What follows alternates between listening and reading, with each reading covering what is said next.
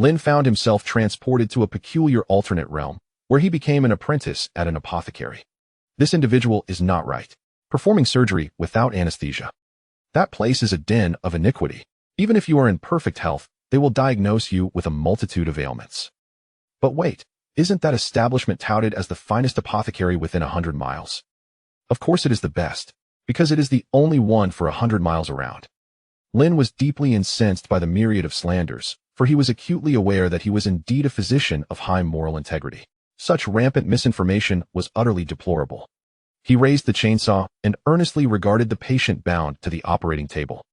Dear guest, bear with me, I shall remove your appendix. Chapter 1. My unforeseen journey in an alternate world. This is a realm steeped in mystery. Vampires, werewolves, advanced technology, potions, phantoms, bioengineered beings, divination, puppetry, whatever horrific element one can conceive, this world possesses it. One must venture forth only when the lights are lit. Straying too far is ill-advised. Beyond 10 meters from the entrance, the encroaching darkness will consume you. Regardless of whether the visitor seeking treatment is human, ghost, or a stitched monstrosity, one must maintain composure. Should you falter, ill will shall be directed towards you. Before a dilapidated table, Lin grasped a quill, illuminated by a flickering flame. He inscribed the principles he had adopted during his 2 years in this world in his journal. Lin, time's up, hang the lantern outside, prepare to open for business. A raspy voice, reminiscent of someone gnawing on bone, echoed through the air.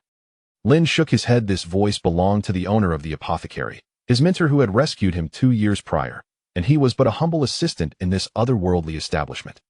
I'm coming, Lin shouted. At that moment, a cold synthetic voice resonated in his mind. Beep, your mentor, the bloodsaw maniac, has issued you a quest. Open for business, hang the soul lantern at the entrance.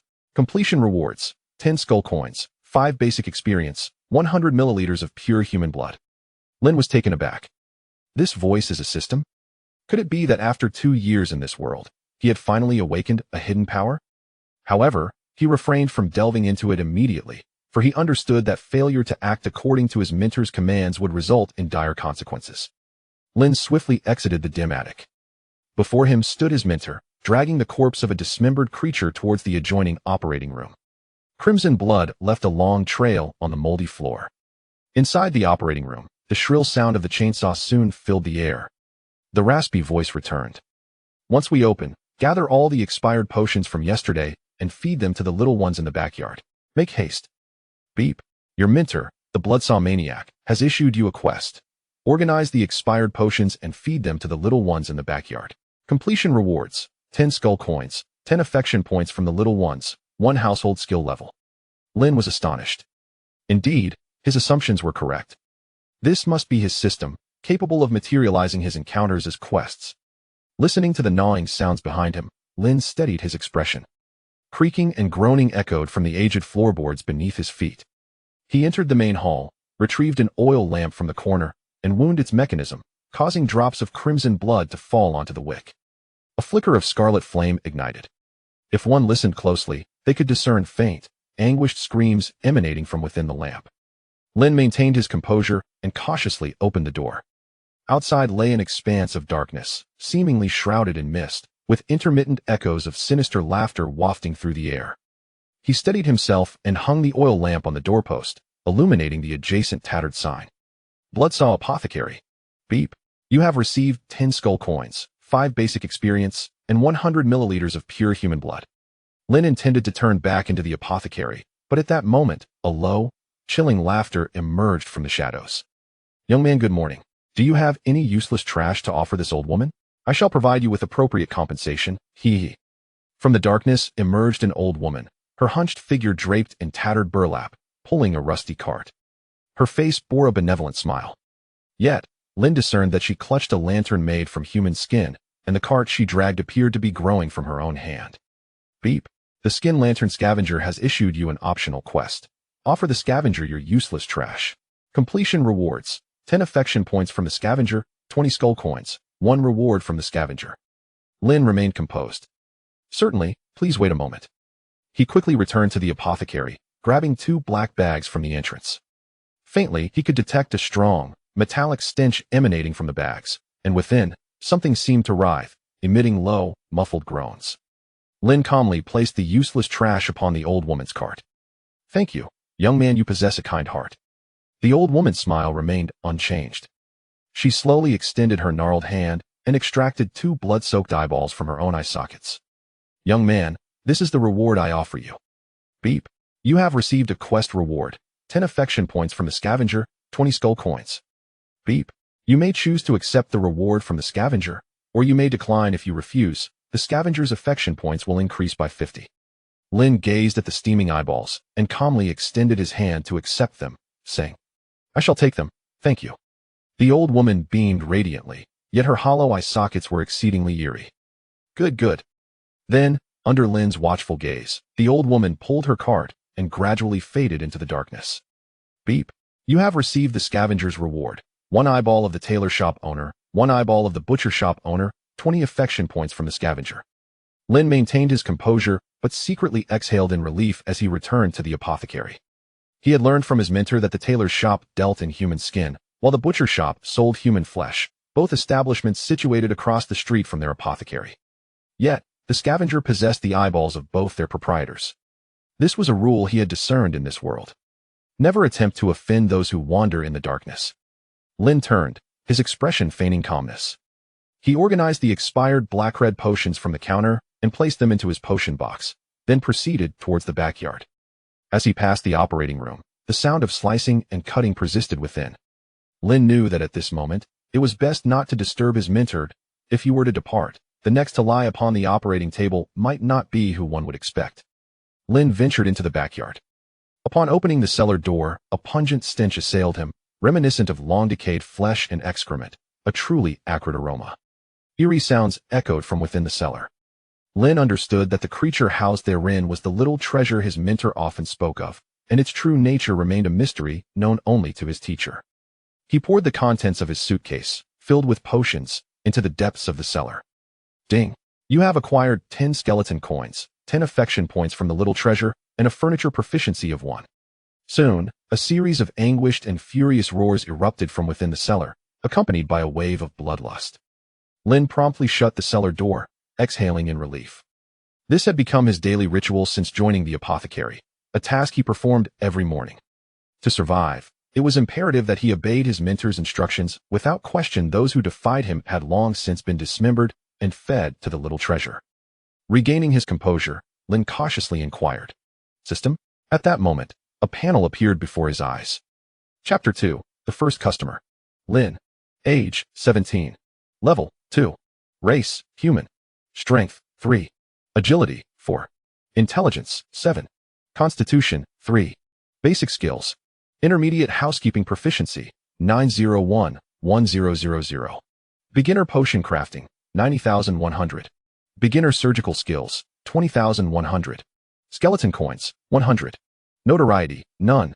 Description, a nameless assistant at the Bloodsaw Apothecary, a frail yet astute human youth who has existed in this world for 2 years, but may perish at any moment.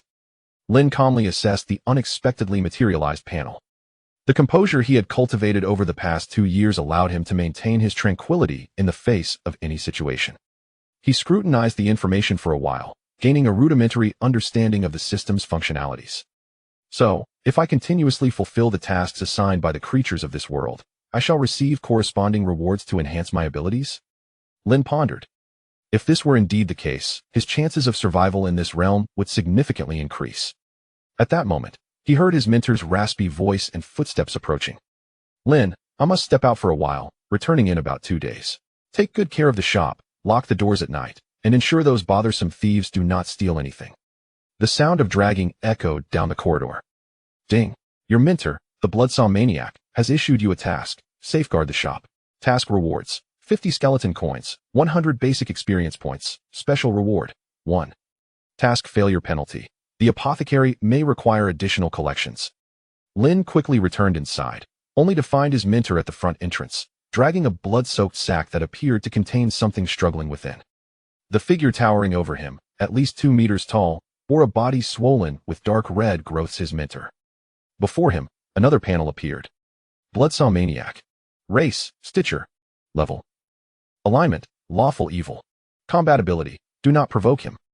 Description: the proprietor of the Bloodsaw Apothecary in Seoul Street, skilled in various surgical procedures, yet often engages in interesting side ventures. Lin felt a surge of trepidation, yet maintained his composure. Teacher, is there anything I should be particularly cautious of during your absence? He knew this was a vital inquiry, neglecting it could cost him his life. The Bloodsaw maniac hoisted the bloodied sack onto his back and rasped. Those with money pay, those without must offer equivalent exchange. If they refuse to barter, you will need to take matters into your own hands. A bloodied bone saw was tossed before Lin. Ding! You have acquired a special item, Bloodsaw's Bone Knife X1. Bloodsaw's Bone Knife. Quality: superior. Level: exclusive. Bloodsaw Maniac authorization granted. Description: a surgical knife frequently employed by the proprietor of the Bloodsaw Apothecary, exceptionally sharp, possessing formidable cutting power against flesh and spirits. It is said that prolonged use will incite an irresistible urge to cut something. Remember, the Bloodsaw Maniac declared, shouldering the bloodied sack and striding towards the exit. Regardless of the sounds you hear outside, do not step beyond the confines of the soul lamp's protection. Pay no heed to anyone who beckons you to venture out for medical assistance. At night, secure the main door and close the windows. Anyone who enters must be dealt with accordingly. Ignore their cries. Lin nodded, committing his mentor's words to memory. Yes, I understand, teacher. Then, under his watchful gaze, the imposing Bloodsaw Maniac quickly vanished into the dense darkness. Time slipped away swiftly. Lin commenced his daily routine, scrubbing the blood from the floor, concocting remedies for various ailments, and then positioned himself at the counter, bone knife in hand, eyes closed, awaiting the passage of time. In the next moment, knock, knock, knock. 3 knocks echoed from the door. Lin lifted his gaze towards the entrance. A filthy little girl stood at the door, clutching a doll, her small hand gently rapping against the door. With a pitiful expression, she implored, "Is the owner here? My doll's arm is broken. Can you help fix my doll?" Ding! The blood puppet has issued you a task. Heal the injured doll. Task rewards: 50 skeleton coins, 50 surgical skill experience points. Special reward: 1. Lin cast a brief glance. He noticed the flame of the soul lamp flickering faintly outside. The chaotic flicker indicated the strength of the visitor, and under the protection of the soul lamp, as long as he did not invite the person inside, they could not enter. Of course, exceptions applied to powerful beings. Instantaneously, the girl's information materialized before him. Blood doll. Level: 5. Race: flesh and blood malevolent spirit. Alignment: chaotic neutral. Compatibility: you may provoke it slightly. Description: a doll accompanied by a doll, seeking her mother in Seoul Street. Those who dare to snatch her beloved doll shall be devoured by it. Lin felt a shiver run down his spine, but maintained his calm demeanor. Come in. As an assistant at the apothecary in Seoul Street, Lin understood the rules that governed this place for these malevolent spirits. As long as one did not transgress their taboos, they were not inherently murderous, and business could still be conducted. The girl, with a pitiful demeanor, sat at the edge of the arena clutching her doll. Lin cast a glance. One of the doll's arms had been entirely torn apart, crimson blood and stains seeping from the wound, as if it had been savagely bitten off by some creature. Doctor, please save my doll. Her arm is broken, and I can't find it. She's my favorite doll, and if this continues, she will die, the girl pleaded sorrowfully. Suddenly, the corners of her mouth twisted violently, stretching back to her neck, and her face instantaneously transformed into a macabre grin. You can surely save the doll, can't you? Right, big brother? Lin maintained his composure, extending his hand to examine the severed arm of the doll. At that moment, a voice echoed in his mind. Ding! The wound bears the marks of teeth, which preliminarily match those of the target's family member. The blood composition in their mouth aligns with that of the doll, suggesting that the family member has consumed one of the target's arms. Lin? Indeed, the system was remarkable, capable of autonomously providing a diagnosis. If that were the case, the situation had become considerably simpler. He glanced at the little girl, dismissing her gruesome smile, and inquired, "Have you eaten anything recently?" Instantly, the girl reined in her bloody grin, reverting to her previous innocuous and pitiful appearance, her hands clasped together as she replied, "I haven't eaten in many days. I am terribly hungry. However, last night while I was asleep, I dreamt of indulging in a lavish feast." She licked her lips and suddenly broke into a chime-like laughter, exclaiming, "It was quite delicious." Creak, creak. The doll on the table suddenly emitted a chilling smile akin to the girl's, incessantly repeating her words. "It was quite delicious. Quite delicious. He he he he." Chapter 3. Physical Therapy or Surgical Intervention. Lin maintained her composure and remarked, "If that is the case, I initially suspect you may have consumed something inappropriate. It appears you have ingested the arm of your doll." The girl's smile instantly froze. Yet, the doll's laughter continued to resonate. "Doll loves mommy. Mommy loves doll. Hee hee hee." Lin lifted her gaze, her eyes resembling those of a lifeless fish, and inquired, "Have you experienced any discomfort in your abdomen recently?" The girl stiffly replied, "My stomach is gurgling. It feels as though something is scratching." Lin nodded, noting this down, and casually stated, "It seems that digestion has not yet occurred. Would you prefer surgical intervention or physical therapy?" The girl, taken aback, asked, "What does the surgical procedure entail?" With a clang, Lin thrust a bloodied bone saw onto the table. "We would incise the abdomen, extract your doll's arm, and then I shall stitch you up." In an instant, the doll's laughter ceased. A shiver coursed from the girl's feet to the crown of her head. "And what a physical therapy!" Lin rose, retrieving gloves and a mask from the counter, looking at her with a calm demeanor, and said, "This is straightforward. No surgery required. Would you prefer to approach it from the top or the bottom? I can assist you, and it is quite affordable." The doll, girl valued at 20, the girl, in a daze, murmured from the top, then, "Very well." Lin pushed aside the items on the counter, flexed her wrists, and remarked, "You are petite. There is no need for the operating room.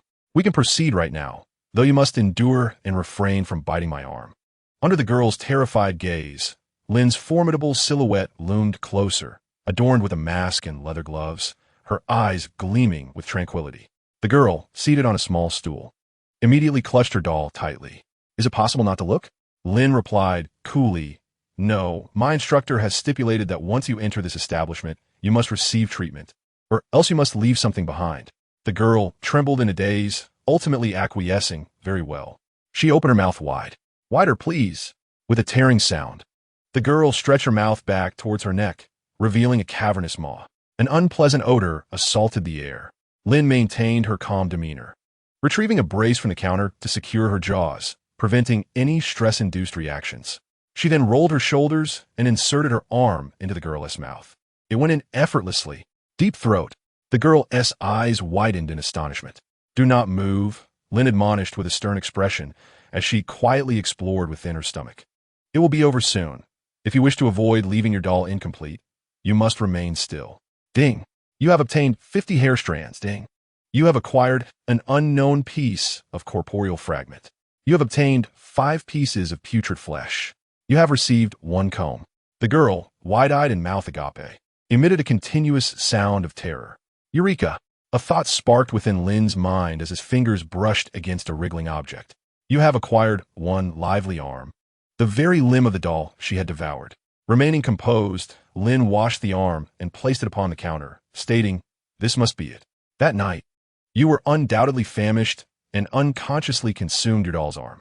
Your doll, noticing your hunger, refrained from alerting you. However, do exercise caution in the future.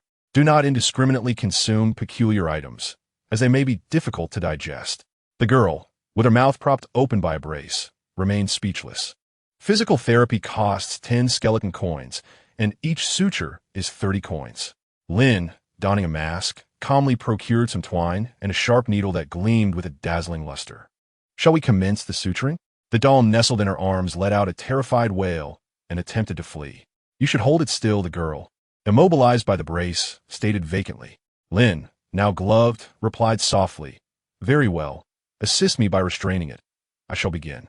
The girl, wide-eyed, immediately pressed the struggling doll against the counter, its eyes reflecting the cold glint in Lin's gaze, prompting a series of shrieks from the doll.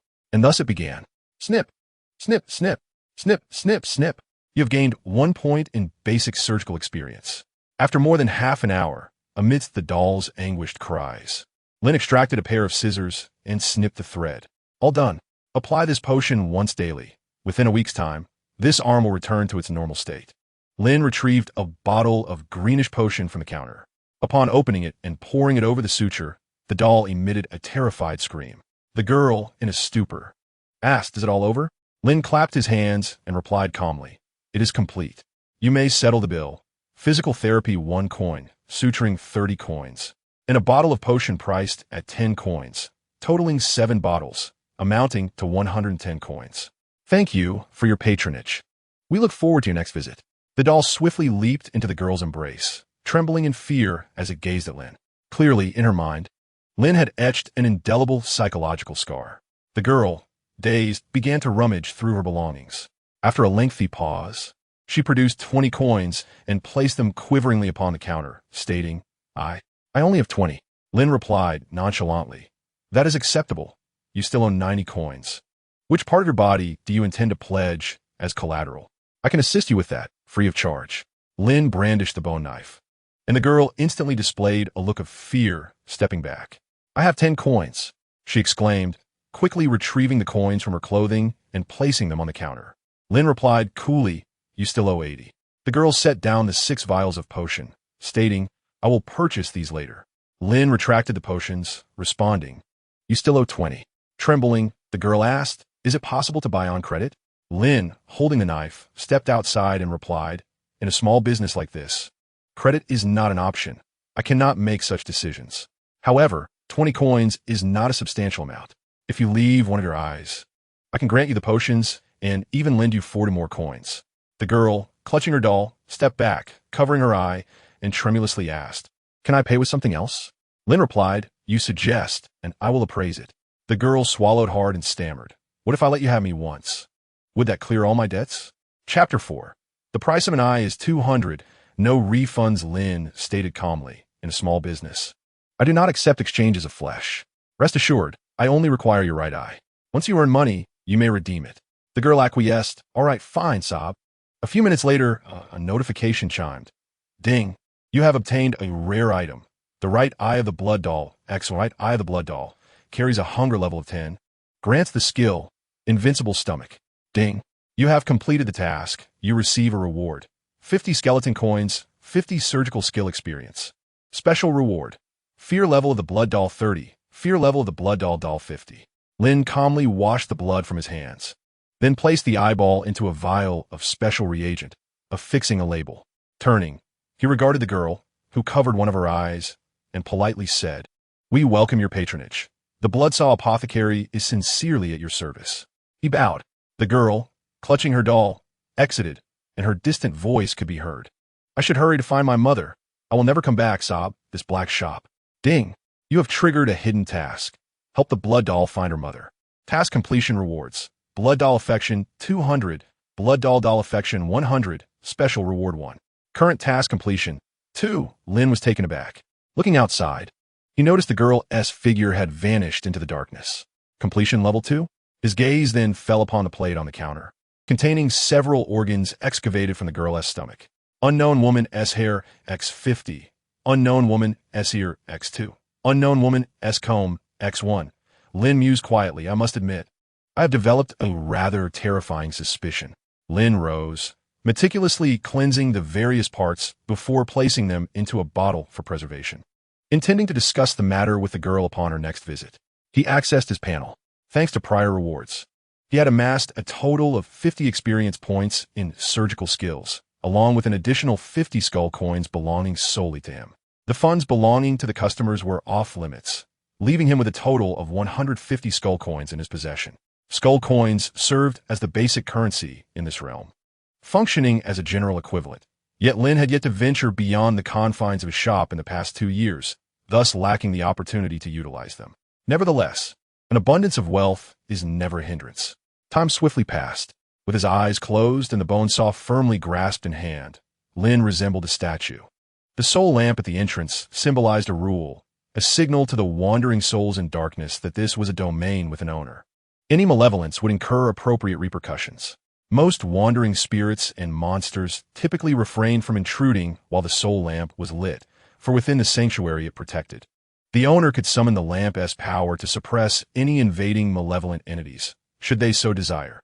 However, this did not exclude the exceedingly wicked spirits who feared nothing. For them, the world held no rules worthy of adherence. Suddenly, a series of knocks echoed from outside. Welcome. Lin opened his eyes and was immediately confronted with the sight of a hulking creature, resembling a pig-headed man, standing at the doorway. One of its eyes was gruesomely bloodied.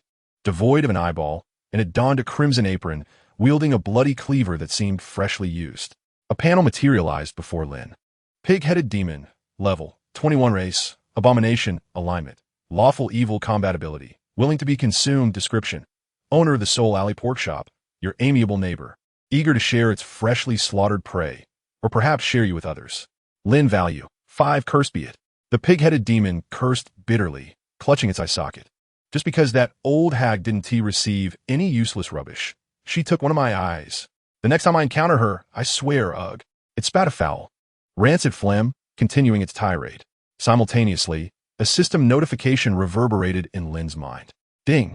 Pig-headed demon quest. Assist in finding a suitable eyeball. Quest reward. 50 skullcoins.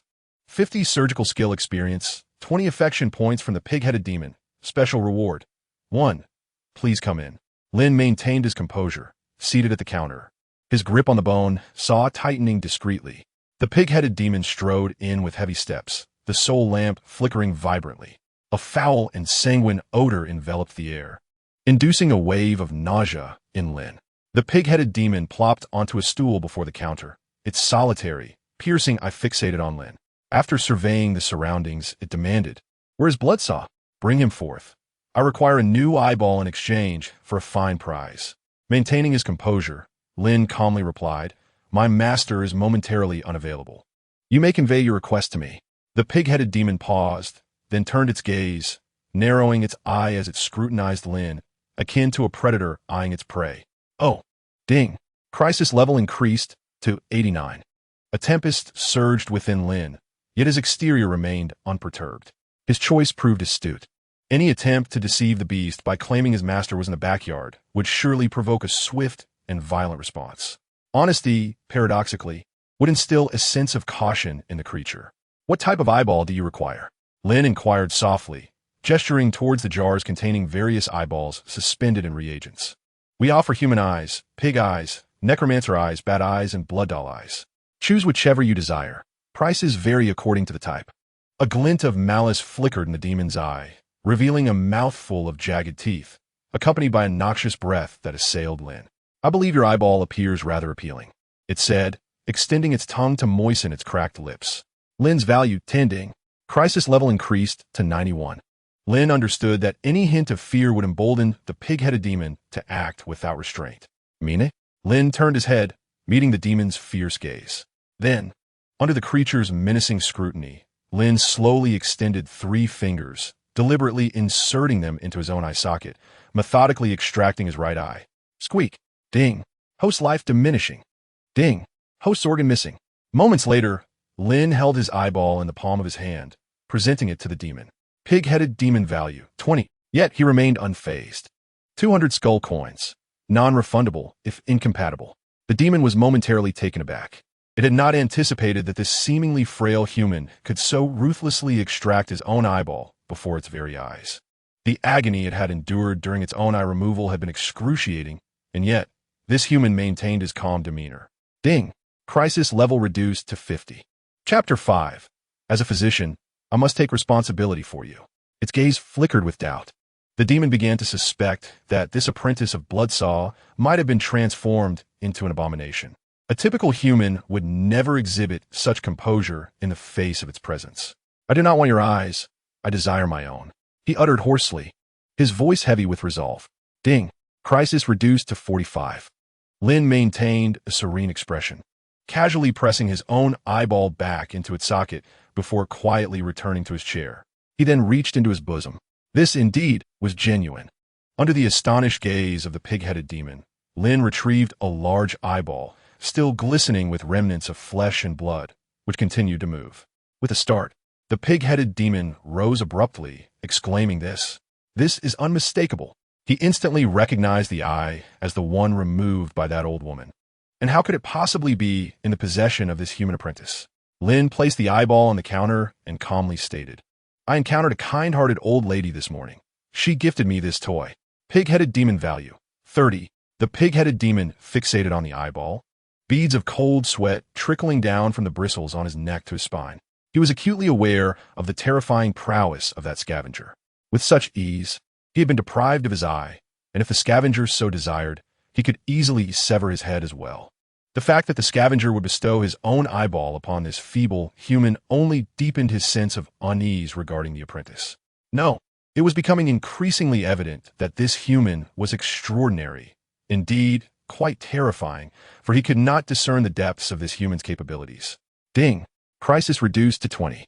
The pig-headed demon hesitantly scrutinized Lin and inquired, "You dare to offer me something given to you by that old woman?"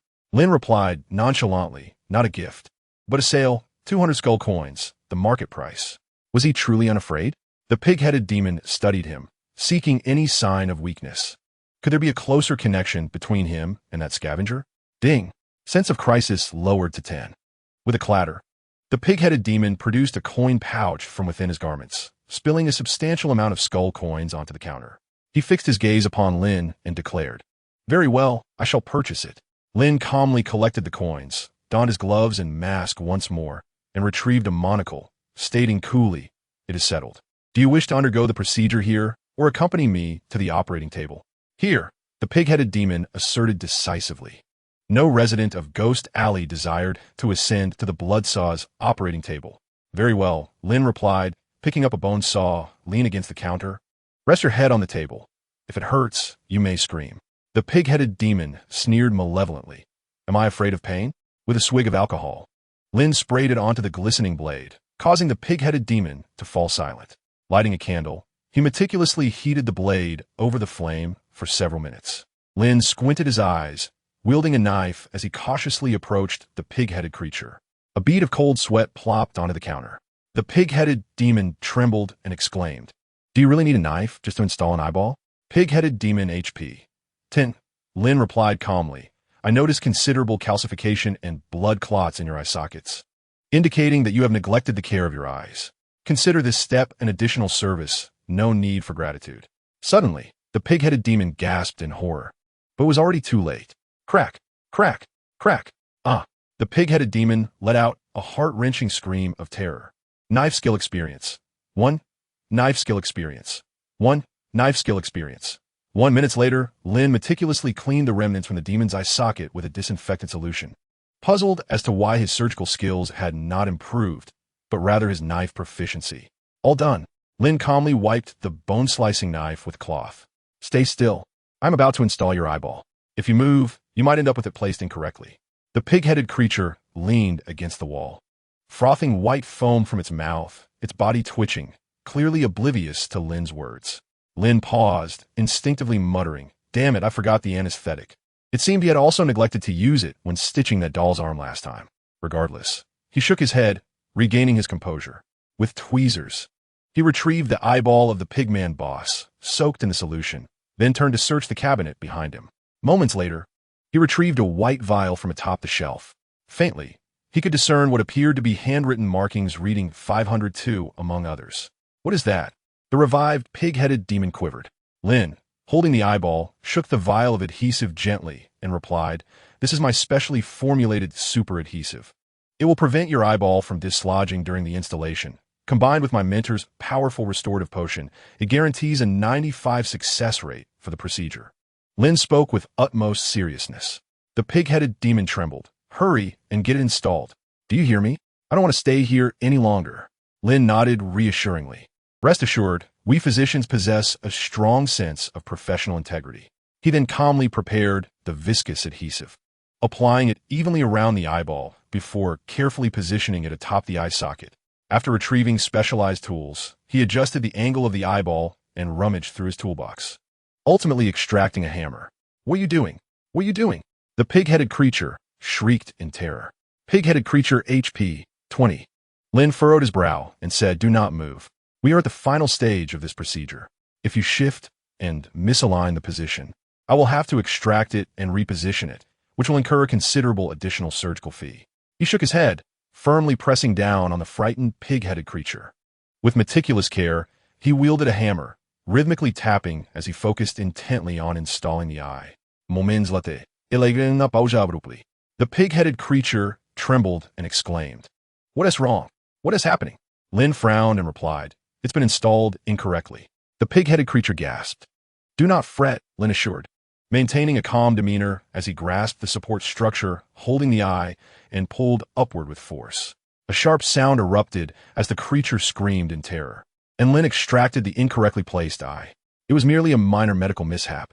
Lin quietly readjusted the position and said this time, "There will be no charge for the adjustment." The pig-headed creature emitted shrill cries of fear and struggled frantically, declaring, "I won't undergo this procedure anymore. I refuse to continue with you."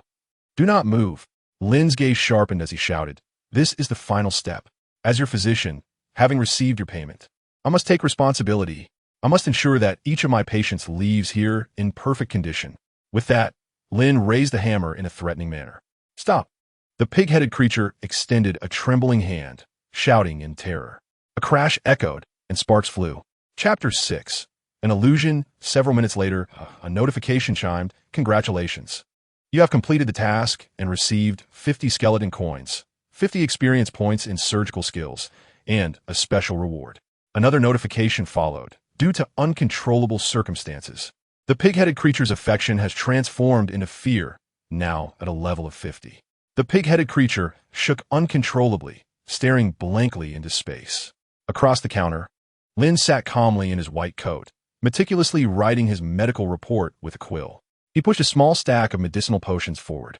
These potions consist of half oral and half topical applications. You must take them twice daily. In approximately 2 days, your vision will begin to restore. However, if you desire expedited results, the cost will increase tenfold. Please settle the bill, including the surgical fee, medication cost, care charges, and the eye fee you have already paid. The total amounts to 546 skeleton coins. If everything is in order, kindly sign here." Lin raised his gaze, his eyes resembling those of a lifeless fish, and added amiably, "A thumbprint will suffice." The pig-headed creature shakily extended his hand, pressing it onto the report. From his trembling pocket, he retrieved a large pouch. Placing over 500 skeleton coins on the counter, and asked, "May I leave now?" Lin nodded at the coins. He lifted his gaze, landing it upon the bulging coin pouch of the pig-head demon. Yet, in the next moment, his attention was drawn to the creature's distended belly. "Ding! You have triggered the pig-head demon's hidden quest. Unusual abdomen. Completion rewards. 50 skeleton coins, 50 experience in surgical skills, and activation of diagnosis function." The pig-head demon turned it apart. Lin suddenly extended his hand, halting him, exclaiming, "Wait!" One could observe the pig-head demon's body involuntarily shudder. "What now?" he retorted, glancing back to find Lin adjusting his monocle, only for one of his eyes to plop onto the table, which he calmly retrieved and reattached. "Value 1. Lin shook his head and stated, "I perceive some new issues with your health. If left undiagnosed, they may yield unforeseen consequences for your body." The pig-head demon bared his fangs and replied, "Don't deceive me. I detest being deceived." Lin, with utmost seriousness, asserted, "I am a doctor, and I do not deceive. All who enter my establishment are my patients, and I bear a responsibility for their well-being. If I identify an issue yet remain silent, that would be a true violation of medical ethics." Gazing into Lin's earnest and solemn eyes, the pig-head demon, albeit reluctantly, returned to the stool at the counter, hesitantly inquiring, "What seems to be the problem?" "I feel quite healthy." Lin donned a mask and instructed, "Extend your hand. I shall take your pulse." The pig-head demon hesitantly laid his bristly arm upon the counter, ultimately deciding to trust him once more. Lin maintained a serene expression as he placed his hand upon the demon's pulse, attentively discerning its rhythm. Diagnostic experience 1. Diagnostic experience 1. Diagnostic experience 1. Gradually, the pig-head demon noticed Lin's brow furrowing, and his heart raced to his throat. "Is there truly a significant issue?" he queried anxiously, for he feared nothing more than a doctor frowning before him, as it invariably heralded bad news. Lin withdrew his hand, lifting his gaze to regard the pig-head demon solemnly, stating, "The issue is neither trivial nor monumental. It depends on how we proceed." The pig-head demon, now tense, implored, "What is the problem?" Lin gravely replied, "Ectopic pregnancy." A brief silence ensued, pierced by gusts of cool air sweeping in from outside. In the next moment, the pig-head demon roared, seizing Lin by the collar in a fit of rage, lifting him off the ground and bellowing, "What kind of jest is this, you charlatan? Are you mocking me?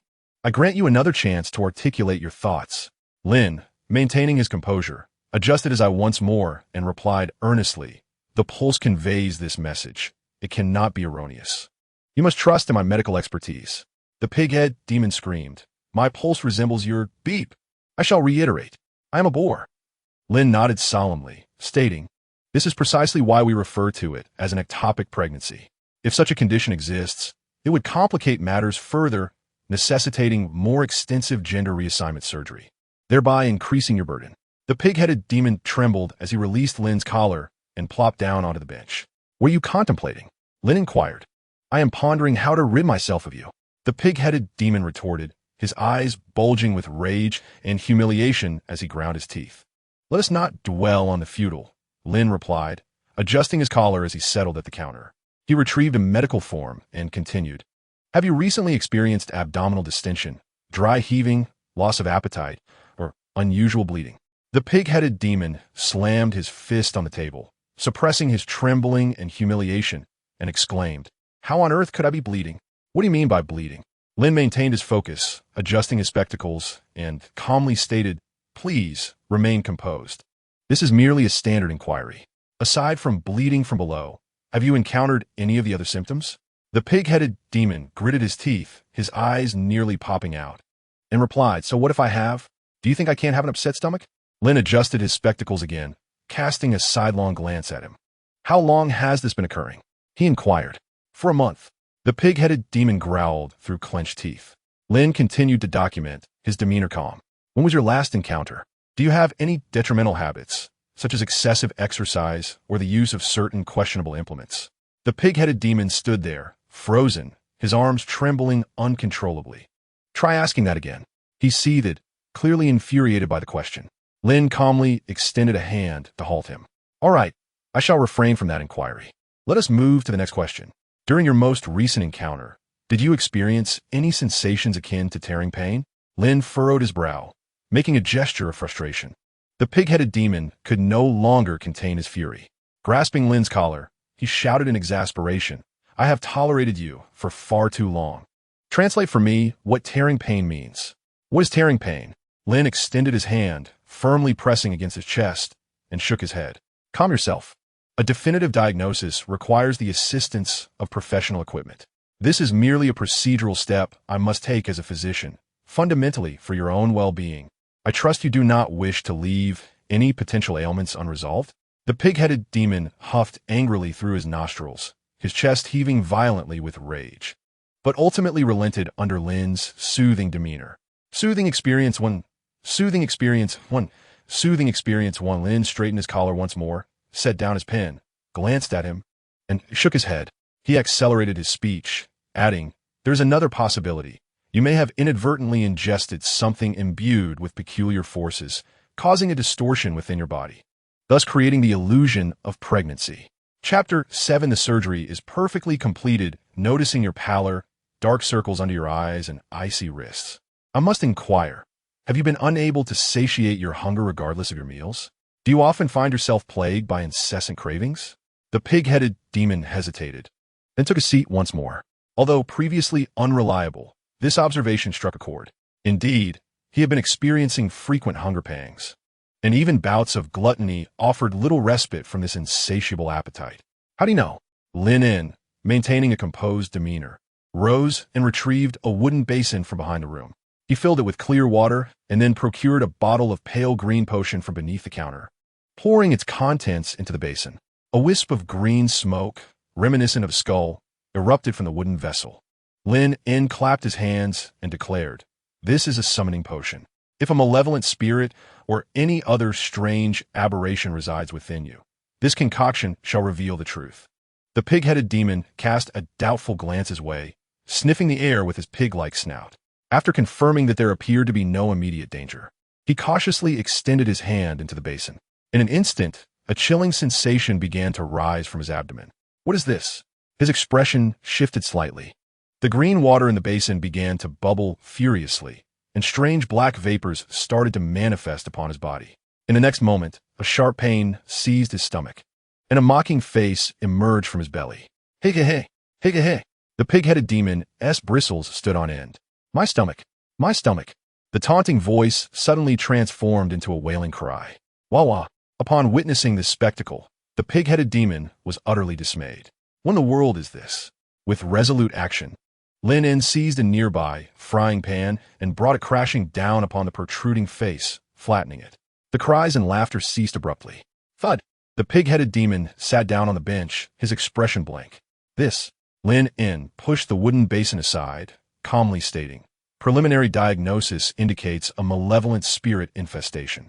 However, given the effects of that frying pan, it appears this little demon has yet to fully take form. You have indeed encountered stroke of luck by meeting me. At that moment, the pig-headed demon was entirely convinced. He fell to his knees, trembling, and implored, young brother, my previous attitude was excessively harsh. Please do not take it to heart. I beg you, save me. Please save me. He was genuinely terrified. If he were to confront a true malevolent spirit in a direct confrontation, he would have no fear. But the entity growing within his belly was an entirely different matter. Lin Yun, with an air of calm, inquired, do you recall consuming anything unsavory? The pig-headed monster trembled and said, a month ago while I was out, I recall consuming a small demon in one breath. Apart from that, I have only indulged in pork and human flesh. Lin pondered for a moment, then raised his head and declared seriously, let us proceed with the surgery. Moments later, in the dimly lit operating room, several candles and copper mirrors cast their light upon the pig-headed creature's greasy belly. The creature lay quaking on the operating table, feeling profoundly uncomfortable, and remarked, you had decided to operate on me so hastily. Are you not going to conduct a thorough examination first? Lin donned gloves and a mask, calmly sterilizing the surgical knife. A swift resolution is often the best approach. You must trust my diagnostic abilities and ethical standards. I shall make an incision in your abdomen, and if I can excise what is troubling you, I will remove it. If not, the pig-headed monster quivered and interjected, then I shall retaliate against you. Lin shook his head. He retrieved a bone knife, often wielded by his mentor, and began to sharpen it right before the creature's eyes. The pig-headed monster lay there in a stupor, gazing at the iron hooks descending from above the operating room and the various horrifying monstrosities steeped in large jars around him. For reasons unknown, he felt akin to a boar poised for slaughter on a butcher's block. Stop sharpening it. Please stop. The pig-headed monster could no longer endure the grating sound of the sharpening blade and cried out in urgency. Immediately, Lin rinsed the now keenly sharpened surgical knife in the disinfectant, and when he lifted it once more, it gleamed ominously. He approached the pig-headed monster, pressing his ear against the creature's greasy belly to listen intently. Then, with professionalism, he produced a pencil and marked a cross on the lower part of the creature's abdomen. Lin calmly inquired, are you prepared? The pig-headed monster trembled. I am ready. With a decisive click, Lin pressed a button beneath the operating table, and the creature's limbs were suddenly restrained by iron shackles. The pig-headed monster shrieked in terror. Lin frowned and brandished the knife, stating, do not scream. I have yet to commence the operation. These restraints are to prevent you from struggling and hindering my surgical prowess. It is for your own good. The pig-headed monster quivered and asked, have you ever performed surgery on anyone before? Lin, sharpening the knife and fork with a calm demeanor, replied, I have witnessed my mentors slay pigs. You are my first patient. However, I possess considerable confidence in my surgical skills. A brief silence ensued. I refuse to go through with this. Let me go. Let me go. The pig-headed monster bellowed, thrashing wildly. Lin's gaze turned fierce as he shouted, what nonsense is this? The knife is already sharpened, and now you say you won't proceed. Are you not afraid that your belly will swell further, only to have a malevolent spirit burst forth from within? Since you have ascended to my operating table, I must take responsibility for you. Today, you shall undergo the procedure, whether you wish to or not. Half an hour later, the pig-head demon lay dazed upon the surgical table, his body convulsing uncontrollably. He had lost count of how many times he had fainted and regained consciousness due to the pain. In the next moment, a resounding cry echoed throughout the operating room. Lin smiled as he cradled the tiny being, wiping the sweat from his brow, and proclaimed, congratulations, the operation has been flawlessly executed. Before him, the infant's profile materialized instantaneously. Malignant blood infant unformed. Race, malevolent spirit, attributes, chaotic evil level. 1 description, a spectral entity formed from resentment and ghostly energies. This malevolent blood infant has absorbed a considerable amount of the blood essence of livestock. Once fully formed, it will consume the host's soul and flesh. gradually growing stronger and transforming into a harbinger of calamity. The pighead demon muttered vacantly, "So, it up." Chapter 8. My stomach hurts. I shall operate again, Lin nodded. He then retrieved the bill, pondered briefly, and said, although this is not the most opportune moment to discuss finances, it must be addressed. The total surgical fee amounts to 300 skeleton coins. However, as this is my inaugural procedure, I can extend a discount, bringing it down to 240 skeleton coins. The sewing fee is calculated separately, resulting in a grand total of 280 coins. Could you kindly provide your signature? The pighead demon emitted a sorrowful cry akin to a distressed pig, his mental state teetering on the brink of collapse. Sew it! Sew it! He trembled.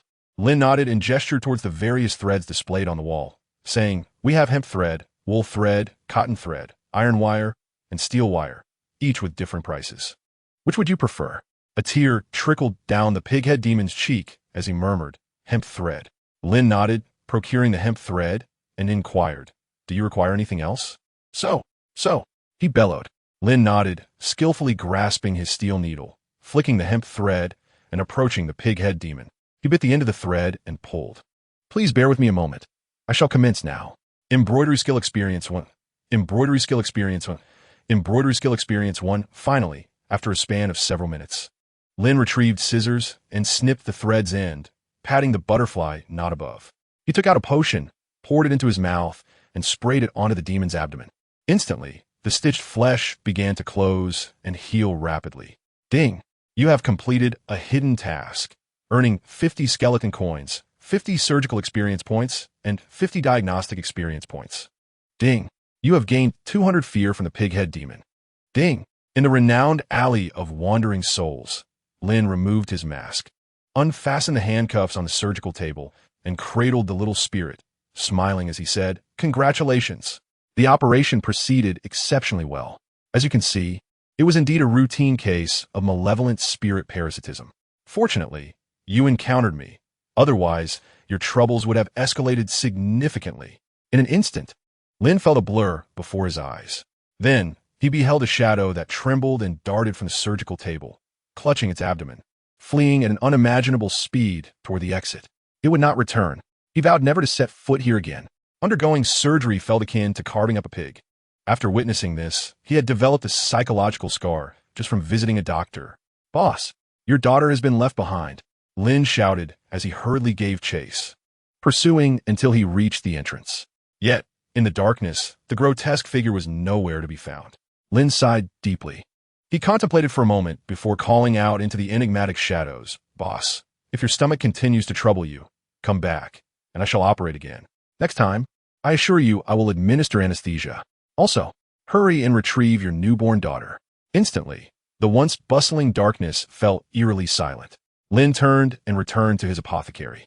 He quickly dashed to the counter, rummaging through drawers until he unearthed a small vial of potent restorative elixir, which he proceeded to pour into his right eye. The eyeball he had forcibly excised slowly began to regain its vitality. Though the pain persisted, the results were promising. Lin rubbed his reddened eye sockets and murmured, "Living in this world truly keeps one on edge." His willingness to gouge out his own I was not born of cruelty, but rather from the knowledge that his shop stocked high-grade elixirs capable of rapidly healing injuries. However, these were luxury items he could not produce himself. They were remnants from his mentor, typically reserved for personal use and not for sale. Ding! Your various abilities can be upgraded, and your reputation in the alley of wandering souls has improved. Please check your panel for details. Lin was taken aback and opened the system panel. Lin, level 3 race, human, strength, 4 agility, 5 intelligence, 8 constitution, 4 allocatable points, 4 basic skills, intermediate household proficiency, 909, 1000, beginner potion making, 9100, intermediate surgical ability, 203, 1000, beginner knife skills, 26,100, beginner diagnostic ability, 55,100, skeleton coins, 250, fame, 15.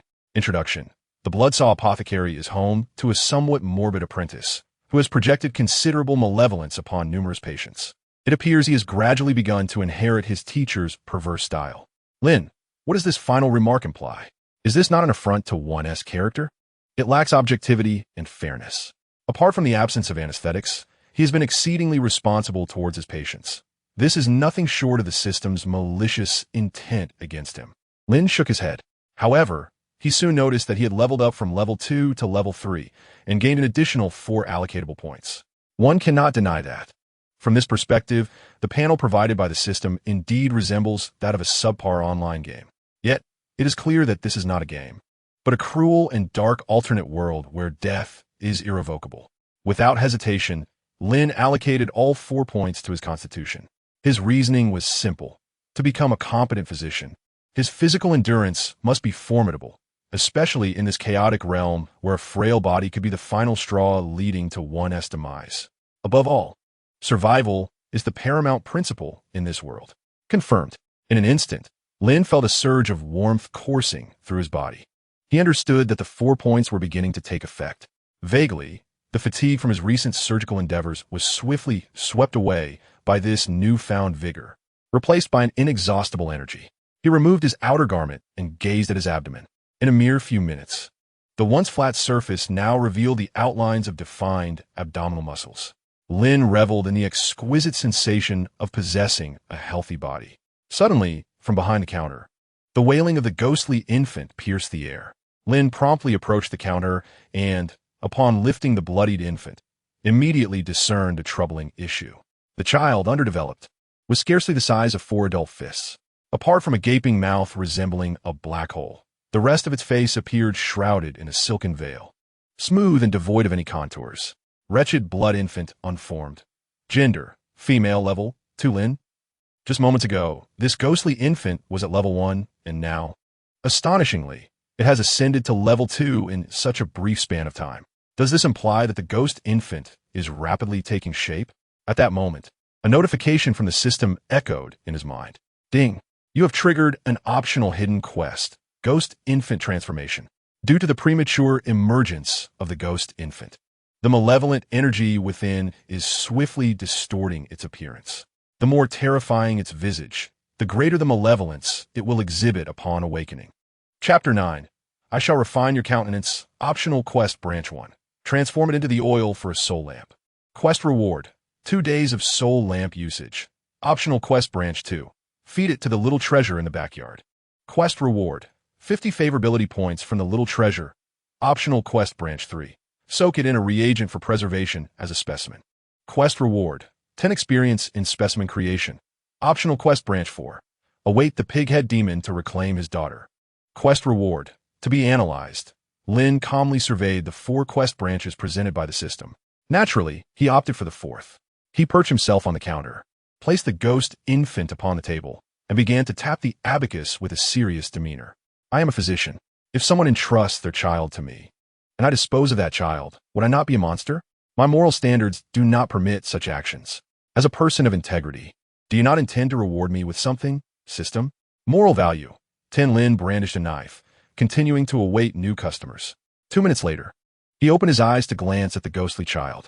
He found its form beginning to contort into a grotesque spiral. Lin value. 1.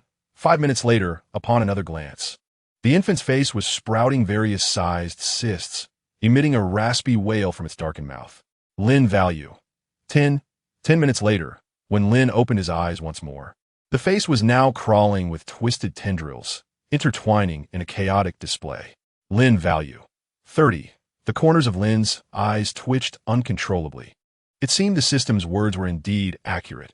If left unattended, this ghost infant was spiraling towards an unfathomable grotesqueness. No, if this continued, not only would that pig demon question the identity of his daughter, but he himself would also be unable to endure it. It was horrifically ugly, terrifyingly so. Lin stood up, stretching his wrists, and declared, "Very well, consider it a favor. I shall refine your countenance for free, to spare myself from being frightened now and others in the future." He donned a mask and gloves.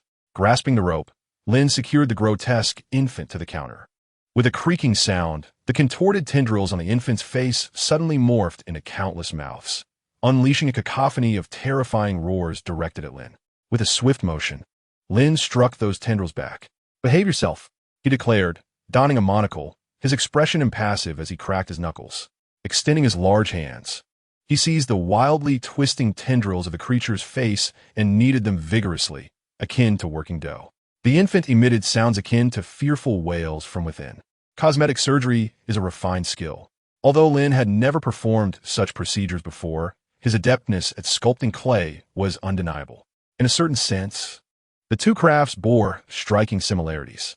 The initial step in cosmetic enhancement, naturally, involved thoroughly blending the chaotic, viscous substances on the face, rendering it sufficiently smooth and rounded, thus laying a flawless foundation for the subsequent shaping. Kneading dough requires considerable finesse. It must not be too dry or too wet, but possess an ideal elasticity and resilience, a process that rigorously tests one's strength. Do not move, Lin admonished sternly. Having brought you into this world as a physician, I am duty-bound to ensure your well-being during this time. Worry not, for your facial issues shall be entrusted to me. After fully utilizing his noodle-making skills from his past life, Lin expertly manipulated the mass on the infant's face. He pulled outward, twisted it into a spiral, and pressed inward again, repeating the process to evenly distribute the repugnant, viscous material until it became elastic. The sounds emanating from the infant grew increasingly frantic. Suddenly, a series of knocks resonated from outside the door. A grotesque figure, charred and oozing, stood there, its whole form marred by burns with foul crimson liquid seeping from its eye sockets, terrifying and uncanny. I wish to change my face, the creature rasped in a deep, charred voice. Lin glanced at it. Burned spirit, race, evil spear level, 15 attribute, chaotic neutral combatability, ordinary description, a malevolent spirit that was burned alive in a great fire, suffering 99. 9 of its body burned, with a twisted and morose personality, harboring immense malice toward all things beautiful. Notification. Task triggered. Assist the charred spirit in changing its visage. Task reward. 50 skeleton coins, 50 surgical experience, special reward 1. Welcome. Please take a seat over there and wait a moment. Lin leaned out from in front of the ghostly infant, a professional smile gracing her features. Suddenly, with a squelch, the grotesque visage of the ghostly child was crushed, splattering Lin with a thick, viscous substance. The charred spirit who had just entered froze in place. Please have a seat. I shall be with you shortly, Lin reassured with a smile. Her focus shifted back to the ghostly infant bound at the counter, and in a bid to expedite the process, she employed both hands. Grasping the sides of the malleable mass, she pulled with force. A chilling sound of terror emanated from within the infant's body. With a resounding crack, she pressed down on its face.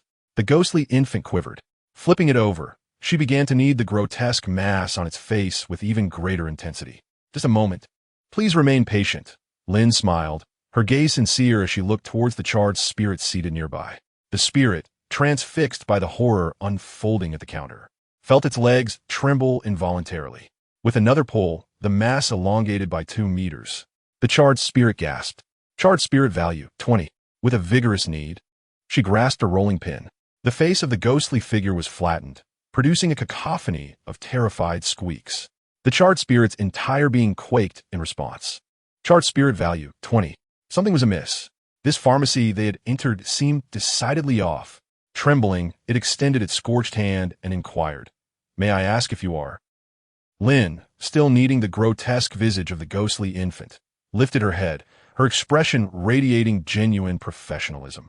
"Oh, this little one is simply too hideous, bordering on contagiously so. As a physician, it is my duty to provide it with a normal face." The charred spirit shuddered at her words, its body stiffening, eyes wide in disbelief, and its hunched form suddenly straightened.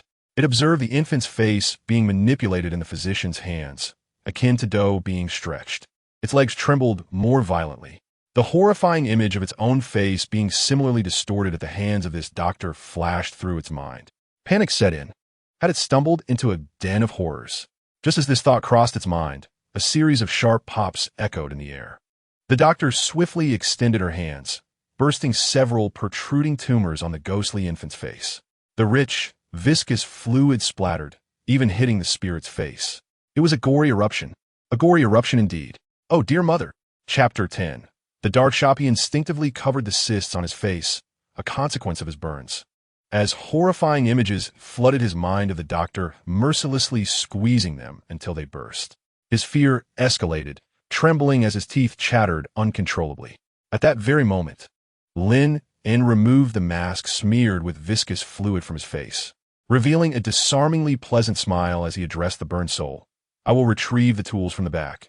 Please bear with me a moment longer. You will be next. The cysts across the burned one's body quivered in response. What a terrifying smile. Why did he exhibit such a sinister grin when he mentioned it was the man's turn? Originally, he had ventured here with a glimmer of hope, believing that with the departure of that old pervert from the Bloodsaw apothecary, he might receive treatment for his burns without overwhelming dread. Little did he know, the old pervert had left behind a younger menace.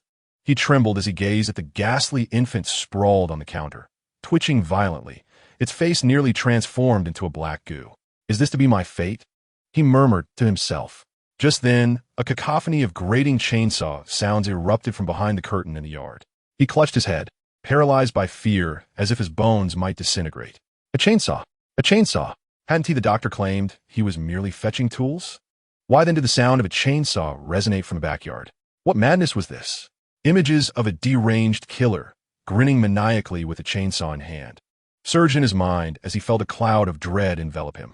In the next instant, he heard footsteps growing closer. Thud, thud, the sound of approaching steps. The individual was advancing towards him, wielding a chainsaw. A shadow began to materialize behind the curtain leading to the backyard, the sound of the chainsaw growing ever nearer.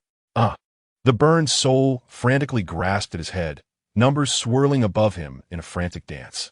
Value 20, value 30, value 40. In the following moment, the value plummeted to 0, and the terrified burned soul scrambled towards the exit, shouting in desperation, "The dark shop! The dark shop! Help! Help me! Notification! The burned soul's mission has failed. Notification! The burned soul's fear level is 400. Congratulations on encountering your first customer who harbors an extreme level of terror towards you. You have earned 100 skull coins. Ding! Your notoriety has increased to 10. Lin?" He lifted the curtain, staring in shock at the ashes scattered across the ground, remnants of the ghost who had burned to death, and exclaimed, "What on earth happened? I merely intended to sharpen my scalpel, and suddenly they're gone? Moreover, what is the meaning of this 400 in fear towards me? Why am I met with such profound terror? I have always adhered to the principle of serving with a smile, maintaining politeness in my speech, and treating my guests with utmost seriousness. Shouldn't this elicit a more favorable disposition towards me?" Lin was bewildered. Nevertheless, if they have departed, so be it. Lin felt a pang of regret. Regardless, it was imperative to address the matter of this ghostly child first. Ding! The sharp carving knife in Lin's hand gleamed with brilliance. An hour later, Lin sat at the counter, a satisfied smile gracing his face as he laid down the knife, gazing at the ghostly infant seated before him. Is it not more pleasing now? With a cherry-like mouth, chubby cheeks, large expressive eyes, and a delicate nose, the previously horrific and indescribable distortion had, through Lin's meticulous sculpting, transformed into an adorable and lifelike figure. Prior to this journey, Lin had consistently been the top performer in his art class, with every clay portrait he crafted receiving unanimous acclaim from his classmates. Lin beamed, feeling a sense of joy. Just then, a vertical pupil sprouted suddenly from the ghostly infant's forehead. Pop! Lin instinctively poked it until it burst. With his eyes closed, he remarked, "This is not a place for eyes to grow. This is the face I painstakingly sculpted. If you wish to ruin it, do not blame me for wielding my knife again." Eerie blood infant fear level, 50. Eerie blood infant fear level, 50. Ding. The system has detected that the eerie blood infant's fear towards you has exceeded the rate of its resentment growth, reducing the crisis level to 321, which continues to decrease. Ding. You have triggered a hidden task. Suppress the ghost infant's resentment. Current completion, 321. You have received a reward, 151 skull coins, 100 experience points, and sculpting skills. And a special reward, 5 strands of vengeful spirit hair. Lin was taken aback. So, this can trigger hidden tasks? It seems there are many functions within this system yet to be explored by himself. In the next moment, 5 long strands of hair materialized in his hand. Immediately, an introduction to the strands appeared before his eyes. Vengeful spirit hair. Hair from a female, ghost imbued with extreme resentment. Once possessed, the target will be ensnared by the hair around their neck, suffocating them to death. Lin stroked his chin thoughtfully. This appears to be a rather effective self-defense tool. However, with only 5 strands, careful consideration is necessary before usage. Lin gathered her hair and sat at the counter, continuing to tap rhythmically on the abacus, quietly awaiting the arrival of the next customer. Of course, her attention remained fixated on the eerie doll before her. The moment it exhibited even the slightest sign of disarray, Lin would promptly rectify it, restoring its former state. Time flowed swiftly. Outside, the glow of the soul lantern gradually dimmed, heralding the imminent arrival of night in this world. The distinction between day and night in this shadowy realm is discerned through the light of the soul lantern, for when night descends, the lantern cannot be ignited, leaving one vulnerable. Without the lantern's protection, any creature could invade your sanctuary and tear you to shreds. Just as the light began to fade and Lin was nearing closing time, a firm knocking echoed from outside. A tall man, clad in a thick, pitch-black cloak, adorned with a black top hat and sporting long, gray-white hair, appeared at the door. His immense shadow cast a powerful aura that instilled an overwhelming sense of oppression. Lin's heart tightened as the figure's panel materialized before her eyes. Monster Hunter, Akaros, race, human level. Combat ability, you will undoubtedly perish. Alignment, chaotic good. Description, a formidable monster hunter traversing the dark world alone. He belongs to no organization and is shrouded in mystery. He dedicates his life to hunting colossal creatures he deems evil. Do not attempt to understand him, for it is perilous. Lin thought. This appears to be a human. Chapter 11. My blade must suit your flesh. This was the first human she had encountered in 2 years within this dark world. Furthermore, judging by the panel, he possessed extraordinary combat capabilities. I require healing, as well as combat and restorative potions, came the raspy voice of the middle-aged man from beneath his large top hat. Lin immediately rose, donning a professional smile as she said, "Welcome, please come in."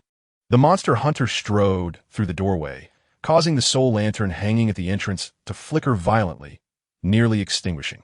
This indicated the extraordinary power of the hunter. Taking a seat at the counter, the hunter raised his gaze, scrutinizing Lin. She instantly felt a searing pain across her skin, realizing that merely his gaze inflicted harm, which spoke volumes of his strength. I never expected to encounter a living kin in this dark world, the hunter remarked, casting a glance at her. He unfastened a flask from his belt, took a swig, and an intensely pungent aroma of alcohol wafted towards her. Ding! Task triggered. Heal the Witcher's wounds. Reward: 500 skeleton coins. Affection with the Witcher, 50. Failure penalty: death by the Witcher.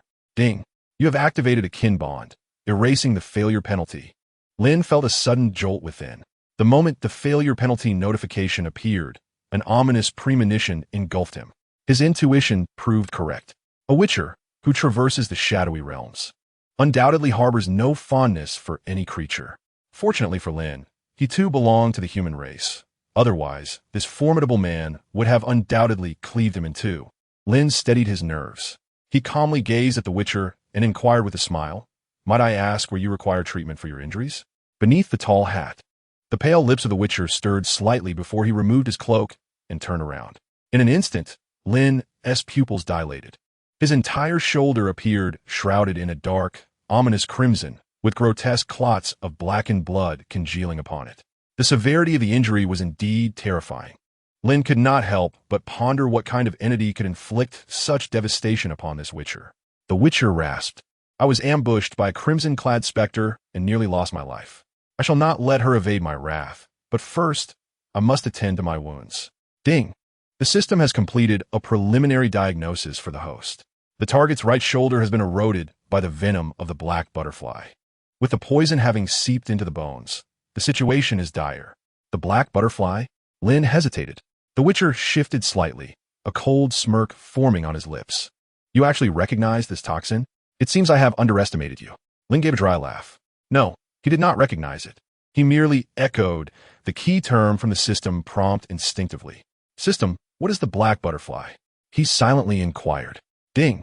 The black butterfly is a conglomerate formed entirely of grievances and necromantic energies within the dark realm, possessing a high degree of erosive and corrosive properties towards life. Any ordinary creature that comes into contact with it will succumb to putrefaction within 5 seconds. Lin was taken aback. Without a moment's hesitation, he donned a complete set of protective gear, including a mask and gloves. Can I treat this? He questioned the system internally. Ding. You may attempt an osteotomy to detoxify as an initial treatment. The Witcher turned his head, impatience evident in his tone. Shall we commence? Lin immediately regained his composure, adjusting his mask, and spoke earnestly. My client, your injuries are quite severe, and given the circumstances, the toxicity has already infiltrated your bones. To proceed with treatment, we must first excise the tissues that have been corrupted by the toxin. With determination, Lin brandished 2 bone-cutting knives, stating resolutely, we must perform an excisional surgical debridement. The Witcher hesitated for a brief moment before asking, what is your surgical proficiency like? Lin nodded and said, rest assured, my experience is quite extensive. Although this is only my 2nd surgical procedure, my previous patient bestowed upon me high praise, so I am confident. The demon hunter paused for a moment, seemingly weighing the pros and cons. Then Lin heard a hesitant voice emanating from beneath the tall hat. Are there any other medical establishments nearby? Lin sharpened his 2 bone knives and chuckled. There should be none. Even if there were, my master would have already dealt with them. It is strictly prohibited for any other medical shop to exist here. Ha ha ha. A brief silence ensued, interrupted only by the wind rustling the demon hunter's cloak. He then turned around, exposing his shoulder, and closed his eyes, saying, very well. I will trust you this once. Proceed. Splendid. Lin's face beamed with satisfaction. The 2 large blades clashed together in his hands, creating a cacophony of sound. Sparks flew as the blades scraped against one another. One could faintly observe the corners of the demon hunter's unkempt mouth twitching beneath the brim of his hat. For some reason, he felt as though he had arrived at the wrong place. This hardly resembled a medical shop, but rather a slaughterhouse. Was it merely his illusion? Why did this seemingly weak lad evoke an overwhelming urge to flee? Do you require anesthesia? Lin inquired with eager excitement. Not necessary, the demon hunter replied, taking a sip of his drink and casting a glance at him. Anesthetic will only impair my nerve reflexes. Real men never use anesthetics. Lin promptly gave a thumbs up, earnestly stating, excellent. I have never administered anesthesia either. This truly is my area of expertise. A jolt of unease struck the demon hunter. What had he just said? However, before he could process it, a sudden sound of flesh being pierced echoed, and his entire body stiffened. He turned his head to see the knife embedded in his shoulder. Staring in bewilderment, is this how it begins? Lin remained composed. No, I am merely testing the blade. Oh, the demon hunter muttered, turning back, instinctively reaching for his flask for a drink. Yet, inexplicably, his hand trembled slightly while holding the flask. Nevertheless, he reassured himself that it was likely nothing serious. This lad, while appearing unreliable, surely would not dare to harbor any malicious intent toward a formidable demon hunter. Thud! The demon hunter exclaimed, what are you doing now? He turned to see a 2nd knife lodged in his shoulder, his eyes wide with rage. Lin, earnestly clutching his toolbox, remarked, I am searching for the appropriate tools. I will leave those 2 knives in place for the time being. The demon hunter, with fury in his eyes, retorted, can't you just set your backups aside? Must you insist on positioning yourself upon my shoulder? Lin shook his head, maintaining a calm demeanor. Dear guest, I am merely assessing the sharpness of the surgical blade, a matter of which you should be well aware. A dull knife only intensifies the agony of incision, which is utterly undesirable. Hence, as a physician, I must ensure that my instruments are perfectly suited to your flesh. Moreover, the area I am about to penetrate will ultimately be excised, so you need not overly concern yourself with the integrity of your shoulder. The demon hunter stood rigidly, a mixture of incredulity and begrudging acknowledgement coursing through him.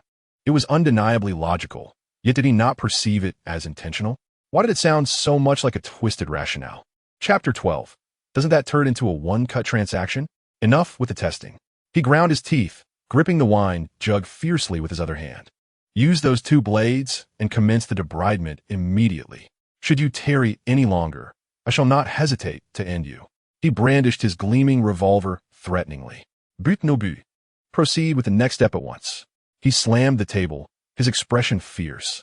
Very well, Lin replied, resignedly adjusting his monocle.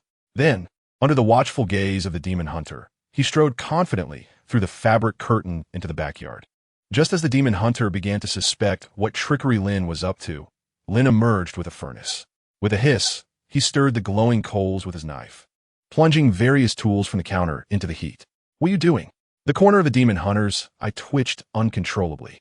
Lin calmly retrieved a knife, glowing a fiery red. "Disinfection. The black butterfly is an extremely potent corrosive poison.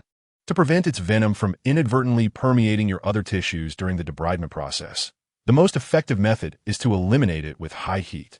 While it may cause some discomfort, the results are outstanding." He struck the red-hot surgical knife, sending sparks flying. The demon hunter felt his throat dry up, and inexplicably, he shivered. Although Lin's reasoning seemed sound, recalling his own experiences of using high heat to sear wounds and prevent infection, a nagging doubt lingered. "Have you ever performed this procedure?" Lin replied earnestly. "While I have not executed it myself, I have spent 2 years by my master's side, observing him in practice." The demon hunter exhaled in relief. Lin continued, "Especially during the butchering process, when a red-hot knife is swiftly drawn, the feathers come off in one smooth motion." The demon hunter was left speechless. Minutes later, Lin withdrew the 2 glowing knives from the furnace and approached the demon hunter with determination. "I shall begin now. It may sting a bit, so please bear with me." The demon hunter clenched his fist tightly. His eyes closed as he ground his teeth and exclaimed, "I can endure. I truly can. But I must ask, what on earth are you doing with all these plates on the counter? Are you cooking?" He pointed furiously at the dishes laid out before him, along with the napkin that Lin had draped around his neck. One might think he was preparing for surgery, while others might presume he was merely dining. Lin replied earnestly, "Dear guest, you are overthinking it. These plates are intended for the morbid flesh that will be excised shortly. It is imperative that we correspond the quantity of meat removed with the appropriate blood and flesh regeneration serum. If the dosage is miscalculated, it could inadvertently lead to excessive tissue growth on your shoulder, which is, after all, for your well-being." The demon hunter continued to grind his teeth in frustration. "I'll be damned. If it weren't for the fact that this was the only apothecary within 100 miles, I would never set foot in this wretched place. It feels like a den of thieves. Very well, let us commence." Lin's expression turned serious. In an instant, the sounds of slicing flesh echoed through the air, accompanied by the incessant hissing of cutting and cauterizing. "Ah, it hurts. It hurts like a mother," the demon hunter cried out. The pain was not merely from the incision. It was compounded by the searing sensation, mingled with an inexplicable pang of discomfort, a layered agony akin to being sliced through with a rolling knife. Knife skill experience 1. "If it hurts too much, we can still administer anesthesia," Lin cautioned, perplexed as to why this time the enhancement was not surgical skill, but rather knife proficiency. "Get lost," the demon hunter roared. "What do you see me in pain? I assure you, I feel nothing at all." However, his trembling hands clutched the counter, his pallid face betraying his true state. Lin adjusted his monocle and, with his other hand deftly wielding the knife, cleared the wound while clearing his throat. "Might I kindly ask you to release my counter? Also, do move your nails from the edge of the table. It's made from fine ancient wood and is quite valuable." The demon hunter shouted, "I'll pay you double." "What of it? Am I not allowed to grasp something? Cut. Go ahead and slice with all your might. If you keep dawdling, I'll sever your hand." Lin, with a serious demeanor and dual knives in hand, responded, "I was merely awaiting your permission. Then I shall truly cut without restraint." The demon hunter shivered. "Wait a moment." With swift precision, he witnessed as dark, fragrant morsels of rotten flesh were expertly arranged on the plates. The fluidity of Lin's technique was undeniable. Whether slicing noodles or carving meat, it was a sight that would compel anyone to applaud. "However, are you performing surgery on me or subjecting me to a slow death?" The demon hunter slammed his hands against the table, bellowing in a frenzy, his eyes wide with panic and sweat pouring down his body. "If you're not going to be an executioner, you are truly underappreciated. The slices you make are unnaturally even. Stop. Cease at once." Witnessing this, Lin grew anxious as well. He struck the table, exclaiming in exasperation, "Why do you have so many complaints? When you slice slowly, you are dissatisfied. When you slice quickly, you are still unsatisfied. You haven't even administered anesthesia. What more do you want?" The demon hunter clung to the counter, howling. "Can't you just extract it all at once? Why must you slice it piece by piece? Are you afraid I won't leave quickly enough?" Lin retorted, "If you extract it all at once, it would merely turn into a butcher's job." The demon hunter looked bewildered. "What do you mean?" Lin replied, "I mean that precision is key in any procedure. Sure, a single swift cut is expedient, but should you sever a major artery, I assure you, you would leave far more hastily than you do now. I'm a doctor, a guardian in white, and you must trust me. I treat my patients as I would my own children. I would never allow my child to perish due to lack of treatment. The demon hunter trembled, his lips quivering, and finally could no longer contain himself, roaring, "Cut. Just cut. I shall never return to this dreadful establishment. Rest assured, once the surgery is complete, you will come to appreciate my skill." Minutes later, the demon hunter lay sprawled over the counter like a lifeless pig, gurgling and frothing at the mouth. His eyes rolled back to the point of being nearly invisible, his body twitching, clearly having fainted. He felt as if he were ensnared in a dream, with a demon behind him wielding two sharp knives, grinning maliciously as he was sliced into pieces, his flesh presented before him for tasting. All right, the preliminary cleansing is complete. Lin picked up the strong liquor he had placed on the table, mixing it with some medical alcohol, swirling it in his mouth before spraying it onto the wound on the hunter's shoulder. A piercing and desperate howl erupted. Chapter 13. If you move again, I will shoot you dead. The demon hunter was jolted awake from his fainting spell by the explosive shock of the potent mixture of liquor and alcohol. Trembling and shivering, he extended his hand, crawling forward, pleading, "Enough! Enough! Let me leave. Right now, let me go." Lin, diligently sharpening his knife, chuckled, "Leave? My dear guest, what a jest. We have only just completed the cleansing and disinfection. The most crucial step remains. Look, dear guest, during the period of your unconsciousness, in an effort to alleviate your distress, I took the liberty of creating a rather unique design for you. What do you think? Is it not quite remarkable?" The demon hunter, trembling in terror, turned his gaze toward the wound on his shoulder. In an instant, he was overwhelmed with despair as he beheld the peculiar shape carved into his shoulder amidst the stark black bone. To his astonishment, it even possessed an unexpected charm. "Do you not feel a sense of relaxation wash over you?" Lin inquired earnestly. The demon hunter retorted furiously, "I'll make you regret this. You have no idea what you've done. I swear I will kill you." Trembling, he swiftly drew a revolver from his waist. Directed at Lin, he aimed with intent. In a flash, Lin deftly hurled a knife that struck the muzzle of the revolver, whispering, "Dear guest, the operation is not yet complete. To kill me now would be the utmost irresponsibility on your part. I am here to save you, yet you threaten to take my life.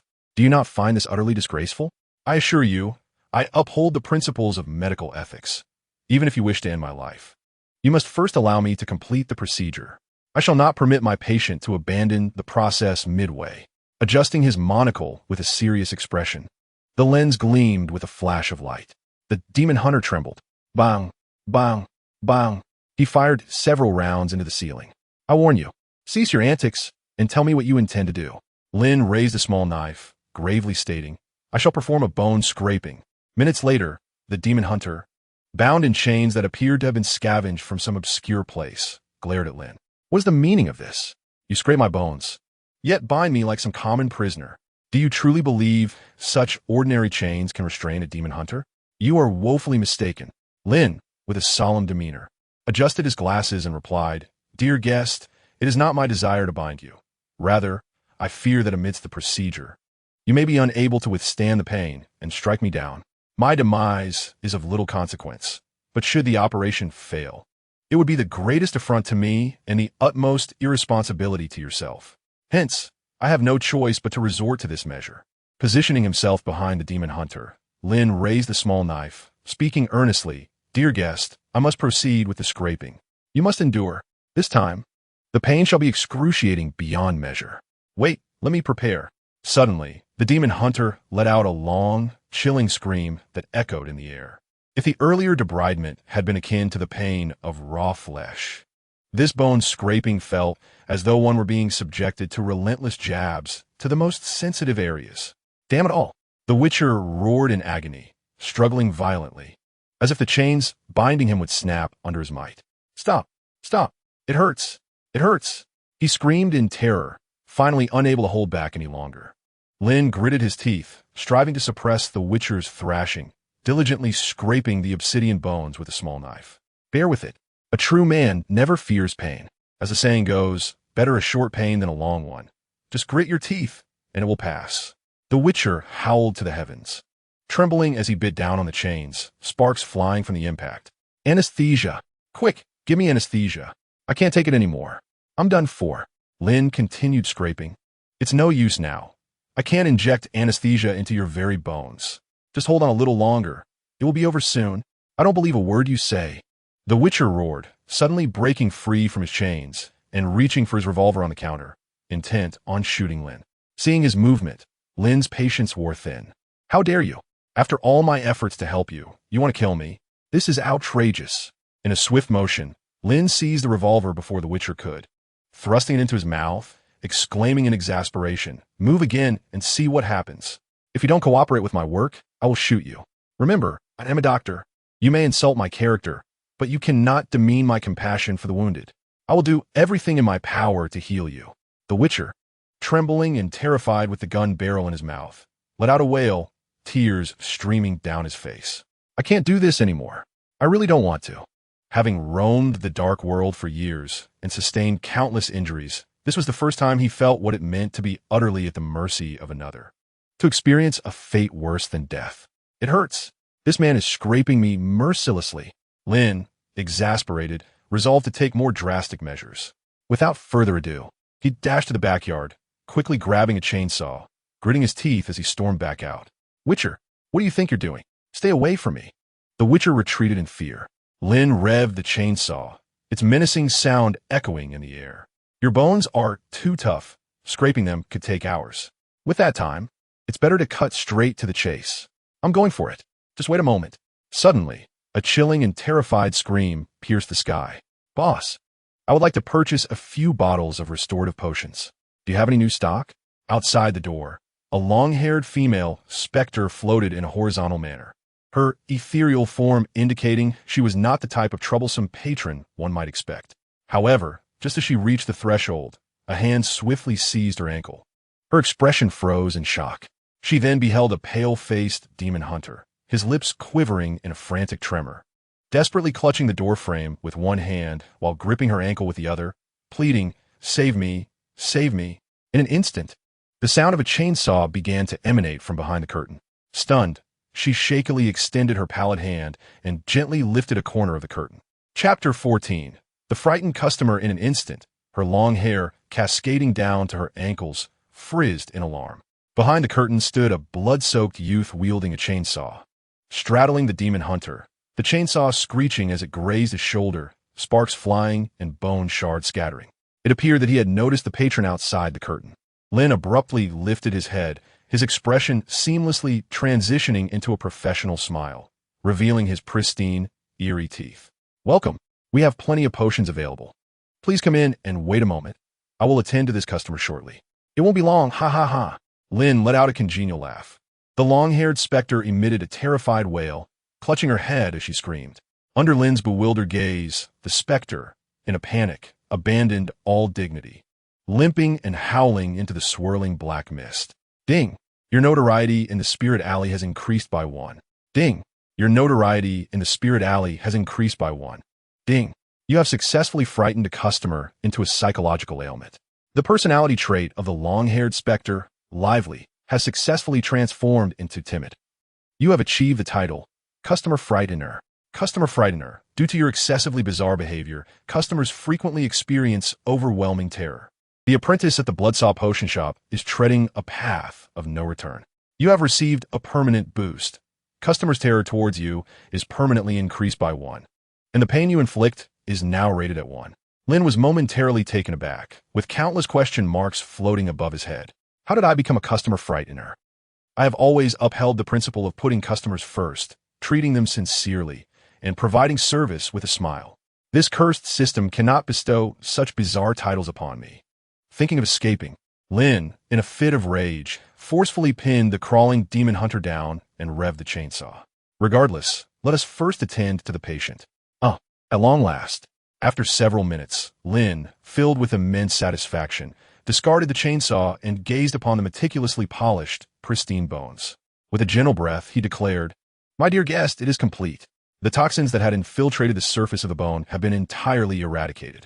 Now, we merely await the further regeneration of flesh and blood, and your shoulder shall be restored to its former glory." wiping the sweat from his brow. Lin beamed with the radiant smile of one who has labored diligently. The profound sense of having saved a life is a feeling that elevates the spirit. My guest, are you satisfied? My guest. Lin turned in confusion, only to witness the demon hunter convulsing violently, white foam bubbling from his mouth, the whites of his eyes nearly out of sight. Guest. Oh no, Lin exclaimed in alarm. More than half an hour later, an announcement echoed in his mind. Ding! Through your unique methods, you have incapacitated the legendary demon hunter. You have earned the achievement reward. Pain Inflictor. Pain Inflictor. An achievement title that permanently increases the pain inflicted by the host using various tools by 5. Lin stood in a daze, absorbing the absurdity of the system notification. Meanwhile, on the operating table before him, the demon hunter gradually regained consciousness from his delirium. You're awake? As soon as the demon hunter opened his eyes, he was met with Lin's professional smile. Instinctively, the demon hunter sprang from the operating table, brandishing his revolver and firing off several shots in Lin's direction. Stay back. Don't come any closer. Hunter HP. Hunter HP. 5. Hunter HP. 1 terrified. He clutched the revolver, shaken. Across from him, Lin leaned against the wall, his form outlined by the bullets that had grazed him. Calm down. Please remain composed. Forget those unpleasant memories. Rest assured, I have treated your wounds. Lin raised his hands in a gesture of authority. He discreetly nudged the chainsaw aside with his foot to prevent any associations with distressing recollections. The demon hunter gasped, striving to steady himself, then turned to inspect his shoulder.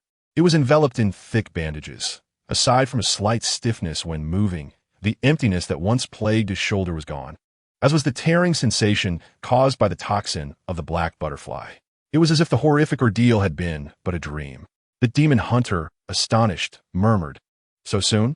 Lin spoke earnestly. "You have nearly recovered." After removing the toxic infected muscle tissue and superficial bone fragments from your shoulder, the remaining issue is how to expedite the regeneration of your flesh.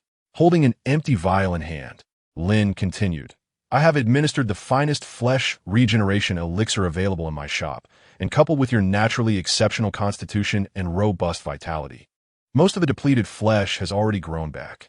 Only a small central portion remains, as it is situated too far from the surrounding tissue. I have supplemented it with a bit of other flesh, but fret not. Any rejection has been thoroughly eradicated." The demon hunter was taken aback and hastily tore away the bandages from his shoulder. To his astonishment, his shoulder had indeed returned to its original state, albeit with a rosy hue.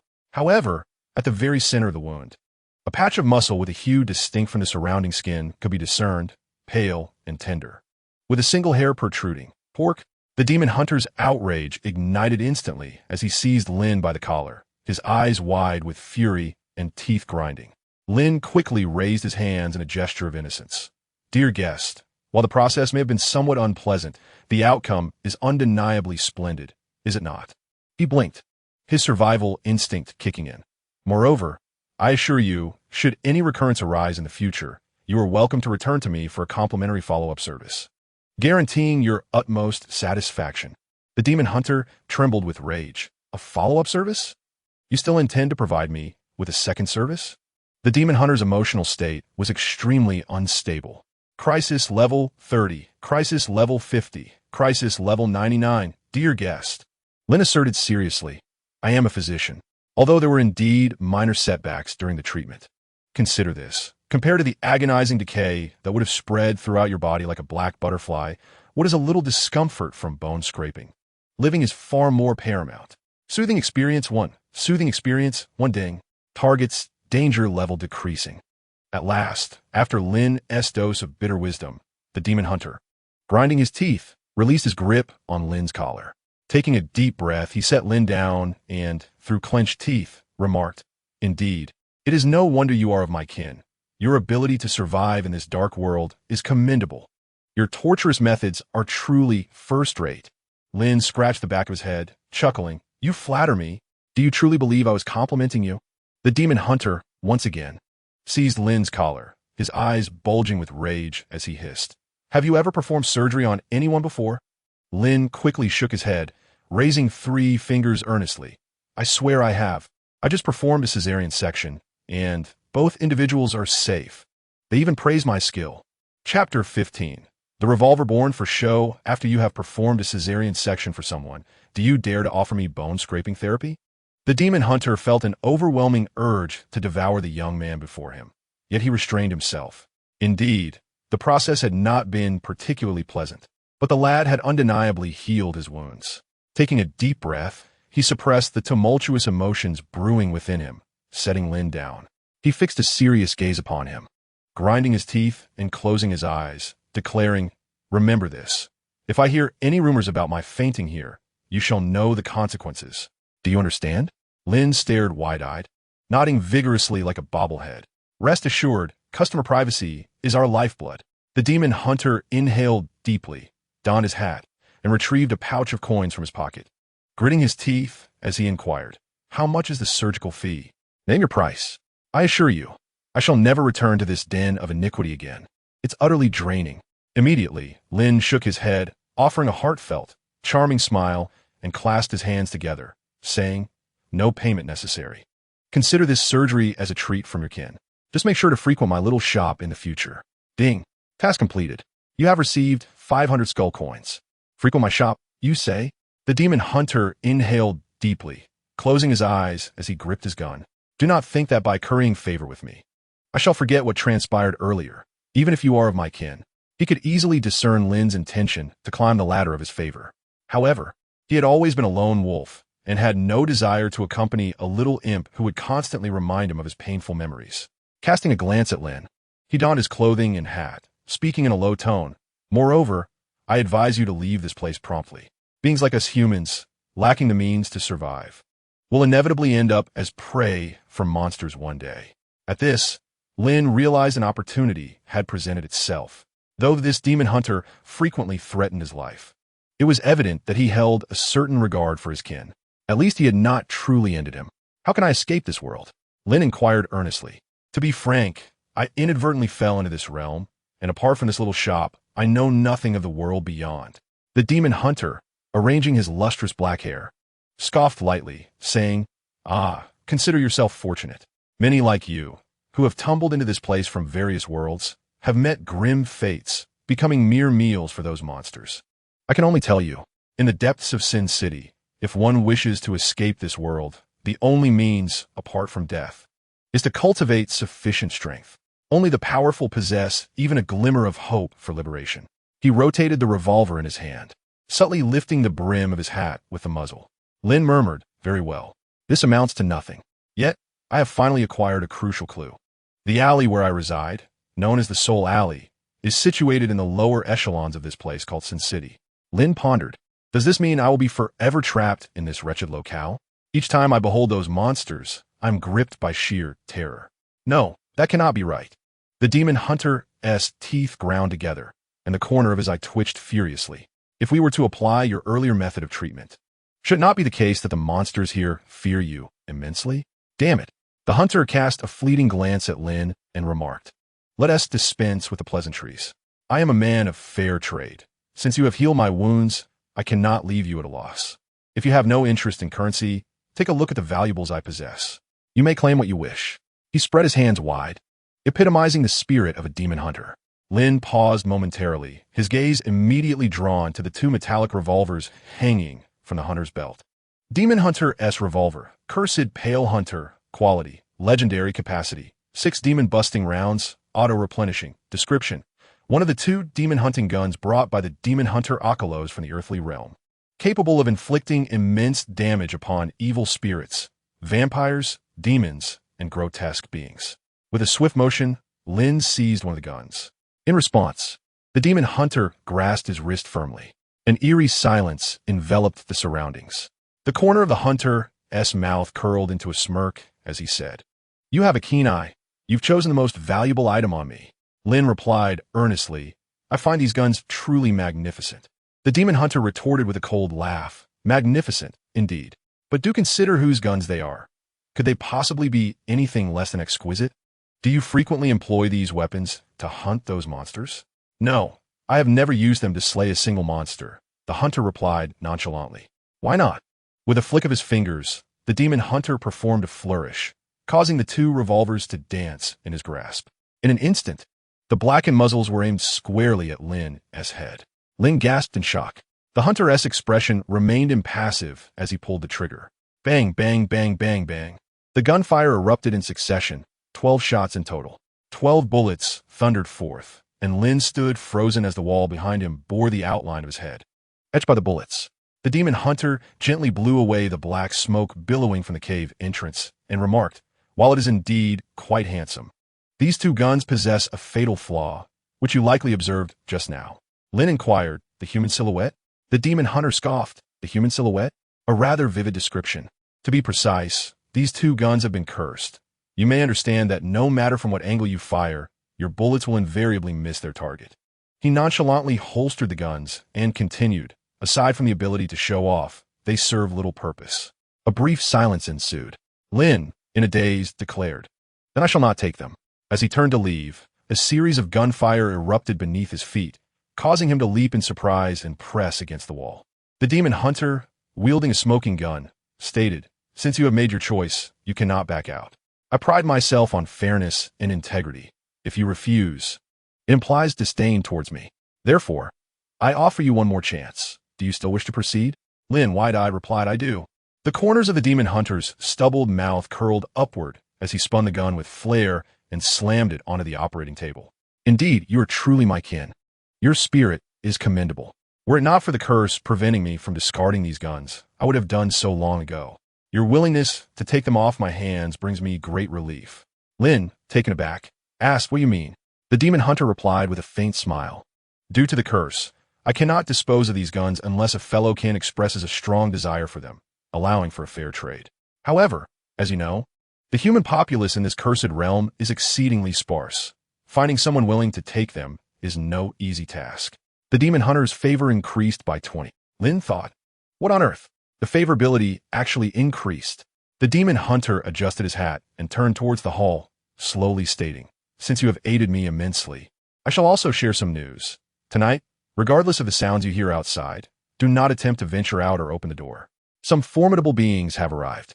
Upon hearing this, Lin was momentarily stunned, as it echoed his teacher's warning. He quickly asked, "What kind of monsters?" The demon hunter chuckled coldly. "It is perhaps best that you remain unaware. Moreover, if you survive until tomorrow, I believe we shall meet again." Ha! In the next instant, the demon hunter's form transformed into a wisp of blue smoke, slowly dissipating before Lin's eyes. Chapter 16. If not, then let it be death outside. In the hall, Lin toyed with the revolver in his hand, contemplating the demon hunter's words. He cast a glance towards the door. It is uncertain whether it is merely an illusion. But as night descends, the darkness outside appears to thicken more than ever before. He glanced at the time. In approximately half an hour, the soul lamp would extinguish, heralding the onset of the night in this shadowy realm. At this hour, it was unlikely that any guest would arrive. Lin toyed with the revolver in his hand, his gaze falling upon the ghostly infant resting on the counter. Evil spirit blood infant. Level 7 attributes. Chaotic evil description. A ghostly entity formed from resentment and malevolent energy. This evil spirit blood infant, having absorbed a significant amount of lifeblood, once fully formed, will devour the host's soul and flesh, gradually growing stronger and transforming into a harbinger of disaster. It had been some time since he last observed it. Remarkably, this ghostly infant had already reached level 7. Such a terrifying rate of growth suggested that it would soon become exceedingly difficult to manage. Could it be true that this gun, as stated, could not hit its target? No matter what, Lin hesitated. Rising to his feet, he placed the ghostly infant on the stool before the counter. Closing one eye, he aimed at the infant's head. Bang! A bullet whizzed past the ghostly infant's ear. Evil spirit ghost infant fear level 10. Evil spirit ghost infant. Lin raised an eyebrow, blowing away the smoke that curled from the gun's muzzle. "I really did hit it?" he mused, skepticism lingering in his mind. With half an hour remaining, it was the perfect opportunity for some marksmanship practice. Maintaining a calm demeanor, he fired again. Bang! Evil spirit ghost infant fear level 10. Bang! Evil spirit ghost infant fear level 10. Bang! Before long, half an hour slipped away in an instant. Suddenly, the soul lamp hanging on the doorpost extinguished without warning. Without hesitation, Lin quickly lifted his head, his expression grave as he rushed to the front door to retrieve the lamp. The darkness outside deepened. enveloped in an eerie silence devoid of any sound. Lin understood. The night had arrived. With a creak, he promptly closed the door, securing it with a rusty iron chain. The windows flanking the door were tightly boarded up, leaving no gaps. His experiences over the past 2 years had taught him that once the soul lamp extinguished and night fell, it signified a formidable trial, for in such circumstances, anyone could intrude upon his sanctuary without permission. The gruesome mass his teacher had severed that morning was the very monster that had infiltrated the previous night. With his teacher absent, this night would undoubtedly be one of sleepless anxiety for him. Ding! You have triggered a task, an insomniac night. The objective is to survive until dawn, with a reward of 500 skeleton coins and a special level 1 reward. Lin's heart sank momentarily, but his expression quickly regained composure. This was certainly not a favorable omen. The activation of a task indicated a high probability of encountering grave danger that night, especially given the staggering reward of 500 skeleton coins. Typically, the greater the reward, the more formidable the peril. With determination, Lin swiftly retrieved the already prepared ghostly infant, grasped his bone knife, secured his revolver, and hastily returned to his small attic. Under the heavy blanket, holding the bone knife with a tranquil expression, he closed his eyes and whispered a silent prayer for a safe passage through the night. Suddenly, a resounding chime echoed through the darkness. Lin's eyes flew open. The bell toll signified that it was now midnight. At that moment, an urgent series of knocks reverberated from the outer door below. Lin, open the door. It's your teacher. A malevolent spirit is pursuing me. Let me in quickly. The voice was laced with despair and agony. Teacher. Lin sprang from his bed, seizing the bone knife, and dashed to the hall. He immediately perceived the door vibrating violently, hearing the ragged breaths and muffled cries of distress emanating from outside. It was indeed his teacher's voice. Lin, hurry, open the door. The teacher can't hold on much longer. Nodding resolutely, Lin brandished his bone knife and rushed to the entrance. He thrust the knife through the crack of the door with a swift motion. With a gruesome squelch, bright crimson blood erupted through the opening. Lin bellowed, Teacher, if you're truly at your end, then perish outside. A brief silence ensued, followed by the stunned voice from outside. You're not even sure if I'm your teacher, and yet you stab me without hesitation? Lin withdrew the knife, shifted angles, and struck again. If I were out there, my teacher would do the same to me, he asserted earnestly. Another moment of silence lingered, and in the next instant, a series of piercing shrieks erupted from outside, with the knocking on the door intensifying, as if some entity was desperately attempting to force its way inside. With a resounding crack, a blood-soaked, nearly putrid hand suddenly burst through the door, reaching in. Lin remained unperturbed, gripping his bone knife tightly. With a swift stroke, the hand was impaled upon the door panel. In an instant, a series of piercing and distorted wails echoed from outside, accompanied by a steady trickle of crimson blood seeping into the wood. The entire hall was soon suffused with a nauseating stench of gore. Lin understood that he had likely encountered a particularly troublesome malevolent spirit. However, he felt no fear. He was acutely aware that in the face of peril, maintaining composure significantly increases one's chances of survival. Without hesitation, Lin swiftly retrieved a strand of vibrant red hair from his wrist. This was one of the rewards bestowed upon him by the system during the day, now proving to be most fortuitous. As the hair made contact with the bloodied, decayed hand, it rapidly extended and coiled outward, and within mere seconds, the sharp laughter from outside ceased abruptly. In its place arose a series of suffocating gasps, reminiscent of something struggling desperately against a constricted throat. It appeared to be merely a minor spirit, of relatively low potency. Lin gritted his teeth, gripping the unruly strand of hair and swiftly affixing it to the beam above, pulling with all his might. The sounds of flesh being torn echoed from beyond the door, and with each rip, the struggle of the hand, still affixed to the door, intensified. Finally, the hand began to droop, seemingly devoid of life. Yet Lin did not allow himself to relax. He drew forth his bone-picking knife and, thrusting it through the crack of the door in a flurry of 100 stabs, he finally felt at ease. One of the survival guidelines in this world, regardless of whether the opponent is truly dead, delivering additional blows is never a mistake. Almost simultaneously, a notification from the system reached Lin's ears. Ding. You have slain the flesh deceiver. You have gained 100 experience points. With this confirmation, Lin felt a sense of relief wash over him. This indicated that the creature had not perished entirely until he had plunged his knife into it over 100 times. Wiping the blood from his blade, he felt a twinge of guilt. He knew that his mentor would not return at this moment. And even if it were indeed his mentor outside, he would still have to strike, for if it were truly his own, the mentor would have done the same. Tonight would undoubtedly be a sleepless night. It was barely midnight, and already a monster had come knocking. Who knew what else the latter half of the night would bring? As Lin prepared to clean the blood from the floor, a sudden alarm blared. Warning! Warning! A root-level monster is approaching. Crisis level 100. Lin froze momentarily, yet his reflexes were swift. Almost instantaneously, he pressed himself against the outer wall, fixating his gaze intently on the entrance while holding his breath. A being of primordial origin? What in the world is this situation? Could it be the formidable creature that the demon hunter mentioned would appear tonight? Just then, he felt an overwhelming chill seep through his skin. Almost immediately, Lin's eyes widened as he observed the grotesque hand of the fleshly monstrosity reaching into the doorframe. Suddenly, as if yanked by an unseen force, the decayed hand was violently pulled outward. Without hesitation, Lin drew his blade and severed the vengeful spirit's hair that hung from the beam above. A chilling mist began to waft in through the hole in the door. Lin held his breath, and in the distance he could faintly hear a series of gnawing sounds, reminiscent of bones being chewed. Snap, crackle. This indicated that the primordial monster was now lurking in the street outside, and this level of malevolence was unprecedented for him. The demon hunter had indeed spoken the truth. Tonight, the outside world was anything but tranquil. Goodness, surely he could not be this fortunate to encounter it firsthand. At that moment, a series of resounding tremors echoed from outside.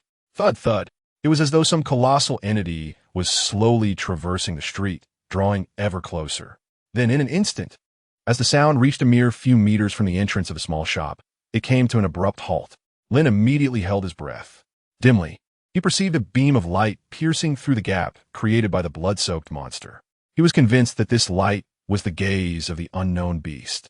Remaining motionless, like a statue pressed against the wall, he noticed a massive eye peering through the small opening of the doorframe, less than a meter away from him. Lin could even hear the rapid thumping of his own heart. Slurp, slurp. An unsettling sound of licking echoed from outside the door. Lin's eyes widened, frozen in place. Yet inexplicably, he found that sound oddly endearing, reminiscent of a young girl squatting before him, slurping playfully.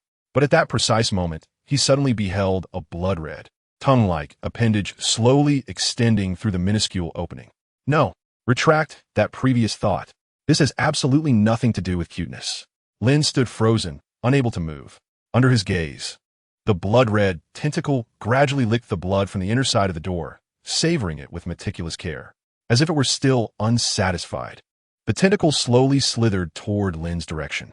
With a slithering sound, akin to a tongue, it left trail after trail of licking marks upon Lin's face. He stood there in a daze, his entire body stiffened. His heart raced with terror. Were it the Lin of 2 years prior, or any other human in such a predicament, they would have likely screamed and fled in sheer panic. Yet, Lin was no ordinary person. He understood all too well that in this dire situation, should he dare to run or display even a hint of fear, he would be devoured by the creature lurking outside the door. At that moment, a voice akin to that of an infant suddenly echoed from beyond the door. The doctor has found you. Lin's heart skipped a beat. In the next instant, the voice came again. Open the door, my teeth hurt. Lin? Wait, something's amiss. Could it be that the creature outside was not there to consume him, but rather to seek medical attention? Lin made an effort to calm himself, glaring intently. But our little shop does not accept customers at night. It is our rule. As the sole apprentice to the teacher, adhering to such rules had always been his greatest virtue. If he declared that they would not accept customers at night, then they certainly would not. Refusing customers will lead to your demise, it seemed to whisper ominously. In a swift motion, Lin retrieved his key, unlocked the door, and pulled it open in one fluid action. The Bloodsaw Apothecary is at your service. He bowed at a perfect 90 degrees. Our establishment upholds the esteemed tradition of healing through medicine and blade. How may I assist you? A chill gust of air rushed in from outside, and upon glimpsing the full form of the creature beyond the threshold, Lin's heart raced even faster, and his terror escalated. For what in the world was this monster? To be precise, it was a head, a gargantuan infantile visage towering as high as a two-story building. There was no torso, from where the neck should have been sprouted countless serpentine red tentacles. Those enormous eyes emitted a pale white light, akin to searchlights, piercing through the darkness. Instantly, a panel appeared before Lin. Level. Race. Combat ability. Run. Introduction. If you hear the laughter of an infant in the darkness, if you glimpse pure eyes amidst despair, please do not respond, for that is not hope, but the abyss within Lin's heart. Yet, he forcibly maintained a facade of calmness, for he knew that should he dare to flee, he would undoubtedly be devoured in an instant. Remain composed. It is imperative to retain one's tranquility. Just treat it as an ordinary customer. You can do this, Lin. Creak. The enormous infantile head slowly opened its mouth, and in that moment, a foul stench assaulted Lin, nearly causing him to faint. The dentist of toothache, an incomprehensibly gigantic and bizarre infantile cranium, emitting a delicate child's voice. A row of sharp teeth, dripping with blood, was eerily capable of emptying one's very essence. Can't be cured, devoured. Why does this voice unexpectedly sound somewhat endearing? Chapter 18. The adorable appearance. Lin's eyes widened, and the cold sweat on his back had drenched his attire. Nevertheless, since he was here for a consultation, it indicated that he was not in immediate peril. His heart racing, he donned a mask and gazed at the gory maw and the rows of blood-soaked, sharp teeth above. Rest assured, it can certainly be treated. A toothache is merely a minor issue. Which tooth troubles you? The molar, came the voice from the infantile head. Lin peered into the vast, sanguine maw, but the darkness obscured his view.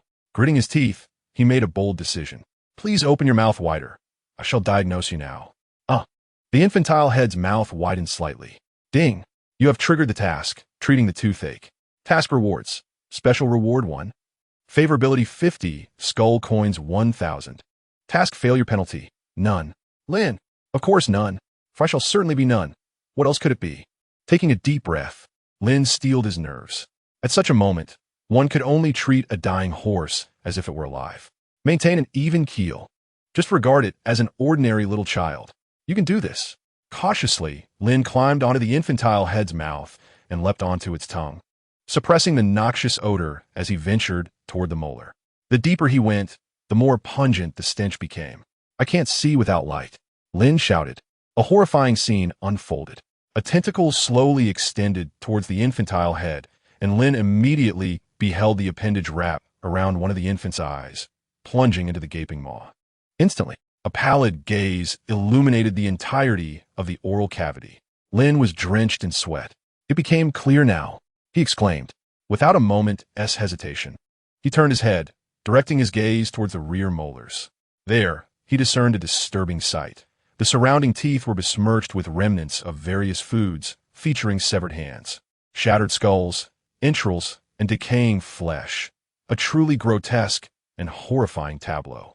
Evidently, this monster's diet was exceptionally diverse.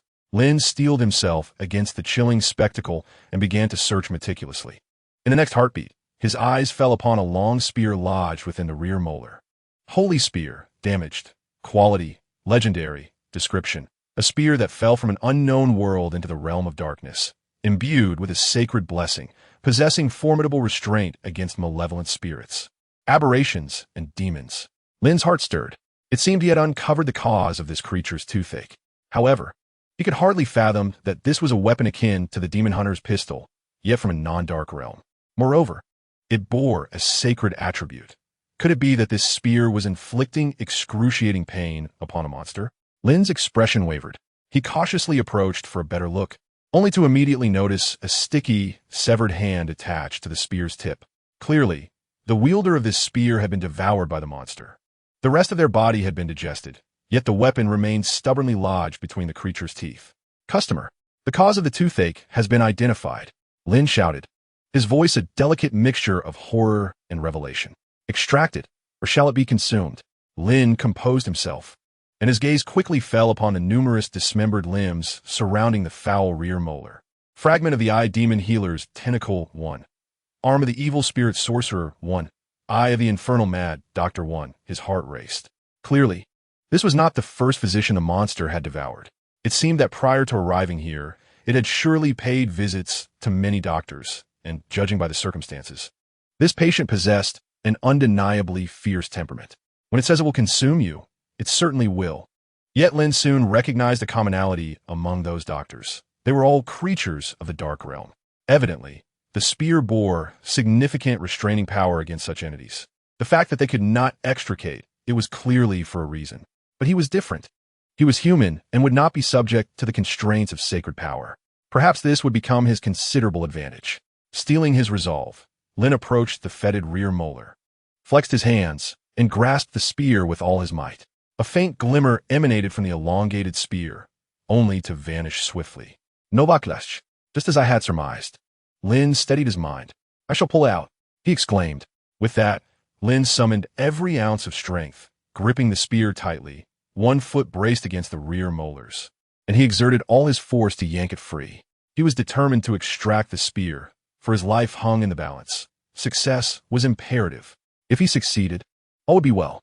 If he failed, he would be engulfed in chaos alongside his colleagues. Crack, crack, the spear loosened. The eye that illuminated Lin's efforts gleamed with joy. Sensing imminent success, Lin pulled with renewed vigor, but his strength waned. Beyond a slight loosening, further movement became increasingly arduous. Give me a hand. Help me. Lin gritted his teeth, calling out to the jubilant tendrils encircling him. After a brief pause, the tendrils surged forward, wrapping around Lin's waist, one after the other, and began to exert their strength to pull.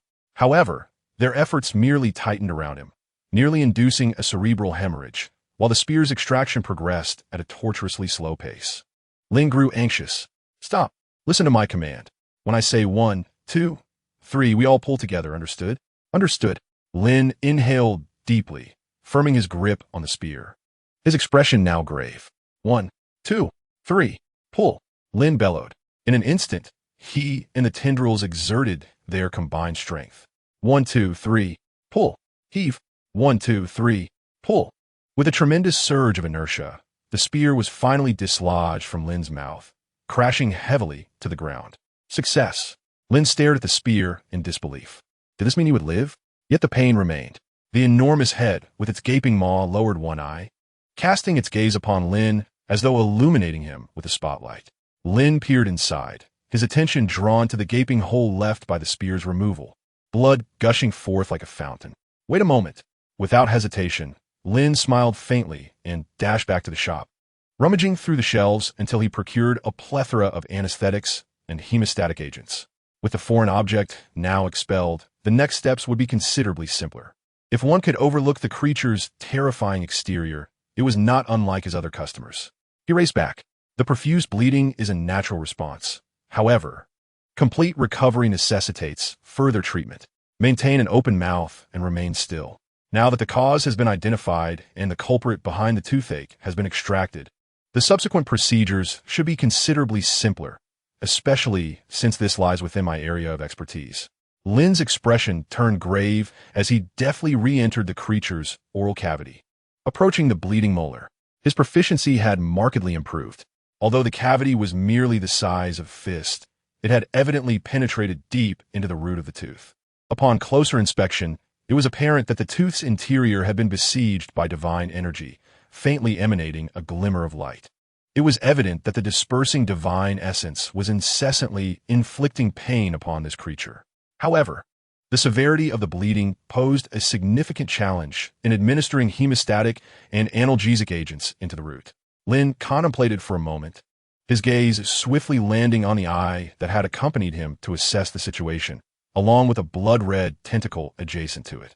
Its smooth, adorable appearance was striking. Without hesitation, Lin grasped the tentacle.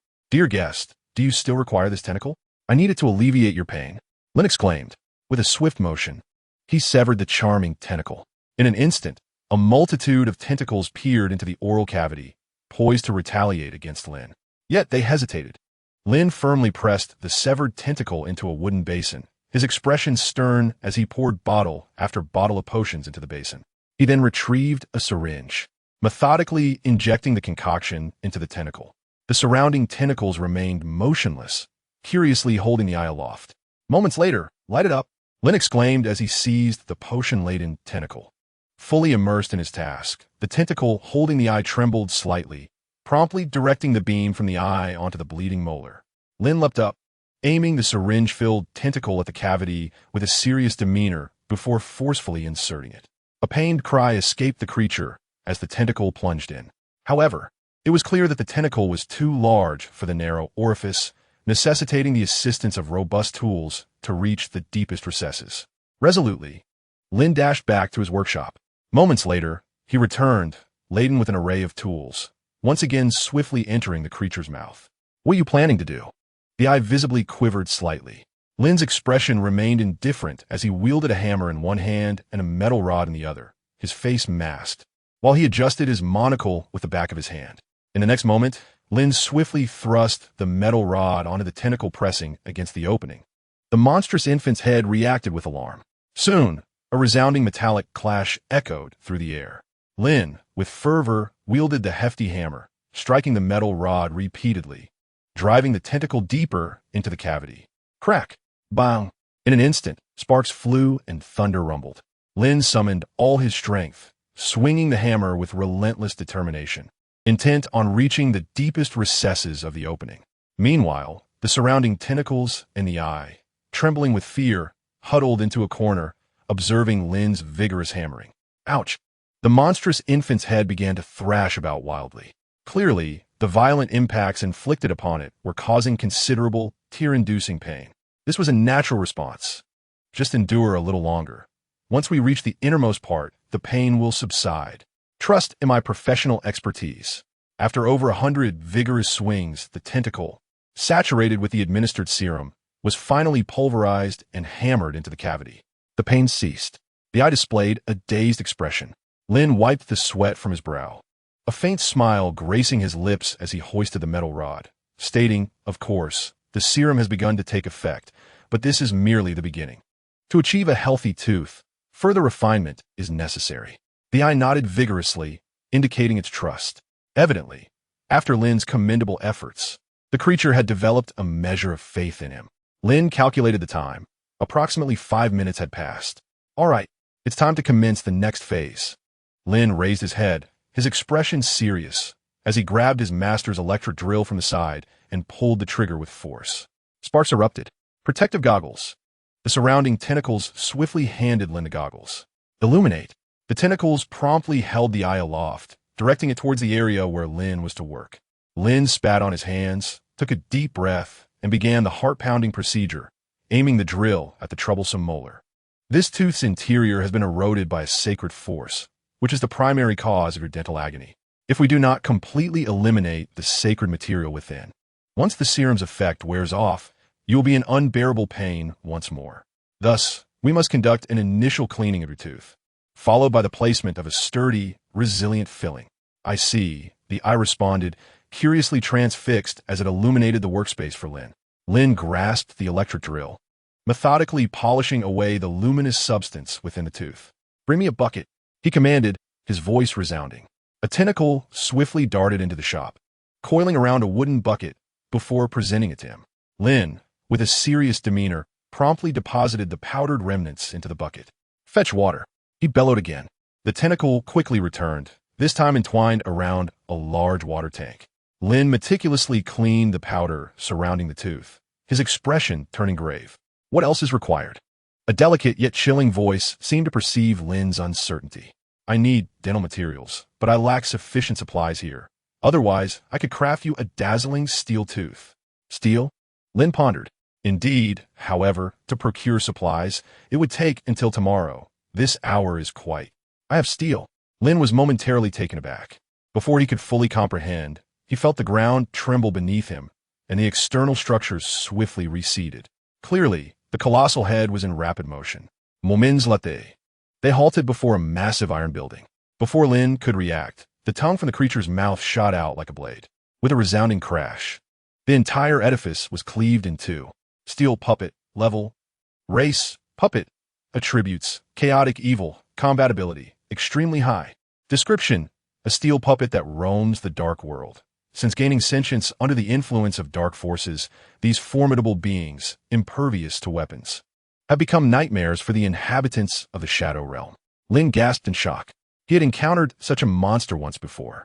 A similar puppet had wreaked havoc in their small shop, and his mentor had battled it with a chainsaw for over 10 hours before finally forcing it back. It had brought him here.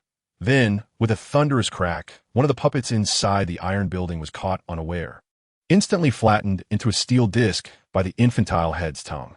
Lin was dumbfounded. This was utterly absurd. Though they were both rated, the disparity was overwhelming. Is one sufficient? The childish voice inquired. With another loud smack, another steel puppet was squashed. How about two? Enough. Enough. One is already more than adequate. With the relentless hammering of the giant infant's resilient tongue, Lin, within mere hours, forged a steel tooth that perfectly matched the shape of the cavity. Then, utilizing a potent adhesive, Lin meticulously fused the steel tooth with the molar. Following a series of grinding and polishing, a brand new tooth emerged, rejuvenated by Lin's skilled hands. Perfect. Wiping the sweat from his brow, Lin beamed with satisfaction, experiencing a profound elevation of spirit. Ding! You have completed the task, earning 1,000 skull coins, your favorability 50, and a special reward. Critical hit potion recipe 1. Ding! You have achieved the unique title of Dentist to Source Level Monsters. Dentist to Source Level Monsters. You are the first human to possess the audacity to treat a Source Level monster's dental needs successfully, granting you a permanent trait. Source Level Monster Affinity 1. All Attributes 10. Chapter 20. The first member of the Bloodsaw Potion Shop, the Doctor, is impressive. The enormous infantile head emitted a delicate sound, its massive eyes fixating on Lin. I shall not consume you. Trust Level 40. Lin adjusted his monocle and performed a standard 90-degree bow, revealing a professionally radiant smile. The accolades from our clientele serve as an unwavering motivation for our progress. May I inquire if you would be interested in experiencing our latest dental care service? Winking, Lin recognized this rare opportunity to cultivate a rapport with a super monster that appeared to hold him in favor. To let this chance slip away without securing their loyalty would be utterly foolish. Dental care? The creature inquired with curiosity. Lin replied with a smile, indeed. Our establishment offers long-term dental maintenance, capable of eliminating any form of oral ailment, ensuring your teeth remain clean and healthy, thus preventing issues such as toothaches, ulcers, and loss of teeth. Lin added earnestly, how about you try out first? If you find satisfaction in the experience, you may then decide whether to become a long-term member. The colossal infant head seemed to ponder the suggestion, and soon Lin received a favorable reply. Ding! You have triggered a new task. Assist? In dental care, task reward. 50 skull coins? Favorability 50 exactly. This is the desired outcome. In a world filled with the extraordinary, having numerous allies opens many paths. To neglect building a relationship with such a creature would be sheer folly. Wait, without further ado, Lin dashed back to the shop, retrieving various cleaning tools used for household chores, and hurried back to the creature's mouth, commencing the removal of remnants lodged between its teeth.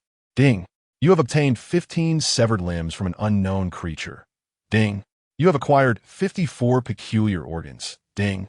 You have received 31 shattered skull fragments. Ding! You have procured 132 gold. Ding! You have acquired a finely enchanted armor. Defective. Lin, increasingly astonished as he cleaned, realized that this place was truly a veritable treasure trove. After meticulously clearing away the various severed limbs within the creature's mouth, he was observed by a curious eyeball. Lin swiftly dashed to his shop's warehouse, retrieving barrel after barrel of materials, and promptly began concocting mixtures in the center of the hall. What is this? The eyeball radiated curiosity. Lin, holding a wooden stick, deftly stirred the viscous substance in a large barrel, explaining, the slime from the dark slimes can produce copious amounts of foam. And with the addition of soap pods that possess antibacterial properties, combined with my teacher's specially formulated whitening antiseptic, it will keep your teeth bright and your breath fresh for a long time. Trust level 20 impressive. The eyeball bobbed up and down in awe. Although it did not fully comprehend, it certainly recognized the extraordinary nature of the task. Soon, the Dark World toothpaste was ready. Lin, exclaiming in excitement, fetched a large brush from the backyard, carrying a bubbling bucket of slime, and leaped into the creature's mouth to commence his diligent teeth-cleaning endeavor. May I assist you? The curious eyeball observed Lin's scrubbing with eagerness, feeling compelled to join in on this novel experience. Here, Lin generously produced a multitude of small brushes from his shop. The tentacles promptly mimicked Lin's actions, each grasping a brush, eagerly dipping it into the slime, while turning their eyeballs to observe and imitate his movements. First, brush like this, then like this, and finally like this. Oh, trust level 10. We must also clean the debris between the teeth to prevent any risk of infection. Oh, trust level 10. After a full hour of scrubbing, the system chimed. Ding. You have completed the task, earning 50 skeleton coins. Affection level 50. Hearing the system notification, Lin, drenched in sweat, laid down the brush and sat on the steps, a satisfied smile gracing his face after the labor. Isn't it a complete transformation compared to before? Ding. His bright, white teeth reflected dazzling light. The eyeball gleamed with excitement. The stark contrast to the previously blood-soaked yellow teeth was remarkable. The cleanliness was akin to that of a newborn's shining smile. Having such brilliant teeth truly enhances one's appetite, regardless of what one chews. Are you satisfied with this service? Yes. Would you like to become a lifetime member of this shop? You can come for free cleanings anytime. Yes. May I ask your name? I am delighted to register you in our records. Upon your next visit, you shall receive a specially crafted golden membership card and a small gift from our establishment. What is a name? It is merely the appellation bestowed upon you by other beings. Should you lack a name, may I offer to bestow one upon you free of charge? Very well. Ding. You have successfully assigned the true name Little to the primal grade monster, and you have earned the exclusive achievement, Primal Namer. Primal Namer, as the first human in the annals of the Dark World to name a primal grade monster, who has graciously accepted the name. You have etched your name in history. The host permanently gains Primal Monster Affinity 1, Monster Affinity 10, and a temporary ability to dispel curses 1. Thank you for visiting our humble shop. We eagerly await your next patronage. Lin, with a satisfied bounce and a gleaming smile, bid farewell to the primal grade monster as it hopped away down the street, bowing at a precise 90 degrees. He watched with a smile as the ultimate creature departed. Immediately afterward, Lin dashed into the apothecary, snatched a hammer and nails, and with a flurry of determined strikes, secured the door completely. His heart raced as he stared wide-eyed, finally allowing himself to relax. Though the encounter appeared harmonious, facing such a fearsome creature as a human was undeniably daunting.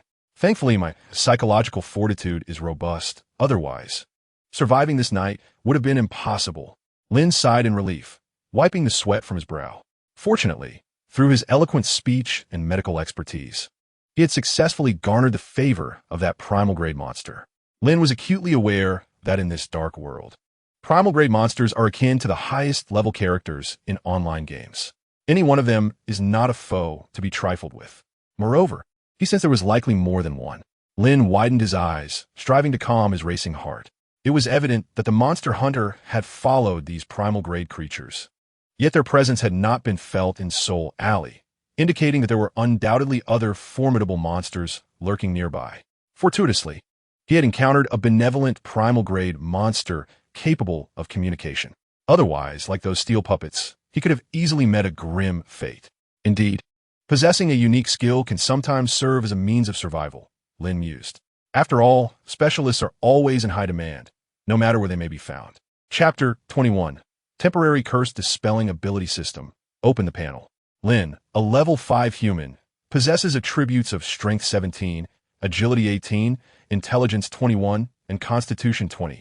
With 8 points available for allocation and a monster affinity of 10, he has accumulated 2051 skeleton coins and holds a notoriety rating of 34. Once a deranged and obsessive apprentice at the Bloodsaw Potion Shop, he inflicted immense suffering upon a top-notch demon hunter. Although he has gained a somewhat infamous reputation among root-level monsters, his twisted and unstable nature remains unchanged, notwithstanding any disparagement found in his introduction. After enduring the trials of the day, his overall level has risen to 5, and his foundational skills have experienced a significant enhancement. Taking a deep breath, Lin decisively allocated all 8 of his available points to Constitution, causing it to surge to an impressive 28 points. The fatigue from the night soon dissipated. Thanks to this allocation, allocating points to Constitution was indeed a reluctant decision, as he is not currently a combat-oriented profession, confronted daily by formidable monsters. Strength and agility seem futile. As for intelligence, which he believes should reflect one's understanding of certain tools and phenomena, is not particularly necessary for him at the moment. The priority is clear. Physical resilience is paramount. In this bizarre world, one could easily encounter terrifying entities that could snuff out life in an instant. Even without such threats, prolonged survival in this dark realm inevitably weakens one's constitution. Upon finalizing his point distribution, Lin promptly accessed the reward bestowed upon him by the system. The limited-time curse removal ability allows him to select one curse from a target and eliminate it for 24 hours, with a cooldown period of 12 hours for each use. Lin's eyes lit up at the prospect of curse removal. Although temporary, he immediately contemplated its application, the revolver he had acquired from the demon hunter. If he could eradicate the curse afflicting that firearm, he would truly possess a legendary weapon for self-defense. Without hesitation, Lin retrieved the revolver from his chest. "Curse removal," he exclaimed, extending his hand. Instantly, dark and viscous tendrils began to seep from the silver revolver, accompanied by piercing wails. In the next moment, under Lin's watchful gaze, the viscous aura swiftly retracted and subdued. "Ding! You have successfully completed a limited-time curse removal. Cool-down period, 12 hours. Ding! You have acquired a curse entry, 100 mist. Remaining time, 24 hours. Accompanied by the system's prompt, Lin curled his lips into a sinister grin, revealing a row of unsettling teeth. He grasped the revolver tightly. Although only 24 hours had passed, this firearm was sure to prove invaluable in a critical moment. Lin pivoted, aiming at a bottle perched on the edge of the table, and pulled the trigger. A resounding bang echoed as a silver bullet shot forth, successfully striking the wall. Bang, bang. Lin fired several more shots in quick succession. Yet none struck the bottle. "System, the ability you bestowed upon me must be a ruse. I have dispelled the curse. Why is my accuracy still so abysmal?" "Beep. Your firearm proficiency is at 0. Lin stared with vacant eyes, resolutely disregarding the system's explanation. However, he soon found himself deep in contemplation. It appeared that in order to wield this gun effectively in combat, he would require extensive practice in marksmanship. After all, only through diligent effort can one refine a coarse iron rod into a needle. Becoming a sharpshooter is not an endeavor achieved overnight. With this realization, Lin's spirits soared. He placed the empty bottle on the windowsill and stood 10 meters away. He took aim and fired. Bang, bang. Basic firearms proficiency 1. Bang, bang. You have hit a level 75 monster. Night Devourer. You have gained 10 experience points. Lin? On the wooden sill, a bullet hole the width of a finger appeared, and from the distant street, an eerie howl reverberated. "Who is it? Which coward dares to ambush me?" Lin quickly dashed to the windowsill, removed the wooden board, replaced it with a new one, and secured it with nails. Then he rushed back to his attic, dove under his blankets, and fell into a deep slumber. The movements were fluid and seamless. "Beep. You have completed the task. Sleepless night. You have earned 500 skeleton coins. Level 1. Beep. You have successfully survived your first night after awakening the system. You found the day fulfilling and satisfying, having attended to 5 customers, slain 1 monster, injured another, and instilled significant psychological trauma in several patients. You felt the richness and brightness of life. Beep. You have successfully leveled up to level 6. You have unlocked the Daily Mall exchange system, which refreshes daily, allowing you to exchange skeleton coins for corresponding goods. Beep. Friendly reminder, upon reaching level 10, you will have the option to choose a profession for your first job change. Stay tuned." Lin abruptly opened his eyes from the musty bed. The vast spiderweb on the beams incessantly reminded him that this was no dream. He remained ensnared in the realm of darkness. This marked the completion of 2 years and 1 day of his existence. Slithering, one by one, viscous tendrils caressed his face and neck, while from beneath the covers emanated a bubbling sound, reminiscent of frothy liquid. His body was smeared with various forms of sticky substances. Taking a deep breath, he closed his eyes, retrieving the silver revolver from the bedside and thrusting it beneath the covers, firing 3 shots into his lower region. Ding. Your firearms proficiency has reached level 1. Ding. The parasitic spirit infant has failed to invade you, instilling a fear level of 20. Lin abruptly flung off the covers. In an instant, numerous dark tentacles erupted from the bedding, writhing chaotically. At that moment, A creature with an enchanting infantile visage lay sprawled across his abdomen, its expression vacant. The countless tendrils were grotesquely sprouting from its form.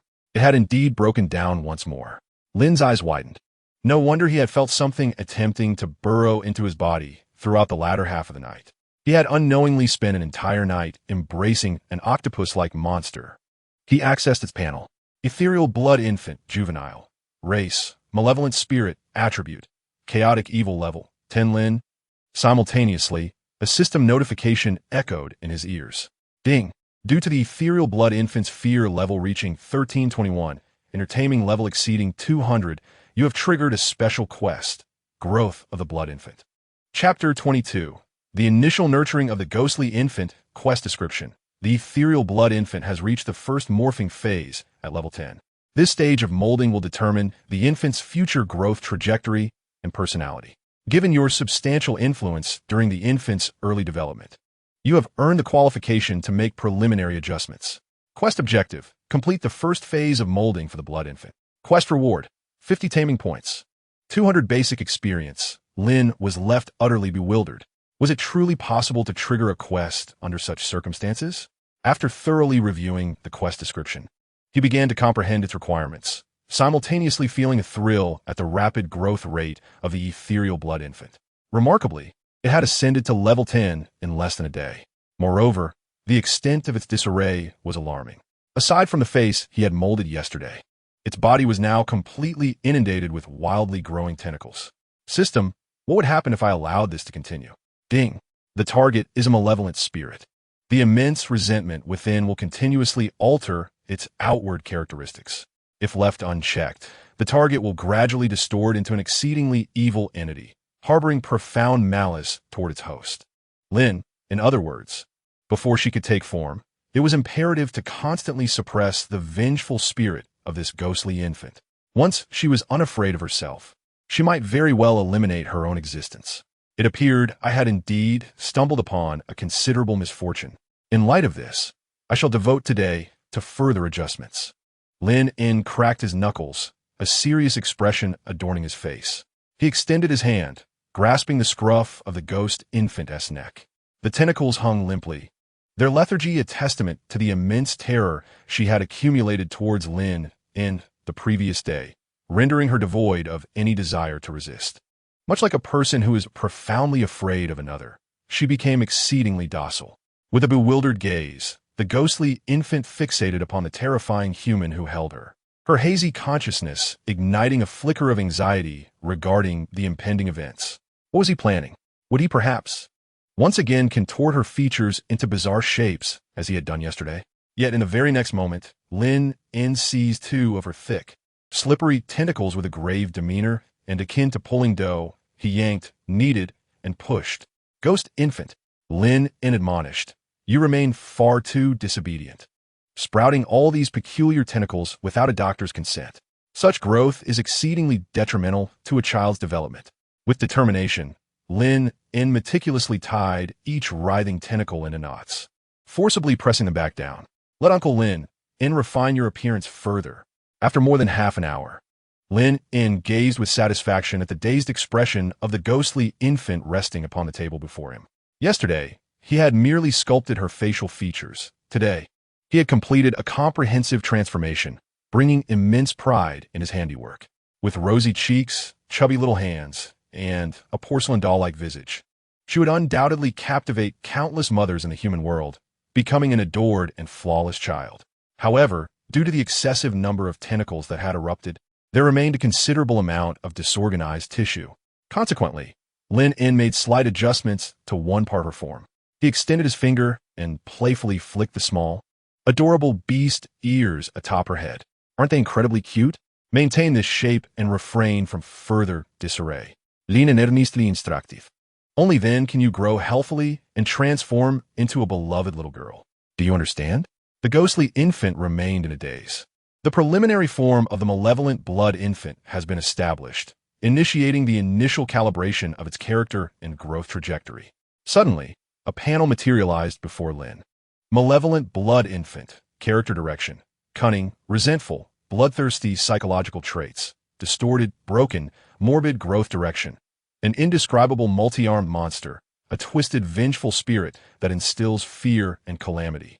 A demon that spreads disaster and bloodshed. Could this also be adjusted? Lin pondered. A cursory glance led him to decisively shake his head. Such a growth trajectory is utterly excessive. Indeed, this is a dark world that offers no guidance towards benevolence. Resolutely, Lin commenced the adjustments. A few minutes later, malevolent blood infant, character direction, sweet, obedient, bloodthirsty psychological traits, virtuous, charming, morbid growth direction, a delightful little girl who brings happiness and tranquility, a beautiful maiden who spreads disaster and bloodshed. System, is it not possible to adjust the entries that follow? I have merely produced a half-finished version. Ding. Host permissions are insufficient. During the first phase, only 2 traits of each category can be adjusted. I see. Lin contemplated, then a satisfied smile graced his face. Clapping his hands, he declared, "Let us proceed with this for now. When you reach the next phase, I shall remove those 3 negative traits. And then you will become a perfect little girl." Confirmed. Ding. You have completed the task, Growth of the Blood Infant. You have received the reward. Blood Infant Taming Level 50, Basic Experience 200. Ding. First phase adjustment complete. The malevolent blood infant will enter a period of slumber to undergo initial correction and shaping. After practicing marksmanship for half an hour, Lin rose. As usual, he picked up a broom and began his daily cleaning. Ding. Household Skill Experience 1. Ding. Household Skill Experience 1. Upon completing the cleaning, Lin took the soul lamp and carefully ignited the wick with flint, then opened the door for business, hanging the soul lamp on the doorpost. As with yesterday, the world outside remained shrouded in mist, obscuring any sight beyond 10 paces. Placing the ghost infant on the counter, Lin sat down, intending to explore the system's new functionalities. System. Open the shop. He could not touch the store's regular income. However, the skeletal coins obtained through tasks had now totaled a substantial 551, marking him as quite affluent. Ding. Shop interface opened. 1. Toxic slime goo, 10 kilograms. 50 coins. 2. Curse Fortune cat doll, 200 coins. 3. Baby diapers, tight fit, 10 packs, 50 coins. 4. Flesh growth potion recipe, special edition, 500 skeleton coins. 5. Blood demon meat chunk, 100 skeleton coins. 6. Passionate succubus perfume, 1 bottle, 500 skeleton coins. Upon perusing the items for sale, Lin abruptly rose to his feet, eyes wide with disbelief, and exclaimed, "System, are you certain this is the merchandise you intend to offer me?" Chapter 23.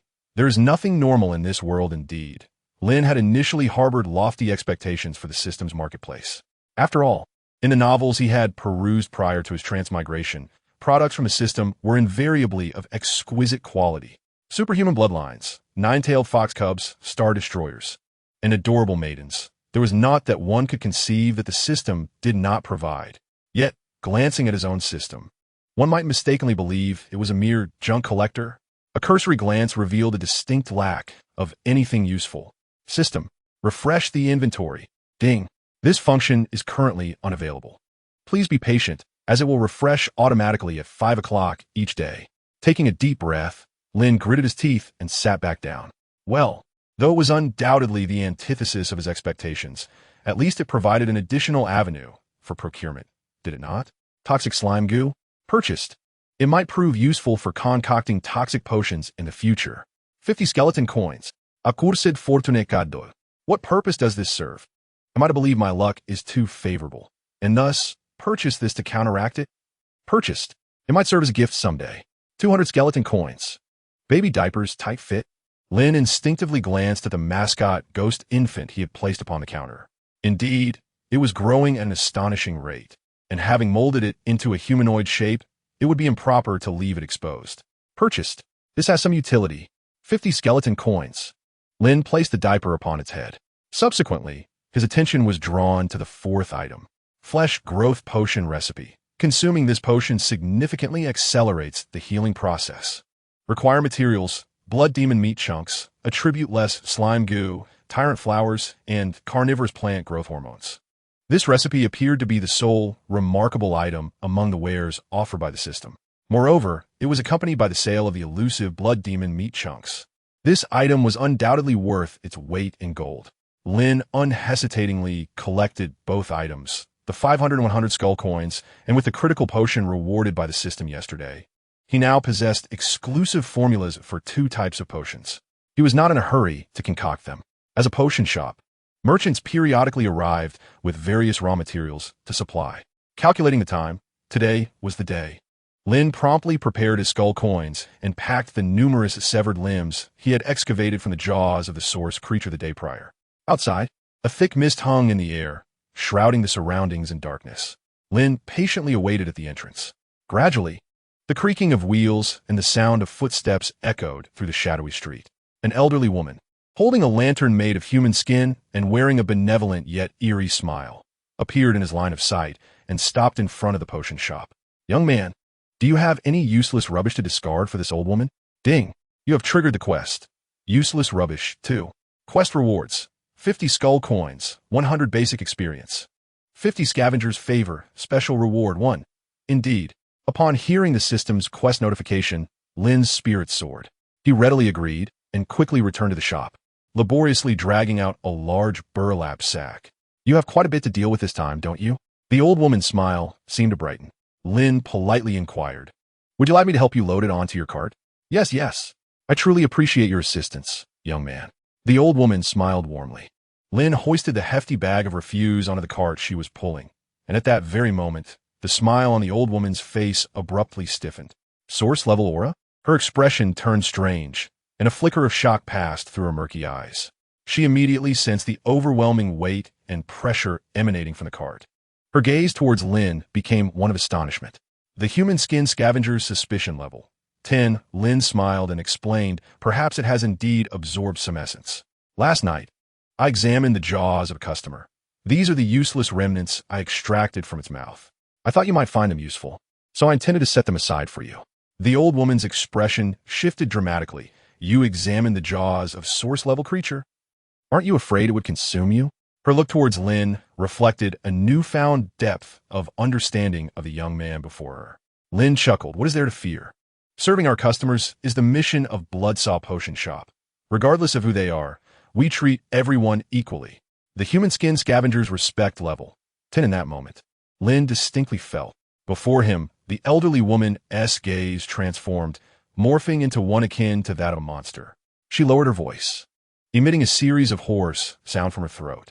"Last night, 3 abyssal hunters of the root level arrived here. The one you assisted was likely the smaller of the trio. I advise you to avoid any contact with them. You may not be aware, but last night, the neighboring Slaughter Lane, Malevolent Soul Street, and Spectre Alley were devoured by those 3 hunters, resulting in the demise of half of 15 high-ranking demon hunters and spirits." Lin stood frozen in place. "The hunter you encountered yesterday was likely intending to feast in our Soul Alley, but it seems your presence spared us from disaster." Lin, bewildered, remarked, "But I found that guest from last night rather charming. They shouldn't be so vicious, should they?" A brief silence ensued, accompanied by a gentle breeze. The old woman appeared taken aback by his astonishing words. "Charming?" Lin affirmed, "Indeed, quite charming." Ding! You have left a profound and indelible impression on the human skin scavenger. Ding! Your notoriety in Soul Alley has increased by 1. Ding! Your notoriety in Soul Alley has increased by 1. Lin attempted to elaborate, but the old woman shook her head, murmuring, "Indeed, there is no normalcy in the dark world, particularly among those who appear ordinary." Lin received a notification. Ding! Congratulations on completing the task. You have earned 50 skull coins, 100 basic experience points, and a goodwill of 50 from the human skin scavenger. Then, under Lin's watchful gaze, the old woman extended her withered hand toward her own chest. "Young man, what you have given me is far too precious. It will take me some time to digest it. This is something I just scavenged. Perhaps it may be of use to you." Creaking sounds echoed as Lin observed the elderly woman delve her hand into her own chest cavity, forcibly extracting a still-beating, bloodied heart. The heart pulsated with warmth, thumping in the air. Lin value: 10. Take it, the old woman rasped with a sinister smile. Chapter 24. Am I truly beautiful? Heart of the faceless demon. Quality: cursed object, cursed, can link to the heart of a specified target, but requires a substantial amount of fresh blood for sustenance daily. Description: every part of the powerful faceless one is imbued with a curse, particularly their hearts. Once you hear your own heartbeat, be wary, for it may no longer belong to you. Lin exclaimed in shock. The old woman chuckled ominously. If you wish for someone to perish, simply envision it in your mind, then employ your most malevolent methods against this heart. You shall derive immense pleasure from it. He. Lin was instantly filled with dread. The elderly woman was indeed adorned with items of extraordinary nature. The heart she possessed was undoubtedly a formidable weapon, yet its usage would surely exact a significant toll. Soon, the old woman gradually vanished into the enveloping black mist, her presence receding from view. As he watched her depart, Lin gazed at the pulsating heart in his hands, a peculiar expression crossing his face. His collection of bizarre artifacts was undeniably growing. However, this transaction was undoubtedly profitable. This scavenger passed by the small shop each morning, establishing himself as a reliable source for exchanging various items. When the weekly delivery of monsters arrived, Lin paid a substantial amount of skeleton coins to replenish the shop's inventory. As the days passed, he calculated that his mentor would return either tonight or by tomorrow. Returning to the counter, Lin patiently awaited the arrival of his first customer for the day. Outside, the black mist swirled ominously. At that moment, 3 firm knocks echoed through the air. Lin immediately lifted his head, donning a professional smile as he welcomed. Welcome. The soul fire flickering on the doorpost blazed intensely. Lin's pupils contracted. Such fervent flickering indicated that the visitor was of no ordinary caliber. Outside stood a woman clad in a striking red evening gown. Her smile, captivating as she lingered at the threshold. Cascading down her back were luscious waves of curly hair, embodying a mesmerizing allure that seemed capable of draining the very essence from anyone who dared to gaze upon her. Boss, may your business thrive, she greeted. Bloody garment specter, level. Faction, chaotic evil, combatability. She will gradually siphon your vitality. Description, a distorted amalgamation wandering in the dark world. Never be lured by her enchanting form, for a nightmare awaits those who do. Before Lin, the specter's attributes materialized. In her hands, she held a covered platter, from which tantalizing scents of meat wafted through the air. Lin heightened his vigilance, yet maintained an air of composure as he inquired, "Good day, esteemed guest. Is there anything troubling you that requires treatment?" The bloody garment specter smiled brilliantly, her crimson lips revealing a row of unnaturally white teeth, evoking an indescribable sense of unease. With a flirtatious flick of her curls, she replied, "I am not unwell. Having just moved to this street this morning, I thought it courteous to visit my neighbors." "You wouldn't dream of turning me away, would you?" She delicately licked her vibrant lips. Lin value. 1. Lin was acutely aware that in this dark realm, the more seemingly normal a creature appeared, the greater the peril it posed. The woman before him radiated an unmistakably ominous aura. Welcome, indeed welcome.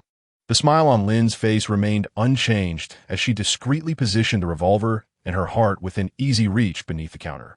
"Please come in." The Bloodsaw apothecary welcomes any amiable neighbor. For a creature whose rank was utterly indiscernible, the sole lamp outside served little purpose. If she truly approached with malevolence, no measure could prevent her. The woman, with a radiant smile and a lithe figure, gracefully crossed the threshold. Almost simultaneously, a system notification echoed in Lin's ear. "Ding! You have triggered the quest. Survive. Quest objective. Maintain your value above 0 before the hostility of the bloodclot specter reaches 100. While ensuring that their hostility towards you does not reach 100, endure for 30 minutes. Quest reward, 500 skeleton coins, 200 base experience, special reward 1. In an instant, Lin's heart tightened. Indeed, this specter bore ill intent. The fact that the task was to simply survive was alarming, and the peril was likely equal to that of the previous night. He was acutely aware that had he done nothing the night before, the headhunter would have devoured all the residents of Soul Lane, marking a significant crisis. And what of this woman? She did not appear to be a primordial monster. Yet if she wished to end his life, it would be effortlessly within her grasp. "Boss, you seem unlike the indigenous folk of this place," the woman remarked as she elegantly settled onto a stool before the counter, resting her chin on her hand. Her smile enchanting and her gaze captivating as it lingered on Lin. "Aren't you afraid of being consumed by some unfriendly customers?" One of her fingers delicately traced across Lin's chest, utterly beguiling. Lin valued 10.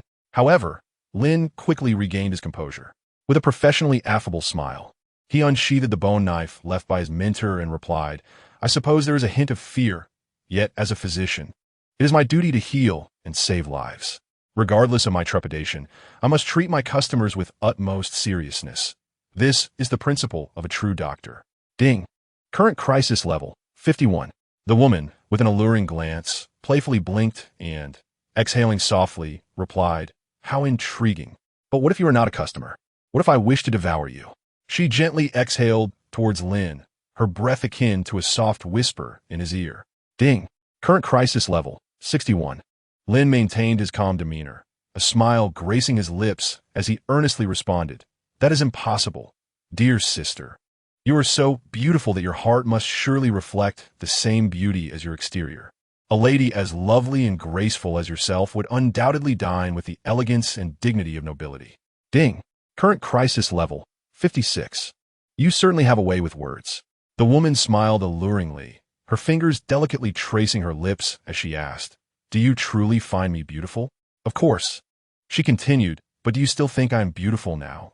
In that fleeting moment, under Lin's gaze, the woman's face slowly split open down the middle. Her countenance retained its smile, yet from the gaping flesh, a row of sharp, backward-facing teeth began to emerge. Thick, foul-smelling tentacles oozed from the fissure in her visage. Simultaneously, a heavy stench and the scent of blood emanated from her being. "Do you still deem me beautiful?" The eerie laughter, thick and sticky, echoed from the gash in her face. With the crisis level rising sharply, the woman with the cracked visage inched closer to Lin's face, her sticky, raspy voice growing ever nearer. "Am I truly beautiful?" The terrifying countenance was now less than 5 centimeters from Lin's own, the viscous tentacles and sharp spikes nearly enveloping him. Just at that critical moment, Lin kissed her. Chapter 25. It's best not to hold any expectations. The surroundings fell into silence. The ghost stood rigidly. The crisis level, which had soared to 99, plummeted to 50 in an instant. "Oh!" The ghost appeared dazed. Lin, feeling slightly embarrassed, cleared his throat and said, "I apologize, dear sister, but your sudden proximity was simply irresistible, and I could not help myself. Please forgive my rudeness. You align perfectly with my aesthetic." The ghost, still in shock, murmured, "Aligns with your aesthetic?" Thick drops of viscous liquid dripped from the fissure in her face. The grotesque tentacles and spikes resembled a scene from a horror film. Lin, clutching his racing heart and blushing, admitted, "Indeed, I have admired girls with splendid teeth and tentacles since childhood." He reached out, grasping 2 of the hanging, sticky tentacles, caressing them with the slime. "Especially the sticky type, like you, is akin to a cherished memory for me." The ghost, still in a stupor, thought, "Wait, this human is peculiar. Why did he remain so composed when I revealed my perfect visage, yet become more exhilarated when I displayed my horrific appearance?" Lin continued to caress the slimy tentacles as if time had frozen. But suddenly he halted, frowning. The ghost immediately reacted, narrowing her eyes with a cold smirk, and asked, "What is the matter? Do you not harbor a fondness for the charming, yet sticky sister?" Crisis level 70. Lin Yun stated solemnly, "I have discerned certain issues. Dear sister, might it be that you do not pay much heed to your oral hygiene?"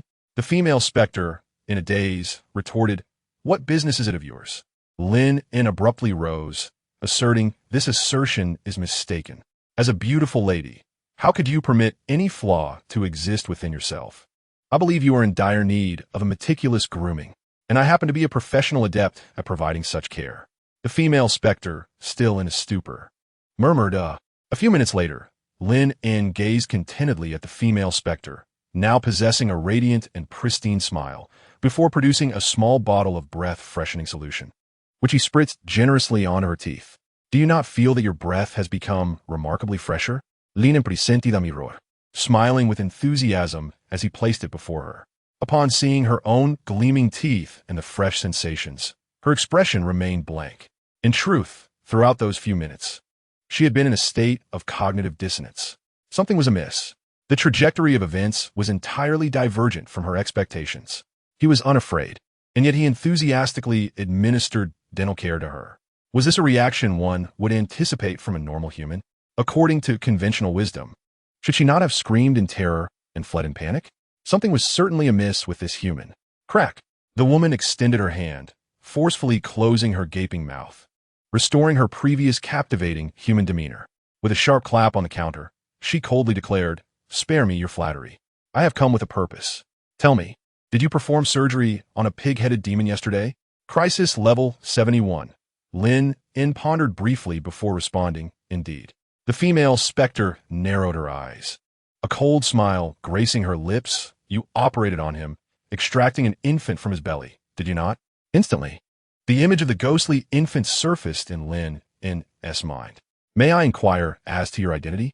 The female specter, with murderous intent, replied, I am her mother. Lin Yun was taken aback.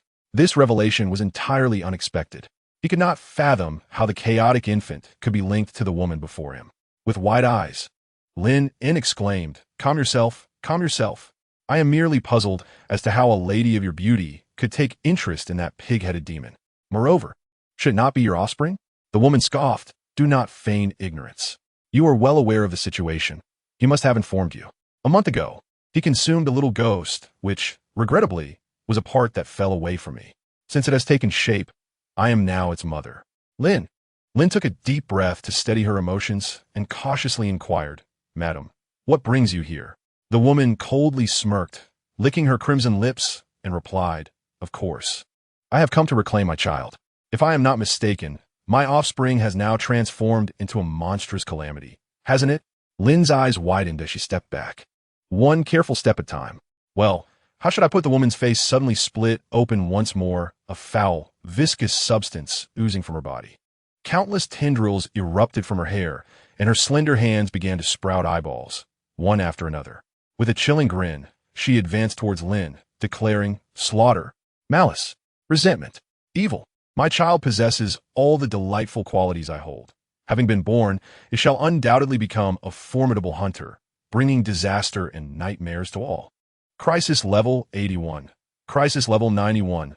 Lin trembled, retreating until her back pressed against the medicine cabinet, with no escape left. Madam, please wait. How can you be so certain that the infant is indeed your child? If you wish to take it away, I believe we should summon that pig-headed demon for a confrontation. Lin urgently sought to buy time. The woman chuckled darkly. A confrontation? Very well. I shall summon him for you. With a sudden roar, she opened her cavernous mouth, accompanied by a series of retching sounds. A slimy pig's head plopped onto the counter. Thud! The head, nearly decomposed, stared blankly at Lin, and she instantly recognized it as the pig-headed demon from the previous day's surgery. Lin, value 20, value 20, devoured. The pig-headed demon had been consumed by this female specter. Now hand over my child immediately. The woman advanced with a sinister smile, her myriad of tendrils swirling around Lin. Perhaps I might consider sparing your life. Lin, pressed against the wall, replied solemnly, I will certainly hand it over. However, your child may not quite resemble your expectations. But just then, from behind the curtain, a faint sound of tiny footsteps emerged. Lin's heart raced. The female specter immediately lifted her head, sensing the presence, and a cold grin spread across her face as she said, It seems my child has heard the sound and is coming.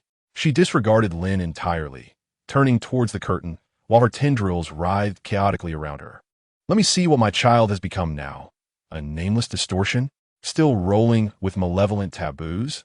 I find myself rather anticipating this. Lin swallowed hard, his eyes wide as he said, I believe, madam, it would be wise for you to temper your expectations. For in that very moment, the curtain in the backyard was slowly lifted.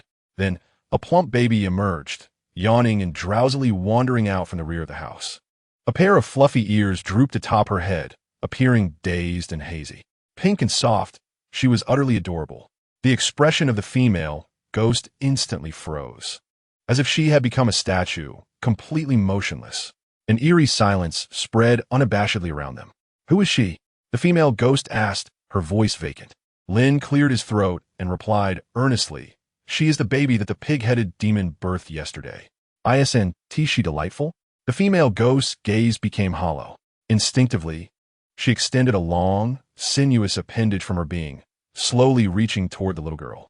Yet, as she drew near, she abruptly severed the tip of the appendage. As the severed piece fell to the ground, it quickly coiled around the little girl's leg like a serpent, seamlessly penetrating her without any resistance. A perfect fusion occurred, devoid of any signs of rejection.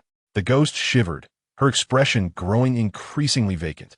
For this signified that the bestial darling before her was a fragment that had detached from her body a month prior.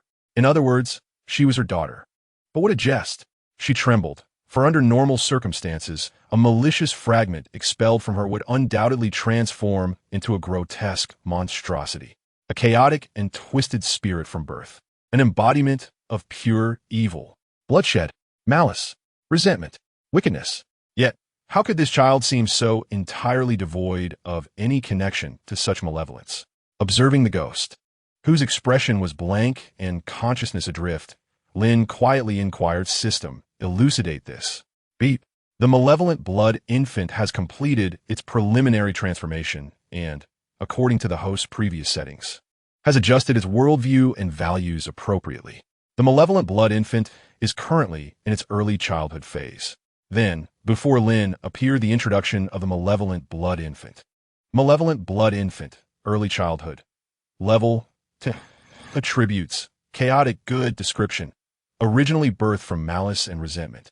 The malevolent spirit embryo has had its developmental trajectory altered due to external intervention, resulting in a being that does not seem so malevolently broken. Current taming level, 351. Current fear level, 591. Lin, stand at attention. With a sudden jolt, the little girl, who had been wandering in a daze, instantly snapped into attention as if compelled by an involuntary reflex. With a soft patter, her tiny feet came together, her posture straightened, and her gaze fixed forward. The small figure stood perfectly at attention. Turn left. The infant complied immediately, standing upright and facing Lin, a look of determination on her face, while her little tail swished energetically behind her. Clearly, the shadows of her past and the degree of her training were deeply ingrained within her being. Lin observed, "What a well-behaved child. It appears the training has reached its zenith." A sense of foreboding crept in. The female specter stared blankly at the scene, her entire worldview crumbling before her eyes. Lin approached and lifted the little girl, presenting her to the ghostly figure. "Madam, she truly is a remarkably healthy daughter. If you're certain she is your child, you are welcome to adopt her from me at any time." Gently poking the girl's soft cheek, Lin urged, "Little one, call her Mummy." "Mummy." The girl blinked, seemingly sensing the peculiar bond between herself and the specter before her. She leaned in, playfully sticking out her tongue to lick the ghost's face, leaving a small, damp mark. The ghost gasped in disbelief. "Impossible. She cannot be my daughter," she murmured hollowly, her entire belief system shaken to its core. As an amalgamation of malevolent spirits, she was a grotesque entity born from countless malice and hatred. Surely, any fragment of her that might resemble a daughter would be even more twisted and monstrous. Shaking, she regained her composure and gazed into the girl's eyes. A shattering sensation resonated within her heart. Purity. Astonishingly, she recognized purity within those eyes. Such an unsettling quality could not belong to a being of darkness. Perhaps it was merely a fade, she whispered to herself, just as I can often transform into a beautiful woman to lure my prey. Yes, it must be so. Beneath this innocent exterior lies a wicked and distorted soul. As she sought justification, the little girl, on tiptoe, left another damp trace on her face, her eyes brimming with sweetness. The bond between them was evidently growing closer. The girl lifted her head and affectionately rubbed her forehead against the specter. The ghost felt an emptiness within her as the fragile understanding she had barely begun to construct shattered into oblivion. The female specter, in a state of bewilderment, remarked, "Under normal circumstances, the malevolent fragments that emanate from me would undoubtedly manifest as a grotesque entity. How could this be?" Abruptly, she turned her head, her venomous and furious gaze fixating on Lin. Countless tendrils pointed accusingly at him. "Did you orchestrate this?" Alert. Crisis level, 91. As it appeared she was about to strike, Lin widened his eyes and decisively raised the adorable, ghostly infant in his arms. In that instant, the specter's fury was momentarily overshadowed by the sight of the swaying, cherubic child. With a flick of its tongue, the ghostly infant playfully licked one of the tendril tips. Alert. Crisis level, 71. Alert. Crisis level, 61. Alert. Crisis level, 51. The specter shrieked, clutching her head in despair, nearly unraveling. "Impossible. She cannot be my daughter. Absolutely not." This profound sense of collapse was beyond the comprehension of an ordinary soul. It was akin to a being who perceives itself as hideously ugly and tainted, yet has a child endowed with purity and kindness. Such a notion is utterly unacceptable for a loathsome spirit. Alert! Host has triggered a quest. Malevolent mother. Quest description. Convince the target to accept that the blood infant is indeed her daughter, while simultaneously dispelling her hostility towards the host. Quest rewards. 300 skull coins. 100 basic experience. 50 favorability from the blood-clad malevolent spirit. Lin thought, this system truly finds every opportunity to burden me with peculiar quests. Nevertheless, the prospect of alleviating the specter's animosity through the child seemed feasible. Clearing his throat and adjusting his monocle, he spoke earnestly, "Madam, please remain calm. Since you have come to seek your child, it is evident that you hold great affection for her. Therefore," Lin cradled the cherubic infant, "you should feel joy upon seeing your lovely and healthy daughter, should you not?" He hesitated, and the female specter scoffed with barely contained rage, responding, "Huh, let me ask you this. If you were to see your child transformed into a ghostly apparition, would you feel joy?" Lin paused, contemplating her question. "Shunti, I feel joy. Chapter 27 no. I do not even believe it myself." The specter stood there in a daze, realizing that this analogy was utterly indefensible, for he was no ordinary individual. He was a person who could find excitement even in the presence of a terrifying malevolent spirit. Adjusting his monocle once more, Lin shook his head and said, "Madam, at this juncture, we must have a serious discussion. After all, she is a piece of you, regardless of her appearance. Even if she is a most peculiar sight, she is still your child." Moreover, Lin cradled the adorable child in his arms and earnestly remarked, "She is simply delightful." The female specter glared at him with fury, her claws clenching ominously as she retorted, "Do not speak nonsense. If the birth had been normal, my child could never have become like this. You must have tampered with her." With a sweeping gesture, Lin stated gravely, "Let us set this issue aside for the moment. Allow me to inquire. Do you truly wish for your child to transform into a monstrous abomination, a grotesque creature adorned with writhing tentacles?" The female specter was momentarily taken aback. Observing the shift in her expression, Lin seized upon this opportunity without granting her a chance to respond. He continued profoundly, "Tell me, would you prefer to have a malevolent being that attacks you at first sight, or a sweet child who affectionately calls you mom upon seeing you?" With a flick, Lin playfully tapped the petite beast ears of the child in his arms. The little one immediately exclaimed, "Mama!" The specter trembled, her malevolent gaze softening slightly amidst a flicker of confusion. Lin maintained his composure as he gazed at her, stating, "Furthermore, if I'm not mistaken, deep down, you yearn for a child with such an innocent appearance and pure heart, do you not?" Upon hearing this, the female specter erupted in anger. "Cease your prattle. I am now." Suddenly, a notification echoed, indicating a rising sense of crisis. Lin gently flicked the child's small ear, prompting the adorable creature to wag its tail. The specter shivered, her burgeoning bloodlust instantly quelled by the sweet sound. Lin asserted sincerely, "In truth, I believe you secretly agree with my words." "You speak nonsense," the female specter retorted, her tendrils thrashing wildly as she glared at Lin. "Enough with the foolishness." With an authoritative wave of his hand, his monocle glinted with wisdom. "You cannot deceive me, dear lady. Have you not realized? In your human form, every gesture exudes confidence, particularly your gaze, which brims with the allure of a mature woman. Such charm cannot be feigned. Deep within, you too desire a flawless physique and visage, do you not?" The specter involuntarily quivered, as if struck by the revelation of some buried, unspoken truth. Her countenance instantly transformed into one of indignation and fury. "Do not rush to anger," Lin interjected, extending his hand and adopting a serious expression. "This is a natural inclination, nothing to be ashamed of. Are you not aware of this? This is a world shrouded in darkness, where humanity is already a rare breed. If your exquisite beauty is merely meant to ensnare others, do you not perceive that, apart from captivating me, your appearance holds no significance?"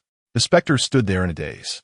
Clearly, every word uttered by Lin struck her heart like a sharp blade, piercing the softest recesses of her being. For Lin's words rang undeniably true. "Of course, both of your personas could enchant me, but let us set that aside for now." Adjusting his monocle, Lin declared with solemnity, "Madam, While it is true that you may embody a wicked spirit, I believe that a spirit which seeks beauty cannot be inherently malevolent, and you are certainly not the grotesque and evil monster you claim to be." The specter remained motionless, her thrumming tendrils slowly beginning to calm. Such words had never before been spoken to her, nor had anyone ever thought her to be anything other than a twisted evil. "In my eyes, you are undeniably beautiful, not solely in appearance, but also in the maternal radiance that emanates from within, a soul shining with a charm that surpasses even my own humanity." Lin continued earnestly, "Do you not yet comprehend? The fragments of evil you cast aside have given rise to such a sweet and adorable child. Does this not attest to the truth, goodness, and beauty residing in your heart?" His voice crescendoed with an intensity that resonated deeply. The specter stood there, momentarily speechless. As if for the first time, she felt a flicker of beauty within herself. Observing the wavering psyche of the specter before him, Lin pressed on with fervor, "Consider your child. Why do other wicked spirits bear twisted and distorted forms? Yet she possesses such an endearing visage and pure gaze. Do you truly believe that a mere human like myself could transform a so-called broken wicked spirit into such a delightful and beautiful being?" "No," Lin exclaimed, gesturing emphatically. "I do not even believe it myself." The specter parted her lips, standing there in a stupor, unable to interject a single word. For every statement he made was irrefutably logical. Lin abruptly turned, adjusting his monocle once more, his deep voice resonating with gravitas. "So, cherish this, beautiful lady. This child is the most precious gift bestowed upon you by the heavens. Such an adorable little one. One must ask, who in this world could truly harbor dislike?" Lin gently tapped the tiny beast ears of the cherubic child. The surroundings fell into a profound silence. The female specter stood there, momentarily dazed, instinctively extending her tendrils, clapping awkwardly twice. She herself was unsure why she felt compelled to clap. It was as though the atmosphere demanded it, and she could not resist the urge. Lin cleared his throat and spoke earnestly. "What do you think?" The female specter trembled, her gaze flickering with a hint of panic, as if attempting to evade something. "Well, that seems to make some sense. Ding. Congratulations on completing the task. Survive. You have earned rewards. 500 skeleton coins, 200 basic experience, special reward, infectious aura 1. Ding. Congratulations on completing the task, malevolent mother. You have earned rewards, 300 skeleton coins, 100 basic experience, 50 affection from the blood-clad malevolent spirit. Ding. You have achieved the title, Impromptu Orator. Impromptu Orator. Achievement: you successfully persuaded a high-level female entity who harbored malice towards you during an unplanned speech. You have gained a permanent bonus, Persuasion Success Rate 1, Permanent Female Affection 1. Chapter 28. Embrace your child. Lin secretly exhaled in relief, a slight twitch at the corner of his mouth. However, he recognized that, although the task was completed, it was not yet time to voice his grievances to the system. "There is merit in what I say, for every word holds truth." Lin sat there, serious and upright, as the ghastly visage of the female specter slowly closed. Her viscous tendrils retracted back into her being, restoring her to the alluring countenance of a mature woman. She stared wide-eyed, hands clasped before her chest, gazing at the adorable child in Lin's arms. For a moment, she felt an unsettling nervousness. She stammered, averting the innocent gaze of the child, feeling as awkward as a newlywed girl. "Come, embrace your child," Lin insisted with a serious demeanor. The female specter, shyly turning her head, hesitated as her hands reached out uncertainly. Observing this, Lin wasted no time and directly placed the cherubic child into the arms of the female specter. The child wrapped her tiny arms around the specter's neck, playfully licking her cheek, leaving a trail of moisture in her wake. The female specter stood there, bewildered and stiff, allowing her daughter to affectionately lick her. Clearly, she had never before experienced such tenderness, as her previous offspring, born from her fragmented essence, had been vicious, attacking any living being in sight. Even towards her, none of the malevolent spirits had ever regarded her as a mother. "What now?" Lin spoke earnestly and gravely. "Do you not feel an overwhelming sense of joy and sweetness emanating from within?" The female ghost, bewildered and stiff, clutched the child and replied, "I'm not quite accustomed to this." Lin nodded approvingly, raising his thumb, and stated seriously, "It is entirely normal. When one becomes a mother for the first time, there is often a hint of bewilderment, akin to the embarrassment felt during one's first intimate encounter. After a considerable pause, the female ghost shook her head vigorously, her expression returning to its icy demeanor as she held the child and declared, "Humph, you charming little imp. Do not think that mere words can alter the reality of my child's transformation in your presence. I reside right next door, and should I ever take an interest in you, I shall stealthily slip in one night to consume you." The adorable ghost child playfully licked the ghost's cheek, causing her to momentarily lapse back into confusion. "Let's wait and see." Lin maintained his smile, drenched in perspiration as he watched the enchanting woman exit the shop with the ghostly infant. Once they departed, Lin finally exhaled a sigh of relief, collapsing into his chair. He murmured to himself, "I must enhance my combat abilities swiftly. Otherwise, should I encounter such a situation again, fortune may not favor me as it has today." Moreover, the female ghost had made it clear she would return to seek him out. Although today she had seemingly dispelled her malicious intent, there was no guarantee that she would not, on a whim, stealthily enter at night to enact her own form of justice. He could only await the evening. His mentor should be returning soon. Lin steadied his emotions and then opened the system space, retrieving the special reward he had just obtained. Infectious aura, quality, rare passive skill description, significantly increases persuasion effectiveness during persuasive activities and reduces the target's hostility. Attribute bonus, soothing proficiency 1 permanently. To his astonishment, it was a skill. Lin carefully perused the description, gaining an understanding of its function. Essentially, when he engaged in psychological counseling or similar tasks, he could enhance his success rate with the target. All things considered, it was quite a commendable auxiliary skill. He chose to learn it. Instantly, the skill book transformed into a flowing essence, entering his body. His system panel immediately displayed an additional passive skill. As time languidly passed, Lin resumed his monotonous daily duties. Knock, knock, knock, sounds echoed from the door. Startled from his drowsiness, Lin perked up, instantly donning a professional smile as he lifted his head and announced, "Welcome." A chilling aura gradually seeped through the doorway, and before Lin materialized a tall and imposing figure, clad in a formidable suit of jet black armor, with a visage as pallid as bone and long, similarly colored hair cascading down his back. He bore eyes that shimmered with a sinister crimson glow. Behind him trotted a malevolent steed, its hide shrouded in ominous dark fur. Black Knight level. Attributes: chaotic neutral, combat capability, exceptional attack and defense. Description: a death knight traversing the shadowy realms, imbued with a fierce combat spirit and an insatiable thirst for power, dedicated to challenging all formidable adversaries within the dark world. Lin was taken aback. Clearly, another formidable entity had arrived. Judging by his attire and the description, he undoubtedly belonged to the elite cadre. Indeed, the demon hunter had spoken the truth. The vicinity of Soul Lane was besieged by numerous extraordinary beings. "I require potent battle potions of sufficient strength." The Black Knight's voice was raspy as he produced a blood-stained pouch from his cloak, the clinking of coins echoing within. "Your reward is assured." Task triggered. Prepare potent battle potions to the Black Knight's satisfaction. Task rewards: basic experience 200, skeleton coins 100, Black Knight's favor 1. At last, a reasonably normal customer had graced my establishment.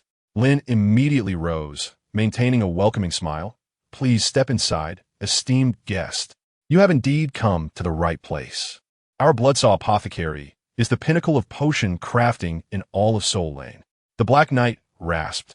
"ISNT, yours the only apothecary within several hundred miles?" As he crossed the threshold, the soul lanterns flickered wildly, and the armor clanked with metallic resonance, exuding an intimidating aura. Undoubtedly, this was an immensely powerful warrior. "Dear customer, what type of auxiliary potion do you seek?" Lin inquired with a smile, promptly retrieving a variety of potions from the counter and displaying them upon the table. "Our shop offers an extensive selection, ensuring your utmost satisfaction." He pushed a vial toward the Black Knight.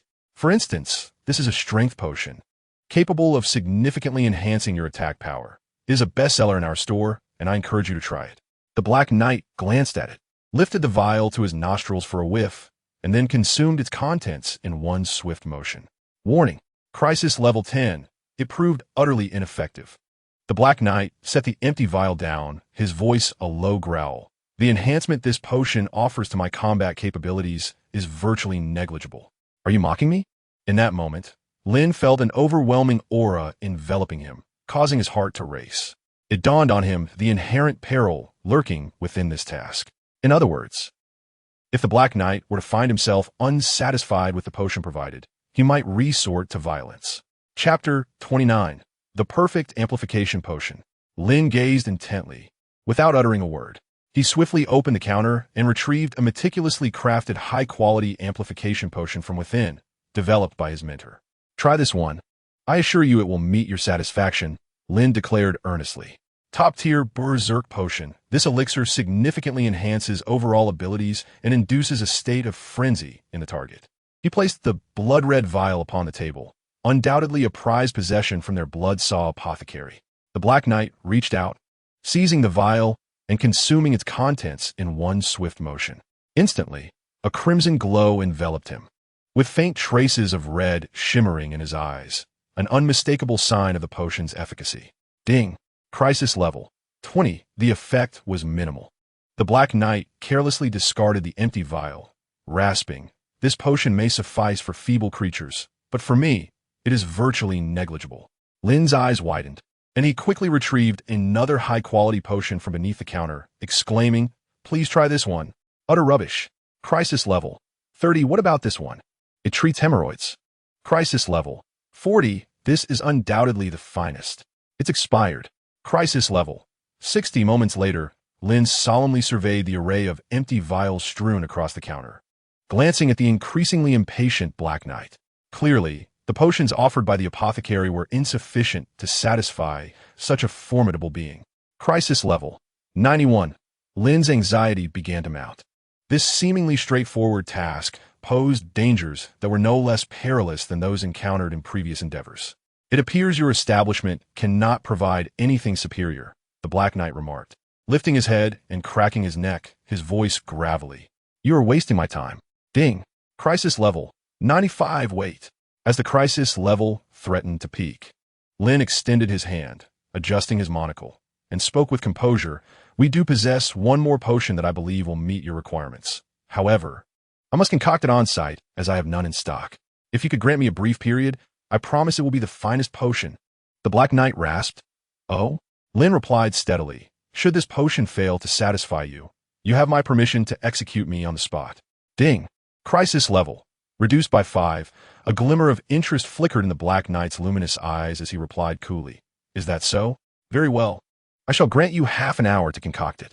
As you stated, if it does not meet my expectations, I shall end your life." "Agreed," Lin affirmed earnestly. Lin swiftly dashed into the backyard, without uttering a word.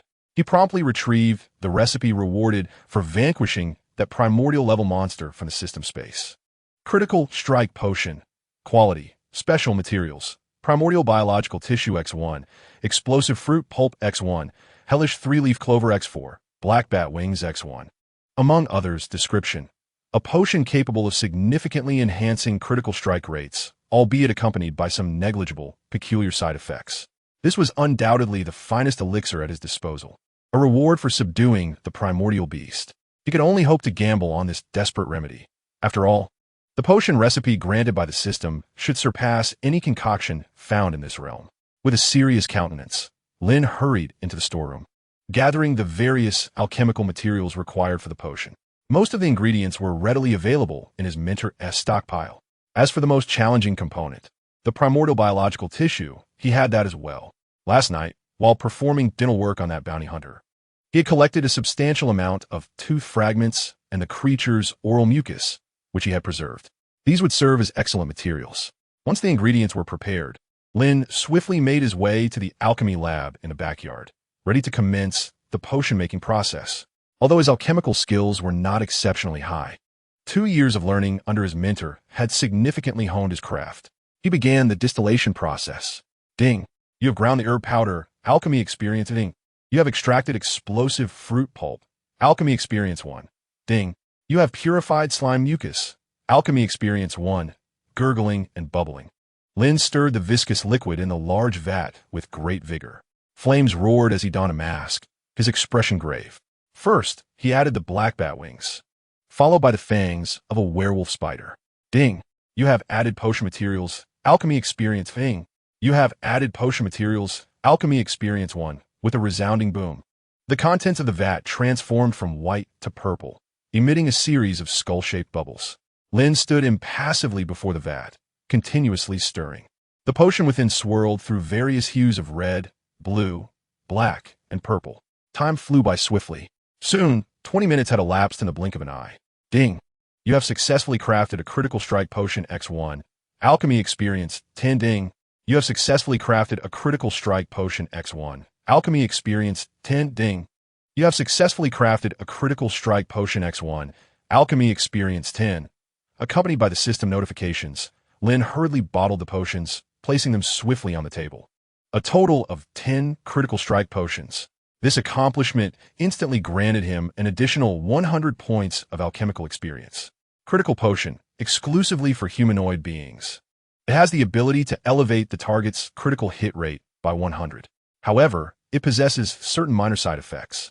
Whether one can surpass this threshold depends on the efficacy of the potion. Lin's expression was grave. In the hall, he earnestly placed the dark red critical potion before the Black Knight. Adjusting his monocle, he stated solemnly, "This critical potion is our latest high-quality offering. You are the first customer to try it. The results are in your hands." The Black Knight cast a fleeting glance at the unassuming vial. Toying with it in his hand, he replied nonchalantly, "Are you certain this is the finest potion you have? Think carefully. If it fails to meet my standards, I shall adhere to our earlier agreement and take your head." Lin remained composed. "I assure your satisfaction." Yet, inwardly, he felt a pang of anxiety. After all, he was uncertain about the potion's true potency. At this juncture, he could only place his faith in the system's quality. With a pop, the Black Knight uncorked the vial. Instantly, a faintly acrid aroma wafted forth, and upon inhaling it, the Black Knight was momentarily taken aback. The stench was unmistakably foul. However, surprisingly, merely catching a whiff of the potion stirred a significant reaction within his body.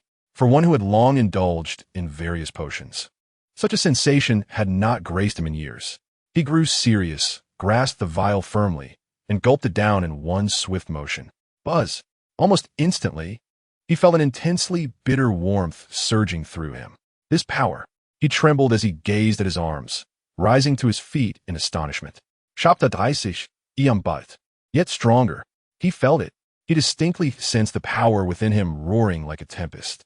This potion was akin to a wild enchantress, dancing provocatively within his veins, invigorating every fiber of his being. Roar! He let out a triumphant howl to the heavens. His armor shattered with a thunderous crack, hair flying wildly, revealing a pale, musculaire physique. He struck the air with a punch. Boom! The atmosphere exploded with a sonic boom. Astonished by his newfound strength, it felt as though each attack could inflict devastating critical hits upon his foes, an overwhelming force indeed. Such a potent potion. He inhaled sharply, exclaiming, "After traversing through hell for so many years, I have never encountered a potion that could amplify my combat prowess to such an extent. It is truly extraordinary." Ding! Crisis level reduced to 0. He suddenly turned, his gaze burning with intensity as he looked at Lin. "What manner of potion is this? Its effects are astonishingly explosive." Lin smiled subtly, raising his thumb, and proclaimed, "Our store specialty, the critical strike elixir." The Black Knight murmured the name of the elixir, his gaze gradually transforming into one of fervent enthusiasm. Astonishingly, in this desolate place, such a potent elixir existed. With its aid, I should be more than capable of crushing that demon hunter, he vowed. This was undoubtedly the most explosive effect he had ever experienced from any elixir. The tangible enhancement to his combat prowess was an unparalleled pursuit for a warrior of his ilk. Lin's expression grew serious as he hesitated. "Dear customer, while the effects of this elixir are indeed explosive, I must remind you, with a sense of responsibility, that it may produce some minor side effects. However, the exact nature of these side effects remain to be investigated." Lin ultimately decided to caution the Black Knight. Side effects? The Black Knight snapped back to attention, a cold smile creeping across his lips. "Indeed, an elixir capable of nearly doubling my combat strength must surely come with some adverse reactions. But it matters not. Can any side effect be more terrifying than death? His lips curled slightly. At that moment, a gust of wind swept in from outside, causing his luxurious long hair to dance wildly. It then glided smoothly away from his head. Lin's gaze turned vacant as he remarked, "Customer, it seems the side effects have already manifested." The Black Knight raised an eyebrow, intrigued. Lin urged, "Perhaps you should feel your head?" The Black Knight, instinctively lifting his hand, brushed against the lustrous, bone-white strands of hair atop his head. A smooth sensation coursed through his fingers. The Black Knight's pupils dilated instantly, a wave of intense unease surging within him. Could it be? His gaze involuntarily shifted towards a nearby mirror. Buzz! His eyes widened in horror as he beheld a gleaming bald head staring back at him in the reflection. The smoothness, the utter completeness, the glaring brightness, it was all too surreal. A dazzling halo shimmered atop that bald head. An eerie silence spread unabated around them. "Where's my hair?" the Black Knight uttered. Dazed, Lin, eyes wide, retorted on the floor, "Is this what you call side effects?" The Black Knight murmured in disbelief. Lin pressed, "It appears so." A brief silence ensued. "I will kill you," the Black Knight roared, seizing Lin by the collar, his rage ignited. Ding, ding, ding. The glistening bald head sparkled with every movement he made.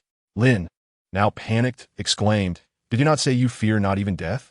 Why then, fear these trivial side effects?" The Black Knight, his eyes blazing with fury, exclaimed, "But you never mentioned I would go bald."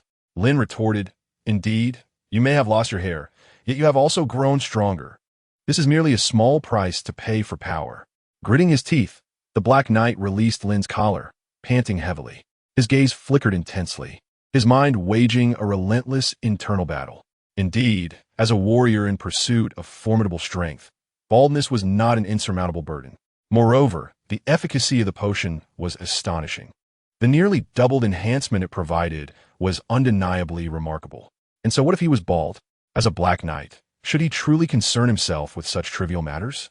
After all, what was a receding hairline when weighed against true power? However, in a fit of rage, he pointed at his own gleaming, bald head reflected in the mirror. Bellowing, "I can tolerate baldness, but why does it still shine? Like a light bulb. Have you ever seen anyone's head gleaming incessantly like this?" His smooth, shiny forehead seemed to possess some peculiar effect, flashing intermittently with a bright gleam. Truly a perplexing situation. Wiping the cold sweat from his brow, Lin calmly replied, "Please remain composed, dear customer. This may simply be one of the side effects. Besides, isn't it just a bit of shine? A touch of flair only highlights your uniqueness." The Black Knight continued to grind his teeth, clenching his fists, his eyes flashing fiercely, corresponding with the intermittent gleams on his polished forehead. "How much for a bottle?" he growled. Lin immediately raised a finger, responding earnestly, 1,000 skeleton coins, an absolute bargain. "How many of these potions do you have left, including the one you consumed?" 10 in total. "I will take them all." The Black Knight slammed his hand on the counter, his expression darkening. Lin was taken aback. "Aren't you quite averse to the side effects of this potion?"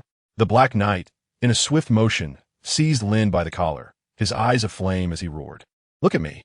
Am I to fear becoming any balder? Pack it up. Delay me further, and I shall end you." A few minutes later, a notification chimed. "Congratulations. You have completed the task. You have received a reward of 200 skeleton coins, 200 base experience points, and a 1 return rate from the Black Knight." Lin stood at the entrance of the potion shop, waving goodbye to the Black Knight who galloped away, calling out, "Thank you for your patronage. If you require similar potions in the future, I can offer you a 10 discount." The sound of hooves faded into the mist, yet faintly discernible every second or two. A flicker of light would pierce through the depths of the black mist, strikingly bright. After several minutes, within the dark and desolate wasteland of hell, a demon hunter adorned with a high hat slowly emerged from the shadows, the muzzle of his gun slightly tilting against the brim of his hat. The fierce wind whipped around his long cloak. "I have awaited your arrival for quite some time, Black Knight," the hunter remarked, a subtle smile gracing his lips. "I was beginning to think you might have fled in fear, unwilling to face me." Chapter 31. My critical strike is fully charged. The Black Knight, having traversed countless miles, leapt down from his steed. With a swift motion, he drew a menacing great sword from his back, his cold, indifferent eyes glinting with a chilling light beneath his helmet. In a hoarse, somber voice, he raised his sword and pointed it at the demon hunter, declaring, "Enough of your prattle. Today, it shall be either your demise or mine." The demon hunter erupted in laughter, his face contorted in derision. "Ha ha, you? Decades ago you were no match for me, and that remains true. You have traversed such a great distance only to meet your end in my hands? If that is your wish, I shall gladly oblige." In an instant, he unsheathed his hunting blade from its sheath, flames igniting fiercely along its length as the wind howled around him, a cruel and icy smile etched on his face. The outcome remains uncertain. The Black Knight's gaze flickered. With a subtle movement of his fingers, he uncorked a vial of potion, downing its contents in one swift gulp before shattering the bottle upon the ground. "Come forth." He squinted, assuming a fighting stance. "A potion?" The demon hunter smirked. "It is futile, Black Knight. No amount of enhancement can bridge the gap between us. You shall never be my equal. Nevertheless, I am more than willing to grant you this opportunity." Suddenly, the demon hunter paused, instinctively lifting his gaze to the Black Knight's helmet. Was it merely an illusion? He thought he had seen something briefly glimmer within. Perhaps it emitted some peculiar sound effect. Ding! Had it flashed again? The hunter's expression grew uncertain as he squinted, remarking, "It seems you have prepared some formidable hidden weapons to confront me." The Black Knight rasped, "Do you think I am akin to you? Knights of hell disdain such underhanded tactics." Ding ding! The Black Knight, the demon hunter? Both men heard the two clear chimes. The Black Knight clenched his fists tightly, eyes shut, the corners of his eyes twitching uncontrollably. "What is happening?" The demon hunter probed further. "Your helmet just emitted two more flashes." The Black Knight gritted his teeth, eyes still closed. "You need only to know that it is not a hidden weapon." Ding ding ding. The Black Knight, the demon hunter? A gentle breeze stirred. A magical balm? The demon hunter's uncertainty deepened. "No." The Black Knight, eyes closed, clenched his fists with a crackling sound, veins bulging at his temples. "A sacred scroll?" The demon hunter increasingly found this character suspicious. "No." The Black Knight ground his teeth in fury. "What is that?" The demon hunter's curiosity was thoroughly piqued. A fierce wind whipped around the Black Knight as he kept his eyes shut, the corners of his eyes twitching madly. With a decisive click, he finally removed his helmet, revealing a shining, glistening bald head beneath. Ding! The smooth dome radiated a blinding light. Demon hunter, goodness! What a dazzling head! The Black Knight, in a fit of rage, glared at his own hands, his muscles bulging ominously as he gritted his teeth, declaring, "This is but a small price to pay for your defeat." Ding! Though I am bald, I have also grown stronger. Ding ding! To use that human's words, my critical hit rate has reached its zenith. Ding ding ding! He suddenly raised the massive sword in his hand, pointing it fiercely at the demon hunter, enveloped in a dark power that surged like flames around him. In an instant, he charged towards the demon hunter like a primordial beast in a furious rampage. "And on this day next year shall be your day of burial," he bellowed, leaping 100 meters, bringing his sword down with the force of a mountain upon the demon hunter's position. Demon hunter. 1 hour later, in the alley of wandering souls. Knock, knock, knock. The sound of knocking resonated once more from outside the door. "Welcome." Lin immediately displayed a professional smile, lifting his gaze towards the customer at the door. However, upon seeing the figure at the entrance, Lin was taken aback, for it was a familiar face.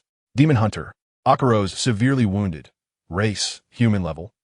Combat ability, severely wounded and dying the sight of the demon hunter clutching his blood-soaked chest, covered in numerous lacerations.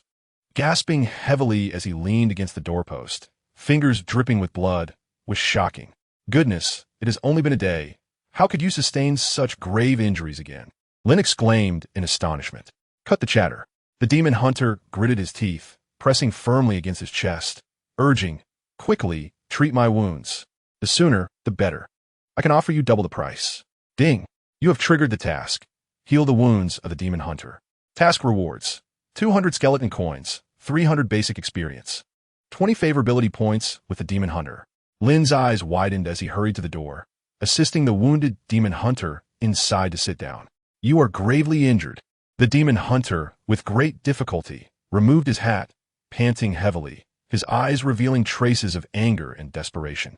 "I encountered a former subordinate, one who had never posed a challenge before. Today I do not know what devilish drug he has taken, but he has suddenly become extraordinarily fierce. The strikes against the adversary were ruthlessly critical. He uttered a curse, his chest heaving violently, and in a fit of rage, he slammed his fist onto the counter. Lin, had he not been swift in his retreat, he might have perished at the hands of that individual today. He struggled to massage his bloodshot, dry eyes particularly fixating on that glaring bald head. Each time he concentrated to launch an attack, that polished dome would flash blindingly at him, severely disrupting his focus and dazzling him mercilessly. That man must have enchanted his forehead with some holy attribute. That wretched bald head. The reason he was so fierce must be due to some accursed potion. If I discover who provided him with that vile concoction, I shall surely smash them to bits. He pounded on the counter in frustration, but the movement aggravated his wounds, causing him to gasp in pain. Lin, surely, he cannot be speaking of me? The Dark Knight purchased potions for me merely to confront this demon hunter? Why do I suddenly feel so perilously exposed? Lin glared and said, "Wait here for a moment. I shall fetch you a more potent healing potion from the backyard. You must hurry." The demon hunter was seething with indignation, visibly agitated. Lin exhaled deeply and swiftly lifted the curtain, heading towards the backyard. Fortunately, it appeared that the demon hunter did not suspect him. For how could a humble apothecary in such a desolate place possibly possess such powerful potions?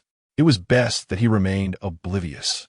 Otherwise, he would find himself in dire straits. In the main hall, the demon hunter sat at the counter, grimacing as he rubbed his bruises. He casually grabbed several bottles of healing potions left by Lin and drank them down greedily, feeling considerably better afterward.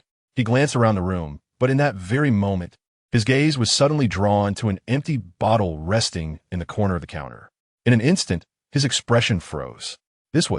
He reached out and picked up the empty bottle, and a memory from an hour prior surged into his mind. The very bottle of the potion that the bald head had consumed during their battle.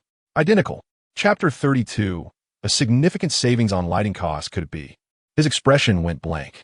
Just then, Lin emerged from the backyard, cheerfully holding several bottles of high-grade healing potions. "Sir, each bottle is 200 skeleton coins. No need for surgery. I assure you, once consumed, you will feel invigorated." Bang! A bullet whizzed past Lin's ear. "Lin?" The demon hunter advanced with lightning speed, seizing Lin by the collar with a venomous glare. "You little rascal. You played the innocent so well. I never would have imagined it was you who provided that bald-headed fool with the potion."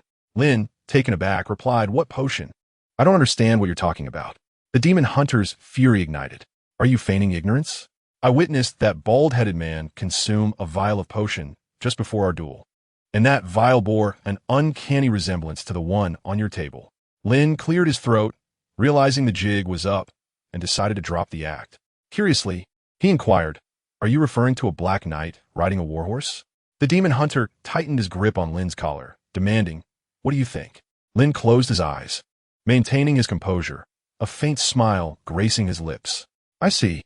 Just a few hours ago, that customer indeed visited my shop and purchased a considerable amount of potions for a handsome price. He contributed significantly to my humble establishment's performance." With a demeanor that was both earnest and polite, he portrayed himself as a mere bystander. The demon hunter ground his teeth, his gaze flickering. "What potion did you provide him?" Seizing the opportunity to pitch, Lin donned a professional smile. "It is our apothecary's latest product. A critical strike potion designed to significantly enhance your combat prowess. High quality and affordable price, and essential for anyone engaged in murder and pillaging. Trust me, you won't find this elsewhere." Adjusting his monocle, he maintained a serious expression. The demon hunter retorted with malice. "You dare assist a dark being in undermining your own kin?" Lin, resolute, extended his hand earnestly. "Please do not jump to conclusions, sir. Firstly, I was unaware of your relationship. Secondly, he sought powerful potions and was generous in his dealings. I had no reason to turn him away. Thirdly," Lin closed his eyes, raising 3 fingers. "Our shop welcomes all friendly patrons. He may purchase potions to do you harm, yet you too can procure them from me to counter him." Gazing earnestly at the demon hunter, his sincerity was palpable. "For the sake of our kinship, I could even offer you a 20% discount."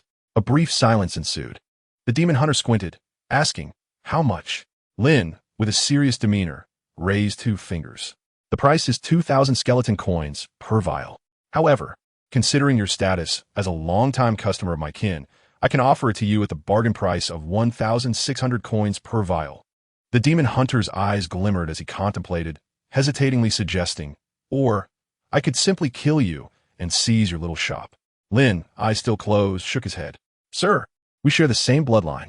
As the saying goes, one relies on family at home and kin when venturing out. Our bond is not merely familial. It is an emotional connection that courses through our veins. Moreover, I even offered you a generous discount," and Lin was utterly dismayed. The monster hunter's skin erupted in goosebumps. He realized that after a mere day of absence, this young man had significantly enhanced his repulsive abilities. Without further ado, the monster hunter gritted his teeth, massaged his temples, and said, "Whatever that bald fellow purchased, ensure I receive the same. I have ample funds." "Excellent." Lin's heart brimmed with joy.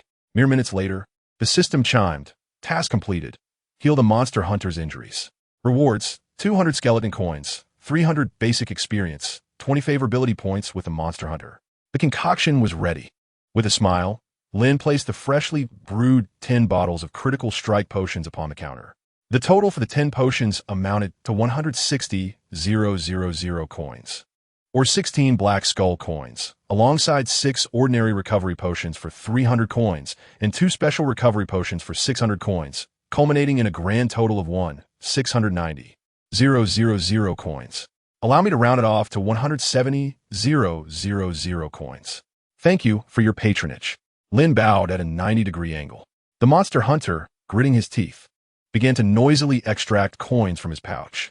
He himself was unsure why, but he felt an incessant sense of unease, as if this individual was scheming to swindle him. After the payment was made, he hesitantly gazed at the potions in his hand and inquired, "If I consume this, will I truly become bald?"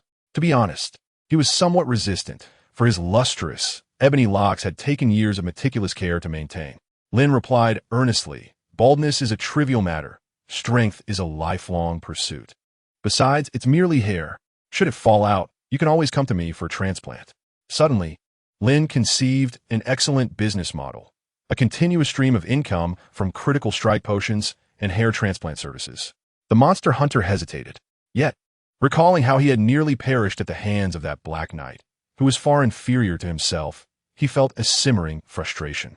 If baldness could indeed lead to greater strength, perhaps it was not entirely unacceptable.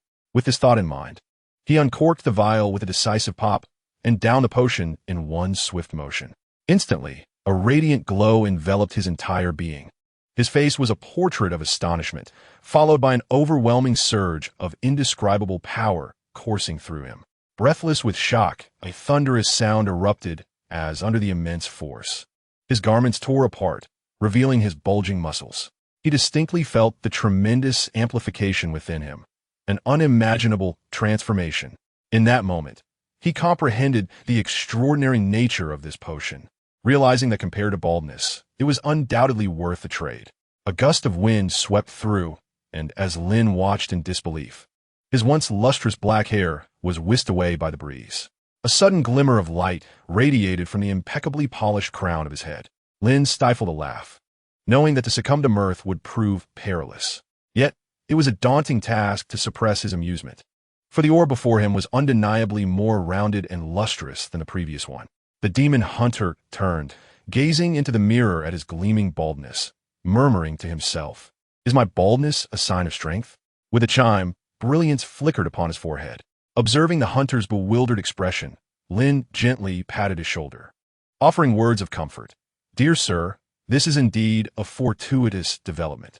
Consider it. When you venture outdoors, you shall possess your own source of illumination, thereby saving a considerable sum on lighting costs."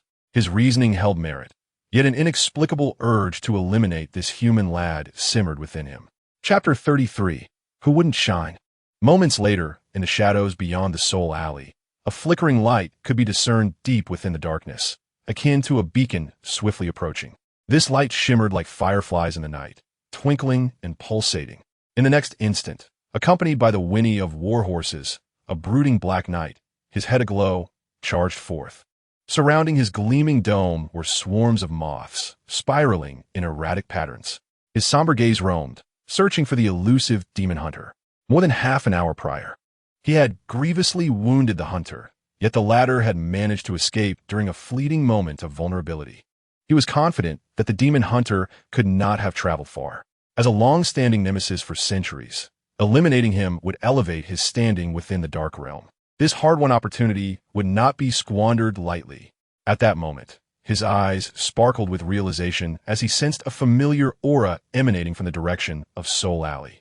"Found you," he sneered, abruptly turning his gaze toward the distant, hazy darkness. A flash illuminated the murk, momentarily stunning him. In that instant of hesitation, an indescribable wave of familiarity washed over him. Deep within the swirling black fog, he discerned a flickering halo gradually approaching, its luminescence pulsing every 2 seconds, brilliant and captivating. For reasons unknown, he felt an uncanny sense of recognition. In that very moment, a bare-chested figure emerged slowly from the shadows, its eyes concealed in darkness. The Black Knight was taken aback, for he immediately recognized the silhouette as that of the demon hunter with whom he had previously battled. Staggering backwards in shock, he beheld the hunter, brandishing a long sword, his expression grim and indifferent, advancing step by step toward him. A radiant halo flickered to life upon the polished surface of the hunter's bald head. Coming to a halt, the hunter opened his eyes wide, gripping the sword's blade firmly, and proclaimed, "Now we may resume our unfinished duel." The brilliance of his forehead gleamed once more. Remarkably, in synchrony, the Black Knight's own smooth crown shone as well. An eerie silence inexplicably enveloped the surroundings.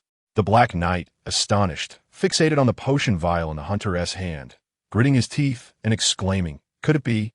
Indeed, a tremendous aura surged forth from the demon hunter, who lifted his head and coldly gazed down at the Black Knight, declaring, "I may be bald, but I have grown stronger." A brighter flash illuminated his indifferent forehead. "Do not presume that you alone can be bald. I can be as well, and you shall find yourself sidelined." With a darkened expression, he opened his eyes wide, brimming with battle intent and murderous resolve. The Black Knight's demeanor darkened, and he said solemnly, "It appears we have returned to the same starting point." A flash of brilliance emanated from his head. "Indeed," the demon hunter replied, his gaze unwavering. He flashed twice, adding, "Moreover, my frequency of brilliance surpasses yours," which indicates he cracked his neck, gliding a finger across his gleaming crown as the wind held around them. "I'm stronger than you." He flashed 3 times in a display of bravado. The winds swirled beneath their feet, generating vortexes of energy, as an overwhelming battle spirit surged around them. Both remained motionless, squinting their eyes, akin to the stillness before a tempest atop the Forbidden City, their auras escalating to a fever pitch. Even the lights upon their foreheads flickered in a competitive rhythm, one after the other. And in the next instant, without further ado, 2 points of light swiftly converged in the darkness. With a resounding clash, their swords met violently, and a flurry of sparks exploded where metal collided. They pressed their foreheads against each other, gritting their teeth, unwilling to yield. "You bald buffoon, I have long found you intolerable. Do not think that your baldness can defeat me. Do you truly believe that no one else can be bald? You are bald, yet you are no match for me. I command you to retreat. I command you to steal from me. How dare you collide with me? I shall retaliate." In an instant, amidst the darkness, 2 furious points of light clashed vehemently, neither yielding. "Ding! Congratulations, host, you have achieved the title of Potion Tycoon, earning 200 base experience points." Potion Tycoon. By selling the same type of potion, you have garnered over 20,000 skeletal coins, granting you a permanent enhancement. All attributes 1. With an additional 1 profit from potion sales. Ding! You have successfully leveled up to level 6. The system has unlocked a new feature, Vision, which you can access at any time. Before the counter, a series of system prompts echoed in Lin's mind. He swiftly allocated all 4 of his newly acquired attribute points to his constitution. Vision? What is this feature? Lin pondered. He quickly summoned the system interface and spotted a large eye icon in the corner of the panel. System. Vision is a realm generated by the supreme consciousness of the dark world, a phantasmagorical domain overlapping with the dark realm, a mirrored world that has persisted for millions of years. Any dark creature within the confines of the dark world can utilize a special vision stone to project their consciousness into vision. Within this realm, you can exchange information with other beings. Upon death, you will be forcibly ejected from vision, but it will not inflict significant harm upon your physical form. After hearing the system's explanation, Lin began to grasp the concept. It seemed akin to a consciousness realm reminiscent of modern networks. Clearly, his understanding of this dark world was still woefully inadequate. Lin contemplated. For the past 2 years, his feebleness had rendered him incapable of leaving this small shop, let alone encountering the vast world beyond the soul alley. Do I need to consume that so-called vision stone to enter? Lin hesitated. Ding. The system has successfully integrated.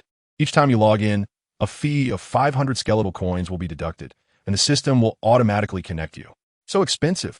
Lin was taken aback. Fortunately, he had accumulated a considerable amount of income and could afford to try. Without further ado, Lin extended his hand and tapped on the icon of the system. Activate. In the next moment, Lin felt as though his brain had been struck heavily, his consciousness plunging into darkness with a resounding thud. Dimly, it felt as if an overwhelmingly grand will had locked onto him, piercing through his very soul, sending chills down his spine. Yet, that sensation lasted but a fleeting moment. The next instant, Lin abruptly opened his eyes wide. Chapter 34. The store is a super dark shop. Lin was taken aback.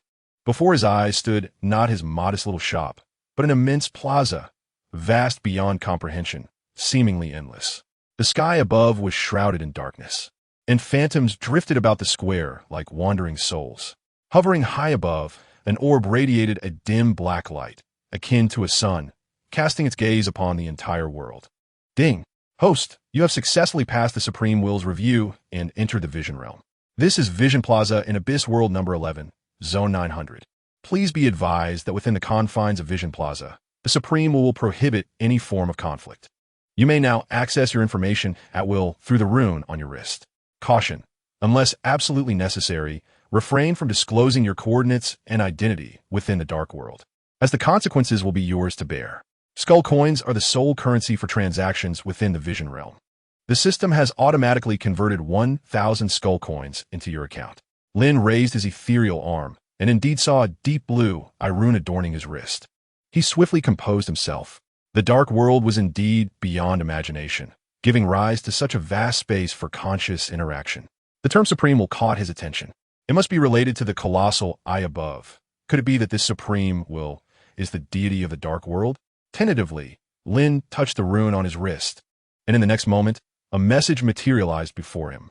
Lin, race, otherworldly human, identity, none, resources, 1,000 skull coins, danger level, low risk. It was succinct, rather rudimentary compared to the extensive panel of the system.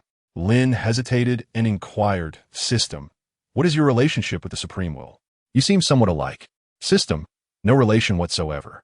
The response was remarkably straightforward. Lin shrugged and quickly surveyed his surroundings. By his understanding, this place resembled a concept akin to a metaverse or an advanced online game on Earth, where consciousness could be uploaded, allowing individuals to access information from anywhere at any time. For someone like him, who rarely ventured beyond his doorstep, this was undoubtedly the best channel. Since different zones were delineated, the 900th Plaza must correspond to a vast area encompassing the Wandering Souls Alley. Lin pondered this analysis. Just as he was deep in thought, a line of scarlet blood-like characters, formed from luminous dots, suddenly appeared before him. Identity, informant, disseminating information to all beings in Square 900. A fierce battle reignites near Wraith Alley, as the demon hunter confronts the Black Knight. Cost to receive intelligence: 20 skeleton coins. Lin was momentarily taken aback. Then he immediately observed that many wandering phantoms in the square had also come to a halt, evidently having received the same transmission. Could it be possible for such a phenomenon to exist? Lin was astonished. If this were indeed a feature of the Vision Realm, it would provide an expedited conduit for information to materialize. Without hesitation, Lin clicked to confirm. Skeleton coins, 20. In that instant, a pitch-black image materialized before him. Within the depths of the darkness, ominous clouds swirled, yet the distant sounds of explosions attested to a fierce battle underway between two entities. The very next moment, two brilliant points of light ignited within the murk, rapidly clashing against each other. Lin was momentarily stunned. Then, as if by magic, the image sharpened, the fog dissipating to reveal two figures, none other than the Black Knight and the Demon Hunter, who had recently visited his humble shop. The glistening surfaces of their heads flickered in the display. Lin felt an emptiness wash over him. Simultaneously, a flurry of messages from various beings floated across the screen. with the count of information recipients soaring to 2013. Indeed, I have seen them. They are the Black Knight, ranked 171 on the Wild Hunt leaderboard, and the Abyssal Demon Hunter, ranked 143. They are now in close proximity to Wraith Alley.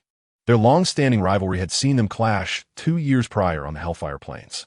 Wait, do you not find their appearance rather peculiar? They seem completely bald? And why do their heads shimmer? How extraordinary! How strange! I came to witness the battle, yet my gaze cannot seem to part from their luminous heads. So dazzling, so bright, my titanium alloy eyes. Though I cannot comprehend their baldness, they appear even stronger than before.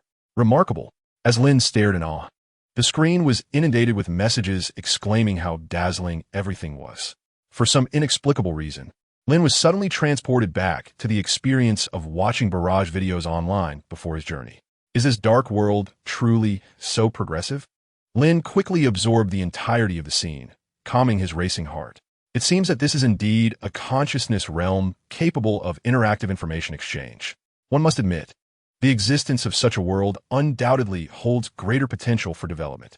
If one could establish their small shop's reputation within this realm and expand their business, whether selling potions or providing medical assistance, it would undoubtedly be far more advantageous than merely tending to that modest establishment.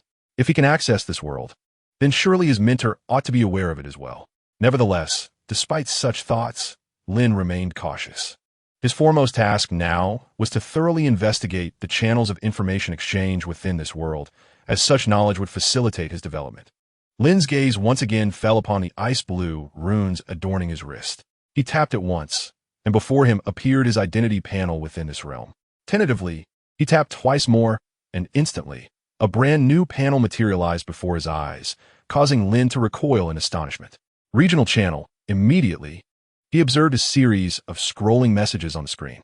This intense familiarity compelled Lin to ponder whether he had traversed into an alternate world or merely into the realm of an online game. The sense of déjà vu was overwhelmingly potent. Furrowing his brows, Lin quickly perused the myriad messages from various beings within the channel. Blood doll. Uncles and aunties, have any of you seen my mother? If so, please contact me. I would offer a generous reward. Skeletal mage. Do not approach her. A warning to all. She devoured my arm last time. Had I not fled swiftly, she would have swallowed me whole. Everyone, stay vigilant. Long-haired ghost. Dear neighbors, I must solemnly warn you that the apothecary in the alley is a den of iniquity. I went there yesterday seeking a potion, and you won't believe what I witnessed. Long-haired ghost. Panic-stricken expression. The deranged doctor in the shop was straddling a person while wielding a chainsaw, dismembering them. I fled in terror. Upon this revelation, the channel erupted with activity. Blood doll, yes. Yes, it is a super black market. That human doctor deep-throated the doll yesterday. He even gouged out the doll's eyes. It still hurts. Ethereal Queen. Image. Click to view. Chapter 35. The exposure of misdeeds. Lin widened his eyes and instinctively clicked on the image. Instantly, a cute child held aloft by a tentacle appeared before him. Everyone. Ethereal Queen, my daughter. Everyone. Ethereal Queen. That human lad claims that having such a daughter reflects the true beauty of my heart. Yet I cannot shake the suspicion that he is responsible for her condition, as all my other children resemble this. Image. Click to view. Lin opened the screen. Suddenly, the scene was filled with a multitude of distorted and grotesque tentacled monsters, gaping creatures, and putrid flesh amalgamations, resulting in severe visual pollution. Burning ghost. Ah, your majesty. I encountered that human doctor when I visited the shop yesterday morning. He seemed to be performing a rather horrifying cosmetic procedure on a ghostly infant. Perhaps your daughter? Dread Queen. Dread Queen. Private message, elaborate on that. With a snap, Lin widened his eyes and swiftly closed the regional channel. Is this a jest? Yet, how could he have known that within this dark realm existed a platform for information exchange akin to a metaverse? He had finally managed to deceive that female ghost. And now, within a day, was his fate to be overturned? Initially, Lin intended to further explore the myriad functionalities of the interface. However, at this moment, he was completely devoid of any thoughts. Hastily, Lin logged off. The instant consciousness returned to his body, Lin dashed to the door with unimaginable speed. Without uttering a word, he prepared to shut it. Almost simultaneously, a melodic voice emerged from the black mist outside. Good child, Are you closing the door so early today? Are you afraid of something? Lin's expression froze in place. The sound of footsteps echoed, tap, tap. Soon, from the depths of the mist, emerged a woman of enchanting grace and allure. She wore a seductive smile, her long wavy hair cascading behind her, her steps captivatingly elegant. It was none other than the blood-clad specter, Lin Value. 10. Has she arrived so swiftly? A professional smile instantly appeared on Lin's face as he rubbed his temples and replied, "No, I simply feel a bit unwell today, so I thought I would close early and rest properly." The blood-clad specter glided towards him, slowly biting her crimson lips, and said, "I see. That is truly unfortunate. I was hoping to sincerely thank you for your care, my daughter." Ding. Crisis level 79. Lin instinctively took a step back, discreetly gripping the revolver behind him, and smiled. "Oh, it was nothing, just my duty. There is no need for thanks." Ding. You have triggered the quest. Survive. Quest rewards, 200 skeleton coins. 200 basic experience points. Special reward, 1 Lin. The blood-clad specter advanced step by step, her gaze exceedingly gentle. Yet, conversely, the crisis level continued to escalate. Crisis level 81. Crisis level 85. Crisis level 90. Just as she was about to reach Lin's side, a sound of rolling wheels echoed from the distant darkness, approaching rapidly. The creaking sound was exceedingly grating. The malevolent spirit in blood-stained attire abruptly halted, the smile on its face momentarily faltering. Gradually, an elderly woman, her face lined with wrinkles and pulling a cart, appeared before Lin's apothecary, greeting him with a warm smile. "Young man, are you closing for the day?" Lin, seizing the opportunity as if grasping a lifeline, responded cheerfully, "Indeed, I'm feeling a bit under the weather, so I thought I'd rest early." "How was your day, grandmother?" The scavenger chuckled. "Ah, being old means no one pays attention to this old hag.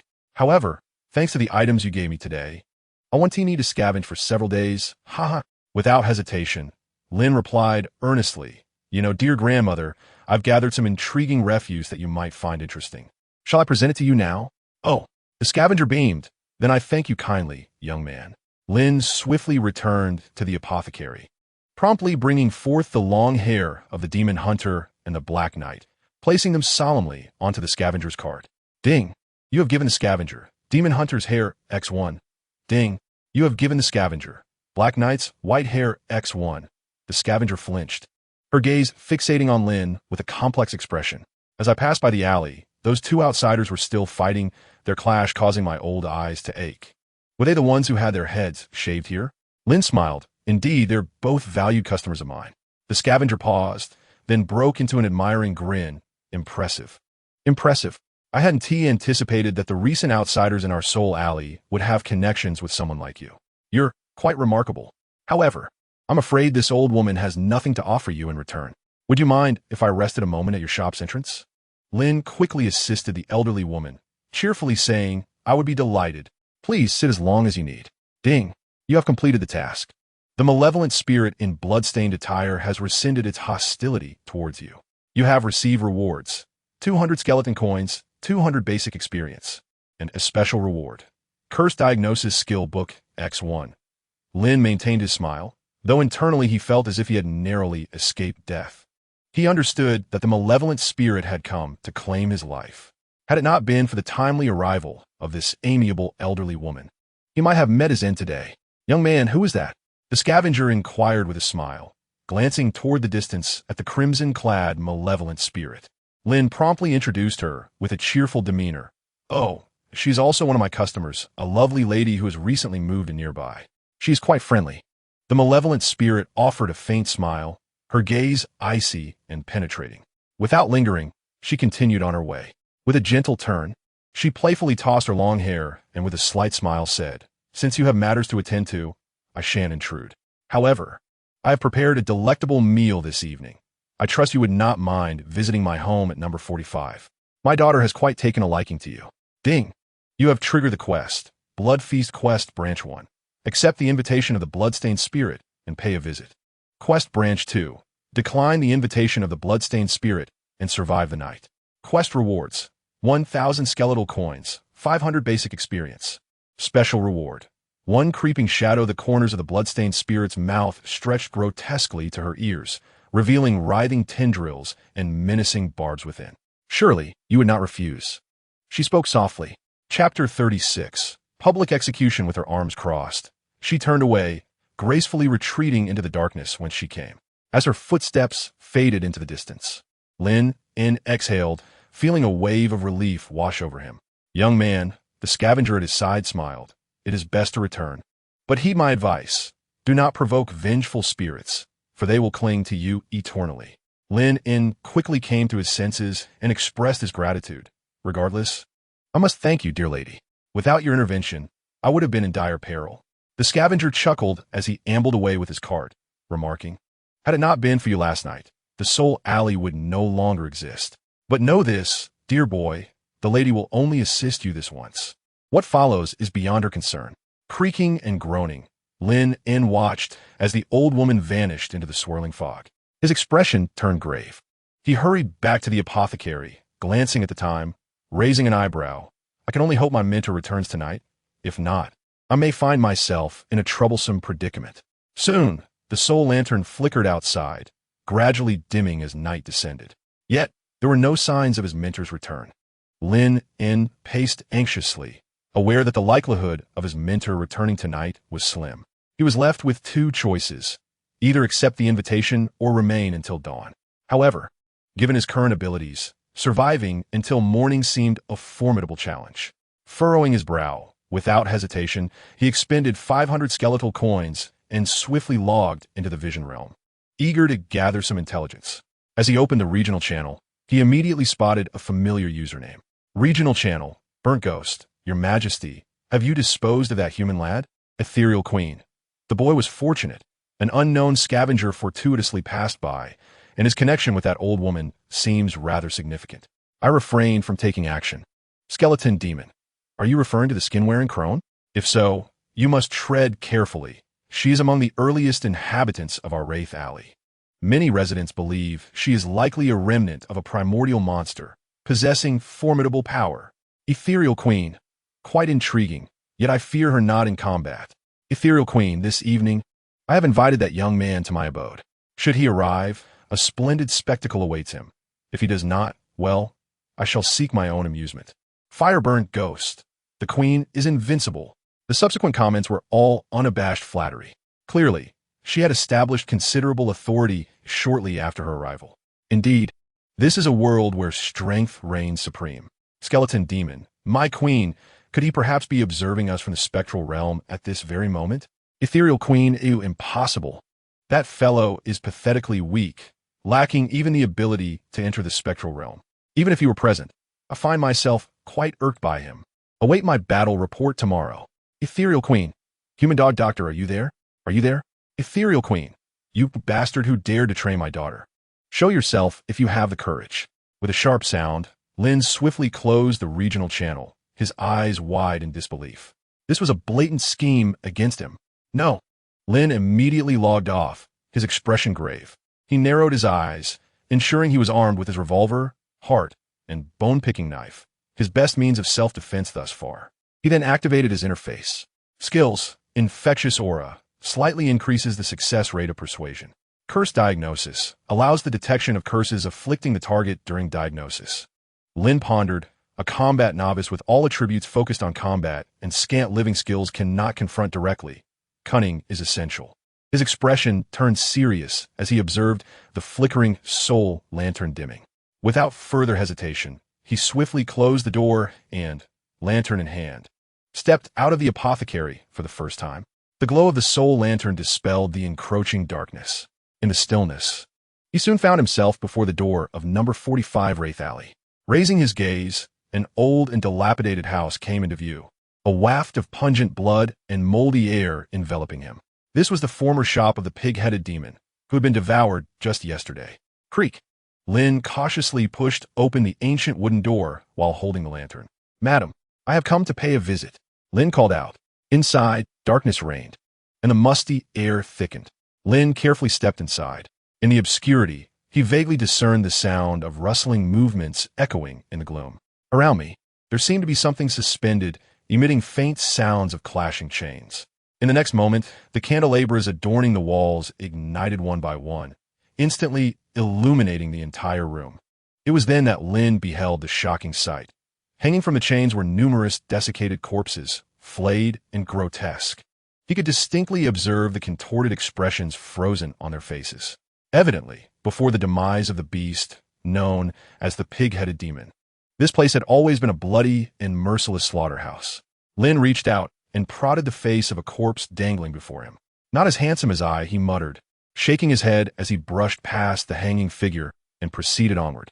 In the next instant, he found himself at the center of the room, where a square table lay draped in a blood-red cloth, two candelabras flickering gently with their flames. On the table rested a pair of high-heeled shoes, creating an atmosphere that was undeniably eerie and dissonant. "Madam, are you there?" Lin called out, but met with silence. He fixed his gaze, shrugged, and sat down in a chair that appeared to be set for him. Meanwhile, in a corner of the upper floor, countless viscous tendrils slithered along the walls. The blood-clad specter squinted, fixated on a mirror radiating a faint glow, revealing scenes from the first floor. Her eyes sparkled with cold mirth. "Ladies and gentlemen, the doctor has arrived. Since you all wish to witness an execution, today you shall be treated to a splendid spectacle in a live broadcast of the area channel." The image within the mirror unfolded, captivating an audience of no fewer than 541 viewers. "Blood Doll, I have a bad feeling about this. After all, he is the apprentice of the Bloodsaw. If he is killed now, it will be terrifying when Bloodsaw returns. Burning Ghost, does the Queen fear such things? That Bloodsaw is a deranged killer, and his apprentice is merely a little twisted murderer. A human being so audacious in our soul alley must pay the price. Skeleton Demon, my Queen of Spirits, how do you intend to execute him?" Before the mirror, the blood-clad specter smirked coldly, tossing her long hair playfully, and replied with mockery, "I shall not dispose of him so easily. If he is human, the most exquisite execution would be to shatter his spirit first. Don't you want to witness the terror etched upon his face? I believe it would be quite amusing." She turned her gaze toward the corner, where a cute little child was sound asleep, her eyes instantly welling with tears. Had she not known who was behind this mischief, she might have truly been deceived by that individual. Poor daughter, she could have become a powerful and twisted hunter. Yet now she is merely a cute and utterly useless little one. All this is the doing of that fellow. Suddenly, turning her head, she fixed her gaze on the mirror and declared, "Ladies and gentlemen, this is the meticulously orchestrated scene I have prepared for you. Just wait and see how he meets his demise." In an instant, she tugged at a tentacle that hung down from above, a creaking sound echoing as if something had been disturbed. Chapter 37. A blade pierced deep. Meanwhile, on the first floor, Lin yawned, casually crossing his legs as he sat in front of a chair, patiently awaiting the unfolding events. Just at that moment, an unexpected clanking of chains reached his ears from behind. Lin swiftly turned around, only to find that the desiccated, flayed corpse that had been suspended in midair was now standing motionless on the ground. A chilling and eerie aura enveloped him instantly. With wide eyes, Lin slowly turned his head, adopting a formal posture. A sudden sound echoed, prompting him to whirl around once more, and he noticed that the skinless corpses had seemingly drawn closer to his position. Haunted? Lin raised an eyebrow. This time, he did not look back, but instead focused intently on the lifeless figures, wondering if they would stir. After a prolonged moment, he blinked. In an instant, when Lin opened his eyes again, a skinless corpse appeared silently before him, its horrifying visage mere inches from his face. Lin stared wide-eyed, his body instinctively leaning back in shock. On the second floor, the blood-clad specter smirked, her gaze flickering with delight as she observed the frozen Lin in the mirror, her face alight with satisfaction. Meanwhile, in the realm of spirits, various malevolent entities buzzed with excitement. Indeed, the blood-clad queen was unmatched in her ability to instill terror. If he were in her shoes, he too would likely be paralyzed with fear. Surely, witnessing so many skinless kin suddenly come to life would send chills down anyone's spine. By now, he must be too frightened to dare blink, for to do so could mean a swift demise at the jaws of the undead. The spirits chattered animatedly, and then they beheld the scene where Lin cautiously leaned back. Eyes wide, he slowly extended his hand, gingerly reaching towards the mouth of the skinless corpse. What was he intending to do? The spirits paused, bewildered, for it seemed he was not merely frozen in fear. With a snap, to their astonishment, Lin deftly pried a gold tooth from the mouth of the corpse that loomed so close. He wiped it with a handkerchief, blew on it gently, and pocketed it. Blood-stained spirit, the burning ghost, blood doll. In an instant, the once vibrant regional channel fell into an eerie silence. The crowd wore expressions of bewilderment. This was peculiar. It seemed to conflict with their anticipated narrative. What was he doing? A comment in the regional channel asked, bewildered. Gold appears to be quite precious in the human realm. Akin to the skeletal coinage of hard currency, an evil spirit explained. However, this explanation was utterly unconvincing. Skeletal demon, look, he moving. Is he finally planning to escape? The dark creatures watching immediately fixated their gaze on the screen. There, Lin gradually emerged from beneath the arm of the skinless corpse, his eyes wide open and unblinking. He then circled to the back of the skinless body and drew forth a boning knife from his waist. With a swift thrust, he pierced through a gaping orifice. Bloodstained spirit, blood doll, burning ghost, he stabbed in. He really stabbed in. Witnessing the scene, every dark being in the regional channel felt a shiver run down their spine, tightening in terror. With each thrust of Lin's knife, the onlookers trembled. They then beheld the youth, after delivering a dozen stabs, turn his gaze and stride toward another skinless corpse. With another swift thrust, he struck the same spot again. A maniac of carnage. This time, everyone in the regional channel lost their composure. With every stab, they felt an involuntary reaction, as if he were piercing not merely puppets, but their very selves. Something was amiss. These puppets were incapable of intimidating him. He seemed invigorated by the act. No, this was too torturous. I cannot bear to witness such spine-chilling scenes. He was utterly unafraid, as Lin set his sights on the next target. The blood-stained spirit gritted his teeth and issued a command. Eliminate him. In an instant, the motionless, skinless corpses on screen began to writhe. One corpse suddenly opened its mouth and let out a terrifying, hoarse wail aimed at Lin. But before the sound could fully escape, Lin's boning knife, freshly stained, pierced through its mouth. And then, under the watchful gaze of countless stunned spectators in the regional channel, Lin unleashed a flurry of strikes, one after another. Each thrust was precise and cunningly placed, taking down one after another with fluidity. In less than 3 minutes, dozens of faceless puppets lay defeated at his feet. The regional channel was enveloped in a heavy silence. All the malevolent spirits stared vacantly at the striking figure of Lin, poised with a knife. Could this human truly be so formidable? He had vanquished them all. Moreover, he appeared utterly unperturbed. Why did I suddenly feel a twinge of fear?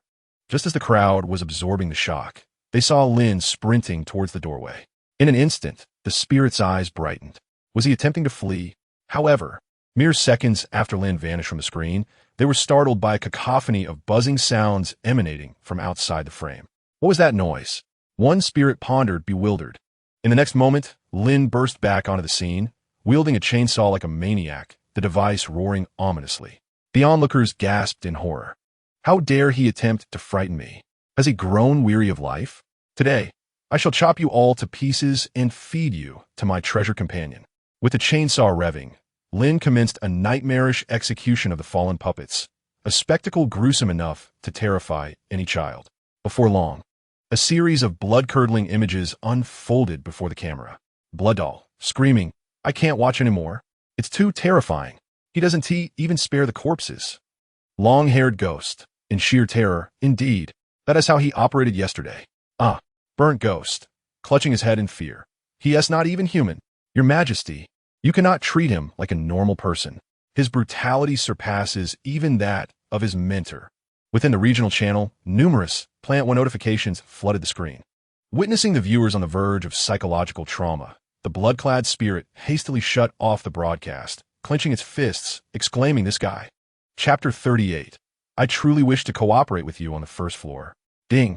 The blood doll's attitude towards you has reached extreme terror. You have gained 100 experience points. Ding. The burnt ghost's attitude towards you has reached a level of psychological trauma. You have gained 150 experience points. Ding.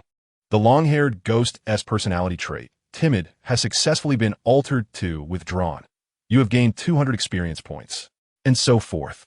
Ding. Your notoriety in the Soul Alley has increased by 30. Lin, holding the chainsaw, turned, bewildered, surveying his surroundings. Something was amiss. He had merely severed a few puppets, How had he suddenly amassed so much experience? And what are those familiar names? Were they all contained within this room? Lin swiftly surveyed the surroundings, meticulously searching the room with the chainsaw in hand, yet found nothing else of significance. How peculiar. He shrugged in confusion and proceeded to tidy the scene. With an air of nonchalance, he settled into a chair, producing a small bottle of aged liquor from his pocket, pouring it into a goblet, and savoring its flavor with closed eyes. Within the regional channel, the dark entities gradually returned to reality from the horrifying scene they had just witnessed. I suspect this individual has long since honed his skills. Observing his method of dismemberment, it is evident that he has been influenced by that twisted mentor of his for many years. This individual exhibits no fear whatsoever. Indeed, I believe causing his collapse will not be a trivial endeavor. The blood-clad wraith narrowed her eyes and remarked, "And so what? In any case, he is merely a frail human. If he fears not the corporeal monstrosities, then I refuse to believe he can remain immune to the ethereal spirits."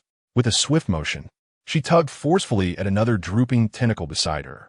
Meanwhile, Lin, who was lost in the enjoyment of his drink, suddenly felt a chilling breeze brush past his ear, causing him to shudder instinctively. The flames of the two candlesticks on the table flickered ominously. Lin paused, setting down his goblet, and glanced around the dimly lit space in confusion, questioning, what is this nonsense? For reasons unknown, the atmosphere around him had abruptly turned frigid. At that very moment, Lin's peripheral vision caught a flicker. The eyes in the portrait hanging on the wall seemed to move. He quickly turned to face that direction, crossing his arms as he strode purposefully towards the painting, lifting his gaze to observe the image of a golden-haired, blue-eyed nobleman. Why then? Is there a portrait from the human realm here? Lin pondered curiously, yet he remained oblivious to the presence creeping towards him from the shadows behind. The candlelight flickered wildly. It was then that Lin felt an unexpected chill on his shoulder, as though something were pressing down upon him. Almost reflexively, he turned to see what it was. In an instant, their eyes met. He found himself face to face with a ghostly visage, pale and decayed, blood oozing from its orifices mere inches away. The air fell into an eerie silence. Within the regional channel, the dark beings watched in breathless anticipation, their eyes wide with tension as they beheld the unfolding scene. Indeed, this ethereal specter is the most terrifying of all. If I were to turn and witness such a scene, I would undoubtedly be so frightened that I might lose control. Surely, the resilience of the human psyche cannot be so robust as to remain unperturbed by such an unexpected occurrence. All present held their breath, transfixed by the unfolding tableau. In those fleeting seconds of silence, they suddenly beheld Lin winking at the ghostly visage perched upon his shoulder. The crowd was taken aback. That ghastly face, too, seemed momentarily stunned as it registered the utter lack of fear radiating from the human before it. Lin closed his eyes, exhaled deeply, and sighed. "Spare yourself the effort. Are you perhaps one of the actresses sent to intimidate me? Do convey to her that such theatrics are unwelcome. As a guest, I find this treatment rather disconcerting." The ghostly visage paused, then widened its eyes in astonishment before unleashing a chilling wail directed at Lin. With a crisp slap of his hand, Lin struck the ghostly face, restoring it to its former state of stupefaction. The onlookers gasped in disbelief. Lin shook his hand and, still with eyes shut, remarked, "Why open your mouth so wide?" In the regional channel, a sense of disquiet arose. Wait, something is amiss. Was that not an incorporeal specter? How could he strike it with such clarity? Is it possible for him to even touch a ghost? This raises questions. In the scene, after delivering the slap that returned the ghostly face to its original form, Lin kindly extended his hand, grasping the disoriented apparition's hair. He turned, his gaze landing upon a headless, translucent figure a few meters behind him. With a gentle touch, he placed the ghost's head atop the transparent body. Now, let us keep your head in place. No need for it to flit about, nor to frighten others. Wouldn't it be preferable to be a quiet girl? Why emulate others in scaring people? Lin tenderly brushed aside the decayed strands of hair from the ghost's face. The specter, still in a daze, could no longer contain its curiosity. "How did you manage to touch me?" Lin chuckled, producing an empty vial from his pocket. "I am an apothecary, accustomed to dealings with malevolent spirits. If you don't occasionally partake in potions that allow you to interact with such entities, how could you ever perform surgery?" The ghost was left speechless. Lin charmingly lifted her hand and, with a gentlemanly smile, inquired, "My dear, what is your name? May I have the pleasure of knowing you?" This sudden, captivating inquiry plunged the regional channel into a profound silence, as all present gazed in astonishment at the scene unfolding before them. There's an unsettling sense that events are gradually veering towards a most peculiar direction. Something is amiss. Indeed, it is profoundly unsettling. In the scene, the female specter appears momentarily disoriented, and then, recalling her mistress's instructions, she hastily attempts to contort her face, striving to conjure a terrifying atmosphere. In an instant, her entire visage splits down the middle. With a sickening thud, 2 eyeballs tumble from their sockets onto the ground. A brief silence ensues. Lin offers no reaction. The ghost remains rigid in her frightful pose. An unbearable awkwardness begins to permeate the surroundings. "Aren't you afraid?" She finally musters the courage to inquire, her voice betraying her bewilderment. This sensation is akin to a comedian desperately delivering various jokes in an effort to amuse an unresponsive audience, their faces stony and devoid of any inclination to engage. Such a scenario is undeniably mortifying. Lin clears his throat, gently pats her shoulder, and remarks, "This method of fright has already been employed by your lady, and while I would like to play along, I sense it may not yield the desired effect." The specter, Lin tenderly retrieves the fallen eyeballs from the ground, pressing them back into place, displaying remarkable qualities of a caring companion. He leans closer to her with a soft, yet alluring demeanor, gradually and firmly grasping her wrist. A gentle smile gracing his lips as he states, "To truly instill fear is an art form, particularly for those with strong psychological resilience. The terrifying sights they witness do not easily breach their defenses. You must elevate your approach. Allow them to witness the horrifying phenomena occurring within themselves to evoke genuine fear." For instance, with a gentle smile, Lin holds her wrist, slowly drawing her into his embrace. A series of unsettling sounds emanate from his garments. An abundance of crimson swiftly stains his chest. Do you sense something pulsating? Is there a hint of warmth? Is blood spilling forth?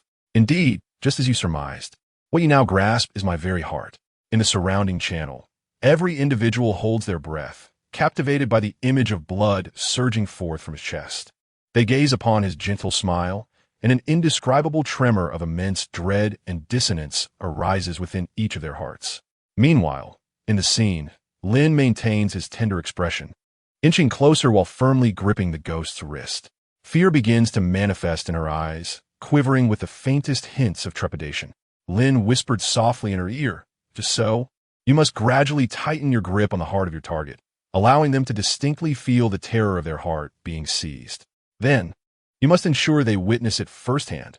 Watch as you extract their heart from their chest." The ghost trembled, fixated on the hand that reached into its embrace.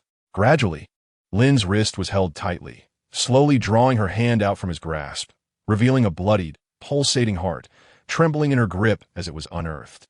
Lin continued to whisper in her ear, "Once you have made them watch as you extract their heart bit by bit, their mental state will be strung to the utmost tension." The ghost quivered, its mind taut with anxiety. In the regional channel, all held their breath, hearts lodged firmly in their throats. Lin spoke softly. "At this moment, you only need to—" Suddenly, Lin opened her mouth wide, eyes widened, her hands swiftly transitioning to a clawing position, and she let out an unexpectedly loud scream. In an instant, the ghost was utterly startled, its face betraying sheer terror. Lin's abrupt outburst shattered its defenses. "Ah!" The ghost shrieked, clutching its head in alarm. Meanwhile, within the regional channel, the audience, highly focused, were caught off guard by Lin's sudden exclamation, causing a collective gasp of shock. The entire regional channel erupted, and from every corner of the Soul Alley, inexplicable screams of terror resonated. "I'm done. I want to go home. Mommy, someone is scaring me. I can't watch anymore." The channel was engulfed in a cacophony of panic cries. Amidst the chaos, Lin could not contain her laughter, her joyous guffaws echoing as she clutched her belly, tears streaming down her face. She took the heart of the faceless demon from the trembling ghost, blew on it, and stowed it away. With a thumbs up and a smile, she inquired, "What do you think? Was the effect not splendid? This is how it should be. First, you must heighten their mental tension, then suddenly introduce terrifying sounds and imagery to shatter their composure, achieving that element of surprise. Have you learned? The ghost, curled in the corner and shivering, stammered, I've learned it. I've learned it. Please don't come near me. Woe is me. Lin listened to a series of system notifications echoing in his ears, feeling utterly perplexed. This was not the first time such events had transpired. Suddenly, a thought struck him. He realized that all the residents of the ghost town mentioned in the system prompts were individuals he had encountered within the Realms channel. Could it be that his current circumstances were being broadcast in real time to the Realms channel? How utterly ridiculous! Lin's gaze shifted uncertainly, scanning his surroundings. Meanwhile, the Realm channel was abuzz with a multitude of discussions. Blood Doll, screaming, my queen, the Spirit Queen, I believe this live broadcast should be halted. This fellow is far from being an ordinary person who could be easily intimidated. Skeleton Mage, he may not be cracking, but it seems we're the ones in danger of doing so. Burned Ghost, my queen, your maid has already been frightened to tears. It appears this individual is exceptionally skilled in this regard. The Blood Spirit gritted her teeth, her fists clenching tightly. Although she understood that this young man was particularly resilient and not an ordinary individual, she had not anticipated his astonishing fortitude. It seemed that she would have to take matters into her own hands. Otherwise, she would suffer a significant loss of face in front of the little spirits of Ghost Alley today. With a forceful slap on the table, she declared, the broadcast ends here. I shall descend and eliminate him. Expect good news from me tomorrow. She rose abruptly, intent on shutting off the mirror's gaze. However, as her eyes fell upon the mirror, she instinctively shuddered. In the reflected image, Lin had evidently discovered the source of the surveillance. He was now standing on a small stool, curiously peering into the camera with one eye. The camera shifted, revealing that the object of surveillance had been snatched by Lin, who then meticulously inspected it before seriously stowing it away in his pocket. Chapter 40. Marrying and Having Children. Blood Spirit, grinding her teeth. Blood Doll, my queen, it's up to you.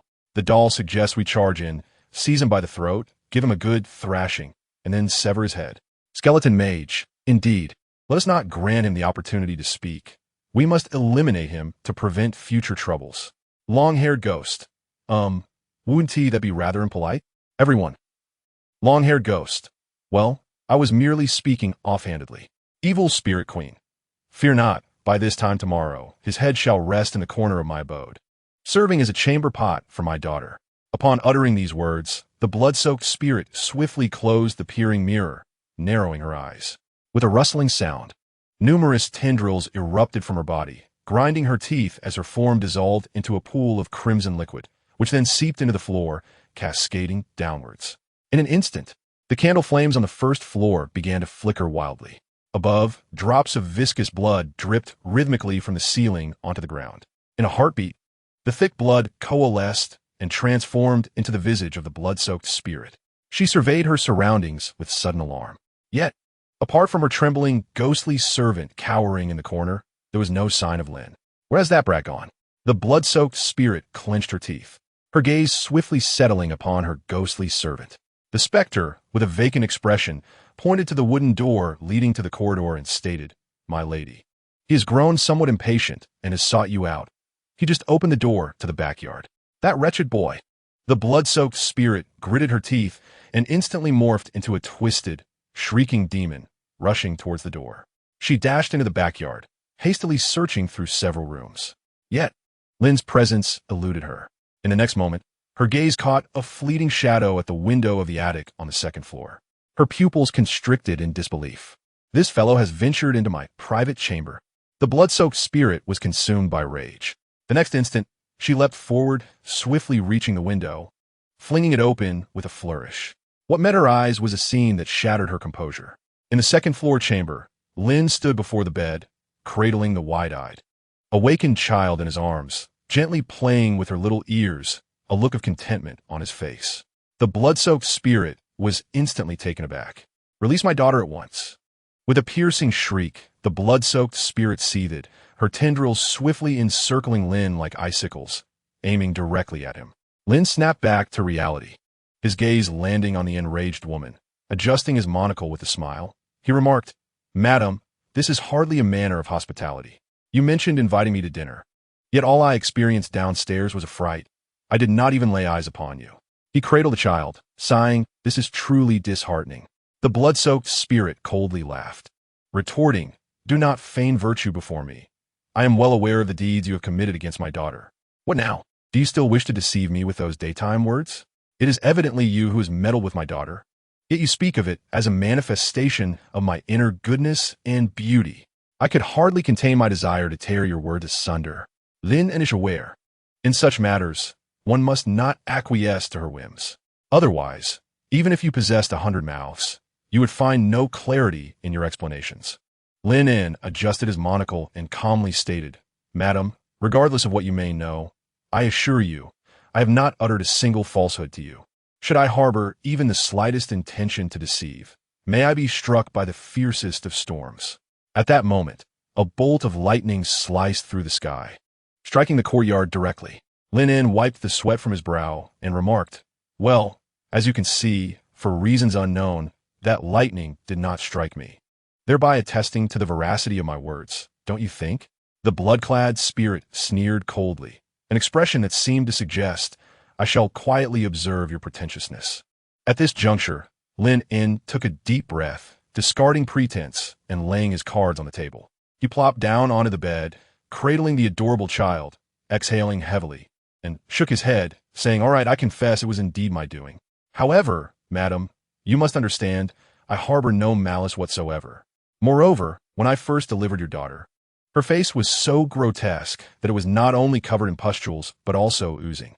As a physician with a strong sense of justice, I lamented, had I not intervened, when that monstrous spirit returned to claim the wretched offspring birthed from her, could I truly point to the child, covered in pus, and declare, 'This is your baby?' It was far too hideous." The blood-clad spirit chuckled darkly, saying, "What a tale. Continue spinning your yarn. Let us see how far you can weave."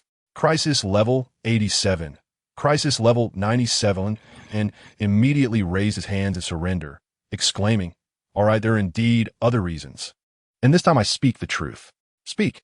First, Lin Yun closed his eyes and raised a finger, saying, "I fear for my life. I dread that when your child is utterly disfigured, I might be the first to perish, given that this is a malevolent spirit." The blood-clad spirit retorted with a cold laugh. That excuse seems somewhat plausible. Second, Lin Yun raised his head, eyes closed, and confessed, "I wish to test my skills, to see if I could create a child that met my aesthetic standards. Hence, I borrowed your child to gain some experience." The blood-clad spirit ground her teeth menacingly, demanding, "And the third reason?" Lin Yun, feeling somewhat uneasy, replied, "Naturally, I entertained a faint hope that the monstrous spirit might not come to claim her, contemplating whether I could shape a lovely girl, raise her, and eventually marry her, producing children of our own."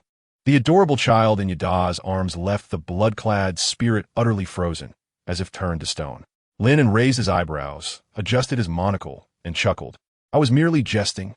How could I, Lin, harbor such despicable thoughts? I merely wished to craft a doll that is aesthetically pleasing, something to delight the eyes. Do you find that amusing?" The blood-clad malevolent spirit gritted its teeth. Lin shook her head and closed her eyes, stating, "It is not amusing." The blood-clad malevolent spirit, nearly laughing in anger, retorted, "I find it quite amusing. Shall I tear your mouth apart now, so you can laugh to your heart's content? What do you think?" A calm smile graced Lin's face as she replied, "Madam, I believe it would be prudent for us to sit down and converse. If your intention is truly to eliminate me, I concede that I am no match for you.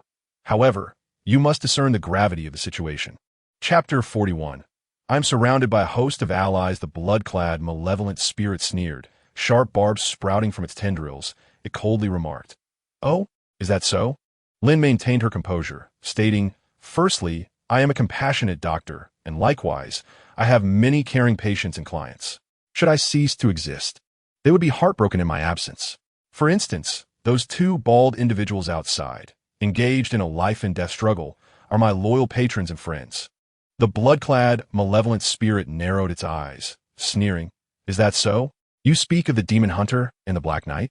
Do you expect me to believe you?"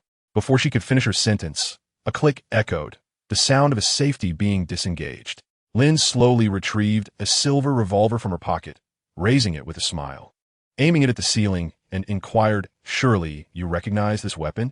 The blood-clad, malevolent spirit was taken aback, its gaze narrowing further as it exclaimed, "That is the demon hunter's revolver." She was well acquainted with that flamboyant demon hunter, who always carried the two revolvers he had brought from the upper world, treating them with utmost care. How could this gun possibly be in his possession? Lin, smiling as she held the gun, explained, "He is my kin, an uncle who holds great affection for me. This revolver was entrusted to me for self-defense. Should I find myself in peril and fire a shot, he will rush to my aid without delay. He is currently just outside the alley and will not take long to arrive." Achoo! Outside the alley. Abeit man sneezet violently. The blood-clad, malevolent spirit squinted, a fierce glint in its eyes. Lin, smiling, holstered the gun and produced a thin, curled strand of hair from her pocket. "What is this?" the blood-clad, malevolent spirit asked coldly. With a slight smirk, Lin replied, "This is a token left for me by my Black Knight uncle, his chest hair, the longest and coolest strand among them. My Black Knight uncle assured me that a gentle flick would alert him, prompting him to come to my aid. If you doubt me, we can certainly test it." The blood-clad, malevolent spirit was left in a state of utter confusion, exclaiming, "Chest hair?" Lin adjusted his monocle and calmly smiled, saying, "Indeed, you must sense the aura surrounding this, right? Today my uncle came by and requested a haircut, leaving me this token. He mentioned that my fortune appears dark, and misfortune may be imminent." It seems he was not mistaken. The blood-garbed evil spirit opened her mouth, momentarily at a loss for words, unable to conjure any rebuttal. "Furthermore, knowing him as you do, you should be acutely aware that my Black Knight uncle, being so particular about his appearance, would not hesitate to eliminate anyone who dared to give him a bald head." Lin smirked slightly and remarked, "Consider this. Why is it that I remain unscathed? Can you not perceive the bond we share, akin to that of kin?" Achoo! Outside the alley, another bald man sneezed, equally perplexed. The blood-garbed evil spirit was visibly shaken. Her gaze flickered with madness, caught in uncertainty, for what he said was indeed valid. She had previously engaged with that madman. The Black Knight was just as flamboyant as that demon hunter. How could such a person remain indifferent to having their head shaved? In an instant, visions of the long, disheveled hair that this human lad had given to the scavenger flooded her mind. Could it be? The blood-garbed evil spirit's expression turned grave. Indeed, this human lad could operate a shop in this treacherous realm teeming with monsters, suggesting some underlying connections. It was no wonder he exuded such confidence. However, wait. Her gaze darkened as she retorted, "Do not deceive me. Do not think I am unaware. The two are sworn enemies for centuries. If they share such extraordinary ties with you, why do they always engage in life and death struggles upon meeting?" Lin's lips curled into a slight smile as he replied, "My dear lady, do you lack discernment? Cannot you see?" As he narrowed his eyes, he intently stated, "Are they not entangled in a love-hate relationship?" Achoo! Achoo! Outside, the demon hunter and the Black Knight simultaneously sneezed. The demon hunter pointed at the Black Knight in exasperation, exclaiming, "I knew it.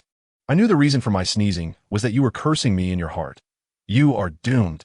The Black Knight, gritting his teeth and his eyes blazing with rage, pointed back at the demon hunter, declaring, "Do not spew nonsense.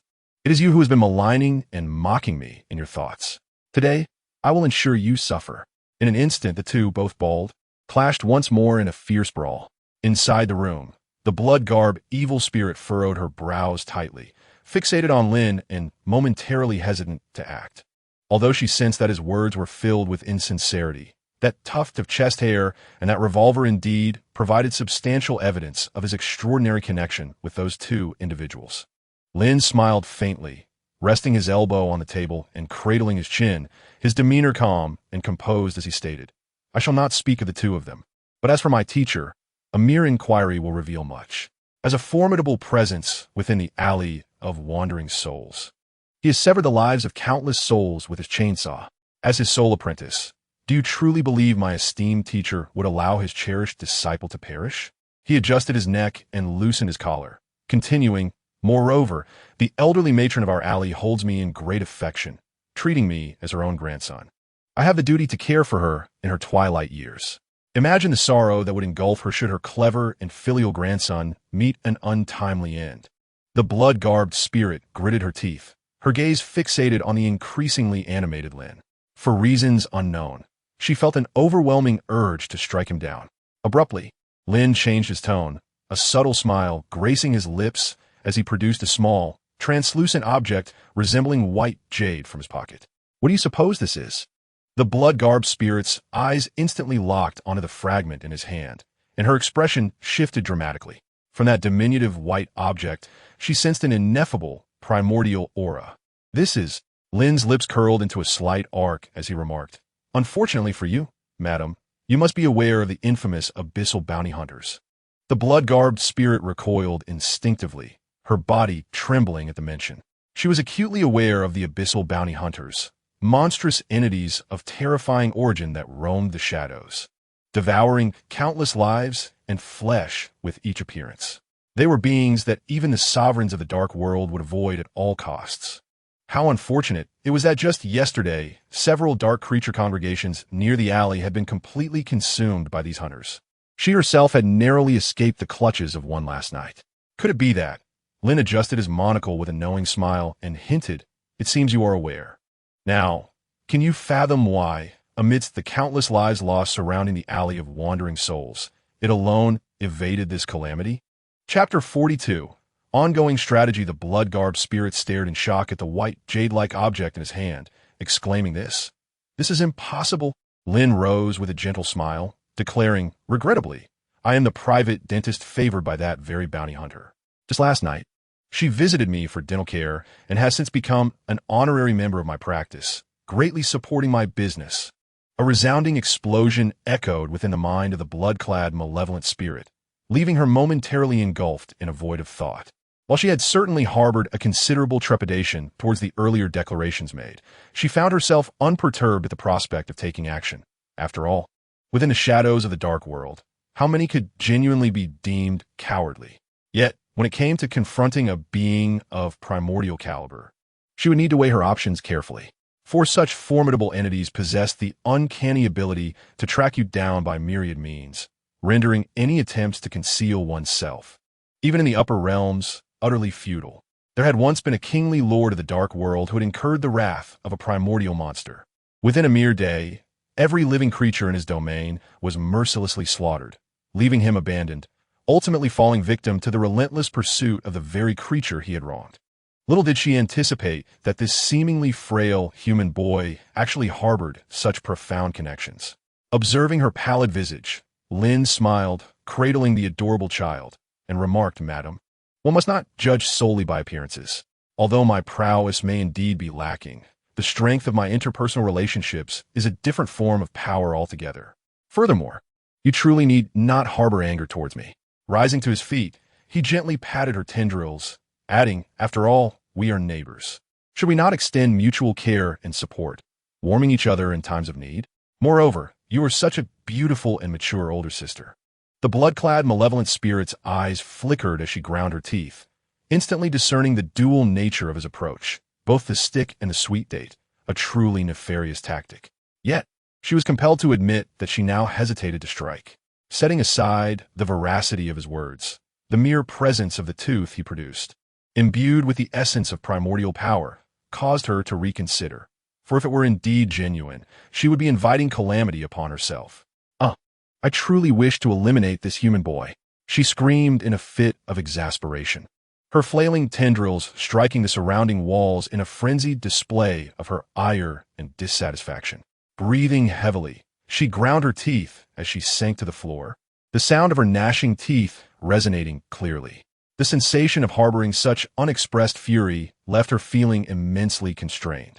"Madam, please, temper your wrath," Lin calmly implored, still holding the adorable child.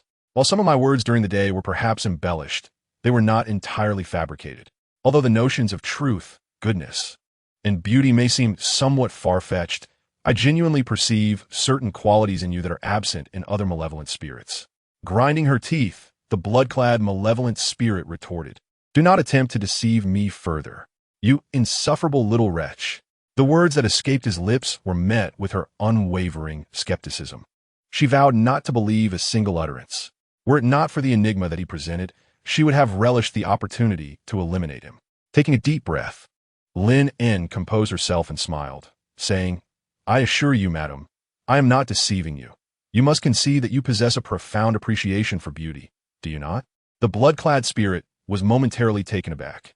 Lin Yun rose, cradling the adorable child in her arms, and gazed around with a smile, remarking, "Your chamber is exquisite, in stark contrast to those ghastly, cold rooms below. Clearly, you have devoted considerable effort to the decor of your bedroom. The walls, bed, and furniture exude a refreshing aura, something not commonly seen among other malevolent spirits." With that, he turned his attention to a modest vase on the windowsill, where a delicate white flower bloomed. "I recognize this flower. It is the night lily, a rare, non-toxic bloom in the dark realm. While not particularly scarce, would you not find it peculiar for a malevolent spirit to cultivate such a flower? Moreover, it appears to be thriving splendidly." The crystalline petals of the flower shimmered softly, radiating a luscious beauty. The blood-clad spirit stared at the flower, momentarily stunned, before her expression shifted to one of furious indignation as she pointed an accusatory finger at Lin Yun. "Spare me your flattery. That is merely Lin Yun," with a slight smirk and still holding the charming child, interjected, "if you truly find your child's appearance repugnant. Might I inquire about the delightful dress and vest she is wearing? What is the story behind that?" At this, the blood-clad spirit's gaze faltered, panic evident in her voice as she stammered, That is merely." The child's pink dress appeared particularly endearing, creating a striking contrast to the filthy and chaotic world outside. Notably, it bore no trace of dirt, with fresh threads still visible, indicating it had been woven recently. Lin Yun continued, "Enough. There is no need to deny it. The truth is apparent. You cannot help but find your child adorable, and surely, in solitude, you have indulged in affectionate gestures towards her." The blood-clad spirit's face flushed crimson, her frustration rendering her speechless. Yet, she could not deny the truth in his words.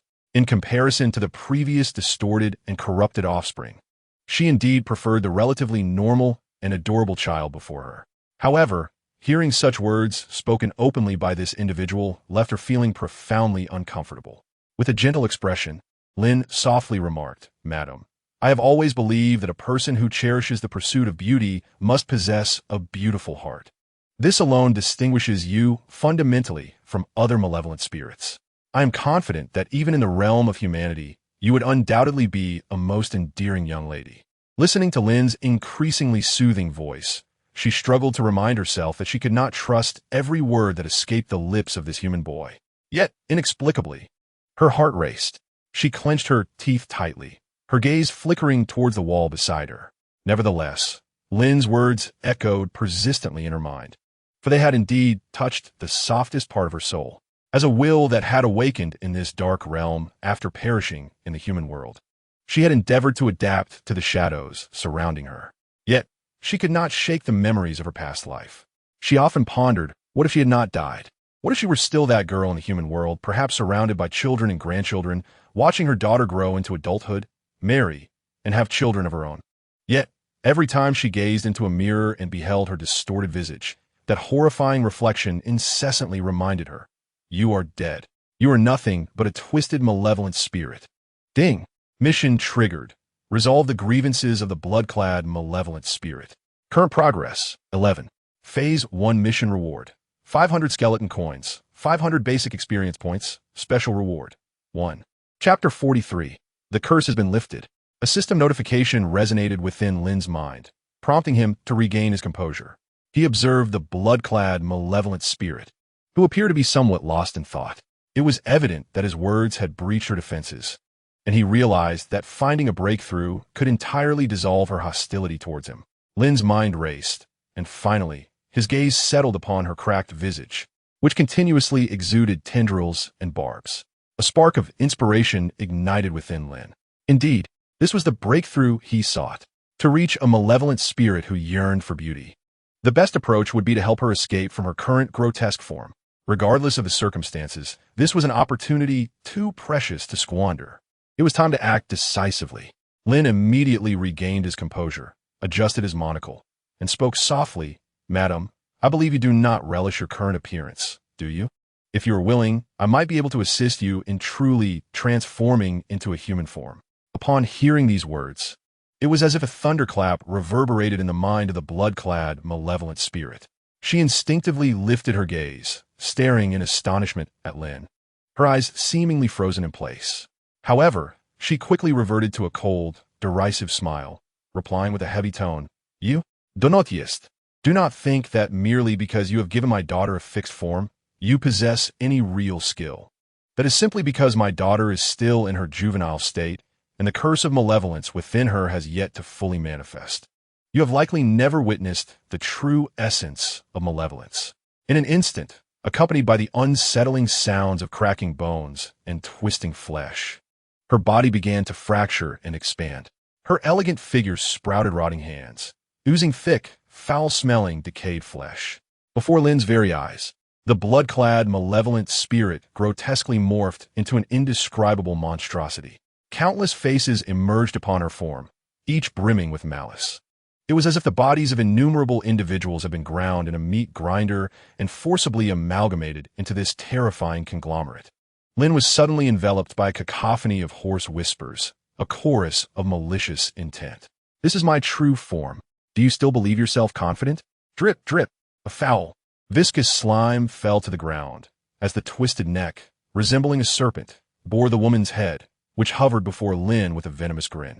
The innocent child in Lin's arms was so frightened that he burst into tears. Lin stood in stunned silence before the indescribable monstrosity, momentarily rendered speechless. The blood-clad, malevolent spirit sneered. "Curses, pain, and resentment are what have shaped me into this. Do you truly believe that with your scalpel you can resolve this?" Her mocking, icy voice echoed ominously in Lin's ears. "Threat level 80. Threat level 99. Warning. Warning. The target's threat level is approaching 100. Yet at that moment, Lin swiftly composed himself, betraying no hint of panic. He keenly grasped the key term from her earlier words. Curse. If this is indeed the source of her transformation, I may have a solution, Lin articulated calmly. The expression of the blood-clad, malevolent spirit faltered in surprise. Lin fixed his gaze upon her and extended his hand to brush against her serpentine neck. In an instant, he activated his curse diagnosis ability. Ding. Target curse diagnosis in progress. Ding. Target curse diagnosis complete. Evil spirit curse, formed from the myriad grievances of beings after death. The more grievances and souls the target devours, the more intense the curse becomes, distorting the target's form further. It is a highly advanced curse. Almost simultaneously upon hearing the diagnosis, Lin lifted his head and declared, "Activate the limited time curse clearing ability." Ding. Limited time curse clearing ability has been applied to Demon Hunter Revolver. Would you like to switch targets? Yes. Buzz. In that very moment, the blood-clad, evil spirit suddenly widened her eyes, displaying an expression of profound astonishment. For she immediately observed that the hand Lin had placed on her neck emanated in boundless radiance. This light swiftly poured into her body like gentle tendrils, and she instantly felt the curse within her begin to slowly peel away under the influence of the luminous aura. She was taken aback, her face a mask of shock, and right before her eyes, countless distorted black lines shrieked as they were gradually extracted from her body by that radiant light. Her pupils dilated sharply, as if she had been drained of vitality. She sensed the curse's departure, experiencing the agony and distortion receding away from her. She let out a long, anguished wail towards the heavens.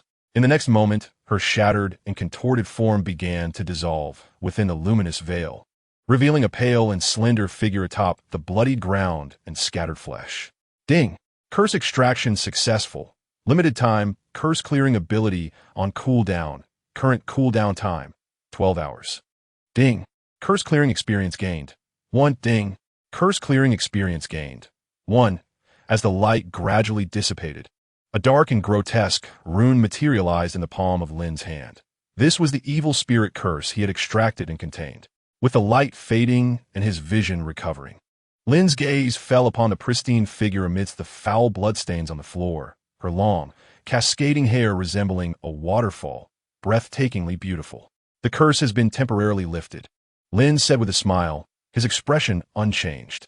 On the floor, the blood-clad, evil spirit sat there in a daze. Slowly, she began to rise. Her elongated hands reflected in her wide eyes as she turned her head to gaze at her own reflection in the mirror. In that fleeting moment, her mind went blank.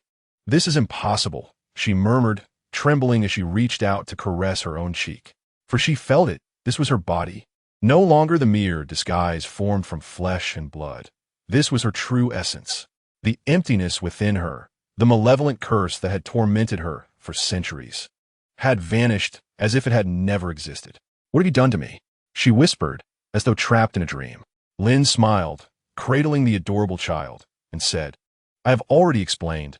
I have purged the malevolent curse from within you. Do you still believe I am deceiving you, my lady?" Lin feigned an air of superiority.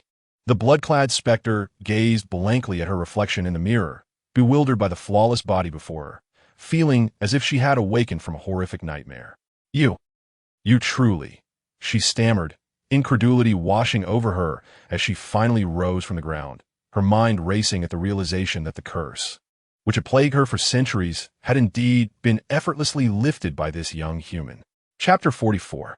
"So, how much do you think I am worth?" She grasped her hair tightly, eyes closed, unleashing a series of uncontrollable cries of exhilaration. Her words became a tangled mess. She struggled to find the language to express the tumultuous emotions swirling within her. Lin stood agape, watching the woman who seemed to be in a frenzied state. "System, has the curse truly been eradicated?" "Indeed it has." "Then why do I feel as though she has become even more unhinged?" After what felt like an eternity of incoherent shouting, the blood-clad specter sank to the ground, dazed, covering her face with her hands. "I apologize. May I ask you to step outside for a moment?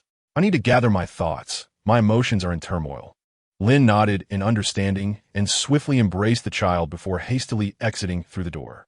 Once Lin departed, the blood-clad specter sat vacantly on the floor, fixated on the beautiful reflection before her. "Ding! You have completed the first stage of the task, the grievance of the blood-clad specter. You have earned 500 skeleton coins, 500 basic experience points, and a special reward, Malevolent Soul Lantern X1. Ding! The blood-clad specter's affinity towards you has increased by 10. Ding! The blood-clad specter's affinity towards you has increased by 10. In the downstairs area, Lin fidgeted restlessly, cradling the child as tingling sensations coursed through his scalp. He had been waiting for nearly half an hour since the task completion notification, during which time the prompt of Affinity 10 echoed in his ears every minute. Just a few moments ago, his affinity had already surpassed the remarkable threshold of 300, yet he remained oblivious to the psychological transformation that the blood-clad specter experienced upstairs. Nevertheless, with the abundance of goodwill bestowed upon him, he was certain that he could navigate through this night unscathed. Surely, she would not attempt to take his life again. Lin pondered. Although the journey had been exceedingly convoluted, the conclusion appeared to be veering towards a favorable outcome. Once he survived this night, and with the return of his teacher on the morrow, he would no longer have to endure such trepidation. After all, his teacher's prowess was undeniably formidable. At that moment, a delicate, alabaster hand gently pushed open the door. From within emerged a sweet, sultry voice. "Thank you for your patience." Lin immediately lifted his gaze towards the entrance.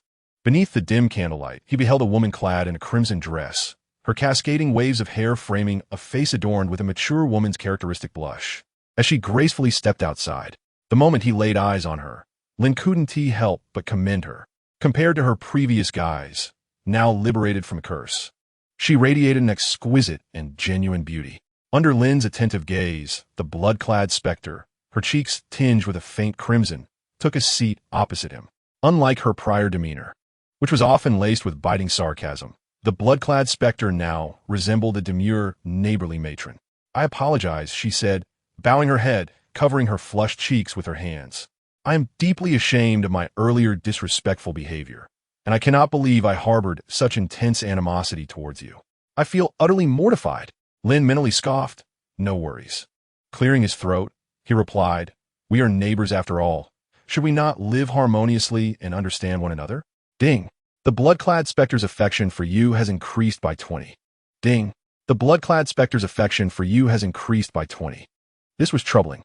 The specter's cheeks reddened further as she confessed, "Though you say that, I cannot shake the feeling of guilt.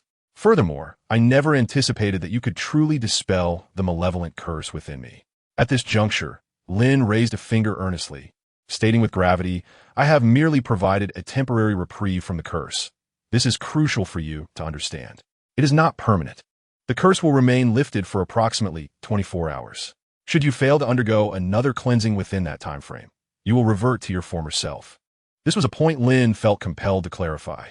As a physician, the foundation of his practice was built upon integrity. Moreover, it was imperative to convey this beforehand. Otherwise, should she revert after a day, she might suspect deceit and retaliate fiercely against him. The bloodstained spirit was taken aback, inquiring, "Is it truly only 24 hours? To be candid, after being liberated from the torment of the malevolent curse, she felt an unprecedented sense of relaxation in this half hour. Yet, the mere thought of the hundreds of years she had endured sent shivers down her spine, making it evident that she bore no resemblance to her former self. Lin nodded gravely. However, upon noticing the imminent look of disappointment on the blood-stained spirit's face, Lin swiftly altered her tone, closing her eyes and stating, "Though it is as you say, I can assist you in dispelling the curse every 12 hours, which implies that permanence is indeed achievable." Really? The eyes of the bloodstained spirit sparkled with hope. Ding! The bloodstained spirit's affinity for you has increased by 20. Ding! The bloodstained spirit's affinity for you has increased by 20. Indeed, Lin replied with a faint smile, raising her thumb in approval. Moreover, being neighbors and living in such proximity, if you wish to maintain your current form indefinitely, you need only visit me daily for treatment. As a neighbor, I can even offer you a 20% discount. This way, it will be absolutely feasible. Lin mused to herself, realizing that by merely expending her limited curse-cleansing ability each day, she could not only safeguard herself from peril, but also establish a steady clientele and source of income. It was, without a doubt, a lucrative endeavor. A 20% discount?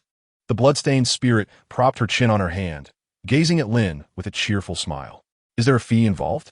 Lin immediately rubbed her shoulders, feigning a touch of weakness, and replied with a wry smile, "Madam, to speak frankly, while the process of dispelling curses may seem straightforward, it is indeed quite taxing. Considering our neighborly bond, I can waive a few fees for you, but subsequent treatments will still incur charges. After all, we are running a modest business here. Expecting to receive services without compensation? That is simply not feasible." The bloodstained spirit chuckled. "What are your rates? Or rather, what compensation do you require?" Lin pondered for a moment, then smiled and raised a finger, stating 1,000 skeleton coins per session, but with the discount, it comes to 800 skeleton coins. How's that sound? Quite a favorable price. Would you agree? For a spirit of her caliber, Lin was certain she would not be lacking in funds. After all, beings like the Black Knight, Demon Hunter dealt in black skull coins, indicative of affluent backgrounds. However, Lin kept her pricing reasonable, as this was a long-term venture that thrived on steady flow rather than haste. To her surprise, the bloodstained spirit shook her head with a smile, her fingers lightly curling around the tips of her hair, and said, "I have no money." Lin was taken aback. "Madam, you must be jesting," she said, exasperated and amused. "How could someone of your formidable stature possibly be without funds? Please do not deceive me." The blood-clad malevolent spirit smiled knowingly, resting her chin on her hand, and remarked, "I truly have no money. In the past, whenever I desired something, I simply consumed the other party, which saved me the trouble of transactions. Thus, I never required currency." A chill ran down Lin's spine. Could it be? Their rapport had developed to such an extent that she might resort to violence against him? Lin was drenched in sweat and stammered, "If you lack money, then other items are not out of the question. As long as the price is right, anything can be traded." "Really?" The blood-clad spirit raised an elegantly arched eyebrow. Lin crossed his arms and, closing his eyes, asserted, "Indeed, whether it be body parts, herbs, cursed objects, or even corpses, I am willing to negotiate, provided the price is agreeable." However, in that very moment, a wave of intoxicating fragrance enveloped him. Suddenly opening his eyes, Lin was taken aback to find an array of exclamation marks hovering above his head. Unbeknownst to him, the blood-clad spirit had leaned over the table, her nose less than an inch from his, her lips parting slightly, sending a teasing breeze his way. With sultry eyes and breath like orchids, she inquired, "So, how much do you think I am worth?" Chapter 45. Sister teaches you how to engage in practical combat. Lin. She delicately extended her slender finger, adjusting the strap of her dress on her shoulder, her fair skin dazzling to the point of blinding. The allure exuded by this mature woman was akin to a potent poison, ensnaring his gaze irretrievably. Lin's eyes widened as he instinctively attempted to create a slight distance. Yet he was soon thwarted by the irresistible proximity of her enchanting visage. Danger! Lin endeavored to steady his racing heart, saying, "Madam, please conduct yourself with dignity." The blood-clad spirit's crimson lips parted slightly as she softly cooed, "But didn't you just call me sister earlier? Do you not find that title more pleasing?" A sharp intake of breath surged into Lin's chest. He felt as though he had just escaped one deep pit, only to tumble into another. Struggling to regain his composure, he asserted, "Our establishment does not accept flesh as payment." Leaning over the table, the blood-clad spirit drew closer, her breath tantalizingly fragrant as she whispered in his ear, "Are you truly not interested? This is a splendid body, freshly liberated from a curse, untainted by any corruption. Do you not wish to explore it?" She cast Lin a seductive smile, her eyes inviting. Lin, willpower 10. Willpower 10. Lin swore that this female specter was an enchantress, exceptionally skilled in captivating hearts. For a pure-hearted youth in his teens, she was simply on an entirely different level of temptation. Lin stood rigid, smoke practically emanating from his being. In his embrace, the cherubic child gazed up with wide-eyed curiosity, evidently perplexed by the unfolding situation. "Truly, do you not wish to give it a try?" The crimson-clad specter continued to entice. Lin, feeling stiff, remarked, "The child is watching." The specter's lips curled into a subtle smirk as she whispered softly into his ear, "Very well. Let us retreat to my chamber." Thump, thump, thump. Lin could hear the chaotic beating of his own heart. After all, as a youth who had traversed into such a mysterious realm at a tender age, the level of seduction he faced was beyond what ordinary resolve could withstand. Moreover, the absence of any ominous alerts from the system indicated that there was no immediate peril. However, it was precisely the lack of danger that made it exceedingly challenging to maintain his composure and rationality. Furthermore, this was presented under the guise of a reward. At last, Lin exhaled deeply, closed his eyes, and resignedly uttered, "I will not." The specter was taken aback. "Oh, not all? What do you mean?" A boy so suave and silver-tongued. Had he never engaged in joyful escapades with girls? In the human world, he would undoubtedly be seen as a quintessential charmer, capable of easily winning the hearts of young ladies. With an odd expression, the specter inquired, "You have never been intimate with a girl?" Lin remained silent, his eyes still shut, not even shared a kiss. Lin's temples throbbed intensely. "Surely, you have not held hands either?" Lin felt black lines appear above his head, gritting his teeth in frustration. Ding! You feel a profound sense of humiliation. Observing Lin's struggle to conceal his embarrassment, the specter's smile widened peculiarly, her eyes sparkling as if she were a wolf gazing at a delightful little rabbit. "I see," she purred, delicately licking her lips before whispering with a playful laugh in Lin's ear, "Then allow me to teach you, bit by bit." "Linding, congratulations, host. You have unlocked the achievement. A wonderful first experience. And have gained 200 basic experience points. A wonderful first experience, a milestone achievement." The host has taken a tentative yet firm first step from boyhood towards manhood, granting a permanent enhancement. Constitution 1, Endurance 1, Stamina 1.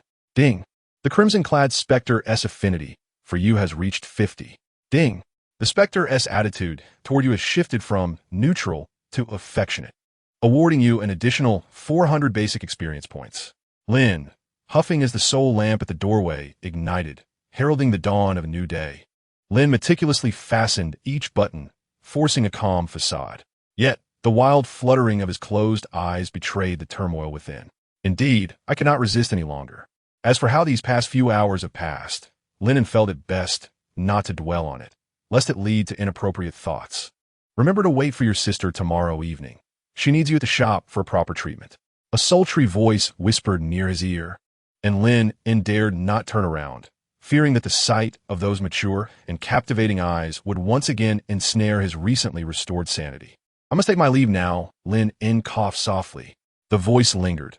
"If you help your sister lift the curse, she shall impart new knowledge to you, far surpassing what you have learned before."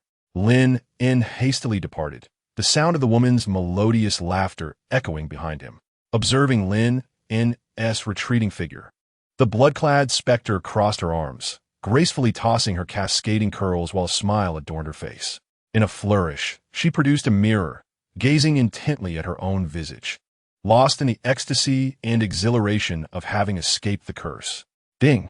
You have successfully completed the task. Blood feast. You have received rewards. 1,000 skull coins, 500 basic experience. Special reward. Cloak of the Blood Demon. Cloak of the Blood Demon quality. Rare attributes. Once donned, it conceals one's presence, allowing one to pass through solid matter like a specter. Description. The formless and intangible specters evoke the deepest fears within humanity.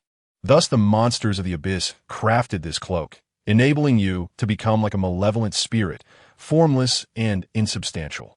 Beware, for donning it will strip you of all offensive capabilities. Ding! You have leveled up. Please allocate your attribute points. On his way, Lin Yun swiftly accessed his attribute panel. Lin Yun, level 9 race, human strength, 31 dexterity, 32 intelligence, 35 constitution, 44 allocatable points, 16 reputation, 64 description, an apprentice of the bloodsaw apothecary, twisted and perverse, concealing a heart that spreads fear beneath a facade of innocence. He has inflicted significant psychological trauma on numerous customers and incited 2 high-ranking beings into a vicious addiction. While he has garnered some notoriety among primal monsters, he remains notorious for deceiving virtuous women and coercing repayment in flesh.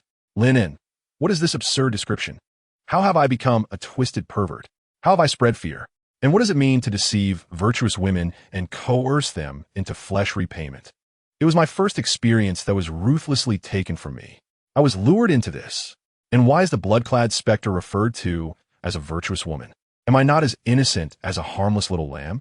Lin Yun, with a darkened expression, after venting his frustrations, once again allocated all his attribute points to his constitution. While other aspects possess their own merits, durability remains the paramount advantage in this grim world. Furthermore, bolstering his constitution would inherently enhance his capabilities in other areas, such as endurance and stamina. Even the force behind his punches would be significantly greater than during his weaker days. He has now reached level 9, which means that with just one more level, he would meet the system's class transition requirements. Chapter 46. He was exerting himself too much. He was uncertain about what kind of class transition quest might be triggered at that time. Lin Yun swiftly grasped his lantern and made his way towards the potion shop. He still dared not linger outdoors, for although he had grown considerably stronger, who could tell what monstrous entities might suddenly emerge from the dark mist to drag him into the abyss. He remained far too weak. Fortunately, he encountered no malevolent occurrences along the way. Upon arriving at the shop's entrance, the lit soul lamp emitted a faint glow, and there were no signs of visitors inside. Had something happened to his teacher? Lin Yun hesitated, sitting at the counter and tapping the table. His teacher had left in haste, promising to return within 2 days. Yet now was the 3rd day and still no sign of him. Lin Yun could not help but suspect that something was amiss. Perhaps some unforeseen circumstance had delayed him. With a composed gaze, Lin Yun tapped the table and ultimately decided to explore the vision realm first. His exploration had been interrupted by the blood-clad specter the previous day, and it was imperative that he delve into it thoroughly today. Entering, skull coins, 500, accompanied by a wave of intense nausea, Lin Yun abruptly opened his eyes, the vast square materializing before him once more, along with the enormous eye looming over it. He had returned to the realm of vision. Let's see what they are discussing. Lin Yun quickly accessed the regional channel to glean any information. Regional channel, Blood Doll. Queen, how goes the situation? Has that human apprentice met a gruesome fate? Is his head already twisted off and used as a chamber pot? Burnt ghost. Queen, please elaborate. We are all eager to understand the details. Long-haired ghost. Withdrawn skeleton demon. Queen, are you there? Has that scoundrel who dared to bully your daughter been decisively dealt with? Evil spirit queen. Blood doll. Excited queen. You have returned. How is it? Has that fellow received the punishment he deserves? Queen of evil spirits. Shyly. He made me feel quite comfortable. Buzz. In an instant, the regional chat fell silent. Then countless began to flood the screen. Blood doll, huh? Burnt ghost. Stunned. What do you mean by comfortable? Queen of evil spirits. I was too irritable yesterday. Blushing. He is indeed a remarkably competent doctor. I should not have treated him so rudely. However, I did not go back on my word. Since I said I would consume him, I certainly will, albeit in a different manner, shyly. Everyone, Queen of Evil Spirits, ahem, no more of that. He was too vigorous. I need to get some proper sleep now. Goodbye. Everyone, what do you mean by a little swelling and pain? Please clarify. Also, what do you mean by other ways? Why does it feel like something bizarre and indescribable transpired at the Queen's residence last night? Burnt ghost. Your Majesty, please explain. What on earth happened with that fellow? Your Majesty. Your Majesty. Skeleton mage. Stunned. You must be joking. Surely the human lad not only survived, but managed to win over the formidable Queen of Evil Spirits. With unimaginable speed, Lin abruptly shut down the regional chat, his eyes wide, cold sweat pouring down like a torrential rain. No, I did not. Do not jump to conclusions. That female spirit is far too open. Why can she casually speak of everything so freely? Lin vigorously shook his head. While it's true that some flirtatious games were played last night, it absolutely did not escalate to that level, no. Lin forced himself to calm down, closing the regional chat, determined not to dwell on those peculiar thoughts. He began to meticulously explore the other functionalities of the vision. After all, the vision might very well become another avenue for his future development. How wonderful it would be to establish a modern-style online store. Before long, after a brief period, Lin grasped some fundamental functions of the vision. Upon understanding them, he grew increasingly skeptical about whether the so-called Supreme will truly originated from the same realm as himself. Many elements bear an uncanny resemblance to online games. Firstly, one, in the vision, all beings can disseminate information externally. You may charge for it, but a portion of skeletal coins must be paid as a processing fee. 2. You can publish information within your local area or opt for a broader release across the vision or even larger regions, though this requires appropriate permissions and higher fees. 3. In addition to each square's corresponding regional channel, there are broader domain channels and the largest public world channel. Indeed, it is precisely due to the phrase world channel that Lin harbors profound suspicions regarding the essence of this realm. The artistic style is incongruous. One can expend a portion of skull coins to establish their own shop and identity within specialized areas of this realm. However, a daily fee of 1 black skull coin is required. Indeed, a staggering 1,000 skull coins per day. Furthermore, aside from engaging in transactions within this realm, one can also undertake various tasks issued by diverse beings in specific domains, thereby earning rewards in skull coins. It can be said that this realm functions almost as an independent economic system, were it not for the predominance of dark entities traversing its expanse. One might be led to believe they had logged into a massive online game. Moreover, there exists another point that captivated Lin's attention. Within this realm is a unique area known as the contract domain.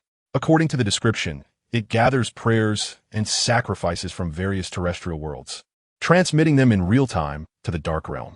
Should one meet certain conditions, they can forge a temporary contract with a being from the surface, allowing them to descend into the world of that being through demon summoning. Upon fulfilling the contract, one would receive the offerings made by the terrestrial being. If this is indeed the case, Lin pondered, could there be prayers emanating from Earth? If so, might he find a way to return home through this means?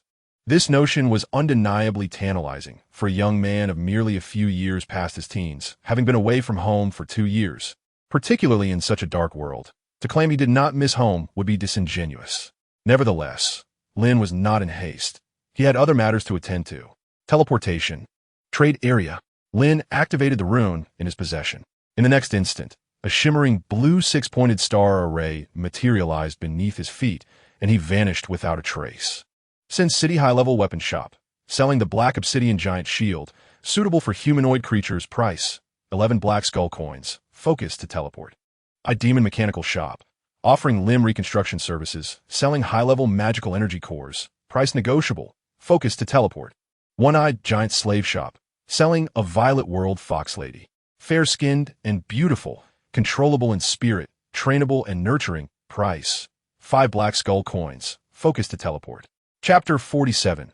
I love Luo. Upon entering the trade area, a barrage of flashing advertisements assaulted Lin's vision. He grimaced slightly, for it was indeed absurdly overwhelming. It felt akin to encountering a web page that bombards one with hundreds of advertisements in an instant. An information onslaught. However, Lin paid it no mind. Upon arriving in the trading area, new functionalities emerged within the runes adorning his wrist.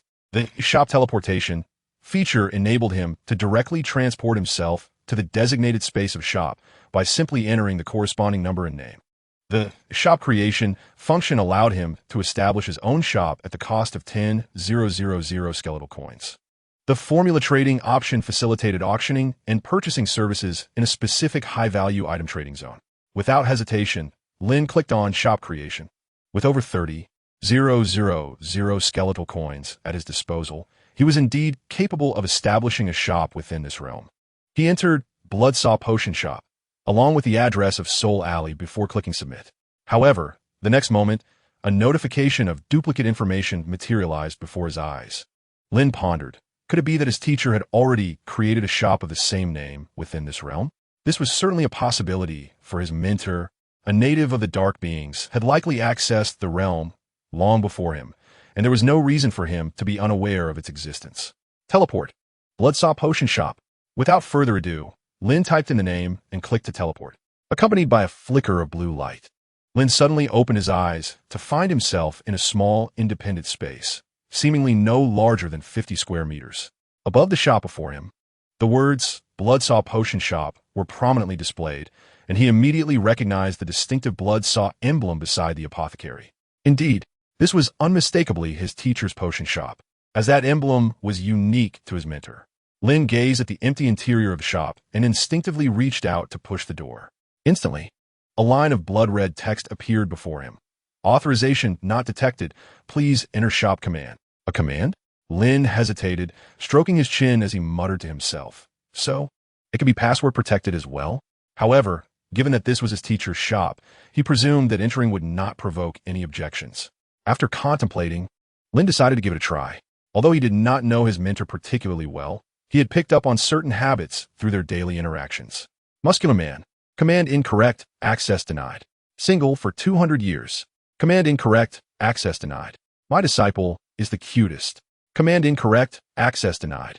Lin straightened his face, thought for a moment, then with a vacant expression, solemnly declared, I love lowly. Command correct. Access granted. With a click, the door to the shop slowly opened. Lin mused. Indeed, it appears that such a wicked preference serves as the command, identical to a safe's password. He successfully stepped into the shop. Upon entering, Lin confirmed that this so-called realm truly transcended those alleged virtual worlds by a considerable margin. It allowed for the integration of real-world items into this domain, manifesting as an exceptionally efficient frontier of advanced technology. However, the shop contained little of exceptional rarity, with the potions stored therein bearing little distinction from those in a modest local apothecary. It was evident that his mentor did not regard this establishment within the realm with great importance. One could easily deduce why. Each entrance and exit required a fee of 500 skeletal coins, in addition to the consumption of the evidently expendable vision stones. For an ordinary being to operate a shop here would undoubtedly be a venture fraught with losses. Nevertheless, it appeared that regular maintenance was upheld. As Lin accessed the shop's interface, he discovered a surprising balance of 4,000 skeletal coins allocated for daily operational costs. What astonished him further was the presence of a log that could be reviewed. As he perused the entries, his eyes widened in disbelief. Day 90. Sold a complete set of adult cursed demon organs. Income 5 black skull coins. Day 93. Sold a hellish entanglement demon skull. Income 1 black skull coin. Day 95. Rest. Day 97. Sold 2 soul-devouring eyeballs. Income 2 black skull coins. Flipping through the entries, Lin was struck by the realization that his mentor indeed had a penchant for engaging in side ventures. He distinctly recalled that during the time frames noted in the log, his mentor would return home burdened with several bloodied sacks, promptly retreating to the operating room, where Lin often heard the ominous sounds of flesh being hacked. The apothecary was merely a fade. The true source of his mentor's income lay in the trafficking of these monstrous organs. Lin gasped in astonishment. Yet it also illuminated the formidable nature of his mentor, for the creatures listed in the log were undoubtedly formidable beings of great power. He continued to scroll through the entries until his gaze fell upon a recent log entry. Day 105, an old friend from the Demon Association sought me out. inviting me to the upside-down tower to investigate some peculiar occurrences within the association. It is quite strange, as I have been estranged from the demon association for a decade. Lin noted the date of this entry, recorded merely 3 days prior. This seemingly elucidated the reason for his mentor's departure 2 days ago. The upside-down tower? The demon association? Lin pondered deeply. Clearly, this was an organization within the shadowy underworld, and his mentor had once been a member. Yet his knowledge was limited. As a dutiful apprentice, his mentor had no substantial reason to divulge further details. Lin shook his head, concluding that since it was an old friend extending the invitation, his mentor was likely to encounter no peril. He closed his eyes. Soon, he cast those matters aside, for the most pressing concern at hand was the pursuit of wealth, the art of salesmanship, and the establishment of his renown. With a platform as expansive as vision at his disposal, he was determined to leverage his advantages as a traveler. He swiftly exited Vision, logging off and racing to the backyard, where he hastily prepared the various materials needed for potion crafting. If he aspired to thrive within Vision, it was imperative to possess a sufficient array of marketable goods.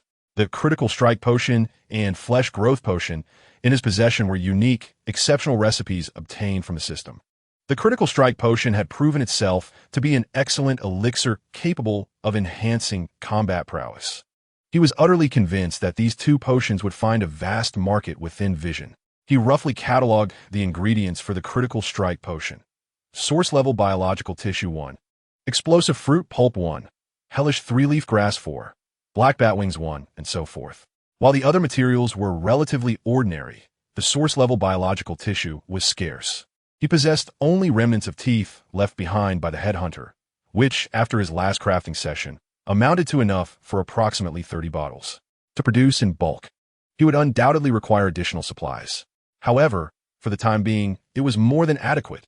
Without further ado, Lin promptly took the materials to the alchemy chamber and commenced the creation of the critical strike potion. Bubbling and boiling, he engaged in the crafting process. Ding! You have crafted 1 critical strike potion. Ding! You have crafted 1 critical strike potion. Ding! You have crafted 1 critical strike potion. With the system's notifications, 2 hours slipped by in an instant, and he found himself with 30 bottles of a murky yellow-brown potion. Chapter 48. Startling revelation, swiftly sealing the potions. Lin smiled, spending 500 skeleton coins to teleport back into Vision. The task was complete. Now, the paramount objective was to sell the potions in his possession. He planned to price them at 3,000 skeleton coins each. He firmly believed that anyone who experienced his potion would undoubtedly become a repeat customer. Thus, the critical next step was promotion. Without hesitation, Lin activated the rune on his wrist and began to draft a message for sharing. Bloodsaw Potion Shop. The exceptionally potent critical strike potion is now available. After consumption, it significantly enhances attack strength, priced at 3,000 skeleton coins per bottle. Limited to 30 bottles, reasonably priced. First come, first served. Exclusively available here. No other branches. Hurry and purchase. Click. Skeleton coins -1,000. Message shared successfully. With a smile, Lin felt an exhilarating anticipation as he swiftly switched to the trading channel. As Lin gazed at the information he had shared, an ominous premonition washed over him, as though countless patrons were poised to trample through his doorway. A half-hour later, he found himself seated at the counter, eyes closed, a subtle smile gracing his lips as he glanced at the empty street outside. It's perfectly normal. The promotional effects may not yet be manifesting. After all, it has only been half an hour. A little patience is in order, and soon enough, customers will arrive. Perhaps I can invest another 1,000 skeleton coins in promotion. 2 hours later, with a furrowed brow and arms crossed, Lin paced back and forth at the entrance. Why is there not a single soul in sight? I have already run 3 advertisements. Surely someone must have found it intriguing enough to step inside. No need to panic. I can afford to wait a little longer. Haste makes waste. Indeed, I must persevere. 3 hours later, Lin remained stiffly leaning against the counter, his head seemingly ensnared in cobwebs, his expression vacant. He had expended a staggering 5,000 skeleton coins, relentlessly promoting 5 times. Could it truly be that no one was willing to even take a glance? The coins were slipping away like water through his fingers. With a resounding clap, Lin slammed his palm onto the table. You have forced my hand. I did not wish to resort to this, but it seems I have no choice. Gritting his teeth, he hastily pulled up the information-sharing interface and rapidly composed the following message. Shocking. The secret to making men more robust and powerful. A heartfelt share from top demon hunters. This elixir will leave succubi blushing and queens gasping. 1 bottle for explosive prowess. 2 bottles for ascension. 3 bottles for sheer might. Do you aspire to be a true man of strength? Click here, Bloodsaw Potion Shop. With a decisive click, he initiated the promotion. The game has only just begun, he exclaimed. Fueled by urgency, Lin swiftly typed numerous anonymous messages on the trading channel at the rate of 100 skeleton coins each. Wow. The critical potion from the Bloodsaw Potion Shop is truly remarkable. After giving it to my boyfriend, 1 bottle left him utterly overwhelmed. No way. A treasure trove of a potion shop like this cannot be casually shared. And it's only 3,000 skeleton coins per bottle. Wow. So affordable. What if someone snatches it up right away? Stop posting. Be cautious. The potion prices may rise. Why not keep it under wraps? Let us quietly grow stronger. More formidable, more robust. Isn't that enticing? Is this potion really that powerful? No, not all. It merely doubles your combat prowess. Every time you strike, you achieve a perfect critical hit. It's hardly impressive, but can it truly cause clothing to burst? Not only can it cause clothing to burst, it will unleash explosions in all the right and wrong places. How else could it be dubbed a critical potion? Lin gritted her teeth, putting aside her single status of 17 years. Following a barrage of messages, a brief silence enveloped the trading channel. Dark figures soared above Lin's head, but in the next moment, an unexpected turn of events unfolded. Outside the shop, an overwhelming cascade of radiant teleportation lights began to materialize, dazzling to the eyes. Simultaneously, a multitude of notifications echoed in Lin's ears. Dark Giant Reborn requests entry into the shop. Fallen Minotaur requests entry into the shop. Siren Alea requests entry into the shop. Multi-armed Demon requests entry into the shop. Without hesitation, Lin allowed them all entry. In an instant, countless phantoms surged through the doorway like a tidal wave, crowding the little shop until it was packed with layers of eager customers, each phantom's eyes glimmering with excitement. Boss, is everything in your information true? Do you really sell those miraculous potions? Is there truly a top-tier potion that can make one extraordinarily powerful, even causing my queen to exclaim in astonishment? I want 10 bottles of the critical hit potion. Boss, I need them right now. Is it genuinely recommended by elite demon hunters? Boss, give me 50 bottles. I must test the effects. Step aside. I arrived first. Boss, 1 bottle for me, shouting. How outrageous. I was clearly first. Boss, I'll take the entire potion stock. Excuse me. Boss, do you accept alternative payments? I can come to you. I'm quite an enchanting succubus. In a moment, what was once a neglected apothecary became bustling with numerous patrons lurking from the shadows of the dark world. Lin realized that, indeed, it mirrored Earth. Without a hint of exhilarating offerings, no one would show interest. However, it seemed this place still retained its innocence. The customers were genuinely enthusiastic and pure, untainted by the disdain often exhibited by those on Earth towards such primitive promotional tactics. It was quite the conundrum. Lin feigned difficulty, her expression troubled as she addressed the crowd. Esteemed patrons, while our potions are authentic, our little shop operates on a modest scale, and we have limited stock. Currently, we possess only 30 bottles of the critical hit potion, and 10 of those are reserved for loyal customers. This truly puts me in a difficult position. Upon witnessing Lin's troubled demeanor, the throng of customers erupted with fervor. What nonsense! Boss, what is the issue? For 1,000 skeleton coins a bottle. I'll take them all. If you're feeling uneasy, I'll add 500 coins for each bottle.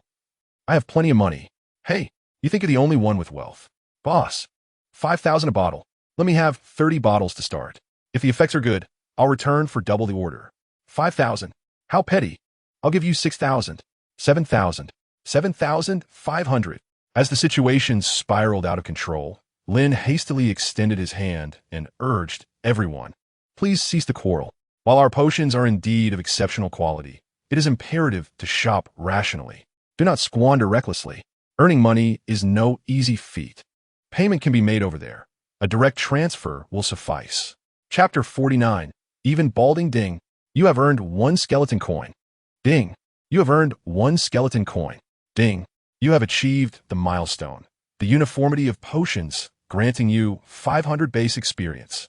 The uniformity of potions, a special achievement earned by selling the same type of potion and accruing over 30 skeleton coins in a single transaction, granting you a permanent bonus, an increase in potion sales revenue by 1, and enhancements to intelligence and eloquence by 1.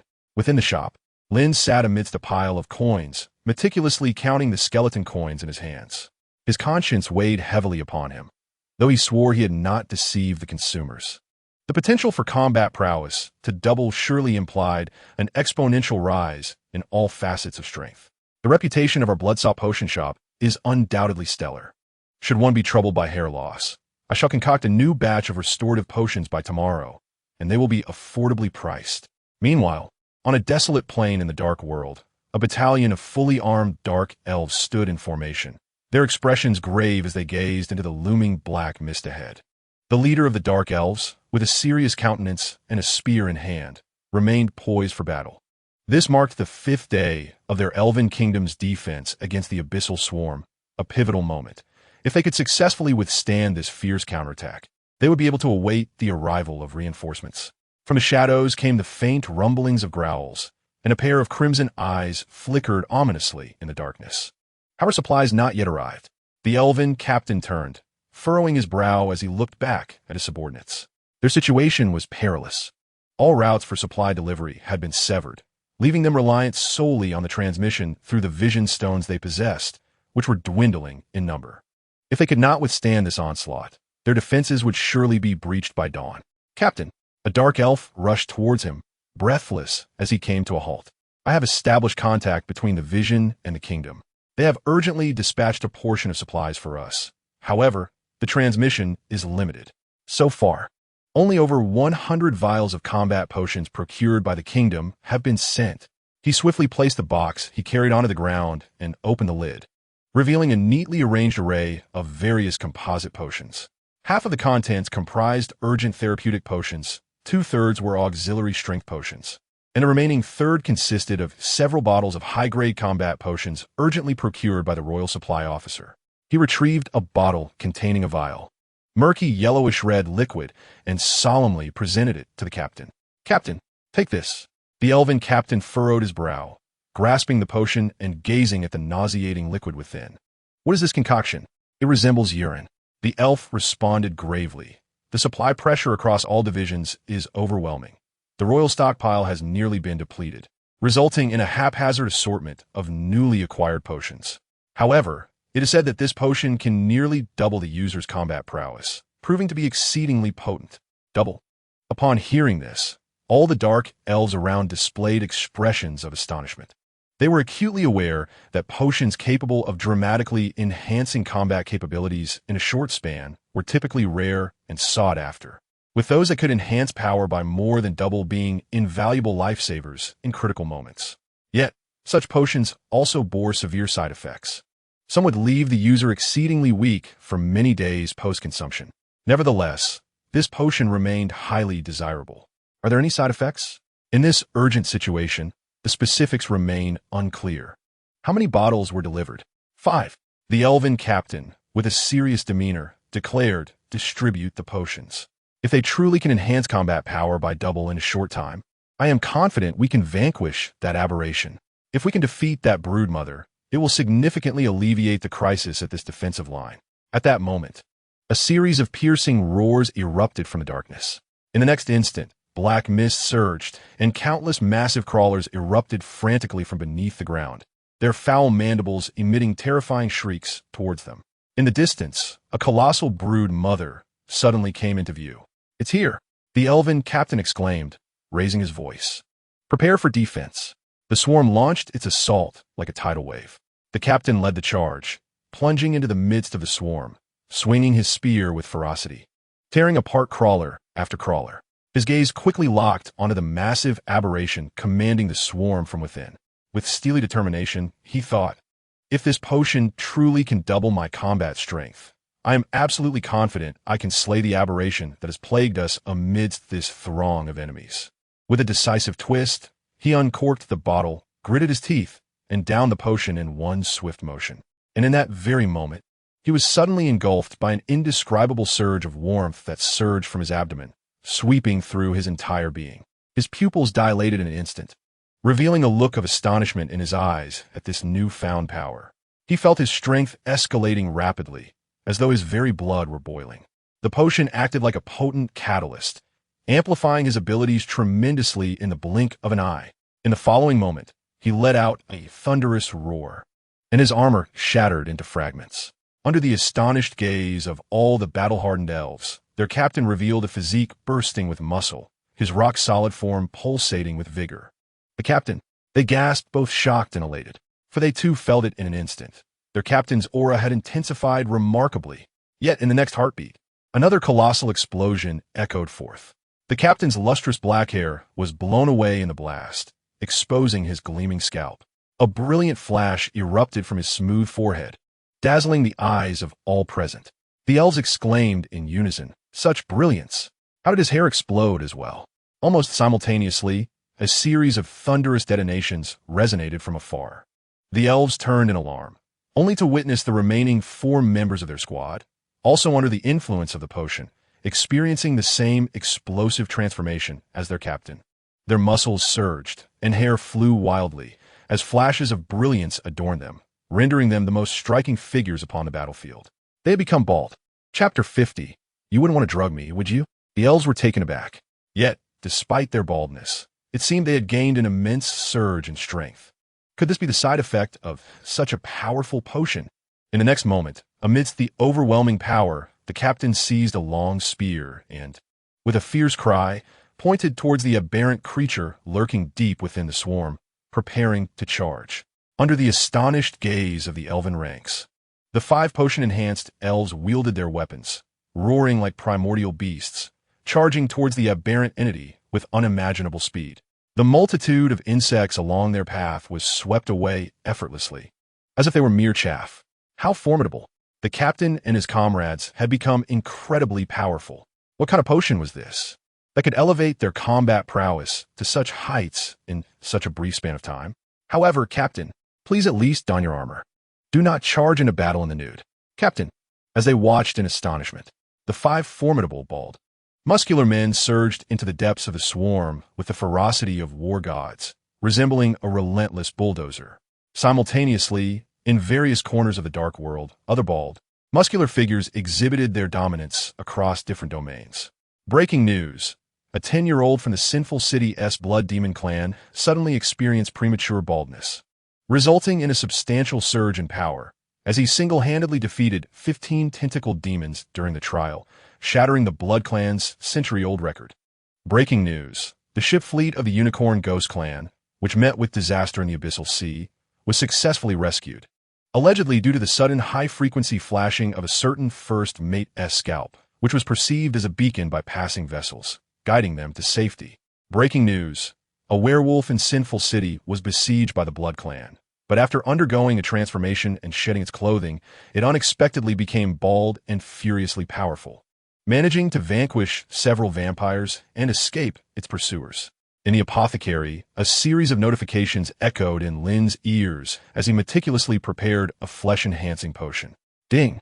Your notoriety in Sinful City is 10. Ding! Your notoriety in the Dark Elf Kingdom is 5. Ding! Your notoriety among the succubi is 10.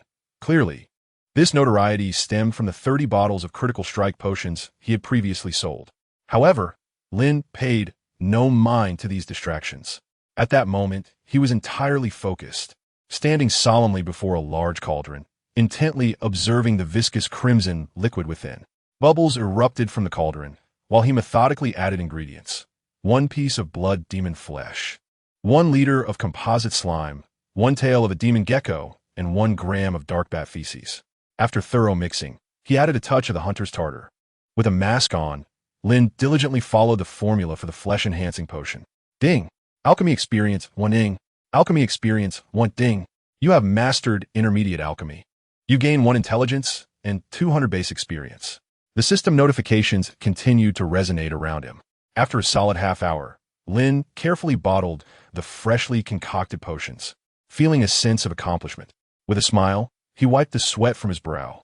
This was one of the two formulas rewarded by the system. Unlike the critical strike potion, the flesh-enhancing potion was an auxiliary restorative elixir, as its name suggested, capable of rapidly promoting tissue regeneration and healing injuries.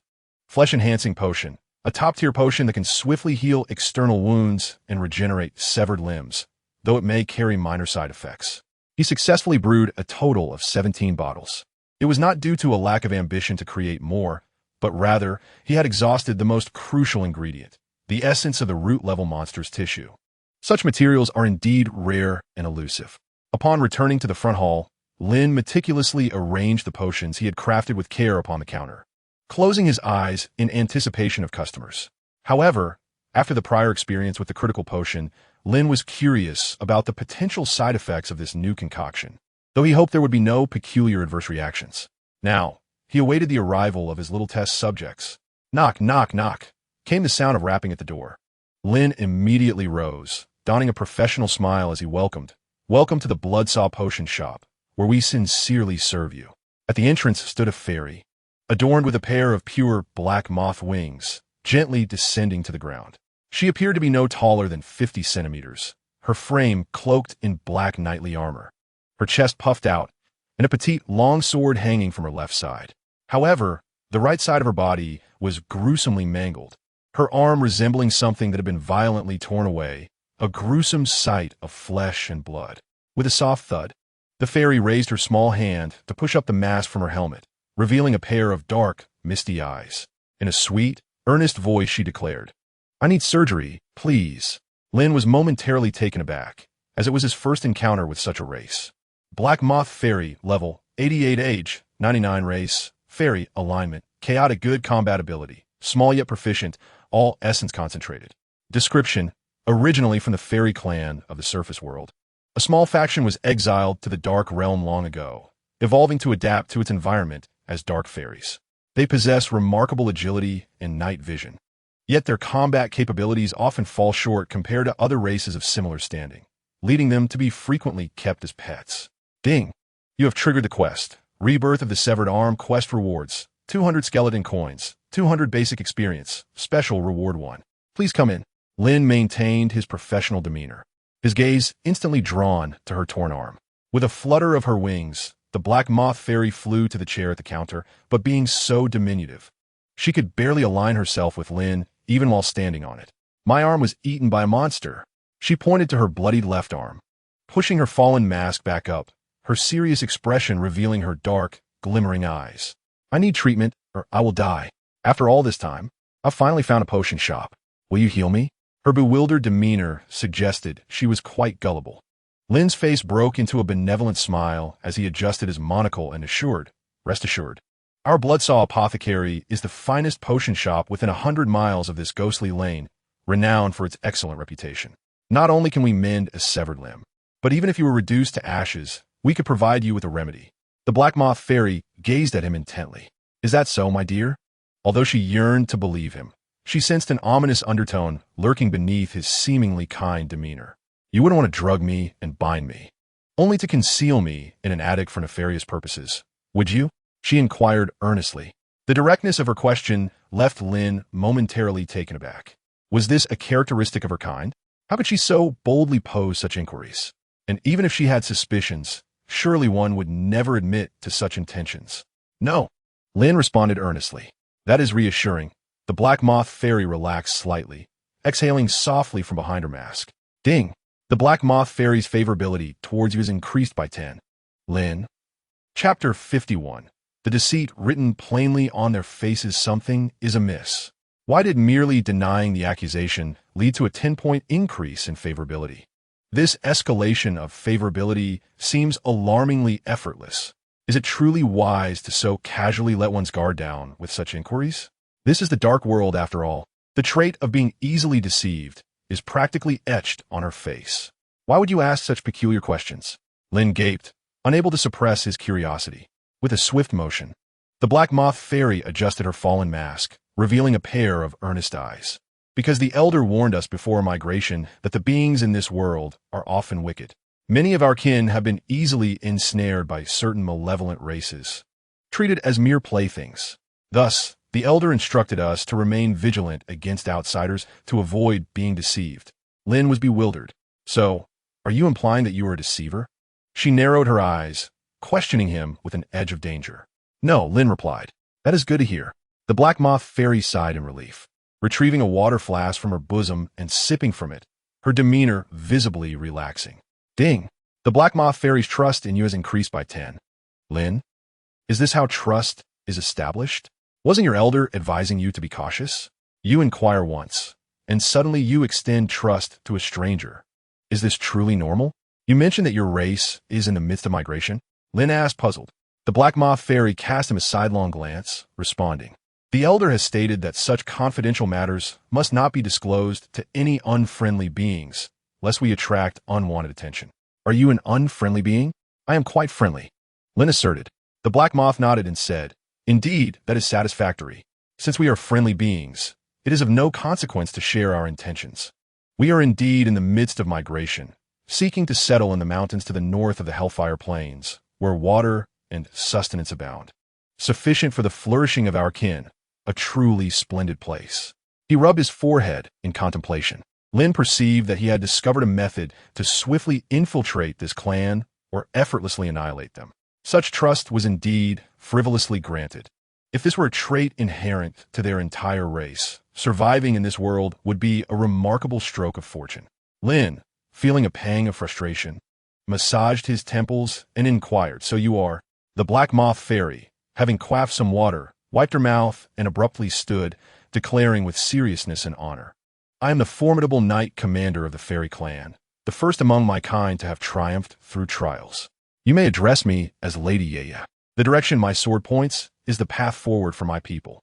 With a resounding clang, she drew her compact sword and, pointing it forward, proclaimed, Pioneers of the fairy race, trailblazers of the great territory, illuminators of the dark world, vanguard of distant migrations, the illustrious Lady Yaya shall lead my kin toward a radiant future. A profound silence enveloped them as crows flew overhead, leaving 6 spots in their wake. The atmosphere grew palpably awkward. The black moth fairy descended from the table, seated herself upright in a chair, sheathed her sword, and with closed eyes, murmured, I apologize. It was beyond my control. Lin was rendered speechless. He discerned that this fairy was not only easily deceived, but also appeared somewhat dim-witted. It seemed quite remarkable that she had survived thus far. Yet he was perplexed. While tending to the bloodstains on her severed arm, he earnestly inquired, Is not the Hellfire Plains to the north? Why have you ventured to the southern Soul Alley? This place is certainly several hundred kilometers from the plains you mentioned. Is it not? In his observations, Lin had already gained a modest understanding of the geographical surroundings of Soul Alley. The fairy, with closed eyes and clutching her water flask, replied, Please refrain from uttering strange statements. This vanguard has been traveling northward and shall soon discover our new fairy territory. Lin stroked his chin, pondering, and hesitantly asked, Which way is north? The fairy extended her hand, pointing straight ahead, and with closed eyes stated, There, in the direction my finger indicates. Lin, with a vacant expression, queried, Are you certain? The direction you're indicating is south. Are you sure you have not lost your way? The fairy raised the visor of her knight's helmet with a click and narrowed her eyes, saying, Please do not question the directional sense of your vanguard. I have traversed 2,000 miles, scaling mountains and valleys. Do you truly believe I would err in my path? My instincts have always been remarkably precise. Does your clan navigate solely by intuition? Is there any other way? Lin was momentarily speechless, then inquired, How far is your new territory from your clan? The fairy, Yaya, closed her eyes and raised 5 fingers, stating approximately 500 kilometers. Lin tapped on the table and asked, If the distance is merely 500 kilometers, why have you traversed 2,000 without reaching your destination? Yaya froze, her fingers suspended in midair.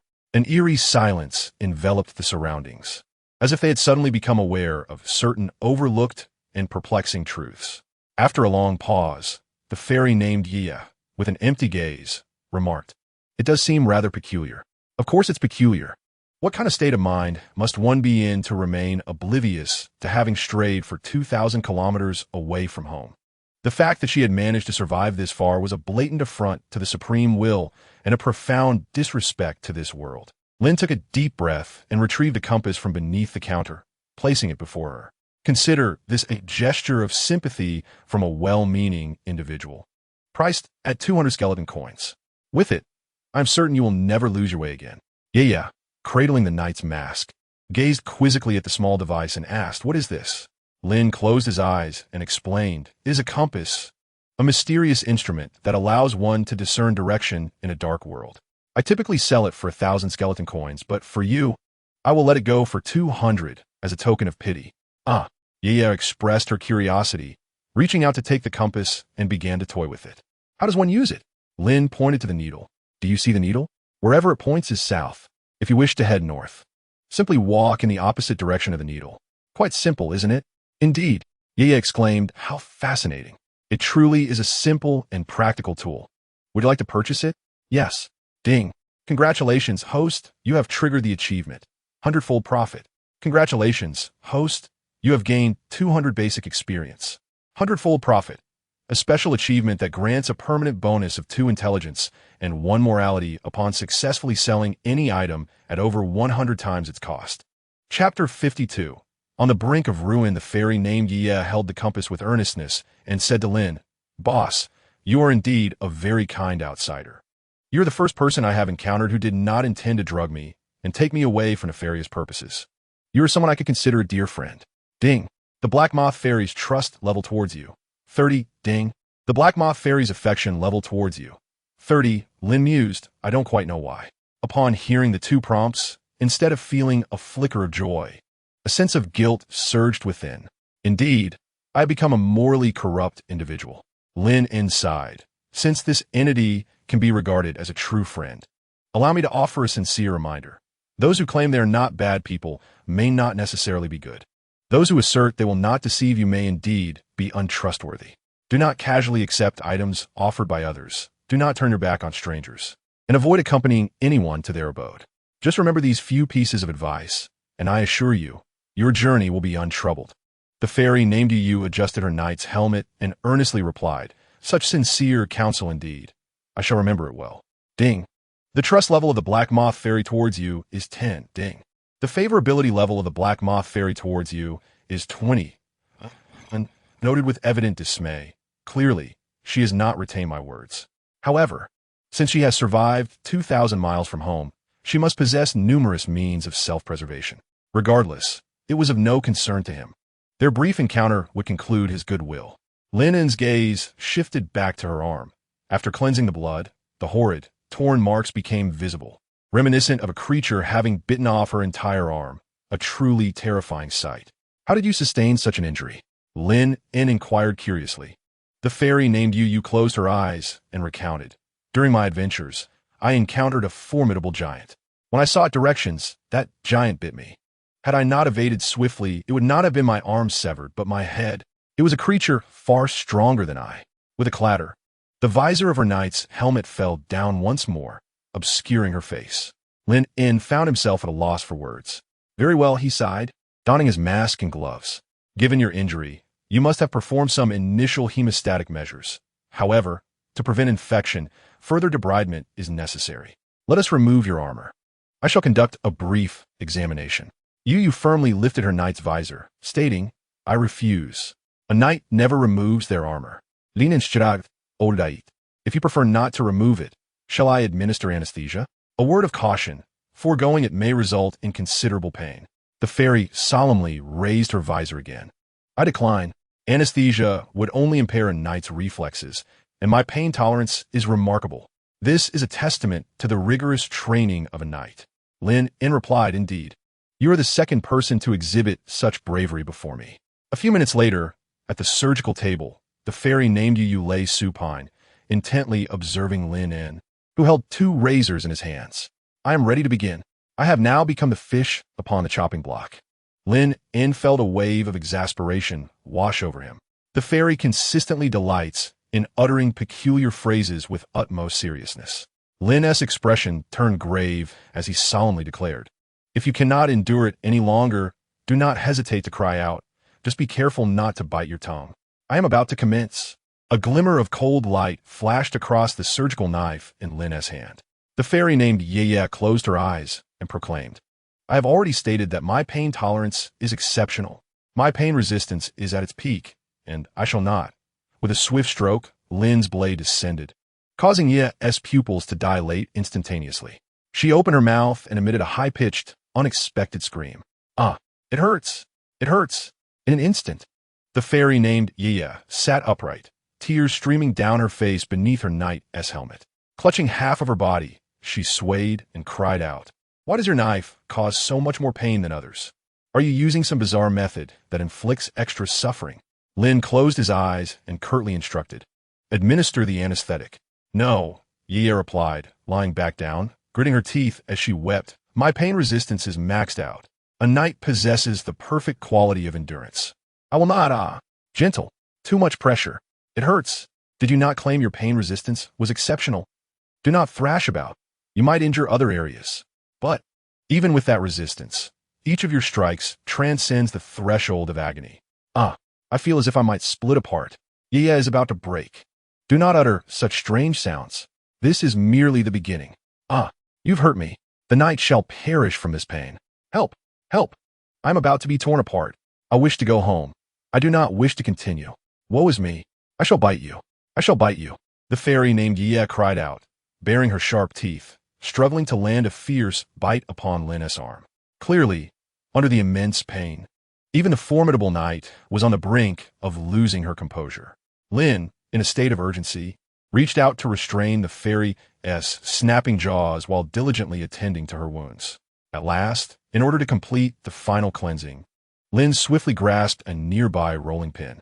At the moment the fairy opened her mouth, he plunged it inside, pressing against her sharp teeth. Ye's eyes widened in astonishment as she fought back with all her might. "Bite down hard. Just hold on a little longer. We're almost done. Endure. Hold on." Minutes later, a notification chimed. "Your knife skills have successfully reached the intermediate level, granting you 300 basic experience points." Another notification followed. "Your surgical ability has successfully reached the intermediate level, granting you 300 basic experience points." The fairy named Ye lay limply on the operating table, her dark, hollow eyes wide open, completely drained of strength, drenched in sweat from the intense pain. With a swift motion, Lin removed the rolling pin from her mouth, which had been placed there to prevent her from biting her tongue. Satisfied, he removed his gloves and stated, "The preliminary debridement is complete. You may rise now. We can proceed to the next step." Yeah, with a vacant expression, crawled off the operating table. She vigorously shook her head adorned with a knight's helmet, rubbed her eyes, and remarked, "It felt like a terrible nightmare. I almost broke." Lin, cleaning the blood from the injury, closed his eyes and replied, a normal reaction. Ye stared blankly at her left arm, which had been thoroughly cleaned, shook her head vigorously, and then looked earnestly at Lin. Pointing at him, she declared, "You are the first man to inflict such pain upon me. You have made a profound impression." A notification chimed. "The Black Moth Fairy's affection for you has increased by 20. Lin was taken aback. She hesitated to step off the table, squinting as she picked up the thick rolling pin. Gazing at the bite marks on it, she squinted and said, "You are also the first man daring enough to use such a robust object in my mouth." Chapter 53. The terrifying flesh-enhancing elixir. In notification chimed. "The Black Moth Fairy's impression of you has risen to 50. Lin exclaimed, "Please refrain from uttering such peculiar statements. What do you mean by a man who uses things in your mouth? It was merely a precautionary measure to prevent you from biting anyone." He stared with wide eyes, a forced smile on his face, and said, "Let's set aside those trivial matters. We have the most crucial step ahead. Your entire arm is beyond repair. Regrowing a severed limb is not impossible, but it depends on whether you can afford it." The fairy named Ye responded earnestly, "I can afford it. I brought all the fun from my clan with me." Then, under Lin Yun's watchful gaze, she pushed her oversized knight's helmet and, with great effort to maintain her balance, reached in her collar and pulled out a large pouch from her bosom. Lin Yun's eyes widened in disbelief. What was she doing? In the next moment, Ye forcefully yanked it out. With a thud, she plopped down on the ground, and a hefty money pouch tumbled out, scattering coins across the floor, creating a delightful clinking sound. Lin was left speechless. Under Lin's watchful gaze, after managing to escape with a large bundle of coins, the once proud demeanor of the fairy named Ye deflated in an instant. "How extravagant!" she exclaimed, giving a thumbs up. "All the money is right here. A wealthy individual could easily purchase you. She opened the pouch, revealing it to be filled to the brim with numerous black skull coins. Lin's eyes widened in disbelief. This meant that each black skull coin was equivalent to 1,000 skeleton coins, and judging by the size of the pouch, this fairy was carrying at least several 100,000 in wealth. Truly, she was immensely affluent. With her eyes closed, she extended her small hand into the pouch and scooped a generous handful of black skull coins, placing them upon the operating table. Is this enough? Indeed. Lin's eyes widened in astonishment. Navi, supple, wealthy, easily deceived. She embodied all of these characteristics. Shaking his head, Lin dismissed any impractical thoughts from his mind. He swiftly turned around and retrieved the prepared flesh growth potion from the cabinet behind him, smiling as he said, "In that case, let me treat you with my latest concoction. Quality corresponds to price. This is a highly advanced potion priced at 3 black skull coins per vial. Is that unreasonable?" At last, his potion was proving its worth. The black moth fairy paused, shaking her head seriously. "It may not be effective," she replied. "My constitution is unique, and I possess maximum resistance to various toxins." She closed her eyes and raised a finger earnestly.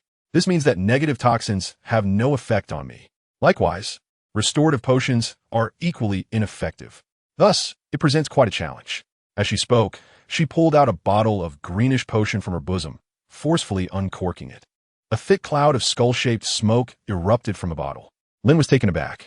The fairy Iya continued earnestly, "For instance, this is a potent poison commonly used in potions among our fairy kin. I've been drinking it since childhood, yet it has no effect on me whatsoever." She tilted her head back and drank it in one gulp. The bottle crashed to the ground, residual liquid emitting wisps of green smoke. Burping, she wiped her mouth and remarked, "As you can see, such a potent hallucinogenic poison has no effect on me. If it were an ordinary fairy, they would have long succumbed and been carried away, yet I remain as lively as ever." Lin sighed in disbelief. "So why are you here, then? Just testing my luck." The fairy, earnestly remarked, "Though I do not fear pain greatly, the prospect of losing an arm is distressing. Thus, I seek a medical establishment, if possible. I would like to procure a powerful prosthetic." Lin glanced at the blood-enhancing elixir in his hand, pondering for a moment before smiling and responding, "Very well, but let us conduct a trial. My elixir is quite unique, and it may yield some effect. What do you think? If it proves ineffective, there will be no charge. Given that the elixir's formula was provided by the system, it should, in theory, differ from the potions of this world." Moments later, upon the surgical table, Lin uncorked the elixir and, under the watchful gaze of the curious Iya, carefully applied it with a cotton swab to the site of her injury. It felt cool, tingling, and somewhat painful. Will it be effective? Her voice trembled with apprehension. She certainly did not wish to be left with only one arm. A prosthetic could never match the dexterity of a real limb. Adjusting his monocle, Lin instructed, "Please be patient. To be honest, this is the first time I am applying this elixir to a living being. The outcome remains to be seen." Iya was taken aback, observing Lin's serious demeanor. She widened her eyes and swallowed hard, watching with great caution. Time passed slowly, and after a few minutes, she exhaled deeply and said earnestly, "It appears there is no effect at all. My constitution is too unique, and my resistance to various elixirs is maximal. If this does not work, I kindly request a suitable prosthetic."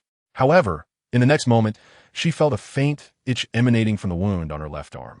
She froze, then quickly turned to gaze at her shoulder. Instantly, astonishment washed over her face. To her disbelief, the wound was visibly generating soft, pink flesh at a remarkable pace. Even the bones exhibited signs of growth. "Is it working?" she exclaimed in shock. This was entirely unexpected for her, as she was acutely aware of her unique constitution. While it had spared her from many dangers, it had also caused considerable distress in her life. What others could remedy with a single vial of restorative potion often required her extensive time for natural healing. Yet, she never anticipated that the elixir provided by this human doctor would truly affect her. The rate of regeneration is somewhat accelerated.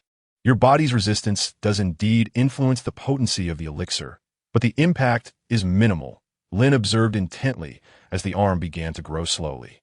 Then she quickly took out a small notebook, chronicling the clinical manifestations of the potion. The fairy, Iya, stared wide-eyed anxiously observing her gradually growing arm. Beads of sweat cascading down her forehead. How remarkable. Doctor, your potion is truly extraordinary. Unbelievable. No wonder you have made such a lasting impression on me. Your abilities are unparalleled. Notification. The Black Moth Fairy's affection for you has reached 50. Please refrain from developing feelings for me so easily, Lin Yun replied seriously, diligently recording the changes in the experiment. Can you describe how it feels? I'll take notes. Yia swung her legs, exclaiming, tingling, numb, and painful. And it's not just my arm. I feel the same sensations in other areas too. Lin Yun meticulously documented her observations. What else? He asked, adjusting his monocle. Yia continued, it feels very comfortable. It's as if my arm is growing, almost like I have 2 additional limbs. It's quite marvelous. Lin Yun noted this down, then lifted his gaze, preparing to speak, when suddenly his eyes widened in shock, freezing in place. Just behind Yia's shoulder, a tendril slowly emerged from her armor. Value 10. As Lin Yun stood rigidly, that tendril caressed the fairy's cheek, leaving a trail of liquid upon her face. Yia closed her eyes, her neck swaying erratically, saying, Yada yada. Doctor, please do not lick my face. While I acknowledge your remarkable skills have left a profound impression on me, it is still unacceptable to touch my body so casually. Notification. The Black Moth Fairy's affection for you has decreased to 5. Lin Yun stammered, that. Chapter 54. New Year's Grand Promotion. Buy 1 get 1 free. The tendril then slithered towards her helmet under Lin Yun's gaze. Instantly, the Black Moth Fairy giggled with her eyes closed, flailing her limbs. Yada. Don't do that. It feels so strange. Wait, you can't just scratch me like that. Yada. No. Doctor, you are truly mischievous. Notification. The Black Moth Fairy's affection for you has increased to 10. Lin Yun felt a wave of tension wash over him. I think it would be better if you open your eyes.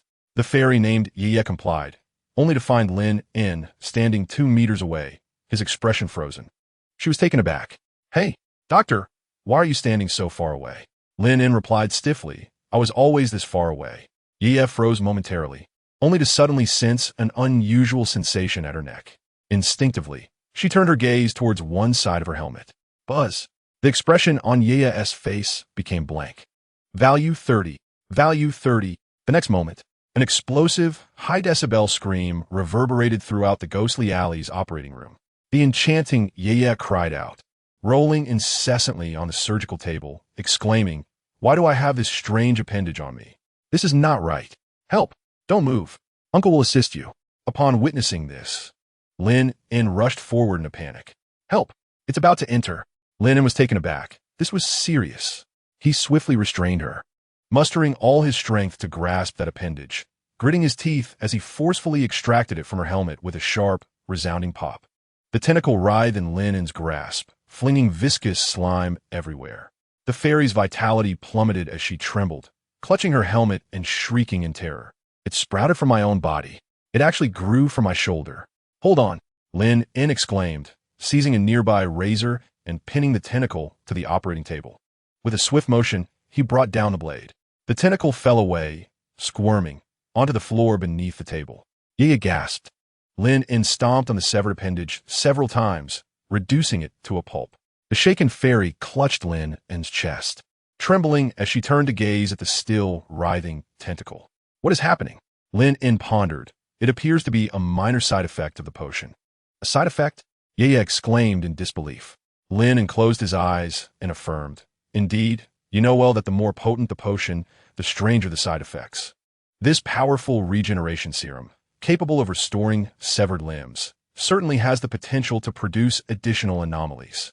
It is a rather common phenomenon. Common? Yia stared blankly. Calm my foot. She clutched her helmet and swiftly drew her compact sword, brandishing it threateningly at Lin Yun. Have you ever encountered a frightening potion that casually causes you to sprout strange appendages? This is not healing. This is mutation. It has merely resulted in bizarre tentacles. What if something even more peculiar emerges? It's a mutation. Tears welling in her eyes, she trembled as she pointed the sword at Lin Yun. The blade sliced through the air ominously. Black Moth Fairy Value 10. Black Moth Fairy Value 10. And extended 2 fingers, deftly nudging her sword aside. Adjusting his monocle, he stated solemnly, Do not be afraid. The wealthy rely on technology, while the impoverished depend on mutation. Although you are a wealthy fairy, experiencing a mutation occasionally is hardly detrimental. Moreover, despite your transformation, Lin Yun gestured toward her arm. Doesn't it also boast several new additions? Does that not indicate the potion's efficacy? Lin's face was filled with seriousness. But, exclaimed the fairy Yaya, it's truly terrifying. The serious Lin reassured her, do not fear. The doctor is here. Just trust me. No matter what peculiar things may emerge this time, I can swiftly sever them away for you. You must believe in me. With a chime, the bone-slicing knife in Lin's hand glimmered with a radiant aura. Yaya, dazed, clutched her helmet and asked, is that really true? Lin nodded earnestly, indeed. And do you not desire to possess a healthy arm? For the sake of your well-being, what does it matter if some oddities manifest? Yaya felt momentarily stunned. It was indeed a reasonable argument. Yet, she couldn't shake the feeling that he harbored some ulterior motive. This is the final time, she said, her eyes glistening with tears.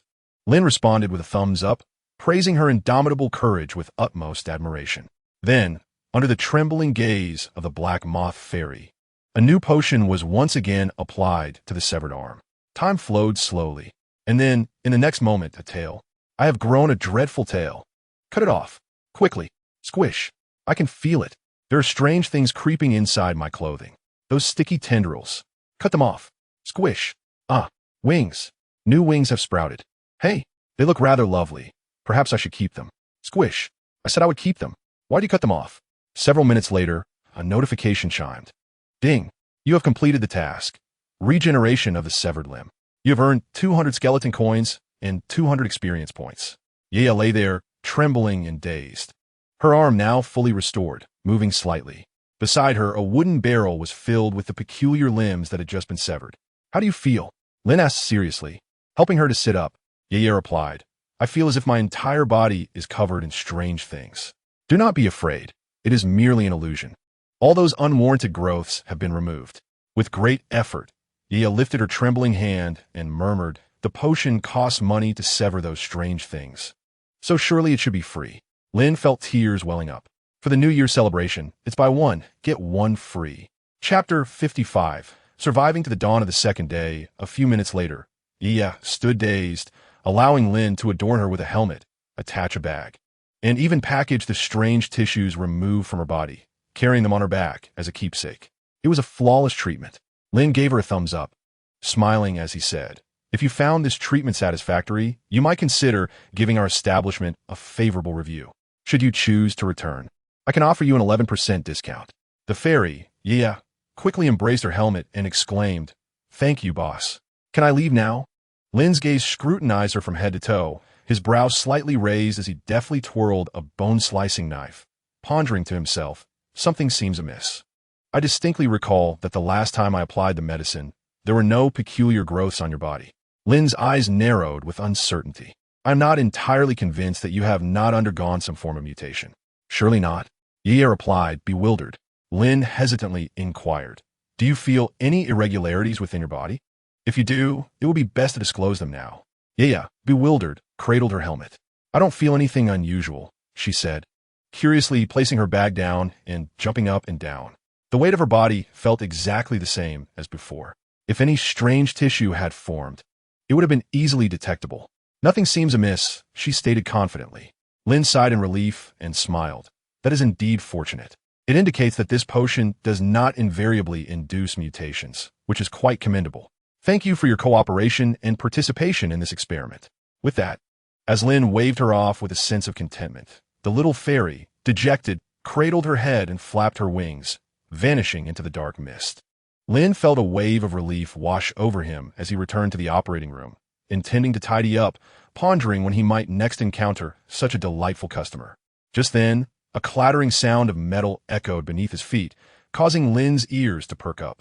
In the next moment, he spotted a bulging bag on the ground, his expression freezing in place. Wait a moment, this seems to be instinctively. He reached out to open the bag. Instantly, a trove of black skull coins revealed itself within, nearly blinding Lin with their gleam. He was taken aback. Wait, something is off. Why is that little fairy's coin pouch here? Just moments ago, he had clearly seen her chest swollen, almost bursting from her attire. He had assumed she had stuffed the pouch inside. But if she hadn't, Then what exactly was she holding against her chest? Could it be that the false had become real? Lin felt a hollow sensation wash over him. Swiftly, he seized the pouch and dashed outside, but the elusive figure of the Black Moth Fairy had already vanished. In Lin's mind, the terrifying scene of that little sprite pulling out a genuine treasure during her next attempt to retrieve money suddenly materialized. If that were indeed the case, he fervently hoped she would quickly come to her senses and return before the situation solidified. It was still possible to act while the form remained malleable. Clutching his purse, Lin continued to sit at the counter, dozing off as he awaited new patrons. However, for reasons unbeknownst to him, business was rather lackluster that day. Aside from the foreign Black Moth sprite, only a handful of customers had graced his establishment. Amidst this monotony, evening descended once more. Has the master yet to return? Lin cast a glance at the dark mist outside, his expression filled with uncertainty. It was now the third day, even if his master had been delayed by some circumstance. He ought to have received news by now. Lin paced back and forth in the hall. Although his master was not human and often spoke to him with cold words, over the past 2 years, without his master's guidance, it would have been a mere fantasy for a small human like him to survive in this dark world. Not to mention, without the teachings of his master, he could not have acquired such an extensive knowledge of medical and alchemical techniques. He hoped that his master would return by dawn the following day. Lin anxiously peered into the black mist outside. He removed the nearly extinguished soul lamp from the pillar, preparing to close for the night. At that moment, however, his pupils dilated abruptly, and a look of agony crossed his face as he violently coughed up a pool of foul-smelling, crimson blood. To his astonishment, the blood began to writhe and move, contorting on the ground before him into several grotesque characters. Danger! Leave! Now! The 6 blood-red characters lasted only a few seconds before they dissipated into smoke, vanishing from sight. Almost simultaneously, a system notification rang in his ears. Ding! You have successfully triggered the quest, Blood Knight. Quest description: survive by any means until dawn. Quest rewards: 2,000 skeleton coins, 2,000 experience points, special reward 1, special achievement 1. Lin's pupils constricted in an instant. He quickly crouched down, furrowing his brow as he gazed at the spot where the blood had vanished. Master! He immediately recognized the script of those 6 blood characters. Had his master employed some form of spell to send him a warning? What on earth was happening? Lin abruptly lifted his head, his brow furrowed in concern as he stared into the depths of the black mist outside. Alongside his master's warning, the system had triggered quest, and in comparison to the previous survival tasks, the rewards this time were exponentially greater, even more bountiful than the day of the original monstrous entity. This serves as a clear indication that the crisis encountered this time will be exceedingly severe. What could it possibly be? Could it be that the teacher has encountered some peril outside, and that danger has now seeped into his bloodsaw apothecary? With hardly a moment's hesitation, Lin swiftly composed himself and dashed back to the shop with astonishing speed. The various special items he had acquired during this period: flesh growth elixir, faceless demon heart, demon hunter revolver, bone cleaver, soul lantern, were his most formidable assets. He chose not to linger, for the teacher's warning signified that remaining would undoubtedly lead to dire consequences. He decided to spend the night at the home of the blood-clad wraith. Though she might pose a threat, it was undeniably safer than staying here.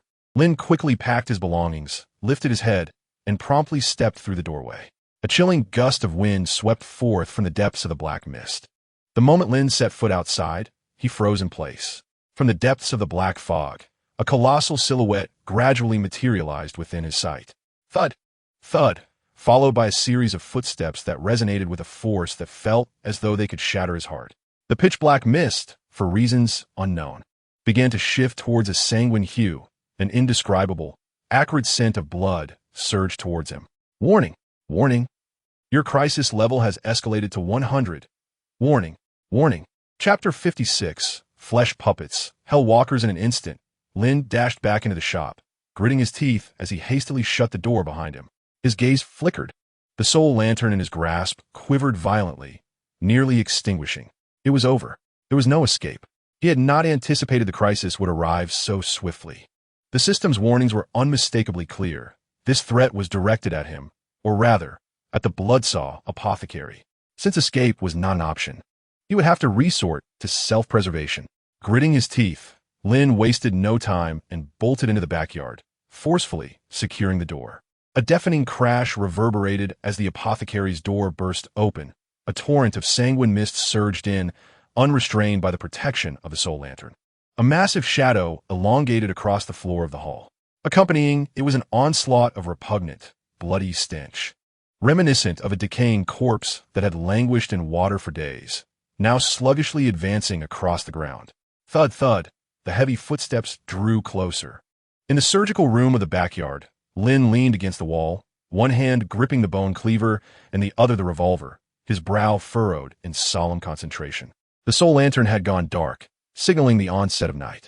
Now, there is nothing left to shield him. The sharp sound of glass vials shattering echoed from the direction of the hall, one after another, a crisp and rhythmic clamor. Lin closed his eyes tightly, gritting his teeth as the veins at his temples throbbed wildly. 100 skull coins. Crash. 500 skull coins. Crash. 821 skull coins. With each shattering sound from outside, a number harshly surfaced in Lin's mind. It was not fear, it was heartache, for these were small treasures, round, plump coins. They were more vital than life itself. Lin squinted, his gaze flickering. Confronting the formidable foe head-on was unwise, for even the mere aura it exuded moments ago had sent a jolt of agony through his heart. This was a testament to the creature's might. Now, the only thing that could save him in time was the blood garment. Without a moment's hesitation, Lin solemnly extended his hands, firmly clutching the revolver, his gaze steadying. She resided not far across the street, at 44 Soul Alley. If he acted swiftly, she would surely receive his signal and arrive in time. Curse removal. He solemnly initiated the command. Ding. Do you wish to remove the curse on the blood garment spirit and apply the curse removal ability to the demon hunter revolver? Yes. In an instant, Lin felt the malediction he had extracted from the blood garment spirit begin to dissipate within him. Simultaneously, the revolver in his hand exuded thick, viscous black liquid. The liquid cascaded into his palm, expelled from the revolver. A faint aura emanated from the revolver. Ding. You have successfully removed the curse from the demon hunter revolver. Cooldown time, 12 hours. Duration, 24 hours. Click. Lin swiftly disengaged the revolver's safety, squinting as he cautiously positioned himself by the door. The curse had been lifted. This meant the blood garment spirit could revert to its original form. Moreover, it was his only means of communication. He believed that upon regaining its curse, the spirit would promptly seek him out, for only he could assist her in dispelling the curse within her. Now, all he needed was to survive until the moment the blood garment spirit arrived, granting him a glimmer of hope. The foul stench of blood wafted from the hall. Lin could distinctly sense a pause in the sounds emanating from within. Evidently, the activation of his curse removal ability had caught the creature's attention. The curtain was slowly lifted. A long shadow was cast in the corridor. Lin cast a glance at the elongated and indistinct shadow outside the operating room door, squinting as he tightened his grip on the revolver. Thud, thud. The footsteps echoed once more, drawing ever nearer, while the massive shadow gradually extended toward the backyard. Lin held his breath, his gaze turning eerily calm amid the terrifying silence. All he could perceive was the rhythmic pounding of his own heart and the heavy footfalls reverberating down the corridor. Little by little, the nauseating stench of blood began to permeate the air. Then, in the next instant, the footsteps outside came to an abrupt halt, just as Lin's tension reached its zenith. A sudden and jarring noise erupted. His pupils dilated in shock as a spiny hand pierced through his chest, breaking through the wall behind him, blood gushing forth in a gruesome display. Thud! Lin's gaze became vacant as he collapsed heavily to the ground. Behind him, a crimson and contorted hand slowly retracted from the wall, leaving no trace of destruction, as if the wall were merely an illusion to it. An endless wave of blood permeated the space, the crimson fluid surging from his chest and staining the floor. His eyes remained wide open, his body convulsing uncontrollably as blood flowed freely. Thud, thud, the footsteps echoed once more. Then, reflected in Lin's unfocused gaze, a colossal and grotesque figure slowly pushed open the door, appearing at the threshold of the operating room. What manner of monster was this? It resembled a mass of putrid flesh violently sewn onto a body, lacking a head or facial features, save for a single enormous eye protruding from the foul mass, dominating its entire torso. Surrounding this grotesque trunk were dozens of eyeballs, each the size of a normal human's. Various limbs sprouted from the torso, some human hands, some tentacles, some clawed appendages, and others twisted limbs of malevolent spirits. Even horrific mechanical appendages. It was as if a monstrous aberration had been brutally stitched together. Flesh puppet type 3, Hellwalker level. Species, stitching monster, alignment. Chaotic evil combatability, an unrivaled and formidable creation. Introduction, the pinnacle of the demon association's sinister creations, this grotesque entity. As one of the most advanced blood machines of the inverted tower, heralds an era of carnage and annihilation, designed specifically as the ultimate weapon to hunt down insurgents. It possesses the terrifying ability to incessantly consume living beings and undergo new evolutions. Never attempt to attract its attention. Blood gushed from Lin's body as he stared, wide-eyed, at the approaching monstrosity. Sinister, crimson tendrils emerged from its form, slithering across the ground like serpents, gradually penetrating Lin's legs like needles. The sickening sound of flesh being pierced echoed ominously. It was consuming him. Yet in the next moment, the tendrils that had invaded his body to siphon his blood abruptly halted. An agonizing voice resonated in Lin's ears. Organism unable to identify inferior human quality. Consumption priority not recommended. Initiate cleansing. With a sickening crack, Lin's legs were instantly obliterated into a mist of blood. Almost simultaneously, his shattered heart surged violently. A torrent of blood coursing beneath his skin towards his wrists, as if some instinctive emergency protocol had been activated. In an instant, Lin's pupils constricted sharply. Like a sudden flash of clarity, he grasped his revolver tightly, pivoting with determination, gritting his teeth. The barrel was aimed directly at the monster's colossal eye. A deafening gunshot rang out. The demon-hunting bullet penetrated the very center of the creature's pupil. A chilling wail erupted. Sacred energy surged through him like a torrent of electricity, causing its countless arms to lash out violently, bringing the walls crashing down around them. Seizing this fleeting opportunity, Lin swiftly reached for a scarlet cloak from his pocket, draping it over himself. In that instant, as the monstrous hand descended upon him, Lin rolled away, merging with the ground, vanishing from sight. Error. Secondary identification reveals target possesses formidable camouflage. Species adjustment. Biochemical human. Undergone advanced biological modification. High consumption priority. Recommend extermination. Chapter 57. Eye stalks and tendrils. Full body mutation.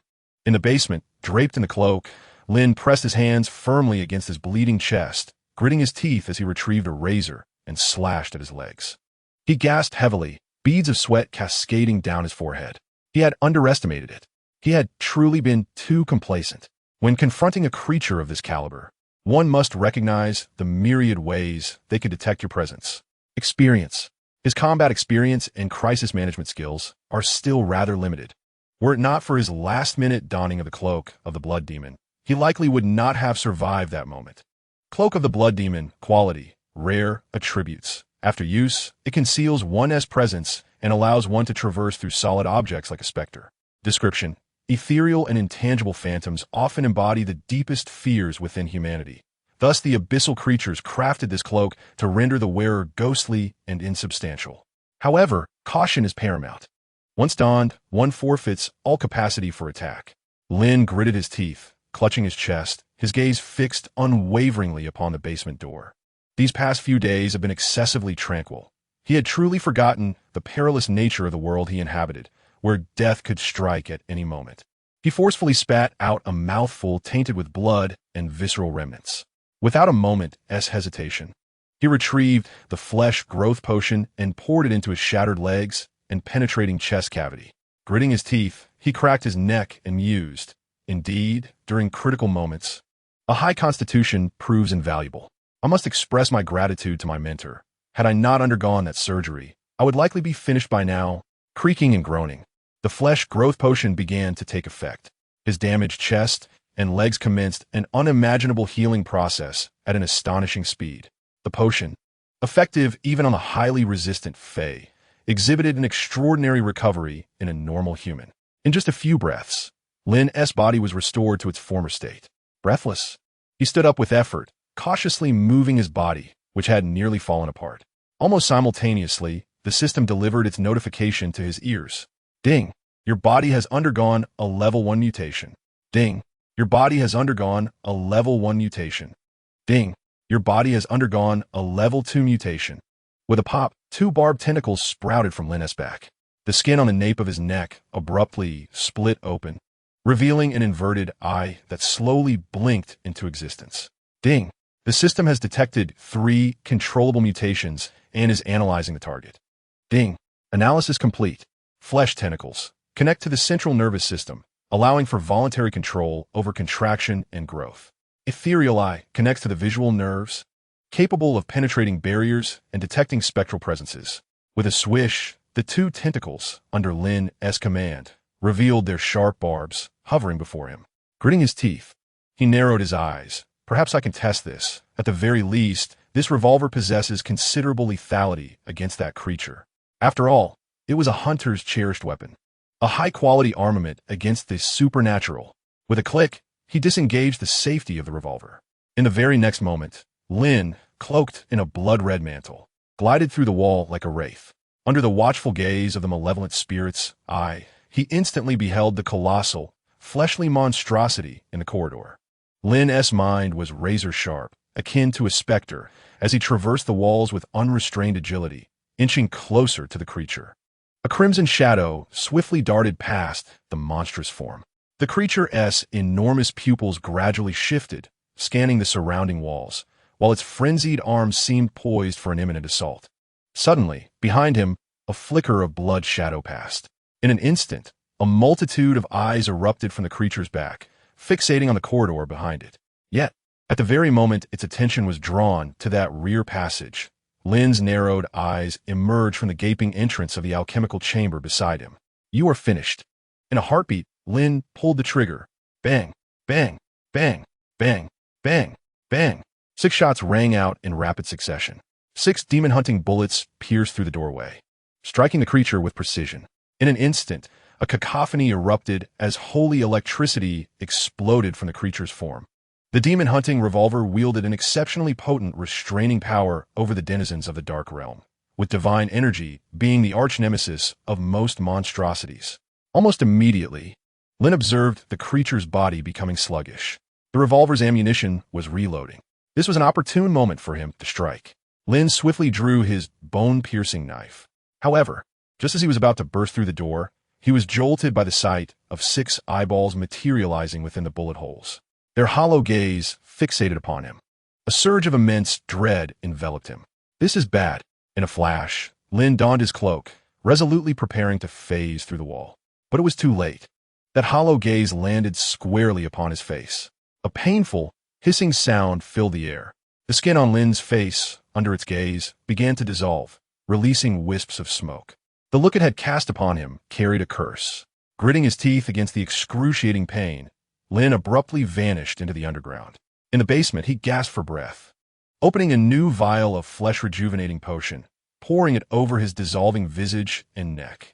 The scarlet liquid sizzled as it seeped into his skin, rapidly mending the wounds on his face. Simultaneously, the system's notifications chimed in succession. Ding! You have undergone a level 1 mutation. Ding! You have undergone a level 1 mutation. As the shadows of Lin were cast upon the wall, 2 colossal tentacles erupted from behind him. Undeterred, Lin maintained a serious demeanor, employing his malevolent spirit's eye to observe the creature from a distance. He soon discerned that the 6 bullets that had penetrated the monster's form were being gradually expelled by its flesh and blood. The electric currents enveloping him were also diminishing rapidly. This indicated that within merely 2 exchanges, the creature had adapted to the sacred damage inflicted by the demon-hunting bullets, or had awakened some peculiar form to counter his assault. This was troubling. Lin furrowed his brow, for his greatest reliance lay in his demon-hunting revolver. If it could significantly resist sacred damage, then confronting this creature would not only be futile, but perilously reckless. He swiftly calmed himself. The prior probing had proven unwise. He must retain his composure. The only option was to vacate this place and reconsider his strategy. Lin resolved that to triumph over this creature with his current capabilities was an impossibility. Without further ado, he traversed through the wall, unceasingly making his way towards the outside world. Engaging in a futile confrontation was not valor, but rather folly. Moreover, he was still a mere level 9, albeit equipped with some decent items, which could not compensate for the disparity in raw strength. At this moment, he had to heed the dictates of his heart. With a grave expression, Lin swiftly navigated underground. Meanwhile, the eye on his back incessantly monitored the creature's movements. Time swiftly elapsed. However, just as he departed the confines of the Bloodsaw apothecary, a sudden flicker caught his malevolent vision, and the creature's form abruptly vanished from his sight. It had masked its presence. Lin's countenance shifted slightly. A terrifying aura surged forth from behind him.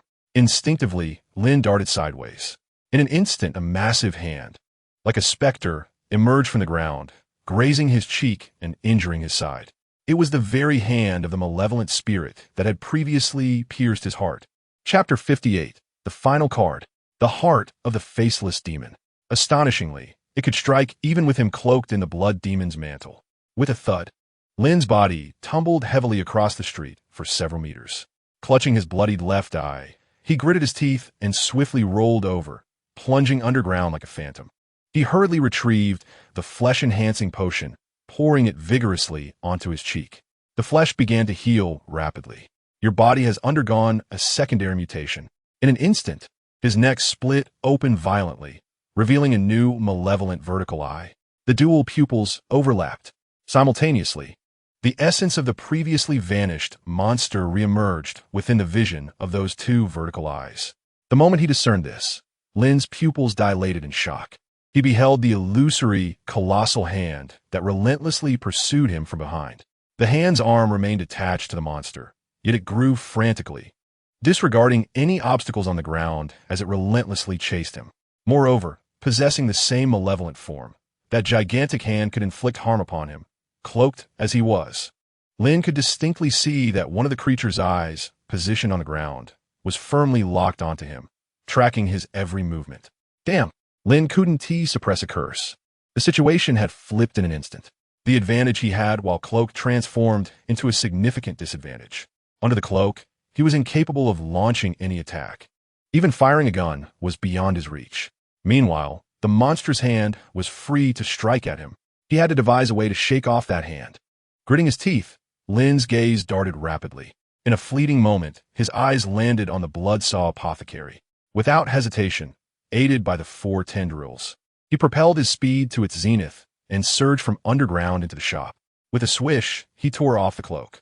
Like a spider, Lin quickly scaled the wall using his tendrils, then burst into the attic where he slept. Found it. Lin abruptly flung open the cabinet door, his eyes fixating on the shelves brimming with potions. Almost simultaneously, within Lin's malevolent vision, the sinister hand broke through the ground, launching itself towards him in the attic. Disregarding all impediments, at that moment, Lin's eyes narrowed. He swiftly raised the bone cleaver in his hand. The sharp blade glinted as it sliced through, shattering the cabinet full of potions with a crash. Green liquid splattered over him, staining the crimson blade of the cleaver. In that instant, all the muscles in his body surged with power. Grasping the knife tightly, he summoned all his strength and thrust it forcefully towards the floor beneath him. Almost concurrently, the shrieking malevolent hand penetrated the floor, and the potion-smeared blade was driven deep into the palm of that colossal hand. A series of hissing sounds erupted as the massive hand emitted a wailing cry akin to that of an infant. The potion-laden ground acted like acid, swiftly causing the skin of the malevolent hand to peel away. The evil spirit manifestation elixir was a concoction developed by his mentor, designed to enable corporeal beings to interact with malevolent spirits. As an apprentice, he had amassed a considerable supply of this elixir, for one must always be adequately prepared to face the diverse array of clients. At this moment, the elixir was undoubtedly poised to fulfill its purpose. With a fierce determination, Lin swiftly drew forth his bone knife and struck at the sinister arm. The cabinet of potions toppled heavily to the ground, the viscous liquid splattering across the entirety of the bedroom. The malevolent arm collided forcefully against the wall, twisting grotesquely and emitting wisps of smoke as if charred. Lin gasped for breath, devoid of any hesitation. He immediately reached for the other potions within the cabinet, acutely aware that this was not a place to linger. A sickening sound echoed as the blade met flesh.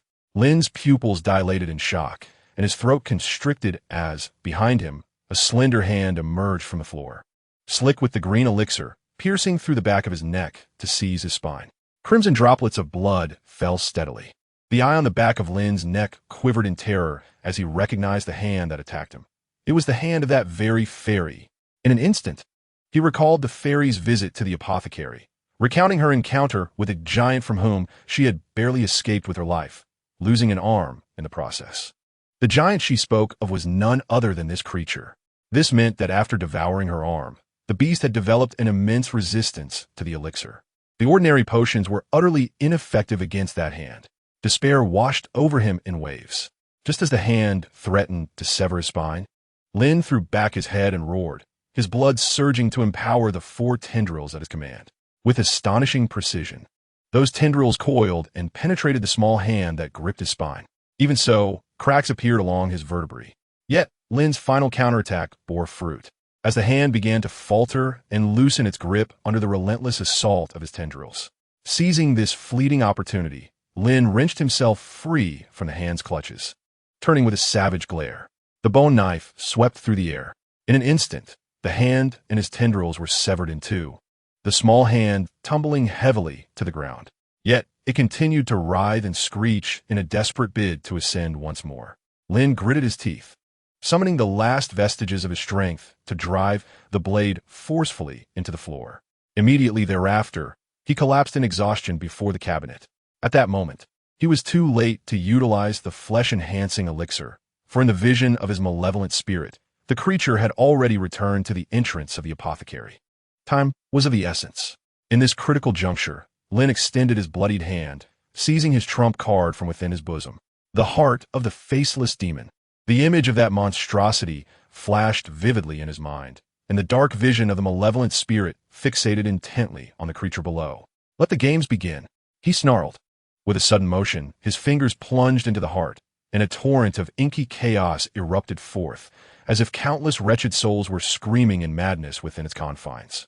Almost instantaneously, the massive creature downstairs froze, its enormous eye shrinking in terror, as if its very core had sustained an unimaginable blow. Crack, crack, crack. The obsidian orbs adorning its body detonated, and the multitude of arms that sprouted from its form went into a frenzied convulsion, tearing and clawing at its own body. Faces began to materialize grotesquely from its bloated figure, shrieking as they formed protruding features, as though something yearned to break free from within. The heart's core, struck by an unknown force, rendered its sacred resistance ineffective, disrupting its malevolent perception, weakening cellular constraints, and diminishing the curse's grip. An urgent countdown for repair commenced, 201918. In the attic, in the final moments of his paralysis, with his nerves damaged, Lin gritted his teeth and, with every ounce of his remaining vigor, uncorked a vial of the flesh-enhancing elixir. As the potion spilled onto his palm, the damage to his spine robbed him of control over his body. Yet, the elixir swiftly began mending his ravaged tissues. 20 seconds, would it be enough? He clenched his jaw, his gaze fixating on the heart of the faceless demon beside him. This cursed artifact was indeed an immensely potent tool, his ace in the hole. However, he had not anticipated that even such a formidable item would be insufficient to vanquish that creature. At this moment, the heart had turned pitch black. While powerful, such a strong curse came with dire and unimaginable repercussions. A tremendous force of absorption suddenly emanated from the heart, causing him to feel the boiling of his very lifeblood. In the next moment, the heart suddenly cracked open a fissure and instantly attached itself to his chest. Thump! Thump! The heart began to pulse incessantly, and his blood was rapidly drawn towards it. As it consumed his blood, the heart transformed into a crimson hue. At first glance, it resembled a pulsating mass of blood growing upon his chest. A double blow indeed. Lin gritted his teeth firmly. Yet the flesh regeneration serum sensed the swift depletion of his blood and began to produce it in abundance. The two forces reached a precarious stalemate. However, Lin understood that if he did not recover swiftly, he would perish when the 20 seconds elapsed. Clenching his teeth, his eyes were now veined with blood. Hurry! Mutate! Mutate! At this moment, his only reliance lay in the serum's ability to induce transformation within his body. The damage to his spine nearly severed his control over his limbs, and he desperately needed new appendages. Just then, the system notification chimed. Ding! Your body has undergone a level 3 mutation. At that very moment, Lin's left eye bulged violently, and a blood-red serpent emerged from his eye socket. Ding! Mutation analysis in progress. Ding! Warning! Your current physique and willpower cannot fully control this mutation. Control efficiency, 31. Level 3 mutation, brain serpent, a flesh and blood serpent birthed from the brain, possessing an overwhelming thirst for blood. In an instant, Lin felt the intense sanguinary impulse coursing through the mutated entity, and even his brain was engulfed by this bloodlust. An efficiency of 31. It was a gamble. Lin clenched his teeth and concentrated all his mental energy, struggling to control the serpent that had emerged from his eye socket. In the serpent's frantic writhing, he finally directed its massive jaws to seize the second vial of the flesh regeneration serum strapped to his waist. With a crack, the vial exploded, and the crimson serum splattered across his entire body. Simultaneously, Lin completely lost control over the brain serpent, which began to thrash wildly. As if it had caught the scent of blood, the serpent opened its jaws wide and bit down on the faceless demon heart that was voraciously draining his chest. Blood erupted in a crimson spray as a violent clash ensued between the two. The brain serpent began to tear at the heart, which responded by manifesting minute flesh-like tissues on its surface, attempting to envelop the serpent as if to consume whole. Lin lay there, gazing at the absurd scene before him, breathing heavily as his mind and heart clashed in turmoil. Such a horrifying tableau could only exist within this dark world. Yet, it was the entanglement of his heart and the serpentine tendrils of his mind that afforded him a significant reprieve from the rapid loss of blood. The flesh-repairing elixir began to swiftly mend his damaged spine. Time was still on his side. Below, the countless limbs that had previously thrashed in a frenzy had now settled into stillness. The enormous, fixed pupils of the creature stirred slightly. As its entire form began to writhe, core repair complete, it commenced the takeover of its bodily tissues, adjusting the threat index to an alarmingly high level and prioritizing the target for consumption. With a low hum, that colossal eye ignited with a crimson glow, abruptly lifting its gaze to the ceiling. In that very instant, its massive body burst through the ceiling with a thunderous crash, landing on the second-floor loft. Its gaze swept across the blood-soaked walls and floor, yet Lin's presence had vanished. Target locked with utmost priority, consumption initiated, the specter's vision activated. One of its eyes suddenly became ethereal. The next moment, it pivoted sharply and leapt forth. Meanwhile, on the street shrouded in swirling black mist, Lin, cloaked and disheveled, stumbled forward along the road. The serpentine tendrils emerging from his eye sockets continued their struggle against the faceless heart clinging to his chest, but at last, the flesh-repairing elixir had restored his spine, granting him control over his body. Gritting his teeth, a fierce determination surged within him as he raced madly toward number 44.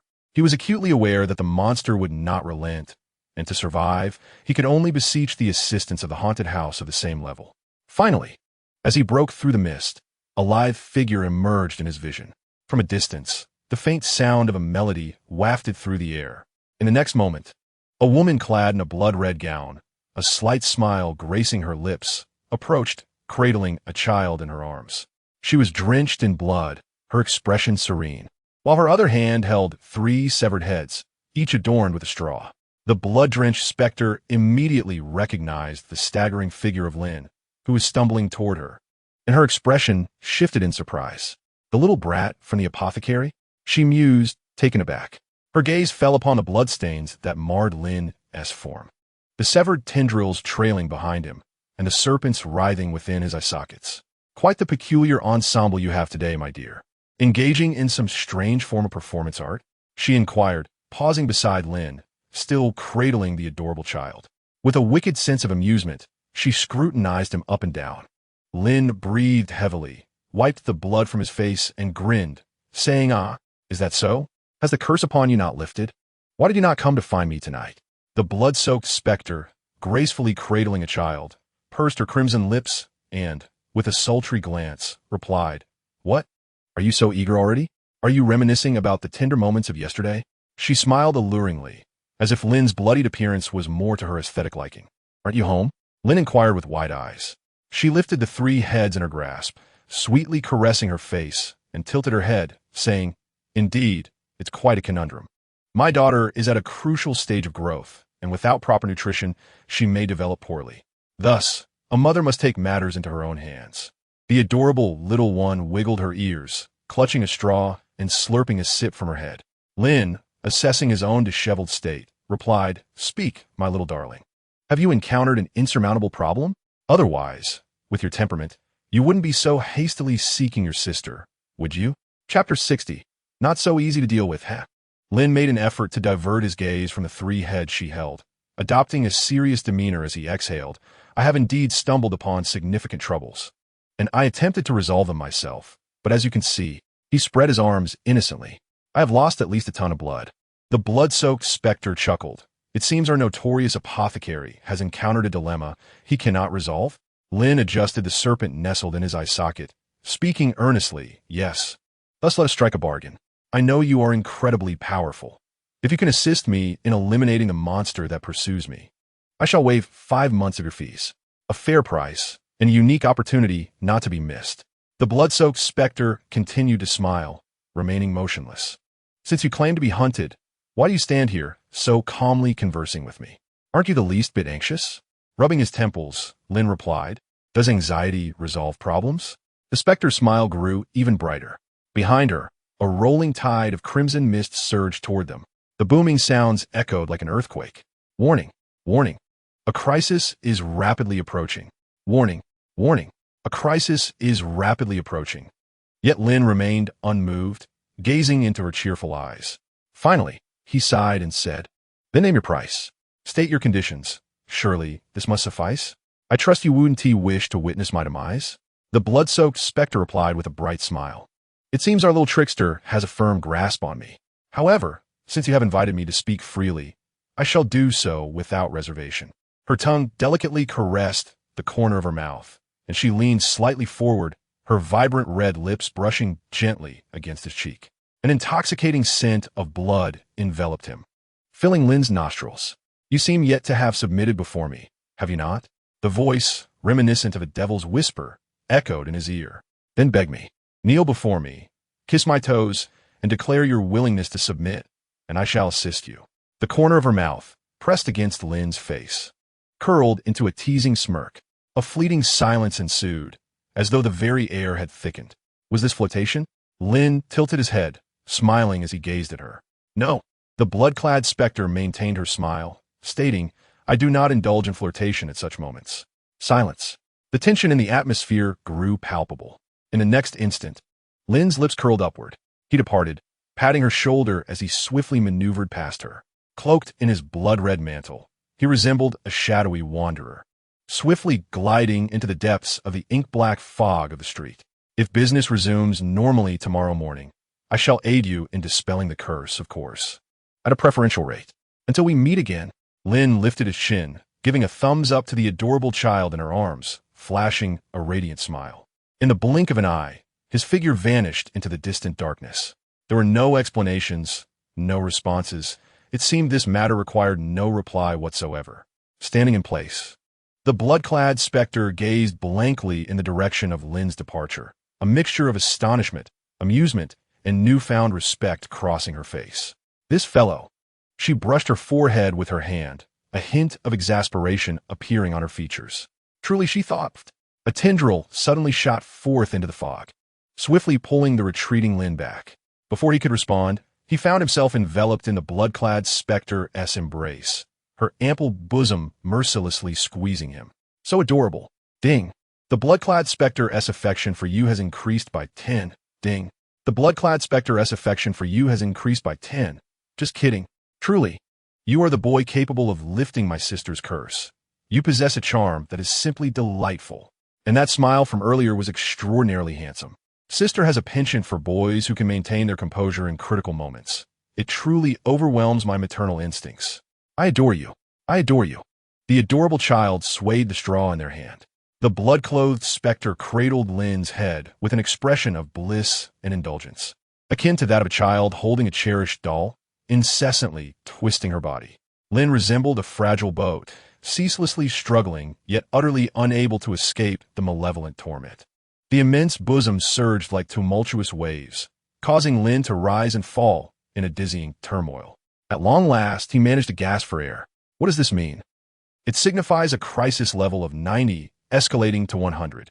Finally, Lin, in a desperate bid, extricated his suffocating head from that colossal embrace, only to behold a visage that had split open, revealing sharp barbs and tentacles alarmingly close. The cheeks, drooping at either side, bore a smile that seemed to be torn in two. "I helped you," she uttered, and in an instant, countless grotesque, dark tentacles erupted from her form. Like vines, they pierced the surrounding ground, causing it to crack and yielding massive stones, easily ensnared by the writhing appendages. Countless tentacles, akin to creeping tendrils, overtook the entire street. A thunderous sound of rupture echoed, followed by a cacophony of explosions.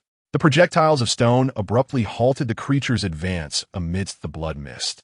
As the fog receded, a grotesque, twisted marionette of flesh emerged into view, its immense vertical pupil fixated on Lin and the blood-clothed specter. Target confirmed. Initiating hunt. High-intensity analysis of secondary target interference underway. Prioritizing the consumption of the malevolent entity conglomerate. Analysis at high intensity. Lin stared in astonishment at the scene before him. The blood-clothed specter, with a smile, handed the adorable child in her arms to Lin, gracefully striding towards the grotesque marionette. Her long, pale fingers sprouted nearly half a meter of black, blood-dripping nails. Her wild hair instantaneously transformed into countless venomous serpents adorned with human faces. As she lifted her head once more, she had morphed into a ghastly apparition, her eyes ablaze with frenzied delight and madness. "Lin, you've summoned a truly formidable monster this time," she cackled.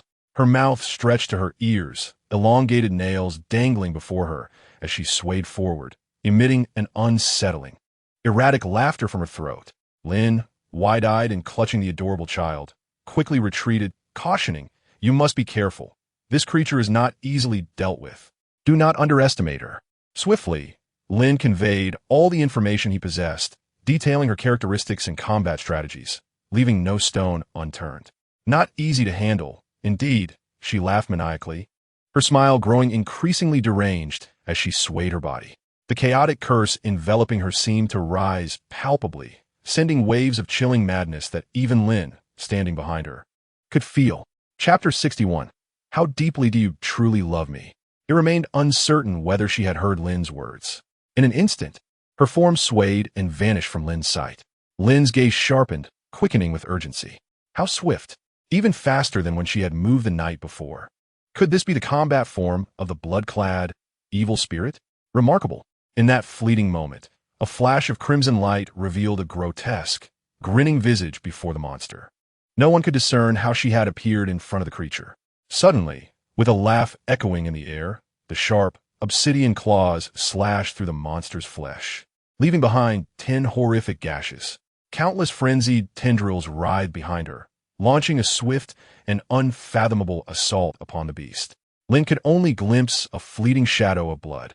Her laughter grew increasingly sinister, her gaze more feverish and ecstatic, akin to a predator fixated on its prey. The dagger-like nails danced wildly as the monster's blood splattered around. The cacophony of her manic laughter intertwined with her razor-sharp strikes, transforming the creature into a mere shadow of its former self. Lin was rendered speechless. Truly, this was the combat style befitting a level monster. In such a moment, what was there to do but shout 666? Lin's eyes widened as she bellowed. Incredible. Absolutely astounding. Madam, you are simply magnificent. Perfect. An utterly flawless offensive. Goodness. How striking. This assault is razor sharp. What a play. A soaring kick right at the heart. Remarkable. Unbeatable. Look at those enchanting tendrils. They pierce straight to the heart. Ah, those claws. Perfect. Sharp. Absolutely stunning. The adorable child in Lin's arms also stared wide-eyed, shaking tiny fists and exclaiming, "Oda, Oda," instantly filled with fervor. Lin exuberantly unleashed every impressive word he could conjure, showering praise indiscriminately, reiterating accolades for both the deserving and the less so. The blood-clad evil spirit's affinity for you. The blood-clad evil spirit's affinity for you. 1. Secondary threat response activated for the second target. Primary target, hunt. Buzzing, the monster. Now unrecognizable from the onslaught of the blood-clad evil spirit, suddenly revealed a glimmering aura within its enormous pupils. Almost simultaneously, upon the tattered flesh, a formidable exoskeleton surged forth in layers, instantaneously withstanding the frenzied slashes of the blood-clad specter. The sound of clashing resonated, sending forth countless sparks. The fragmented vertical pupil, once severed, swiftly pivoted and contracted, its gaze fixating upon Lin nearby. A resonating hum enveloped Lin, reminiscent of the previous, overwhelming curse. It was that cursed gaze. As Lin exclaimed in disbelief, how could it still pursue him despite his dismembered state? How deeply must it be infatuated with him? Without hesitation, Lin grasped the child and abruptly altered his course, sprinting away with fervor. Madam, I entrust this to you. For the sake of your daughter's well-being, I shall retreat momentarily. But fear not, I shall return forthwith. In an instant, the curse was unleashed. Simultaneously, the frenzied visage of the blood-clad specter interposed itself between Lin and the creature, its gaping maw emitting a chilling wail towards the beast. Countless faces erupted from the fissure like moths, dissipating the terrifying gaze of the curse. The primary target was prioritized, and the highest devouring command was activated. In a heartbeat, the fleshly monster's arms erupted wildly, its massive form advancing swiftly towards Lin. It utterly disregarded the specter's obstruction, relentlessly locking onto Lin like a parasite. One by one, colossal hands surged forth from all directions, encircling Lin. Your adversary is me, it cackled. Almost at the moment, the specter diverted its pursuit of Lin. A serpentine neck unfurled from behind, ensnaring the specter. A grotesque, manic grin bore down upon the creature's eye. The ground beneath them fractured as barbed tendrils erupted, coiling up its legs with serpentine speed. In an instant, numerous tendrils shot forth, severing the monster's arms mid-air, engaging in a chaotic struggle. She forsook the slicing and instead utilized her tendrils to attempt to strangle it. The tendrils swirling around it revealed faces of gleeful children, relishing in a sumptuous feast. These phantasmagoric visages, undeterred by the creature's armor, began to gnaw at the very essence of the fleshly monster from within. Yet even so, that creature remained fixated on Lin's silhouette, moving its steps with a mechanical precision, seemingly relentless in its pursuit. The threat level escalated, designating Lin as the top priority target. Behavioral restrictions were imposed, initiating secondary countermeasures for extermination. In an instant, the creature's colossal pupil shattered into countless fragments, resembling viscous pearls that fell to the ground with a soft thud. These shards quickly reassembled, transforming into myriad eyeballs of ordinary size, all directed towards Lin. Lin abruptly turned his head and immediately observed the fallen eyeballs flipping over, their surfaces now fixated upon him. Tiny tendrils began to writhe from the backs of these eyes, rapidly advancing in his direction. In disbelief, Lin exclaimed, "Is this a joke?" The adorable child beside him clenched her tiny fists and shouted, "Aura, aura!" With a series of pops, a significant portion of the eyeballs, unable to escape the grasp of the blood-clad specter's tendrils, were swiftly obliterated. However, a considerable number managed to break free, surging towards Lin with alarming speed. Lin halted abruptly, turning around and gritting his teeth. It seemed there was no escaping this fate. At that moment, he drew his demon-hunting revolver from his coat, aiming it squarely at the oncoming tide of eyeballs. His expression sharpened, enhanced by the dual powers of the malevolent specters, enabling him to swiftly target each approaching eyeball. There was no choice but to confront them head-on. With a click, the trigger was pulled. Chapter 62. Crisis Unfolding. Simultaneous Evolution. Bang. Bang. Bang. Notification. You have slain Eyeball Entity 1. Your firearms proficiency has increased to level 1. Notification. You have slain Eyeball Entity 1. Your firearms proficiency has increased to level 1. Notification. You have slain Eyeball Entity 1. Your firearms proficiency has increased to level 1. Quickly closing the revolver, Lin retreated swiftly while cradling the giggling child. He could only fire 6 shots in quick succession, and it would take several seconds for his ammunition to replenish. This interval was perilously fraught with danger. He required additional limbs. In a flash, Lin retrieved a vial of flesh-expanding serum from his coat and downed it in one gulp. Having already undergone mutation, he paid no heed to the bizarre appendages that might sprout forth. Instantly, the blood drawn by the faceless heart was rejuvenated by the serum, and simultaneously, the 4 tendrils he had previously severed began to regrow rapidly under the serum's influence. At that moment, a series of system notifications echoed in Lin's ears. Notification: your body has undergone a level 1 mutation. Notification: your body has undergone a level 1 mutation. Notification: your body has undergone a level 2 mutation. Once again, tendrils erupted wildly from Lin's body, in stark contrast to the blood-clad specter's tentacles, which could stretch for hundreds of meters. His were rather diminutive and endearing. Lin abruptly turned, suspending the giggling child onto one of the tendrils, his expression instantly shifting to solemnity. With one hand wielding a gun and the other a knife, several sharp tendrils deftly aimed at the oncoming tide of eyeballs. Lin's gaze hardened. Accompanied by the sound of gunfire, he swiftly advanced toward the wave of eyes, his bone-cutting knife effortlessly cleaving through dozens of them in a single stroke. Meanwhile, the tendrils behind him accurately punctured the eyeballs, one after another, with crisp pops. Ding! Your combat experience has increased by 1. Ding! Your combat experience has increased by 1. Ding! Your combat experience has increased by 1. Bang! Bang! Each bullet struck true, piercing through the eyeballs. The incessant notifications from the system echoed in Lin's ears. Thanks to the Spectre's vision, even though his marksmanship remained somewhat lacking, his locking ability had received a tremendous boost. Moreover, facing these lesser foes provided an excellent opportunity to accumulate experience points. With a swift swipe of his blade, he bisected yet another group of eyeballs. Ding! Your combat experience has increased by 1. Ding! Your combat experience has increased by 1. Yura. The child, suspended on the tendril, gleefully flailed her arms and legs, clutching an eyeball that she had seemingly acquired, and took a playful bite out of it, as if it were an apple. Soon, under Lin's relentless assault, the wave of eyeballs was systematically obliterated, one after another. Brave now, young one. The blood-clad specter, entwined with the monstrous entity, turned her head, revealing half of her face adorned with a wild smile, offering her commendation.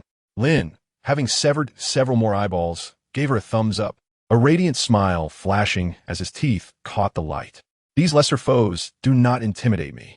The situation was rapidly improving. The inferior eyeballs, under Lin's relentless grip, posed no substantial threat, while the core of the monster remained effectively restrained by the blood-clad specter. At least, that was how it appeared on the surface. Time swiftly advanced. Lady, how fares your side? Lin shouted toward the direction of the blood-clad specter, having just cleaved through the final eyeball. The myriad tendrils and faces formed by the specter had almost entirely enveloped the beast, with blood seeping through the gaps in the tendrils. Hee. I am delving into its core. The most vulnerable aspect of this flesh-bound puppet lies therein. If I extinguish its heart, this creature shall be rendered nothing more than a heap of scrap. The cacophony of the blood-clad specter's maniacal laughter reverberates through the tendrils. Within the fleshy mass, a sharp barbed spine relentlessly presses inward, inching ever closer to the monster's core. It has made contact. The blood-clad specter feverishly licks its lips, and slowly, the spine embedded within its form begins to morph, ultimately transforming into a razor-sharp hand.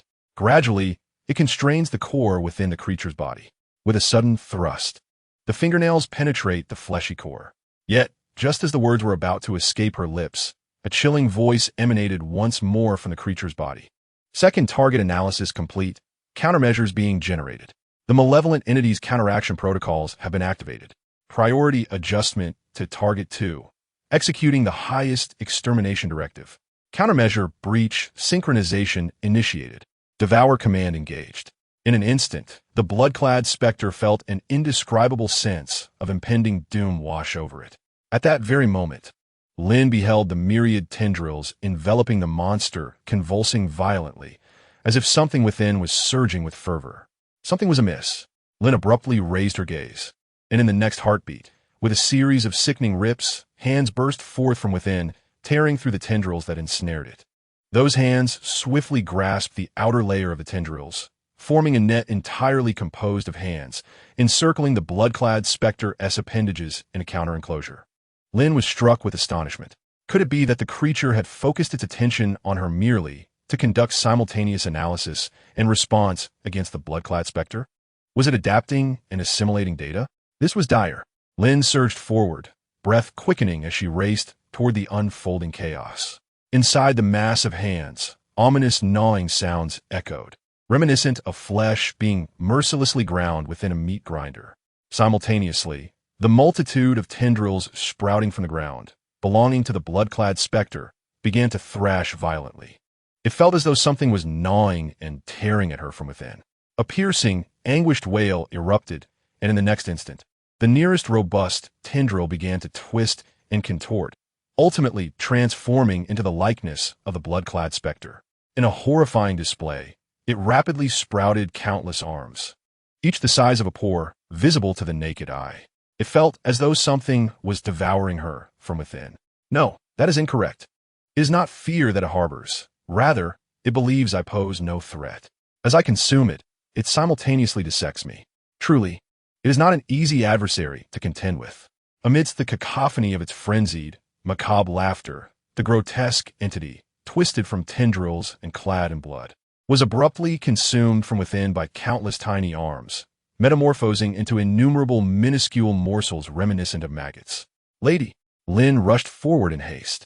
The hunt, devour, generate, deconstruct, curse, absorb, assimilate, transpired in an instant under Lin's trembling gaze. Suddenly, from the ground before him, a massive, blood-soaked tentacle surged forth, obstructing his path. Crack! The tip of the enormous tentacle split open, revealing a multitude of barbed protrusions. Simultaneously, numerous vertical eyes unfurled upon its surface. Warning! Crisis level is escalating rapidly. Warning! Current crisis level at 70. Warning! Current crisis level at 87. This was not the tentacle of the blood-clad specter. It was the very tissue of the monster, now intertwined. Chapter 63. This is a highly agile tongue.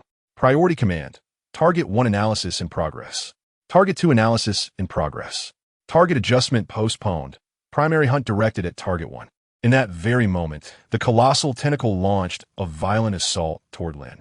Yet, just as it was about to descend upon him, 2 similar appendages erupted from the ground, entwining the first tentacle with a resounding crash. Go! A sinister voice suddenly emanated from within the creature. It was the voice of the blood-clad specter. She was not dead. She was still battling within the creature. Lady, Lin bellowed. But in the next instant, the tentacle controlled by the specter struck Lin with tremendous force. His pupils dilated, and his body was propelled far into the darkness of the street by the sheer might of the blow. His vision rapidly became shrouded in layers of black mist. He extended his hand, retreating in desperation as his perspective widened. Soon, all that remained was the howling wind. Bang! Lin's body crashed heavily to the ground. He quickly rose, his breath coming in quick gasps. How could this be? How did it turn into this? Everything was under control just moments ago. How could it have suddenly transformed into chaos? Without a moment's hesitation, Lin gritted his teeth and sprinted toward that direction. But soon he halted. No, he suddenly lifted his head. He understood that if even the blood-stained garments were inadequate to confront that monstrous entity, his venture would only lead to death. Yet, was he to turn and flee now? To escape this place like a coward? To seek revenge at a later time? What a farce! Lin clenched his teeth, resolutely dashing towards that direction. However, he did not engage in battle. Instead, he swiftly veered into his apothecary, racing to the backyard. He rummaged through boxes and drawers vigorously. In the next moment, he gathered the remaining half of his flesh enhancement elixir, concealing it upon his person. If she could endure, there must be a way to save her. Just as he gritted his teeth and prepared to leave, he abruptly halted. In an instant, he spun around, breathing heavily as he approached the cellar entrance. Right? There was his mentor-esque pet. That creature could undoubtedly assist. With a crash, Lin flung open the cellar door, a foul stench immediately wafting forth. Hey, he shouted, gritting his teeth as he called out. I know you're pretending to be dead, and I am aware that you despise me for feeding you expired potions daily. However, the situation is dire. Regardless of what you are, I require your assistance. My mentor is in peril. That monster has come for us. Its target is our bloodsaw apothecary. And if I perish, as a member of this shop, you too will not escape. Hey, did you hear me? Lin roared, hurling a few stones downwards. Ding. Your bond with the little darling has increased by 1. Ding. Your bond with the little darling has increased by 1. Hiss. A threatening sound, reminiscent of a serpent's tongue, emerged from the depths of the dark cellar. In the next moment, a colossal, serpentine figure erupted from the cellar, casting a vast shadow over Lin. His eyes widened in astonishment. This is Little Darling, level. Faction, lawful evil race. Combat ability. Description, a tongue concealed within the Bloodsaw apothecary's cellar, seemingly a part of some entity's body, willingly nurtured by Bloodsaw for reasons unknown. It harbors an intense aversion towards the repulsive expired potions and the human boy who has fed it excrement for 2 years. Little Darling? Lin murmured. Hiss. The long, enormous tongue loomed over Lin, the tip bearing a split, from which another identical tongue emerged, mimicking the first in a grotesque and curious manner. It presented itself before Lin in an extraordinarily bizarre fashion. Hisses. It gazed intently at Lin. For reasons unbeknownst to him, Lin instantly comprehended the meaning behind its hissing. With an exasperated urgency, he reached out and seized its tongue, exclaiming, "Dare you insult me again?" Hisses. Lin ground his teeth in frustration, firmly grasping its tongue. Fine. Insult away. But we are in a moment of crisis. My friend is outside battling that monster, and I assure you, that creature is coming for us. Though you may be both ugly and cowardly, you are nonetheless a member of my Bloodsaw potion shop. I nurtured you with care. Just think, if my friend meets destruction, I too shall perish. And who do you think will be next? That's right, it will be you, with your grotesque and timid tongue. Lin bellowed at it. Ding. The little darling's favorability towards you has increased by 10. Ding. The little darling's favorability towards you has increased by 10. Hisses. Lin tightened his grip on its tongue's root, asserting that is not filth. It is a potion, although slightly expired. It is indeed a legitimate elixir. Hisses. HSSSSS. Frustrated, Lin clutched its tongue's root and declared, "All right, if you come with me now, for the next 2 months, I shall provide you with the finest potions daily. Potions that will greatly benefit you. What say you?" A brief silence ensued. Hisses. Ding. The little darling's favorability towards you has increased by 0.001. In the next instant, that serpentine tongue surged forth from the cellar, extending wildly. Suddenly, it coiled around Lin and swiftly propelled him outside the shop. It was an exceedingly agile tongue. On the street, in less than 5 seconds, Lin and the tongue returned to the battlefield. Upon witnessing the scene before him, Lin was instantly taken aback. The entire street had been utterly transformed, bearing the scars of battle. At the center of the street, a monster enveloped by countless arms continuously expanded and contracted. Full consumption progress, 54. 55. Detecting target number 1 approaching. Highest priority hunt target switched. In an instant, enormous tentacles adorned with vertical pupils erupted from the ground in frenzied growth. The tongue exclaimed. Instantly, it turned to flee. 3 months, Lin shouted, seizing the tip of the massive tongue. "Rescue my friend. In return, I shall feed you high-quality potions every single day for the next 3 months. Ding. The little darling's favorability towards you has increased by 0.01. Hisses. Chapter 64. Everything will not end. In the next moment, that tongue began to writhe dramatically. Lin immediately set the adorable child aside, flicked her beast ears, and turned with determination, declaring, "Let us charge forth." Lin, wielding a knife and that peculiar tongue, surged towards the central cocoon with unimaginable speed. "These tentacles are yours to handle. Just allow me to reach that monster, and I shall find a way to rescue my friend." Lin bellowed. At his command, the tongue immediately spiraled around him, raising its tip to unleash a fiery assault upon the encroaching tentacles. In the next moment, those appendages, adorned with vertical eyes, launched their offensive. "Attack!" Lin roared, pointing his knife forward. In an instant, the long, agile tongue struck with astonishing swiftness, lashing against one of the tentacles. A loud slurping noise echoed. Then, under Lin's watchful gaze, the massive tentacle was swiftly transformed into a pool of thick, crimson liquid amidst the foul saliva. Ding! The repugnant odor has caused the little darling's affinity for you to drop to 1. Ding! The little darling is utterly unwilling to lick, resulting in an affinity of 1. Well done! Lin exclaimed with exhilaration. He tightened his hood and accelerated once more. The colossal tentacles that obstructed his path dissolved into viscous sludge and blood under the little darling's disdainful licks. 100 meters, 80 meters, 30 meters, closer, ever closer. Objective analysis. The priority for containment of the missing organ is of utmost importance. Anti-corrosive form activated. Anti-curse form initiated. Containment commencing. In that instant, Lin beheld numerous tentacles sprouting anew from the ground, each adorned with a dense network of capillary-like tissue barriers. In a flash, those tentacles raced past him at an unimaginable speed, ensnaring the great tongue from all directions. Little darling, Lin gasped in alarm.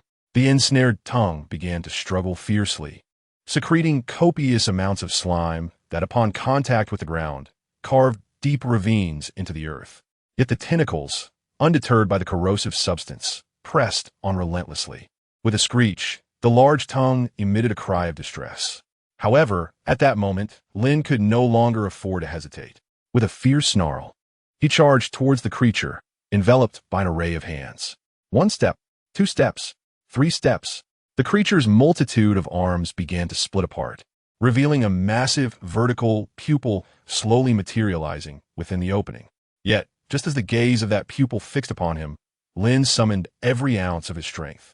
With a united thrust from all the tentacles, he propelled his body forcefully towards the formidable cocoon, his scarlet cloak billowing dramatically behind him. Lin gritted his teeth and reached out with determination, descending from the heavens, his hand extended toward the very center of the immense pupil. At that instant, Lin's hand effortlessly penetrated the vast orb, and under the enhancement of the blood demon cloak, he seamlessly merged into the colossal cocoon. An endless surge of writhing flesh and blood surged before him, contorting his expression into a mask of ferocity. In that fleeting moment, under the gaze of the malevolent spirit, he seized the already shattered arm with a fierce grip. The cork of the flesh growth elixir was abruptly removed. He roared as he forcefully drew the almost disintegrated essence of the blood-clad specter toward himself, pressing the elixir, along with the entire vial, against her chest. With a tumultuous sound, the moment the elixir made contact, her fragmented limb began to regenerate, and a cacophony of anguished wails from the malevolent spirits began to converge. As a conglomerate of evil spirits, how could she be so easily consumed? Only one final step remained. Lin clenched his teeth and suddenly extended his hand. The wraith's hair. In an instant, numerous strands entwined around the entirety of the blood-clad specter, while the other ends shot out with all his might, wrapping around the buildings on either side of the street. Go! Lin bellowed. In that moment, the wraith's hair tightened, dragging the blood-clad specter-esque body, continuously devoured yet perpetually reborn, outward with relentless force. Flesh was incessantly compressed, and the cocoon bulged. A chilling voice emanated from within the creature. Target 2, highest priority target switching to target 1. Initiating ghost countermeasures. Commencing devouring process. At the moment of this target switch, Lin, in his ghostly form, roared at the creature's elongated tongue. Now is the time. Through several confrontations with this monster, Lin had discerned its singular vulnerability. Each time it switched targets, there was an extreme lapse in its defenses. During this gap, actions directed at the previous target would falter, while commands for the next target had yet to be fully executed. This precise moment would present the finest opportunity to rescue the blood-clad specter. One strand of Wraith's hair was instantaneously propelled by Lin toward the small treasure ensnared by the tendrils, swiftly wrapping around its tip. In that final interval, the small treasure abruptly exerted force backward.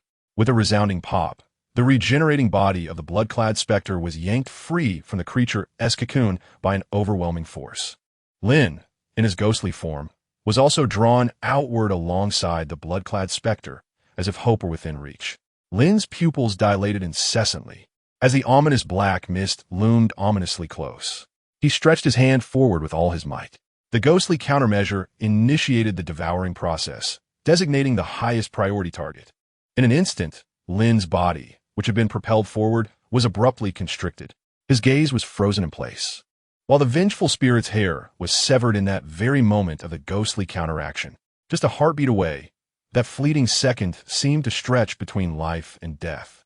The blood demon's cloak was instantaneously obliterated, as the skin was rapidly enveloped by countless fleshy growths, and the enormous mass tightened violently, contorting his body grotesquely. Consciousness seemed poised to shatter along with it. At this juncture, it felt as though no one would mourn his passing, nor would anyone grieve for his demise. In fact, no one would even witness his end. Is this truly the conclusion? Is this what fate has in store? Must a life barely begun meet such a premature demise? If this is the case, Lin, nearly crushed into a singular mass, defiantly raised his middle finger. Damn it! The sound of cracking echoed as all the flesh growth serums he had clutched to his chest were simultaneously subjected to immense pressure and shattered. A torrent of liquid surged through the mangled flesh of Lin, beginning to spread throughout. Everything shall not end here. If death is truly inescapable, then before I meet my end, I shall ensure it is monumental. Beep. Your body has undergone a level 3 mutation. Warning. The host has excessively utilized blood growth serums, leading to uncontrollable mutation. Warning. Warning. Beep. Your body has undergone a level 4 mutation. Beep. Your body has undergone a level 6 mutation. Beep. Your body has undergone a level 9 mutation. Chapter 65. Uncontainable. Mutation rampage. The mutation had begun to spiral beyond control. In the next moment, the creature's body swelled grotesquely, with its exposed flesh erupting with countless protrusions. It was as if something within it was thrashing violently, desperately seeking to break free.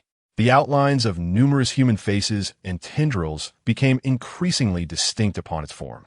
Warning. Encountering unknown mutation upheaval. Initiating highest level analysis structure. Emergency comprehensive suppression activated. Target analysis successful. Countermeasures initiated. Warning. Target exhibiting anomalous mutation. Data analysis failed.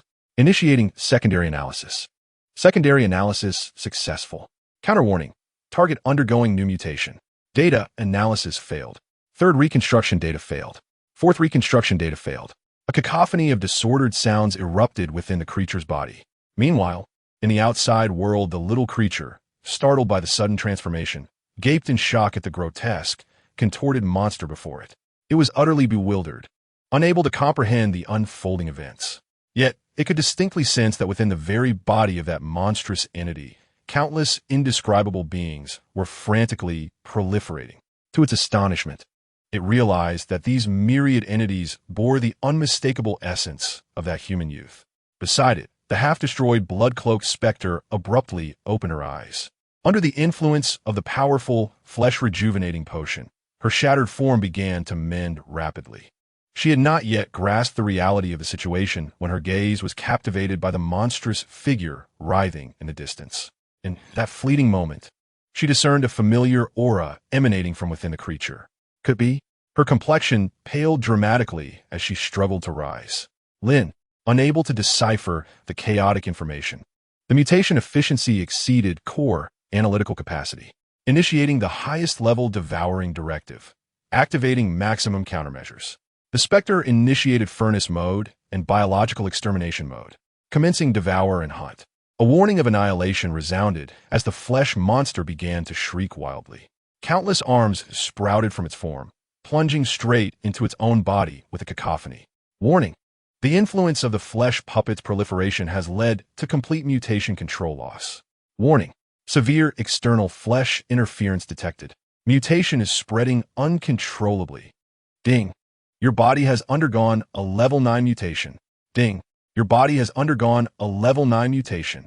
In that instant, under the terrified gaze of the blood-cloaked specter and the gigantic tongue, a colossal tentacle adorned with hollow human faces erupted violently from the creature's body. The tentacle extended hundreds of meters skyward, accompanied by a deafening roar that echoed throughout the heavens. The immense force caused the entire street to tremble. What on earth is that? At this moment, even the blood-cloaked specter could not help but recoil in fear, for she clearly saw that the horrifying faces sprawling across the tentacle were all identical to Lin's. Twisted, chaotic, calamitous. In the next heartbeat, another transformation occurred. A massive slit suddenly split open in the creature's enormous vertical pupil, from which a torrent of thick, crimson liquid surged forth. The horrifying cries of infants filled the air. As within that viscous, blood-red fluid, struggling embryos emerged one after another. Every infant's visage bore an uncanny resemblance to Lin.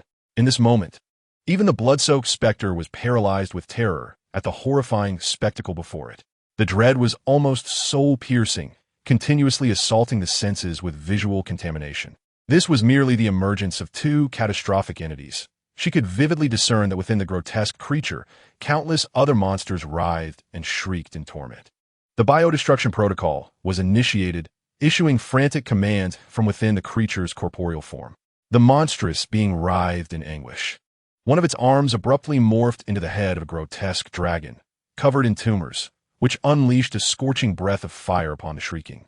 Embryo-like infants on the ground, the horrific flames surged across the surface. Meanwhile, other appendages sprouted from its body, frantically entwining with a tentacle adorned with numerous visages, tearing and hunting with relentless ferocity. This devolved into a chaotic melee. Warning: third, fourth, and fifth unidentified mutants are about to emerge. Biodestruction in progress. At that very instant, as the ominous announcement echoed, several grotesquely twisted flesh conglomerates erupted from the creature's rear. Their faces were a jumbled mess, and upon their emergence, they shrieked and clamped onto the monstrous body, which struggled to defend itself. Countless arms frantically began to deal with the new mutations. The horrific scene left the blood-soaked specter pale with fear. She swiftly activated her spectral vision. Upon discerning the internal conditions, her face turned to one of sheer horror. Lin. In truth, she could no longer discern Lin's outline within a monstrous form. What twisted within the creature was nearly a continuously mutating mass of flesh. Countless horrific mutations surged forth like a flood breaking through a dam, erupting from that mass of blood and sinew. Catastrophe, an unimaginable pollution of disaster. Warning: unable to contain biodestruction. Failure imminent. Threat level elevated to 0. Initiating emergency flesh reconstitution. Activating emergency contingency plan. The voice emanating from within the monster grew increasingly frantic. In the next moment, the creature's entire structure began to constrict inward, radiating an uncontrollable and persistent heat, as if attempting to expel the mutations within. Beep. Host flesh is under full invasion and consumption. Host life is critically endangered. Beep. Your body has undergone a level 9 mutation. Beep. Mutation failed. Flesh is severely disrupted at the cellular level. Life form anomalies detected. Material composition irregular. Warning: the host's body is undergoing an unknown and peculiar mutation. Suddenly, a notification alerts that an unknown level mutation has manifested, exhibiting consciousness that is beyond control. In that very moment, the spectral vision of the blood-clothed evil spirit was abruptly severed. Yet in that final instant, she glimpsed a terrifying entity that seemed to erupt from the twisted mass of flesh. Almost simultaneously, the creature's form began to swell, oozing viscous blood from its entirety. A warning was issued regarding the emergence of a special unknown mutant that could not be analyzed, necessitating an accelerated restructuring process. The objective exhibited intense hostility and an overwhelming desire to consume, while the flesh's restructuring was impeded. A dire warning followed, indicating that the target had commenced the devouring of the host body, rendering the evil spirit's countermeasures ineffective and biological extermination futile. The target was rapidly growing, with damage assessed at an alarming 1,22126 beyond containment. Chapter 66, Devoured. The Special Unknown Mutation. Outside, under the pale gaze of the blood-clothed evil spirit, the numerous protrusions on the monster's exterior began to visibly subside, not as if suppressed, but rather as though something was being devoured from within. Suddenly, eerie laughter, reminiscent of children, echoed from within, sending chills down the spine of the blood-clothed evil spirit. Her pupils quivered, for the laughter mirrored her own when she transformed into her battle form, succumbing to madness. In an instant, a horrifying conjecture took root in her mind. Something unimaginable was being birthed within that monster, including the fragments of her own curse and body that had been consumed. Then, a chilling sound interrupted her thoughts, as she witnessed the arms growing from the monster being inexplicably drawn inward, as if pulled by some unseen force. One after another, in the blink of an eye, all of its arms were forcibly retracted into its body. Following this disconcerting event, a grotesque tentacle, adorned with myriad faces, erupted from its form, only to be yanked back into the creature with overwhelming force. The monster's interior was filled with the terrifying sound of relentless chewing. Blood-clothed evil spirit value. 10. Blood-clothed evil spirit value. 10 warnings blared as the system reported total failure and an 88 damage assessment. The target commenced the consumption of its core, intensifying the alarm.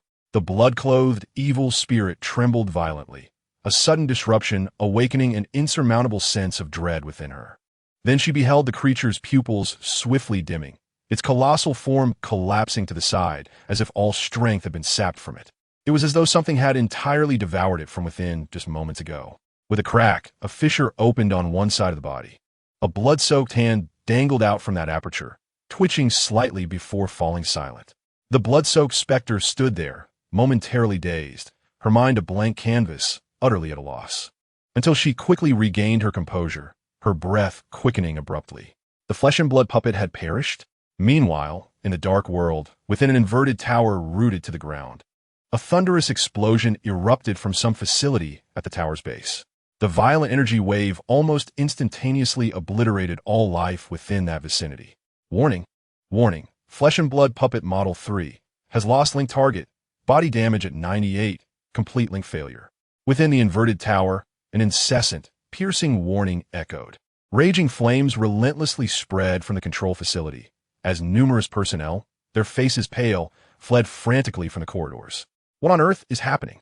From the depths of the inverted tower, a grim and hoarse voice emerged from a massive container, bubbling ominously. Master, the Model 3 flesh and blood puppets we dispatched to hunt down Bloodsaw and others have lost their connection. The backlash wave has incinerated the control base of the Model 3 puppets. A figure clad in black robes hurriedly burst into the chamber. Surrounding the vast container, dozens of demons sat at enormous tables, their expressions drastically altered. What nonsense is this?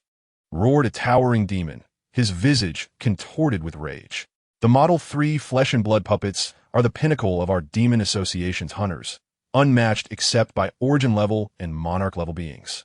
Who else in this dark world could possibly rival them? All demons present wore grave expressions, for the destructive power and hunting prowess exhibited by the Model 3 puppets in recent times were evident to all. Within these 3 days, nearly all rebellious members of their Demon Association who refused to return had been eradicated under the relentless pursuit of the Model 3 puppets. Just 5 days prior, one of their dispatched flesh and blood puppets had even clashed with a formidable Monarch-level being. Although it was overpowered, the adversary had also found it challenging to counter their puppet. Bloodsaw? A hoarse voice resonated from the enormous container at the center of the chamber. I am familiar with him. The original puppet was orchestrated by him and 4 other members, forming a council of 5. However, the current flesh and blood puppets have far surpassed that era. He lacks the capability to extinguish my perfect creation. The onlookers exchanged glances, their brows knitted in concern. Order!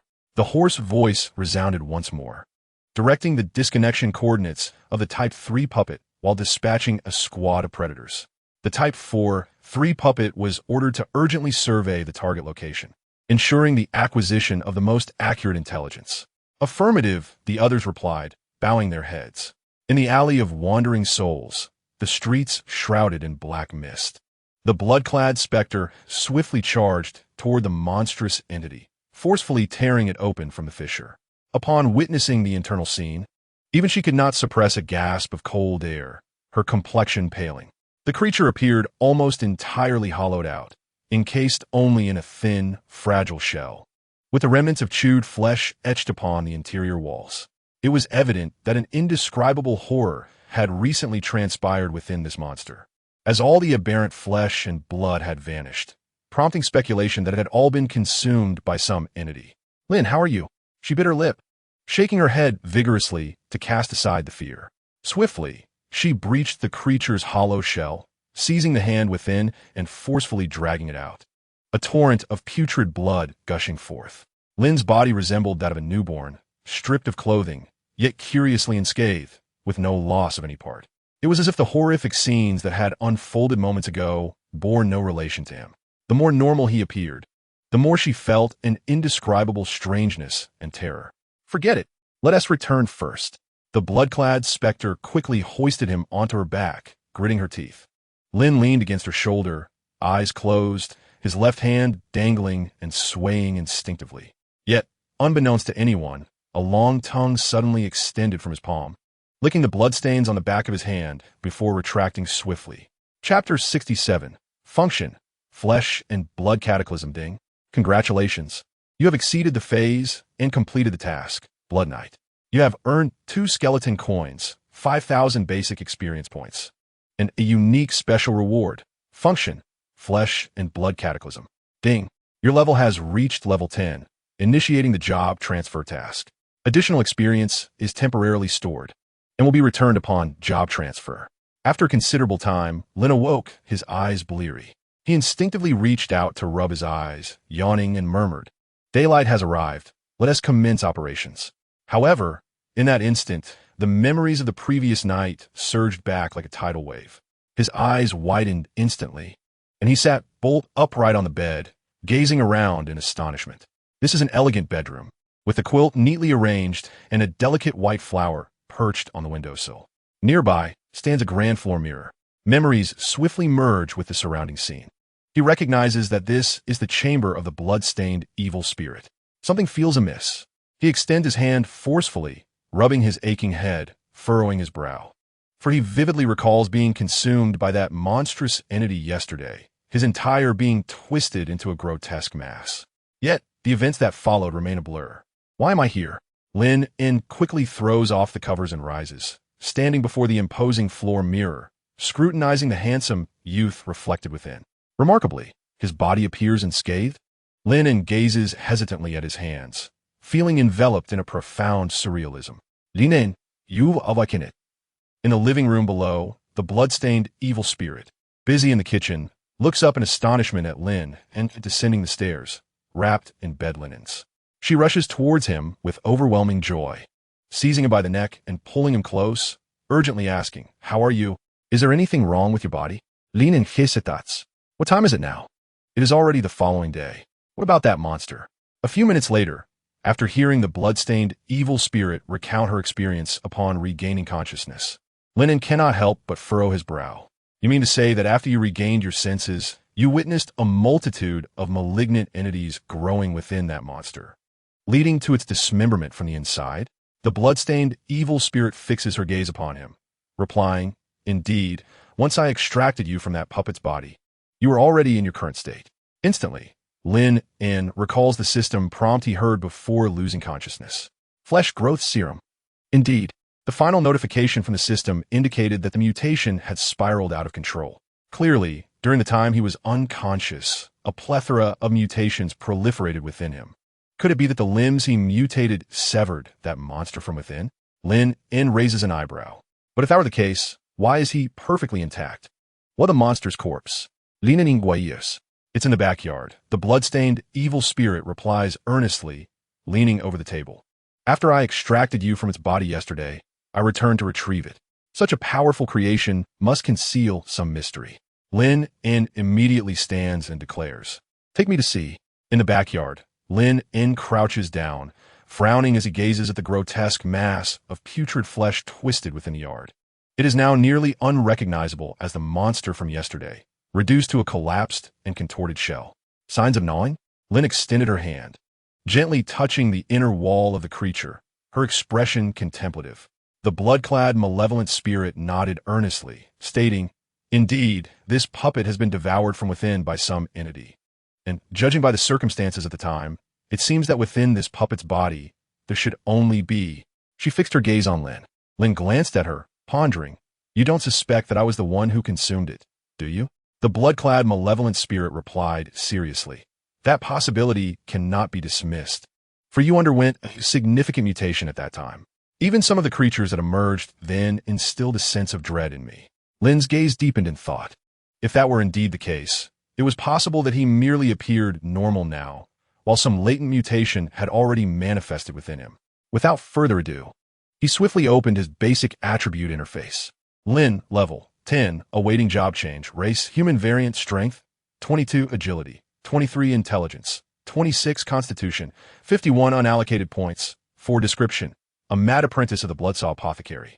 Adept at navigating the realms of powerful beings and excelling in interpersonal relationships, although unable to alter the essence of a shrewd merchant. The commendable qualities and fighting spirit exhibited in times of crisis are still worthy of praise. Mutation? Despite the system's unexpectedly positive introduction, which brought him great joy, the mere sight of the word mutation sent Lin's heart racing to his throat. System, explain, where have I mutated? Lin urgently inquired within his mind. And in the next moment, ding, you have triggered the quest, bodily reaction. Quest reward, 1,000 skeleton coins, 500 basic experience, 1 legendary reward. Quest description, excessive use of flesh-growing potions in a special environment has caused the host body to merge with the flesh of the blood puppet, resulting in a malignant special mutation. Quest objective, identify the mutation within half a day and discover a means of control. Quest failure, the mutation will completely replace the host. The process is irreversible. Lin exclaimed, I asked you where I'm mutated, and you directly sent me a quest. What's going on? System, couldn't you just tell me where I'm mutated? Ding, please explore on your own, host. At that moment, countless young girls riding grass mud horses galloped through Lin's mind. He truly wished to seize this system, pin it down, and administer 1,000 spanks to its rear. Ding, please refrain from engaging in malicious thoughts towards the system. The system has provided additional assistance. Please explore on your own. In a moment of unexpected intensity, Lin abruptly rose and turned with composure, stating, I apologize, but I have some urgent matters to attend to. Let us reconvene at a later time. Without delay, he dashed toward the exit. The blood-clad specter, taken aback, could only mutter in confusion. Huh? Yet, less than 5 seconds after Lin had rushed out, he returned with fervor, seizing the hollow shell of the blood-soaked puppet and sprinting away with it in his arms. I shall take this useless flesh back for potion crafting. We shall meet again. Moments later, Lin, draped in a mere sheet and burdened with a heap of flesh, hastily re-entered his apothecary. The hall lay in disarray, a grim testament to the chaos wrought by the previous day's battle. Wasting no time, Lin swiftly retrieved a soul lamp, igniting it and hanging it upon a post before dashing into the backyard. Although the attic and front hall had suffered extensive damage, the majority of the backyard remained relatively intact. The cellar door stood ajar, indicating that his little companion had returned. However, Lin had no time to concern himself with that entity. His situation was dire. Calm down. Let me think, he urged himself, striving for clarity as his mind raced. If his body had undergone some form of mutation, how should he address it? He recalled that his mentor must possess texts regarding such matters. Without hesitation, Lin charged into the basement, kicked open the door, and hurried into his mentor's library, a place he was typically forbidden to enter. Yet, given the urgency of the situation, he had no choice but to seek answers regarding his body's condition. With a flicker of candlelight, Lin donned his monocle and, with a serious expression, began to scour the numerous volumes before him. Titles, such as Malignant Cellular Mutations Induced by Radiation, 100 Peculiar Curses Leading to Bodily Distortion, and the tale of the mutated Lowly and her tentacles flitted past his gaze, alongside a guide, 35 Practical Techniques for Taming Malevolent Spirits. After an exhaustive search through the library's hidden corners, Lin perused an array of specialized texts, reading intently for over an hour. With renewed determination, he closed a book with a firm clap, resolving to test 100 methods in succession, and if all else failed, resort to more perilous measures. After careful contemplation, Lin distilled his thoughts into several key points. Firstly, the malignant mutation within my own body is currently likely in a latent phase, or perhaps due to certain peculiar reasons. It is unable to awaken and eliminate me at this moment. The logic is straightforward. If the mutation could revive now, the system would not have assigned me a task with a half-day deadline. Secondly, it is uncontrollable and may possess its own volition. Thirdly, the entity that has been hollowed out is likely this very mutation residing within me, which undoubtedly possesses immense destructive power. I certainly cannot contend with it. Fourthly, the system has provided me with additional assistance. Lin maintained a composed expression as he swiftly accessed the skill list. Infectious Aura, Curse Diagnosis, Function, Flesh and Blood Cataclysm. Lin's pupils constricted instantaneously. Indeed, is the skill acquired from completing the Blood Knight mission. Function, Flesh and Blood Cataclysm. Quality, Special, Description, a capability obtained through intense flesh reconfiguration and violent mutation. allowing the host to freely control their flesh for secondary reconfiguration and proliferation, with a potential limit determined by the host's physical attributes. Flesh control? Lin gazed intently at his own hands. It appears that the life and death struggle with that monster last night unexpectedly endowed him with this new special ability. Regardless, it is imperative to test its effects. Lin promptly closed his eyes, concentrating his will on a specific part of his body. Buzz. In an instant, Lin's pupils dilated dramatically. He sensed that remarkable transformation. Indeed, this ability truly allows him to reconfigure his flesh as desired. Astonishingly, it is indeed larger and more formidable.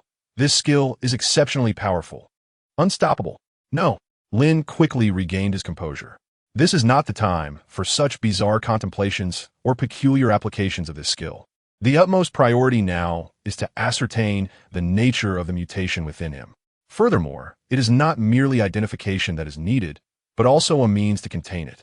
Additionally, if that monster from last night was consumed by the mutation, where would such a substantial mass of flesh be stored? My gaunt body could not possibly accommodate such a vast quantity of flesh. Moreover, he could distinctly feel that his weight had not exhibited any abnormal fluctuations. Let us assume that the flesh still resides within my body and has not been metabolized, merely obscured from my perception due to the unique existence of that mutation. Lin contemplated. Moreover, since that mutant still resides within me, any anomalies manifesting in my body will undoubtedly affect it as well, for we now share a single corporeal vessel. If this is indeed the case, Lin narrowed his eyes, a glint of danger shimmering within. Silently, he turned his gaze toward a bottle nestled in the corner. Faintly, one could discern the ominous characters spelling out dichlorvos. An eerie silence enveloped the surroundings. In the next moment, Lin fervently seized the bottle of dichlorvos, unscrewed the cap, and began to pour its contents into his mouth with reckless abandon. This concoction was an ultimate insecticide he had meticulously replicated from his memories prior to his transmigration. Learned over the past 2 years under his mentor's tutelage. Consuming it would undoubtedly induce violent gastrointestinal distress, nausea, and a myriad of complications that could make one wish for death itself. Yet, a true man fears not the dichlorvos. Warning: host life at risk. Abnormal condition. Dichlorvos poisoning. Seizing the fleeting opportunity to still function, Lin dashed into the alchemical chamber. Rummaging through every corner to gather the expired potions he had stockpiled but never administered to his precious little one. With narrowed eyes, he swiftly uncapped one vial. Instantly, wisps of smoke shaped like skulls began to rise from the bottle. What anomalies these several-month overdue potions would produce was a mystery even to him. Nevertheless, gritting his teeth, Lin tilted his head back, chugging one vial after another. Warning: host acquiring abnormal condition. Severe itching. Warning: host acquiring abnormal condition. Severe skin rash. Warning: host acquiring abnormal condition. Viral spread. The system notifications echoed incessantly in his ears. Lin's thought process was remarkably simple. Since the mutation was intertwined with his being, and if it possessed its own volition, he could surely exploit this method of self-destruction to extract it. Now, it was a matter of whose will was more resolute. Without a moment's hesitation, Lin swiftly retrieved a plethora of materials from the storeroom, hastily opened his mentor's tome of potions, and feverishly flipped through the pages while tossing various ingredients into the cauldron. Bubbling away over a roaring flame, the potion pot soon erupted with a kaleidoscope of frothy colors. Lin bared his teeth in a sinister grin, his eyes glinting with a sickly smile as he gazed upon the bubbling concoction, the vibrant hues casting a terrifying reflection upon his cheeks. Ding! You have concocted a highly toxic plague potion 1. Ding! You have concocted a severe debilitation potion 1. Ding! You have concocted a malevolent viral potion. In a mere span of less than 2 hours, Lin, guided by the potion tome, has crafted a plethora of terrifying and peculiar elixirs. In a quest to enhance the flavor, he unearthed a cherished vintage wine from his mentor's long-held collection. With preparations complete, Lin positioned a rocking chair in the backyard and reclined upon it. Sipping the viral concoction alongside the aged wine, he swayed with delight, his expression one of sheer satisfaction. Ding! You have been poisoned. Your current life force is rapidly dwindling, and it is anticipated that you shall depart this realm within 20 minutes. Gulp! Ding! You have consumed a restorative potion. Your vitality has experienced a fleeting revival. Ding. The virus is wreaking havoc upon your vital organs. It is predicted that you shall succumb to various complications within 15 minutes. Gulp. Ding. You have ingested 2 vials of potions, granting you a momentary restoration of life. Just a few minutes later, Lin let out a cold chuckle, arms outstretched, as he felt the overwhelming surge of indescribable complications coursing through his body. The pain alone manifested in over 10 distinct forms, not to mention the sensations of itching, burning, melting, coldness, and fever, akin to countless ants scuttling within him, as if someone were forcefully pressurizing his chest with a gas hose. Every conceivable adverse reaction imaginable was present within him. If this were inflicted upon a normal person, they would surely be torn apart a dozen times over. Lin sneered through gritted teeth. At this moment, it was a test of willpower. Lin activated a stopwatch, allowing a provisional 20 minutes. Should he remain unresponsive after this interval, he would extend it by another 20 minutes. Soon, the first 20 minutes approached its conclusion. Lin still felt no anomalies beyond the aforementioned complications. Gritting his teeth, he seized vials of restorative and detoxifying potions, pouring them down his throat. With a clap upon the table, he hastily grabbed an assortment of deadly potions lying nearby. Once more, time sped by. As the second 20 minutes neared, a slight twitch was observable in his left hand, yet Lin remained oblivious, for not only was his left hand trembling, but his entire body quaked as well. Additionally, his complexion shifted through a spectrum of colors: red, orange, green, cyan, blue, and violet. Once again, with trembling hands, Lin weakly consumed the detoxifying potion. As the third 20 minutes commenced, Lin lay rigidly in the rocking chair, besieged by a cacophony of horrific complications that could rival the tortures of the most severe trials. His left hand had begun to spasm uncontrollably. Faintly, one could discern a yellowish liquid seeping from his hand. Yet, in his current state, Lin was utterly oblivious to the anomaly in his left hand, for every part of his body was in a state of disarray. He had nearly torn himself apart with the drugs. Lin found himself rendered speechless. Nevertheless, with unwavering resolve, he grasped a bottle of pesticide and prepared to pour its contents into his mouth.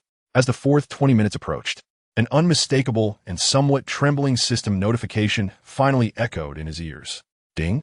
Fear level 10. Meanwhile, his left hand had long since turned inside out, with a gaping wound, oozing copious amounts of white foam, occasionally twitching. Yet, in his current condition, Lin could no longer hear anything. He had nearly exhausted the drugs within him. I can still, Lin thought, tremblingly extending his hand toward the pesticide bottle placed at a distance. The system notifications became increasingly urgent in his ears. Ding. Fear level 10. Ding. Fear level 11. Ding. Fear level 12. Almost uncontrollably, his left hand trembled as it grasped the rocking chair's arm, wrapping around it tightly twice, causing his palm to split open. Countless bubbles erupted from the wound. It was clear that he was nearing his limit. The drugs had taken their toll. Yet, Lin was completely short-circuited, dragging the chair forward in an attempt to seize the pesticide bottle. This vividly illustrated the magnitude of his obsession. I can still. The system. Left hand off. Ding. Fear level 15. Ding. Fear level 20. Just as Lin was about to reach for the pesticide, his left hand, now frantic, crawled in the opposite direction, panic-stricken, while foam continued to pour from his palm, leaving a long, sticky white trail on the ground. The drugs had overwhelmed him. Was this entity perverse? It had never witnessed a source so determined to extinguish itself. Antidote. Antidote. I can't endure this any longer. Finally, that trembling left hand thrust forward, extending the wrist to finally grasp the antidote bottle. It forcefully opened it and poured the contents into the gaping wound in his palm. Halfway through, it instinctively turned its hand to gaze at Lin. Left hand, oh my goodness. It immediately became agitated. As it was busy administering half a bottle of antidote, on the opposite side, Lin was already gulping down pesticide with fervor. The speed at which he was consuming it was astonishingly faster than its own efforts. What a dire situation. Its entire hand felt as though it might shatter. Ding. Fear level 10. Ding. Fear level 10. At that moment, time was of the essence. With great urgency, it seized the vial of antidote with its left hand and tremulously forced it down its throat. although it was generally not afraid of these toxins. Even the most resilient could not withstand the relentless onslaught of the mother substance being forcibly injected into its system. A substantial dose could induce illness even in the healthy. Finally, after finishing an entire bottle of antidote, its tongue hung limply, as if broken, yearning for a moment of respite. Yet in the next instant, it felt that abhorrent body behind it stirring anew. What? Instinctively, it trembled and turned its hand. In an instant, it beheld Lin, already numbed by his own concoction, laboriously writhing on the ground, reaching toward an unopened vial of poison among a plethora of bottles. The sheer determination to self-administer poison was enough to bring tears to anyone's eyes. Left hand, oh no. Ding. Fear level, 20 ding. Fear level, 20. In that moment, the left hand finally grasped a nearby pillar with all its might, collapsing in desperation as it cried out, "No, no, no." Chapter 70. Just 2 more centimeters because it truly could not endure any longer. Having consumed such an array of bizarre substances that evening, it had intended to digest them properly, only to have an overwhelming quantity of strange pesticides thrust upon it. A slight amount would have been manageable, just a matter of enduring through it. However, this was a lethal dosage. If it were to perish, so be it, but this creature was tormenting it, oscillating between life and death, never allowing it to settle. This was utterly unfair. The left hand clung desperately to the pillar. Regardless of how the body behind it struggled to crawl forward, it held on with all its strength. Meanwhile, the drugged Lin continued to shuffle forward, his formidable willpower unwavering even in his stupor. The left hand cried out vehemently, "Let go! No more poison!" At that moment, the 2 sides engaged in an intense stalemate. It was a truth that letting go would spell disaster. Thus, after a tense standoff lasting over 10 minutes, Lin's eyes finally swirled with a small vortex as he extended a trembling hand toward the bottle of pesticide. Yet, just inches away from his goal, his hand fell limply to the ground. A stream of white foam bubbled from his lips, and a wisp of green smoke drifted upward from his head. Despairing and unable to find peace, he faltered just shy of those final 2 centimeters, succumbing to a somber demise. Ultimately, Lin succumbed to the effects of the very poison he sought to confront. His left hand, unable to withstand the strain any longer, trembled and slid down the pillar, leaving a long trail of white foam in its wake. Yet it did not collapse.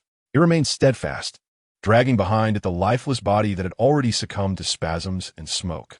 With fingers outstretched, it trembled and crawled laboriously toward the alchemy room, each movement a struggle.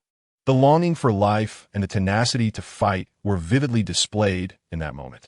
Finally, with a quivering left hand supporting the smoking body, he reached the alchemy room, barely managing to climb onto the shelf.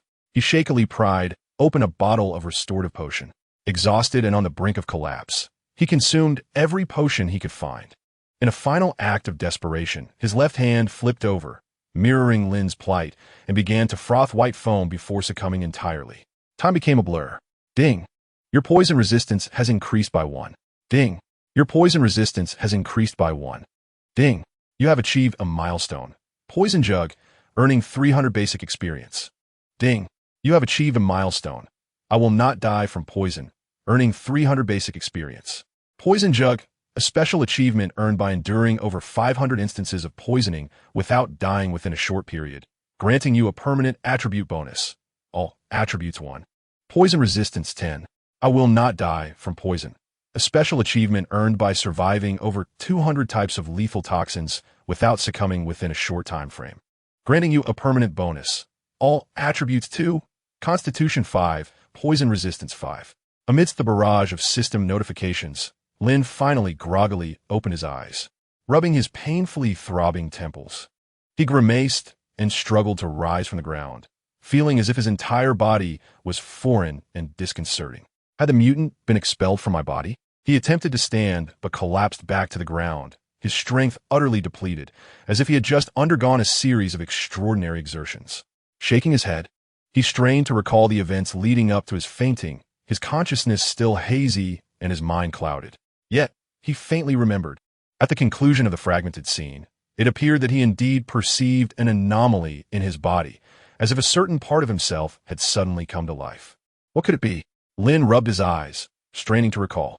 However, he failed to notice that his left hand, resting upon his leg, had suddenly twitched. With a swift turn, palm facing upwards, the wound upon his palm gasped for breath, whispering, "I've been saved." In that instant, Lin's body froze. His rigid gaze fell upon his left hand, which was gasping on his leg. An interface materialized before him. Race, abnormal mutation, attribute, lawful evil, level, non-compatibility, extreme devouring urge, currently in a weakened state. Description, a unique mutation born from a series of fortuitous coincidences in a certain human youth. Amalgamating elements of type 3 flesh puppet tissue, the heart of a faceless demon, and fragments of an evil spirit aggregate, coexisting with its host, possessing formidable power, yet harboring a particular aversion to pesticides. In that fleeting moment, Lin's left hand became acutely aware of his gaze, immediately directing its attention towards him. Despite lacking eyes, there was an inexplicable sensation of mutual recognition. For a moment, the surroundings fell into a profound silence. Lin value, 10, left hand value, 9, in the next heartbeat. Lin's left hand abruptly opened its cavernous maw, revealing its sharp fangs, lunging towards Lin's head with the ferocity of a beast. "I will consume you."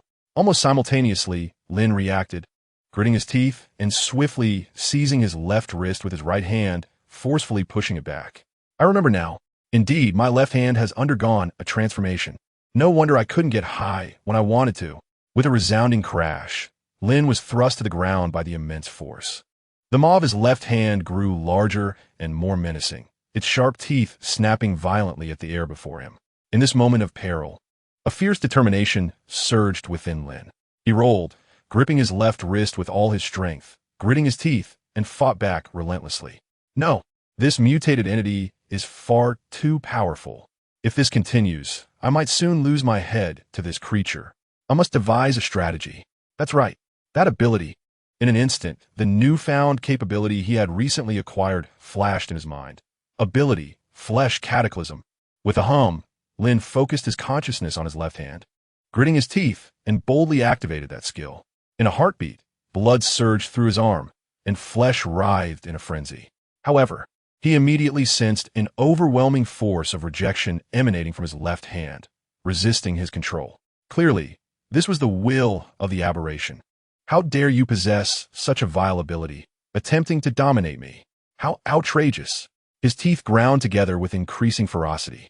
Although Lin had not completely subdued the left hand, he nonetheless managed to effectively counter its offensive, significantly alleviating the pressure from his right hand. "You audacious creature, you can still speak. I will not relent until one of us falls today." Damn it! Lin was filled with rage, nearly on the brink of exploding. Chapter 71. One of us must die. Today, Lin wrestled with the left hand, rolling it about violently. The entire room descended into chaos. "Enough of your bravado. You despicable fiend. Do not presume that your attachment to my body renders you safe from my wrath." With a forceful shove, Lin pushed the left hand to the side, exclaiming, "Come on, if you dare. Am I to be intimidated by a mere hand? This is utterly intolerable. A mere aberration dares to be so arrogant. I must eliminate it today, even if it means sacrificing this left hand." Without hesitation, Lin summoned all his strength and charged toward the wall, slamming the left hand against it with a resounding crash. "Life points. Lin 1 life points. 1, you dare to strike me? Take this." In an instant, the left hand's tongue elongated several times its length, launching itself toward Lin's face. Clearly, if this terrifying tongue struck him, it would not merely injure him, but could potentially create a gaping wound. Just as the tongue was about to pierce through him, Lin seized the opportunity and opened his mouth wide, snapping down viciously. "Gotcha!" The left hand let out a wail as Lin bit down on the tongue. "Life points. 10 life points. Lin 10. Seizing this moment, Lin gritted his teeth and dashed into the adjacent operating room. Grabbing a cleaver, he raised it menacingly, preparing to cleave his left hand in two. Yet, at that critical moment, the left hand violently whipped its tongue, sending Lin tumbling backward to the ground. The cleaver clattered heavily to the floor, producing a sharp sound. Nevertheless, Lin's ferocity had already been ignited. One of them would surely perish today. Without a moment's pause, Lin snatched up the fallen cleaver. The left hand, undeterred, clenched its teeth and grasped a surgical knife from the operating table. Come on, let's harm each other. The clash of blades resonated, sparks flying as they collided with fervor, accompanied by a cacophony of drums and gongs. Lin Yun pressed forward relentlessly, declaring, "You are doomed. Today, I shall first sever you, and then I shall immerse you in a vial, preserving you as a specimen." His left hand exerted equal force against the knife, challenging, "Do try it, flower." In that moment, Lin Yun and his left hand swung their blades fiercely, each strike delivered without mercy. The clash of steel echoed as sparks erupted in all directions. Their fierce battle raged from the operating room to the alchemy chamber, then to the foyer, and ultimately into the backyard. A stalemate ensued, the struggle intensely balanced. After engaging with his own left hand for several minutes, the blades once more met with a resounding clang, plunging them into a tense standoff. "I offer you a chance. Simply vacate my body voluntarily, and I shall spare your life," Lin Yun declared. "That line belongs to me," the left hand retorted. "If you simply allow me to consume your head, I shall let you go." It appeared that negotiation was out of the question. "Who would wish to negotiate with you? I shall devour you." The battle intensified, and at that very moment, the two blades collided with great force, the immense recoil sending both flying away. Seizing the opportunity, the more agile left hand opened wide, swiftly enveloping Lin Yun's head. "I shall consume you," it proclaimed. As the moment of crisis approached, Lin Yun disregarded everything else. With a sudden burst of determination, he thrust his right arm into the gaping maw, strenuously holding its upper and lower jaws apart to prevent his neck from being bitten off. Once again, the battle was at a critical juncture. "You are finished." The left hand forcefully swung, viciously knocking Lin Yun to the ground. Yet he seized the moment to extricate his head from its grasp. Watching the ferocious maw thrashing before him, Lin Yun gritted his teeth. Who is truly finished remains uncertain. In that dire moment, lying on the ground, Lin Yun's gaze fell upon a collection of jars, one containing the pesticide he had concocted, still intact. Instantaneously, it was as though dawn had broken for him. Indeed, this appeared to be the remaining vial from before his memory lapse. At that instant, with clenched teeth, Lin Yun rolled over, accurately biting down on the vial of pesticide, and then flipped, pinning the inflated left hand beneath him. In that fleeting moment, the left hand caught sight of the ruthless smile that spread across Lin Yun's face. Simultaneously, he noticed the bottle of pesticide clutched between his lips. "Oh no!" exclaimed the left hand. "You cannot unscrew the cap. Do not harbor such futile hopes." It twisted vigorously. "Is that so?" Lin Yun scoffed. Under the unrelenting gaze of the left hand, Lin Yun instantaneously initiated the fleshly catastrophe. A diminutive hand sprouted slowly from his cheek, and before it, with a sudden pop, he extracted the cork from the vial. "Ah!" cried the left hand in horror. In the blink of an eye, amidst the left hand's frantic screams, the entire contents of the pesticide bottle gurgled down its throat. "Choke on it. I shall make you choke." Seconds later, the left hand stood vacantly, incessantly burping. Its mouth was filled with a viscous, foul-smelling liquid, difficult to swallow. "Ding! Host, you have acquired the abnormal status. Mild pesticide poisoning. Warning! Warning! The pesticide you ingested has triggered a reaction with the residual toxins in your body, causing the toxicity to rebound. Ding! Your abnormal status. Mild pesticide poisoning has escalated to severe pesticide poisoning." Lin Yun was taken aback. His expression turned hollow. No, this is wrong. He had forgotten. If his poisoning caused a reaction in this mutant, then administering poison to it would inevitably affect him as well. Instantly, his stomach began to churn. A tremendous wave of nausea surged through every capillary in his body. His complexion shifted from pale to red, then to purple, and finally to green. "You foolish host. You poisoned me, and now you shall also." The left hand mumbled vacantly. In a sudden movement, Lin Yun whipped around, forcefully pushing open the cellar door, and began to heave violently. "Ugh, ugh, ding. The little darling's affection for you has increased by 10. Ding. The little darling's affection for you has increased by 10. The left hand, in its distressed state, struggled to rise, grasping a nearby knife in trembling anticipation of striking Lin Yun. "I shall kill you, you wretched fiend. How dare you force that horrific pesticide upon me?" In that moment, the left hand could no longer contain itself, collapsing beside Lin Yun and retching onto the ground. "Wait until I finish throwing up, then I shall kill you." Ugh. Ding. The little darling's anger towards you has increased by 10. Ding. The little darling's anger towards you has increased by 10. The retching continued for a full 10 minutes. Lin, utterly exhausted, leaned against the edge of the cellar, his body trembling as he gasped for breath, his complexion a ghastly pale. His left hand lay limply on the cellar's rim, the long tongue hanging down, already numb from fatigue. Let me rest a moment, and then I shall chop you up, Lin panted, to which his left hand replied. I have no appetite for you at the moment. I shall consume you later. Chapter 72. Why does he possess two faces? After a peaceful half-hour of mutual respite, Lin closed his eyes against the cellar's edge and wistfully proposed, shall we coexist peacefully for a time? What do you think? That seems like an excellent suggestion. His left hand concurred. Continuing this battle serves no purpose. I agree. The concept of two consciousnesses within a single body is, upon reflection, rather acceptable. Indeed, a brief silence ensued. Suddenly, a clash echoed as two blades collided violently.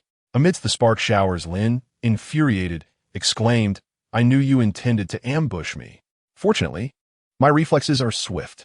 I never expected you to be so malicious. His left hand, with fierce determination, thrust the blade forward, retorting, You were the one trying to sever me while I was off guard. You are the truly wicked one.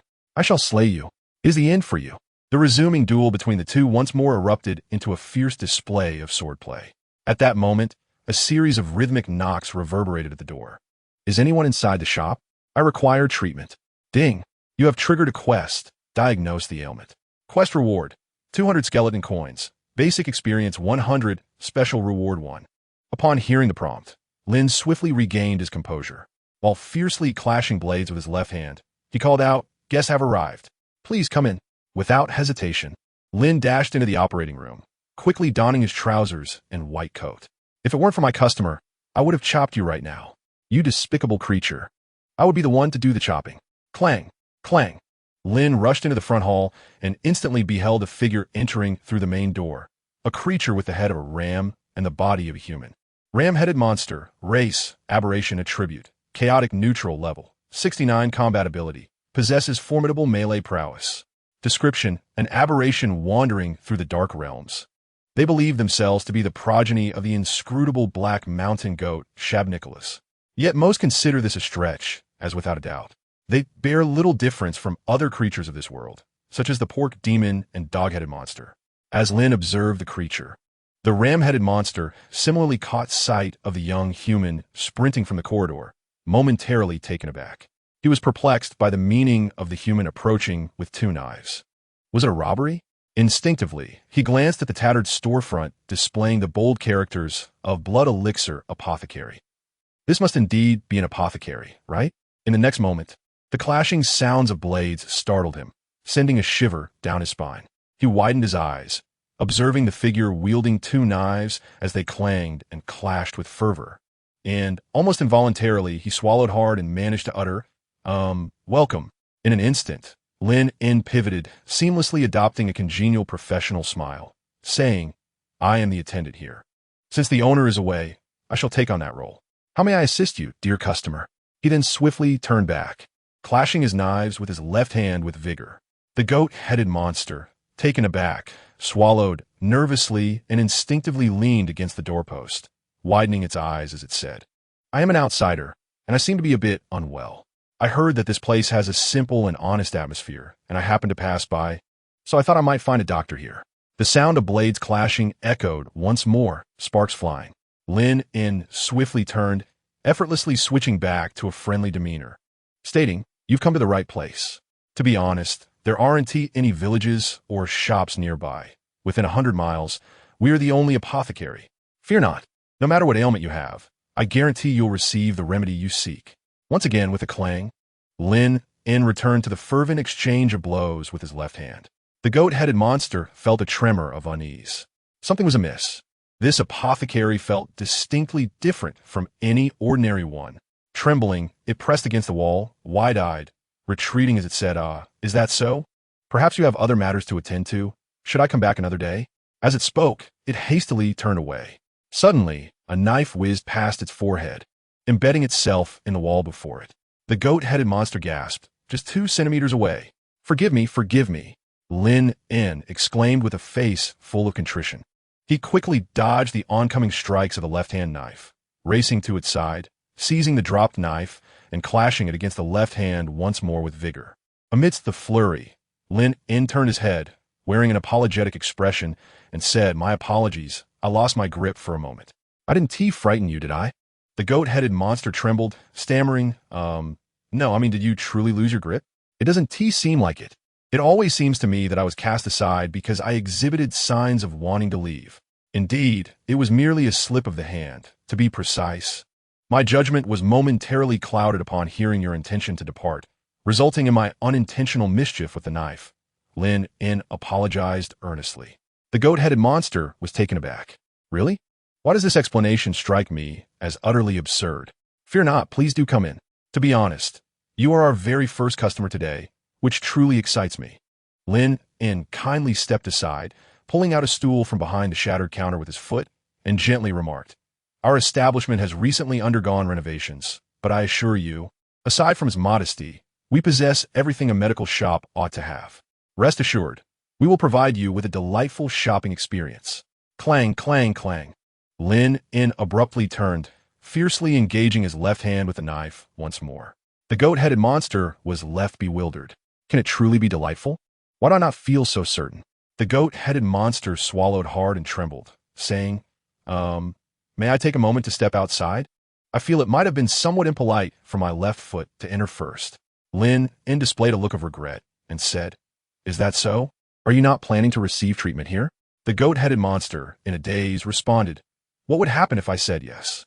Lin Yun smiled amicably and replied, "Nothing at all, for the customer is king, and the king possesses the power of choice."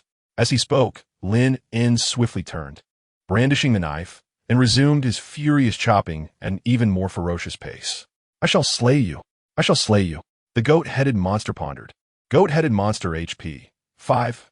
Goat-headed monster HP 5. Why does he possess such a dual nature? Chapter 73. I have inserted myself. Something is amiss. Why does he speak in such a threatening manner while engaging in this peculiar dual combat?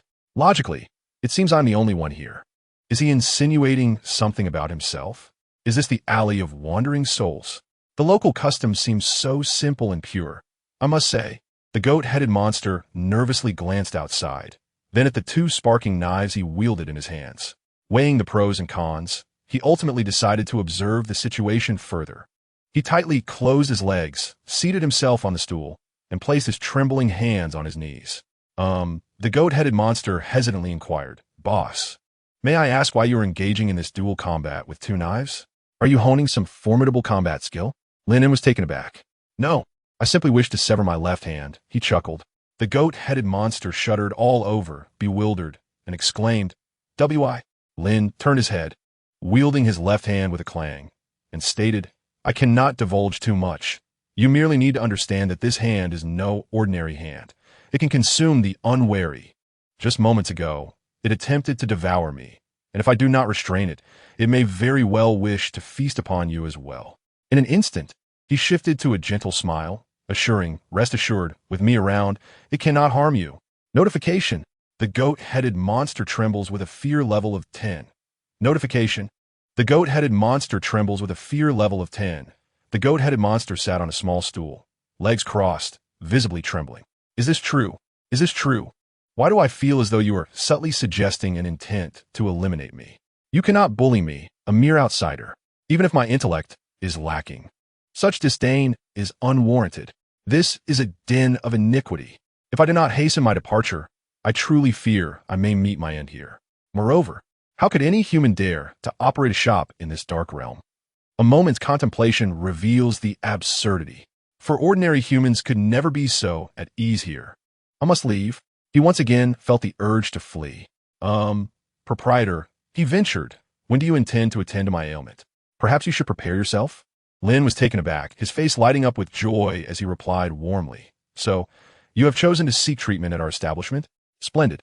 You have made an exceptionally wise choice. There is no need for a lengthy wait. I shall diagnose you immediately." With that, Lin turned, swiftly rummaging through the countertop for his stethoscope. Clang, clang. "I shall diagnose you. You clearly wish to end my life, as evident on your face. If I remain here any longer, I must indeed be deranged. A den of ice. I must escape. Seizing the opportunity while Lin's back was turned, he sprang to his feet, striving to make as little sound as possible as he stealthily moved towards the door. However, at that moment, an abrupt, resounding clang echoed from behind him, followed by a loud bellow. Attempt to flee? I shall not allow it. You think you can evade me? Who do you believe you can hide from? A flurry of slicing sounds filled the air. In this alley of wandering souls, I have many accommodating neighbors. If I cannot dispose of you myself, I shall summon my neighbor to do so. The goat-headed monster froze in place, paralyzed with fear. Do you think that wielding a knife makes you my equal? Let me inform you that I have cleaved through many hands, enough to circle this alley of wandering souls multiple times. The goat-headed monster hastily withdrew its hand from the knife at its waist. No, I merely have a habit of touching it, it stammered. Be cautious, it warned ominously, for the days ahead are long. If you comply, I might temporarily spare you. However, should you defy me, do not blame me for my ruthless actions. Lin Yun brandished his weapon, gritting his teeth, engaging in a perilous standoff with the left hand, which also wielded a knife threateningly. In this brief moment, he swiftly turned his head, smiling as he pointed the knife at the stethoscope, and kindly said, "Dear guest, we may begin." Meanwhile, the goat-headed creature, having returned unbeknownst to anyone, sat tightly on a small stool, nodding rapidly with trembling enthusiasm. All right, I shall heed your words. A few minutes later, the goat-headed creature sat quaking before the counter, one hand nervously pressing the stethoscope against its chest, while on the opposite side, the human youth kept his eyes closed, both hands firmly gripping his knife, indicating he had entered a tense phase of confrontation.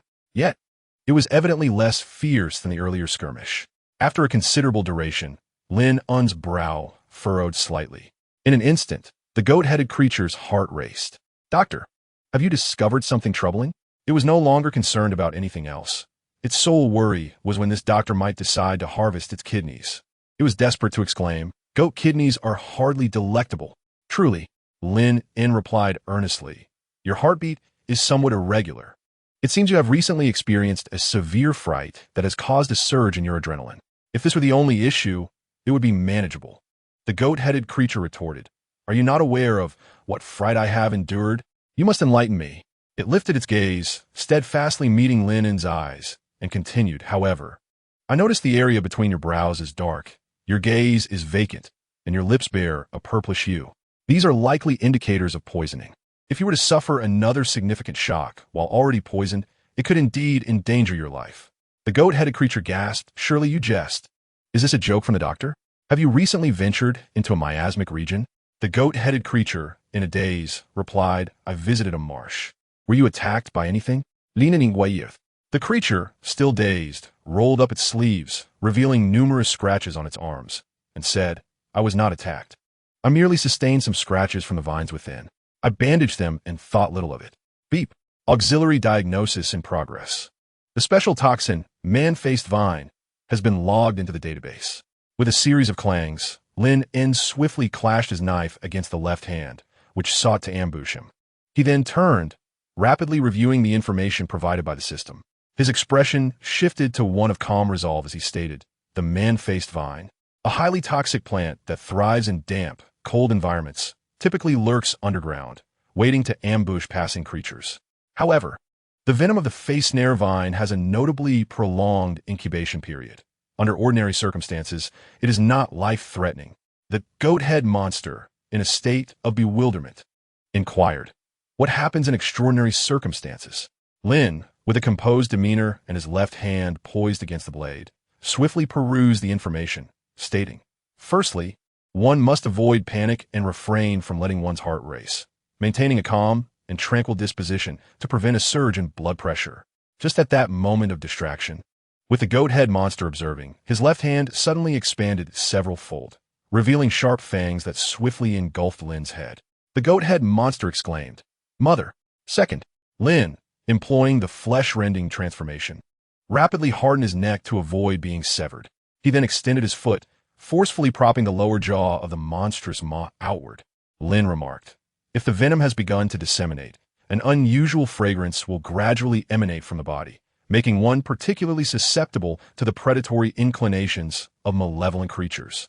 Fortunately, our apothecary is exceedingly safe, devoid of any malevolent entities.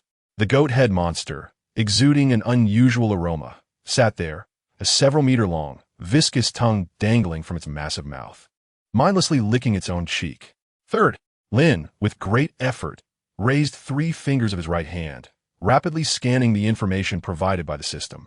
Should the unusual fragrance be fully present, attracting malevolent beings, immediate bloodletting must ensue. Even a minute's delay could prove fatal. The goat-head monster, in a state of distress, promptly drew a small knife and plunged it into the major artery of its leg. Blood immediately gushed forth. Wait, Lin stretched out his hand, exclaiming, I misread the situation. It is imperative to consume copious amounts of water and restorative potions to hinder the accumulation of venom. Bloodletting is a swift method of release and should not be employed. The goat-head monster gaped at Lin, then at the knife embedded in its leg and the spurting artery. Why didn't you say so earlier? Why on earth did you not mention it sooner? I've already done it. Chapter 74. Everyone is soaking in the backyard. Finally, Lin forcefully extracted his head from the monstrous maw. He firmly restrained the goat-head monster's massive mouth with his right hand, observing the creature's blood-soaked thigh. He urgently exclaimed, Dear guest, while I mentioned that bloodletting is a quick method of release, there truly is no need for such haste in inflicting harm upon yourself. Did you not come here seeking treatment? Why the urgency to escape? The goat-head monster was left speechless, utterly bewildered. I never contemplated liberation.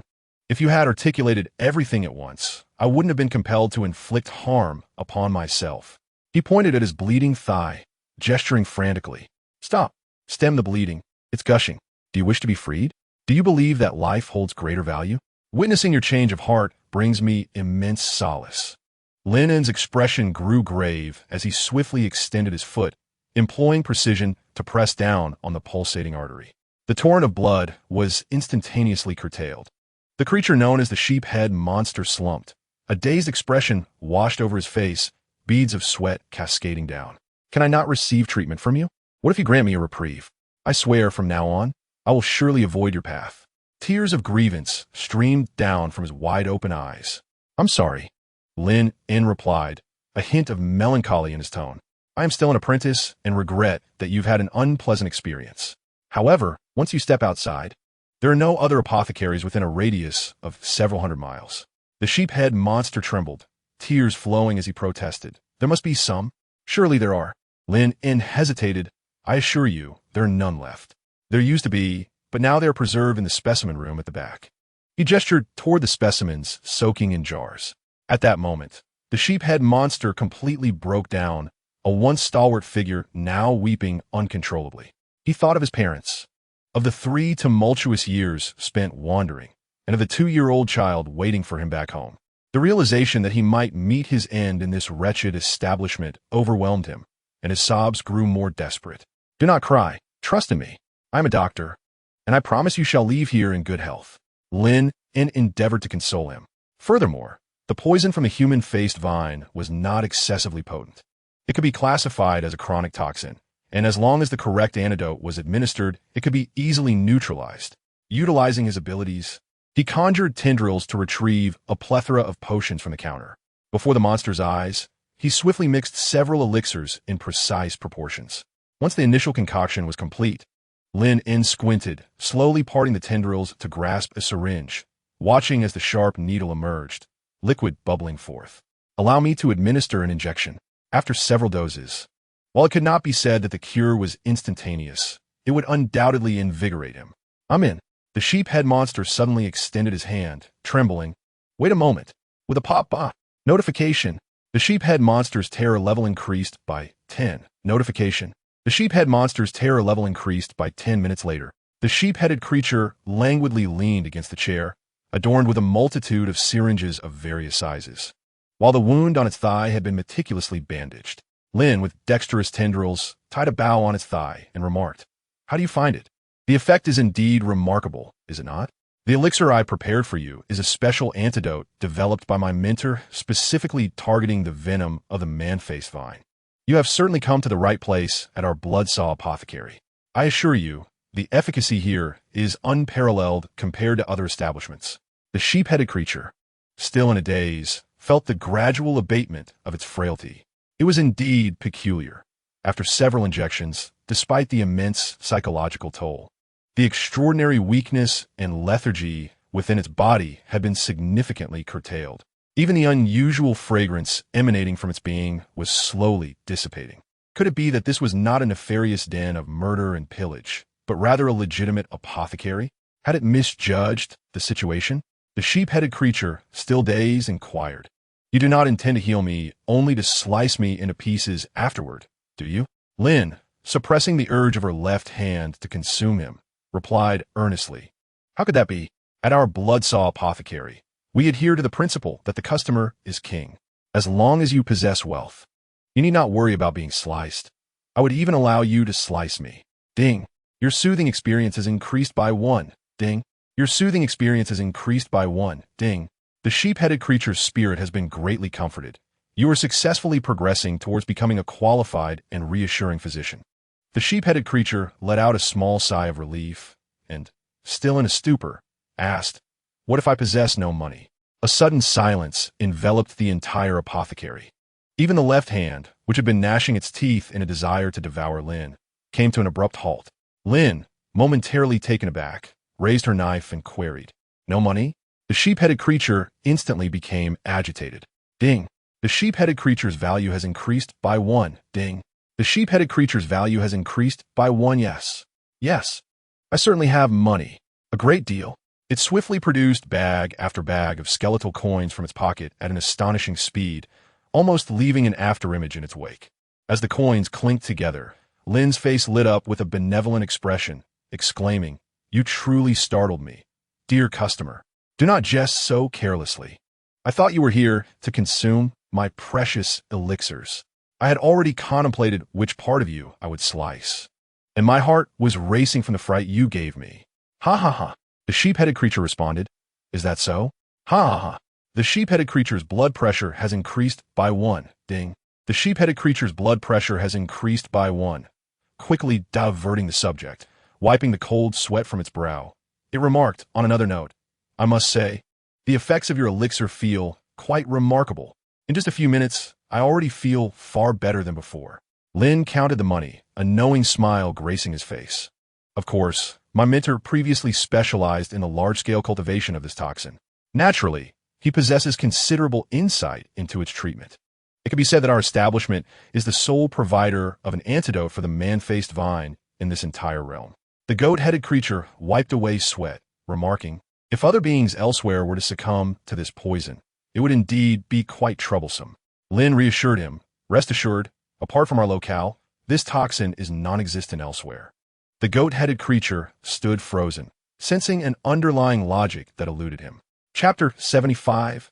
A Temporary Reconciliation. Dear Patron, I have calculated your bill. You have received 21 injections, each costing 100 coins, totaling 2,100 coins. The bandaging of the major artery is complimentary.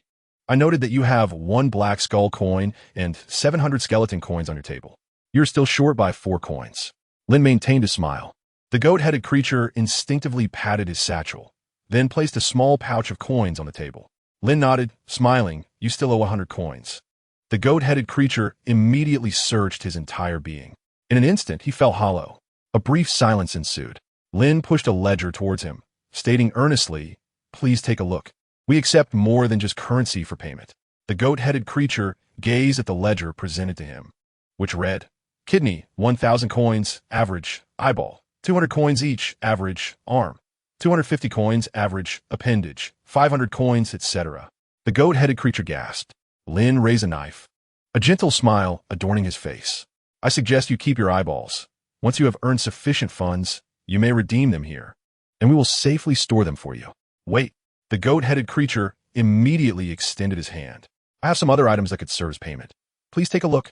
Saying this, he swiftly retrieved an object from his satchel and placed it on the table. "I found this a few days ago while wandering outside. It seems to be a part of something, and I thought it might be quite valuable, so I kept it." Lin paused, his gaze fixating on the object the goat-headed creature had placed before him. It was predominantly silver, resembling fragments of a container, with scorch marks surrounding it. Instantly, an introduction to the object materialized before Lin's eyes. Secret silver skull fragment. Quality, rare material description. A high-strength skull fragment crafted from exquisite secret silver.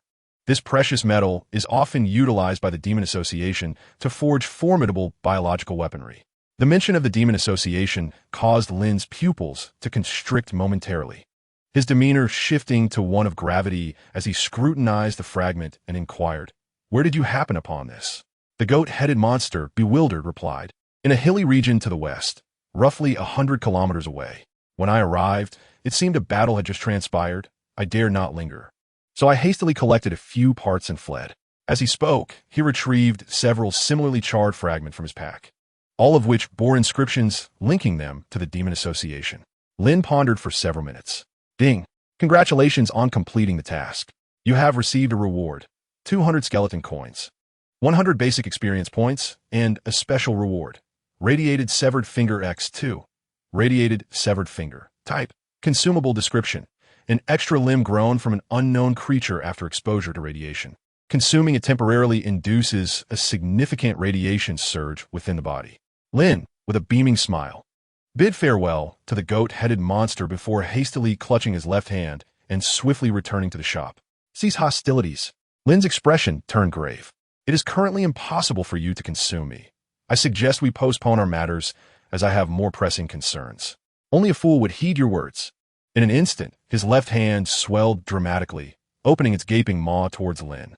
Sharp teeth loomed perilously close, and a long tongue produced a horrifying slithering sound. In a heartbeat, Lin's entire head was engulfed. Yet, the left hand hesitated and muttered, "Why did you not evade?" Lin, arms crossed and his head enveloped, calmly replied, "I am aware that you lack the courage to devour me. You've indulged a bit too much in the pesticide. Your mind was muddled earlier. But now that you have regained clarity, it's evident that you wouldn't dare."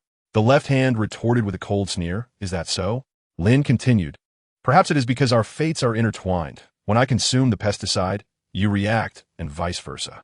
Thus, if you were to consume my head, it stands to reason you could not survive alone." The left hand paused. With eyes closed, Lin calmly stated, "Am I correct?" A brief silence ensued. The left hand gradually opened its mouth, revealing Lin's head, returning to its original size, and displayed a canine tooth. Lin wiped the saliva from his forehead and squinted, saying, "It seems my assertion was indeed accurate." The left hand opened its mouth, clicking its teeth together, and remarked, "No, I am merely uncertain about the adverse reactions that might ensue should I sever your head. However, that does not imply I would refrain from consuming you." It was evident that the prior incident involving pesticides had left it with significant psychological trauma. Notification. Your task. Physical response. Current completion. 50. Introduction. Through extensive exposure to pesticides, the mutant harbors doubts about its survival after eliminating you, yet it remains fiercely hostile towards you. Notification. You have triggered the second phase of the task, with the deadline erased. Task objective. Survive in your interactions with a mutant without it realizing that eliminating you would bear no consequences for itself. Lin exclaimed, "Wait a moment. Are you suggesting that it could survive even after eradicating me? What a ludicrous notion. If it were to truly take a bite just now, would that not result in my futile demise?" Lin's value. Excuse me? The left hand, displaying its sharp fangs, moved slightly, glaring ominously at the suddenly sweating Lin. Yet, Lin was not one to be easily shaken. His years of cultivating a calm demeanor allowed him to swiftly maintain his previous, nonchalant expression. He spoke with a serene tone. "Since you are uncertain, I would advise against attempting it. Otherwise, it would be a case of mutual demise. And I'm certain you would not wish to be remembered for bringing about your own downfall. Should this information circulate, it would be a subject of ridicule." Though Lin appeared outwardly composed, internally he was quite anxious. Nevertheless, he understood the necessity of remaining calm. If he displayed any sign of fear, this mutated hand would undoubtedly seize the opportunity to bite off his head. Returning to the matter at hand, Lin feigned tranquility as he donned monocles that reflected a chilling white light. He toyed with the shards of mithril on the counter and quietly stated, "The creature that appeared last night was a creation of the Demon Association, an organization mentioned in my teacher's journal. According to the entries, my teacher was once a member of this association." Although Lin was uncertain of the events that transpired, he pondered, based on yesterday's experience, It is highly likely that my teacher had a profound conflict with this association. The flesh puppet that appeared was likely here to eliminate us. It failed to locate my teacher and instead found me. The left hand interjected. Humph. Lin stood up and paced back and forth, continuing, moreover, given these shards, it is apparent that the influence of the demon association has already infiltrated the vicinity. After eliminating that puppet last night, they must have employed some means to ascertain what transpired here. The left hand retorted, it was I who eliminated it, not you. Lin disregarded its words, pacing thoughtfully as he mused. If I were in their position, I would undoubtedly continue to send individuals here to either investigate or eliminate. Should they discover that I am merely an ordinary human, they would undoubtedly crush me without a second thought. Lin abruptly lifted his head, his expression calm as he declared, either tonight or tomorrow, we shall certainly face the second wave of crisis. He conducted a profound analysis and summary. The left hand, in a fit of anger, retorted, what does it have to do with me? Lin shot a glance, adjusting his monocle, and replied, do not presume you can remain aloof. Our fates are intertwined. If I were to be killed, you would perish alongside me. The left hand huffed in response. Lin then displayed a look of reassurance, gently patting its canine head. Calm down. Although I do not comprehend the nature of your transformation, you are nonetheless a part of me, my most utilized left hand. Logically, we should share a profound bond. Reassurance experience 1. The left hand replied, let us agree on this. Any visitors must be mine to consume, with no share for you, and furthermore, no toxic substances allowed. Our collaboration is limited to these 2 days. Lin adjusted his monocle, his eyes gleaming as he affirmed, deal. Chapter 76. Why does this voice seem so familiar? Time, evening. Lin had donned a new combat suit in the attic, squinting as he searched the surgical room for a suitable knife.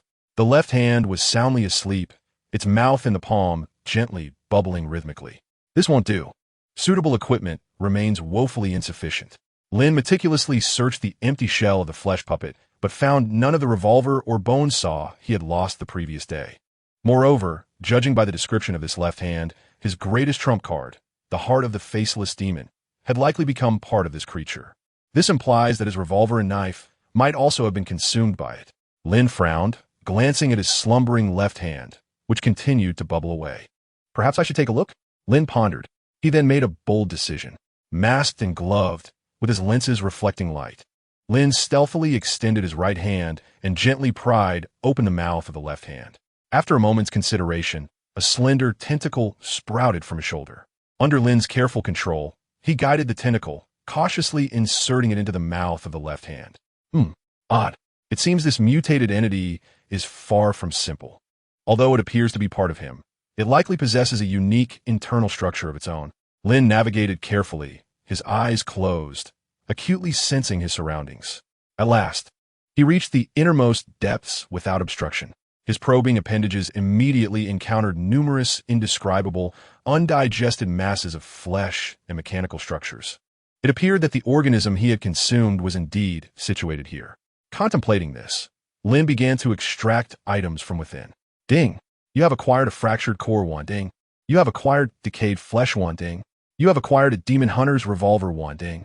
You have acquired a bone cutter of the blood saw 1. Lin's eyes sparkled with delight. He had succeeded. His earlier assumptions proved correct. Both of his prized possessions had been ingested by this aberration. With a sardonic smile, he retracted his appendages, gazing at the sticky revolver and razor. Click! He disengaged the safety. Not a single fracture. After all, these were legendary artifacts. How could they possibly suffer such wear and tear so easily? He was finally whole again. His gaze shifted momentarily to the slumbering left hand, still propped open by him. Perhaps he should seize this opportunity to extract more items? There might still be some intact treasures remaining within that creature.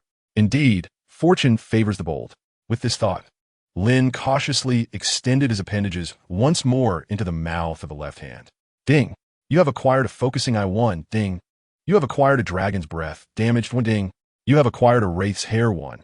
As he delved deeper, Lin's eyes gleamed brighter with each discovery. Truly, the bounty was immense. If all these valuable items were to be digested, it would be an unparalleled loss. With excitement swelling within him, he began to retrieve items one by one, his speed of extraction increasing.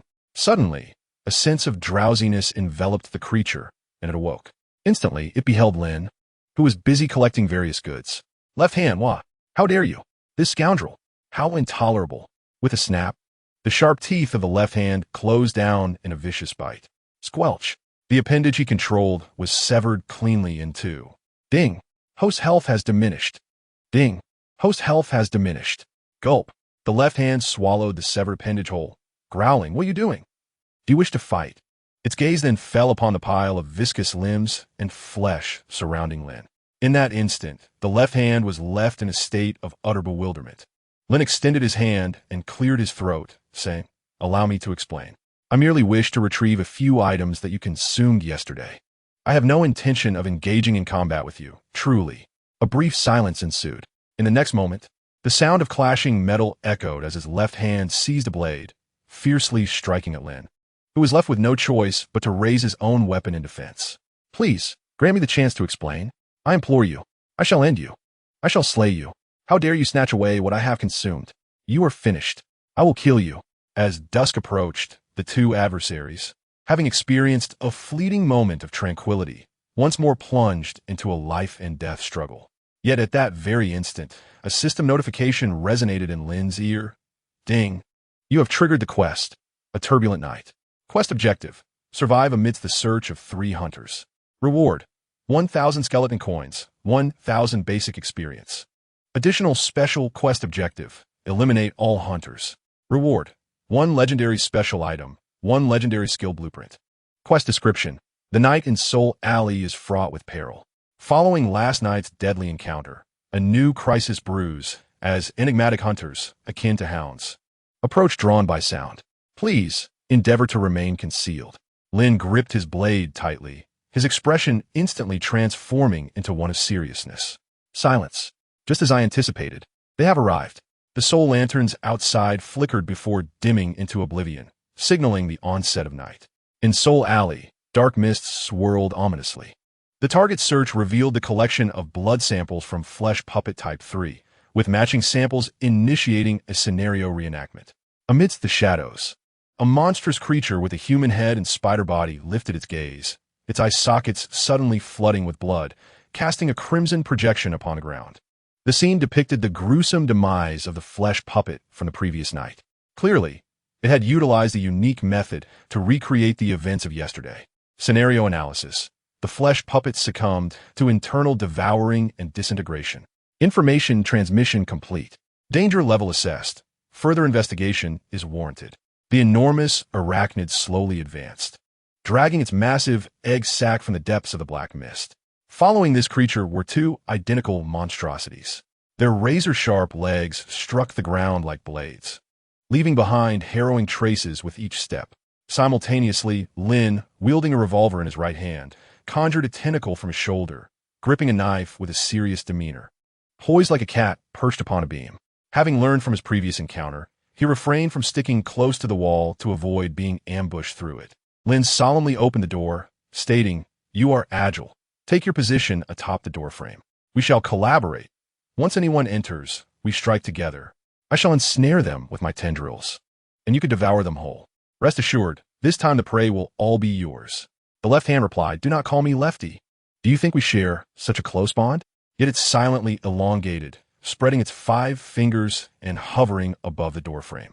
Meanwhile, the 4 tendrils that Lin had manifested stood ready for action, a testament to his limits. Nevertheless, he felt confident. After all, compared to yesterday, he had gained a formidable ally that consumed everything. Judging by the hints, the incoming entity was surely not a mere flesh puppet. With that thought, he felt prepared for battle. Lin squinted, poised like a cheetah in the night, waiting for the opportune moment. Time trickled by, and he lost track of how long it had been. Suddenly, his pupils contracted, and he spotted a figure slowly materializing at the entrance of the apothecary. "Now!" Lin bellowed, and without hesitation, his tendrils shot forth, wrapping the figure tightly in place. The left hand, concealed on the doorframe, expanded instantly, revealing a gaping maw that ferociously swallowed the intruder. In an instant, 2 terrified voices echoed from within the cavernous mouth. Lin was taken aback. Why did that voice sound so familiar? Chapter 77. The Hunter's Assault Without a Moment's Delay. Lin swiftly descended from the rafters and beheld the left hand's enormous mouth closing around a large and a small pair of legs flailing helplessly within. Blood-clad malevolent spirit. 10. Ethereal blood infant. 10. Lin exclaimed, "Stop! Stop! They are allies." Startled, he extended his hand. Minutes later, the sticky blood-clad malevolent spirit and the adorable infant sat back to back on the threshold, streams of viscous saliva trickling down their bodies. It felt as though they had awoken from a nightmare. The blood-clad malevolent spirit murmured dully, "Yetta." The infant extended its tongue, slurping up the viscous substance from its mother's face. Lin pulled back the left hand, astonished. "Ladies, what are you doing here?" The blood-clad malevolent spirit vigorously shook off the saliva from its head and gazed at him earnestly. "Of course, we were worried about you. You rushed out in such haste during the day, and now that night has fallen, you have yet to seek me out. What if you encounter another creature like last night?" Lin felt a surge of emotion. Indeed, after battling side by side the previous night, their bond had undeniably deepened. The blood-clad malevolent spirit cautiously gazed at Lin's left hand, and upon noticing the fissure in its palm, an expression of heightened vigilance crossed its face. "Allow me to introduce it." Lin, regaining her composure, smiled and gestured toward her left hand, saying, "This is the entity that mutated last night, the one that devoured that monster. Since it is my left hand, I have temporarily named it Zwazwa." With a swift motion, Zwazwa clamped down on Lin's right hand.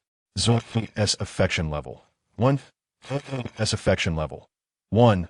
The blood-clad spirit was instantly taken aback, exclaiming, "A hand?" In an instant, horrifying images from the previous night flooded her mind, depicting the monstrous being devoured from the inside out. This was beyond her imagination. Moreover, it seemed to possess its own consciousness. It appeared that this newly mutated creature was one that defied all logic and reason, and it seemed to be somewhat uncontrollable. The blood-clad spirit stared in bewilderment at Lin, who was struggling to restrain feeling an overwhelming sense of absurdity. Without further pleasantries, Lin firmly held back her left hand and calmly stated, "Tonight will not be peaceful. After the demise of that puppet yesterday, the organization it belonged to will undoubtedly send someone to investigate. Tonight will surely be another sleepless night."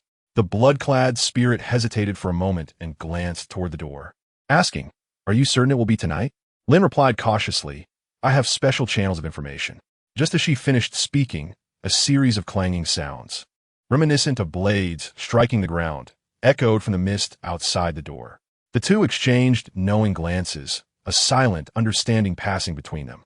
Lin swiftly ascended to the beam above, while the blood-clad spirit transformed into her true form, gracefully adhering to the shattered ceiling like an octopus.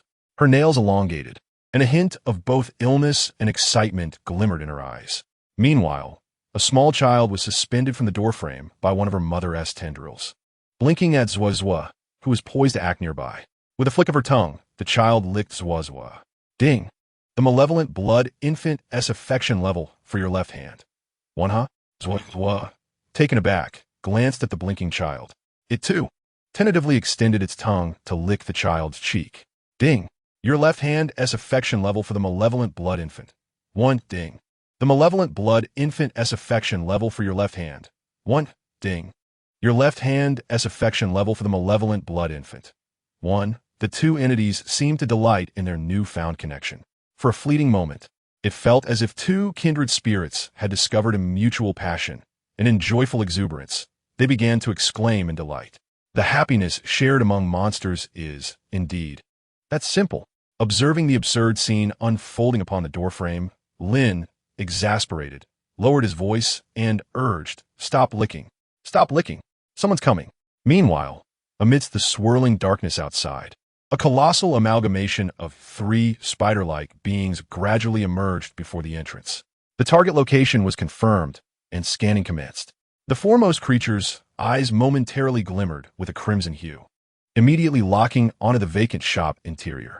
Almost instantaneously, Lin flipped down, wielding his firearm with one hand, and took aim at the creature's eye.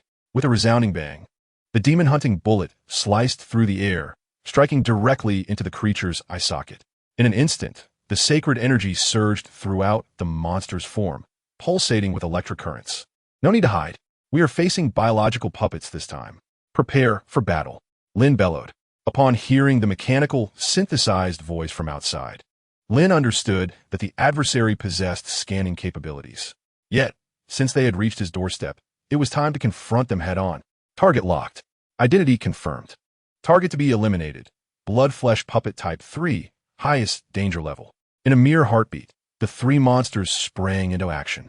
In an instant, their forms transformed into a series of afterimages, and from their arms sprouted scythe-like mantis blades. How swift! Before Lin, the interface of the three monsters materialized. Hunter Type 120 level. Attributes: none, race, biomechanical amalgamation, combat ability, extremely high speed, and formidable regenerative capability. Description: the premier hunting tool of the Demon Association, renowned for its speed and agility, possessing exceptional slaying and tracking abilities. Often employed by the Demon Association for execution missions. As they lack a soul, they are impervious to psychological attacks and mental curses. Indeed, they are creations of the Demon Association. Almost in that very instant, the three hunters set their sights on Lin and initiated a rapid pursuit. Just as one of the hunter's mantis blades sliced through the air towards Lin's face, a pair of crimson claws lunged forth. "Leave it to me." In a heartbeat, a red shadow flashed before Lin. The malevolent specter, draped in blood-soaked garments, manifested beside him, her half-meter long. Razor-sharp nails clashing against the blades of the two hunters with a resounding clang. Her scarlet eyes sparkled with excitement and a twisted thrill. Chapter 78. The synchronization of neurons. A horrifying fissure slowly split open at the center of her forehead, revealing terrifying barbs and tendrils within. "Hee, leave it to me. I was truly infuriated yesterday. Hee." Her eyes sparkled with morbid excitement, her entire being trembling with exhilaration. Upon witnessing this scene, Lin instantly comprehended that the blood-clad specter had entered a frenzied combat state. "Then I entrust this to you," Lin shouted.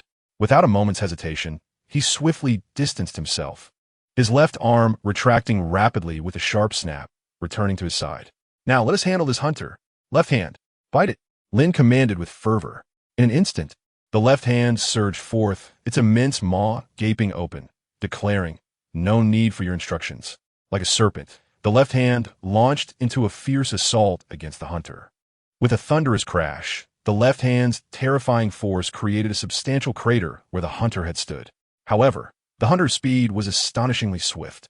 Almost the moment the left hand initiated its attack, it reacted with lightning reflexes, leaping into the air like a gecko, its sharp, blade-like spider legs embedding themselves into the wall. The crimson light in its eyes flickered urgently. Target analysis. Unknown biological entity engaged in pursuit. With a hum, the two mantis blades in its hands erupted with sharp electric sparks. In the next moment, its entire body spun like a whirlwind of blades, hurtling towards Lin with incredible velocity. The cobblestones of the street were swept up by the terrifying cyclone of blades. Without a moment's pause, Lin grit his teeth, summoning 4 tendrils to grow from his body, propelling himself backward at speed. Simultaneously, he pulled the trigger with fervor. Bang, bang, bang. Each demon-hunting bullet struck the fearsome blade vortex, and under the sacred damage inflicted by the bullets, the hunter's speed was significantly curtailed. Ding. Your proficiency in firearms has reached level 1. Ding. Your proficiency in firearms has reached level 1. Left hand, Lin shouted. "Leave it to me." The left hand instantly retracted, its massive maw opening wide. Its lengthy tongue divided into 2, then 4, swiftly transforming into hundreds of elongated tongues, akin to swords, aimed at the blade storm. Clang, clang, clang. The resounding echoes of metal colliding filled the air as countless sparks erupted. The seemingly soft tongues revealed a hardness comparable to steel upon contact with the blades. The upside-down tower, a hall where machinery and flesh intertwine, standing in a grotesque inversion. A man clad entirely in gray and white, draped in a pitch-black robe, entered with a stride accompanied by his guards. His gaze was somber, and his voice exuded an icy chill. "Have the 3 hunters dispatched to Seoul Alley made contact?" Several servants in the hall turned, striking their chests with one hand, and replied solemnly, "The signal has been established. Vice President Mechanism, we are poised to seize control of the 3 hunters at any moment." Mechanism walked indifferently towards the central screen of the hall and commanded, "Bring the visual feed over. I desire first-hand information from Soul Alley. Yes. The servants swiftly complied. The screen before him gradually illuminated with a crimson glow, accompanied by intermittent flickers, revealing 3 images that materialized on the display. In these images, one could see Lin and the blood-clad wraith engaged in battle with the hunters at that very moment. Mechanism's eyes narrowed instantly. He immediately recognized the grotesquely ecstatic figure of the red-clad specter within the footage. The frenzied, dancing silhouette was utterly overpowering the 2 hunters. The manic laughter, coupled with the wild movements, resembled a grotesque feast of slaughter. The blood-clad wraith. It is indeed her. Mechanism's brow furrowed momentarily, his expression growing grave. He was familiar with this composite specter, particularly notorious in Sin City for her solitary and deranged exploits. She was a malevolent entity who could indulge in slaughter according to her whims, and especially when engaged in combat. Her pathological excitement and relentless pursuit of death rendered her an adversary many formidable beings preferred to avoid. Impossible. Even she cannot possibly slay a Type 3 flesh puppet. His gaze sharpened. He was the direct overseer of this internal purge, second only to the president of their Mechanism Association. Over the past few days, he had employed various methods, coercion and enticement, to eliminate or absorb the once dominant elders of the Mechanism Association. Much of the colossal blood and flesh organization, previously kept under separate guard, had been largely reclaimed during these recent hunts. According to the interconnectedness of the colossal organization, a fragment was indeed located within Soul Alley, safeguarded by the bloodsaws. The flesh puppet from yesterday had been dispatched under his direct orders. His expression darkened further as he turned his attention to the visual feed of the 3rd hunter. There, he beheld a peculiar youth wielding a firearm with an unusual left hand. Could it be him? A mere human? His expression grew even more somber. No, it cannot be. Upon a glance, it is evident that aside from his peculiar left hand, this human's true strength is rather lacking. However, his gaze soon fell upon the demon-hunting revolver in the hands of that young man from the human race. And it was only upon seeing the firearm that his expression subtly shifted. The demon hunter's revolver? It was at this moment that he began to regard the young human with a modicum of respect, for he could distinctly observe that the usually solitary blood-clot wraith seemed to stand alongside him. Moreover, this seemingly frail youth wielded the very revolver that the flamboyant man never parted with. This alone spoke volumes. Establish neural synchronization with hunter number 3. The mechanic closed his eyes and forcefully extracted a viscous mechanical interface from the back of his head, connecting it to the flesh interface in the hall. Yes, Vice President. The neural information synchronization identity verification granted the mechanic the highest authority. Neural source synchronization with hunter number 3 successful. Link initiated. Buzz. In an instant, when the mechanic reopened his eyes, he had seized control of hunter number 3's body, his gaze immediately fixating on Lin, who was several dozen meters away. Almost simultaneously, Lin received an urgent system notification in his ear. Ding. Warning. Warning. Crisis level rising sharply. Ding. You have triggered an emergency special mission. Survive. Mission rewards. Basic experience 1000, skeleton coins 1000, special item 1. Chapter 79, Focus Gaze. Stare of the Curse. At the very moment he heard the alert, Lin distinctly sensed the difference in the hunter before him. Compared to before, the hunter's eyes now exuded a chilling wisdom. No longer mechanical. He appeared more human. This is bad. A profound sense of danger surged forth. Left hand. Be careful, Lin shouted. He instinctively attempted to retreat, but the hunter suddenly raised his head, his body shooting towards Lin with astonishing speed. The left hand instantly opened wide, its enormous mouth preparing to unleash a torrent of sharp, whipping tongues towards the hunter. Transformation. High temperature. Fiery attributes. The hunter's pupils were instantly cloaked in a layer of searing flames. Simultaneously, the mantis blade on his arm emanated an extreme heat, scattering countless sparks. With a resounding thud, amidst the chaotic storm, the heated blade swept through the air. The long tongue of the left hand was swiftly severed cleanly away in the intense heat. A painful cry erupted. The left hand quickly retracted, leaving behind only a smoldering stub of its once lengthy tongue. My tongue is gone, it lamented to Lin. Gritting his teeth, Lin retreated hastily, asking, can it regenerate? With a flick of its remaining appendage, the severed half of the tongue began to grow anew. It was regrowing. In an instant, the hunter appeared before Lin like a fleeting shadow, brandishing a blade infused with searing energy, which swiftly aimed at Lin. "I'm coming." With a swift motion, his left hand seized the bone-cutting knife entwined around one of Lin's tentacles. A brilliant flash of fire erupted, his arm elongated, reminiscent of a serpent, as he wielded the knife, engaging the hunter in a fierce duel. Clearly, the resentment from having his tongue severed moments earlier surged forth at this instant. The clash of blades resonated with a metallic symphony, unleashing a myriad of sparks. However, Lin discerned that the hunter before him seemed transformed, exhibiting an abundance of combat experience. Each assault executed with effortless precision. In contrast, while Lin's strikes were fierce, they lacked coherence, resembling a chaotic flurry of brute force. To the left, Lin swiftly raised his weapon, gritting his teeth as he fired from the flank at the hunter. "Show me your prowess in dispatching that flesh puppet. Weren't you exceptionally brave yesterday?" The left hand, still engaged in combat, retorted, "That was from within. Now it's external. Even if I wish to consume it, it ought to leave me with a mark. I'm a doctor." Lin shouted.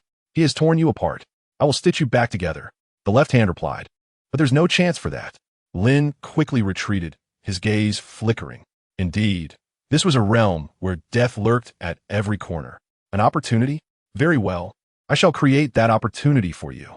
In a flash, Lin reached into his pocket, withdrawing a jet-black, cyst-ridden eyeball. Focusing eye, type, cursed object ability. When used by the flesh puppet, it can invoke a gaze curse.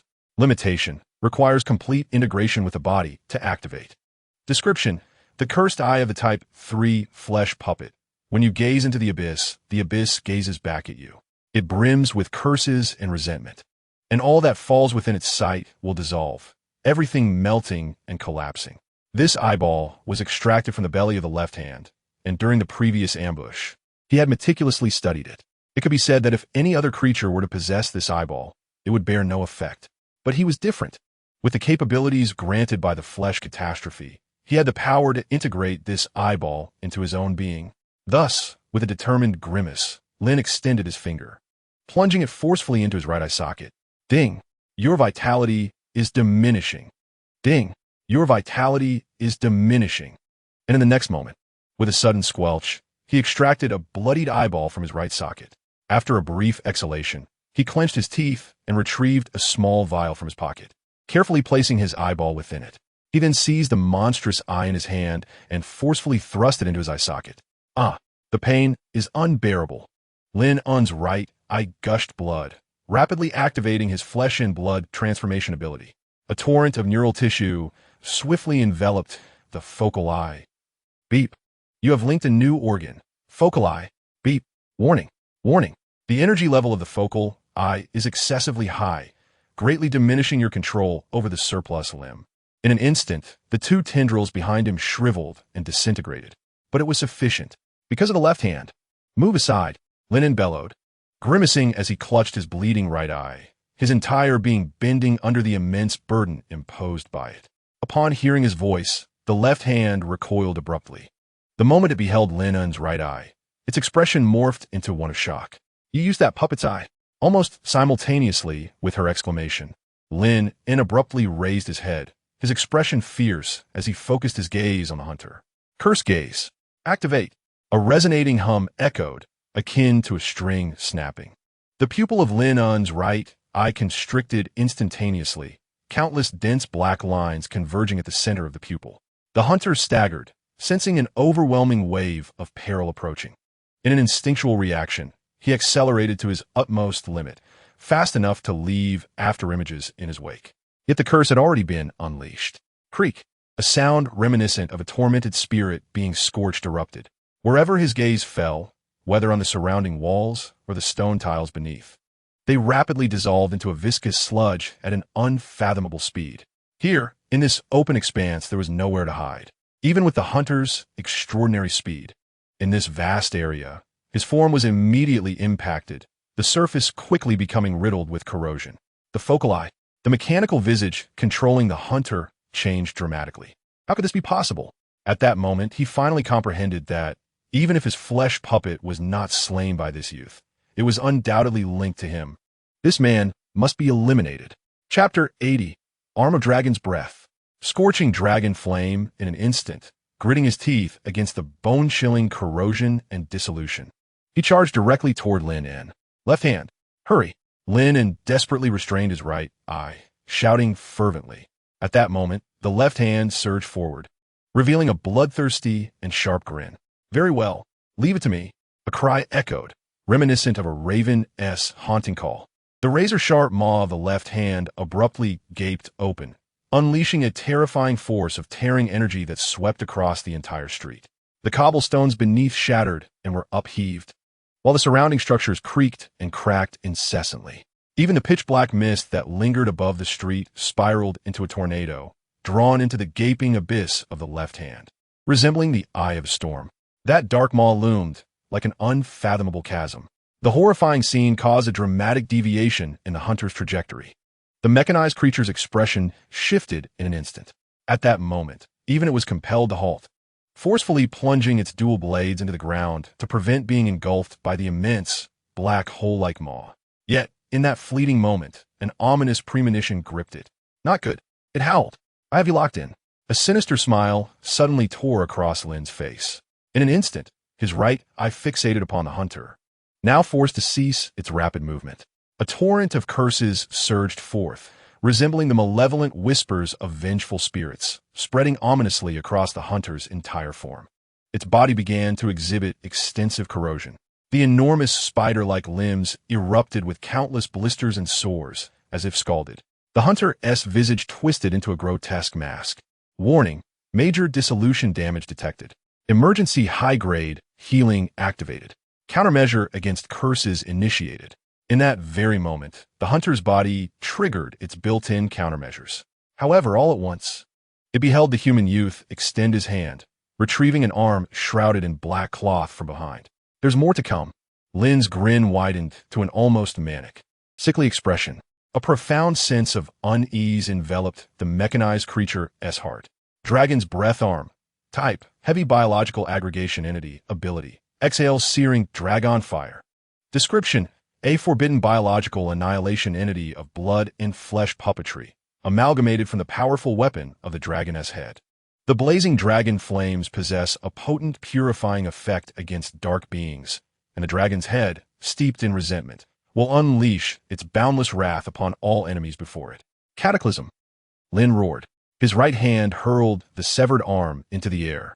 The two tendrils behind him swiftly entwined around the limb, as blood and flesh surged, with countless neural tissues sprawling across the severed end at an unimaginable speed. Ding! Warning! Warning! Overload detected! Overload detected! In that moment, a colossal dragon's roar reverberated throughout the night sky. Enveloped in a shroud of black cloth, the severed arm erupted in a violent explosion, revealing the formidable head of a colossal black dragon, grotesquely fused with a gruesome limb, pulsating with an insatiable fury and torment in its eyes. Dragon breath. Lin, with a fierce grimace, commanded the dragon's breath arm to confront the hunter. In that fleeting moment, a radiant blaze coalesced within the dragon's maw, illuminating the entire street. The enormous jaws gaped open, as if intent on obliterating all impurities from the world. The seething, incandescent breath of the dragon surged forth like an overturned lava flow, cascading across the thoroughfare. Roar! The searing flames instantaneously enveloped everything in sight. Crackle! Within the inverted tower, the immense screen was wholly consumed by the inferno of the dragon's flames. The researchers in the hunter's hall displayed expressions of terror and shock, instinctively recoiling from the overwhelming force. Yet, in the next heartbeat, the screen of Hunter number 3 shattered. Warning: neural synchronization with Hunter number 3's core is compromised. Hiss! Accompanied by the acrid scent of high temperatures, the connection point pulled from the back of the mechanical demon's head abruptly fractured, and the violent backlash severed its neural sync with Hunter number 3. Master Mechanism, are you all right? The surrounding attendants rushed in, astonished. The mechanical demon gasped, its visage contorted in rage, as sparks erupted from its mechanical features. That wretch utilized the lethal weapon I meticulously crafted for the flesh puppets. How dare he? Boom! With a single punch, it shattered the machine before it into fragments. His fury was undeniable.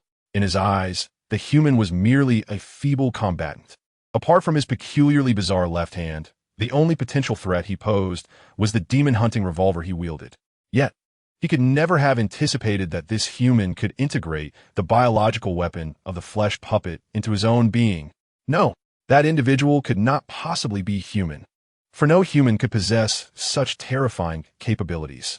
Could it be that he is a biological weapon devised by Bloodsaw? He clenched his teeth. Indeed, this is the only plausible explanation. Bloodsaw had once been a venerable figure in their demon association, among the foremost biochemists researching Titans. It was conceivable that during these past 10 years, he had secluded himself in some remote location to develop new biotic creations. He tightened his fists. The mocking smile of that human flashed before his eyes, as sparks erupted from his mechanical features. His countenance was one of sheer ferocity. If only it weren't for the limitations imposed by remote control. If his true essence were present there, what would it matter if he donned the eye of focus and the dragon's breath arm? Meanwhile, on the other side, accompanied by the sharp sound of signal interruption, 2 additional screens instantly extinguished. Lord Mechanism. The first and second hunters have been annihilated by that blood-clad, malevolent spirit. We have lost our signal link to that location. 2 servants approached with grave expressions. The Mechanism Lord growled, "Do not concern yourselves. Tomorrow I shall personally bring my flesh puppets to confront them." Has the Bloodsaw been located? One of the servants replied solemnly. The other hunters are in pursuit. From the intel we have gathered, the Bloodsaw has likely ventured to the doll courtyard, where he shares a profound bond with the doll mistress. The Mechanism Lord narrowed his eyes, his fingers clicking ominously. In Soul Alley, the blood-clad, malevolent spirit, having reduced both hunters to mere fragments, swiftly recovered from her frenzied, cursed state. She turned her gaze towards the thick smoke that billowed from the raging tongues of fire across the street. Even she had felt a surge of fear and shock when the dragon's breath surged towards her. She darted through the smoke. "Lin, are you all right?" Upon seeing Lin's condition, her face instantly reflected astonishment. The entire street lay in ruins. At the edge of the smoke, Lin coughed violently. The dragon's breath arm had severed its neural connection and lay discarded at his feet. Yet, the most terrifying aspect remained his right eye. The pitch-black eye of focus, merely meeting his gaze, emanated an aura of enigma and chill. "I am fine." Lin forcefully extracted the eye of focus from his right eye. Then, before the blood-clad, malevolent spirit, he cautiously retrieved a vial containing his own eye from his pocket. With a decisive motion, he thrust it into the socket of his right eye. The sight made the blood-clad spirit's heart shudder. Lin poured a restorative potion into his eye. Closing it with a smile, he remarked, "It's all taken care of." He let out a hearty belch, revealing a satisfied grin with a prominent canine, then spat out a screw. "Ding! You have completed the quest. A turbulent night. You have received a reward. 1,000 skull coins, 1,000 basic experience. Ding! You have completed the additional quest objective. Slay 3 hunters. You have received the legendary special item, Night Metaclass Transition Map. You have acquired the legendary skill map, Random Diagnosis. Ding! You have completed the quest. Survive. You have received 1,000 basic experience, 1,000 skull coins. And you have acquired the special item, Night Demon Blade." Lin's eyes sparkled with excitement. This haul was truly remarkable. He promptly opened the recently acquired system rewards. Night Doctor's Career Transition Task Chart. Type. Task. Item. Description. They are physicians who traverse the night. A compassionate cadre of surgical experts whose noble aim is to elicit joyful smiles from all their patients. They are dedicated to alleviating the afflictions of all living beings. Thus, when you encounter them, it is advisable to bring an ailment. Otherwise, they may find themselves discontented.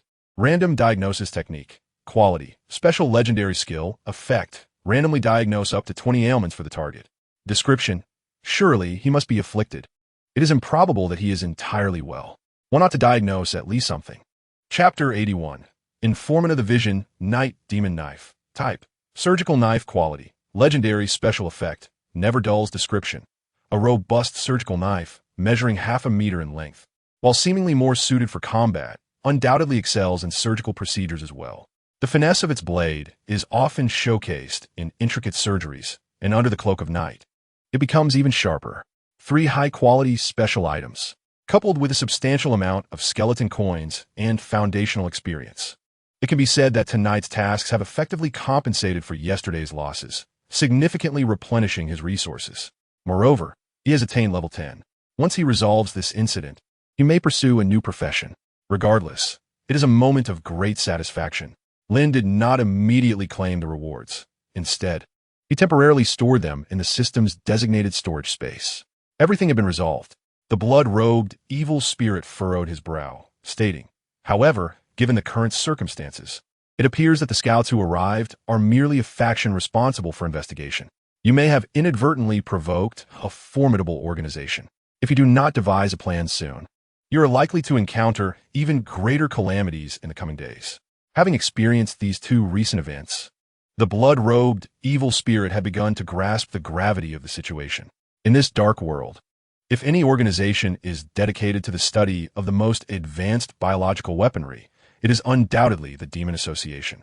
They excel in the fusion of machinery and flesh, standing out as an anomaly in the entire Dark Realm. How could you have offended such an organization? The blood-robed, evil spirit frowned at Lin and inquired, "I see you rarely venture out of Soul Alley. How could you have angered such a group? Is it possible that during your healing, you inadvertently worsened someone's condition, thus inciting their ire?" Lin shook his head and replied calmly, "The specifics likely pertain to an encounter involving my mentor. However, I currently have no means to contact them, and I'm unclear about the exact situation. Nevertheless, the sleepless night has finally passed without incident. Let us tidy the battlefield. This is not a place to linger. If we attract the attention of any other creatures at this juncture, it would be a grave miscalculation." Understood. More than half an hour later, at the Bloodsaw Apothecary. The hour was late, and it seemed unlikely that any further matters would arise today. "You should return home to rest, my lady," said the bloodstained spirit, nodding as she cradled the adorable child. "If you encounter any insurmountable issues, remember to contact me at once. For the next few days, let the curse reside with me. Once this crisis is resolved, you may assist me with my healing." After speaking, the bloodstained spirit extended her hand, smiling as she affectionately ruffled Lin's hair, before turning and leaving the Bloodsaw Apothecary with her little one. It can be said that although this lady exhibited madness, the events of the past 2 days revealed her to be an exceptionally reliable spirit. Lin did not linger further. He swiftly closed the door and retreated to the guest room in the backyard, closing his eyes and lying upon the bed. Today had been fraught with peril. While it lacked the terror of the previous day, the transformation of the hunter had captured his attention. He was certain that the individual controlling the hunter must be a member of the Demon Association. This indicated that they were still in the calm before the storm. Unless he devised a means of counteraction, he would inevitably face even more horrific assaults in the days to come. He needed to find a way to contact his mentor or Xiao Xiao. Resolute, Lin dismissed his drowsiness, closed his eyes, and uttered, "System, enter the vision." Ding. Skull coins. 500 instantly, accompanied by a profound sense of disorientation. Lin's consciousness abruptly detached from his body. In the next moment, he found himself in the familiar ethereal plaza. The colossal pupil above continued to shine unwaveringly. As soon as he stepped inside, a barrage of information flooded his ears. Area information update. Since yesterday, Soul Alley has once again faced an intense invasion of monsters, suspected to be advanced biological weapons of the Demon Association. Residents of Soul Alley are advised to refrain from venturing outside to avoid unforeseen dangers. Area information update. Intelligence is being updated in real time. The battle in Soul Alley has concluded, with one participant suspected to be the renowned Bloodstained Lady. The identity of another combatant is believed to be the apprentice from the Bloodsaw Apothecary, who has recently gained some notoriety in Soul Alley. Click to play. Skull coins. 30. Lin's eyes widened in disbelief. Could it be that intelligence had leaked into the vision so swiftly? Moreover, there was even a video. Could it be that others had been present on the street at that time? Lin quickly clicked to enter. Skull coins. 30 in an instant. A scene shrouded in swirling black mist unfolded before Lin. The figures depicted were those of the 3 adversaries he and his companions had recently vanquished. In the next moment, he beheld his own striking visage captured on screen. The scene transitions to a pivotal moment in the battle, precisely when he has just activated the focus gaze to counter the assailant. The viewer count has surged to 2,000. Above the screen, a flurry of comments cascades rapidly. "It's that doctor. I recognize him. How terrifying. Does he possess such formidable strength? He is so handsome. I wish." No wonder, as I passed by that apothecary today, the place looked dilapidated. I thought it had finally been vandalized. But given this situation, could the doctor have been involved in yesterday's skirmish? Incredible. I always believed he was merely a harmless apprentice. Yet it seems our soul alley harbors such a remarkable individual. No wonder. I previously thought that the human race survived here solely under the protection of the bloodsaw pervert, but it appears he possesses considerable power himself. As more comments continued to flow, residents from Soul Alley and beings from neighboring regions expressed their curiosity about the individuals on screen. The viewer count rapidly climbed to 3,000. This means that from just this one piece of information, the informant had amassed at least 9 skull coins. This is undoubtedly a lucrative endeavor. Yet, it also left Lin astounded. During the battle, he had not noticed the presence of any other entities. Perhaps it was due to his own weakness. But neither his left hand nor the blood-robed evil spirit had sensed anything amiss, which indicated a significant issue. Lin fell into contemplation. Clearly, this informant must be deeply rooted in the visual realm, belonging to a highly capable species. Information sharing must be one of its primary businesses. If that is the case, perhaps he could leverage this to seek methods for swiftly establishing contact with specific targets. Lin quickly retrieved the information it had just shared, locating the name of the being who posted it in the visual realm. He clicked on it. Informant 024, identity, information merchant, message, sharing and selling information from various regions of the dark world. Focus gaze allows for transmission. Indeed, a merchant. Without hesitation, Lin's gaze swiftly focused on its information interface. In an instant, the scene before him shimmered, and the surroundings rapidly distorted. The next moment, he found himself seated in a small room, a mere chair in the dimly lit space, illuminated only by a lamp on the table, facing a mysterious figure cloaked in black across the counter. "Welcome, esteemed guest. How may I assist you?" The figure cloaked in black spoke in a calm manner to the suddenly appeared Lin. Lin glanced around before fixing his gaze upon the enigmatic figure, responding with composure. "Are you the informant who shares intelligence?" The cloaked figure seemed accustomed to such inquiries, replying evenly, "I am the intelligence officer for Zone 900, designated as Agent 24. I can provide you with all valuable information pertaining to this area, though it comes at a considerable price." Lin cast a brief look at the surroundings and remarked, "Yet, this place appears rather desolate." Agent 24 responded slowly, "This is an independent grid I have requested from a vision. Each customer who enters my establishment is transported to a distinct grid space. Presently, I am attending to 754 other patrons within various grids."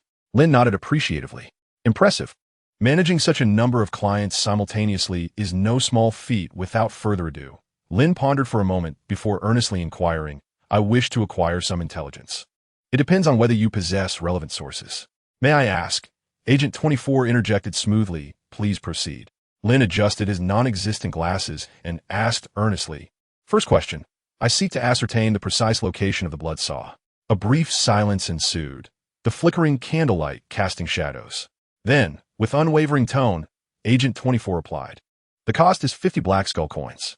Lin exclaimed in disbelief, "What? 50 black skull coins? That amounts to a staggering 500,000 skull coins. Are you mad? Selling my entire shop wouldn't yield that much." Agent 24 replied steadily, "The target information has been escalated to a higher class one day prior, and real-time tracking of the information has surged in price by 50 times. You're not the only patron seeking the coordinates of the target." Lin's heart stirred. Indeed, his mentor situation was not favorable.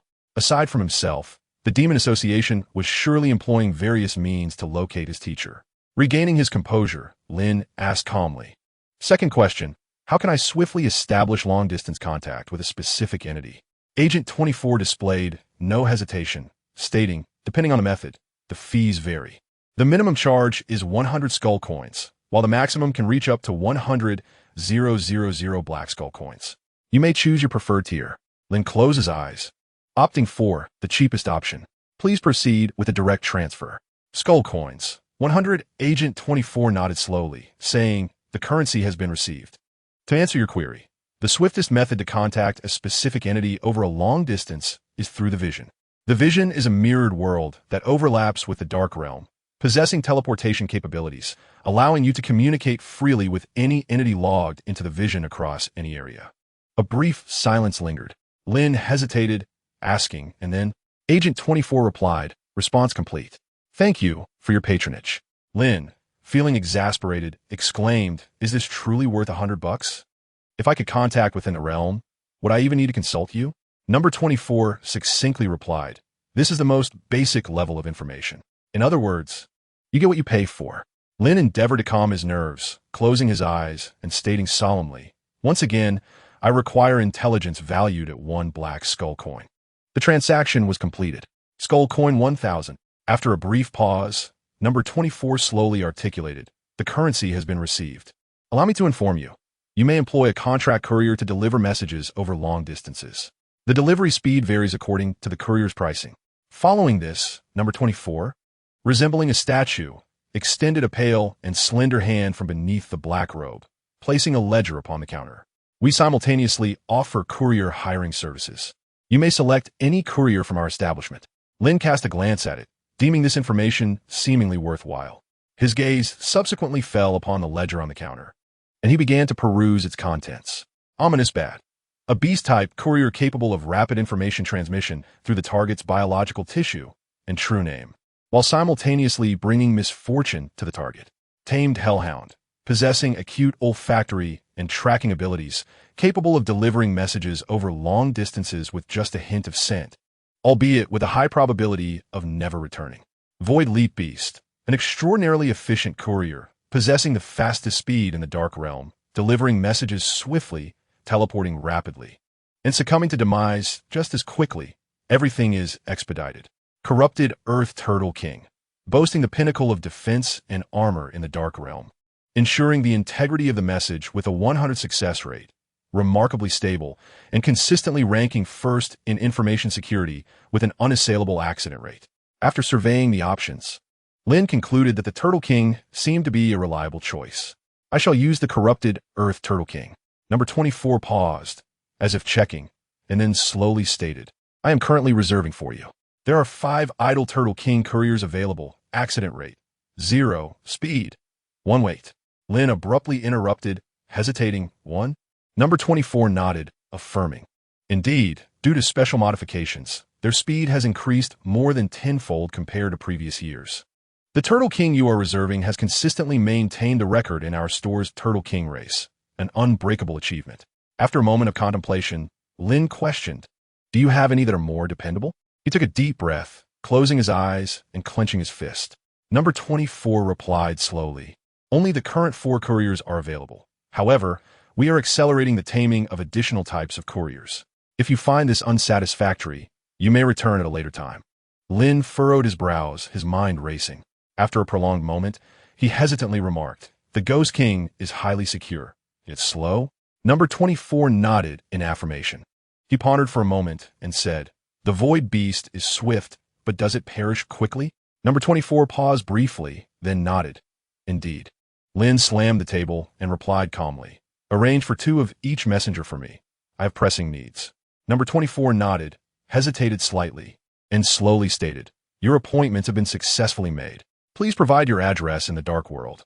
We will expedite the delivery." Due to the biological contract, transactions cannot occur within the visual realm. Rest assured, your information will remain confidential. You may fill it out without concern. It placed a form before Lin. After a moment of hesitation, he glanced at it and casually filled in the address of the neighboring residence. Number 24 retrieved the form and slowly said, 2 Void Leap Beasts and 2 Corrupted Earth Turtle Kings are being processed for you. The current employment fee totals 2,600 skeleton coins. Upon payment, we will dispatch your order immediately." Lin exclaimed, "Did I not just give you 1,000 coins?" Lin was exasperated. Number 24 replied gently, "That was the consultation fee. The messenger employment fee must be settled separately." Ding. Skeleton coins 2,600. Number 24 continued, "The payment has been received and your order is being arranged for shipment. You may return and wait. The biological contract scroll will be delivered to you within 2 hours, accompanied by an instruction manual for proper usage. Thank you for your patronage. Chapter 83, Random Diagnosie Technique Potion Shop." Lin slowly opened his eyes, withdrawing from the visual realm. He immediately sat up in the guest room and glanced at the sleeping left hand. Swiftly, he drew the Night Demon Blade and darted out of the potion shop, cautiously infiltrating the dilapidated building next door. He found a discreet spot with good visibility to conceal himself, awaiting the delivery. Though somewhat regrettable, it was imperative to contact his teacher in Xiao without delay. Otherwise, should the Demon Association dispatch heavy forces, it would be too late to turn back. Seizing the moment, Lin quickly opened the system space and retrieved the 2 special items he had acquired. Night Medic Job Transfer, Random Diagnosis Technique. Lin carefully read the descriptions, grasping the purposes of these 2 items. The job transfer scroll would trigger a task upon use, transporting him to a specific location. Completing the task would allow him to officially transition into the night medic role. The random diagnosis technique appeared particularly formidable. It implied that possessing this skill would enable rapid diagnostics on targets. Lin contemplated. Use. In an instant, the scroll in his hand transformed into beams of light, merging directly into his body. Ding. You have learned the special skill, Random Diagnosis Technique. Ding. The random diagnostic technique is categorized into 2 types, active triggers and passive triggers. The passive trigger allows for rapid, multiple, random diagnoses of the target, enabling swift identification of ailments afflicting the subject, and can be initiated through any tissue within the target's body. Upon hearing this prompt, Lin inhaled sharply, astonished. Indeed, it was worthy of its legendary status. Could it truly endow the target with disease effects? This was simply extraordinary. In an instant, a sinister chain of thought formed in Lin's mind, bestowing maladies to treat them for a small sum. How malevolent! No, as a morally upright and conscientious young man, he could not engage in such a morally reprehensible act. One ought not to, at the very least. Contemplating this, Lin cast a glance at his left hand. Ding! Passive diagnosis triggered. Detected target ailments. 1. Indigestion. 2. Pesticide phobia. 3. Hypersomnia. 4. Genetic mutation, recessive. A series of system notifications echoed in Lin's ears. With just a fleeting glance, he comprehended the ailments afflicting his left hand thoroughly. Lin internally gasped, utterly astonished. It was overwhelmingly powerful, truly, a divine skill for a physician like him. Then, Lin hesitated. Should he perhaps experiment with the active skill? No, that would be profoundly unethical. Moreover, using his own left hand as a test subject would weigh heavily on his conscience. Perhaps just a slight trial wouldn't pose much of an issue? Lin pondered. A brief test? Resolutely, he focused his gaze on his slumbering left hand, his pupils narrowing instantly. Activate. Ding. You have randomly diagnosed the target with vomiting. In the next moment, his drowsy left hand suddenly turned pale, awakening with a start. Huh. I feel dizzy and a bit nauseous. What is happening? Did I eat something bad? No, that shouldn't be the case. Suddenly, a wave of nausea surged forth. With a retch, the left hand expelled a considerable amount of disorder matter. Ugh. Soon after, the left hand drooped, perplexed. Why did I suddenly vomit? This feels off. Lin immediately retrieved a vial of restorative potion from his pocket, stating, I told you not to overindulge. Look where that has led you. After consuming so much spoiled meat yesterday, and then 3 mechanical items today, it's a wonder you didn't vomit sooner. Here, drink this potion and rest properly. The left hand opened its mouth, unable to retort, and with a reluctant gulped down the restorative potion. Ding! Your left hand's fondness for you has increased slightly. Though it finds you detestable, it occasionally perceives some redeeming qualities. Lin. The left hand yawned and arrogantly stated, Do not presume that I will express gratitude, nor think that a mere vial of potion can win me over. Given the chance, I shall still consume you. Lin. Indeed, it is a remarkably powerful skill, meditative recuperation. The 2 hours flew by swiftly. In the next moment, Lin suddenly sensed a stir from the outside world. He swiftly opened his eyes and cautiously concealed himself. A chilling wind surged from outside, causing the door to creak ominously. Under Lin Yun's watchful gaze, a lanky, 2-meter-tall specter materialized at the entrance. Your delivery, a raspy voice, like that of someone with a scorched throat, echoed from beyond the door. It seemed to be the informant's dispatch, without a doubt.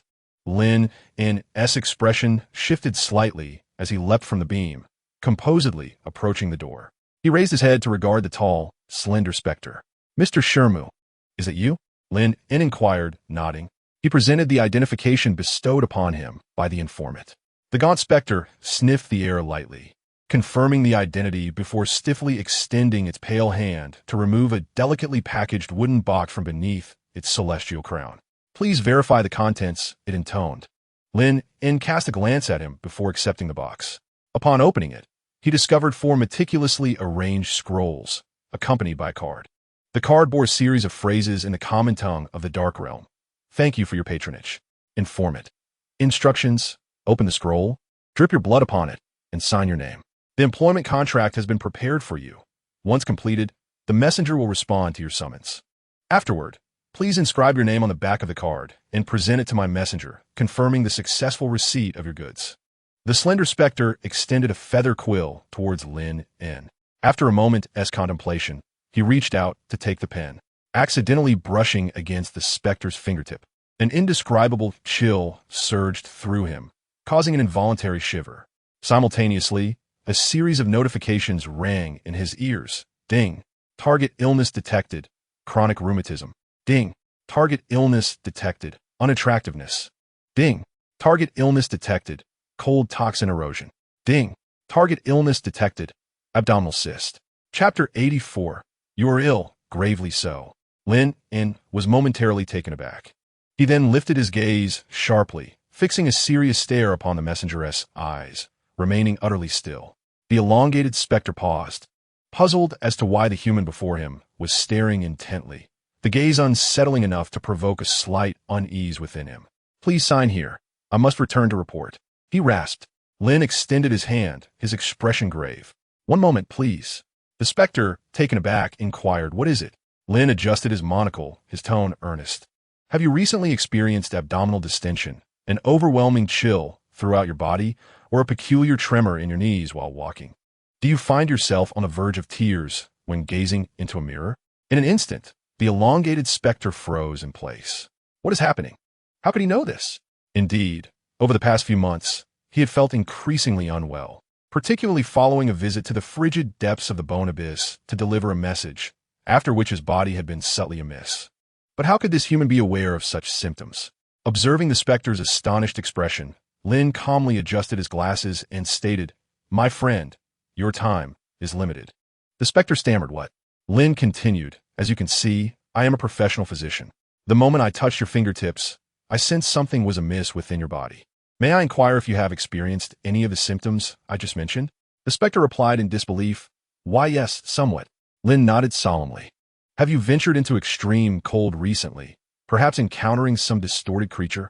Do you feel a dull ache in your knees whenever the sky turns overcast? The specter exclaimed, H, how do you know this? Lin narrowed his eyes.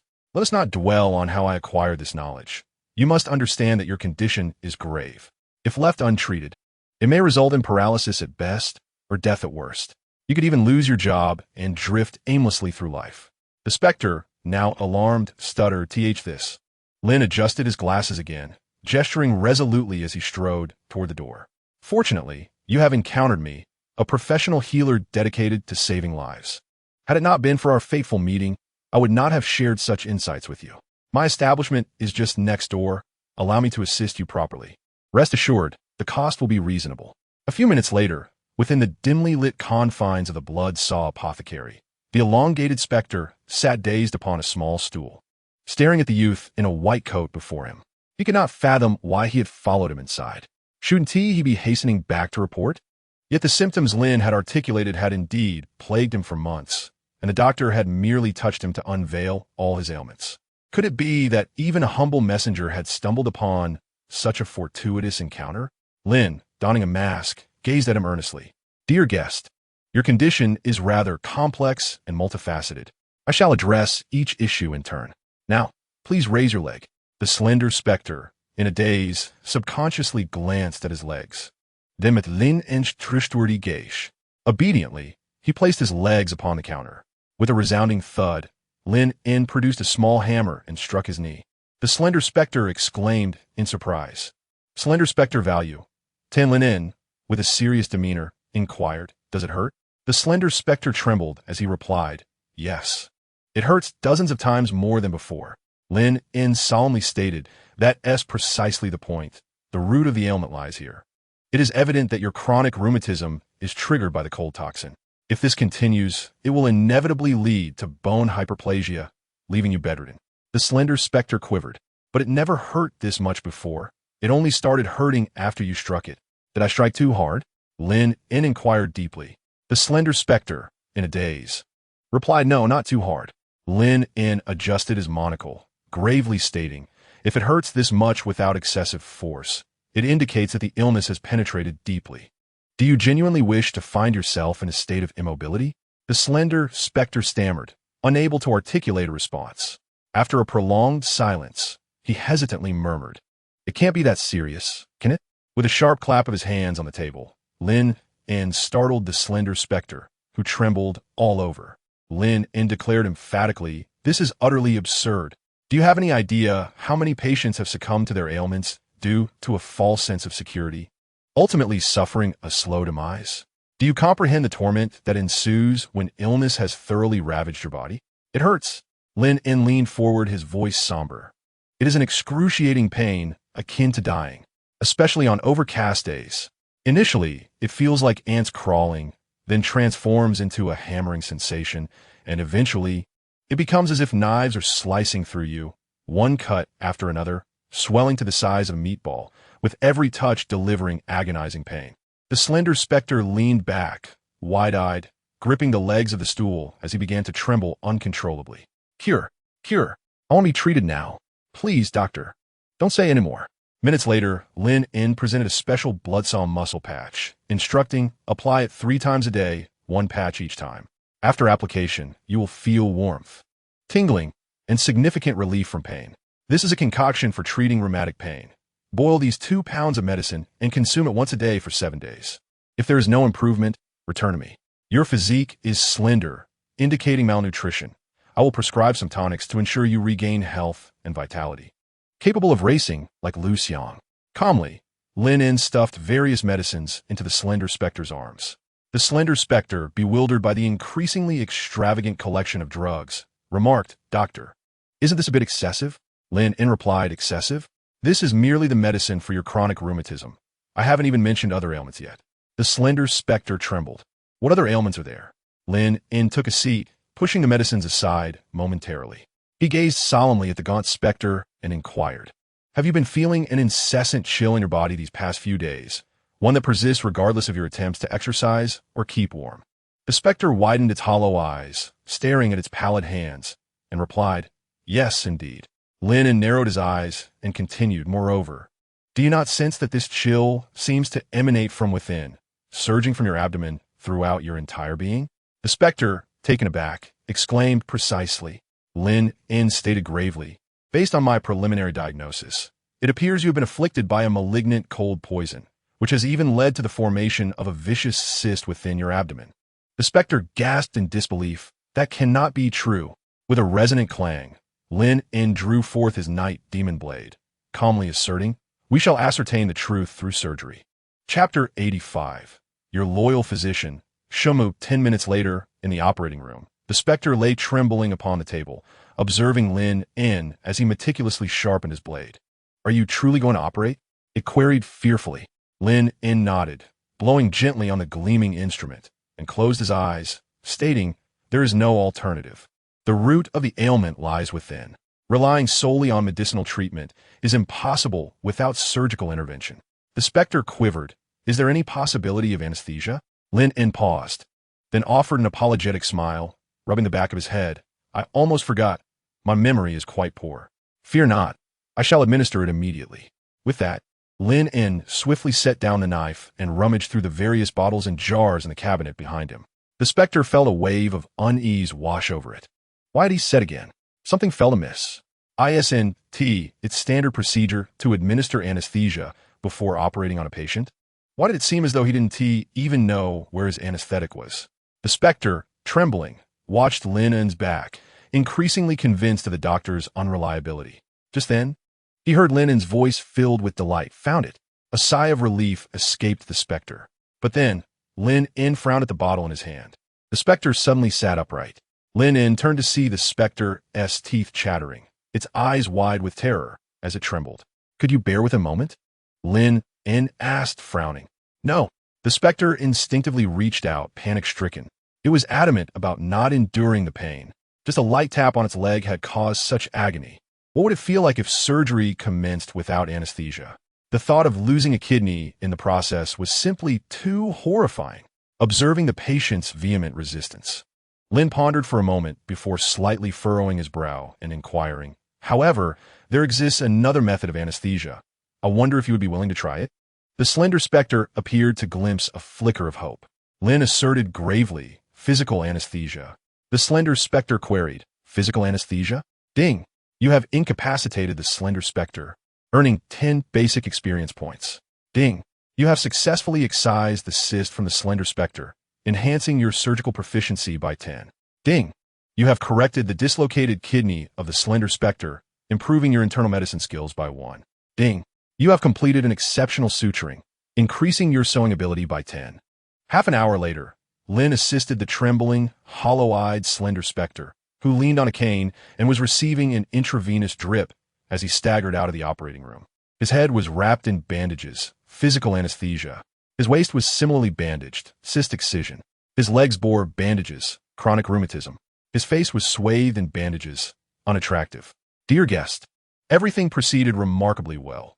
The cyst has been removed, but the lingering cold toxins in your body require further recuperation. Here is a new concoction I have prepared for you. Please take it regularly. Remember, the form must not be interrupted, and the medication should not be discontinued. I assure you, within a week, you shall be restored to health." Lin proclaimed earnestly, giving a thumbs up.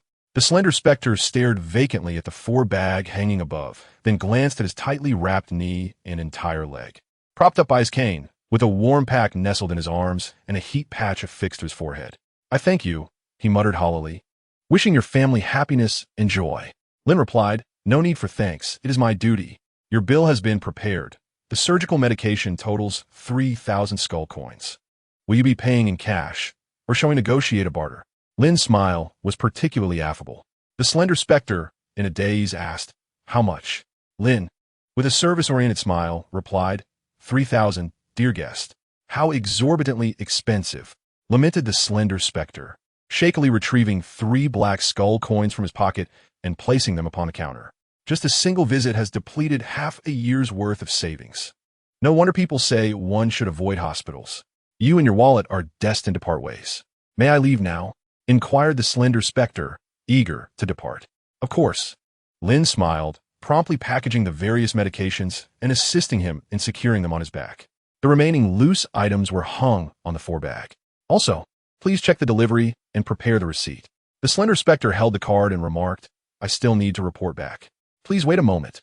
Lin, with a smile upon his face, promptly retrieved the 4 scrolls from the box, examining them meticulously before closing his eyes and contentedly placing them back into the box. However, he remained oblivious to a single hair that had inadvertently brushed against his fingertips. "No problem. I will." Yet before he could finish his sentence, the system's notification resonated in his ears. "Ding! You have discovered the target disease. Congenital hyperalysis. Ding! You have discovered the target disease. Permanent skin suppuration. Ding! You have discovered the target disease. Residual malignant toxins from parasitic toxic moths. Ding! You have discovered the target disease. Intermittent limb dissolution." Lin was momentarily taken aback. His gaze swiftly fixed upon the contents of the box. He was certain that he had not come into contact with any living organism, yet these alerts suggested otherwise.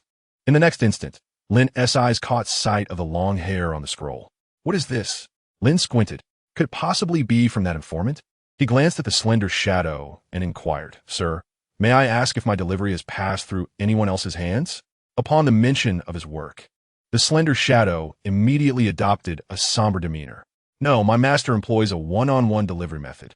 This was personally packaged by the master, and there is absolutely no chance of it having been touched by any other being." With this revelation, Lin understood. A smile crept across his face. It was indeed that informant. Moreover, it seemed he was afflicted with a variety of peculiar ailments. No wonder he had long lingered in the realm, gathering intelligence. In an instant, Lin recalled the several thousand skull coins he had previously lost to this informant. A slight smile graced Lin's lips as he swiftly picked up a pen and began to write on the back of a card. "Shuangmu, esteemed informant, I am pleased to inform you that I have successfully received your delivery, for which I am truly grateful. However, it appears you have inadvertently left a strand of your hair in the package, and, as a professional physician, I have detected some concerning ailments from your tresses. Lin proceeded to list the diseases he had discerned. For your suffering, I express my deepest condolences. Should you see my receipt, please remember to visit Mr. Shuangmu at the pharmacy in the realm for further diagnosis and treatment. Do make an appointment and bring sufficient funds. Wishing you health. Your devoted physician, Mr. Shuangmu. Chapter 86. You are the moonlight in my heart. The receipt was now prepared. It must certainly be delivered to your master. I am exceedingly satisfied with this transaction. With a smile, Lin handed the card to the slender shadow. The shadow cast a fleeting glance at the content of the card, and his entire countenance turned a ghastly shade of green. This was utterly absurd. How could a single strand of hair lead to a diagnosis of such a multitude of life-threatening ailments? Was this akin to being launched into the heavens on a rocket? However, this was not his concern. Without uttering a word, the elongated specter immediately turned around, leaning on his cane, and, with a rhythmic tapping, hastened towards the door. Just as he reached the threshold, he heard Lin's resounding voice calling from behind. Dear guest, we look forward to your next visit. Thank you for your patronage. The slender specter trembled momentarily. His grip on the cane tightened, and he hurriedly fled into the shrouded mist. Watching the specter disappear, Lin did not linger any longer. He swiftly retrieved 4 scrolls from the box and carefully unfurled them. The intricate hexagram runes inscribed upon the scrolls immediately captured his attention. Sorcery. Or perhaps it was the summoning and contract array commonly utilized in the Dark Realms. Through such arrays, one could forge ephemeral contracts with beings from the Dark World or other realms, and the 4 scrolls in his possession were evidently designated for specific purposes. Without hesitation, Lin promptly took out a quill and ink, seated himself at the counter, and began to compose the first letter. Dear little one, I am your dentist, Lin. Do you remember me? Not long ago, you became the first lifetime member of our establishment, an honor that fills me with immense joy. You are an exceedingly kind and delightful girl. Since your departure, I have thought of you day and night, eagerly awaiting your return, even losing sleep and shedding considerable weight. This brings to mind that wonderful evening. Unable to suppress my longing for you, I have determined to write you this letter, for I fear that without doing so, I may not endure. You are like a gleaming moonlight in my heart, an image that I cannot dispel. Therefore, would you accept my invitation? I cordially invite you to join me tomorrow in Seoul Alley, where a sumptuous feast awaits you. Please do not decline.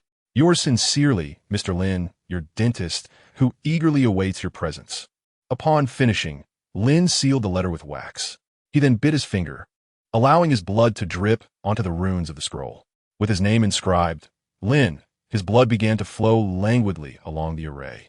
In the next instant, the array slowly illuminated with a sanguine glow. Suddenly, the air trembled with waves of energy. In an instant, the array erupted in a burst of light, revealing 2 beings of human stature emerging from within. One resembled a sleek cheetah, adorned with intricate red runes coursing over its body, flickering as if it were on the verge of vanishing. One of them was a colossal tortoise, its shell adorned with a tapestry of brown moss, while its head bore a grotesque and unsightly visage. Void rifting beast, level 80 alignment, lawful neutral combat capability, swift as the wind. Description: a peculiar creature that roams the void and abyss in vast expanses when one gazes upward into the abyss. Should you behold a multitude of meteors racing across the sky, do not be deceived. They may not be meteors, but rather a throng of rifting beasts traversing the void. Corrupted Tortoise King, level 81 alignment, non-combat capability, resilient. Description: the Tortoise King, submerged in the corrupted marsh, is gentle yet lethargic, spending a significant portion of its life in slumber. Thousands of years hold little significance for it, although most corrupted tortoises prefer to remain within the marsh. A few unique individuals seek to find purpose beyond its confines, perhaps as couriers. Upon the arrival of these 2 extraordinary beings, Lin's eyes sparkled with intrigue. Are you my couriers? Lin greeted with a smile. The void-rifting beast let out a howling response. The corrupted Tortoise King slowly turned its head, gradually parting its mouth to utter "I." Lin blinked. Time drifted by. You. Lin opened his mouth, holding his breath. 1 minute later, Lin was astounded, his focus unwavering. Messenger. After the Tortoise King spoke, its head revealed a comical grin at a pace that defied description. Lin nearly forgot to breathe. Wiping the cold sweat from his brow, he solemnly extended the letter towards the Tortoise King, stating earnestly, "I appreciate your assistance. I have been informed by your master that you require but a trace of the recipient's physical essence or breath to swiftly locate them and deliver the message." Lin retrieved a minuscule fragment of a tooth he had recently scraped from the holy spear, holding it aloft. "This is a small piece. Remember this essence. And please ensure the swift delivery of my letter." The Tortoise King sniffed the fragment, then, with an indescribably slow grace, extended its head and gently grasped the letter in its mouth. Then, under Lin's anxious gaze, it took 10 minutes to gradually extend towards its back. With a click, a small door on its shell creaked open. Lin's impatience surged. He snatched the letter and, with unimaginable speed, stuffed it into the hidden compartment behind its shell, closing it with a decisive snap. The Tortoise King slowly opened its mouth, wearing a silly expression. He gradually extended his limbs, advancing towards the door at a pace barely perceptible to the naked eye.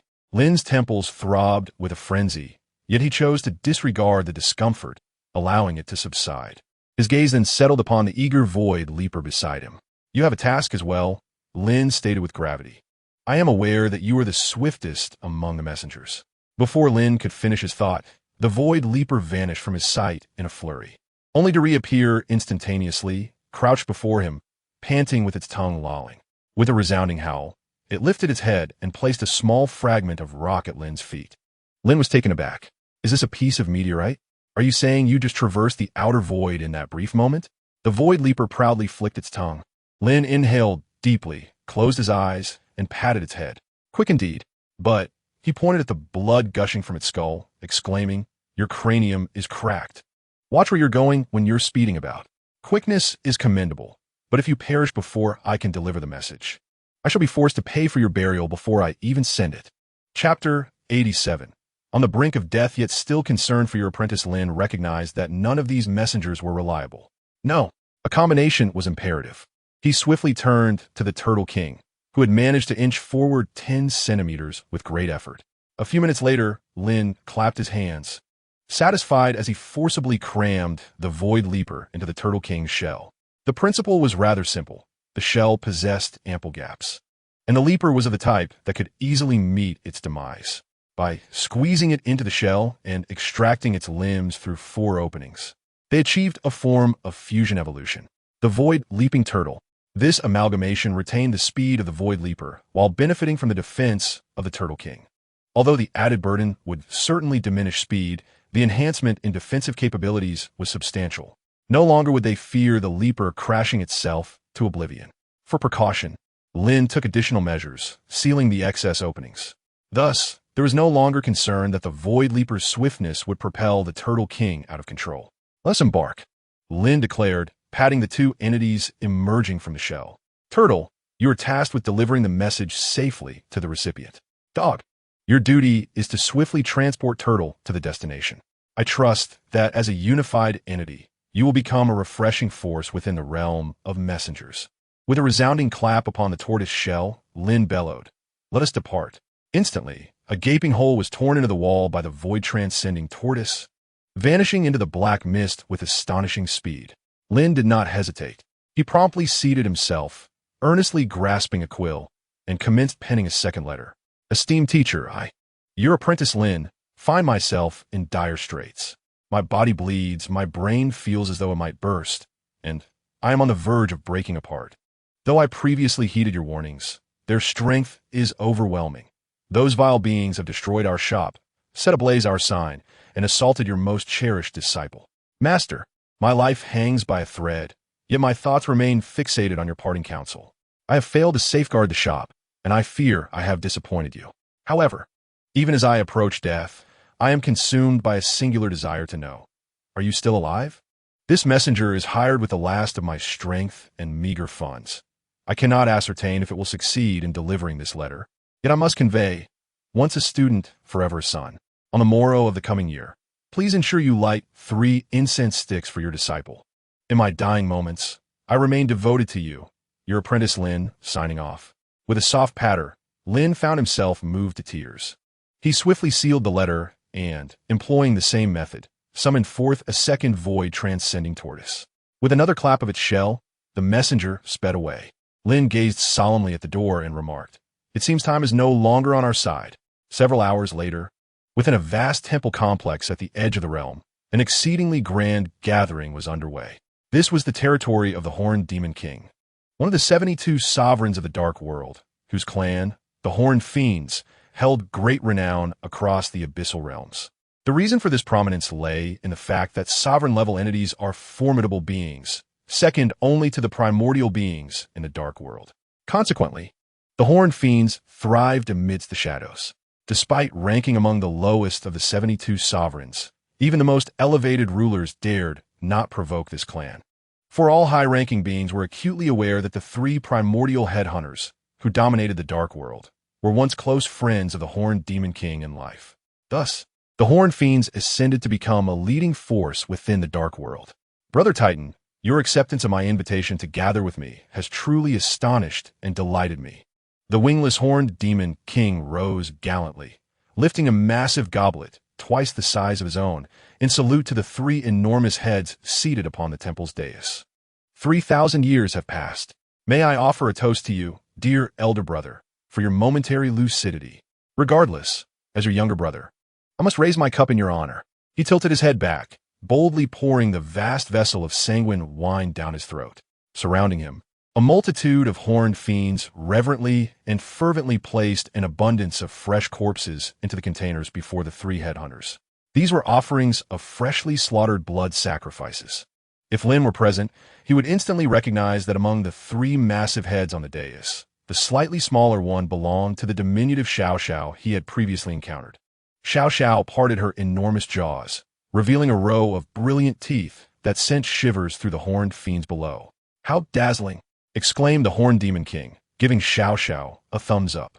"I never imagined my knees could grow even more radiant and enchanting." Beside Xiao Xiao, an unmistakably large female head unleashed a torrent of writhing tendrils from her gaping mouth, greedily ensnaring the fresh corpses and chewing with fervor. A sinister grin spread across her face, her eyes flickering with chaotic and lucid rays. She had found a physician who delighted my daughter. Torrents of blood cascaded from her teeth, saturating the temple with a thick, metallic scent. At the very center, an even larger head remained silent, its gaze more chaotic than that of the two headhunters beside it, occasionally flashing with intense malice. Only in rare moments did a flicker of clarity pierce through the tumultuous gaze.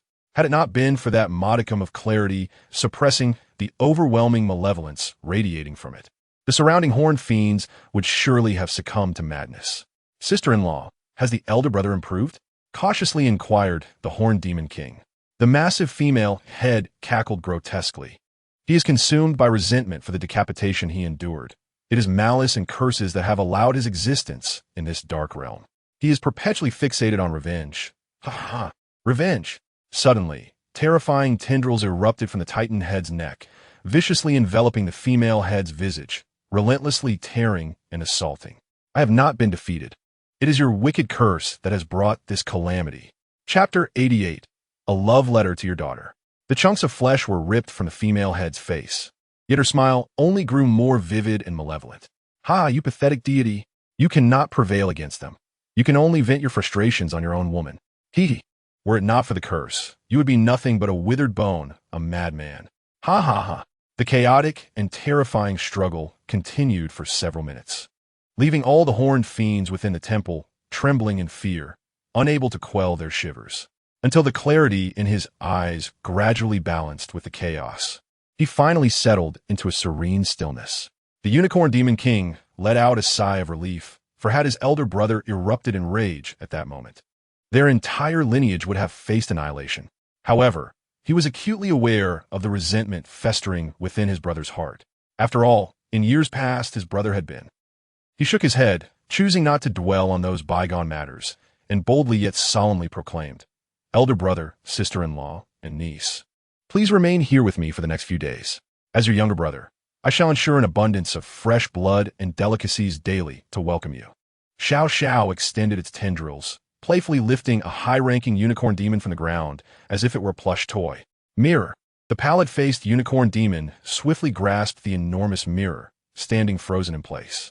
Xiao Xiao grinned, admiring the gleaming white teeth reflected in the mirror, lost in its own reverie. This had become the daily routine of this headhunter in recent days, though the reasons behind it remained unclear for now. After a hearty meal and drink, the Unicorn Demon King found himself inebriated, but just as he prepared to rise and deliver a speech, his gaze flickered and the effects of the alcohol dissipated instantly. Who dares to sneak about and trespass upon my domain? In an instant, he smashed through the void with a punch, extending his hand to seize a colossal tortoise from the emptiness. Clashing sounds echoed as his claws scraped against the tortoise's shell, generating sparks. Is this a messenger? The Unicorn Demon King furrowed his brow. As a sovereign being, he had indeed heard of the highly secure tortoise kings used as messengers. What is it? The female head's sinister gaze fell upon the Unicorn Demon King. He promptly replied, "It is a void messenger, likely for me. I shall attend to it at once." Without hesitation, he connected his consciousness to the Tortoise King in his grasp, given that someone had utilized the Tortoise King for communication. The message must have been sent hundreds or even 1,000 years ago. Was it from an old acquaintance? He felt a twinge of confusion. However, the next moment, upon receiving the Tortoise King's message, he was taken aback, exclaiming, "Not for me?" His brow furrowed sharply as he turned to gaze at the unicorn demons below, bellowing, "Who called Xiao Xiao? Get out here this instant!" Just as his words left his lips, a voice resonated from the high platform behind him. "I am Xiao Xiao." A shiver ran down the Unicorn Demon King's spine as he instinctively turned around, his eyes widening in disbelief at the headhunter grinning at the mirror. Suddenly, his gaze shifted to the female head beside him, a look of bewilderment crossing his face. Clearly, he did not believe that his sister-in-law would bestow such an eccentric name upon their daughter. Furthermore, it hardly resembled a proper name. Rather, it resembled a term of endearment one might use for a kitten or puppy. He was utterly flabbergasted. The female head turned its gaze with a click, a semblance of clarity overtaking part of its expression, and inquired, "Has our daughter been named?" Little turned her head, grinning widely. A flash of her gleaming teeth caught the light. The gaze of the female head instantly softened, as it extended its tongue and playfully licked the daughter's cheeks, clearly demonstrating an overwhelming affection for her child. The horned Ghost King paused in astonishment. Noticing the lack of response, he interpreted it as tacit acceptance. With a click, a small door slowly opened behind the Ghost King, revealing a letter within. The horned Ghost King pondered briefly before picking up the letter sealed with wax, feeling a wave of peculiarity wash over him. Was it truly possible for someone to write to a primordial being? It is well known that most primordial entities exist in a state of utter chaos, and achieving even a fleeting moment of clarity is exceedingly rare. "Niece, your letter," he said, noting her illiteracy. Little continued to admire her shiny teeth. "Who is it from?" the female head asked, eyes closed. The horned Ghost King contemplated for a moment, then inspected the letter, quickly capturing a name. Lin? He was taken aback.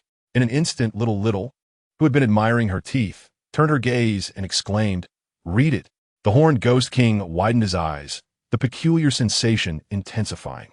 He had never witnessed such a fierce expression from his niece that was tinged with a hint of admiration. Something was amiss. Who exactly was this Lin? Just the thought of that gaze suggested that Lin possessed an extraordinary presence. Bewildered, he opened the letter and swiftly scanned its contents. Upon finishing, his expression transformed dramatically. "Do I really have to read this?" He felt that the tone and language within the letter were decidedly inappropriate for public recitation. "Read it," Little insisted. The horned Ghost King, trembling, clutched the letter, beads of sweat forming on his brow as he began to read aloud. "Dear Little, I am your dentist, Lin. Do you remember me? Not long ago, you became the inaugural lifetime member of our establishment, and I am filled with immense honor and joy." The two colossal heads perked up their ears. The little one remarked, "I remember."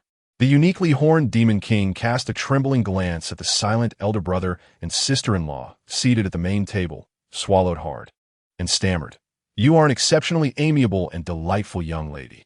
Ever since your departure, I have been unable to sleep soundly, as thoughts of you occupy my mind day and night. I have lost my appetite, and I have shed several pounds."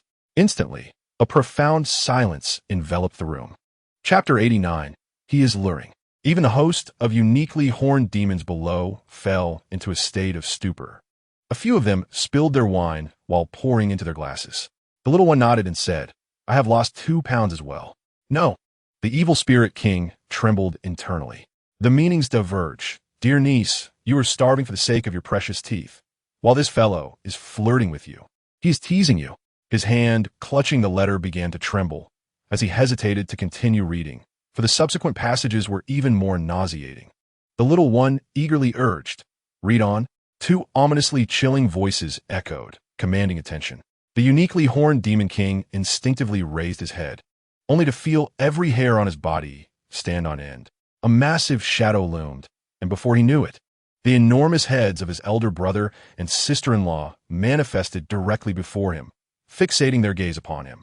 The previously chaotic look in his brother's eyes had, at some point, transformed into a clarity that was anything but normal, far more terrifying than mere confusion. He stared wide-eyed, drenched in sweat, experiencing the chilling sensation of being scrutinized by death itself. He instinctively swallowed hard and falteringly recited, "This brings to mind the splendid night we shared together." Buzz. The hair of the two heads before the uniquely horned demon king surged wildly, akin to writhing tentacles, causing every hair on his body to stand on end. The beautiful female head hissed venomously. "Night?" The titan head growled menacingly. The uniquely horned demon king trembled as he swallowed hard, stuttering. "The letter says so." "Indeed, it was a splendid night." Continue reading. The little one swayed her body like a tentacle. The two heads jolted in unison. Such expressions of delight. Could it be that their daughter had? Read. The two heads became agitated. The uniquely horned demon king felt as though he might burst apart. Internally, he lamented, which scoundrel dared to write such nauseating love letters to his niece at this moment, and in front of her parents, no less. He wished he could slap himself for even getting involved. He should have found a subordinate to read it after glancing at the letter. Why did he have to wade into this murky water? He was indeed playing with fire. However, at this juncture, he found himself with no retreat. Steeling himself, he tremulously uttered, "It is indeed difficult to suppress the longing I harbor for you. After much contemplation, I have resolved to pen you a letter today, for I fear that if I delay any longer, I may not endure." He could already hear the chilling sound of teeth grinding from the two heads before him. "Cannot endure." The titan's head glared furiously. "You're like a beam of moonlight in my heart, an image I cannot dispel."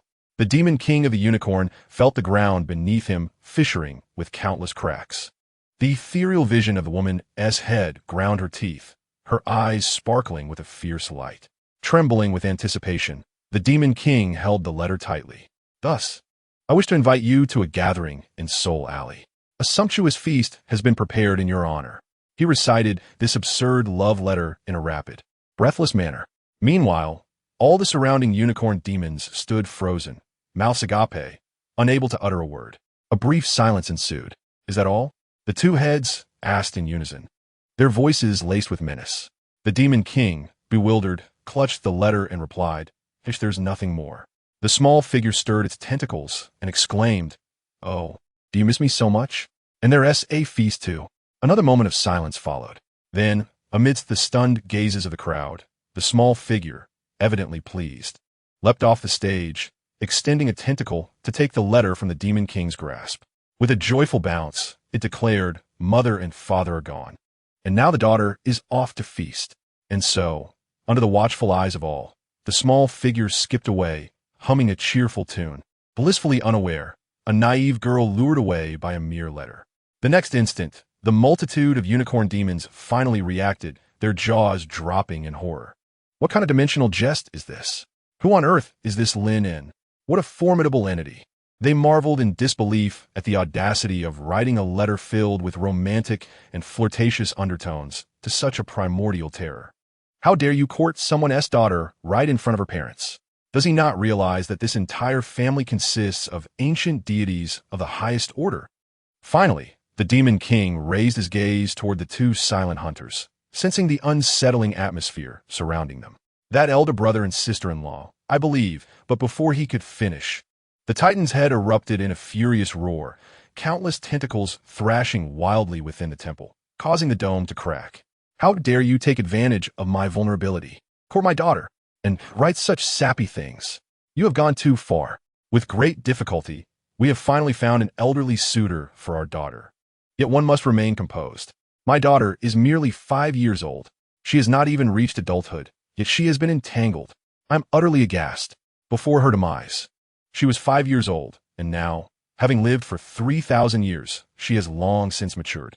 Oh, Venerable One, do not wreak havoc. The entire temple was thrown into chaos. The female head was relentlessly restraining the rampaging Titan's head. The terrifying roars echoed, shaking the very dome of the temple. The astonished Demon King exclaimed, "Brother, brother, you are lucid again. Have you not noticed that your consciousness has returned to clarity?" The Titan's head continued to bellow, dragged back by the female head, straining forward and declaring, "Of course, I am lucid. If I do not regain my senses, my daughter will be subjected to vile intentions. Release me, so I may vanquish that scoundrel who penned the letter." The female head exerted herself, using her tendrils to restrain her husband, preventing his descent into madness. "Calm yourself, old man. It is best for parents to refrain from interfering in matters of free love." "Free love, my foot. This is nothing short of abduction of an innocent young maiden." With a resounding crash, the entire temple finally succumbed to its burdens and collapsed. Having said this, let us return to the main topic. In order to showcase the charm of the humble fish, I gently seek a small token of appreciation. With your support, I shall endeavor to work harder in my writing, striving for daily updates of 10 chapters. Chapter 90. The dull mist of the dull courtyard. The glaring red moon hung high above the castle's towering spire. Surrounding the castle was a vast expanse of thorny roses blooming amidst the mists. Blood-red petals scattered along the long and silent path, the air faintly resonating with mysterious and haunting melodies. Crack, crack, the sound of footsteps in the flower field echoed. In the obscured black mist, one after another, spider-like hunters approached the heart of the castle with vigilance, ready to launch the third assault. Team 21 is in position. Request for the assault orders. Orders received and confirmed. Commence the attack. The leader of the hunters had flashes of red light flickering in his eyes. In the very next moment, dozens of hunters surged forward at an astonishing speed towards the flower field engulfed in black mist. Simultaneously, from various directions of the castle, several squads composed entirely of hunters initiated an assault on the dull courtyard almost simultaneously. As they advanced, countless remnants of previously defeated hunters lay scattered along the path, indicating that prior attempts to invade the dull courtyard had been made, yet none had succeeded. The frantically surging thorns were mercilessly cut down by the blades wielded by the hunters. The transmission of information has transcended into the third zone, reaching a target distance of 500 meters. The eyes of a hunter flickered with a crimson glow. At that moment, they suddenly beheld a figure materializing at the end of a mist-shrouded path. Their perspective zoomed in rapidly, revealing the form of this apparition. It was an exquisitely crafted life-size doll, holding an umbrella adorned with black gilded lace, topped with a splendid doll-like hat, dressed in a long black Gothic gown. Her flowing white hair cascaded over her chest, and her high heels produced a sharp sound as they struck the ground. She appeared remarkably peculiar, her movements rigid, devoid of any semblance of life. Yet she somehow moved. This nearly lifelike state evoked an indescribable sense of horror.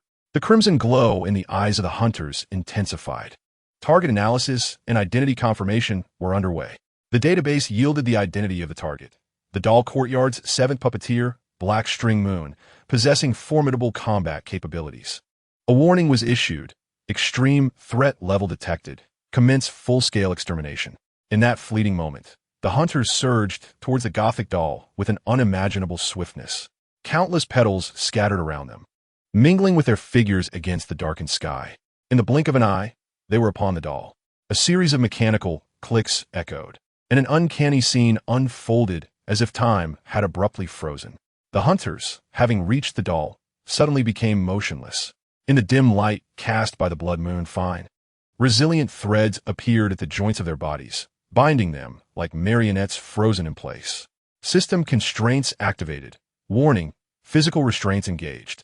The hunters struggled vehemently, yet the only sound emanating from within was the mechanical hissing of their bodies, unable to move even an inch. In the flower field, the exquisite Gothic doll tilted her head, her articulated fingers delicately gesturing. In an instant, one hunter spun around, his razor-sharp mantis blade piercing through another hunter's skull. The sound of puncturing flesh echoed again and again as they stabbed into one another's heads in a theatrical manner. Soon, only one hunter remained. The Gothic doll lifted her head, gazing at him with the innocent eyes of a child, watching the frantic flicker of his pupils. Gentle raindrops pattered softly upon the black umbrella. Suddenly, the head of the Gothic doll tilted to one side. With a crack, the neck of the hunter before her was grotesquely twisted and instantaneously snapped by its own force. The shell emitted a series of sparks before it fell heavily to the ground. In less than a minute, a dozen hunters lay vanquished without exception. The invaders at the northern gate were entirely annihilated. Recorded time, 59 seconds. The Gothic doll, moving with mechanical precision, turned to report. Simultaneously, a multitude of distinct voices echoed in her ears. The invaders in the southern region were completely eradicated. Recorded time, 3 minutes and 51 seconds. The invaders in the northwest region were also eliminated, sustaining minor injuries and requiring component replacements. The invaders in the eastern courtyard were currently being dealt with. An estimated additional time of 5 minutes was needed. Sienue, how is your efficiency so remarkably swift? Has the ladies' engineer provided you with new components? You have significantly outpaced your sisters. Sister Sienue is a cleanup-type doll, naturally faster than us. Stop the chatter. Swiftly conclude the battle. We must report back to the lady. The cacophony of voices buzzed around her. The Gothic doll traversed the path, black umbrella in hand, taking measured steps toward the castle. Each stride was perfectly measured, her Gothic gown billowing gently in the breeze. Yet at that moment, she suddenly halted. Her gaze subtly shifted toward the corner of her eye, as if she had perceived something. In an instant, a dense web of glass-like threads pierced the nearby space.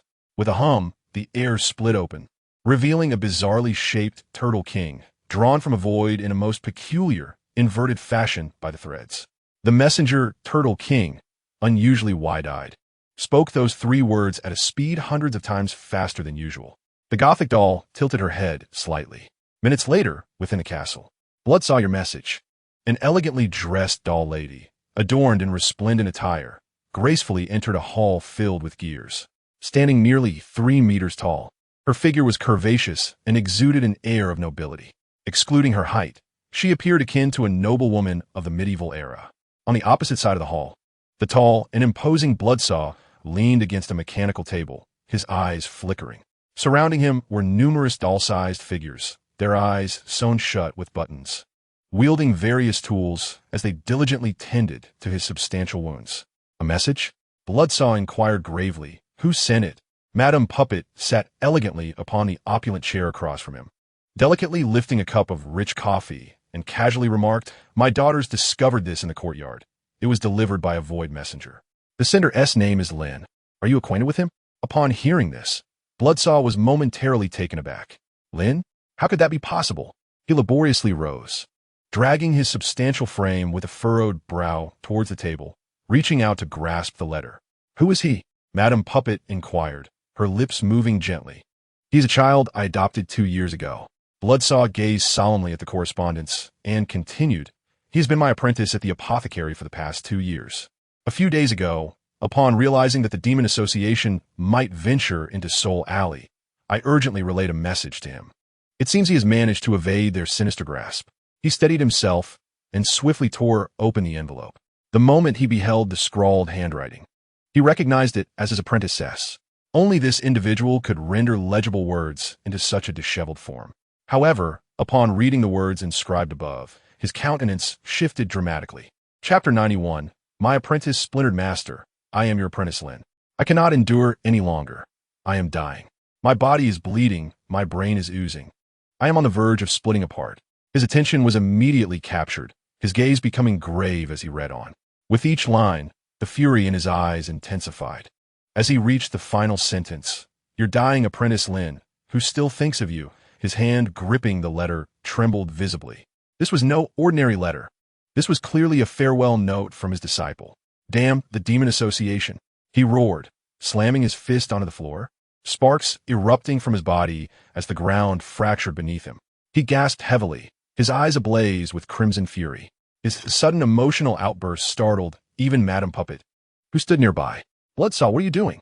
Without uttering a word, Bloodsaw gritted his teeth, sprang to his feet and was intent on pushing the door open to leave. "Madam, I thank you for your hospitality over these past few days, but I must depart today. Should the opportunity arise in the future, I will repay your kindness." His heart burned with rage. Yet, just as he was about to step beyond the threshold, countless threads surged forth, binding his body in place. What madness is this? Your wounds have yet to heal. If you venture outside now, are you not courting death? Madam Puppet squinted, clutching the threads tightly. There are hunters tracking you everywhere outside. I assure you, the moment you leave my courtyard, you will be slain by the flesh puppets lurking beyond. The bloodsaw, consumed by an uncontrollable fury, violently tore at the strings that bound him, his face a mask of rage. Rather than sit idly by and await my demise, I would rather engage in a life-and-death struggle. He bellowed. The demon association. I shall ensure they pay in blood for their debts. His furious cries echoed as he snapped the controlling threads one by one, revealing the depths of his wrath. Madam Puppet frowned. The usually composed bloodsaw had succumbed to such chaos, clearly indicating that the contents of the letter had struck a nerve within him. Suddenly, she extended her hand. Retrieving the letter from the ground with a thread, her brow furrowed in concern. After a brief interval, she finished reading the letter and looked up, her expression grave. Your apprentice has bloodsaw trembled, his teeth clenched as the veins in his body throbbed violently, murky liquid spilling from his blood-red eyes. It is my fault as a teacher. Had I known this was a trap, I should have sent him to safety beforehand. His rage threatened to boil over. Memories of his apprentice writing that letter flashing through his mind. In a state of disarray, battered and bleeding, his apprentice had fought through immense pain to scribble a farewell to his unworthy teacher. The dried tear stains on the letter spoke volumes. It was evident that he had written it while sobbing, blood mingling with tears. How pitiful! How helpless! Images of the past 2 years spent together flooded his mind. Though he rarely smiled and often commanded him, the bond of master and disciple was indelible. "Ah!" Bloodsaw screamed in a frenzy, demon association. "Today you have slain my apprentice. Tomorrow, I shall bring about your ruin. I, Bloodsaw, shall not rest until you are annihilated." With a series of sharp snaps, the bindings that restrained him shattered. Just as he was about to lose control and charge forth in rage, Madam Puppet gritted her teeth and summoned more threads, forcefully restraining him in place. "Calm yourself. Even if you rush out now, it will resolve nothing. Moreover, I suspect there is something amiss with this letter." Bloodsaw, gritting his teeth, let tears fall heavily to the ground, roaring, "That is my apprentice's handwriting. It cannot be a forgery. Do you think I would fail to recognize my own foolish son's script?" Madam Puppet, now exasperated, retorted, "Do not let the contents of the letter cloud your judgment. Have you ever seen someone on the brink of death, yet able to punctuate each line with so many dots?" A brief silence ensued. Madame Doll pressed her forehead, took a deep breath, and exclaimed, "How can one be on the verge of breaking apart, yet still compose a melodramatic piece with such flair? Use your brain." Frustrated, she approached and delivered a series of forceful knocks to his head. Pointing at the letter, she said in exasperation, "Look at the words above. They are perfectly enunciated, each dot round and robust. Does this resemble someone on the brink of death? Such a piece could only be crafted in a moment of comfort." Setting aside that point, she flipped the letter over, indicating a drawn expression. She added in a fit of anger, "And he still has the energy to sketch a woeful visage." Bloodsaw stood dumbfounded. Speechless, Madame Doll inhaled deeply, releasing her control over the strings that bound him. Leaning back in her chair, she remarked, "Fool, as dull as ever. Your brain cells must have perished, leaving only muscle behind." Bloodsaw sluggishly rose, clutching the letter, hesitantly asking, "Are you implying that my apprentice is merely jesting with me? That he is actually unharmed?" Madame Doll sighed. "Unharmed is a stretch. He must have faced some peril, but it certainly isn't as dire as he claims in his letter. If you doubt me, check the vision. If Soul Alley has truly vanished, there will undoubtedly be discussions within the realm." She casually tossed a vision stone to Bloodsaw. A few minutes later, accompanied by 2 beams of teleportation light, 2 ethereal figures gradually materialized at Vision Square, number 900. Bloodsaw's expression remained uncertain, while Madame Doll, arms crossed, maintained her composure. This should be the corresponding Vision Square for Soul Alley. You can explore the regional channel yourself. If anything significant has occurred, information will surely be disseminated here. Bloodsaw solemnly replied, "Though you say that, I still feel that something has happened to my apprentice." With a swift motion, Madame Doll struck the back of his head. She inhaled deeply and said, "You hopeless fool, just take a look for yourself." Bloodsaw, though skeptical, opened a regional channel for square number 900. Upon glimpsing the content of the discussions, his expression transformed instantaneously. Regional channel, Blood Doll. This is bad. Screaming. Something terrible has happened. Residents of Soul Alley, do not venture outside. A horrifying creature has emerged. Necromancer. What on earth is happening these days? Why is there such a level of existence arriving here daily? I can't stay any longer. I must move immediately. Bell ringer. To all residents of Soul Alley, secure your doors and windows. If possible, retreat to the basement and conceal your presence. Today, whether Soul Alley will be annihilated is left to fate. Simultaneously, an urgent regional alert emerged before the eyes of all beings in the vicinity of Plaza 900. Informer, warning. A primordial creature has reappeared near the Spectre Alley of Sin City. Those capable of evacuation, please do so immediately. This is a confirmed report. All nearby beings must evacuate urgently. Click to view. Cost, 100 skeleton coins. Chapter 92. Something is amiss. The breath of Bloodsaw quickened instantaneously. Without uttering a word, he swiftly accepted the regional message. In an instant, a hazy black mist materialized before him, and as the image gradually clarified, he recognized that the location depicted was right outside his apothecary. His expression turned grave. The scene revealed his apothecary had sustained severe damage, evidently having endured a fierce battle. At this moment, a colossal head, obscured within the black mist, loomed at the entrance of Bloodsaw's apothecary, with crimson tendrils extending into the store, seemingly in search of sustenance. "Disciple," he roared, his composure shattered. While he had not encountered the minions of the Demon Association, he had come across a presence far more terrifying. A horrifying vision of the gravely injured Lin being devoured by that fearsome creature flashed through his mind, accompanied by the chilling sound of bones crunching within that monster's maw. The doll lady, witnessing this scene, was equally taken aback, murmuring, "This is not right. I sense my disciple was in peril, and yet you still droned on with trivialities." Bloodsaw's muscles tensed as his body surged with adrenaline. Without a second thought, he vanished from sight, a distant roar echoing, "Disciple, hold on. Master is coming to collect your remains. Wait." The doll lady, in a state of urgency, immediately logged off. Meanwhile, in the attic of Bloodsaw's apothecary, the slumbering Lin suddenly sensed something soft and sticky brushing against his face. "Don't mess with me," he groggily mumbled, extending his hand to grasp the revolver on the counter and fired in the direction of the disturbance. Bang! He then turned over, eyes still closed, and resumed his slumber. "Ding! You shot the primordial head hunter. Little one, you have gained 10 experience points. Ding! You have achieved the title, the Audacious You, earning 100 base experience points. The Audacious You, a special achievement acquired when one boldly attacks an opponent deemed absolutely unbeatable with a chance of occurrence. You have received a permanent bonus, Agility 5, Intelligence 1, Happiness 10. Buzz! Lin's eyes opened wide in an instant, his drowsiness dispelled by the terrifying system notification. Little one, Lin abruptly sat up straight in bed, her eyes wide with astonishment as she turned to gaze out the window. There, looming outside, was an enormous infantile head, hollow-eyed, with a flattened bullet-like mark upon its forehead. Wisps of blue smoke curling upward. Lin exclaimed in disbelief. A few minutes later, outside the apothecary, Lin climbed a ladder, her gaze fixed intently as she pried the flattened shell from the diminutive head, blowing gently upon it before retrieving a large adhesive bandage from her pocket and affixing it carefully. Was this some sort of welcoming ceremony? Suddenly, a projectile had struck the small face, and the tiny creature, cradling its eyes with delicate appendages, observed Lin's actions with curiosity. Wiping the sweat from her brow, Lin mused aloud, "Well, let us just consider it as such." She swiftly descended the ladder and tossed it aside, her face breaking into a welcoming smile. "Little one, I never expected you to arrive so soon after I penned my letter to you last night. This truly takes me by surprise." The creature replied, "I hurried over upon sensing your longing for me."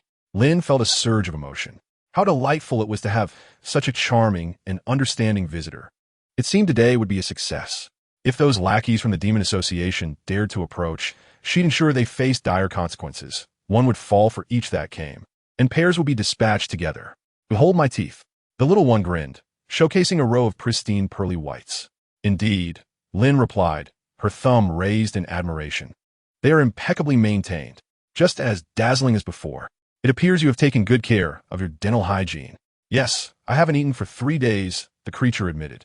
While maintaining your teeth is commendable, one must not neglect nourishment. How about this? Lin proposed. Come to my backyard, and I shall prepare some pastries to whet your appetite, followed by a comprehensive grooming session. I assure you, little one, that apart from your teeth, every aspect of you will shine with allure. Meanwhile, several kilometers beyond the edge of Soul Alley, atop a small hill, a massive head could be discerned, half hidden behind the rise, its tentacles clutching a colossal telescope, peering intently in the direction of Soul Alley. Behind the hill, the Unicorn Demon King stood guard with hundreds of elite sentinels, utterly motionless.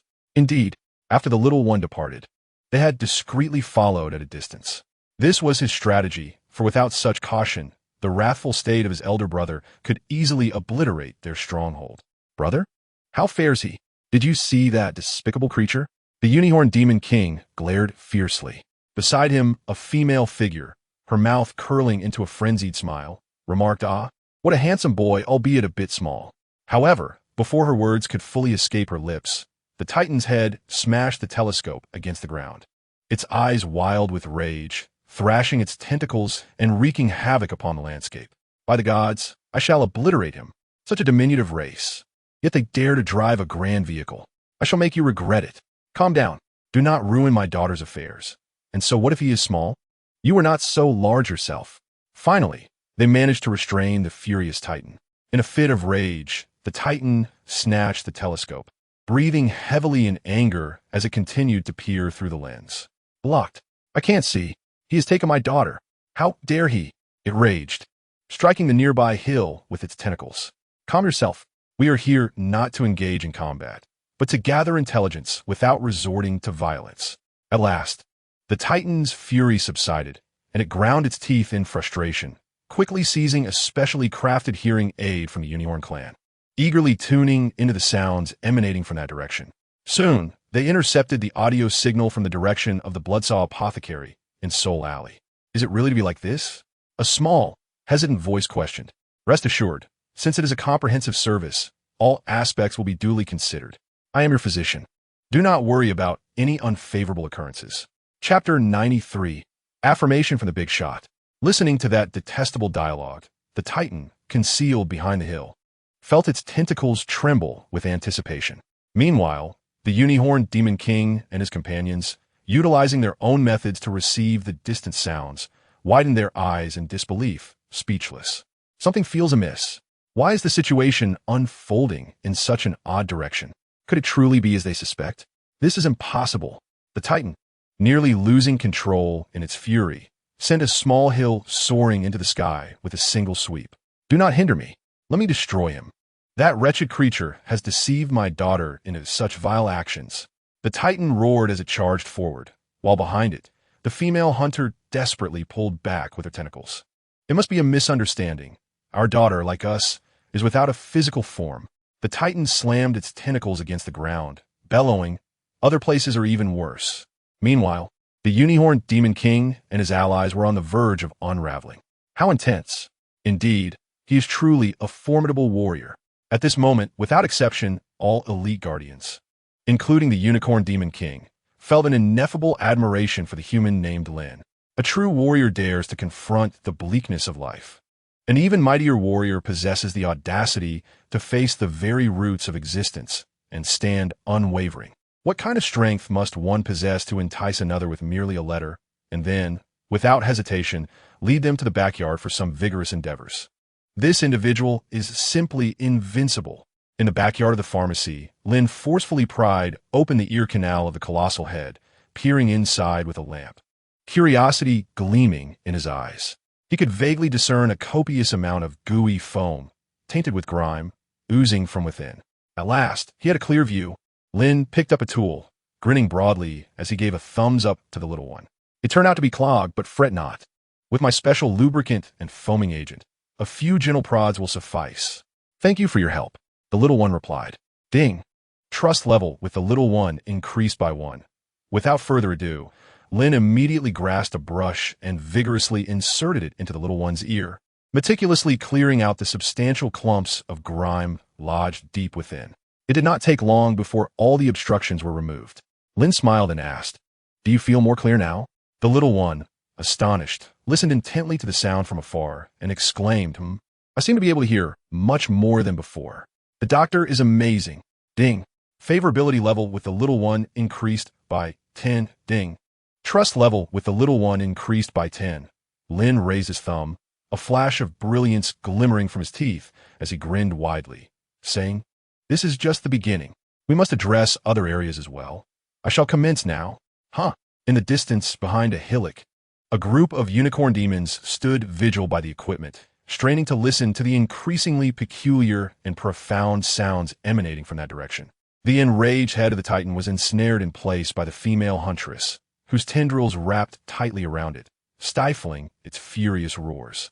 Its eyes seemed to burst, ablaze with frenzied wrath. Grr! The Titan head roared in fury. The female huntress, dazed, covered half of her face with her tendril and murmured, "My daughter has grown up."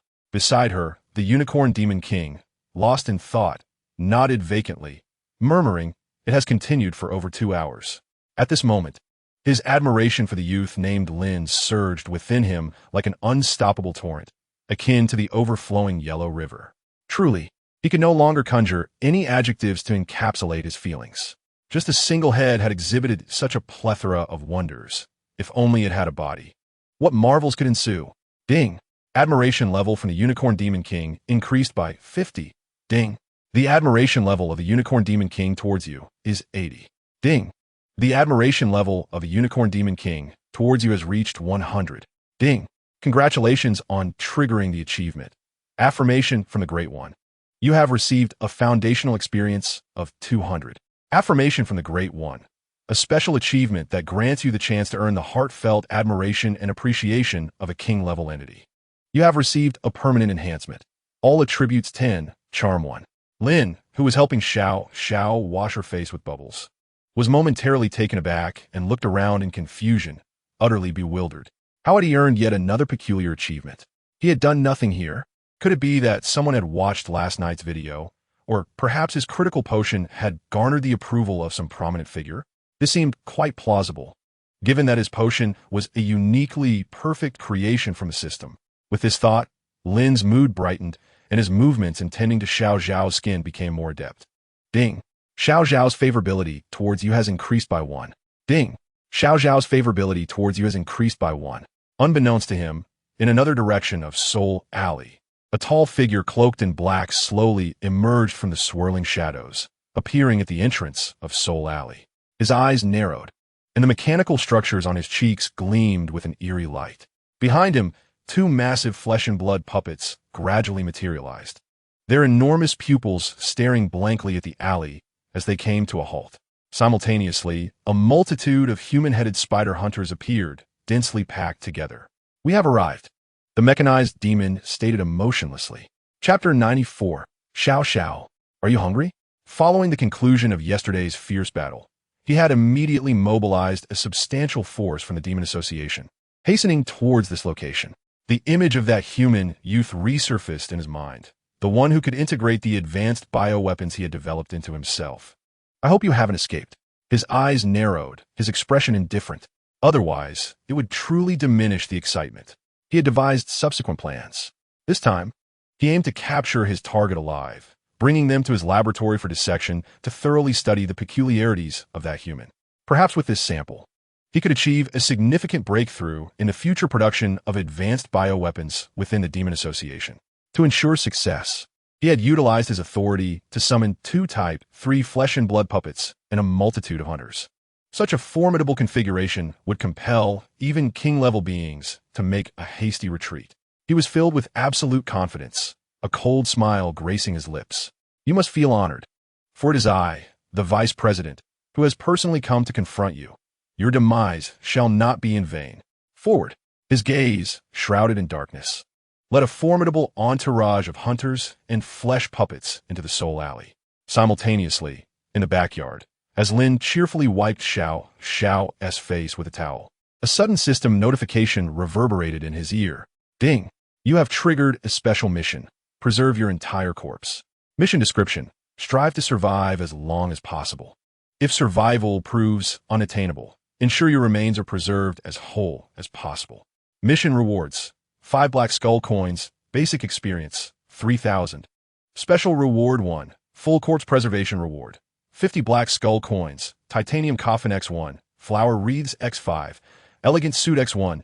Buzz. Lin's movements instantly froze in place. However, he swiftly regained his composure, his expression returning to a state of calm. A mission has been triggered. It appears my suspicions were correct.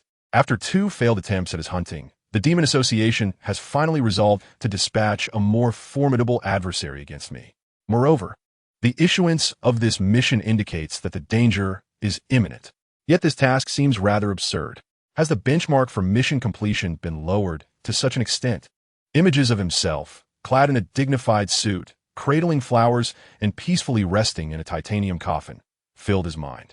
Outside, paper money fluttered and flower wreaths drifted. Everything was already meticulously arranged. Gritting his teeth, Lin's expression turned serious. Fortunately, he had cleverly invited Xiao over last night. Though the absence of the teacher was indeed regrettable, it was still a significant improvement. Xiao, are you hungry? Lin turned, gazing earnestly at the freshly scrubbed Xiao beside him. Is it a feast? I haven't eaten anything for 3 days, Xiao replied. Lin raised his thumb earnestly and smiled. Rest assured, the takeout I ordered has arrived. It is undoubtedly a grand feast, and I guarantee you will be thoroughly satisfied. In the streets, outside the potion shop in Soul Alley, thick black fog billowed and rolled away to either side as the ominous mechanized demon emerged step by step from the murky depths. Behind him trailed 2 colossal flesh puppets and countless hunters. Halt! He abruptly extended his hand, halting the advancing throng, his gaze fixed upon the figure of a young boy gradually materializing at the end of the street. Dressed in linen, arms crossed, a subtle smile gracing his lips. His eyes twinkled with a mysterious mirth as he silently regarded them. Lin, the mechanized demon, squinted. He recognized the boy at once. He was indeed the one who had dismantled one of his hunters the previous night. He truly did not flee, and yet he stands there so brazenly. What on earth is happening? Welcome, esteemed guests. I've been awaiting your arrival for quite some time. Lin smiled and courteously bowed towards the formidable army of mechanized beings. Adjusting his monocle, an air of malevolence instantly enveloped the scene. Meanwhile, within the realm of vision, informant. Latest news from the Alley of Wandering Souls. Warning. The danger level in the Alley of Wandering Souls has escalated to the highest tier. Aside from root-level entities, a multitude of top-tier biological puppets have re-emerged within the alley, seemingly belonging to the Arcane Association's elite creations. Click to view. Fee, 100 skeleton coins. The residents, hesitant to venture outside, were immediately drawn to this new information. In the blink of an eye, the number of those who clicked surged past 2,000. As the ominous black mist gradually dissipated, the confrontation before the entrance of the blood-saw apothecary materialized vividly in the minds of all viewers. Upon witnessing this scene, astonishment swept through the audience. The Arcane Association. Indeed, I recognized their emblem. All those are flesh and blood weapons affiliated with the Arcane Association. What is going on? Why has the Arcane Association dispatched such an army of biological weapons to our Alley of Wandering Souls? Have you all forgotten? The participants from the fierce battles of the previous nights were those very biological puppets from the Arcane Association. The viewers were horrified by the dense throng of hunters on the screen. Their gaze then shifted to Lin, who stood before the hunters with a smile. It's that kid. Yes, the unscrupulous apprentice from the blood-saw apothecary. What is he planning? Is he attempting to challenge them head-on? This seems excessively reckless. Have you forgotten? The apprentice was on the opposing side of last night's battle. Clearly, the Arcane Association has come to confront him. Is it possible he intends to face this entire army of biological beings alone? What a ludicrous notion. Yet, inexplicably, he stands there looking remarkably handsome. The viewers within the realm of vision were engaged in astonished and fervent discussions. Outside the Alley of Wandering Souls, behind the crumbled hillside, a colossal titan's head, coiling its tentacles around a telescope, observed the confrontation unfolding on the streets of the alley. The horned demon king gazed intently, remarking, "It appears to be biological weapons from the Arcane Association. The scale is considerable, and it seems they are indeed seeking trouble with that human lad." Just as he began to ponder, a sudden realization struck him. Wait, could it be that this human lad deceived the small one merely to contend with these weapons of the Arcane Association? Is it true that the so-called grand feast mentioned by him was merely a pretext? Without uttering a word, he hastily retrieved his telescope, scanning the alleys of the ghostly soul lane for diminutive figures. In the very next moment, he spotted a curious creature nestled in the backyard of the apothecary, its large eyes peering curiously at the hunters on the street. He observed the drool trickling from its lips and the glimmer of hunger in its eyes, as it audibly swallowed and licked its lips. The king of the unicorn demons. Indeed, chapter 95. Did I mishear you? Ghostly soul lane. The mechanized demon squinted, his gaze flickering uncertainly at the boy. Something felt amiss. Why did this lad appear utterly unperturbed, seemingly fearless? Did he truly believe he could survive amidst the numerous bioweapons of our demon association? After yesterday's encounter, he had gleaned a fair understanding of this human boy's combat prowess. Even with the addition of 2 top-tier bioweapons, he could at best eliminate a couple of hunters. To think he could stand against 100 was sheer folly. It seems you have realized we would come. The mechanized demon narrowed his eyes, deciding to probe further. Calmly crossing his arms, Lin replied, nonchalantly, "Of course, after all, you suffered the loss of a flesh and blood puppet and 3 hunters at my hands. Unless your demon association concedes defeat, you certainly won rest easily." The mechanized demon scoffed. "So, you possess quite the courage. Why, knowing we would arrive, do you not flee? Do you believe you could defeat us?" Adjusting his monocle, Lin replied coolly, "I have no confidence whatsoever." The mechanized demon sneered, "Oh, that piques my curiosity. If you lack any confidence, what brings you here? Warning, crisis level 100. Warning, crisis level 100. A gentle breeze swept through the dark mist, tousling Lin's hair. He slowly lifted his head, adjusting his monocle, and then remarked profoundly, "Nothing more than to put on a FAAD." The wind stirred the dust on the ground. The mechanized demon paused momentarily, opening his mouth as if to respond, yet found himself at a loss for words. He truly did not know how to continue, as this statement seemed to breach his cognitive blind spot. This individual did not appear to be of ordinary disposition. Meanwhile, the spectators, previously shocked and fervently discussing the spectacle, abruptly fell into an eerie silence. Lin's monocle reflected a glint of light as he stated, "For my teacher once told me, if you find yourself in a situation where victory is assured yet hesitate, then you truly diminish your worth.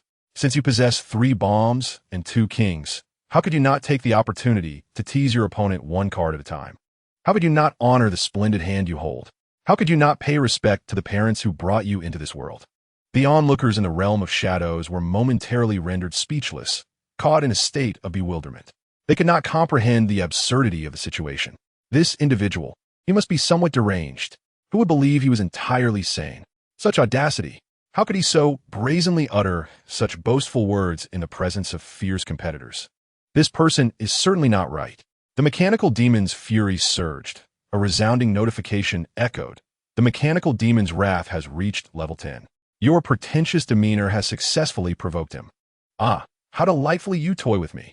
You, who lacks any sense of reality, dare to flaunt your bravado before me. The mechanical demon's rage twisted his expression into a menacing snarl. He was the vice president of the Demon Association, a top-tier sorcerer who had devised countless cutting-edge biological weapons. Yet, this insolent fool dared to put on airs before him, rendering him akin to a dullard devoid of intellect. He harbored an intense disdain for those who sought to showcase their superiority in his presence. Patience had worn thin. The components of the giant could be discarded. This wretch must perish. With a furious roar, the mechanical demon issued his command. Instantly, countless hunters raised their heads, surging toward Lin with unimaginable speed. The 2 colossal flesh puppets beside him sharpened their focus. Are you not so capable? Are you reveling in your pretense? Flesh puppets, activate the highest biological extermination protocol. Engage war mode. I demand you crush him in a mere cellular sludge. The mechanical demon howled in fury. Almost as soon as the order was given, The forms of the two flesh puppets transformed, countless arms erupting from their sinewy bodies. War mode activated. Highest response protocols engaged. Biological extermination mode initiated. Target locked. Dragon's breath arm. Focused gaze activated. Open the corridor of malevolence. Commence the hunt. In an instant, the terrifying flesh puppets reached unparalleled speeds, surpassing the encroaching hunters. Countless frenzied arms surged forth from their bodies, launching the most formidable assault against Lin. Do you believe that your pretentious posturing can save your life? My Model 3 flesh puppet is the finest war machine in existence. What if that bloodstained specter were to arrive? What if a sovereign-level entity were to descend? He bellowed, crackling with surging electricity, proclaiming, what if a being of primordial origin were to come? His thunderous voice reverberated throughout the entire Soul Wanderer's Alley. With a tremendous crash, at the very instant his words echoed, a colossal head plummeted from the heavens, landing with a resounding thud upon one of the flesh puppets that had nearly reached Lin. A deluge of putrid flesh and sanguine sludge splattered forth from beneath that head. An eyeball of a flesh puppet, still pulsating with a flickering crimson light, rolled to the feet of the mechanized demon. Ding!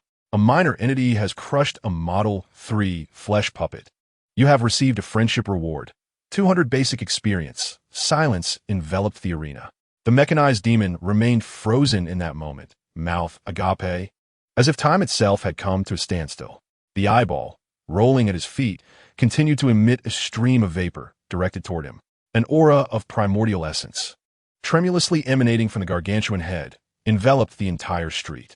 The echo of his earlier boast still resonated throughout the Soul Wanderer's Alley. What if a being of primordial origin were to come? Lin rubbed his ears, curious, and asked, I did not quite catch that. What did you just say? Chapter 96. Come. Ride me. In an instant, the scene revealed the enormous, drooling head. The spectators watching the live broadcast shrieked in terror. The very image quivered noticeably, swiftly retreating at an unimaginable speed, unwilling to draw near. It was the earlier primordial headhunter. That primordial-level monster. Surely this is a jest. It cannot be. Could it be that the creature did not come to Soul Wanderer's Alley for slaughter, but rather at Lin's behest? How could this possibly be? Ding! The bell ringer's fear leveled towards you. Ting-ding. The night devourer's fear leveled towards you. Ting-ding. The blood servant's fear leveled towards you. Ting-ding. You have successfully triggered the achievement. Spreading fear, you have gained 200 basic experience. Spreading fear, a milestone achievement. Awarded when over 1,000 beings develop a fear level towards you. You have taken another firm step toward the nameless malevolence, and you have received a permanent enhancement. All attributes 5, monster fear level 1, joy 10. Lin stood bewildered, listening to the system notifications ringing in his ears. The little creature extended its long tongue, licking its lips with excitement, exclaiming, Is this what takeout is? So much meat. I can hardly contain myself. Fear not, little one. No one shall compete with you. All of it belongs to you. Lin reassured, gently stroking the creature's head. The mechanical demon stared rigidly at the severed head that had descended before the human, its mouth agape, its mind buzzing with confusion. How could a root-level entity be here? It staggered backward in terror, its entire form trembling. This is impossible. Ding! The mechanical demon's fear leveled towards you. 10, ding! The mechanical demon's fear leveled towards you. 10, Lin slowly advanced, picking up the 2 eyeballs of the flesh puppets from the ground, rolling them in his hand. Gazing deeply at the mechanical demon, he said, You all have called for help, so I must not be left behind. If I had not made some preparations, do you think I would so boldly stand before you? Adjusting his monocle, he continued earnestly, I've stated it's 2 kings and 3 explosions. Yet, you still do not flee. Are you discriminating against me? Ding! Congratulations! You have triggered the achievement. Using the tiger's might, you have gained 200 base experience points. Using the tiger's might, a special achievement with a chance of acquiring it by successfully intimidating a target stronger than oneself through the influence of powerful allies. You have permanently gained Intelligence 3, Reputation 5. Lin observed as the mechanical demon retreated, its gaze reflecting the massive headhunter, and its eyes fell upon the bloodied flesh puppet, now reduced to a pulp, its twitching hand a grim sight. Meanwhile, urgent warnings from another flesh puppet echoed in his ears. Target analysis, root level entity. Highest warning, Unmatched, unable to consume. Battle victory probability, 0. Consumption success probability, 0. Immediate escape is advised. Immediate escape. In that moment, the mechanical demon finally reacted, letting out a furious roar as it turned and yelled, "Run." In an instant, it unleashed the fastest reaction speed of its life, pivoting with unimaginable swiftness, bolting like the wind towards its original direction. Witnessing this, Lin Yun grinned, saying, "Little one, it's all up to you now. Eat to your heart's content. If you aren't satiated, I shall take you to their lair for more." The little creature gleefully responded, "MHM." In an instant, it opened its mouth wide in sheer joy, countless tendrils surging forth like a tidal wave towards the hunters on the street. Once it swept them up and devoured them, a satisfying crunch echoed, the flavor of chicken tantalizing its taste buds. Delicious. The meat's aroma, mixed with the metallic chewiness, is simply exquisite. The little one exclaimed in delight. Ding. The little one has consumed a hunter, gaining 1 in favorability towards you. Ding. The little one has consumed a hunter, gaining 1 in favorability towards you. In that moment, the entire Soul Alley transformed into a veritable paradise for diners. A cacophony of shrieks erupted as the hunters hastily pursued the mechanical beast, while several audacious hunters bravely charged forward, striking the diminutive creature upon its nose, shattering their blades. With an exhilarating delight, the little one feasted upon its prey, overwhelmed by the gratifying hospitality of a doctor it held in high regard. A resolute determination to consume every morsel surged within, with no room for waste. The joy was simply overwhelming. Apart from the eccentric Uncle Unicorn, no one had ever treated the little one with such kindness before. In the realm of vision, the spectators were rendered speechless at the sudden turn of events.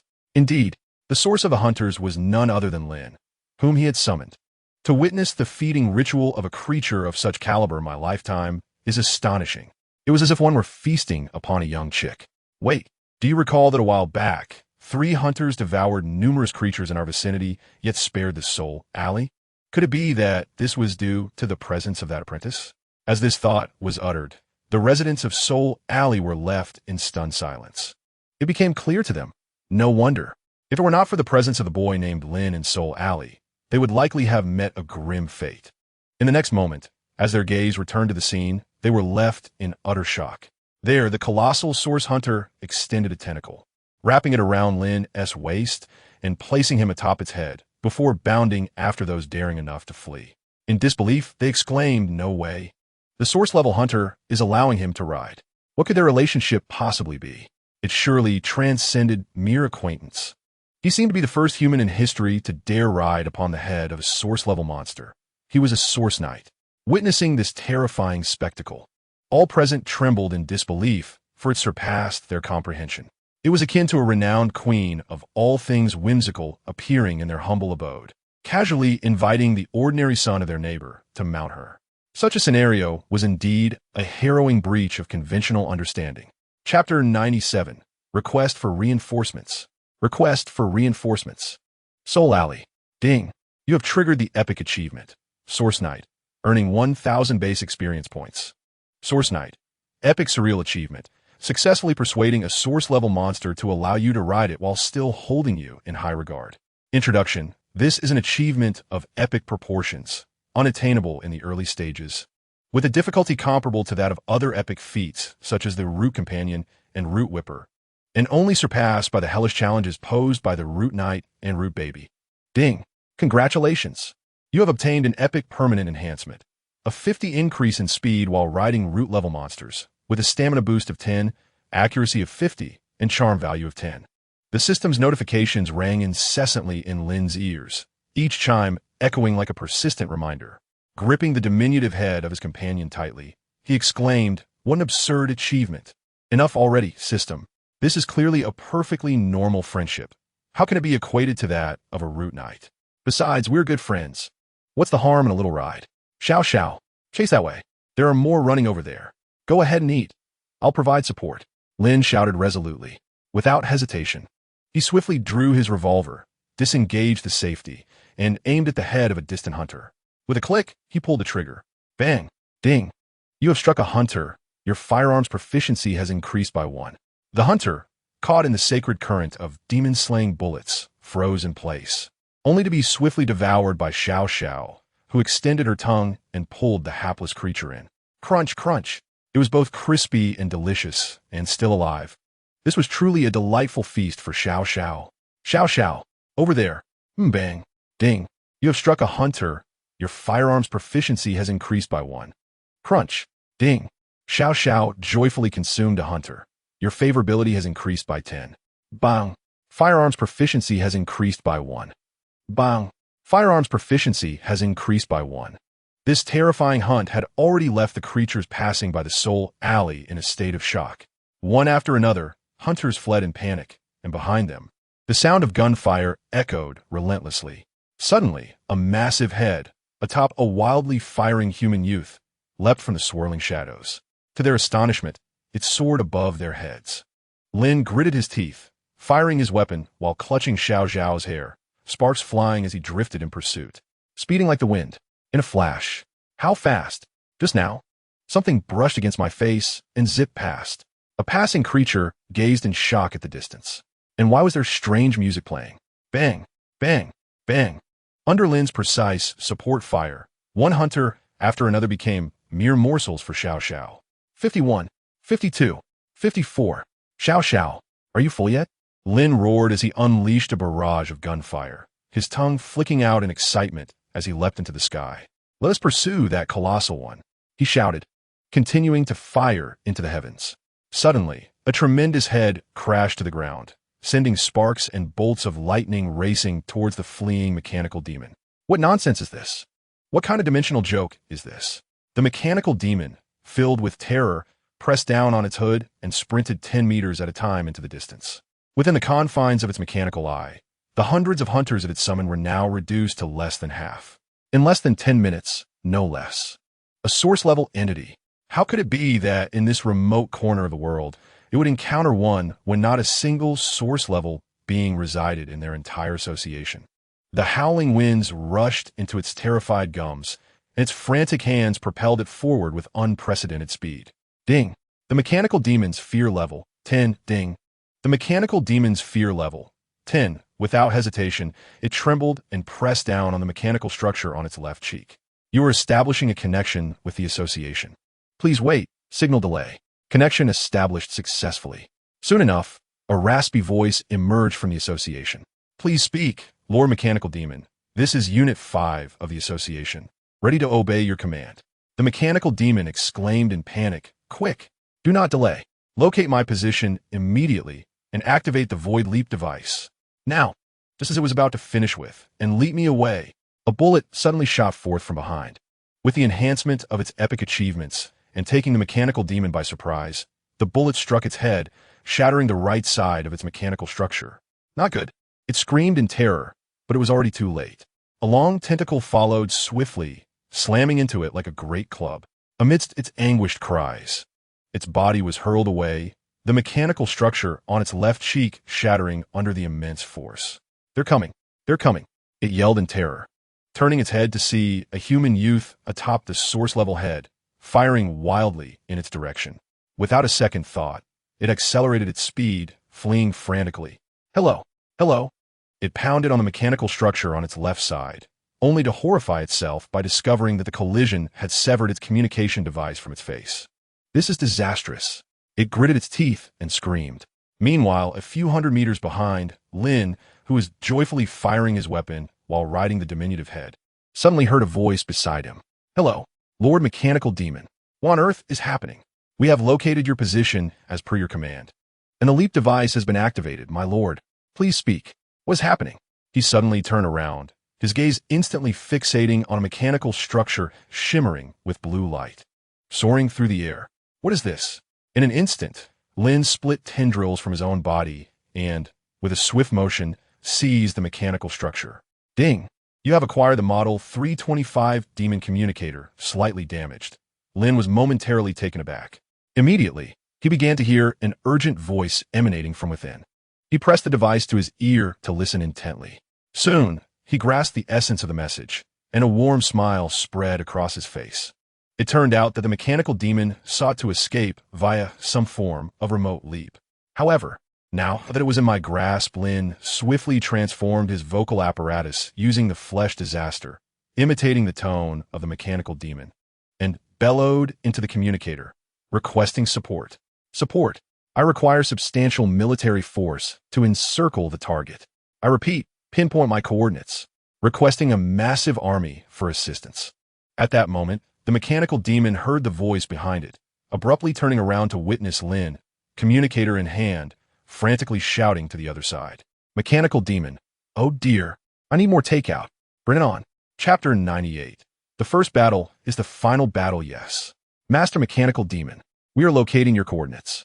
The command will take effect in 5 seconds, and we will immediately dispatch the Reaper Squad. A swift reply came from the communicator, followed by a cacophony of operational sounds. Clearly, they had realized the gravity of the situation. Their vice president had encountered an extremely urgent crisis. Quickly notify Area 41, unseal all Reapers within the zone, and issue an emergency order. The leap device has been activated. Please assemble at the designated location immediately. Within the Demon Association, robed figures wearing triangular hats exchanged grim glances as they rapidly issued commands. Hiss hiss. In Area 41, viscous liquid was expelled from container after container, awakening the Reapers sealed within. They instantly received their orders, their eyes flashing with frantic red light. Within mere minutes, a throng of Reapers had gathered. The Reaper force is assembled, the Void Leap device has been activated, and the target coordinates have been confirmed. Highest authorization granted. Mobilization Overseer, Mechanical Demon. Mobilize. Buzz. Accompanied by the chilling synthetic voice reverberating throughout the factory, the sound of colossal machinery roared to life. In the next moment, blinding blue light enveloped all assembled Reapers, rendering their bodies ethereal. The Void Leap has been initiated, and an emergency transition is underway. In an instant, all the hunters vanished from Zone 41 of the Demon Association. Simultaneously, in the wilderness outside Soul Alley, Lin set down the communicator and flashed a pristine smile towards the fleeing mechanical demon in the distance. The mechanical demon, filled with terror, felt its mechanical components clattering in alarm. That creature has forsaken its humanity. Do not approach. It was not I who spoke to you just now. It roared, but it was too late.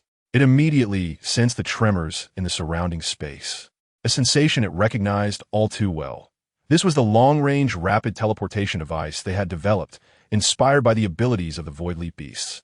In the next moment, dazzling blue lights cascaded from the heavens, descending upon it in a blinding spectacle. Amidst the radiant glow, fully armed hunters leaped forth, gathering around it with a cacophony. Their eyes, shimmering with red light, fixated on the mechanical demon. The hunter squadron of Zone 41 has assembled, responding to your command to come to our aid. We await your orders. The mechanical demon, in a fit of hysteria, cried out, You have been deceived. It is a trap. Run, please. Rest assured, Vice President. The hunters of Zone 41 are state-of-the-art modifications. We possess superior intelligence and biological extermination capabilities with an impeccable record of success. The leading hunter suddenly brandished its sharp mantis blade, slicing through the air with a whoosh. Its expression was grave as it declared, Our mission is speed, faster, exceedingly fast, to swiftly conclude battles, to eradicate foes, to penetrate enemy lines. Regardless of the adversary, we harbor no fear. The first battle shall also be the final battle. In a swift motion, a tendril from afar swept across, instantly reducing it to a mere pulp. Ding! You have slain a modified hunter. You receive a friendship reward, 50 experience points. Mechanical demon, hunters, run. What are you waiting for? You worthless beings. The mechanical demon, exasperated, shrieked as it turned and sprinted away like a bolt of lightning. The modified hunters swiftly turn around, immediately spotting the source knight, thrashing wildly with countless tendrils, hurtling towards them. Hunters. Ding. The modified hunters harbor a fear level of 10 towards you. Ding.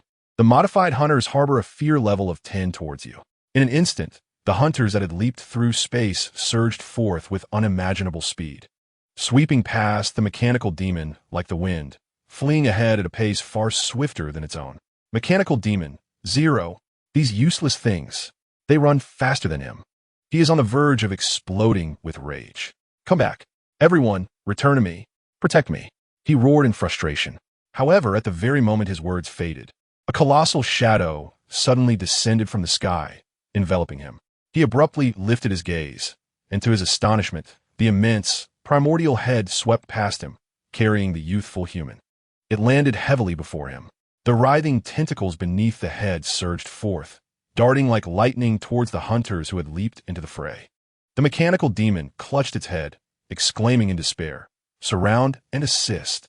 Mechanical demon collapse level 10. The sounds of gunfire echoed as the scene unfolded. Ding! You have shot a modified hunter.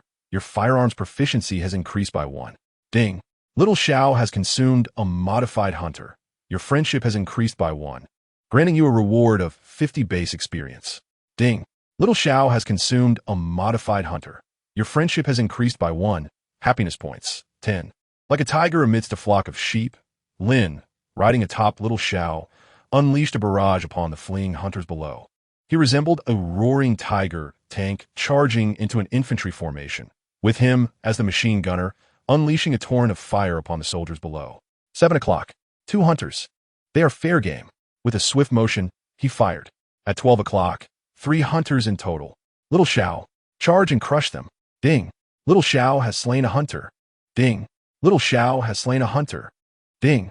Little Xiao has slain a hunter. The rampage had begun.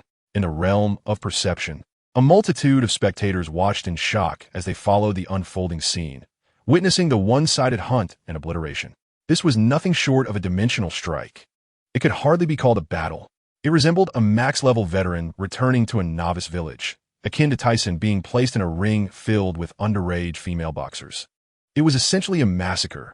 They had never witnessed a battle like this. It was as if humanity had been forsaken. Chapter 99. The gracious support of the mechanical demon Little Xiao. Are you full? Not quite. Today I have quite the appetite. Of course. Eat as much as you like. If it's not enough, I'll call for more. Lin's expression turned serious as he immediately picked up the communicator. Instantly, switching to the voice of the mechanical demon, he shouted into the device, "Support. Requesting assistance. Do you wish for my demise to come swiftly? Such scant forces are but a pittance. Immediately. At once. I demand a greater deployment to the battlefield. Do you comprehend? Should you dare send such a meager contingent again, I shall return and sever your heads." Using them as chamber pots, the communicators on the other end were utterly astonished, beads of cold sweat cascading down their brows, their hands trembling. "Yes, Lord Mechanomancer, we shall promptly summon reinforcements for you. Please do not be angered." They were acutely aware of their vice president's temperament, a merciless tyrant, who would not hesitate to cast anyone who provoked his ire into the factory's slicing machines. A mobilization order was issued across the region. Vice President Mechanomancer faced a crisis and called for military support, activating the mechanical swarms, the eradicator units, and the biocluster puppets. While the Void Leap device initiated a collective teleportation outside the Wraith Alley, the retreating Mechanomancer sensed a greater void tremor surrounding him. He instantly understood the implication. More reinforcements? His sanity frayed at the edges. "Do not teleport. Stop this at once. You must nurture them instead." Grasping his head in despair, he shrieked at the incessant blue auras descending around him, but to no avail. Almost in the next instant, colossal portals emerged around him, and an overwhelming tide of mechanical swarms and eradicator units surged forth from those gateways. Simultaneously, a small craft carrying Lin drifted into view, instantly unfurling countless tendrils. The mechanical swarm units gasped in shock. The eradicator units froze in astonishment. "Small one, engage," Lin roared, unleashing a barrage upon the advancing forces. In the eyes of thousands of spectators, Small One charged into the ranks of the newly arrived units like a tiger among sheep. Ding! Small One has slain 10 mechanical insects. Ding! Small One has consumed 6 eradicator units. Ding! Small One has ingested 10 bio-puppets. Within the Demon Association as communication station, several operators chuckled into their devices. "Vice President, what now? We have dutifully followed your orders and dispatched a considerable number of troops. This is our association's most valued reserve." As Lin continued to fire upon the mechanical swarm below, he praised the operators. "Excellent. You have performed admirably. This support is both timely and substantial. I shall remember your efforts. Upon my victorious return, I will ensure you are richly rewarded. The operator's expressions transformed into sheer exhilaration. In their minds, the image of their esteemed Lord Mechanist returning with a satisfied expression instantly surfaced, conjuring visions of their own rapid ascent and a promising future following swift promotion. After all, receiving the Lord Mechanist commendation was indeed their utmost honor. Yes, my lord. To serve you is not only our duty, but also our supreme glory. Our loyalty to you is as evident as the heavens above. They quickly became fervent and ecstatic. Without a moment's hesitation, the liaison officer promptly began to communicate with several other districts in a flurry. Urgent command. The vice president has issued an emergency order. The vice president requires more support. All idle personnel respond immediately and assemble at the void leap zone. Assemble at the leap zone. In an instant, a considerable force within the association heeded this urgent mobilization call and swiftly commenced action. Within their demon association, apart from their president, who remained in the core area, the vice president, Lord Mechanist, held the highest authority, particularly during this period when their president was engrossed in self-transformation and remained oblivious to worldly matters. It could be said that all affairs, large and small, within the association were determined by the vice president. Such prestige was undeniably formidable. Lord Mechanist, we have once again urgently dispatched a substantial force for your mobilization. May I inquire if you require long-term support? The several liaisons communicated with excitement. Lin, in a hearty tone, praised loudly, excellent, truly commendable. For this alone, upon your return, you shall be my trusted confidants. I decree that you shall all be promoted 3 ranks immediately. Upon my return, I shall consider bestowing honors upon you. The liaisons were overjoyed. Without further ado, they knelt before the communication device, fervently bowing their heads, exclaiming, "Thank you, Lord Mechanist, for your patronage. We are willing to serve you tirelessly, and we shall forever follow Lord Mechanist." Tears welled in their eyes. Ding! Congratulations, you have triggered the achievement. Professional Dreamweaver, you have gained 200 basic experience. Professional Dreamweaver, a special achievement through the art of weaving dreams for adversarial members, eliciting profound gratitude and reverence. There's a chance to gain. You have received a permanent bonus. Intelligence 5, base affection with monsters 1. Lin praised, tightening his voice as he addressed the communicator. Honors can be discussed upon your return. However, you must remain vigilant. The enemies I face this time are truly formidable and cunning. You must remember, this is a critical moment of battle. There may be attempts to infiltrate our communication signals, providing you with false information. You must possess exceptional discernment. Do you understand? The liaisons immediately responded, proclaiming, "Rest assured, my lord, we have been in this line of work for decades, and not a single tooth has crumbled. We shall be meticulous in all matters." Yes, my lord. Meanwhile, on the other side, the mechanical demon, ensnared by the overwhelming forces, was utterly shattered and driven to madness. "Stop sending. Please stop." It shrieked. "This is a trap. A trap. If I find out who is dispatching troops, I swear I shall butcher you." Tears threatened to spill as it frantically seized a mechanical insect, roaring desperately. "Hurry. Relay the true situation back to the base. Tell them they have fallen into a ruse. The voice requesting reinforcements is not mine. Some scoundrel has taken my communicator. That is not me." Chapter 100. Never before has such brazen audacity been witnessed in an instant. A cacophony of communication signals erupted within the association's communication center.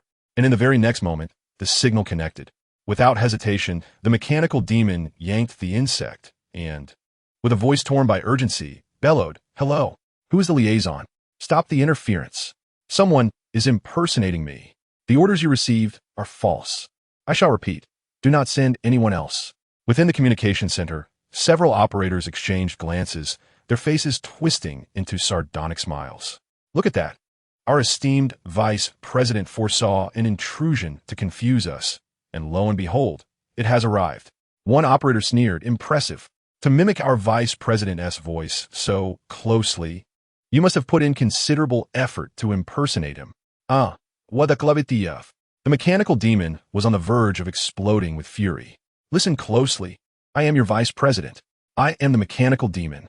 It roared, "My identification number is 0352372.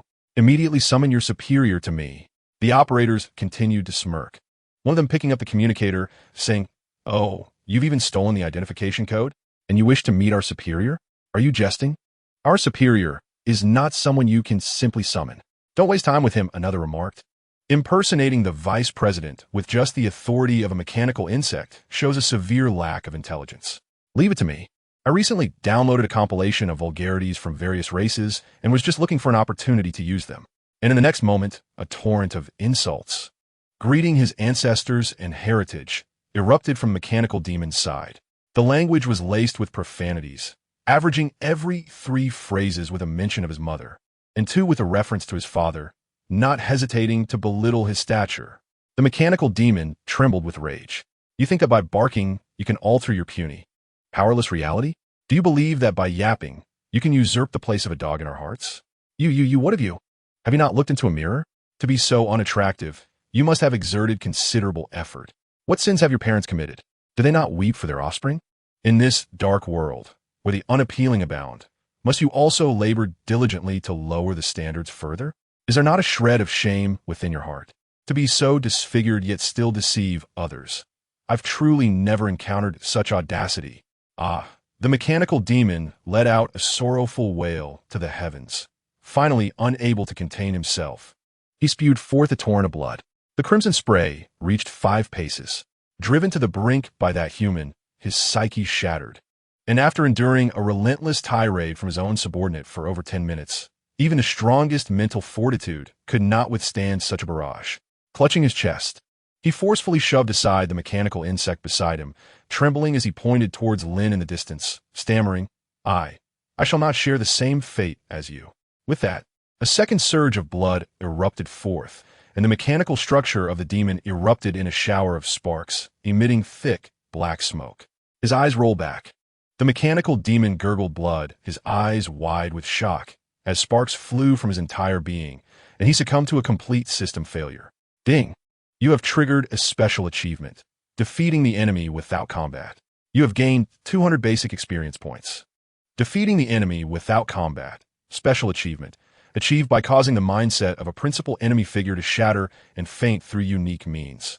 You have received a permanent enhancement. All attributes 5, intelligence 5, happiness 10. Meanwhile, in the distance, the Titan's head, observing through a telescope, displayed an unusual calmness. Devoid of rage, the tentacles behind its head swayed back and forth, indicating a surprisingly favorable mood. The female head, holding the telescope with satisfaction, licked her lips, remarking, "My daughter has truly found a commendable suitor. To treat her with such an abundance of food is indeed heartwarming. What say you, old man?" Affection level 1. Affection level 1. The Titan's head opened its sticky maw in a menacing grin, declaring, a sugar-coated bullet, a cunning ruse. You think one meal can steal my daughter away? Not a chance. The Unicorn Demon King interjected, "Yet, I cannot shake the feeling that the lad's true intention is merely to enlist my niece's help to tackle the threats posed by the Demon Association. It seems he is treating her as a mere tool. After all, compared to his 2 chaotic siblings, he understood the intricacies of human relationships all too well." No. The female head continued to lick her lips, gazing through the telescope at the delectable array of food continuously being delivered. This is food, not a threat. It appears truly appetizing. The Titan's head, unusually, did not counter her statement, continuing to observe through the telescope. The Unicorn Demon King stared in astonishment, his mouth agape. Indeed, he had forgotten. For beings of a primordial nature, this hardly constituted a threat. At most, it was merely a matter of some disobedient provisions, items that could be carelessly taken for sustenance. In the realm of their elevated understanding, this was akin to a young lad inviting their daughter to partake in the revelry of a horde of squealing piglets rushing forth. He was drenched in sweat. Meanwhile, within the depths of the Demon Association, in the core of the inverted tower, a colossal underground vessel began to awaken. A vast consciousness stirred slowly. The mobilization of numerous mechanical entities within the association finally captured its attention. What is happening? A somber voice echoed ominously from the depths of the vessel. Why is there such a considerable troop mobilization? Has the Void Leap been initiated? Who issued the command? The moment it awakened, its awareness enveloped the entirety of the inverted tower, observing the extensive mechanical mobilization within. In the core area, beside the immense vessel, dozens of subordinates responsible for maintaining its operation immediately knelt, stating, to the president, "It is the command of Vice President Mechanized Demon." The Mechanized Demon has encountered a formidable threat requiring the concerted efforts of a large army. Hence the urgent report for immediate reinforcement, resulting in the current extensive mobilization. Chapter 101.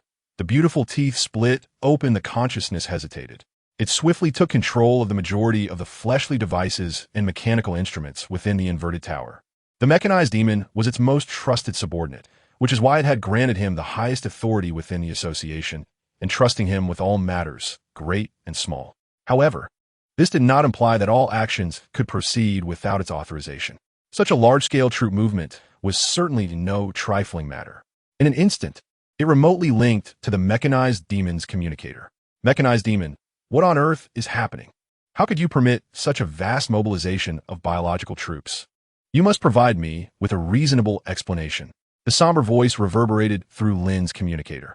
Lin was momentarily taken aback, but he quickly comprehended that only the true head of the Demon Association would dare to speak to the Mechanized Demon in such a tone. Without hesitation, Lin smiled faintly, altered his vocal cords once more to mimic the tone and timbre of the Mechanized Demon, and replied, "To the President, I am facing some significant troubles here. Once I resolve the matters at hand, I will report to you immediately." A brief silence ensued. The communicator fell into a hush. Yet, scarcely had a few seconds passed before the voice sounded again, now imbued with a chilling coldness. "You are not the Mechanized Demon. You have taken his communicator." Just as Lin was about to respond, the signal abruptly cut off. Simultaneously, the relentless tide of mechanical and flesh-and-blood armies that had been surging forth abruptly came to a halt. Lin immediately grasped the situation. It was undoubtedly the one who had commandeered the authority of the Demon Association. A faint smile crept across Lin's face. However, he had not truly believed he could deceive such a formidable entity with his voice, for those who genuinely wield power over an organization are not easily trifled with. Meanwhile, within the inverted tower of the Demon Association, a chilling voice echoed. "The Mechanized Demon has likely encountered an unfortunate fate. You inept fools have squandered my resources, allowing yourselves to be toyed with like mere puppets. You have brought disgrace upon our esteemed association." The thunderous voice reverberated throughout the tower, causing the communicators to tremble, their faces paling as they fell to their knees. In an instant, he had seized remote control over all the army stationed outside Soul Alley, including the hunters, mechanical swarms, and sweepers. His will descended upon them, and through their perspectives, he immediately pinpointed the Mechanized Demon, who lay incapacitated and bleeding, alongside the head that was wreaking havoc. A creature of primordial origin, his gaze turned cold as he swiftly analyzed the situation. "So, it seems we have been outmaneuvered. Is this an attempt to leverage a being of primordial nature to instill fear in our association?" His expression remained impassive as he quickly assessed the battlefield. He felt no sorrow for the losses among his mechanical creations, for they were but products of the biological factory.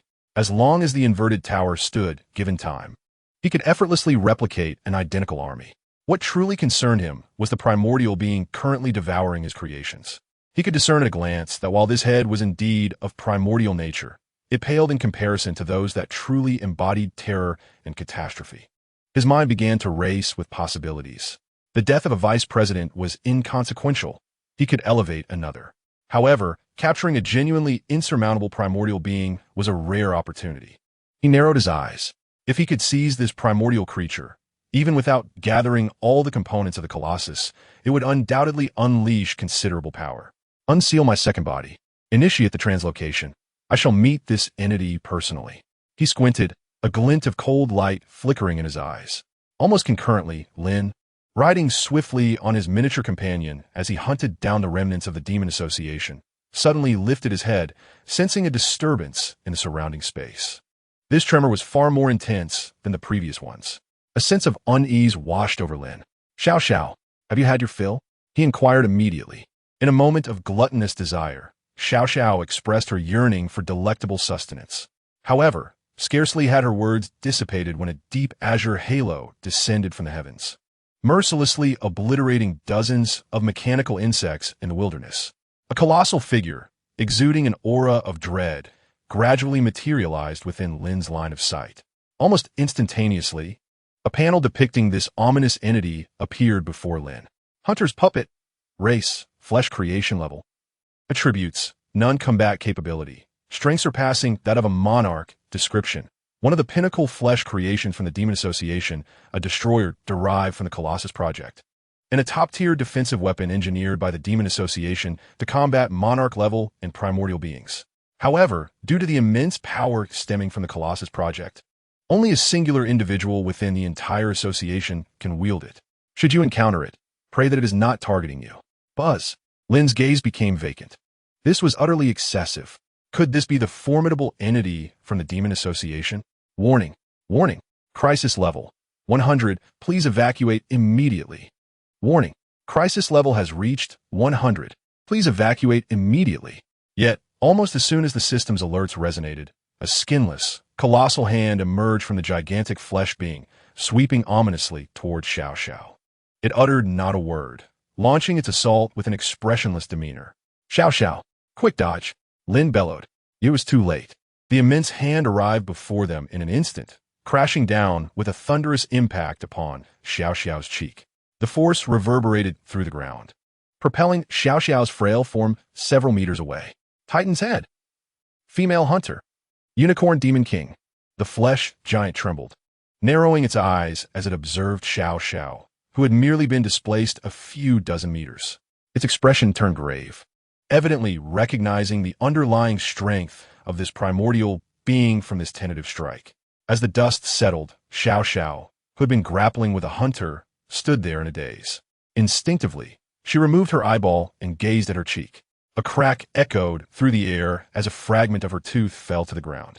In an instant, her eye sockets turned a vivid crimson, and an overwhelming sense of grievance surged within her. Xiao Xiao, are you all right? Lin exclaimed in shock, extending a hand towards her. A wail erupted. Xiao Xiao, overwhelmed with sorrow, began to sob uncontrollably, pointing at her milk tooth, lamenting, "Doctor, my beautiful tooth has cracked. Why, it's broken." Whoa. Chapter 102. They must be gone. Lin hung upside down in astonishment, her small mouth agape, as she revealed her broken front tooth. It's cracked. It's cracked. I can't even speak properly, she wailed, tears streaming down her face in profound sorrow. Meanwhile, beyond the distant hill, the Demon King observed the scene with a buzzing mind.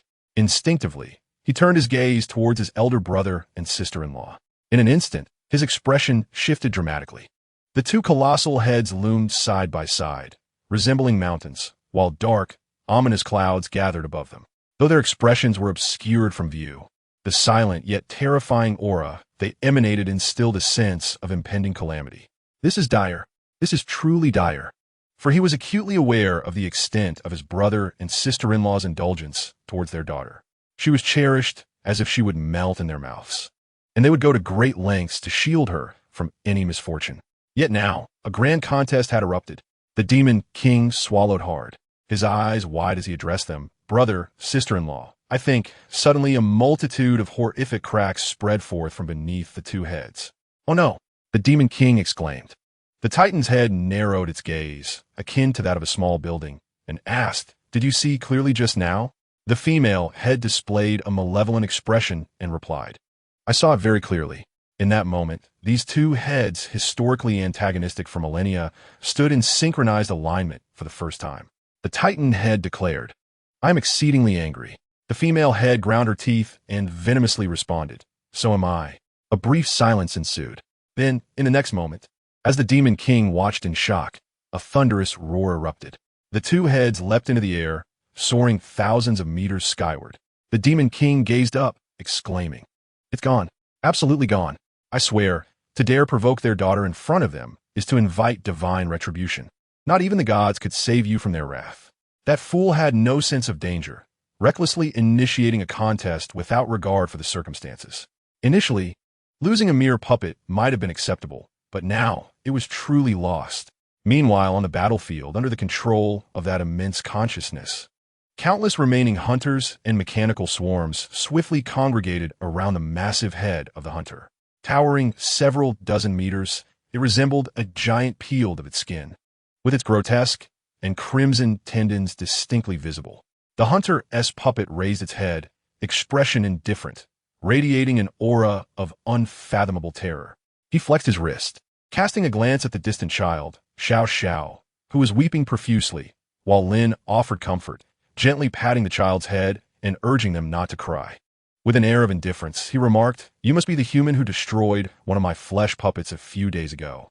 A being of primal origin, indeed. With such formidable power at your disposal, you could traverse this dark world with ease. However, you have gravely miscalculated by provoking the demon association. Today, having obliterated so many of my biological puppets, I assure you, there shall be no escape for you. Warning, crisis level 100, warning, crisis level 100. Lin suddenly raised his head, his expression calm, and leapt down from atop Xiao Zhao's head with agility. Click! In an instant, he brandished his revolver, aiming it at the enormous hunter puppet in the distance, narrowing his eyes. Do you comprehend the psychological trauma a grand battle can inflict upon such a small child? What? Behind him, Xiao Zhao's sobs grew more sorrowful. The hunter puppet let out a derisive laugh, cracking its neck as it spoke. It seems you possess some courage. What? Do you overestimate your abilities? Do you intend to challenge me with that toy in your hand? Hey. Allow me to offer you a piece of advice. You still have time to flee. Before I eliminate this primordial being, you might live a while longer. Cherish this fleeting moment of life. Bang! A shot rang out. A demon-hunting bullet struck the hunter puppet squarely between the eyes, unleashing a spark of electricity before falling to the ground. Yet Lin did not relent. Bang! Bang! Bang! Bang! Bang! He continued to pull the trigger, emptying the revolver of its ammunition. The spectators observing this scene were instantly taken aback. Had he lost his mind? That creature was clearly formidable. Based on the earlier confrontation, even the primordial being might not stand a chance against that giant. This man was truly insane. The prior strike had displaced the primordial's head by several meters, sufficient evidence of the danger he faced. Do you dare to shoot at me? The hunter puppet squinted, effortlessly crushing the bullet in its hand. Lin maintained his composure, the dark muzzle of his gun aimed unwaveringly at its head. Perhaps I am indeed at a disadvantage. However, witnessing a physician bully their patient is profoundly unsettling, no matter the perspective. What? Xiao Xiao cried, even louder. Ding! Xiao Zhao's affection for you has increased by 10 ding. Xiao Zhao's affection for you has increased by 10 ding. Xiao Xiao genuinely considers you a worthy companion to rely upon. Ding! You have triggered an epic achievement, Source Friend. You have earned 200 basic experience points. Source Friend. An epic achievement attained when a source-level creature reaches a level of trust with you. Triggering this achievement signifies that you now possess a source-level companion. Strive for a deeper friendship as you have received a permanent enhancement. Source-level creature basic affinity 5, charisma 5, constitution 5, affection 1. Lin turned around, tilting her head towards the little one behind her, giving a thumbs up, her teeth gleaming with a bright spark. The expression conveyed a message of reassurance. Do not weep. There's a big pot behind you. The little one wiped her tears and murmured, Ding. The little one's trust in you has increased by 1. Even at such a moment, he hadn't forgotten to show off, had he? The spectators in the realm exhibited expressions of disbelief. This was absurd, truly absurd. Was he genuinely fearless, or was his mind unhinged? It was akin to standing firm against an oncoming nuclear bomb, defiantly giving it the middle finger, and still managing to strike a pose for the little girl behind him. A preposterous display indeed. Chapter 103. Truly irretrievable, the hunter puppet laughed heartily, exclaiming, How amusing, exceedingly amusing. Are you attempting to enhance the affinity of that source-level creature towards you? You are indeed a shrewd human. But the prerequisite is that you must survive to leave this place. Do you genuinely believe that is feasible? My body possesses power surpassing that of a monarch. If I unleash my full strength, even a true source-level being would find it challenging to contend with me. And the head behind you has merely just stepped into the realm of sources. Lin narrowed her eyes, blowing the black smoke from the muzzle of her weapon, and calmly replied, You do not genuinely believe that I possess only this one friend, do you? Upon hearing these words, the hunter puppet erupted into laughter, as if he had heard the most ludicrous joke in the world. Even the surrounding modified hunters joined in, their laughter echoing around. Oh, could you possibly summon even more formidable source-level beings? Are you attempting to mechanize the divine here? Do you think source-level creatures are so easily acquired? Do they appear at your beck and call? He bellowed, pointing in Lin's direction. However, the moment his words left his mouth, a thunderous sound reverberated through the air. In an instant, under the astonished gaze of the spectators, two colossal heads, towering higher than mountains, plummeted from the sky like meteors, landing squarely behind the hunter puppet. The roaring laughter of the modified hunters was abruptly silenced as they were crushed into a bloody mist. A brief silence enveloped the scene. The fierce wind howled, sweeping away the swirling dust. A colossal shadow loomed behind as the hunter's puppet maintained its stance, pointing menacingly at Lin. Two chaotic gazes, akin to searchlights, cast a circle around him. Lin, with a serious demeanor, blew gently into the muzzle of his weapon and adjusted his monocle, remarking, "Hasn't it arrived?" "Xiao Xiao," momentarily taken aback, exclaimed Father Mother. The atmosphere fell into an eerie silence, as if time itself had paused. Ding. Heart Devourer value 10. Ding. Heart Devourer value 20. Ding. Heart Devourer value 30. The hunter's puppet stood rigidly, transfixed by the enormous shadow cast before it. Instinctively it swallowed hard, its form, several meters tall, appeared diminutive next to the two massive heads looming behind. "You were quite arrogant just now, weren't you?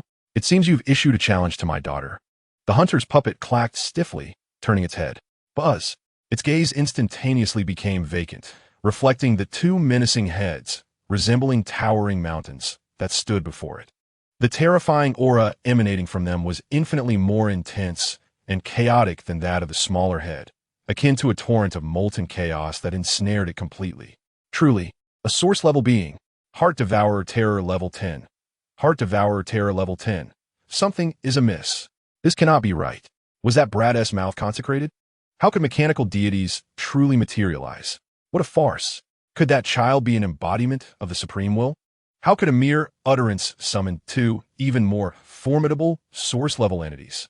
Meanwhile, the spectators in the viewing realm were left in a state of stunned disbelief, their minds buzzing, unable to articulate a single word. What transpired today had far exceeded their comprehension. A small one was dispatched, and in return, two larger ones were airdropped. This must be its progenitors.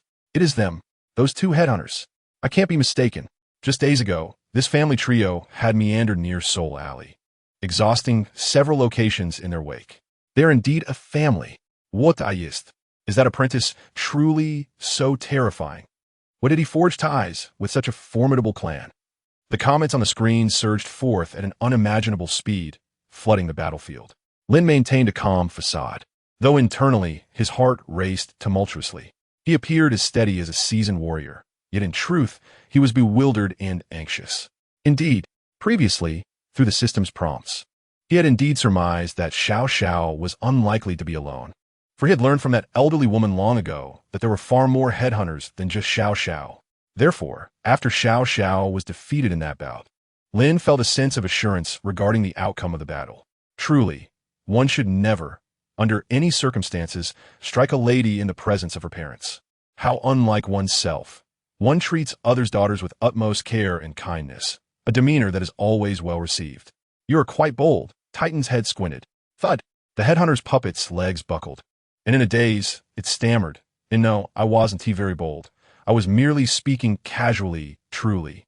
Heart Devourer value 20. The female head's lips curled maliciously as she remarked, "You seem to enjoy that last bout quite a bit."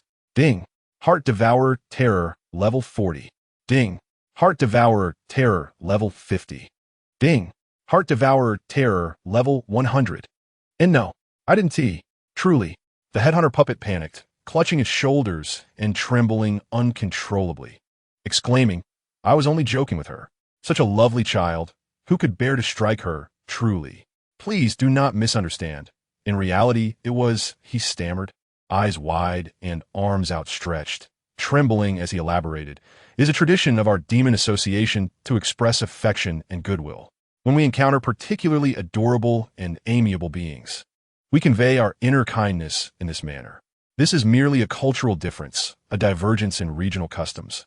I assure you, it is a form of friendliness." Smack! He struck a nearby hunter across the face. He exclaimed, "Just like this. It is quite normal, akin to a handshake, customary gesture of greeting. You see, it is also filled with joy." The gazes of the two colossal heads fell upon the hunter beside him, with a crackle and a shower of sparks. The hunter's head rolled before the two massive heads. Headhunter puppet. I must have used too much strength. A brief silence ensued. He pointed at the hunter's head, saying, "You see, although his head has indeed fallen, he remains quite cheerful. Just look at his smile. How delightful." The headhunter puppet knelt there, hands clasped, rendered speechless. Titan's head intently inquired, "Why have you stopped speaking?" The female head narrowed her eyes, asking, "Weren't you quite merry just now?" The hunter's puppet, on the verge of collapse, shed tears and trembled as it cried out, "I can't return to my original self." Chapter 104. Emergency Protocol 0. In the next moment, two colossal heads furiously dragged him forward, and countless tentacles erupted from his neck, striking the hunter's puppet with unimaginable speed. Boom, boom, boom. In an instant, the air was filled with anguished screams as the hunter was mercilessly battered, rising and falling amidst swirling dust. "How dare you strike me? You vile creature! Do you comprehend the psychological torment this duel will inflict on my daughter?" The ground trembled ominously as billowing dust soared into the sky. The giant, towering dozens of meters high, appeared no more formidable than a defenseless doll before the two titan heads, with no room for retaliation whatsoever. All observers gaped in horror, their minds rendered blank at the sight. They vaguely perceived the giant attempting to resist, extending a hand, but it was swiftly crushed underfoot. The rhythmic sounds of the assault and the cries of despair sent shivers through the hearts of onlookers. This is the power of the primal source. Truly, one entity subdues another. Just moments ago, that giant was so arrogant. How terrifying! How utterly terrifying! Before Lin, the information regarding the two heads materialized. Head of the Titan level. Race. Attribute: chaotic evil, chaotic neutral combatability, no need to flee. Description: the severed head of a Titan that fell from a higher, unknown world into the dark realm, its consciousness filled with boundless fury and chaos. The ensuing curse that arose upon its emergence has rendered it one of the most insurmountable primal monsters in the dark world. Clarity is rare for it, and once it descends into chaos, it brings calamity upon all beings in the dark realm. Head of the witch god, level. Race. Attribute: chaotic evil, lawful evil combatability. Trust me, sometimes death is a form of bliss. Description: the severed head that fell alongside the head of the Titan. Her curse has transformed her into a being of extreme cruelty and malice. She revels in tormenting her prey. Each existence she targets ultimately perishes in excruciating agony. It seems that only through this viciousness can she suppress the madness within her.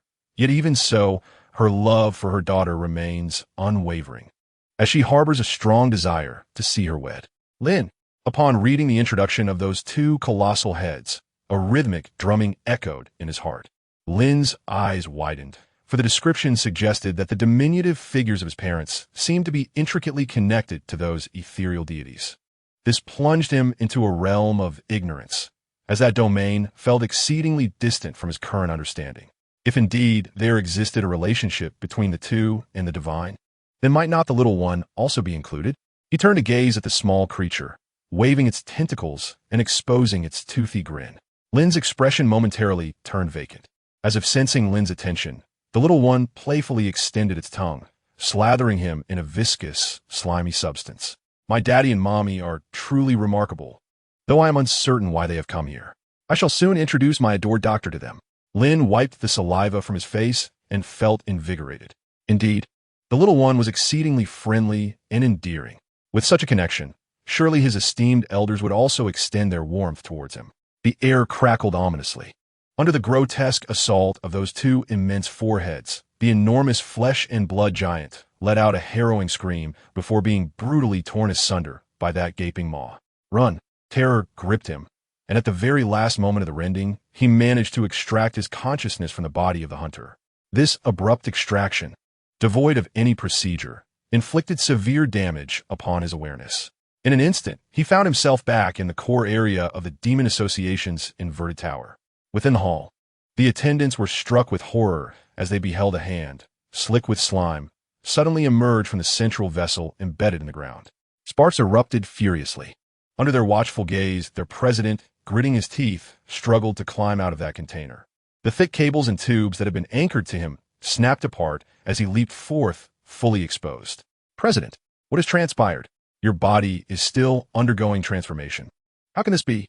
The surrounding attendants, their faces pale, encircled him. Immediately issue the highest level order to the entire association.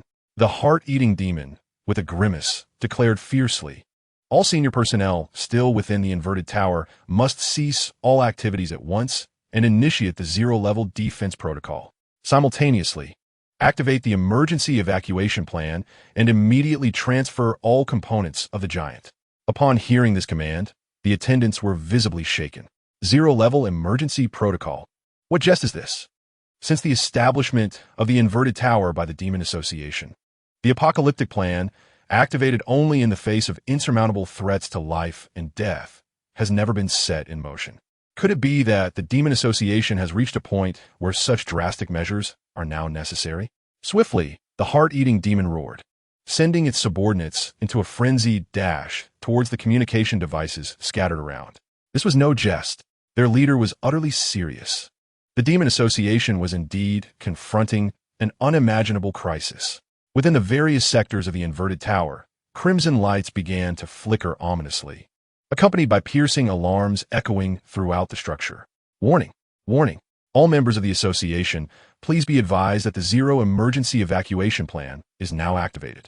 All members, return to your designated posts. Warning!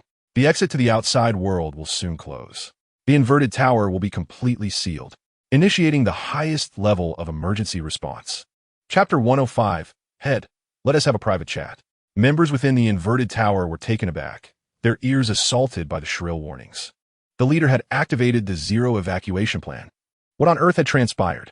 Was the Demon Association truly facing a life-or-death predicament? Hurry, return to your posts. In an instant, the personnel within the inverted tower erupted into chaos, rushing in all directions. Not only those inside the tower, but members of the Demon Association scattered across the Dark Realm received the activation notice for the Zero Plan nearly simultaneously. Meanwhile, Bloodsaw, racing through a forest towards Soul Alley after leaving the puppeteer courtyard, was abruptly jolted by the alarm resounding within his body. The Zero Plan had been triggered. Shock washed over his face. Once a venerable elder of the Demon Association, he had participated in the construction and renovation of the inverted tower alongside the original leader during its inception.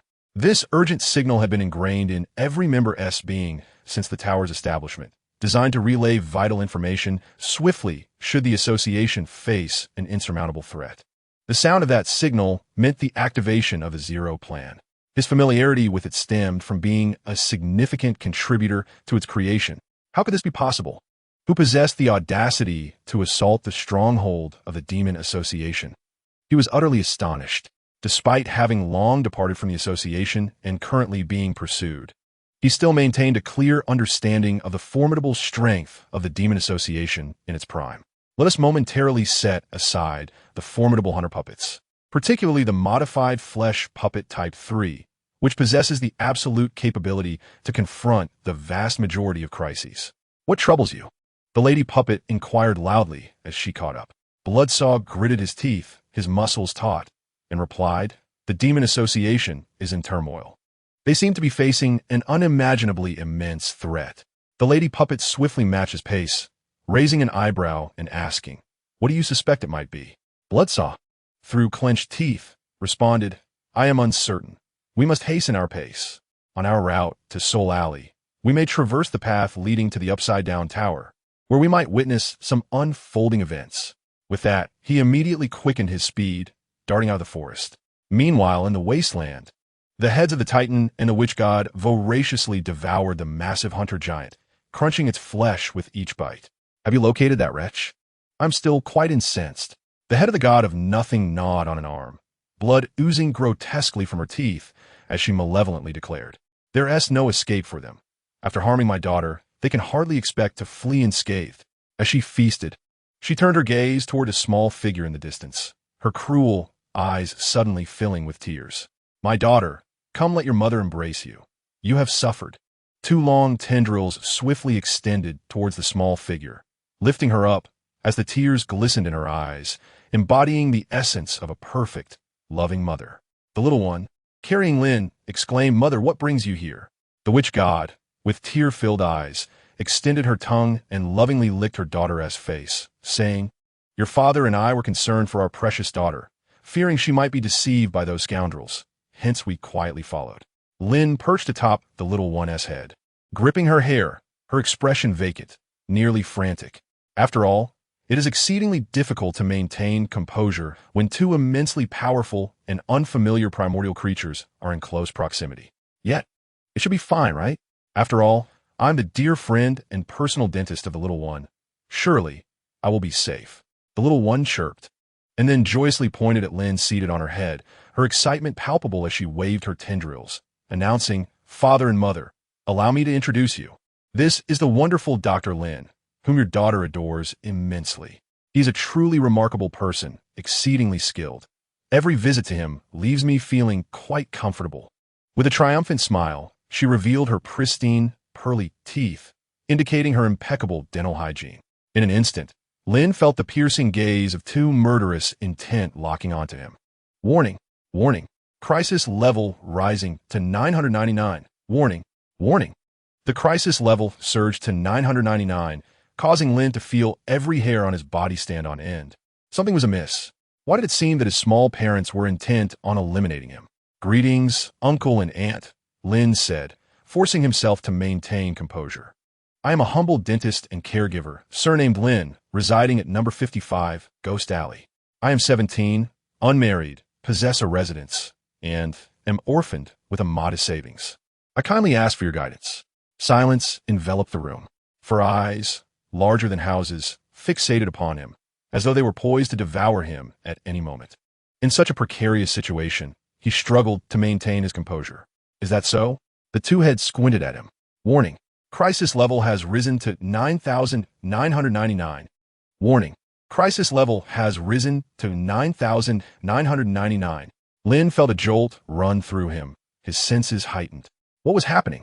This was not right. Despite his evident trepidation, why did the hostility from his small parents seem to escalate rather than diminish? "Not bad, young man." One tightened head extended a tentacle, squinting its eyes and crunching on flesh, poking Lin's side. "You maneuver that vehicle quite adeptly." Lin's value, 10. Lin's value. To another bifurcated tongue from the opposite side prodded Lin, and a chilling, mocking laughter echoed in his ears. "A mere letter lured my precious daughter away. How cunning to deceive a little girl. Your daughter seems quite comfortable with you." A barrage of alerts rang in Lin's ears, indicating a drastic decrease in his value. Warning, warning. Host current value is nearing zero. Host current value is nearing zero. Please stabilize your mind immediately. Ding. Congratulations. You have triggered a special achievement. Source level malice. You have gained 300 base experience. Source level malice, a special achievement earned by enduring for 60 seconds before a source level being that harbors profound malice towards you without perishing. This attests to your bravery, granting you a permanent enhancement. Mental strength 5, constitution 5, courage 5. Ding. Congratulations. You have triggered a second stage achievement, double portion of malice. You have gained 500 base experience. Double portion of malice, a special achievement. What? You managed to endure for 60 seconds without dying before two source beings that harbor profound malice towards you. No one knows how you accomplished this, but it undoubtedly proves your unparalleled ability to attract hostility. Your courage is unmatched. You have received a permanent enhancement. Mental strength 10. Constitution 10. Joy 10. No. Lin stood there rigid. I am not happy at all. Where do you see any joy in me? At such a moment, you still added 10 points of joy for me. Are you trying to make my departure a bit more cheerful? Oh, the system. Little Xiao nodded with slight determination and exclaimed, When the doctor rode as a child, it was indeed a joyous time, and I was quite happy too. She recited the lyrics that Lin had once blurted out while racing. Suddenly, Lin's expression turned hollow, cold sweat cascading down his forehead like a torrential downpour. Warning. Values are about to reset. Values are about to reset. In such moments, little Xiao, let us refrain from uttering peculiar words, shall we? For an ominous intent was already stirring in the air, brushing against his hair, and a chill ran down his neck. He felt as if he might shatter at any moment. Observing Lin's state, the Titan's head creaked open, revealing a gory maw filled with menacing teeth. It grinned wickedly as it patted his shoulder and said, "Once we deal with that scoundrel who dared to strike my daughter, shall we have a private chat?" Chapter 106, The Colossal Project. A private chat. What do we possibly discuss? Surely, little Zhao's father must have misconstrued something. Heaven bears witness. Although he secretly entertained the notion of inviting little Zhao to assist him in resolving this crisis, he swore he harbored not a shred of malice. Who could truly harbor unhealthy intentions towards such a delightful and amiable guest? Yet, witnessing the sinister smiles of her parents, it was undoubtedly a monumental misunderstanding. "Come, daughter. Are you not yet satiated? Since we have this opportunity today, indulge yourself," little Zhao said. Meanwhile, across a vast expanse of desolate land, the earth began to tremble ominously. The Zero Crisis Response Plan had been activated and was in the process of being fully engaged. Accompanied by a cacophony of jarring mechanical friction and the sounds of flesh surging, the ground slowly cracked open with fissures, revealing the structure leading to the underground inverted tower breaking through the surface. Had anyone been present, they would have been astonished to witness the towering edifice, several dozen meters high, gradually rising from the depths. The earth split apart with a resounding roar, and enormous mechanical arms, stretching hundreds of meters, emerged forcefully from the ground. With a tremendous clamor, a colossal creation, composed of flesh and mechanical structures, slowly surfaced, revealing itself atop the ground. It appeared to be an inverted mechanical tower, its surface adorned with expanding and contracting hard flesh. The Zero Plan has been fully activated, triggering the highest defense mechanism. The experimental giant, designated as Model 012, has entered a state of emergency combat within the confines of the subterranean depths. In the enclosed space, the president of the Demon Association, the Heart-Eater Demon, gazes coldly at the screen, displaying the inverted tower rising from below.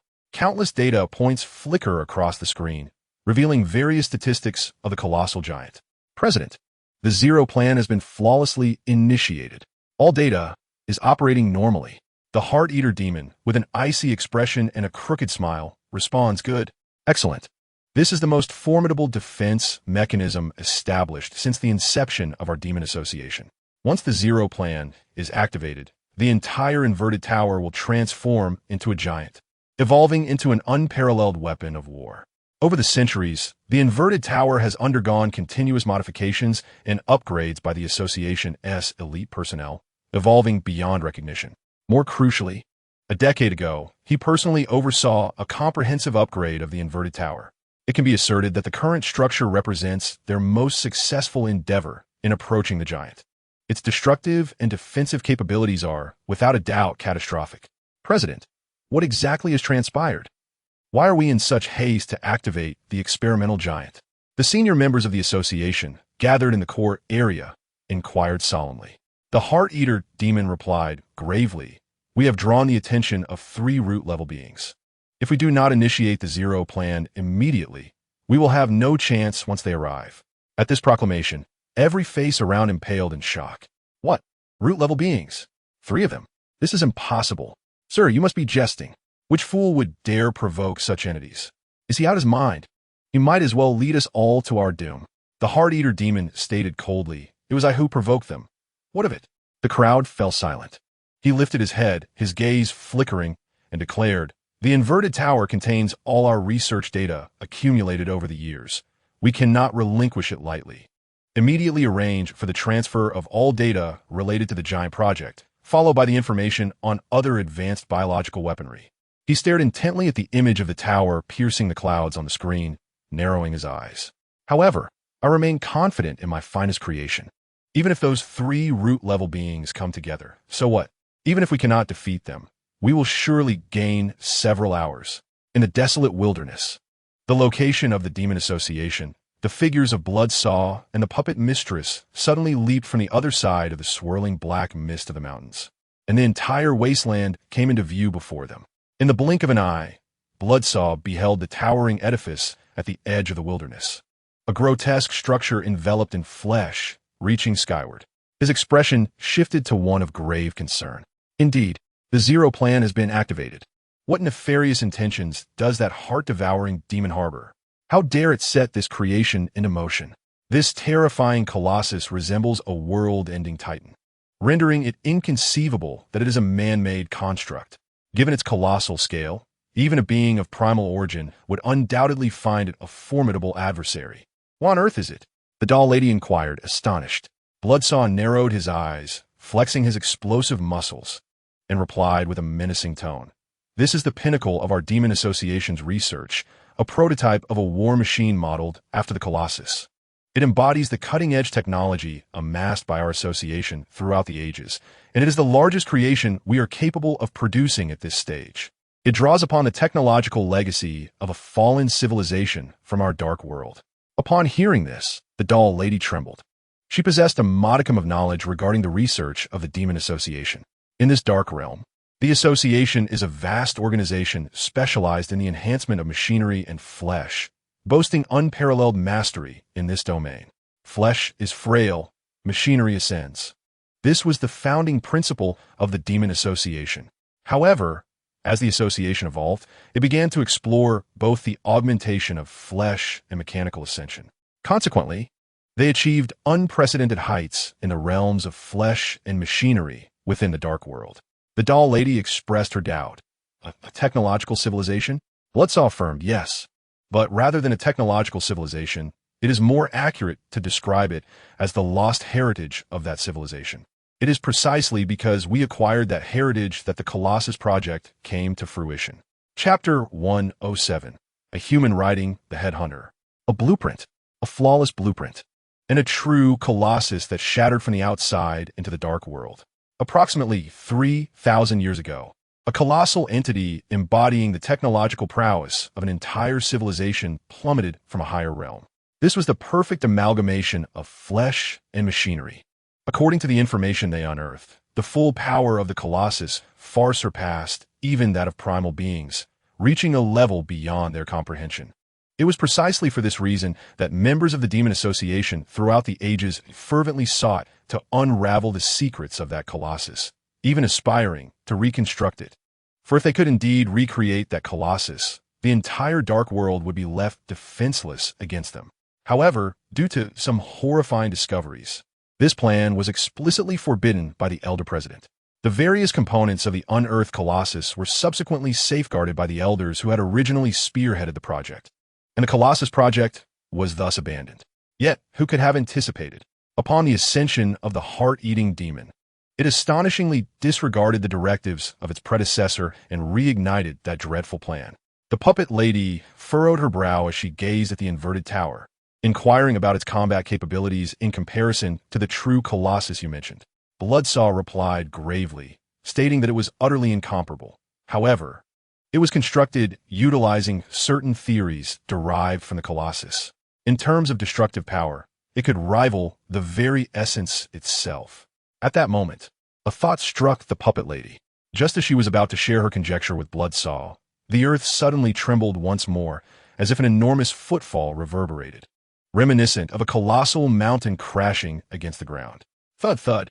Could it be? The two were instantly jolted, turning their gaze towards the source of the tremors at the horizon. In the next instant, a tremendous roar echoed, and from a distant chasm, the massive head of a girl surged into view before them. Was that the headhunter? Bloodsaw's countenance turned to one of shock. He instantly recognized the formidable being before them. He swiftly raised his binoculars for a closer inspection and confirmed his suspicion. Indeed, it was the headhunter. Had the Demon Association truly provoked such a monstrous entity?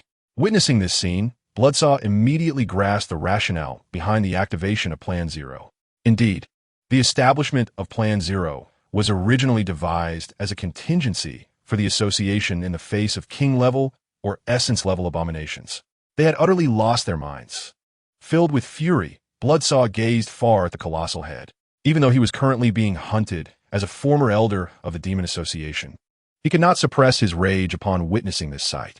However, the headhunter appeared slightly smaller in stature, suggesting its strength might not measure up to those truly formidable essences.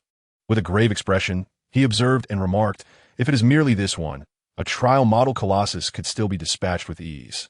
Yet, scarcely had he uttered these words when another resounding crash erupted. A head, several times larger than the first, leaped from the chasm behind it. Bloodsaw, puppet lady! At this moment, Bloodsaw was utterly astounded. Another one. His gaze hastily shifted to the second head, which appeared to belong to a female. Exuding malice and cruelty. Merely glimpsing it sent chills down his spine. Bloodsaw gasped in terror and stammered, "It's over. I thought there was only one. It turns out we have provoked two essence-level entities at once. One of them is a mature form." The Lady of the Dolls opened her mouth, intending to speak, yet found herself momentarily at a loss for words. Bloodsaw pondered for a moment, reflecting, if merely two sources cannot withstand the might of the colossal figure, surely we can still buy ourselves some time for data transfer.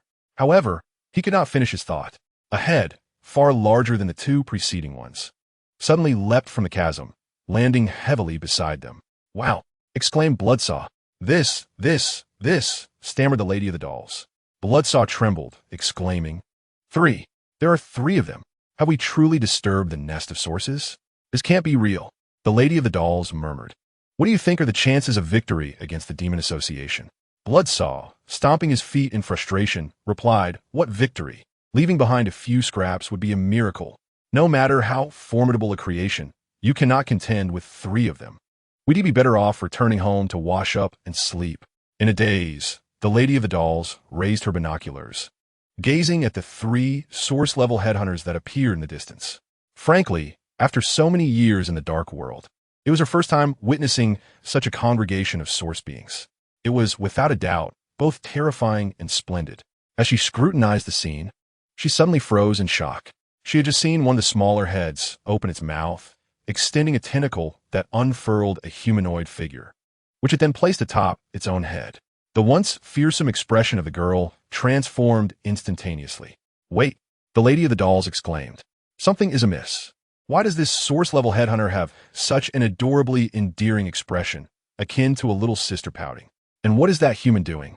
They seem far from being mere emergency rations. Who would perch their emergency food on their head, allowing it to ride them while displaying such a charming demeanor?" She continued to peer through her binoculars, murmuring, "Bloodsaw, you must look. I've discovered something peculiar. There's an invincible being riding that source headhunter." Upon hearing this, Bloodsaw raised an eyebrow and gritted his teeth. "This is hardly a time for jest. The upside-down tower is surely lost. We must find a way to circumvent this path to Sin City. But no, you have to see, I'm not joking. There really is a human riding that headhunter." The Lady of the Dolls insisted. Bloodsaw, now growing impatient, retorted, "What time is it for jokes? A human? How could one still be mounted on a headhunter? Why not suggest a mouse riding a cat instead?"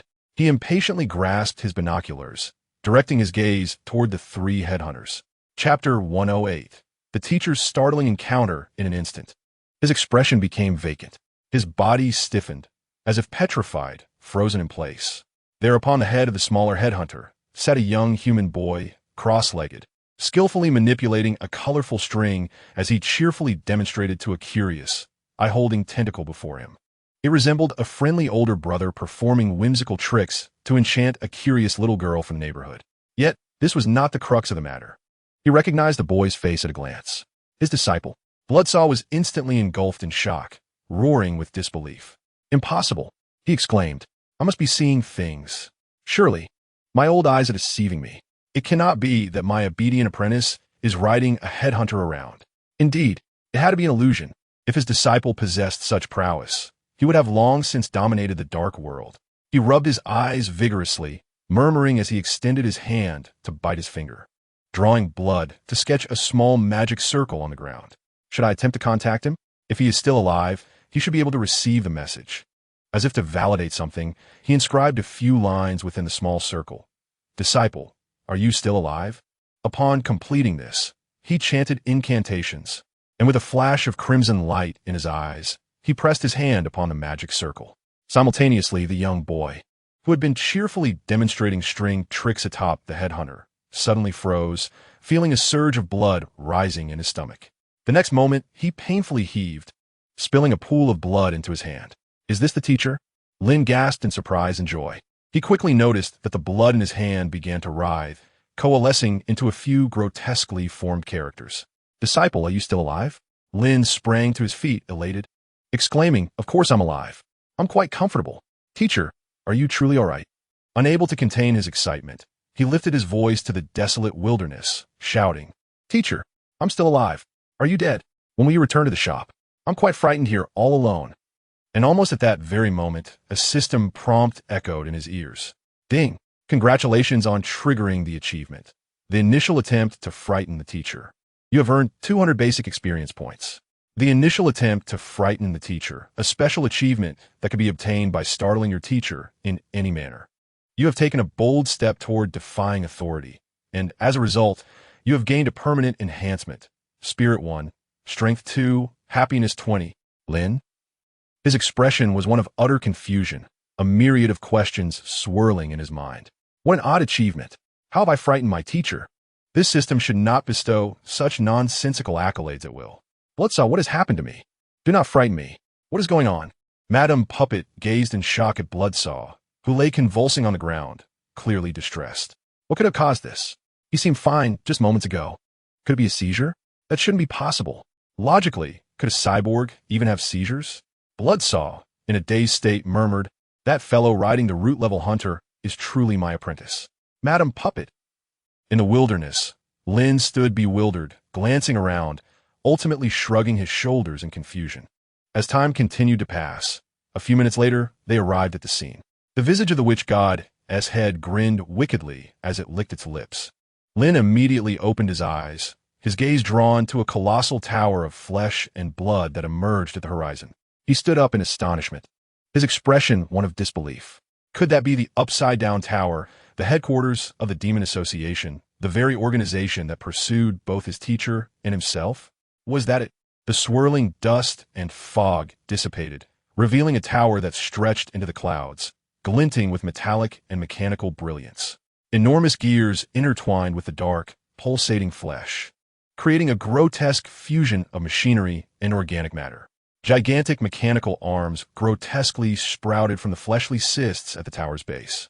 The pinnacle of the tower resembled a massive chimney, belching forth thick smoke reminiscent of a post-industrial age. The clash of flesh and machinery evoked an extraordinarily bizarre, steampunk aesthetic. The upside-down tower. Almost simultaneously, an information panel materialized before him. Prototype Colossus number 012. Upside-down tower, level. Type. Flesh machine artifact attributes. Compatibility. Unmatched anti-origin Colossus. Prototype. Introduction. A creation of the Demon Association, this prototype Colossus is derived from the legacy of the Star of Death civilization. However, due to the partial utilization of the Colossus blueprint, it cannot be compared to a true Colossus. Nonetheless, the inverted tower, which embodies centuries of research from the Demon Association, possesses formidable power that rivals the origin. Almost simultaneously, a series of system notifications echoed in Lin's ears. Ding! You have encountered the first miraculous creation. The illustration system has been activated. You can now freely utilize the illustration system to record any creature or wonder you encounter. And you may spend a certain amount of skeleton coins for an in-depth analysis of any specific illustration. Ding! The cost of analysis in skeleton coins is related to the target's strength and structure. Upon completion, you will gain deeper insights into the target illustration, including personality, preferences, true strength, weaknesses, and more detailed information. Lin. Miraculous creation. Wonder? Illustration? Indeed, this system possesses many more functions awaiting exploration and refinement. However, why does it increasingly feel as though he is in a virtual gaming world? Lin stared wide-eyed. He quickly noticed a new icon representing illustration next to vision in the lower right corner of his interface. He attempted to click on it. Instantly, pages of illustration information materialized before him. Ding! Miraculous creation detected. Would you like to input it immediately? Input. Ding. Input successful.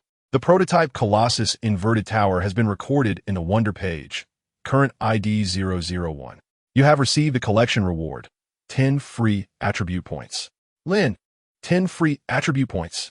Is it really that powerful? This lavish reward was granted merely for recording the information of a wonder. It is worth noting that he truly had only glanced at it. Ding. After the activation of the illustration system, please strive to input as much illustration information as possible. Each illustration will yield corresponding attribute point rewards based on the target information. Please continue your efforts. I see. If that is the case, Can even Xiao Xiao's mother, and Xiao as father be recorded? After all, they are beings of origin level. Without a moment's hesitation, Lin swiftly focused his gaze on the Xiao beneath him. Sure enough, the system notification sounded in his ears. Ding! You have recorded the origin level creature, Hunter Xiao. In the illustration, you have received a system reward, 6 free attribute points. Lin was instantly delighted. So it really is possible. Without further ado, he immediately turned his gaze toward the other 2 origin level creatures not far away. Ding! You have recorded a primordial level creature, the Hunter Titan Skull, and you have received a system reward of 20 points of free attributes. Ding! You have recorded a primordial level creature, the Hunter Shaman Skull, and you have received a system reward of 15 points of free attributes. Lin exclaimed, incredible. The activation of this compendium system provides an unimaginable boost to my personal strength. Having recorded only 4, I have already gained 51 points of free attributes. This far surpasses the attribute increases from leveling up.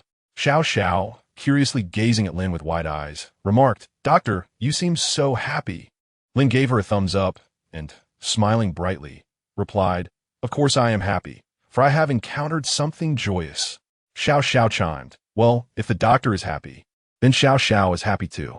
Simultaneously, within the closed space beneath the inverted tower, the grand screen immediately displayed the formidable figures of the 3 hunters. The high-ranking members of the Demon Association, upon witnessing this, trembled with expressions of dread, beads of sweat cascading down their faces.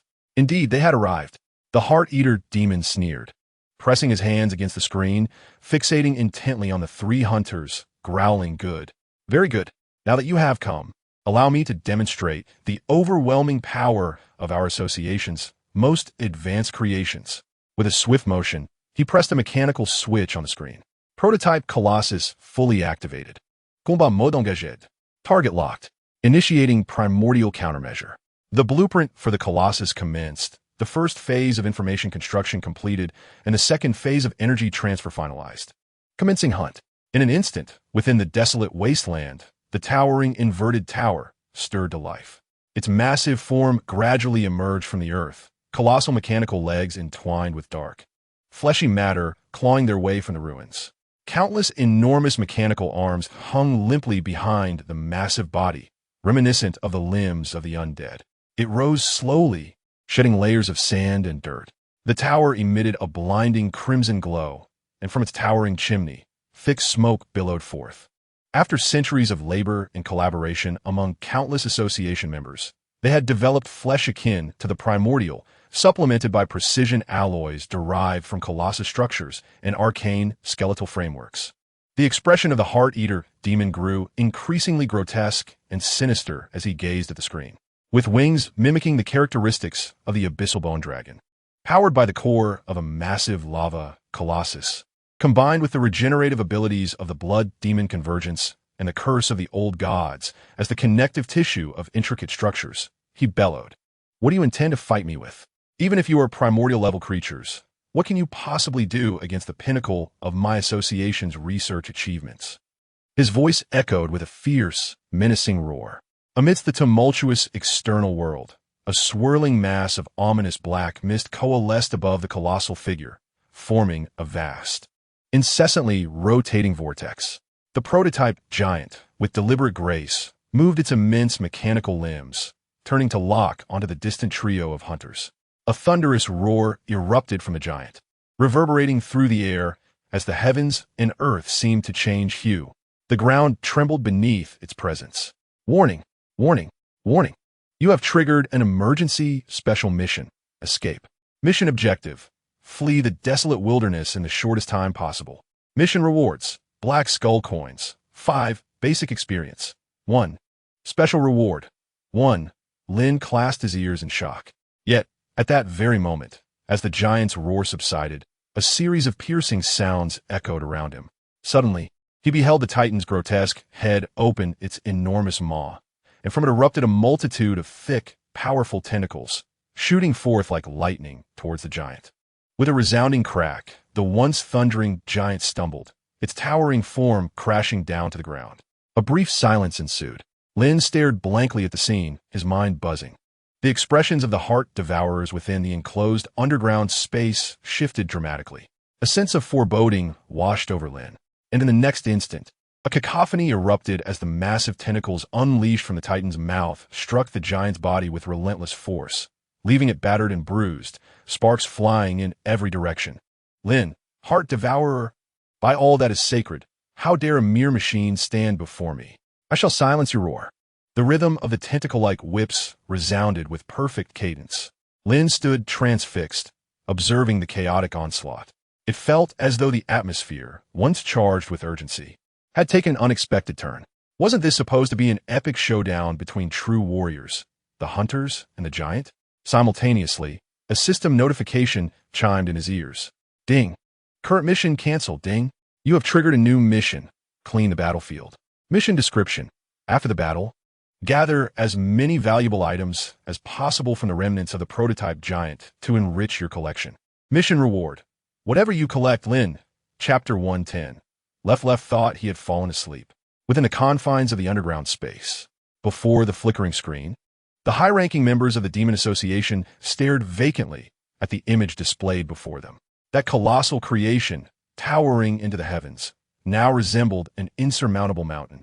With each resounding clap, the vacant gazes of all present trembled slightly.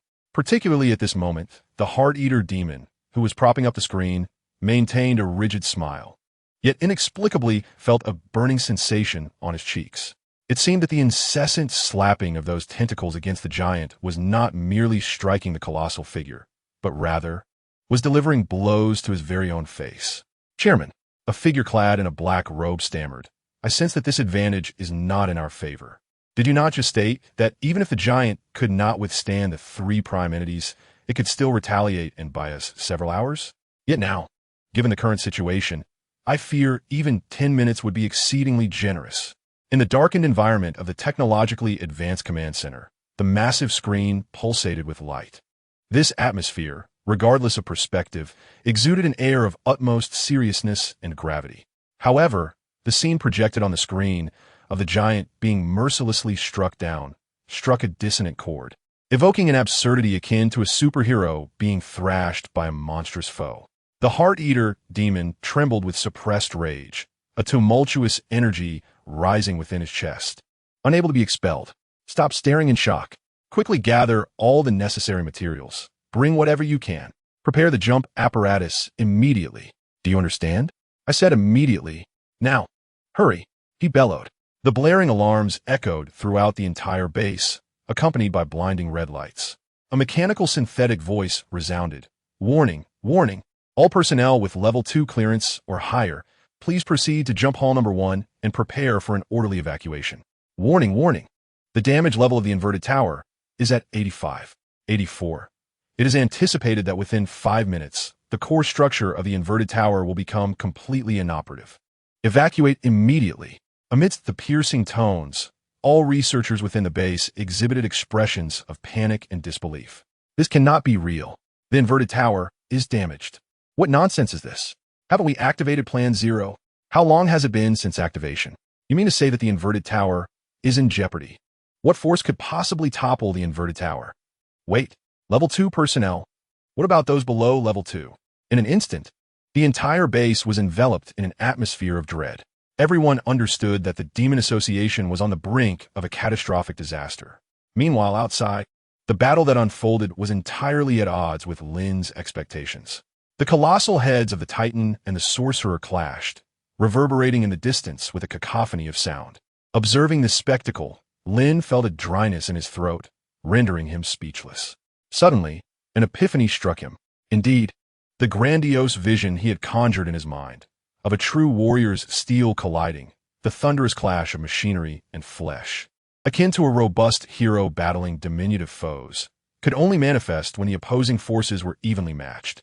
However, when the disparity in strength was vast, the dominant side could easily toy with the weaker one. Enlightenment dawned upon him. Lin's eyes widened in realization. He felt a surge of growth within himself. Then, his gaze abruptly shifted. He activated the blood-flesh cataclysm, manifesting a malevolent eye upon his cheek. If this was indeed the lair of the Demon Association, with the inverted tower already mobilized, It was certain that other members of the association were lurking nearby. His attention fell upon a vast pit not far away, his vision delving deeper into the earth. Immediately, with the aid of the malevolent sight, he detected a plethora of life forms lurking hundreds of meters below. Just as he suspected, they were indeed underground. A faint smile graced Lin's lips as he gently wiped away the eye on his cheek. Xiao Xiao, since we're idling here, weren't you still hungry earlier? How about we seek out some delectable treats now? Xiao Xiao, intrigued, perked up at the mention of food. Let us go to that great pit, Lin commanded, pointing emphatically towards the deep chasm. In an instant, obedient Xiao Xiao leaped, plunging with Lin into the vast abyss. Within the base, a warning blared. Alert! A powerful curse source detected approaching rapidly. Initiating full defensive protocol. Prepare to intercept. Amidst the chaos, the Heart Eater, commanding the evacuation of confidential materials from the Association's depths, was abruptly interrupted by the shrill alarms. His consciousness, intertwined with the entire base's infrastructure, conjured an image of a Knight of the Source racing towards them through the long corridor outside the base. It was him. Upon seeing Lin's face, a surge of rage ignited within the Heart Eater. It was that human. All the calamities stemmed from this individual. Had it not been for him, the Demon Association would never have attracted the ire of these three formidable Source-level beings. And now, he dared to threaten their stronghold. As if sensing his gaze, the petite Lin smiled and raised her head, delicately brushing her fingers across her brow in a gesture of utmost courtesy. With a resounding thud, the Heart Eater's fist struck the nearby steel wall. Activate the defense system immediately. Attack. Target that human and bring him down. He roared, his fury surging. The system alerts chimed in his ears, and Lin smiled faintly, surveying the multitude of surveillance devices adorning the expansive corridor. He knelt, poised like a coiled cheetah, ready to spring. Go ahead, little one, charge forward. Leave the rest to me. Our objective is that audacious individual who dared to offend you. Little one nodded vigorously, her tentacles writhing as her massive head surged ahead like a formidable heavy vehicle, racing forward with fierce determination. Her trust and fondness for Lin had reached a point where she wholeheartedly obeyed his words. In her heart, Lin had long been established as a reliable and commendable older brother figure, a friendly presence with whom she could engage deeply. Zhuozhua, stop pretending to be asleep. I know you've been awake for a while. It's time to get moving. Lin delivered a sharp tap to his left hand. Zhuozhua's fondness for him increased slightly as she endeavored to appear as a normal hand, not out of fear, but simply adhering to her own whims, convinced she was still asleep. Chapter 111. Great success. With another sharp tap, Lin prompted further acknowledgement from Zhuozhua. His brow furrowed, and he closed his eyes. Inhaling deeply by fall. Bang, bang, bang, bang, bang. Accompanying the rapid taps were a flurry of system notifications resonating in his ears. Finally, Zhuozhua let out a loud cry as she opened her mouth wide, biting down on his right hand, exclaiming, "Stop it! No more! What about the cotton candy? I already said not to wake me up. You completely disregard whether I can handle it or not, and you just keep pushing." Lin seized the opportunity, grasping her fingers firmly and stating earnestly, "You aren't backing down, are you?" At that moment, her fingers twitched and she adopted a defiant expression, retorting, "Back down? One absurd notion. Am I really that cowardly? Nonsense. I fear neither heaven nor earth, and even if faced with a colossal head, It seemed she had overheard the peculiar exchange above. The swift and curious Xiao Xiao plucked an eye from its place, lifting it gently with a tentacle. Gazing inquisitively at Lin, "Doctor, did you hear a voice?" Upon seeing the eye roll towards her, Zhuozhua instantly became alarmed, retreating behind Lin's shoulder, her teeth chattering nervously. Ding! Zhuozhua's fear level toward Xiao Xiao. Ting-ding. Zhuozhua's fear level toward Xiao Xiao. Accompanied by the successive system prompts, Xiao Xiao tilted her eye curiously and remarked, "Oh, it's nothing, Xiao Xiao. You needn't worry. My left hand is just a bit shy. You'll get used to it." Lin kept her eyes closed, a faint smile gracing her lips. Xiao Xiao, intrigued, responded, "Oh," and then extended her tentacle once more, not finding it strange that the doctor's left hand seemed to move on its own and be afraid of her. After all, just as she possessed numerous tentacles, it was entirely normal for the doctor to have a moving left hand. Sensing the tremors of her left hand, Lin wore a mischievous grin as she grasped the wrist of her left hand, raising it before her. Zwazwa, you're trembling. The left hand wrapped its pinky and thumb around its palm and protested, no. What do you see me trembling? I was just stretching idly. Was I trembling? I was not trembling. Ding. Zwazwa's fear level toward Xiao Xiao. 5, are you timid? Afraid of strength? Lin's ambiguous smile deepened as she pointed at the left hand. The left hand shuddered, exclaiming, no, I'm not. Where is the timidity in the face of strength? I am merely a normal mutation. Encountering beings I cannot possibly defeat, it is only natural to feel fear. Her expression grew vacant as she observed Lin's increasingly sinister smile. It felt akin to two evenly matched opponents, one suddenly discovering a vulnerability that could be exploited and the other taking full advantage of that weakness. Zwazwa. The left hand heard the voice and snapped back to reality, only to find a nefarious face looming close. You scared me. What are you doing? Ding. Zwazwa's fear leveled towards you. 2. Lin leaned in ominously, cold sweat breaking out on the back of Zwazwa's hand. You should be obedient, right? Zwazwa wouldn't disobey, would she? After all, cold pig trotter is quite a crunchy delicacy. So would T other hands also be equally crisp? The voice was chilling, as if someone were blowing a cold breeze against her scalp. Ding. Zwazwa's fear leveled towards you. 5. Ding. Zwazwa's fear leveled towards you. Zwazwa's teeth chattered as she swallowed hard, saying, you can't be implying that I should be fed to. Zwazwa harbored a trepidation level of 20. Lin Yun, with an amiable demeanor, remarked, how could that be?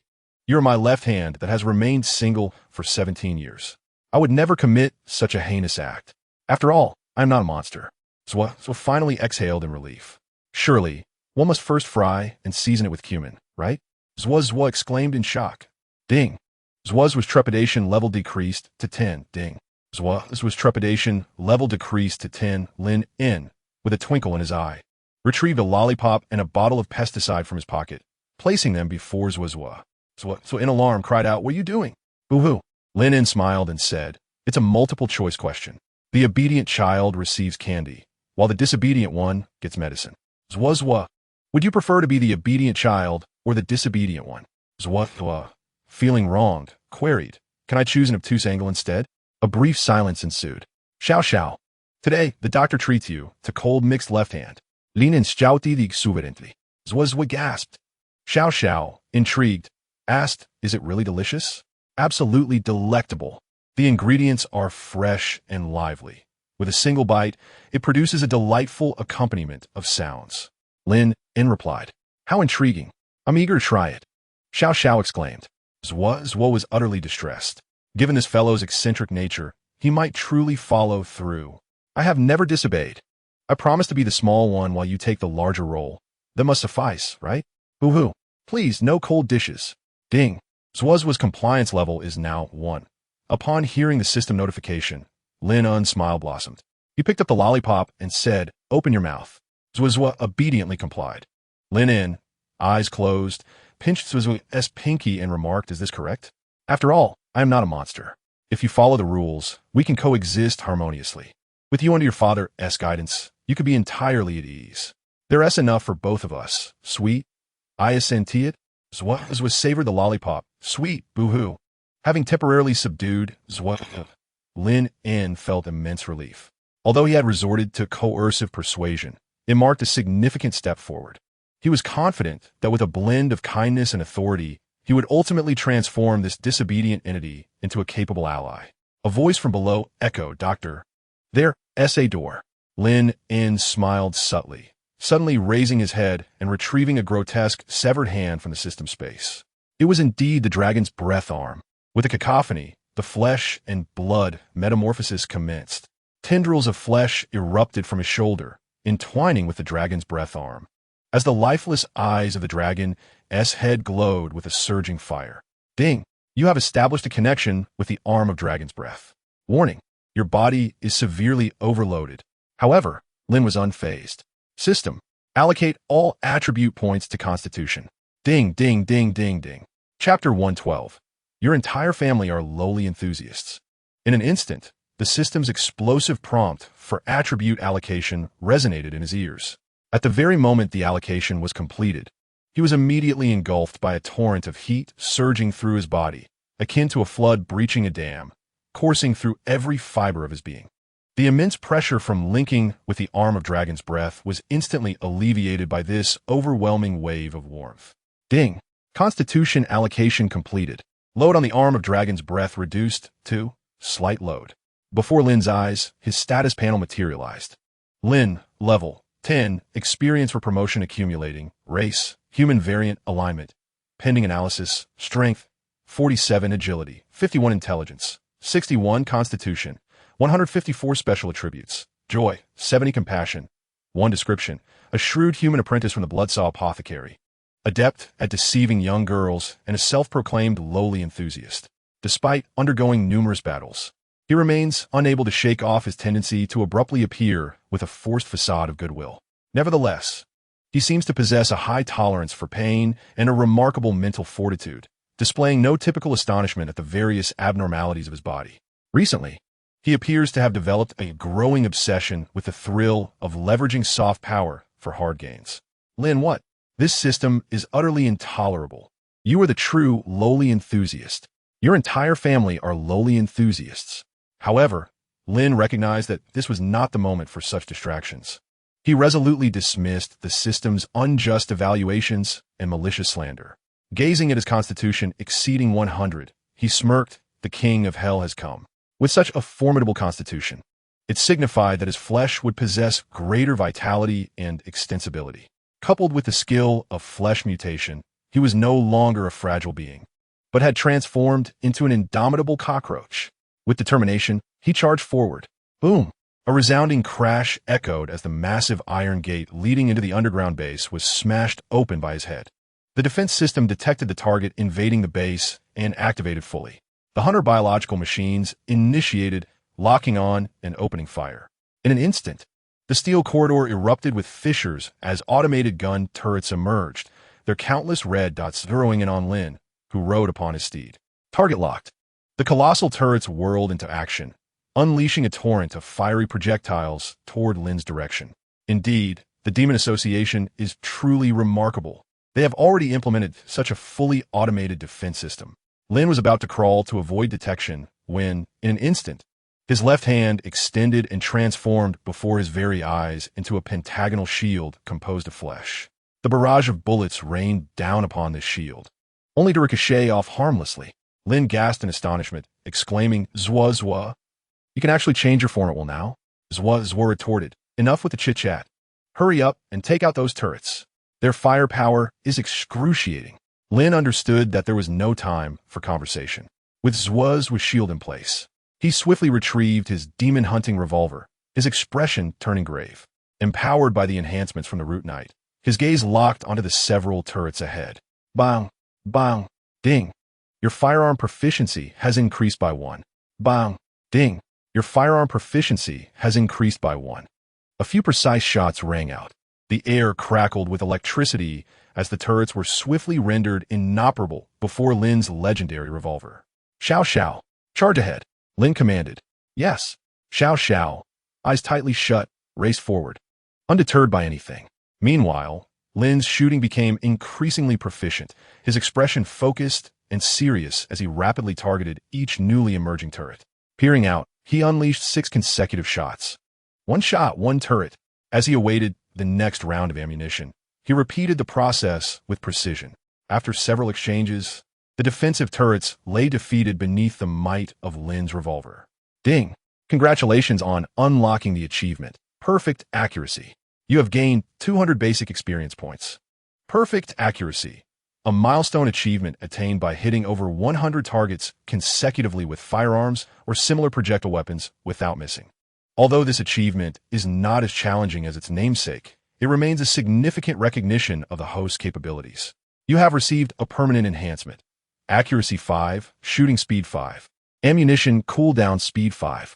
At this moment, Lin had no time to critique the system. "Xiao Xiao, the turrets have been dealt with. Ahead lies the second gate," Lin shouted. His left hand swiftly reverted to its original form, prompting Xiao Xiao to accelerate further.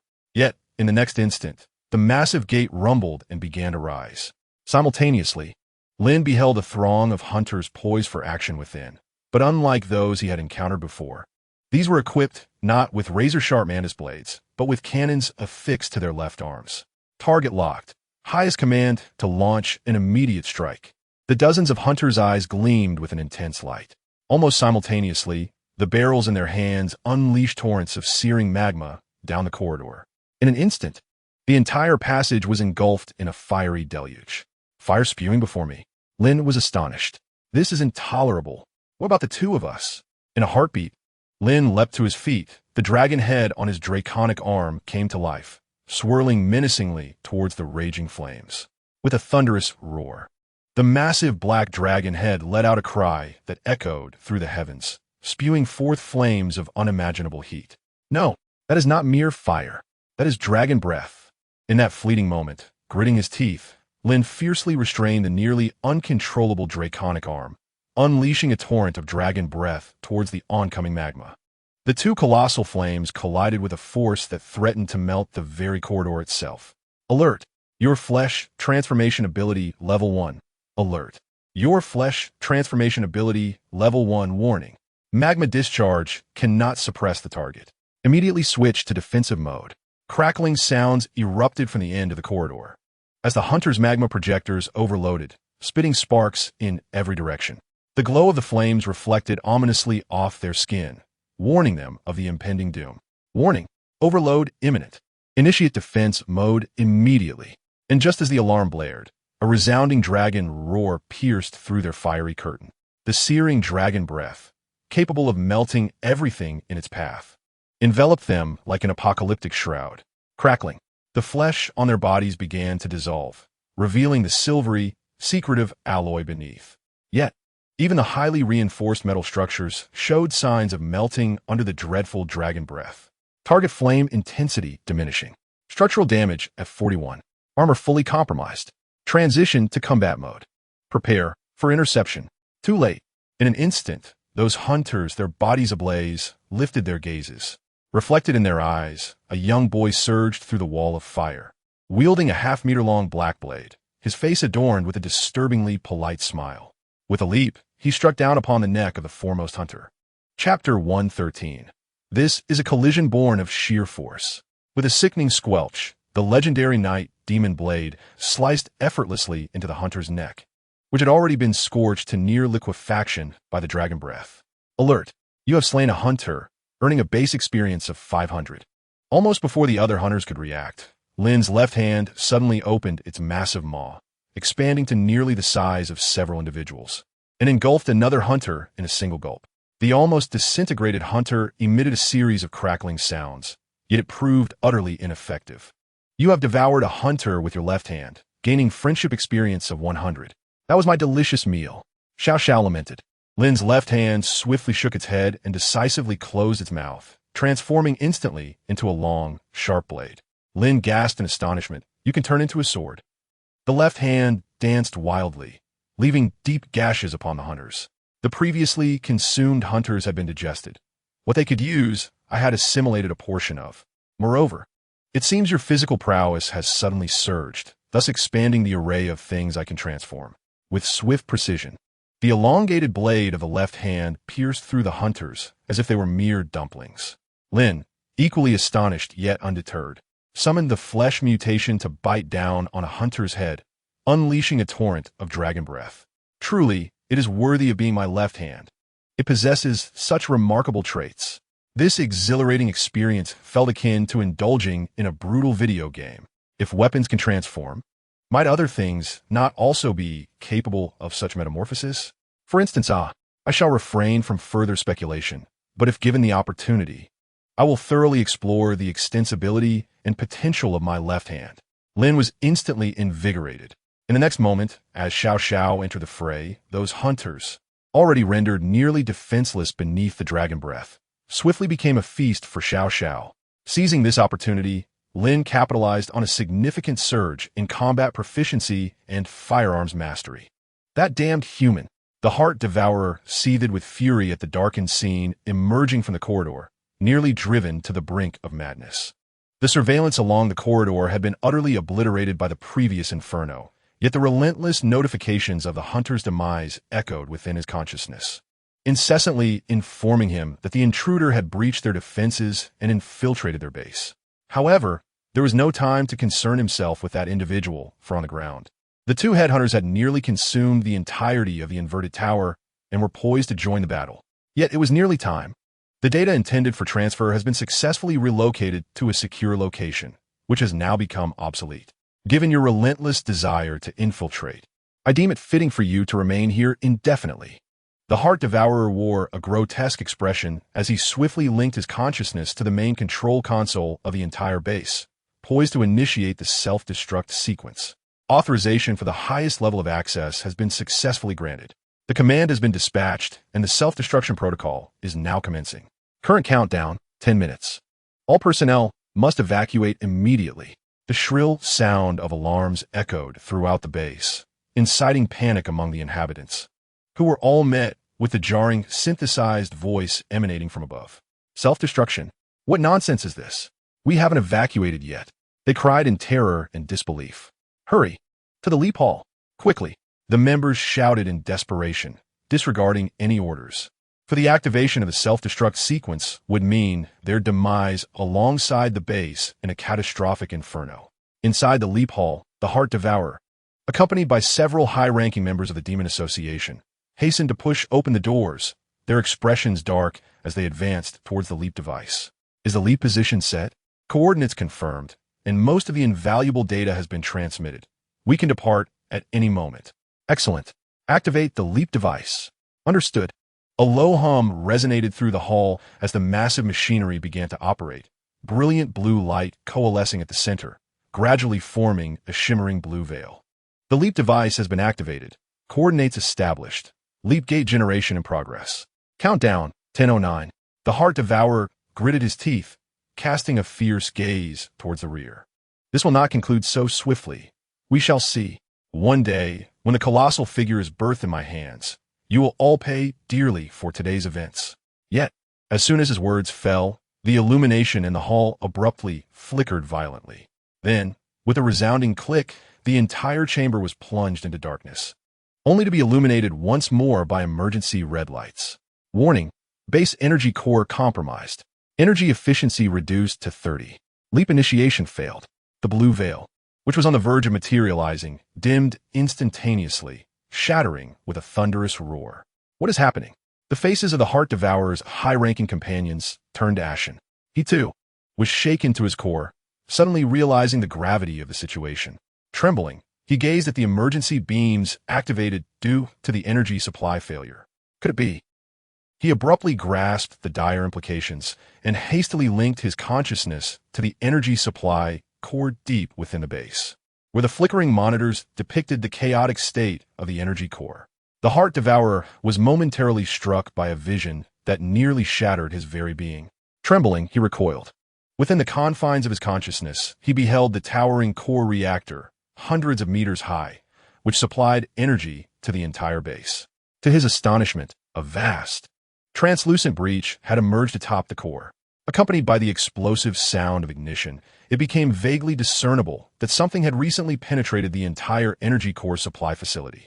The silhouette of a colossal head was starkly outlined above the core, and upon this head, a human-like figure resembling the character type simultaneously materialized. How glaringly conspicuous it was. The ruptured energy core erupted with two bursts of flame. The Heart Devourer stood there, dazed, his mind a void, unable to utter a single word.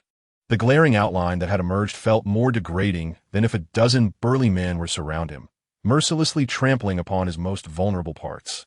It was akin to being slapped across the face repeatedly, with someone departing while casting a wicked smile. That sensation, oh, that sensation. He spread his arms wide and howled to the heavens, tears streaming down his face from the immense humiliation he felt. What embodies the deepest despair? Is it the three primal-level headhunters? Or the toppled hanging tower? No, the most despairing circumstance is when one has just activated the self-destruct mechanism of the base, only to have the leap system malfunction, leaving one trapped within a base on the brink of explosion. That feeling murderous. I swear I will slay you all. The Heart Devourer's voice quivered with unshed tears. For once the self-destruct measures are initiated, there exists no authority to deactivate them. This precaution was embedded in the design to prevent enemies from breaching and compromising the energy supply, Thus, the self-destruction protocol was endowed with its own independent power source. It was on the verge of fracture. Almost in the next instant, a resounding crash reverberated through the air. From the southeast of the leap hall, a diminutive yet chaotic origin knight, galloping recklessly, smashed through the formidable steel, executing a dramatic drift, sparks flying as he came to a halt within the leap hall. "Found you!" Hee, came a progressively sinister laugh. With blood streaming from his face, Lin offered a slight smile. Hefting the dragon's breath arm, while brandishing a revolver with a dark muzzle aimed menacingly at the heart devourer's head. Behind them, through the immense breach they had created, one could clearly observe a straight line extending from the outer corridors of the base, its contours distinctly visible, adorned with various poses, all aligned in a singular fashion. This is a forceful collision. Chapter 114, Flesh and Blood, weak but mechanical. You have destroyed our energy supply hub. The Heart-Eater gritted his teeth, tightly clenching his fists, rising with a fierce glare. The high-ranking officials within the leap hall were all wide-eyed, brandishing their weapons, fixated on the immense head of Lin. Lin, remaining composed, gently touched his cheek, where a vertical eye slowly opened. "Since you possess a device capable of leaping, I anticipated your retreat. However, being a machine, I surmised that such a leap must be an energy-intensive endeavor." He disengaged the safety of his revolver. "Yet, I did not foresee your madness in activating the self-destruct mechanism of the base before your departure, intending to obliterate both your entire facility and everyone here." Lin revealed his pearly white teeth, smiling. "Do not say. It aligns perfectly with my intentions." It was precisely because he discerned the intent that Lin did not hasten to summon Xiao Xiao to this location. Instead, he directed her to destroy the energy facilities of the base at the earliest opportunity. With the aid of the evil spirit's vertical eye, he effortlessly pinpointed the energy center of their base. He did not annihilate the energy core, but rather dismantled the transmission hub supplying energy to the base, which would directly incapacitate the entire facility temporarily. "Ding! You have triggered a quest. Utilize Xiao Zhao's power to eliminate the president of the Demon Association. Quest reward: 1 Black Skull coin, 5,000 basic experience, 1 special reward." The blaring alarm around them incessantly reported the countdown to the base's explosion. 6 minutes and 21 seconds. Good. Excellent. The Heart-Eater's eyes turned increasingly frigid, the fury within receding like a tide, coldly stating, "3 origin-level beings indeed possess the power to utterly destroy us. However, you have overlooked one crucial detail. You should not be standing before me." Almost in that instant, his pupils transformed into a silvery white. A hum resonated as invisible ripples emanated from his body, and Lin immediately felt as if his entire brain were about to explode, accompanied by a resounding crash. "Warning! Warning! You have suffered a severe mental shock. Life points decreasing. Life points decreasing." The shift occurred too swiftly, causing Lin's eyes to bulge and bleed profusely. Everything transpired too rapidly, too fast to react. Brain, left was taken aback. She and Lin were one entity, instantly sensing that excruciating mental agony akin to tearing. "This is a mental attack." Xiao Xiao, clearly caught off guard, appeared bewildered, evidently lacking prior experience with such an assault. At that moment, Zhua hesitated not at all. She suddenly opened her enormous maw and emitted a piercing, wailing shriek reminiscent of a malevolent spirit. Her entire arm swiftly dissolved into pools of viscous, inky liquid, cascading onto the ground. A wail echoed, a baby's cry. The dark, viscous substance that fell to the floor began to writhe and metamorphose into numerous infants, each resembling Lin in to the last detail.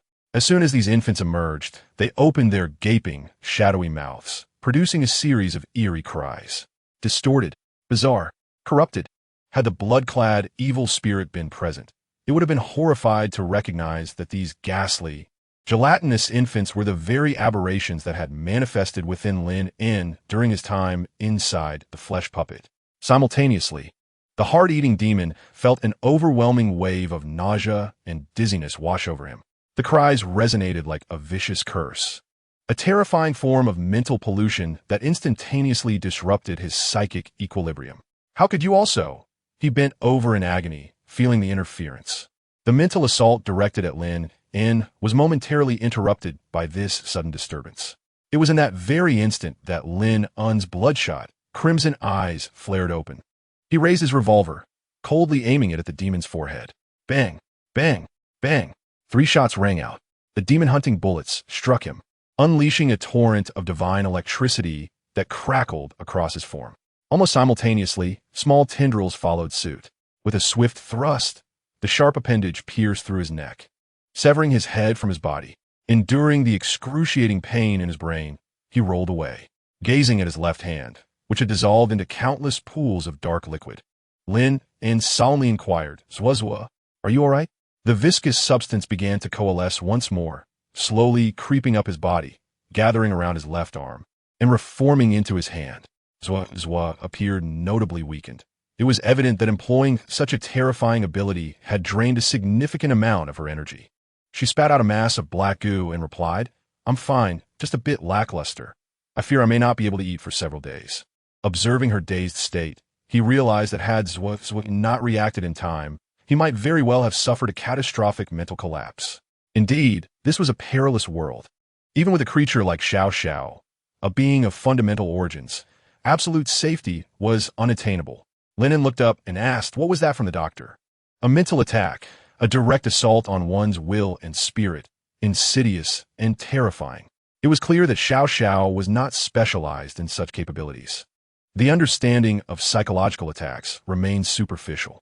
The individual earlier clearly targeted him, and he must have been aware that even if he attempted to launch a mental assault on Xiao Xiao, her fundamentally profound consciousness would render such efforts largely ineffective. He genuinely wished to end his own life. Upon learning his name from the system's prompt, he should have realized that this individual possessed formidable mental prowess, likely employing techniques of the mind. Had it not been for Zwazwa, he might have found himself in dire straits. Did that man perish? Lin Yun squinted and remarked, "He must have shifted his consciousness at the last moment. He likely possesses more than one physical form." The absence of a notification regarding the completion of the system's task confirms that he is still alive. Without hesitation, Lin Yun activated his malevolent vision, chuckling deeply. "Xiao Xiao, let's depart. Since he failed to eliminate me the first time, he shall not have a second opportunity." Meanwhile, in the deepest core of the base, a mechanical synthetic sound faintly echoed from the depths of a massive container. Consciousness transfer complete. Subject 1's body is reassembling and rebooting. A cacophony of electric sparks erupted within the container. In the next moment, a precision mechanical hand shattered the hard exterior of the container with a resounding crash. A pair of crimson eyes flickered to life. Flesh is frail. Machinery reigns supreme. A hoarse voice resonated. Chapter 115, of course. My beloved patient. With a thunderous explosion, the lid of the container was violently propelled away. Countless solutions transformed into swirling gusts, and amidst that pallid vapor, a humanoid mechanical form emerged slowly. Its entire being was enveloped in mechanical skeletons, devoid of flesh, with currents of crimson energy coursing through its veins. The heart-eating demon emerged hoarsely. This was his first body, his strongest combat form apart from the puppets of the God Hunter. Energy depletion rendered the jump device inoperable, confining this body to the base, becoming his ultimate trump card. "I have not forgotten you, nor will I spare you. But not now. When I return, you shall all perish at my hands." His voice rasped, and his mechanical hand clenched tightly. Without lingering, he abruptly turned, the precision of his mechanical form unleashing tremendous power. He controlled the mechanical body, leaping upward, crashing through the robust steel structure above, and instantly ascended to the upper levels of the underground. Base self-destruction countdown, 4 minutes and 5 seconds. He did not seek further confrontation with Lin Yun. Instead, he swiftly dashed along the corridor towards a clandestine passage leading outside the base. For even if the energy supply hub were to be restarted, successfully completing the leap before the base self-destructed would be arduous. Thus, the sole means of escape lay through physical means. As the current president of the Demon Association, he could not afford to leave himself without a fallback. Boom, boom, boom. The precise mechanical form relentlessly shattered wall after wall, propelling him forward like a colossal hand rampaging through the space. However, just as he burst through the last barrier and entered a lengthy corridor, a mocking yet familiar voice suddenly resonated in his ears. "As I suspected, you possess a new body. How could the president of the Demon Association be so easily dispatched?" It was that human, The heart-eating demon instantly recognized Lin's voice. The relentless devil.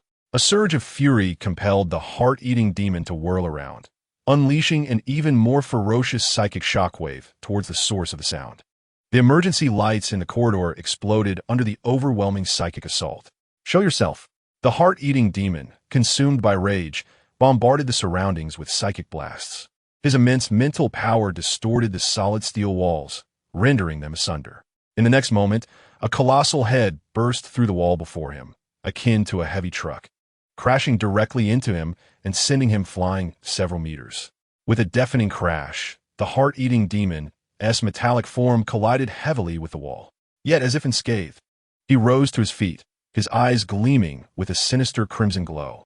His gaze instantly locked onto the diminutive figure that had appeared. "As you wish, what now?" Lin's voice, laced with amusement, emanated from the small figure.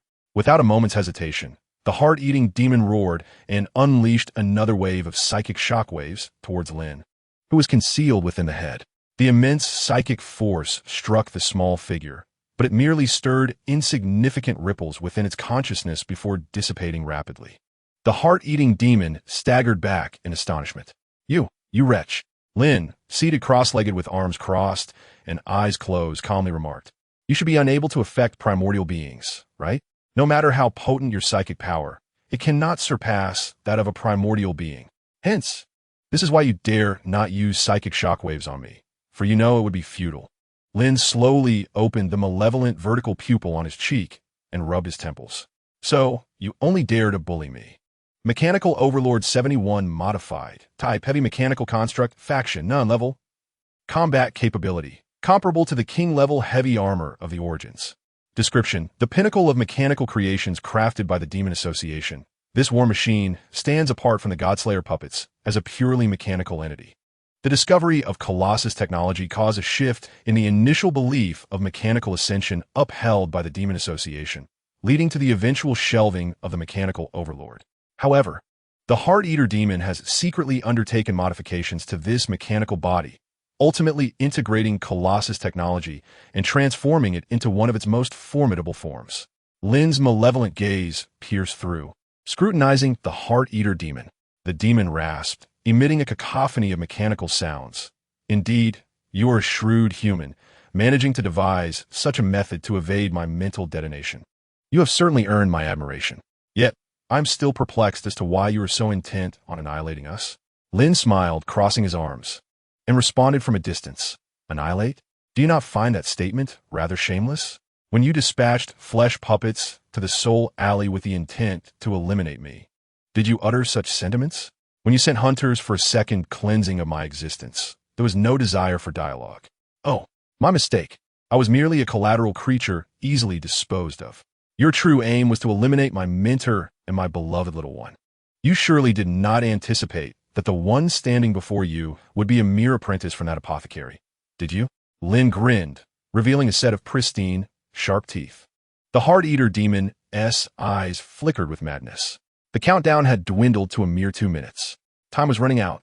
No, he had to escape from this place at all costs. He could not afford to let this creature squander any more of his time. With a hum, he abruptly turned, moving with unimaginable speed, gritting his teeth, and charged towards the end of the corridor. "Xiao Xiao."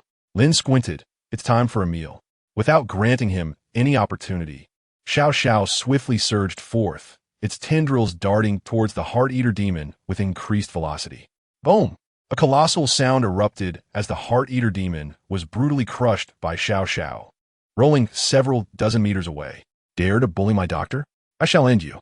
The massive tendrils struck the Heart-Eater demon with force, sending sparks flying. Xiao Xiao launched a ferocious assault, its numerous tendrils firing like bullets from a machine gun, bombarding the mechanical body of the Heart-Eater demon. The demon roared, rising to its feet, and abruptly retreated, extending 2 high-temperature long swords from its arms. Clang! Clang! The dual swords clashed against the hardened tendrils of Xiao Xiao, igniting a shower of sparks. In an instant, the corridor was illuminated and dimmed, resonating with the clangor of violent impacts. "Damn it! Damn it! Damn it!" The Heart-Eater roared with increasing ferocity, yet found itself utterly incapable of escaping the onslaught of the diminutive foe. The piercing sound of the self-destruction alarm grew ever more intense, The entire base was on the brink of being engulfed in flames. At the same time, within the tiny mouth, Lin squinted his eyes and slowly extended his hand, his gaze penetrating through the minuscule gaps of teeth to land upon the heart eater. So, are you truly a mechanical creation, or merely a facade?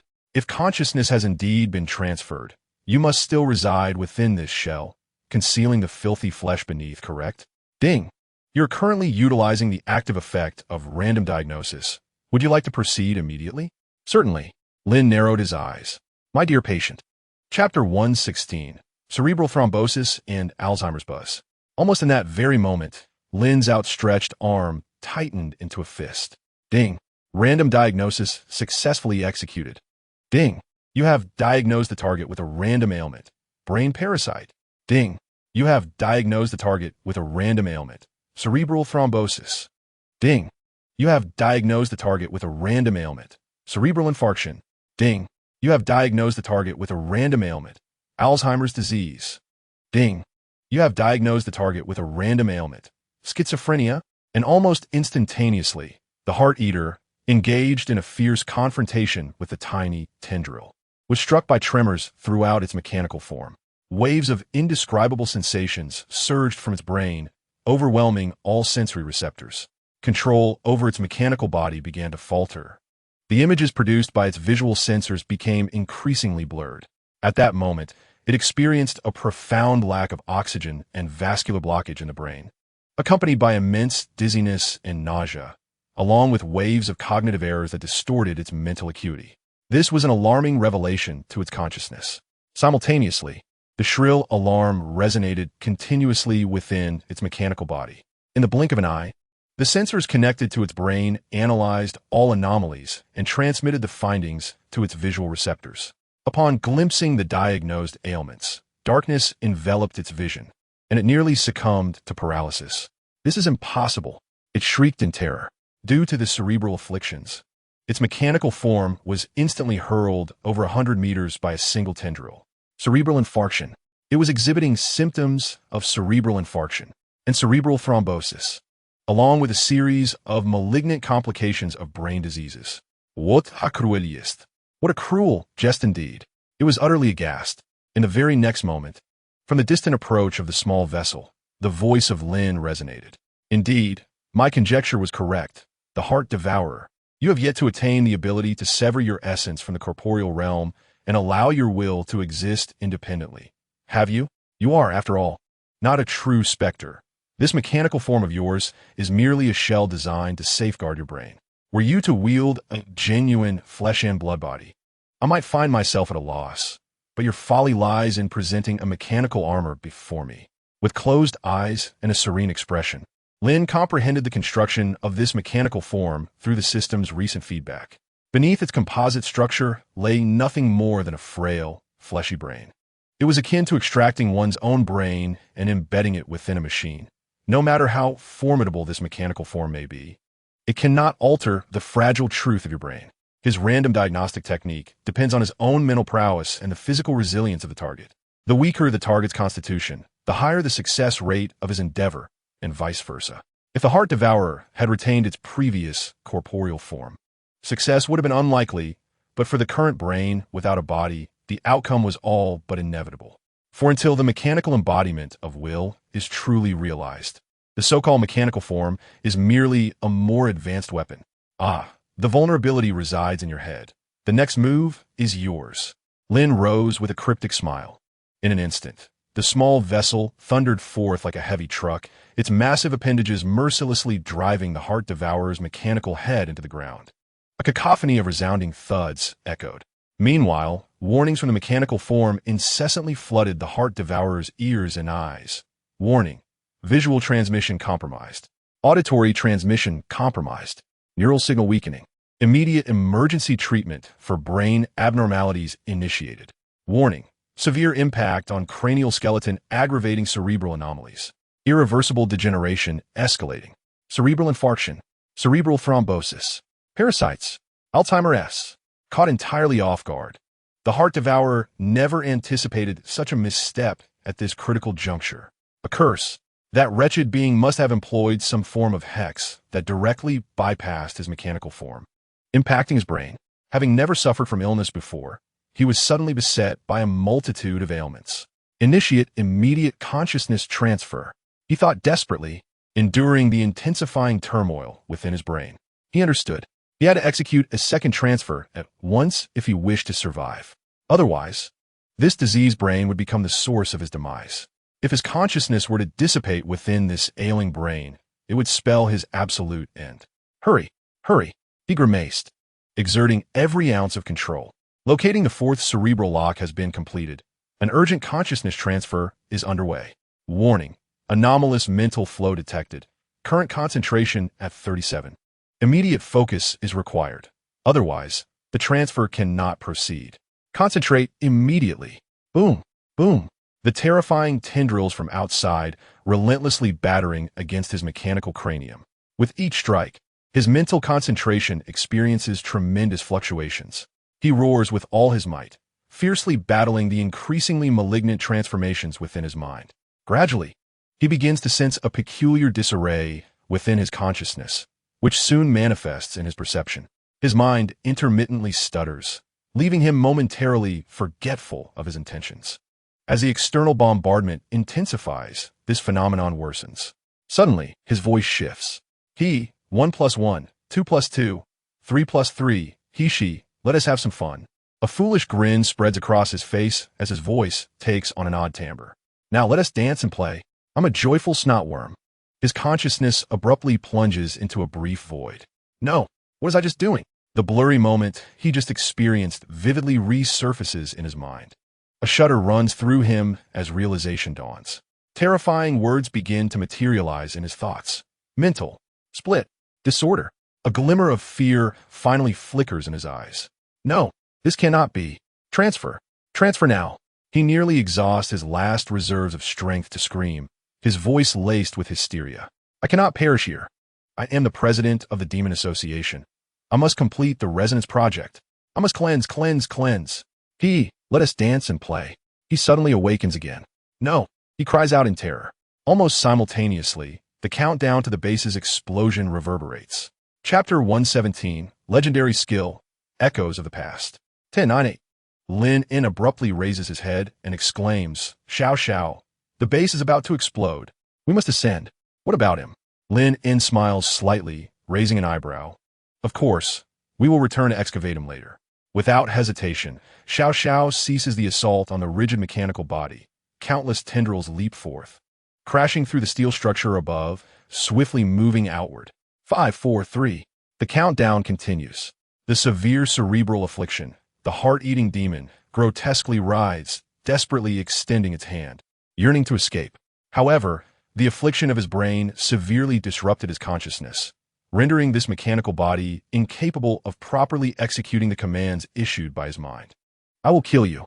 I will kill you, he ferociously repeated, his resentment and hatred towards Lin distorting his will. I will take your life. I must fly. Imustasin. The onset of schizophrenia struck once more, and he erupted into fits of foolish laughter. Almost simultaneously, the countdown concluded. The self-destruction mechanism activated. Boom, boom, boom. Countless explosions erupted throughout the base, and the roaring flames swiftly engulfed the corridor where the heart devourer chuckled maniacally. Outside, as a head leaped from the massive pit, the ground within a radius of several hundred meters collapsed with a resounding roar, the colossal explosion igniting a towering inferno. The small yet substantial head landed steadily upon the earth, coming to a sudden halt, bouncing lightly at the edge of the explosion's aftermath. Ding! You have exceeded the task. Leave a complete corpse. Task reward: 5 black skull coins. Basic experience: 3,000. Special legendary reward: skill, past remembrance. Ding! You have completed the special task. Eliminate the president of the Demon Association. Task reward: 1 black skull coin. Basic experience: 5,000. Special reward: 1 skill enhancement scroll. Accompanied by the system notifications ringing in his ears, Lin smiled slightly and leapt forth from the small head. The explosive winds tousled his brow as he gazed upon the smoldering ruins. Finally, it is over. Past remembrance, category, skill quality, legendary description, a special skill that consumes a considerable amount of mental energy, allowing for a fleeting recreation of the target state at a particular moment in the past. It cannot alter the target's strength. The success rate is proportional to the target's resistance, and once the duration concludes, normalcy is restored. Duration, 1 hour. Skill enhancement scroll can be used to enhance an acquired skill, slightly increasing its effectiveness, with a maximum enhancement level of 10. With a soft thud, the enhancement scroll landed in his hand, and his skill list now featured a new addition. Past remembrance? Lin gazed at the skill's description, pondering deeply. According to the introduction, this appeared to be yet another sinister skill akin to his random diagnosis technique. The ability to recreate the target's state at a specific moment in the past? Does this imply that he could transform the target into a fertilized egg? Lin stroked his chin, contemplating some unique applications. However, he soon discarded this notion, for if it merely recreated a past state without genuinely influencing current strength, its utility seemed rather limited. Instantly, a peculiar image flashed through his mind, a fertilized egg chasing him down in a comical manner. He wore a bewildered expression. At that moment, a tremendous tremor reverberated from the distance, resembling the sound of a colossal earthquake. The heads of the Titan and the sorcerer, alerted by the commotion, bounded over, each leap akin to a small mountain slamming onto the ground, instilling a sense of dread. It seemed that the daughter had vanquished all adversaries. As the sorcerer's head emitted a sinister, terrifying laughter, the Titan's head, gnawing on a plethora of mechanical structures and flesh, oozed rancid blood between its teeth as it savagely chewed, remarking, "Apologies, my dear, I devoured that gigantic statue. Father, you might have chipped a tooth. Perhaps you should let a doctor replace it," replied the little one. An eerie silence spread unabated around them. Lin sensed a murderous intent lurking behind him. He cleared his throat and said, "Little one, have we perhaps overlooked something? Should we not excavate that machine?"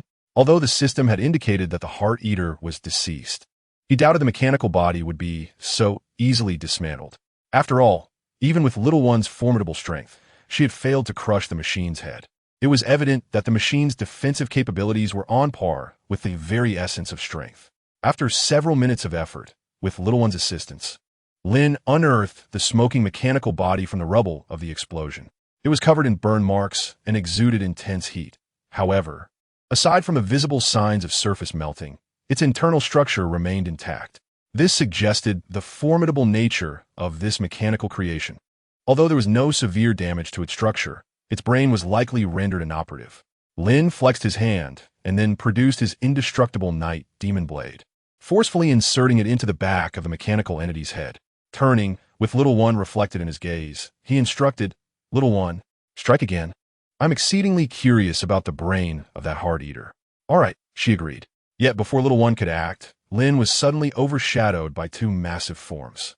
He pivoted, eyes widening as he beheld the cold, indifferent gaze of the two colossal heads looming over him, a cold sweat breaking out across his brow. "Are they already attempting to command my daughter?" The Titan's head bared its fearsome fangs. "No," Lin exclaimed defiantly. "I have yet to consent to this marriage." The sorcerer's head narrowed its eyes, exuding malice. "Huh?" Lin was taken aback. "Something feels amiss. What are they talking about? Why do I feel so bewildered? Marriage? What marriage?" With a thunderous crack, the ground erupted, propelling all living beings 2 meters into the air. Lin turned, swallowing hard, only to see the massive tentacles of little one's mother rise, and his Night Demon Blade plunged directly into the mechanical being's head, prying open its crown. Lin stared, swallowing hard as he said, "Thank you, Andy." The head of the Wraith wore a strange, enigmatic smile, opening its mouth with a clattering sound. "No need for thanks. We are like family now. You're being too formal." A shiver ran through Lin. For reasons he could not comprehend, he felt an ominous intuition creeping over him. Lin turned abruptly, acutely aware of the terrifying gaze piercing through his back. Yet, he steeled himself, cautiously approaching the machine. Upon observing the interior of the head, he was momentarily taken aback, his expression swiftly regaining its seriousness. Just as he had surmised, a brain. A flesh and blood brain. Chapter 118. Discussing joyful matters. The grotesque brain tissue, with its ridges, was still emitting vapor, although the temperature was not excessively high, showing no signs of damage from the explosion. This clearly demonstrated the exceptional protective capabilities of the machine. Its true demise stemmed from the myriad of afflictions he had bestowed upon the Heart Eater's brain. The steaming brain oozed a thick, viscous substance, interspersed with strands of blood, having evidently lost all functionality. Would you like to immediately add the target to your compendium? Yes. Beep. You have recorded the mechanical rebirth in your compendium, earning 5 points of free attribute rewards. Beep. You have recorded the Heart Eater in your compendium, earning 2 points of free attribute rewards. Heart Eater Compendium, current sample integrity, 13 abnormal afflictions, cerebral thrombosis, cerebral infarction, Alzheimer's disease, parasitism, schizophrenia, etc. Description: an ancient race that exists within the dark world, also known as brain demons. They possess extraordinarily powerful mental abilities but lack a physical form. Certain exceptional heart eaters can parasitize within a host, gradually consuming or assimilating the target's brain. A brain that has been assimilated will become a new vessel for the heart eater's consciousness, enabling rapid consciousness transfer between multiple brains. Gazing at the information on the compendium, Lin stroked his chin. Brain demons? So that's it. Although it differed slightly from his initial conjecture, the essence remained largely the same. The reason Lin was able to inflict such a multitude of afflictions at once was quite simple. He was not residing within a fleshly body, but rather inhabiting a machine. Thus, his diagnostic abilities could entirely bypass the machine's influence, directly impacting the brain. In terms of physical attributes, how could a single brain possibly compare to his hundreds of attribute points? Lin smiled faintly, carefully packaging the brain, saying, "I'll take this back from my teacher. I believe he will surely appreciate this gift." Meanwhile, atop the distant mountain peak, Madame Puppet observed the entire explosion and the annihilation of the colossal statue by the two source-level beings. She took a deep breath, still trembling with fear at the memory. Her gaze fell upon Lin, the disciple of Bloodsaw, a smile gracing his face. Is he truly the apprentice of that notorious figure? She whispered, her eyes sparkling with intrigue. He was remarkably exceptional, far surpassing Bloodsaw in talent. She felt a stir within her. After all, such a young and gifted being was a rarity even in this dark world. Most importantly, he was human. A human capable of standing out in such a grim realm was an undeniable advantage. She cast a fleeting glance at Bloodsaw, who remained in a stupor, bubbling incoherently. And her interest in the old pervert waned significantly. Had it not been for the desperate need to find a relatively normal humanoid to assist in lifting her blood curse, she would never have considered this unsophisticated creature. Gradually, new thoughts began to form in her mind. Initially, she had intended for Bloodsaw to help her daughters break their curses. However, her perspective had shifted. If she could lure his remarkable apprentice to the doll manor, employing some special methods to encourage interaction between him and her daughters, perhaps they could cultivate a bond akin to the one she had once shared with Bloodsaw. If all went well, she would no longer have to witness her daughters suffer under the curse of the dolls. With a newfound determination, her expression turned serious. She glanced once more at Bloodsaw, and with a swift kick, sent him tumbling off the cliff. Useless waste, she thought. He had been retching for over half an hour, a sheer waste of resources. Suddenly, an urgent announcement pierced the air. Breaking news. The headquarters of the Demon Association, located in the desolate wilderness, has suffered a devastating blow. 1 hour ago, the 3 legendary root hunters launched a purge against the Demon Association. The headquarters has been completely annihilated, and casualty numbers remain unknown. Further details are forthcoming. Attention! Footage of the hunters and the Demon Association has been compiled. For those wishing to understand the specifics, focus your gaze to acquire it for 500 skull coins. In an instant, the dark world reverberated with this shocking news. Though the Demon Association had been a secluded force, it was still a formidable power within this grim realm. Their unique blend of mechanical and flesh creations had long captivated many beings. Now, this powerful entity had been obliterated. The hunters. It was unfathomable how the Demon Association had provoked such monstrous foes. If it was indeed the hunters, then it was no wonder, in this world of taboo, even the strongest could not escape their fate once they drew their ire. Alas, yet another organization has succumbed to the hands of its very foundations. How amusing! In a fleeting moment, this event sparked fervent discussions across various regional channels. The compilation of battles from the informants swiftly circulated through the dark underbelly of society. Yet curiously, in all the footage released by the informants, the visage of a humanoid entity accompanying the trio of hunters has been deliberately obscured. Who could this figure be? Could it be a monarch from some distant realm? Remarkably, they were seen in the company of those 3 hunters. I speculate it must be the ruler of the Unicorn Demon clan. Who else could maintain such a favorable rapport with the hunters? However, this seems implausible. Even if it were the Demon King, would the hunter of foundational level permit him to ride atop his head? Clearly, that being is seen mounted. In a whirlwind of speculation, the identity of this enigmatic figure continues to ignite debates. Only the residents near the Soul Alley remain silent. They are aware of who this figure truly is, yet they dare not speak. For their proximity to the Soul Alley makes them wary of provoking the ire of that youth, lest they invite some dreadful consequence. The reasoning behind the informant's deliberate erasure of his likeness remains a mystery to all. Hours later, the notifications echoed. Ding. You have picked up a broken lava core 1. Ding. You have picked up precision gears 51. Ding. You have picked up damaged mechanical structures 30. Ding. You have picked up pulsating eyeballs 5. Ding. Congratulations. You have achieved a milestone. Scavenger. You have gained 200 base experience points. Scavenger. This milestone signifies that you have collected over 1,000 pieces of refuse, indicating your preliminary mastery in the art of scavenging and waste collection. You have received a permanent enhancement. Strength 2, Constitution 2, Happiness 10. In pursuit of the system's expectations. Once it was established that the Demon Association had left no living beings behind, Lin swiftly embarked on his scavenging endeavors. Regardless of the utility of the items, he collected anything within reach, driven by the intent to utilize them. After agreeing to let Xiao assist in procuring superior materials for her dental work, Xiao beamed with the exuberance of a child weighing 20,000 pounds. She also pledged to help him transport all his findings back to the Soul Alley once he completed his scavenging. After several hours of diligent work, Lin gazed with satisfaction at the heaps of spoils before him, and with a smile, he extended his hand to exchange a celebratory high-five with Xiao as tendril. Everything is packed. How delightful. Indeed, Lin wiped the sweat from his brow, placed his hands on his hips, and smiled, resembling a youth who had just finished an exhilarating game. Shall we prepare to return then? It would be ill-advised to attract the attention of other lurking entities.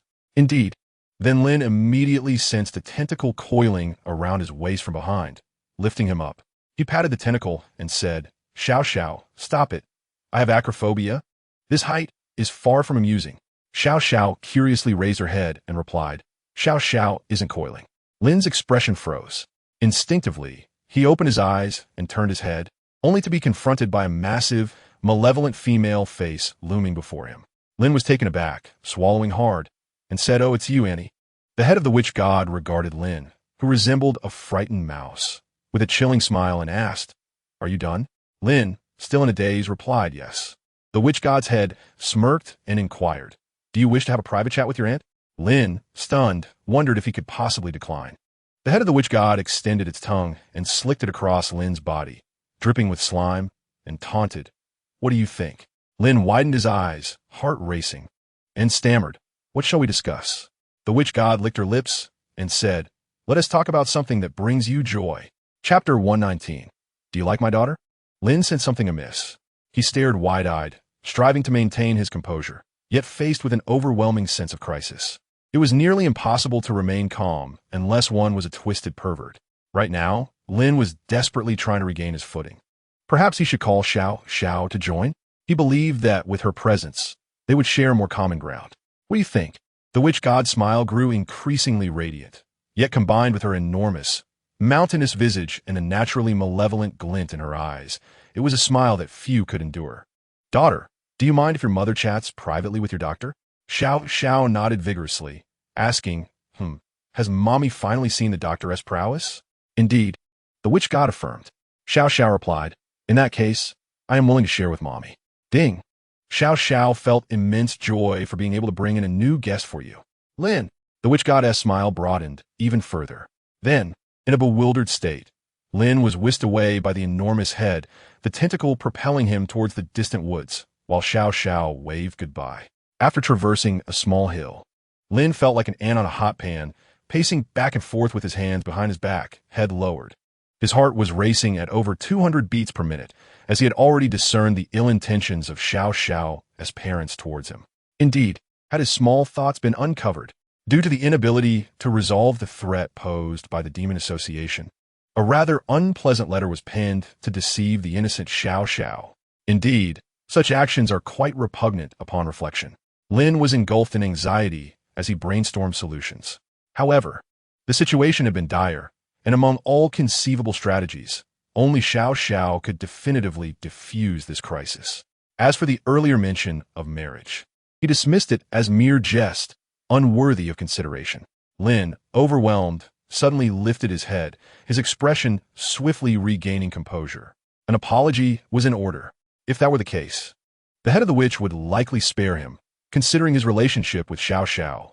Resolute, Lin turned his gaze towards the towering head that faced away from him. Have you come to a realization? The witch's head emitted a sinister, mocking laughter. Lin inhaled deeply, raised his hand to his chest, and earnestly declared, Auntie, I must apologize to you. Oh, the witch's head responded with an intrigued tone. The letter I sent to Xiao Xiao was indeed tinged with a hint of selfishness. For the situation was critical, and I had no choice but to write to her overnight. He raised 3 fingers solemnly and continued, but I swear to you, I harbor no malicious intent. From the very first moment I laid eyes on Xiao Xiao, I recognized her as a kind and lovely girl, and I cherished this rare friendship dearly. Who could possibly dislike such an adorable young lady? Lin's expression was earnest and unwavering, devoid of any flaws. There was no alternative. The only means to extricate himself from this precarious situation was to continually emphasize the depth of his bond with Xiao Xiao. Though it was only their second meeting, given the affection that had blossomed, Xiao Xiao could indeed be considered a close friend. Ding! The witch's head's favorability towards you has increased by 1. Though the witch's head had yet to respond verbally, the system notification that echoed in his ears assured Lin that his strategy was undoubtedly effective. Ah, it seems you are quite fond of my daughter, the witch's head remarked with a tone that turned mysterious and cruel. Lin, still holding up 3 fingers, replied, Indeed, I am very fond of her. How could one not be? This is noyest. At such a moment, dare to say otherwise, and you would be crushed to oblivion. Ding! The witch's head's favorability towards you has increased by 10.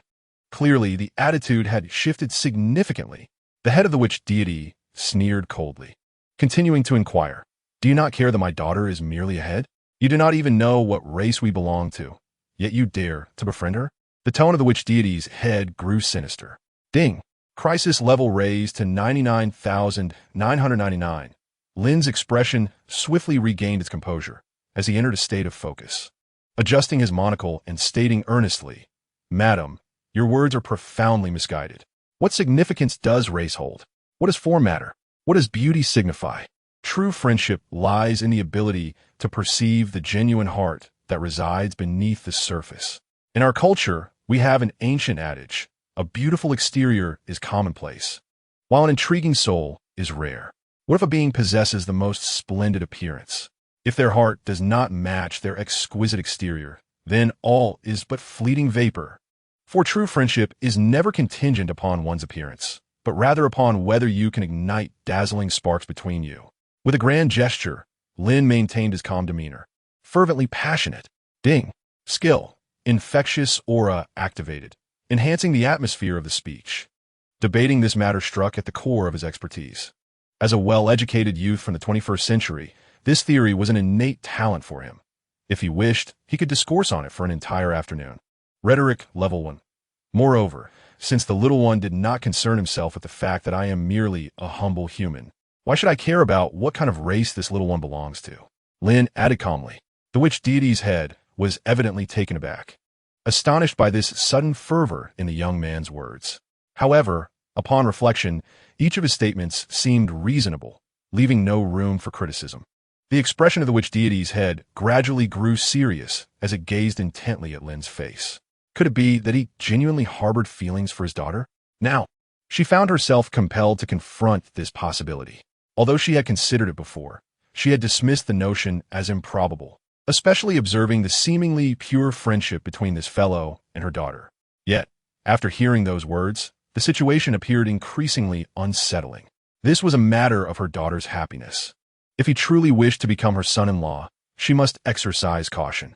The witch deity's head narrowed its eyes, its demeanor shifting from malevolent to serious, as it intently asked, Do you swear that you will treat my daughter well and not merely toy with her? Chapter 120. I consent to your union.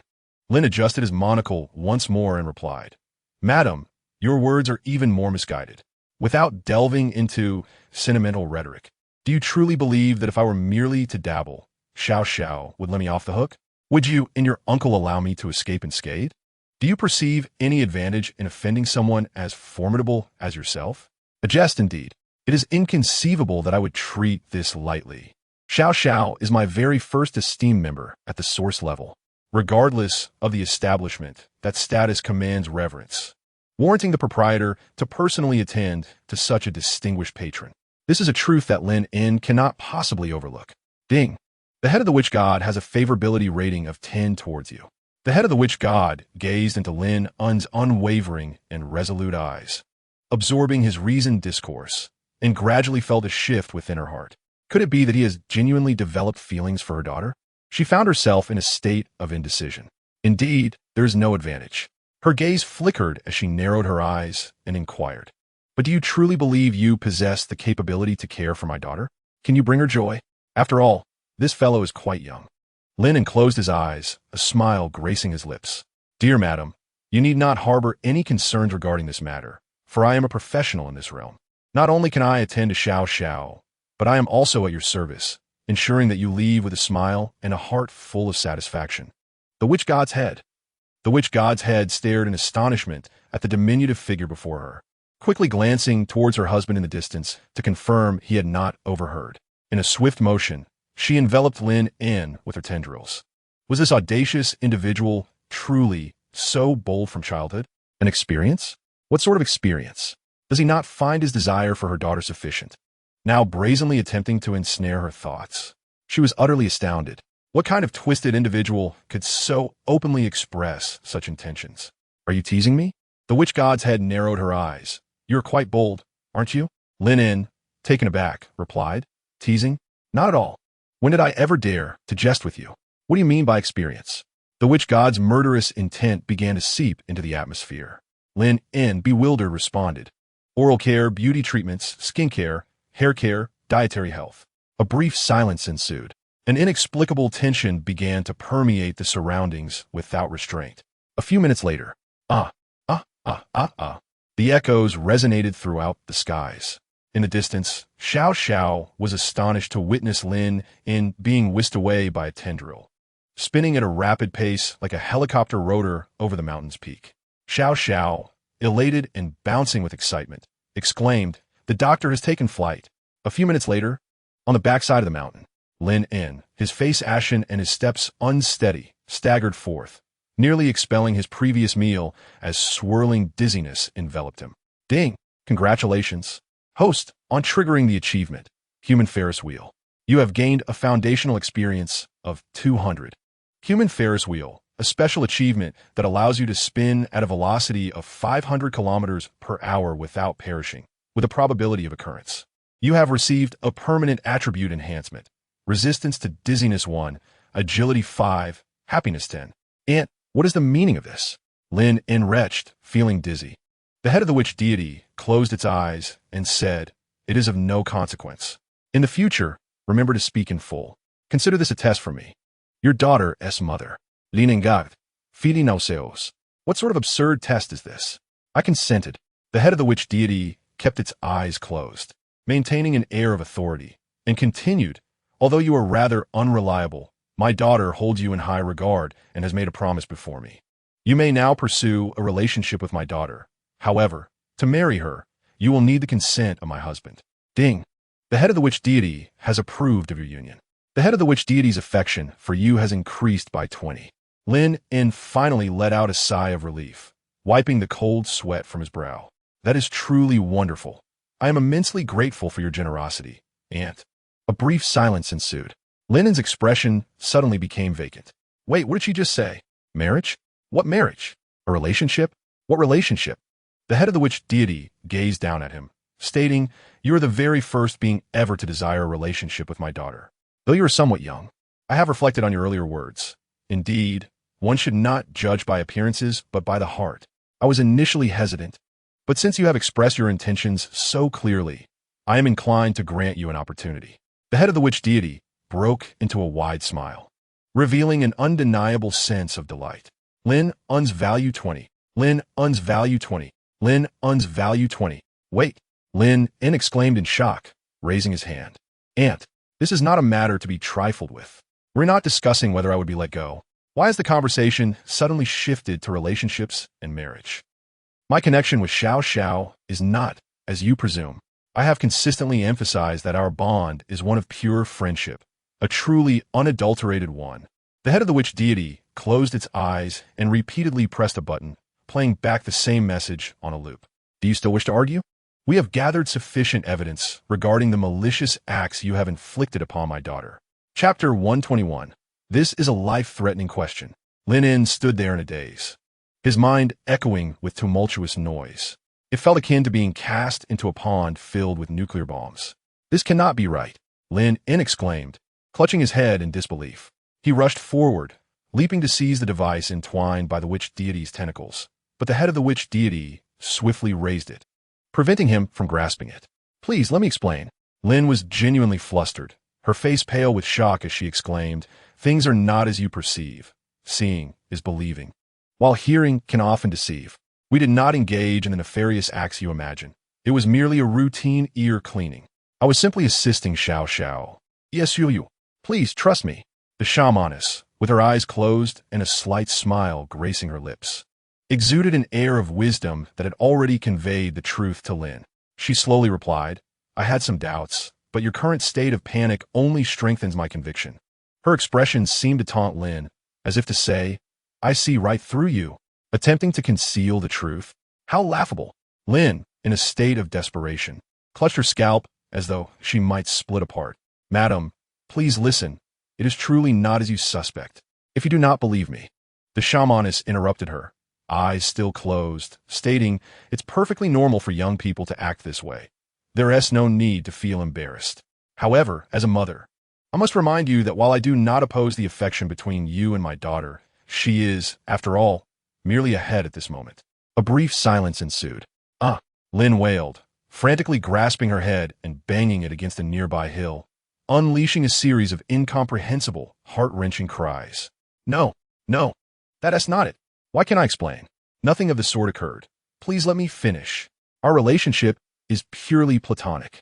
Upon hearing this, the shamaness's eyes narrowed, a glint of menace surfacing. Oh, are you suggesting you refuse to take responsibility? Lin's expression fell into a void of despair. That is not what I meant. The shamaness' demeanor softened, her tone gentle. That is reassuring. If it were otherwise, dear, I would be compelled to take action. For if it weren't for my daughter's fondness for you, I might have been tempted to indulge in a sweet treat instead. Lin, in a daze, stammered, is this a life or death question? No, that cannot be. While life is indeed precious, it seems that maintaining my innocence holds even greater weight. Cold sweat poured down Lin's forehead as she bowed her head, her gaze frantic, her mind racing at an unimaginable speed. No, I cannot possibly clarify this here. The misunderstanding is far too grave. Even if I tried to explain, she would not believe me. Then a thought struck her. Xiao Xiao. Yes, there was Xiao Xiao. He was merely the party responsible for this incident. If he simply relayed the events of this morning to his parents, the misunderstanding would be swiftly resolved. Indeed, upon grasping this realization, Lin immediately lifted his gaze, his expression transforming into one of unwavering determination. The head of the witch deity spoke gently. Are you still attempting to argue? Lin, maintaining his composure, narrowed his eyes and replied, Aunt, I may indeed find it difficult to elucidate to you. And even if I could, you would undoubtedly perceive it as mere subterfuge. However, Xiao Xiao is an exceptionally innocent girl. If you harbor doubts, we may confront her directly. Surely, she would not lie, would she? The head of the witch deity squinted, retorting, Have you committed an act yet refused to acknowledge it? Lin clenched his jaw and stated, Aunt, you certainly have the power to take my life, but you cannot unjustly tarnish another's reputation. He suddenly pointed towards the distance, exclaiming, If Xiao Xiao herself were to affirm our encounter, I, Lin, would obey your every command. Direct me east, and I shall never venture west. What say you? The witch deity's head curled into a cynical smile as she licked her lips, an intriguing little fellow. Since you wish to deny it, let us summon my daughter and inquire further. Let us see how you will justify yourself. Moments later, behind a small hill, Xiao Xiao gazed at her mother on the left and the tense Lin on the right. She sensed an unusual shift in the atmosphere. Turning to her mother, she inquired, "Mother, are you dissatisfied with the doctor?" Instantly, the witch deity's countenance softened into a warm, indulgent expression as she reached out to embrace Xiao Xiao, affectionately nuzzling her. "Not all. As long as my daughter is content, a mother shall always be satisfied. The reason I summoned you, my dear, is to ask you some questions. You must answer your mother truthfully." Xiao Xiao, perplexed, asked, "What kind of questions?" With a smile, the witch deity queried, "My daughter, did you and this doctor engage in any peculiar activities in that alley this morning?" Lin immediately cast a hopeful glance toward Xiao Xiao. "Quickly, Xiao Xiao, relate to your mother all that I have done for you. Reassure her that our interactions were entirely proper and devoid of any odd behavior." Xiao Xiao looked at her mother with confusion, then turned her gaze back to Lin, pondering. Suddenly, she recalled how the doctor had meticulously cared for her that morning. An expression of realization dawned upon her, and the surrounding tendrils began to sway animatedly. Lin's heart raced. Chapter 122. A desire to foster a closer relationship with the doctor in her mind. Vivid images emerged of Lin diligently using various tools to cleanse her from both inside and out, attending to her every need with utmost care. He had been remarkably attentive. Each part of her, even her pores, had been treated with copious amounts of soapy liquid, thoroughly scrubbed clean. The memory of his serious expression while assisting her during bath time was truly captivating. Afterward, Xiao Xiao felt completely rejuvenated. Xiao Xiao's fondness for you has reached 20. Lin Yun. It's become utterly incomprehensible. Now, it is truly beyond explanation. The benevolent smile on the deity's head radiated even more brilliantly. Gently caressing Xiao Xiao's head, she inquired, "My dear daughter, do you like this doctor?" Xiao Xiao immediately nodded vigorously, exclaiming, "I super like the doctor. He is a wonderful person." The expression on the deity's head softened further as she said, "Oh, really? Would you like to like him even more?" "Huh?" Xiao Xiao, bewildered, formed a question mark with her tentacles, asking, "Like him even more?" The deity, with a tender poke on Xiao Xiao's cheek, hopefully responded, "Yes. Perhaps a relationship akin to that of your father and mother, such as marriage." Lin Yun. Xiao Xiao exclaimed, "Marriage?" Although she didn't fully grasp the meaning of those two words, she reflected that despite their occasional squabbles, her parents were inseparable and shared a very close bond. Could that be what marriage meant? If so, she was eager. Xiao Xiao immediately began to joyfully leap. She wished to have a closer relationship with the doctor. Notification: Xiao Xiao's fondness for you has reached 30. Long, deceiving an innocent little girl. Forcing a marriage. Coercion. The deity's head seemed entirely oblivious to Lin Yun's current expression of despair, lovingly wrapping her tentacles around her daughter, tears streaming down her face. "Why is mommy crying?" Xiao Xiao curiously reached out her tentacles to wipe away the tears. The deity, brushing away her tears, smiled and said, "No, it's just that I am truly grateful. My poor little darling passed away at just 5 years old. If it weren't for that disastrous war, my precious daughter would have blossomed into a graceful young lady by now." She wept, filled with profound sorrow. Now, her daughter had to endure suffering alongside them in this hellish existence, transformed into such a terrifying creature. The thought of her daughter having to bear the madness of her two inept parents only deepened her guilt. Today, they had finally encountered someone her daughter particularly liked, and as parents, they had to keep him around. It had been far too long since she had seen her daughter display such joy, akin to that of a normal child. The deity's head was overwhelmed with sadness. Lin Yun felt even more sorrowful, lamenting the cruel fate. What kind of misfortune had befallen him? He was only 17, still a minor, and not yet of legal marriageable age. The deity's head quickly reined in her sorrowful expression, and in a swift motion, as if fearing the duck they had caught might escape, she used her sharp tentacles to poke Xiao Xiao as tentacles gently. A droplet of blood suddenly floated up from that point. Xiao Xiao exclaimed, "It hurts." The head of the shaman replied tenderly, "Hang in there. This is a tradition of our Titan clan. If you truly adore a boy, you may first sign an equal contract with him." Xiao Xiao, puzzled, inquired, "An equal contract?" The shaman's head smiled as he gently caressed his daughter's head, saying, "Indeed, it is a very simple magic. It imposes no significant constraints on either party. Yet it will inform other Titans that you have a deeply connected partner, a young lady ready for marriage. Though the Titan clan had long since ceased to exist. Xiao Xiao immediately asked, "Is it a symbol of a close relationship?" Tears glistened in the shaman's eyes as he affirmed, "Yes, it signifies maturity." Xiao Xiao joyfully responded, Xiao Xiao is very willing. Will the big brother doctor agree?" She turned her head, gazing hopefully at Lin, whose mouth was sealed by a face-hugging creature. "Is the big brother doctor crying?" She wondered curiously. The shaman, wiping his tears, replied, "Those are tears of emotion. He is indeed very willing." The creature that had sealed Lin's mouth grew a small tentacle from behind and poked the back of Lin's head, nodding up and down vigorously. The shaman remarked, "Look how happy he is." Xiao Xiao exclaimed, "Ding. Xiao Xiao's affection for you has reached 10 ding. Xiao Xiao's trust in you has reached 10. In the following moment, accompanied by a peculiar wave, Lin felt as if an indescribable connection had formed between him and Xiao Xiao. It resembled telepathy, or perhaps a strange link, allowing them to distinctly sense each other as heartbeat and proximity. Simultaneously, an ancient cross pattern slowly emerged on their foreheads, flickering briefly before vanishing beneath their skin. Instantly, a prompt from the system echoed in his ears. "Ding! You have signed a mind contract with Xiao Xiao. You have gained a permanent enhancement. Titan clan reputation increased to friendly. Shaman's head affection level 30. All attributes 10. Mind contract. A traditional ceremony from the ancient Titan clan that deepens the mutual understanding between the contracted parties." Description in Titan customs. On the day of the annual celebration, giants who harbor mutual affection propose a contract request to their beloved.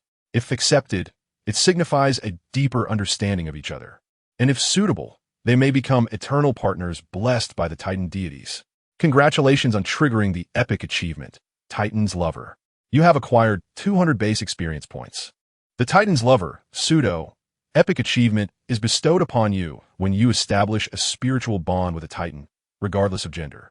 This signifies your irrevocable journey towards a path of unrestrained freedom. You have earned a permanent enhancement. Trust level 30, mental strength 10, physical strength 10. Chapter 123. Do you wish to return to your former self?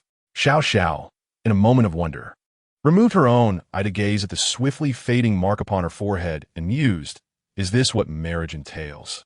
The head of the deity smiled benevolently, responding, "Not quite.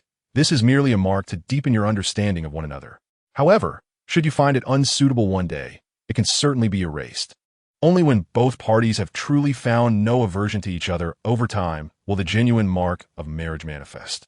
Her smile radiated pure happiness, reminiscent of a mother who has watched her daughter grow. Xiao Xiao, filled with curiosity, remarked, "I see, although I do not fully comprehend. It seems to be a splendid thing." She instantly felt a remarkable connection with her doctor. Without hesitation, she extended a tendril, cradling the dazed Lin before her, exclaiming, "Doctor, what a marvelous connection." Lin, released from the gag imposed by the deity's head, found his voice restored. Gazing into Xiao Xiao's innocent eyes, he pondered, "How on earth should I explain this to you? It's all happened so swiftly. This entire sequence has unfolded too rapidly for me to grasp, let alone articulate the current situation." From the moment the deity silenced him, he realized she must have known all along that this was a misunderstanding. She was deliberately playing coy. What an overwhelming obsession it must be to so eagerly wish to see her daughter wed. "No, I must find the opportunity to untangle the intricacies of this situation and explain it thoroughly to Xiao Xiao. Otherwise, this could spiral into a real predicament." Unaware of the complexities, Xiao Xiao joyfully placed Lin atop her head and turned to her mother, asking, "Dear mother, may we depart?"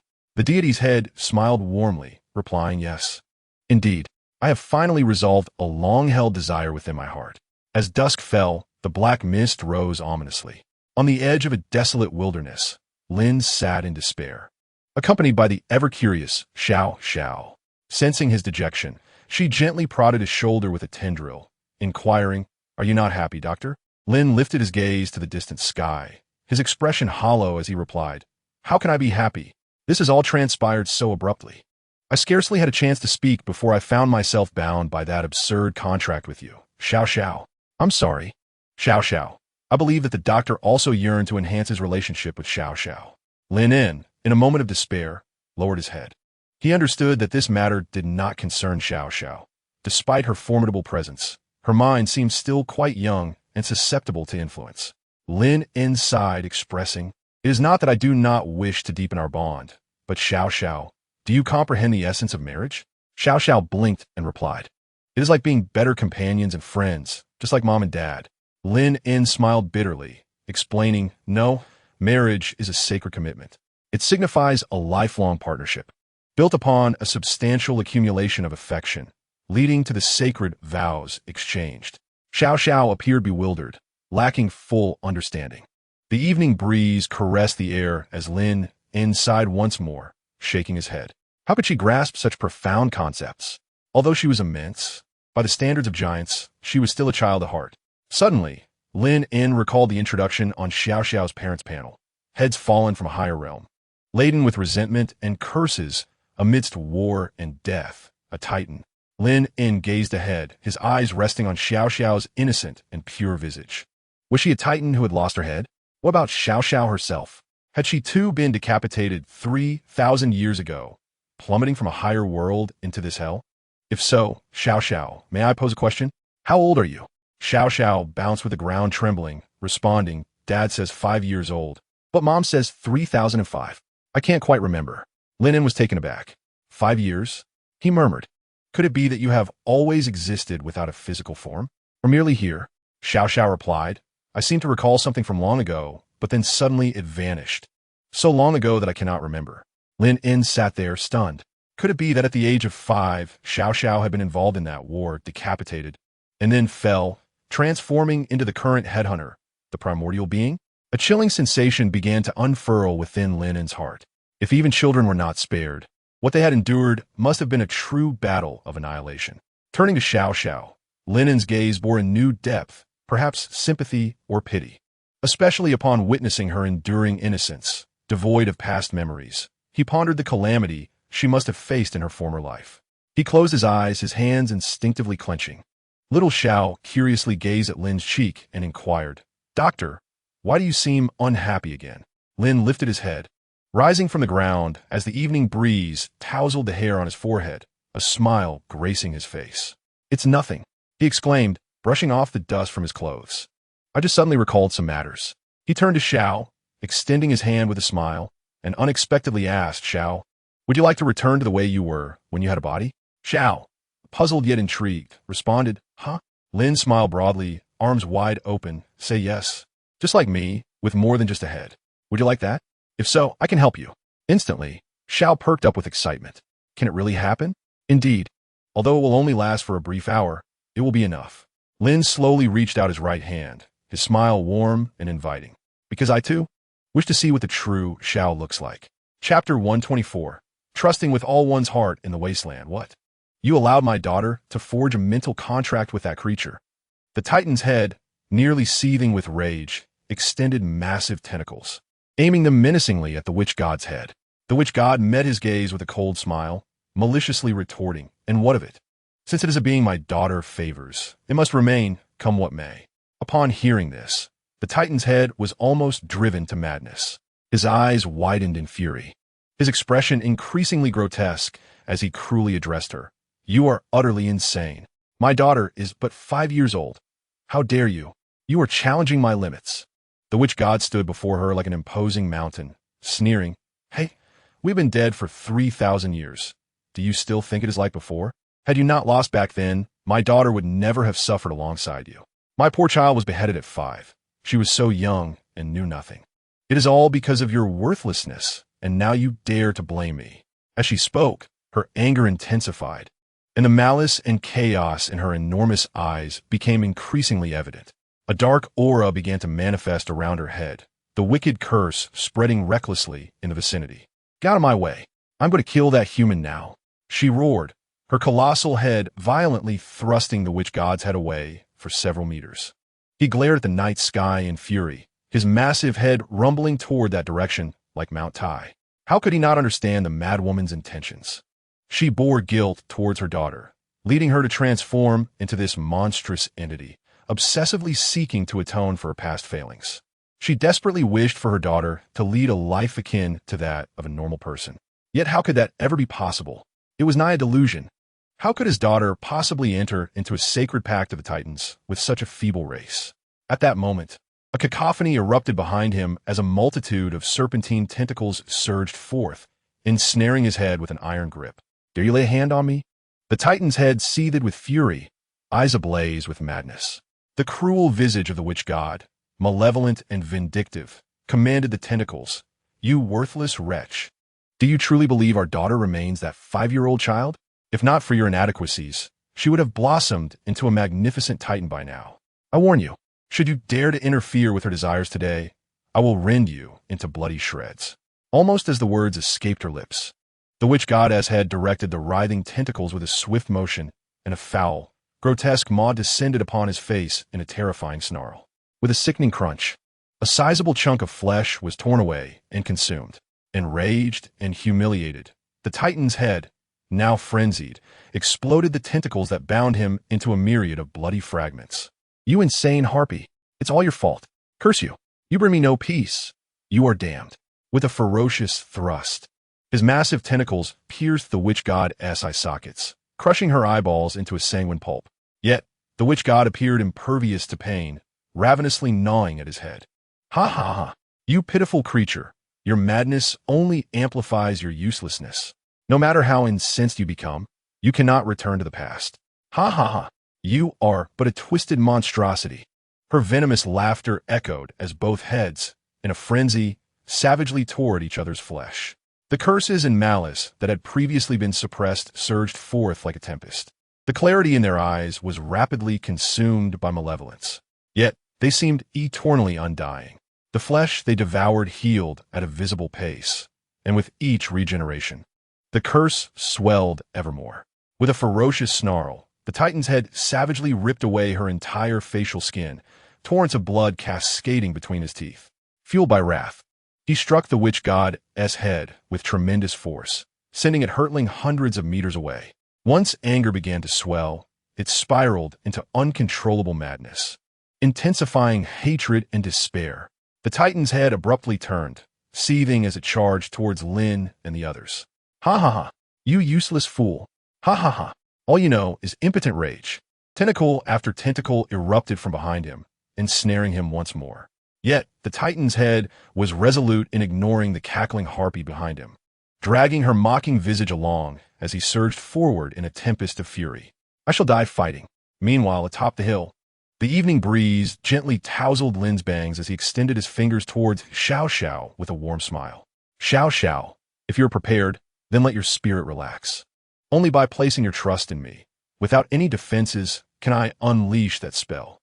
Xiao Xiao, filled with a mix of anxiety and anticipation, asked, "Is it truly possible?" Lin replied with a reassuring smile, "I believe I can accomplish it. Let's commence." His expression shifted to one of solemnity as he concentrated all his mental energy upon Xiao Xiao. Perhaps it was sympathy, or perhaps pity, but he suddenly pondered why such an unjust fate had befallen this innocent girl, who was merely curious about the world. She knew nothing of her plight. She might even still be lost in slumber. Just like that, her head was severed without warning, and she fell into this pitch-black abyss, transformed into a creature that no one dared to approach. If that were the case, in an instant, countless tiny shards of light filled Lin's eyes. "Ding! You are activating the skill past memories. Do you wish to intervene with the target immediately?" Yes, there was no doubt. The introduction of that legendary skill flashed in his mind. Although the duration was merely an hour, and might even be shorter due to the target being of a root level, if he could truly bring forth the Xiao Xiao of years past, it would serve as a solace, even if not eternal. "Ding! Please set the time point for the manifestation. 3,000 years ago, at the moment before her beheading." Ding! Settings complete. Analyzing target's rejection level towards the host. Ding! Analysis complete. Current rejection level of the target towards you. 0. Resistance level. 0. Trust level increased by 200. Indeed, as Lin gazed at Xiao Xiao, who looked at him with anticipation, a smile slowly curved upon his lips. How touching, Xiao Xiao! In that fleeting moment, he invoked the spell, Past Memories, Activate. Chapter 125, Xiao Xiao, Restored.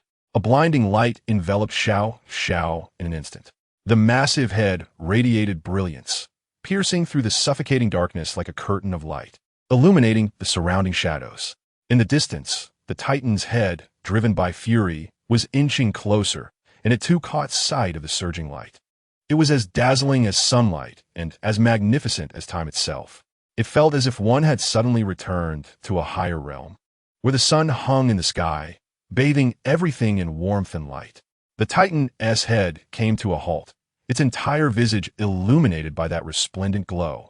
As the head of the shaman stood behind him, it remained frozen in place at the moment the light curtain emerged, rendered speechless. In this realm of darkness, there exists no blazing radiance. Here, only the eternal, unchanging black mist and the oppressive sky prevail. The sole source of illumination is the dimly flickering soul lamp, a light born from the agonies of souls and blood. Never before had such a moment occurred, as if sunlight itself had descended upon this pitch-black abyss. Yet, in that instant, they beheld a dazzling brilliance, an overwhelming luminosity. It was as though time itself rolled back, momentarily echoing the nearly forgotten memories of their former existence amidst the chaotic malevolence.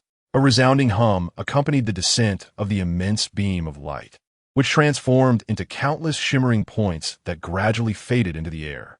And within that radiance, a figure, profoundly familiar and deeply cherished, materialized before their eyes like an apparition, evoking tears at the mere thought of it. The dual pupils of the Titan's head trembled, its uncontainable, boundless fury collapsing at the moment their gaze met this apparition. The shaman's head murmured vacantly, as crystalline droplets began to trickle down its grotesque, bloodied visage, falling to the ground with a soft patter. As the light receded, before the small mound, a pair of translucent, emerald-green eyes opened in bewilderment, akin to a tranquil pool. Adorned with a large bow atop her head, cascades of silky, golden hair flowed down her delicately rounded cheeks to rest upon her chest. Clad in a fitted nightgown embroidered with floral buds, her slender arms embraced a pillow as she sat in innocent contemplation, gazing at the doll-sized Lin perched atop the mound. "Eh," she exclaimed, a mixture of astonishment and confusion washing over her as she looked down at her delicate hands, at her long, fair legs and tiny feet. Her eyes widened in wonder, and in a burst of delight, she sprang to her feet, exclaiming, "I've got a body. How marvelous! Truly marvelous!" With that leap, the small hill nearly trembled to its core. Lin, taken aback, lifted her gaze and struggled to steady herself, staring in awe at the towering girl before her. Could this be the little one from 3 millennia ago? Though colossal, her proportions were surprisingly perfect and harmonious. Clearly not yet matured, she resembled a human child, magnified in scale, with little distinction from a perfectly scaled-up version of a young girl. Furthermore, she was astonishingly beautiful, exquisitely delicate, although her face retains a youthful innocence. It is unmistakable that one can envision the extraordinary young lady she will become as she matures. A golden-haired, azure-eyed little girl. "Doctor, doctor, doctor." Xiao Xiao was nearly overwhelmed with joy as she swiftly seated herself and approached the diminutive Lin standing atop a hillock. Ecstatic, she exclaimed, "How remarkable! You're truly amazing." Xiao Xiao has her own body now. With exuberance, she opened her arms wide and cheered. Then, she reached out and joyfully scooped up the petite Lin, embracing her tightly to her chest, akin to cradling a beloved doll, rubbing her cheek against Lin's in sheer delight. "Oh, how splendid! The doctor is indeed a phenomenal physician. I am absolutely beside myself with excitement." Xiao Xiao was enveloped in bliss. Ding! Xiao Xiao's affinity for you has reached 50. Ding! Xiao Xiao's trust in you is now 40. Ding! Xiao Xiao's trust in you has increased to 50. Ding! Xiao Xiao's attitude toward you has shifted from trust to affection. You have gained 200 experience points. Ding! Your epic achievement, Rooted Friend, has successfully advanced to Rooted Close Friend, earning you an additional 500 experience points. Rooted Close Friend, a second stage epic achievement. When a rooted being's trust in you exceeds 100 and their affinity exceeds 500, there's a small probability of advancement each time trust is gained. This signifies that you have acquired a rooted close friend in the Dark Realm, granting you a permanent attribute boost of 20 to all attributes. With Xiao Xiao's affinity for you at 50. Ding! Affection points unlocked. Introduction. Will you deepen the mutual friendship and trust, or will you pursue a higher path? This is a crossroads. Lin. Before Lin could fully process the situation, Xiao Xiao could no longer contain her jubilant emotions. She playfully extended her tongue, affectionately licking Lin like a playful kitten. Lick, lick, I adore the doctor. You are simply wonderful. Oh, I truly like you immensely. After just a few moments, Lin found herself dampened by the affectionate licks. Evidently, despite briefly reverting to her original form, the habits of expressing affection cultivated over the years among monsters remained unchanged. Lin was taken aback. She never anticipated that Xiao Xiao's original appearance would be so endearing. Wait, Xiao Xiao, please stop licking for a moment. You must listen to me. Lick, I'm all wet. I'm drenched. I'm quite dirty, covered in dust. Lick, why does it seem like you're getting more enthusiastic? The heads of the Titan and the sorcerer stood side by side, gazing blankly at the scene before them. The wounds inflicted during the recent bloody battle swiftly healing under the influence of a curse. Is this our daughter? The sorcerer's head murmured. At that moment, the Titan's head, usually consumed by rage, found itself unusually devoid of anger, its lips moving in a daze as it beheld the familiar little one from its memories. In that fleeting instant, chaotic visions of the past surged back into his mind, recalling the moments before defeat. Amidst the raging inferno that engulfed his kin, he watched helplessly as his daughter, bewildered from her slumber, was beheaded before his very eyes. He had been so close, driven by madness to rush towards her. Yet he could not save her in that final moment. Chapter 126. This affection is not the same kind of affection. Back then she was so small, so innocent, utterly unconnected to the war. It was at that moment that the unquenchable fire of fury became the curse that tormented him for 3,000 years. Most of the time, he was engulfed in chaos. For whenever he regained consciousness, seeing his daughter, still as innocent as ever, her pure, joyous gaze would remind him of that fateful scene, of the blood-red blade descending. He lived perpetually in that night of turmoil. Thus, he refused to acknowledge the passage of time that followed, unwilling to confront the hellish journey of 3 millennia, reluctant to face the present. In his memories, his daughter remained forever that little one, the child who would joyfully leap into his arms, affectionately calling him father. In an instant, tears, hot and tumultuous, streamed from his eyes, large as a house. Even his nose ran. Was it an illusion? Surely it was. It must be the chaos wrought by the curse, clouding his mind once more. Yet, if he could preserve this moment forever, he would gladly remain lost in this confusion, forever ensnared by the curse it brought. It seemed as if they sensed their presence. The little girl, resembling a small hill cradling Lin, perked up her ears and turned her head in their direction, curiosity gleaming in her eyes. At the moment their gazes met, the Titans' and sorcerers' heads trembled in unison, even halting their breath. In the next instant, the golden-haired girl's eyes sparkled with delight. "Daddy! Mommy!" she exclaimed, leaping up from the ground, joyfully bounding towards them, clutching Lin, her little feet pattering in excitement. When she uttered those 4 words, the Titan's head and the sorcerer's head were both overcome with emotion, tears and snot streaming forth uncontrollably. In the next moment, the little girl joyously embraced the 2 heads, her eyes closed, pressing her cheeks against theirs. It was as if he had been transported back to many years ago, to a distant past, in memories that had grown hazy with time.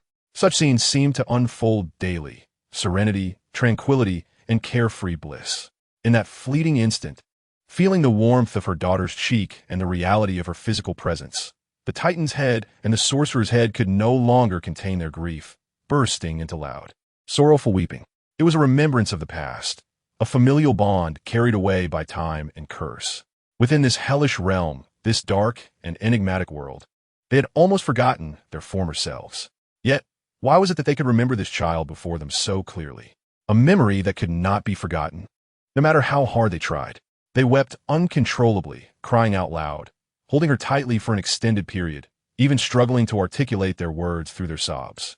Meanwhile, Lin, who had been cradled in the little girl's arms, found himself squeezed in a way that went unnoticed by anyone else, despite the overwhelming size surrounding him, which filled him with trepidation of being crushed. He lifted his gaze to the tearful parents. In his heart, he felt a flicker of solace. In truth, if it were not for this dark world, in the life they once led, they were likely a blissful family of 3. There had been no deliberate plans for such an outcome. Yet witnessing this conclusion filled him with joy. He closed his eyes, crossed his arms, and a faint smile began to form at the corners of his mouth. 10 minutes later, the little girl sat on the ground, blinking her eyes, holding Lin close against her chest, her long golden hair billowing in the wind like a field of autumn wheat. "This is wonderful," she exclaimed, lifting Lin up and joyfully rubbing her face against him. It was the brilliant doctor who had gifted her a body. Truly a miraculous feat. Astonishing indeed. Ding. Little one's affection for you has increased by 1. Ding.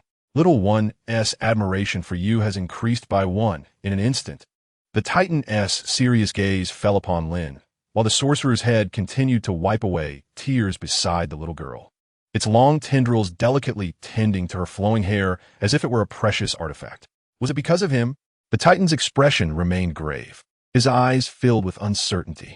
Lin raised his head and cleared his throat, stating, "It isn't anything extraordinary. Rather, it is an innate ability of mine that allows me to manifest the past." After gaining a slight understanding of the situation, I decided to give it a casual attempt, and to my surprise, it succeeded. He lifted his gaze towards the petite figure above him, who blinked at him bashfully. His face flushed with embarrassment as he coughed again and said, "I apologize. I never imagined that you, Xiao Xiao, were so remarkably adorable in the past." In an instant, Lin felt the weight of 2 intensely piercing gazes upon him. He widened his eyes, swallowed hard, and raised both hands in a gesture of surrender, exclaiming, "I was merely speaking off the cuff." The Titan's head regarded him with a hint of skepticism, struggling to comprehend the implausibility of it all. To him, this individual appeared to be merely a somewhat capable yet feeble human. Beyond the fact that he had made advances towards his daughter, he seemed to possess little else of merit. Yet, the Titan never expected that this man harbored such a bizarre ability. Would it be sustainable? The Titan's head noticed the glimmer of potential. Lin, with utmost seriousness, raised a finger and adjusted his cracked monocle, saying, 1 hour. That is my current limit." Despite already suspecting that this ability could not be permanent, the realization that it could last a full hour still caught him off guard, for in this dark realm, they were nearly the apex of fundamental beings. With a grave tone, the Titan inquired, "What is the name of this ability?" Lin closed his eyes and replied, "Memories of the past." The Titan murmured the 4 words, "Memories of the past," pondering the aptness of the name, which seemed to encapsulate the essence of allowing the deceased to momentarily reappear. His gaze towards Lin grew increasingly intricate. Yet, the appearance of the past had not genuinely returned. Had it? Lin met his gaze and affirmed, "Indeed." A flicker of melancholy passed through the Titan's eyes. Lin understood the thoughts coursing through his mind. However, that was an impossibility, for it implied reversing time and life itself, an endeavor far beyond his capabilities. Even if such a feat were achievable, it would undoubtedly exact a considerable toll. His memories of the past merely equated to a representation of bygone events, a tangible illusion. Beneath the facade of the illusion, nothing had truly changed. Xiao Xiao remained a primordial hunter, her head severed from her body. Silence enveloped the surroundings, when suddenly, Lin felt Xiao Xiao's hand move. She then lifted him gently into her palm, bringing him closer to her, allowing him a close view of her lake-like, azure eyes. She blinked at Lin playfully and exclaimed, "I like you." Lin was momentarily taken aback. Then, she beheld that pure, unblemished, and lively gaze. Lin offered a faint smile, resting her hand upon her chin, and gave her a thumbs up, revealing a set of pearly white teeth. "The same." Lin exclaimed, "Wait. Hold on. Stop." She instantly felt a wave of panic. "Xiao Xiao, you must understand that when I say the same, it is out of normal friendship, devoid of any ulterior motives. It is simply the affection shared between good friends. Do you comprehend?" Xiao Xiao gazed at Lin and replied, "I understand." Lin sighed in relief and said, "That's good." Suddenly, she was startled as the affection points with Xiao Xiao increased rapidly. What is happening? Why is it escalating even faster? Seemingly aware of Lin's embarrassment, Xiao Xiao mischievously displayed her bright smile, her eyes sparkling, and immediately enveloped her in a warm embrace, as if cradling a treasure doll. After a considerable time, Lin finally extricated herself from Xiao Xiao's suffocating embrace, taking a deep breath and wiping the cold sweat from her forehead. This situation, which is veering towards the abnormal, must be curtailed immediately. Though I am indeed 3,005 years old, I am still quite young. As Lin pondered a solution, a tendril poked her from behind.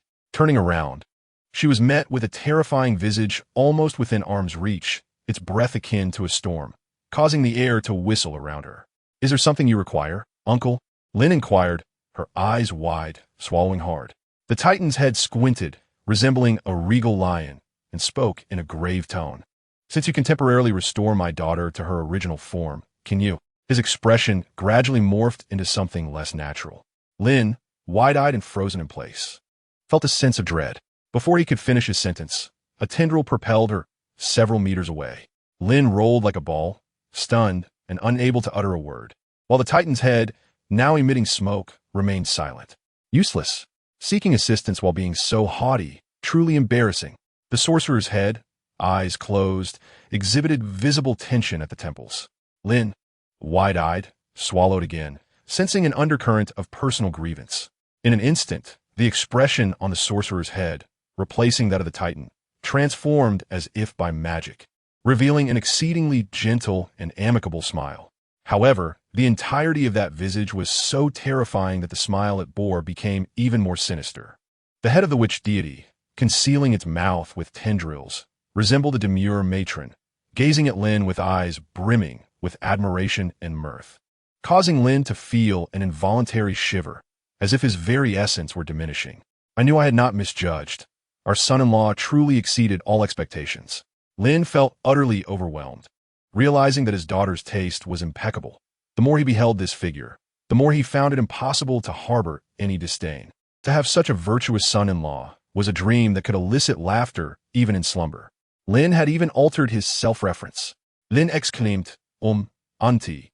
The witch deity's head, still covering its mouth, replied, "Why call me Annie? Such impoliteness. You should address me as mother, just like Xiao Xiao. Calling me mother is so much more endearing." Ding. Lin gains 10 points, ding. Lin gains 10 points. Lin sat dazed upon Xiao Xiao's lap, opening his mouth yet unable to utter a single word. The image of being tossed into the air, swinging helplessly, resurfaced in his mind. Could changes truly occur so swiftly? Lin took a deep breath and rubbed his temples. "I think I'll stick with Annie for now. Annie, do you wish for me to assist you in recreating the experience, just as I did for Xiao Xiao?" Upon hearing this, the witch deity's amusement flourished even more, as she covered her mouth and replied, No. How could a mother-in-law ask her son-in-law to work? That would be utterly improper, ha ha ha. Yet, she suddenly leaned closer, her enormous eyes narrowing to less than a meter from Lin's face, and earnestly asked, "Can we proceed now?" Lin, still in a daze, responded, I suppose so.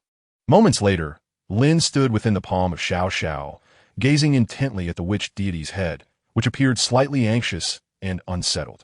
He extended his hand and said solemnly, "Annie, first and foremost, you must understand that my abilities possess significant limitations. Although the mental energy expended will not lead to exhaustion, there is a crucial prerequisite. You must fully lower your guard against me. Otherwise, given your power, even the slightest resistance would render my ability ineffective." The witch deities had appeared somewhat tense as she replied, "I am ready." Lin nodded gravely. "Ding, you're about to activate the memories of the past. Do you wish to proceed with influencing the target immediately?" "Yes." "Ding, the target's aversion level towards you is 50, and their resistance level is 12, while their trust increment stands at 0. Lin, observing the slightly tense visage of the witch's head, exhaled deeply and said, "Aunt, you still harbor too much aversion towards me. Relax. Do not perceive me as an odious individual or a threat to you. Otherwise, my efforts will prove futile." The witch's head pondered for a moment. Then her gaze hardened as she replied, "It is acceptable now." She appeared remarkably confident. "Ding, the target's aversion level has risen to 60, and their resistance level is now 21. Why has it increased? I truly cannot assist you in this manner." Lin exclaimed in desperation. The witch's head contemplated again and replied earnestly, "Please wait a moment while I adjust my state." Then, under Lin's watchful gaze, the witch's head turned away, murmuring incantations and taking several deep breaths. After a brief interval, she turned her head back, her expression grave, and said, "It is now possible." However, before she could finish her thought, she covered her forehead with a tentacle, furrowing her brow as she murmured, "No, I am still unprepared. The moment I see you, I instinctively equate you with the scoundrel who deceived my daughter. I cannot help it. Lin waited, feeling a sense of frustration building within him. Just as he contemplated giving up, the witch's head suddenly focused intently and declared, I have devised a method. Lin was taken aback. With a serious expression, the witch's head extended a tentacle, transforming its tip into a disc resembling a pocket watch. She adjusted it slightly, and the watch began to oscillate before her. Could it be? Lin stood in astonishment. The witch's head's eyes followed the watch's movements with intensity as she stated, I was once the most powerful sorceress of the Titan tribe. Hypnosis is my forte. Please allow me a moment to erase my biases against you. And it will be swift. Then Lin heard her muttering, He is my kind and harmless son-in-law. He is not the scoundrel who abducted my daughter. He is not a morally depraved and twisted individual obsessed with young girls. Nor is he a rogue who enjoys reckless driving. I have never contemplated dismembering him, devouring him, flaying him, draining his blood, or turning him into a puppet. Lin stood in a daze, listening to the litany of torturous thoughts directed at him. He counted a total of 121 different forms of torment. How malevolent! It seems that if not for the trivial connection, it would indeed be quite challenging for him to survive this ordeal. Minutes passed as the process continued. The witch's head narrowed her eyes seriously, a purple aura emanating from them. She promptly closed her eyes, and all her tentacles drooped. Taking advantage of the hypnosis, her voice came through in a dreamy murmur. Hurry up! Her voice dwindled to a mere whisper, almost indistinguishable, reminiscent of a mosquito's faint buzz. Remember, the time of manifestation is 500 years ago. That was my most glorious era. She had hypnotized herself. Ding! The target's resistance towards you has diminished to 0. Their opposition has waned to naught. Upon hearing the system's notification near her ear, Lin's demeanor instantly turned grave. The success of this endeavor hinged entirely on the present moment. Manifestation time. 500 years ago. Shall we immediately engage the past memories? Yes. Lin responded earnestly. In an instant, a blinding radiance surged forth. This manifestation enveloped Lin in an unprecedented pressure. Despite the diminished resistance, the absence of trust weighed heavily upon her. This was, after all, a deceptive tactic, unlike Xiao Xiao, who genuinely believed in her from the depths of her heart. Gritting her teeth, Lin struggled to sustain the manifestation. She hoped for success on the first attempt, otherwise. In the very next moment, Lin let out a fierce roar, pouring all her mental energy into the endeavor. The light coalesced instantaneously. Breathless, Lin collapsed into Xiao Zhao's hands, gazing at the swirling luminescence. It should have succeeded. Gradually, as the brilliance dissipated, the deity awakened from her hypnotic state, eager and anxious to glimpse her transformation. Had she reverted to her most resplendent form? She had yet to wed that useless man. She was still the exalted witch of her prime. In the next heartbeat, a pair of familiar hands, gloved in black silk, appeared before her. She froze momentarily, then immediately noticed the elegant black swan-like dress she wore and the almost weightless flatness of her chest. She opened her mouth, attempting to produce sound. Instantly, a youthful, mischievous tone escaped her lips. Her gaze turned vacant. Could it be that just a few minutes had passed, and she had transformed so drastically? Swiftly, she extended her hand, conjuring an enormous mirror before her in a daze. In an instant, she beheld a small girl adorned in a black swan dress, her lips painted in vibrant red. Her mind went blank as she staggered back several steps in shock. She recalled this was from long ago, when she was merely a 12 or 13-year-old little witch, dressed formally for her ascension ceremony. The reenactment this time did not truly capture the grandeur of her existence 500 years ago. Rather, it echoed a more ancient, piercing cry of desperation. However, due to the youthful timbre of her voice, even the high-decibel shriek sounded soft and feeble. That individual had transformed her into a child, and almost instantaneously, a system notification resonated in Lin's ears. Ding! You have triggered a special achievement. All things can be lowly. You have gained 200 base experience points.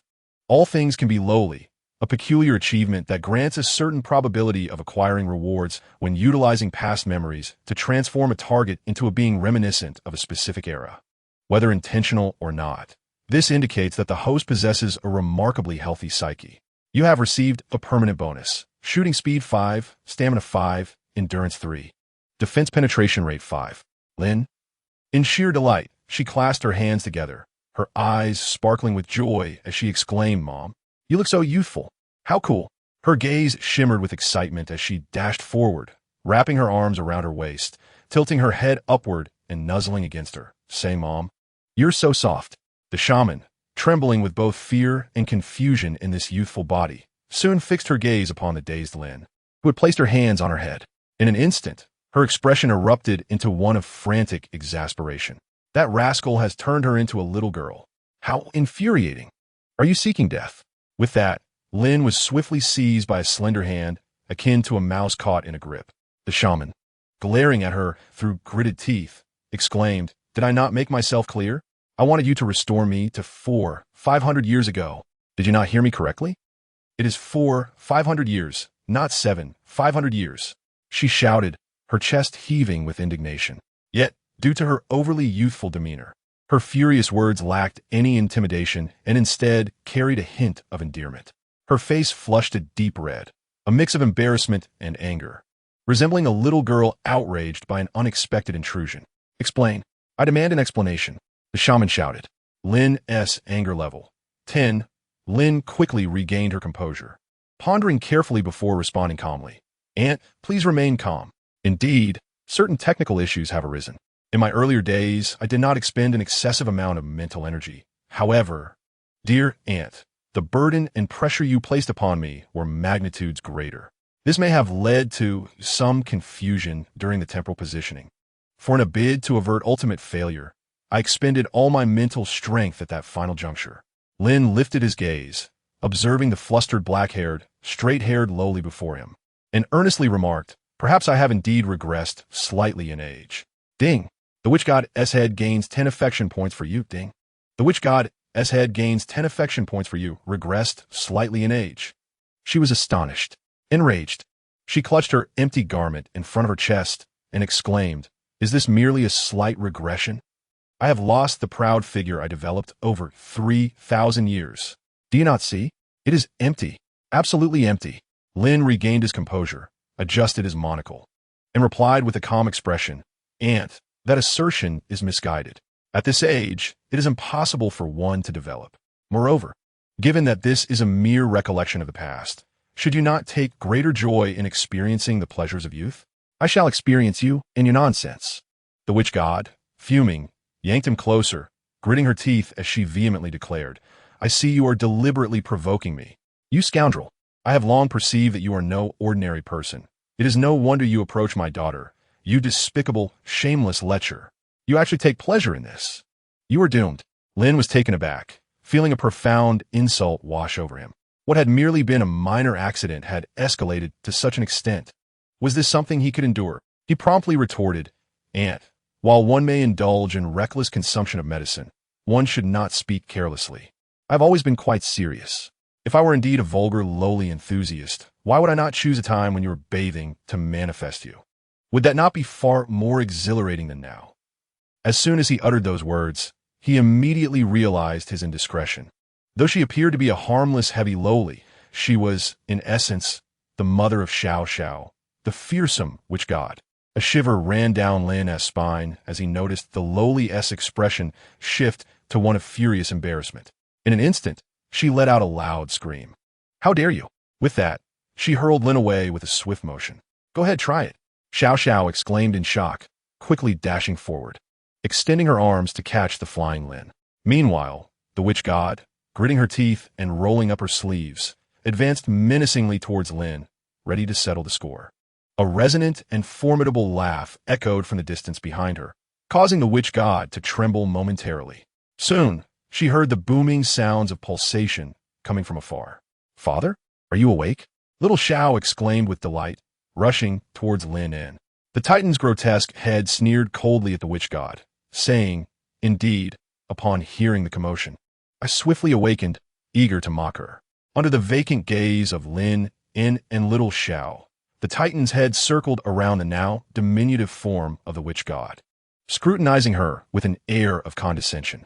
With a derisive chuckle, the Titan remarked, "Ah, is this not the illustrious sorceress? It seems that after just a few minutes, you have quite diminished." The witch god's face flushed with indignation, her expression a vivid shade of crimson. Is this the phase when you had yet to mature? How diminutive you appear. In our Titan clan, you would seem so small. It appears your second growth spurt occurred later. Oh, did you even master the art of lip tinting at that age? Quite fashionable, I see, donning black stockings like a trendsetter. I had presumed you were always the malevolent witch.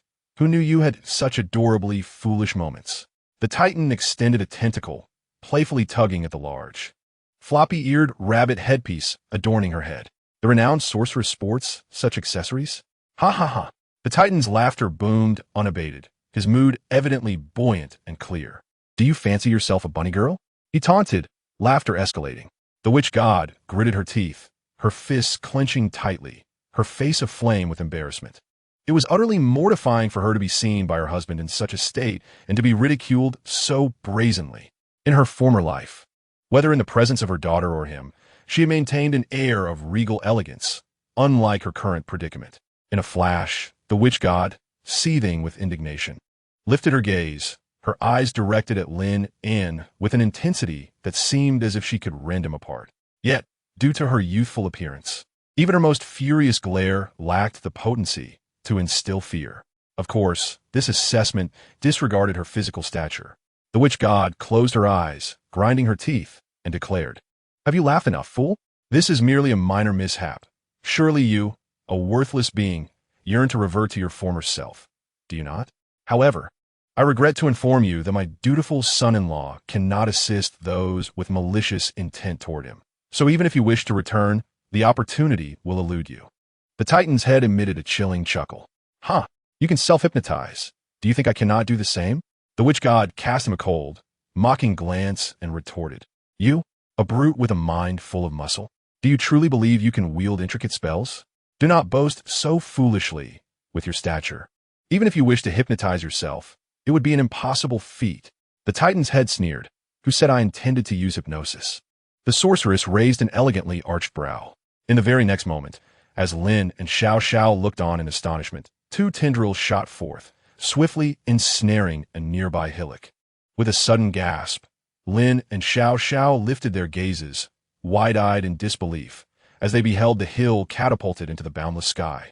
The speed was so astonishing that the mound transformed into a mere speck in an instant. A glimmer flickered and vanished. Lin exclaimed in shock that was thrown so high. Xiao Xiao marveled. The Titan's head, with a cruel smile, flexed its facial muscles, finding a suitable position to slither forward. True Titans never resort to frivolous theatrics. I have reduced my defenses to their bare minimum. The self-repulsion of my consciousness has been suppressed. Can you compare yourself to me? Do you think you can? With a thunderous roar, the hill, flung into the heavens, descended at an unimaginable acceleration, crashing down upon the Titan's brow amidst its mocking laughter. Dust billowed forth as the Titan's head lay upon the ground, its long tongue drooping, viscous brain matter oozing out, while the surrounding tendrils twitched spasmodically. Remember, the Titan's head quivered, raising a single tendril with great difficulty. 3,001 years ago, at my peak, I promised to protect you for a lifetime. With that, the tendril fell lifelessly to the ground, devoid of sound. Father, Xiao Xiao trembled and sank to her knees. Uncle, Lin's eyes glistened with tears. A desolate chill swept through the air, the black-haired sending off the white-haired, as an inexplicable sense of sorrow enveloped the surroundings. It evoked a peculiar feeling reminiscent of a funeral. The two erupted into tears. Your father is not dead. Why do you weep, my daughter? The sorceress crossed her arms, her temples twitching. Xiao Xiao wiped her tears, murmuring, Big brother doctor is crying, so I must cry too. A profound sadness overwhelmed her. The sorceress's head twitched. Gritting her teeth, why are you crying again? Lin, dabbing his tears, replied, I apologize for losing composure. I often accompanied my master to funerals, and I cannot bear such scenes. They make me weep uncontrollably. Each tear brings 50 coins. Xiao Xiao added, oh, that's quite a lot. The sorceress closed her eyes, fists clenched in frustration. This cannot continue. I sense that if I allow my daughter to remain in the company of this fellow, she will inevitably be led astray. Does this individual truly comprehend the distinction between himself and ordinary people? Cease your tears for the moment. The shaman's head opened its eyes, convulsing as it uttered, He has exerted such immense effort to bewilder himself. Do you see if you can recreate him? Lin wiped away the tears from the corners of his eyes, reflecting momentarily as he gauged the remnants of his mental energy.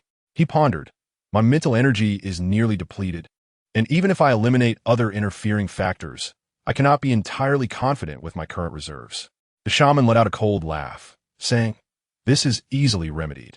If you lack mental energy, I can provide you with some, and you shall recreate him. Lin considered the proposal and nodded.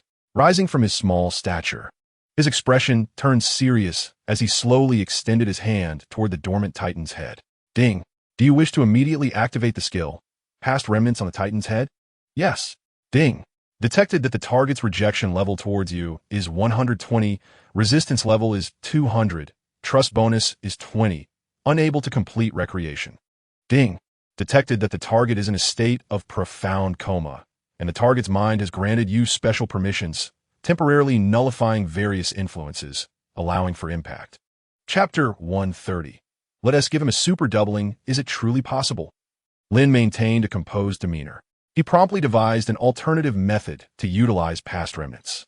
If it cannot be employed in a normal state, then surely, if he were to find an opportunity to incapacitate the opponent, he could act at will, could he not? A series of unspeakable images flooded Lin's mind. However, he swiftly dismissed that wicked thought, regaining his stable expression. In that case, activate. Buzz. In an instant, a blinding radiance surged around the Titan's head under Lin's influence. As Lin felt his remaining mental energy rapidly depleting, a formidable wave of chaotic mental energy was infused into his brain, swiftly replenishing his consumption. Do not move. Continue the recreation. The shaman's calm voice echoed from behind him. Clearly, the little mother provided him with substantial support in mental energy.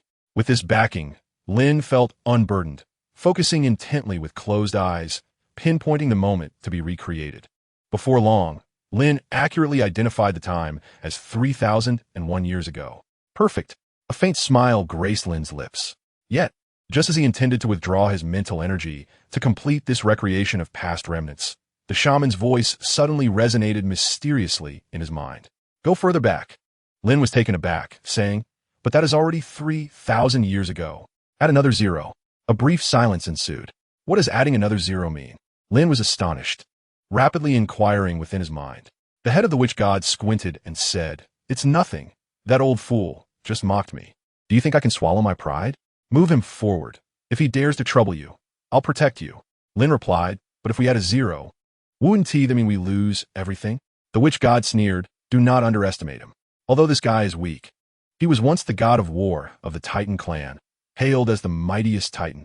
His years of existence far exceed your imagination. Lin asked in astonishment, are you certain? You truly believe nothing will go wrong? The witch god narrowed her eyes and retorted, enough of your nonsense. I've said I will protect you. What is there to fear? Given the situation, Lin gritted his teeth and continued to channel his mental energy, delving deeper into the annals of time. The overwhelming mental force from behind nearly rendered his consumption negligible. At last, the temporal point was fixed at 10 years ago. Surely this should suffice. Let us add another 5000 years for a super boost. Lin exclaimed. After several minutes, Lin inquired, what about now? The witch god pondered. Since we've already gone this far, it doesn't matter. Let us add another 2000 years. Consider it a gift. Lin felt numb. All right, add. The customer is always right. I'll follow your lead. A few minutes later, Lin said hollowly, surely we won't add more this time? The witch god suggested. How about we pull him forward another 5000 years? What do you think? Lin gasped. Am I even allowed to voice an opinion? The witch god insisted. Pull. Keep moving him forward. Let us take him to the limit first, and then I will fine-tune it. Finally, after pushing him forward 53005 years, they reached the maximum. They could no longer move forward, as it marked the beginning of life itself. Any further would require separate calculations. The witch god reflected. Isn't this somewhat excessive? Lin exclaimed, of course it's excessive. We've pushed it to the limit. How could it possibly be good? The witch god contemplated and seemed to agree that this was indeed pushing the boundaries. After all, he was her husband. Though a fool, he shared a bond of thousands of years with her. Reflecting on their tender moments, memories flooded back vividly. The witch god, moved by nostalgia, wiped away a tear and softly said, "Let us turn back 1 minute. After all, he is my husband." A few minutes later, accompanied by a brilliant flash, the prolonged reenactment, lasting several minutes, finally came to a close. The Titan head, gradually emerging from unconsciousness, immediately sensed the changes within his body, although the curse and power remained unchanged. However, the radically different sensations coursing through his body rendered him instantly overwhelmed. His consciousness quickened. At last, after 3 millennia of death, could he once again stand upon the earth in the form of his former glorious self? The magnificent Titan, the defender of the land, the rending force of the heavens. With 2 colossal axes in hand, his invincible figure burst forth from the depths of his stifled memories, flickering vividly in his mind. He gradually became exhilarated and fervent. Finally, could he relive the bygone days? In the next moment, the brilliance radiating from him began to dissipate, revealing before him the hazy silhouettes of his youthful wife and daughter. And there was that unfortunate human, sitting atop his daughter's head, burying his face in his hands in utter despair. He instinctively yearned to open his powerful arms wide, longing to envelop them in a grand embrace, to convey to them that their robust husband and father had returned. He had returned. Such a sentiment could bring tears to the eyes of any listener. Yet, just as he was about to extend his arms, he hesitated, suddenly sensing something amiss. Were his arms, his once mighty limbs? Something didn't seem right.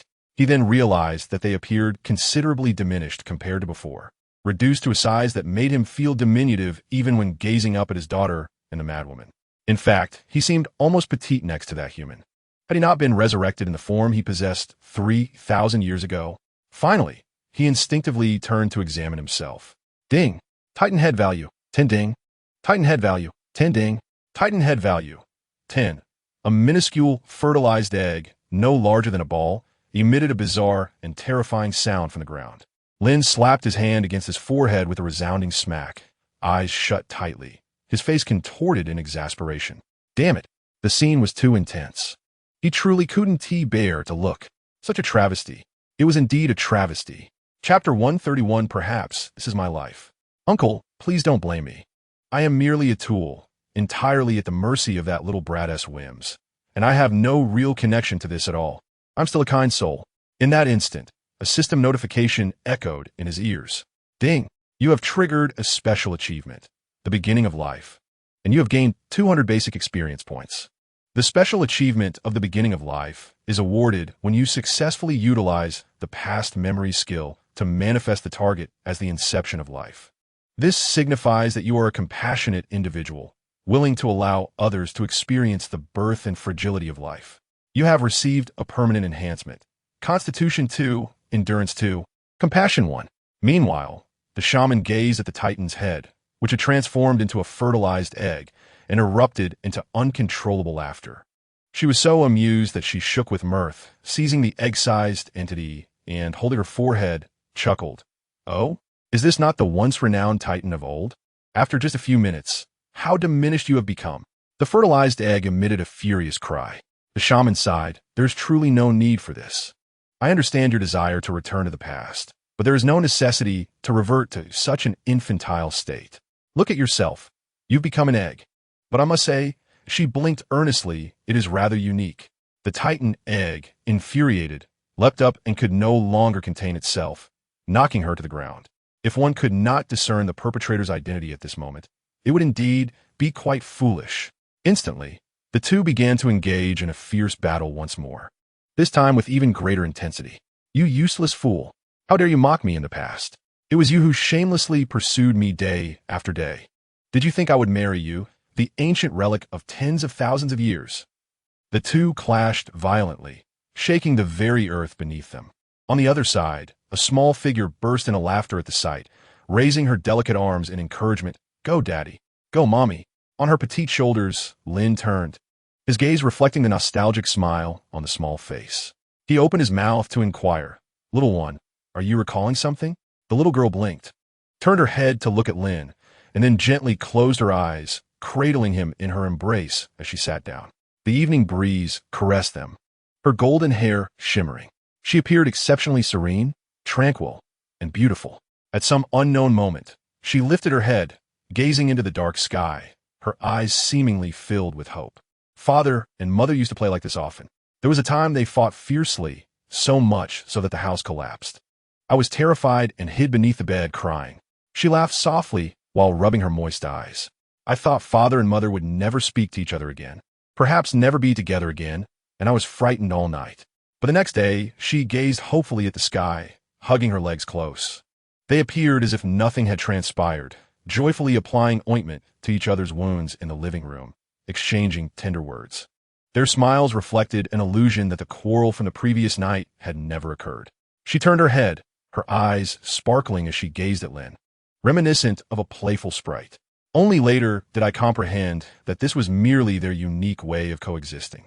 They cherished each other deeply, yet in moments of conflict, they could inflict grievous harm upon one another. Lin remarked, such a peculiar way of relating. Perhaps it is an exclusive dynamic unique to them, I mused. Xiao Xiao lifted her chin, tucked a strand of hair behind her ear, and mischievously winked at Lin, resting her chin on her hand.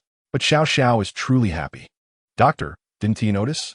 In truth, Mom and Dad have long since relinquished any malice towards you. Lin was taken aback, gazing at Xiao Xiao as parents playfully wrestling in the distance.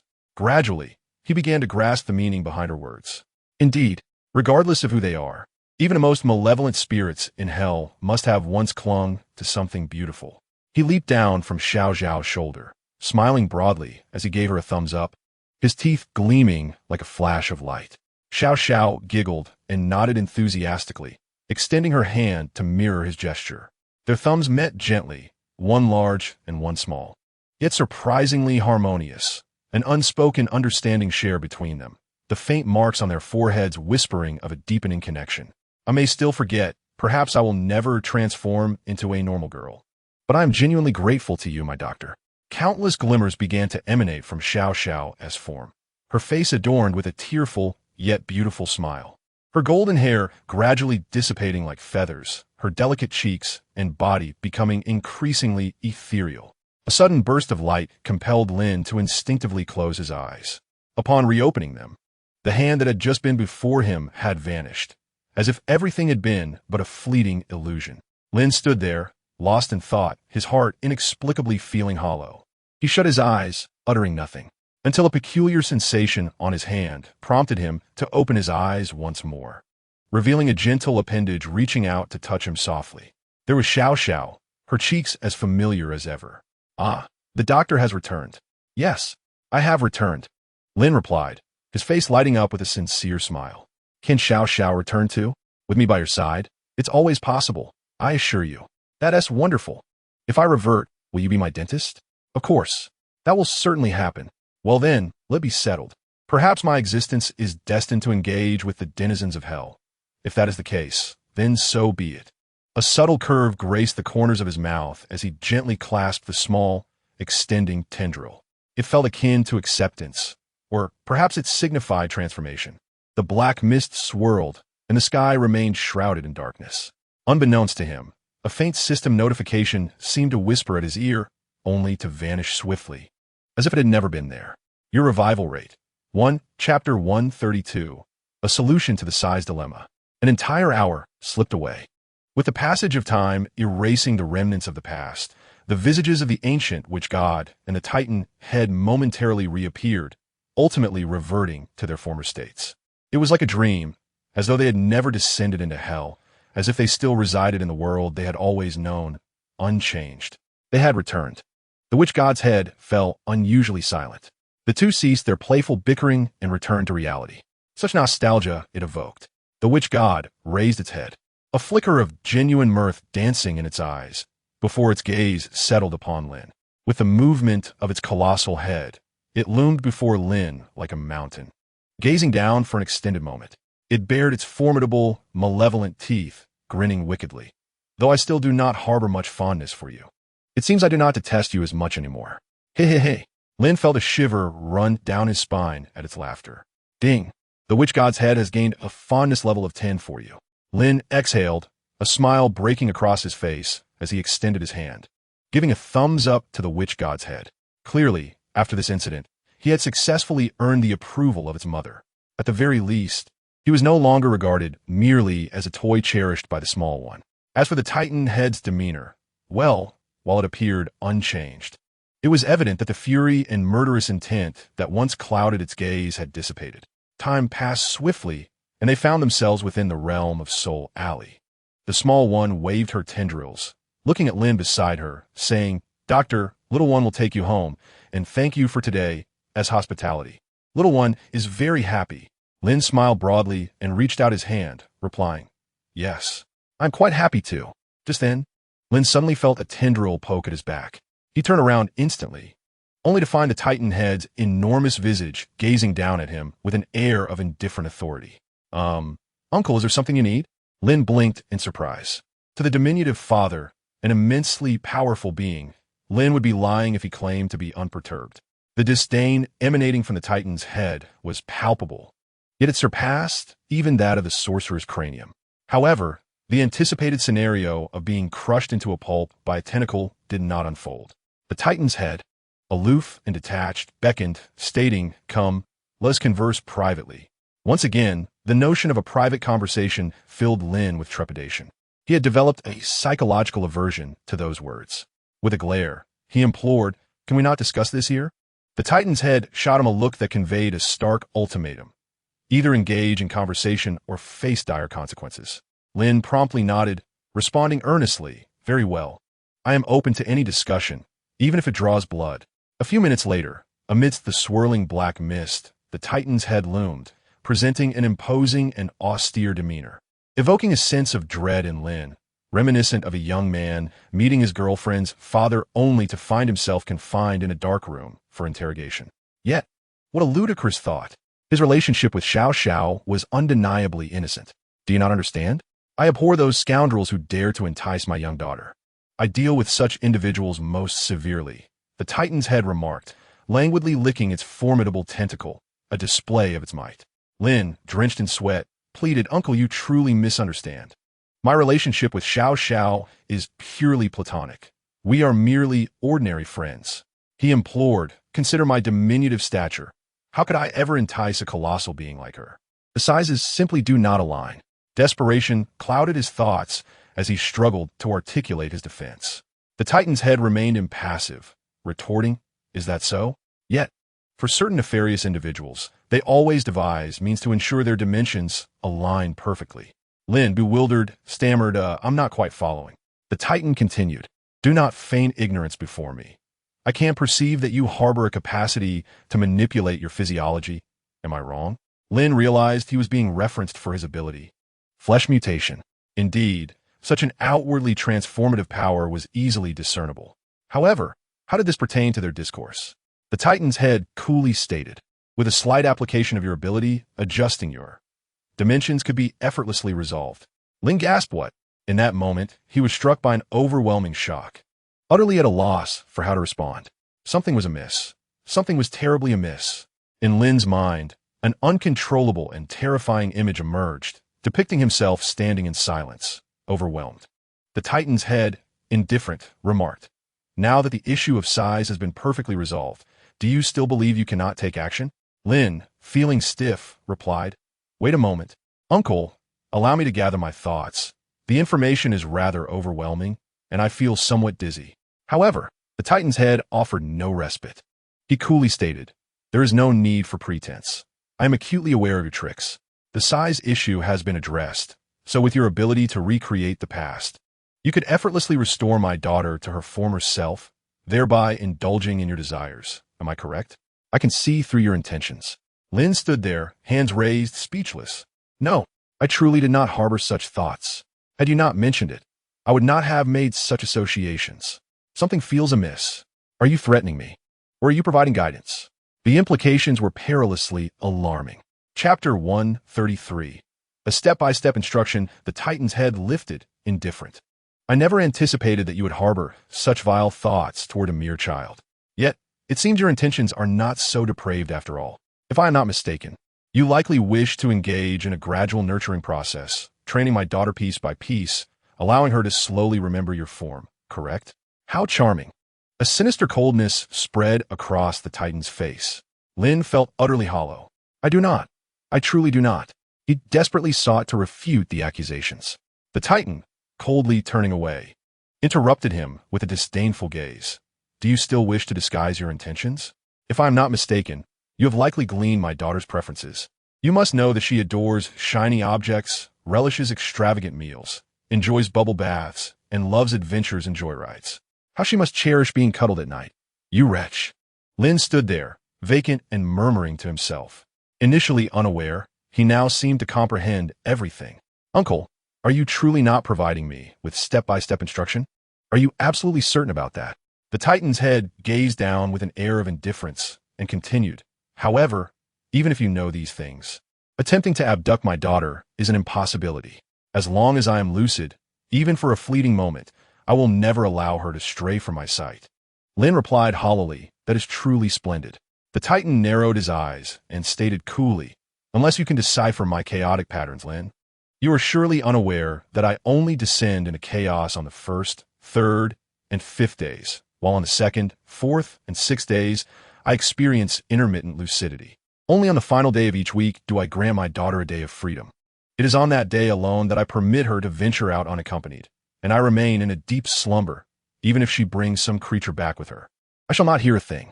But you certainly do not know this, do you? Lin answered, indeed. The Titan closed his eyes and remarked thus, your desire to abduct my daughter is nothing but a fanciful delusion. Furthermore, should I see you alone with her, I would devour you. Do you believe that? Lin stood in a daze and replied, I believe.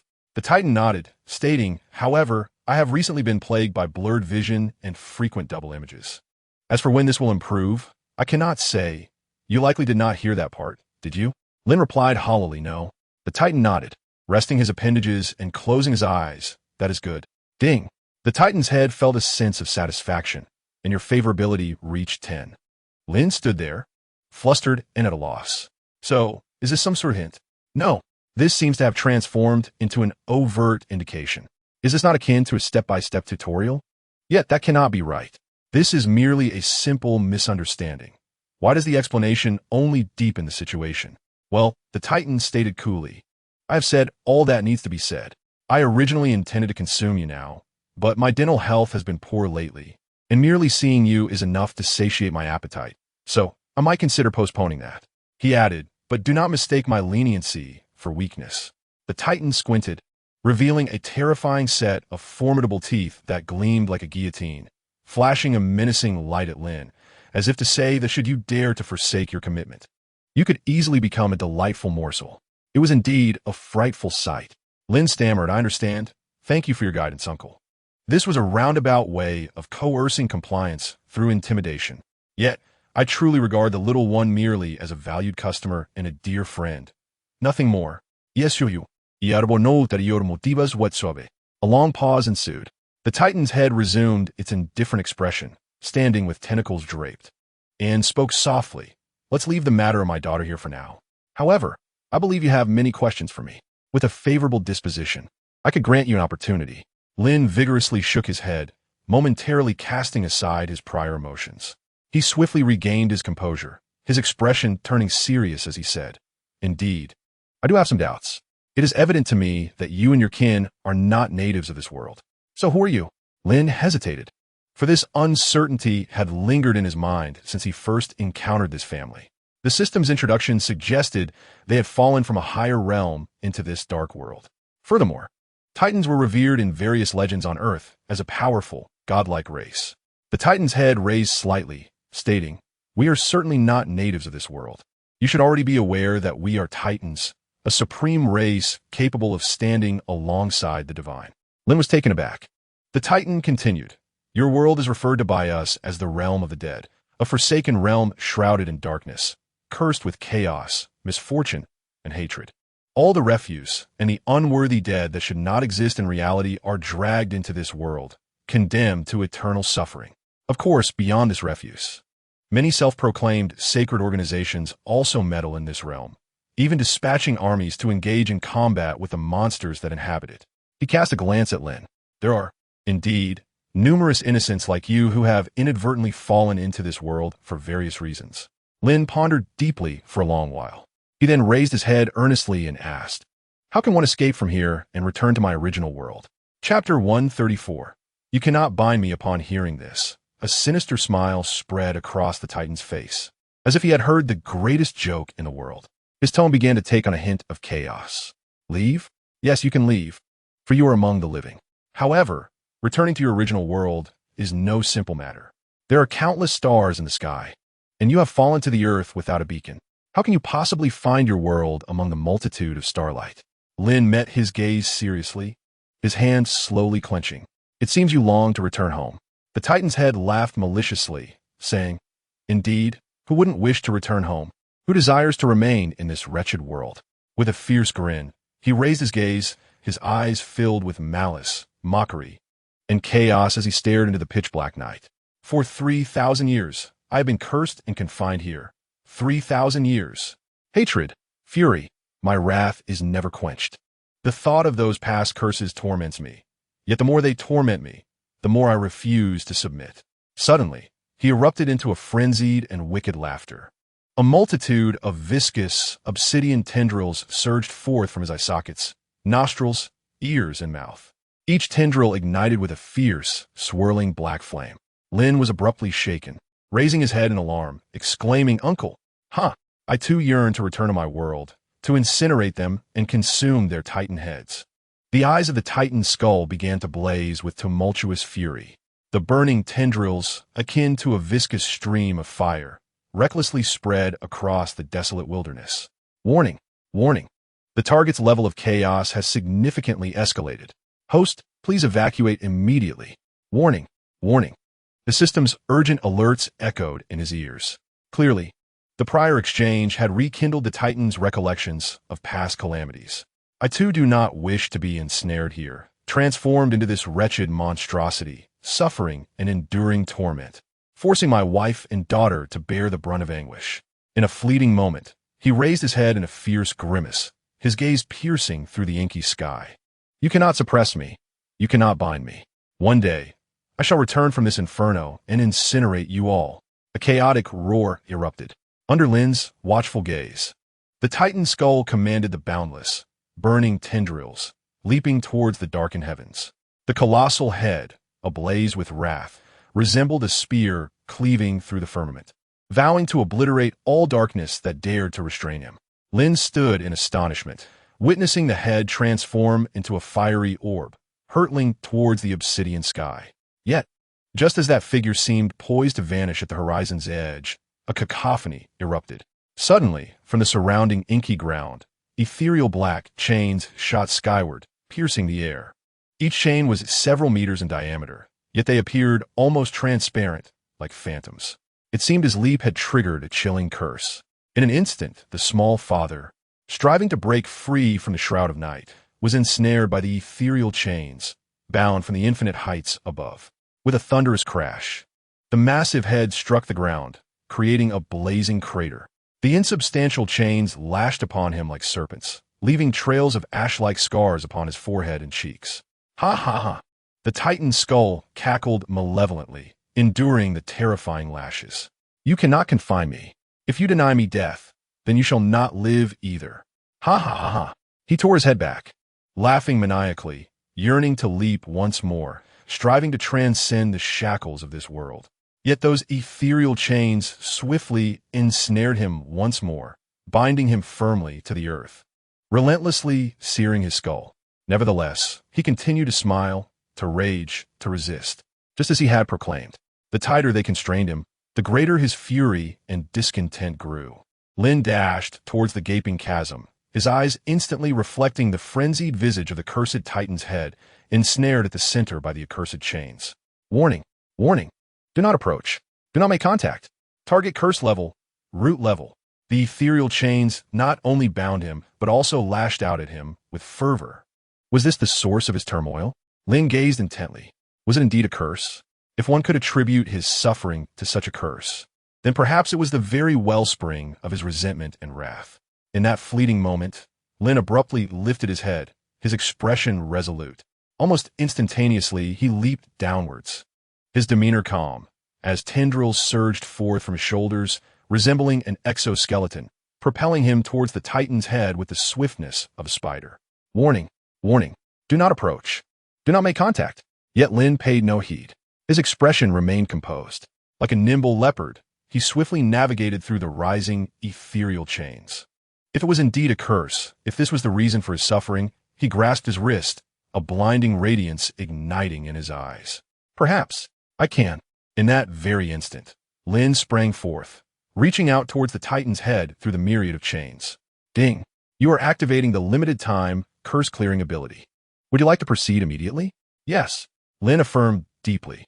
In an instant, a dazzling light erupted from his hand, enveloping the Titan's head in its brilliance. Ding! Target's level is too high. Curse-clearing ability significantly weakened. Ding! Target curse cannot be entirely eradicated. Curse-clearing limit, 15. Would you like to continue? Yes. Limited time, curse-clearing ability successfully activated. Target curse reduced to 85. Host's mental power depleted. Chapter 135. You call me elder brother, and I shall call you son-in-law. In the distance, upon witnessing the multitude of ethereal chains manifesting from the surrounding wasteland, the face of the witch deity, accompanying Xiao Xiao, underwent a dramatic transformation. She comprehended in an instant what had transpired. It was her husband who had once again stirred the curse rooted deep within his soul. This is dire. Without a second thought, the witch deity turned her head abruptly, her face grave as she raced alongside Xiao Xiao towards that direction. Xiao Xiao, her complexion pale, inquired, "Has father acted up again?" Clearly, in similar scenes, she had witnessed more than once, particularly during the tumultuous times of her father, when his unrestrained fury surged relentlessly, striving to break free from the oppressive chains of this dark world. Those ethereal shackles would manifest, forcefully subduing him once more within its confines. This was the very embodiment of curse. It was the fetters imposed upon them, binding them for eternity. The eyes of the witch glimmered with intensity as she gritted her teeth, exclaiming, "Let us hasten, for this wretched fool has chosen this moment to unleash his wrath. I hope that little one remains unscathed." Upon hearing those words, the child's countenance paled, her face betraying sheer terror. Lin's visage flashed in her mind, igniting a surge of unease within her. "Doctor!" They hastened forward, and at last, mere minutes later, they traversed the inferno of the desolate wilderness. As soon as they entered, the witch's head immediately sensed something amiss. In the past, whenever her husband succumbed to madness, the ensuing curses were invariably horrific, often leaving him battered and bruised before relenting. Yet inexplicably, just moments after she had stepped into this realm, she felt the ferocity of the curse inexplicably diminish. Although the reduction was subtle, it was unprecedented. She gazed in astonishment, bewildered by the unfolding events. "We have arrived." The witch's head, accompanied by the child, surged towards the gaping chasm. Her expression was grave, and upon witnessing the scene within, her eyes widened in shock. At the very center of the pit, the Titan's head remained ensnared by colossal chains, his eyes oscillating between chaos and clarity. Not far off, on the ground lay Lin, utterly drained of mental energy. At that moment, his left hand was desperately clawing its way forward, dragging the unconscious and drooling Lin towards safety. Do you think you can elegantly dispel this giant's curse with a mere flourish? That is a root-level curse. Such naivety. In the end, it is your magnificent left hand that must come to your aid. After this, do not expect my forgiveness without a lavish reward. With relentless effort, his left hand pulled Lin toward a safer area. The witch's head remarked in astonishment, "Ah, it is the left hand of the doctor that moves." Meanwhile, the Titan's head appeared to regain considerable lucidity. Evidently, the weakening of the curse had significantly alleviated what would typically require extensive time to subdue. The witch's head was left in a state of utter astonishment. An hour later, accompanied by a flicker of mental energy swirling in his mind, Lin gradually awakened. As he opened his eyes, he was greeted by the diminutive visage of a two-story figure before him. Ah, the doctor has awakened. He heard the system's notification just as he was still regaining his senses. Ding! Congratulations, host, for triggering the achievement. Reduction of source-level curse. You have gained 200 basic experience points. Reduction of source-level curse, a special achievement obtained by utilizing a limited-time curse ability on an extraordinarily high-level curse being. Successfully achieving a partial reduction of the target's curse. You have received a permanent enhancement. Mental Strength 5, Physique 2. Ding! You have successfully recorded the curse, Binding of the Undying.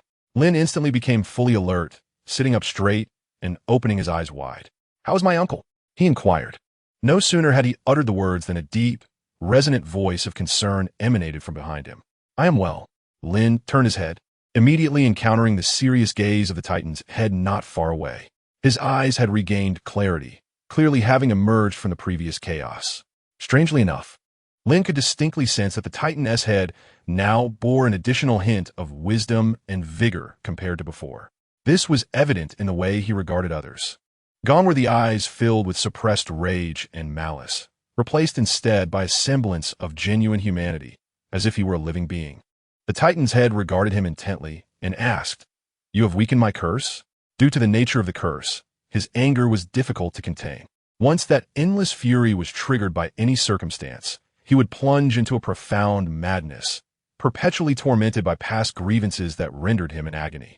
Yet, just as the curse surged forth to almost overwhelm him, this youth had somehow managed to diminish its intensity. Though the reduction was minimal, it significantly enhanced his clarity of mind. Lin rubbed his aching forehead and composed himself. "I merely attempted it, never anticipating success. This is another ability of mine. I can temporarily cleanse the target's curse for 24 hours. However, my current strength is insufficient to completely eradicate the curse upon you. I believe I have only weakened it by approximately 15. Upon hearing this, a flicker of shock and disbelief crossed the witch god's eyes. How can this be? For she, being a witch god, understood better than anyone the terrifying nature of the curse that tormented them. The curse bestows upon them the gift of eternal life, yet simultaneously binds them inexorably to this dark realm, driving them to madness. Even she finds herself unable to completely quell this affliction. The small human, however, gazes solemnly at the Titan's head and inquires, "Does this imply that once your strength reaches a formidable level, you will be able to entirely dispel the curse that plagues us?" Lin contemplated for a moment, then smiled. "I believe that should be possible."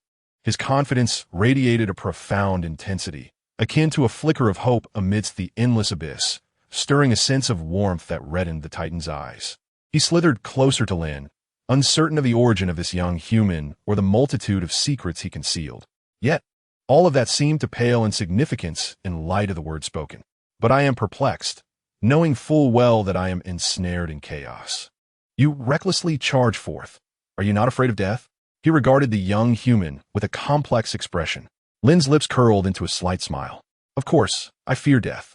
Yet if I possess the capability, why not take a chance?" He continued, "For I believe that the parents who brought forth such an adorable girl as Xiao must surely be loving individuals, and if that is the case, why should I not take a risk?" He lifted his gaze, revealing a healing smile as the wind brushed against his cheek. In that moment, his smile radiated like the sun, illuminating the darkness. "Ding! Congratulations, host, for triggering the achievement. Unyielding opportunity. You have gained 200 basic experience points. Unyielding opportunity, a special achievement attained by showcasing the true goodness and beauty within oneself during any attempt to impress a target, resulting in a profound impact. This signifies that the host has taken a significant step towards becoming a healer, granting you a permanent bonus. Compassion 1, Charisma 5, Handsomeness 1. Lin, ding. The Titan's head has a favorability rating of 30 towards you. Ding. The Witch God's head has a favorability rating of 40 towards you." The Titan's head suddenly welled up with emotion as he gazed at Lin, particularly touched by the sincerity of his smile. A warmth, long forgotten and buried beneath layers of anguish, surged forth in his wounded heart. Could it be that amidst this hellish existence, there existed such pure and beautiful beings? All for such a simple reason, pure kindness. Without hesitation, he extended a hand of assistance to the youth. The young man, with a swift motion, struck Lin's shoulder with a slender, elongated tentacle. The Titan's crimson eyes gazed at Lin, affirming, "Words need not be spoken. By virtue of your previous statement, I consider you my friend. Should anyone dare to bully you in the future, invoke my name." He wiped his tear-streaked eyes and added, "If it pleases you, from this day forth, refer to me as elder brother, and I shall call you son-in-law. Let us seal our bond with a vow." A shiver coursed through Lin's body, and he was instantly swept up in the fervor of the moment. He extended his hand, trembling, and proclaimed, "Elder brother." The Titan, with his eyes still glistening, responded, "Son-in-law."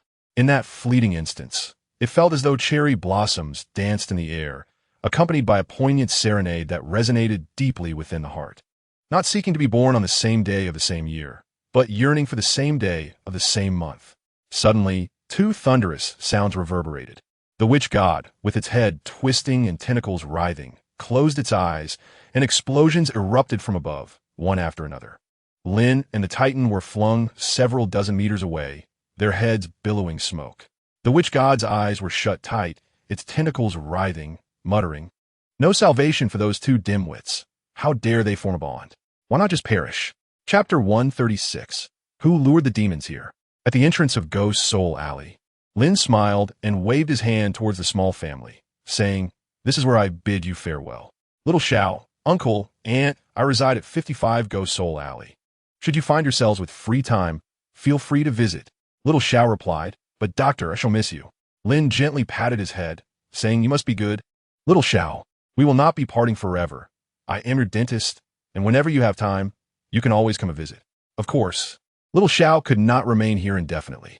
Although the presence of a root-level friend offered a profound sense of security, Lin was acutely aware that in this dark world, the emergence of such beings would inevitably attract considerable attention, bringing forth unnecessary troubles.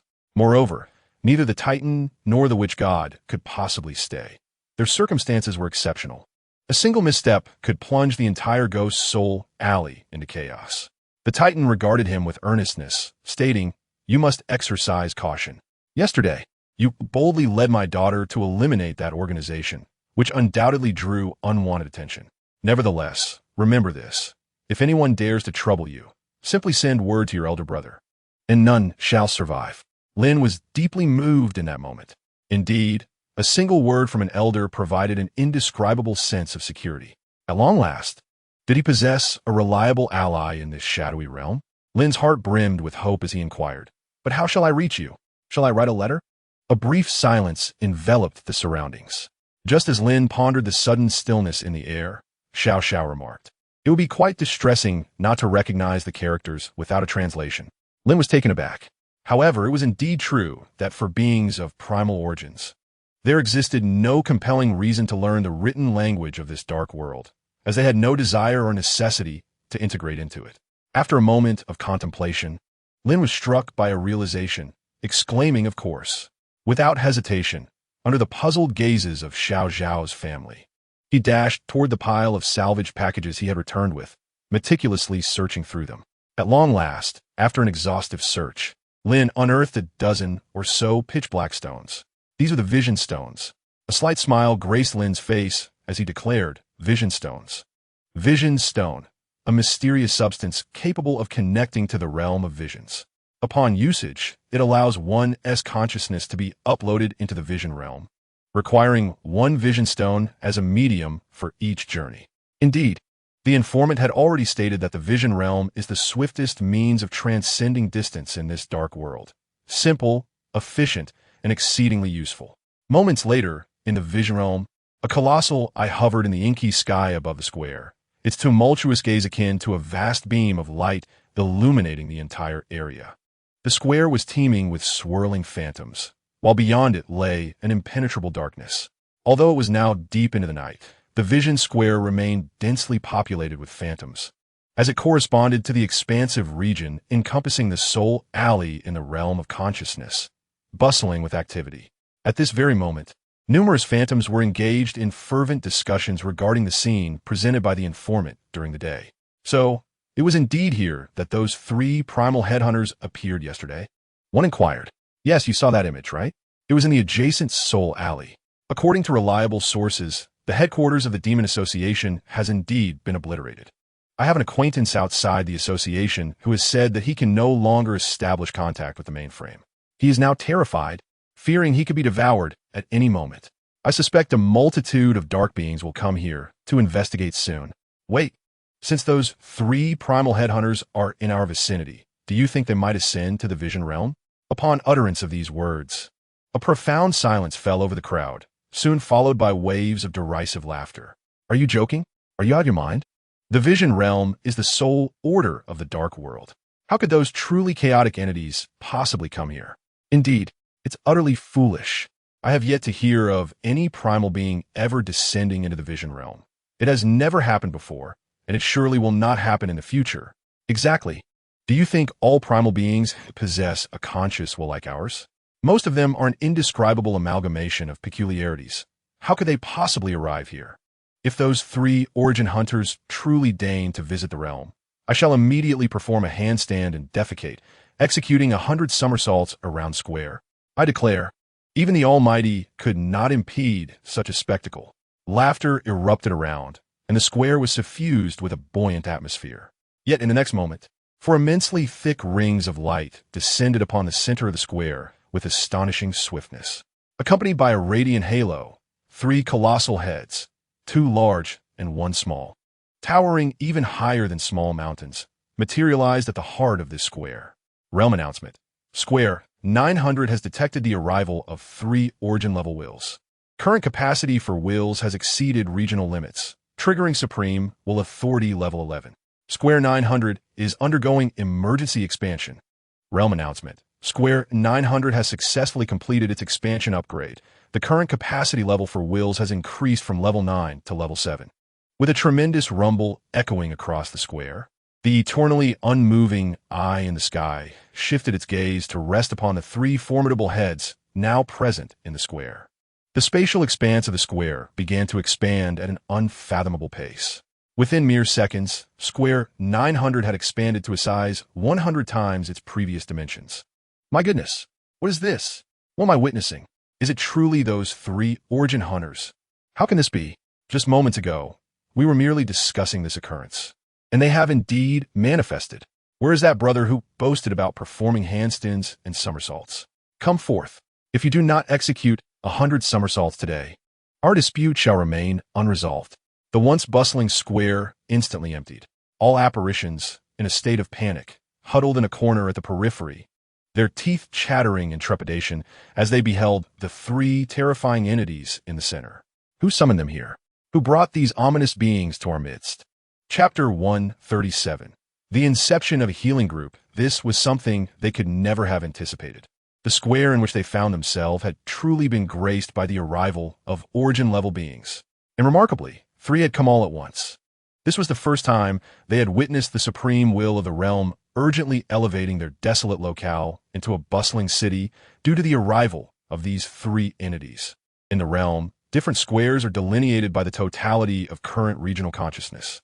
Level 9 is the lowest tier, indicative of the least amount of consciousness present. The arrival of these 3 origin-level beings had directly elevated their previously insignificant place. In the center of the square, Lin opened his arms with a welcoming smile and proclaimed, "Welcome, little ones, esteemed uncles and aunts, to the realm." With wide-eyed amazement, the little one gazed at the surrounding scenery and exclaimed, "How vast! It turns out there are such peculiar places here." The Titan's head, vigilant, scanned its surroundings, and its gaze was immediately drawn to the enormous eye above, which seemed to watch them intently. Instinctively sensing a hint of threat, it narrowed its eyes and remarked, "The supreme will of vision. I've heard of it, yet this is my first time here." Lin's heart stirred as he inquired, "Uncle, do you know something?" The Titan's head lifted its gaze and replied, "Are you referring to the supreme will? I only know that it is an ancient force that descended upon this world long ago. Its existence predates me by eons. It sniffed the air, its eyes flickering with danger. It is formidable and terrifying, capable of creating a realm of consciousness that corresponds to the entire dark world. Its rank surpasses mine." Lin contemplated this matter, having pondered it himself before, yet it seemed so distant that, with his current abilities, he could scarcely grasp it. The Titan's head continued, "However, there is no need for concern. Such a will does not pay much heed to any specific being. The origins of the dark world are numerous, and it remains indifferent, as they pose no threat." As Lin delved deeper into his thoughts, he felt an increasing sense of the world's profundity and terror. He turned his mind away from the unattainable, allowing a faint smile to grace his face. Indeed, the realm of vision provides a remarkably convenient domain for the creatures of this dark world. With it, no matter where you are, you can contact me and leave me a message. He lightly tapped the blue rune on his arm, recalling vividly that during his exploration of the realm's various functionalities, he had discovered one that could draw individuals into a separate channel. Eureka! Almost instantaneously, a series of crimson letters materialized before him. You are creating an independent group channel. Costing 50 skeleton coins daily. Initial construction fee. 1,000 skeleton coins. Capacity. 50 individuals. Would you like to create it now? Yes. Buzz. In that instant, Lin witnessed a transformation of the rune on his arm. Beyond the vision channel and regional channel, a new independent group emerged. Unnamed Channel 1. Indeed, it worked. The myriad functions of the realm of vision were astonishingly rich, prompting Lin to ponder whether the so-called Supreme will truly bore any relation to the world in which he resided.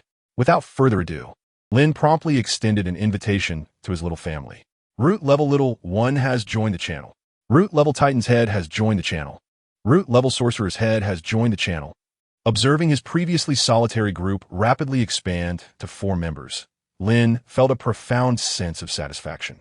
With this independent small group, future communications would undoubtedly be much more convenient. However, the channel name requires change. You are modifying the channel name. Modification complete. Change to the Affectionate Family Bloodsaw Potion Shop Membership Group. Lin Yun remarked. Excellent. Excellent. In the future, if I encounter exceptionally reliable and loving high-level patients and their families, I can invite them into this exclusive little group. Once they join, we shall all be like family. Xiao Xiao. Is the doctor here? Lin Yun, yes. Remarkable. Remarkable. Has Xiao Xiao learned to chat so quickly? Such talent. Titan head. Why is it a membership group? Lin Yun, because Xiao Xiao is my first client here, hence the name. Notification. Member which godhead is modifying the name. Lin Yun. Mother-in-law which god. I believe this is more reasonable. Lin Yun. Fiancé, Yi Xiao Xiao, huh? Xiao Xiao has gained a peculiar title. Useless Titan head. Angry. I beep. Lin Yun. Exiting the group chat, Lin Yun sighed and rubbed his forehead, turning to confront Xiao Xiao's parents, who were glaring with clenched teeth. He had a distinct feeling that this group would undoubtedly be filled with joy in the future. Xiao Xiao remarked. Is it interesting, doctor? Do you need one of those dark stones every time you enter here? Lin Yun smiled yes. Xiao Xiao inquired. What if I run out? Lin Yun chuckled as he patted her head. That is simple, Xiao Xiao. You just need to find any passerby creature and kindly request a piece of vision stone from them. They will surely oblige. Xiao Xiao exclaimed in amazement. Really? Will they be so friendly? Lin Yun gave a thumbs up, smiling. Absolutely. I don't know. Thank you, doctor. Go Soul Alley. Bloodsaw Potion Shop. Lin Yun returned to his loft, utterly exhausted, and collapsed onto the bed, eyes closed. Finally home. This day had been filled with an abundance of events, rivaling the monotony of his past 2 years. He had already bid farewell to Xiao Xiao and her parents. However, with the Vision Stone, future communications would become much easier. Sleep, rest for a while, then swiftly change jobs. He had accumulated far too much experience. Lin Yun closed his eyes and soon drifted into slumber. In the early hours of dawn, 2 towering figures slowly emerged from the black mist of Ghost Soul Alley. One was a muscular figure, covered in scars from countless stitches, appearing grotesque. The other was a 3-meter-tall noblewoman, adorned in an extravagant gown, wearing a large sun hat, with her slender fingers adorned with numerous exquisite gemstone rings that unmistakably held great value. Are you certain that those 3 root hunters had departed? Chapter 138, Disciple. The master has returned. Bloodsaw inquired with a hint of concern. The doll lady, elegantly crossing her arms, glanced at him and replied, I have been observing. They have been gone for several hours. However, I truly did not anticipate that a patchwork creature like you could have a disciple of such remarkable caliber. Bloodsaw furrowed his brow, shouldering his razor, and remarked, It is not my doing. I have no idea how he became acquainted with such esteemed beings. It has only been a few days since we left the shop. The doll lady lifted her gaze towards the dilapidated shop entrance in the distance. It is time, she asserted with determination, secretly clenching her fist. Such an exceptional young man truly ought not to remain in this desolate place. It would be a great loss. Regardless, the initial step is to establish a connection, to leave a favorable impression, and then gradually introduce my daughters to this charming young man. Soon, they arrived before the entrance of Bloodsaw's apothecary. Shall we enter directly? The doll lady raised an eyebrow. Bloodsaw chuckled. No, my disciple is an exceptionally loyal individual. I instructed him to watch the shop before I left, and he will surely attend to it with utmost diligence. If we were to enter without notice, my disciple would not hesitate to take action. Contemplating this, he felt a sense of comfort. After all, this is the dark world. More importantly, he had not seen his disciple in a few days and had newfound respect for him. If that hunter had indeed left him some powerful artifacts, entering unannounced could lead to serious injury. With that thought, he approached the door and knocked 3 times. "Disciple, your master has returned. Open the door." In the loft, the drowsy Lin reflexively opened his eyes, sitting up stiffly like a zombie. The voice of the master? He was taken aback and grasped the bone knife and revolver at his bedside. The next moment, Bloodsaw's shout resonated from below. "Lin, hurry and open the door. Your master has returned. I need to rest well. Did you hear me?" Lin quickly shouted back, "I am coming right away. I have truly missed you, master." Without further ado, Lin swiftly donned his clothes, seized the bone knife, and hurried down the stairs. Outside the main door, Bloodsaw smiled slightly, a hint of satisfaction gracing his otherwise unattractive face. "Did you hear that? How thoughtful, how heartfelt. He is indeed my most cherished disciple over the years. We have always regarded each other as family. Though we are master and apprentice, our bond is akin to that of father and son, deeply rooted." The doll lady beamed, saying, "Indeed, he seems to be a truly remarkable young man." Bloodsaw approached the door, his spirits lifted immensely. He had already sensed the swift approach of his disciple within the shop. In an instant, a poignant scene unfolded in his mind. Upon opening the door, he envisioned his obedient disciple gazing at him with tearful eyes, a touching reunion after a long separation. Just the thought of it is profoundly moving. He felt his own eyes welling up as he closed them and murmured, "Lin, my dear student." Suddenly, a bone-chilling knife thrust through the door, piercing him with a sharp pain. Concurrently, a loud shout erupted from Lin. "What audacity! Just 2 days ago, you deceived me, and now you dare impersonate my teacher? I must inflict a few more stabs upon you." With a series of swift thrusts, the blade struck again and again. Bloodsaw, trembling and wide-eyed, extended a shaking hand, stammering, "I truly am your—" Another stab silenced him. The doll lady, hands outstretched, was rendered utterly speechless. "Is this the welcoming ceremony at your Bloodsaw apothecary? This is outrageous. It's far too intense. No, something was amiss. Perhaps his disciple had mistaken him for someone else." "Wait." The doll lady urgently reached out, but in the next moment, a long strand of hair slithered through the gap, expertly ensnaring Bloodsaw's head. It was as if someone had thrown a hoop from the 2nd floor, perfectly encircling a giggling little girl below. The hair tightened instantly. Bloodsaw found himself yanked against the door, struggling desperately. "I can't breathe. Stop." The doll lady, frantic, slammed against the door, causing it and the bleeding Bloodsaw to collapse to the ground. "He truly is your teacher." In the hall, Lin held tightly to the vengeful spirit's hair, now tethered to the beam, astonished as he beheld his bloodied teacher lying on the floor, having suffered multiple stabs. "Ding! Congratulations. Host, you have triggered the achievement. Betraying your mentor. You have gained basic experience. 200. Betraying your mentor is an evil achievement that, in any circumstance, rewards you with a chance to inflict harm upon your teacher and cause significant bleeding, marking a decisive step into the realm of chaotic evil. You have received a permanent enhancement. Strength 3, Agility 2, Happiness 5. A brief silence ensued. "Teacher," Lin exclaimed in shock. Minutes later, in the backyard's operating room, the doll lady stood there, exasperated, pacing back and forth. She turned her head, gazing at the blood-soaked chainsaw lying on the operating table, then at Lin, who had donned a white coat and was now gloved and masked, his expression grave. "Can he be saved?" the doll madam implored anxiously.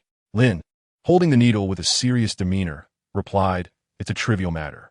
My teacher possesses an extraordinarily resilient vitality. 6 incisions are merely a trifle for him. Moreover, I am his apprentice, inheriting his exquisite medical skills." A brilliant glimmer flashed from the needle's tip. "I have sutured," Lin declared calmly, eager to extend his hand. "Wait." The blood-soaked chainsaw quivered, extending a trembling finger towards the cabinet. "First, staunch the bleeding, then administer the anesthetic, and finally, proceed with the suturing. Do not omit any steps." Lin was taken aback, exclaiming, "Yes, teacher." He promptly pivoted to the counter, frantically rummaging through the contents, retrieving several vials of hemostatic agents and anesthetics. Steadily, he took out a syringe and glanced at his teacher's major artery. "Stop." The chainsaw, pallid and feeble, raised a hand just as Lin was about to inject. Four. How many times must I repeat it? It gasped weakly. Do not insert into the thickest vein.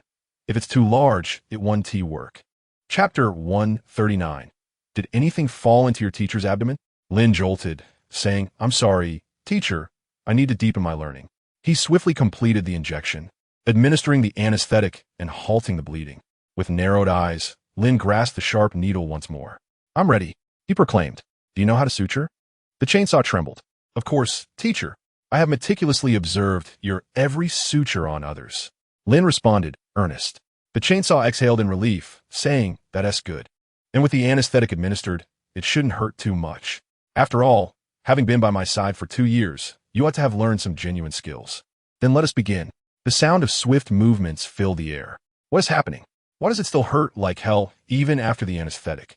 Has this kid learned some passive skill that automatically inflicts pain on others? The chainsaw cursed inwardly. It seemed the anesthesia was ineffective. This is unacceptable. What if I cause harm during my first time with a girl? Minutes passed, and Lin composedly produced scissors, carefully snipping away the thread on his teacher's abdomen.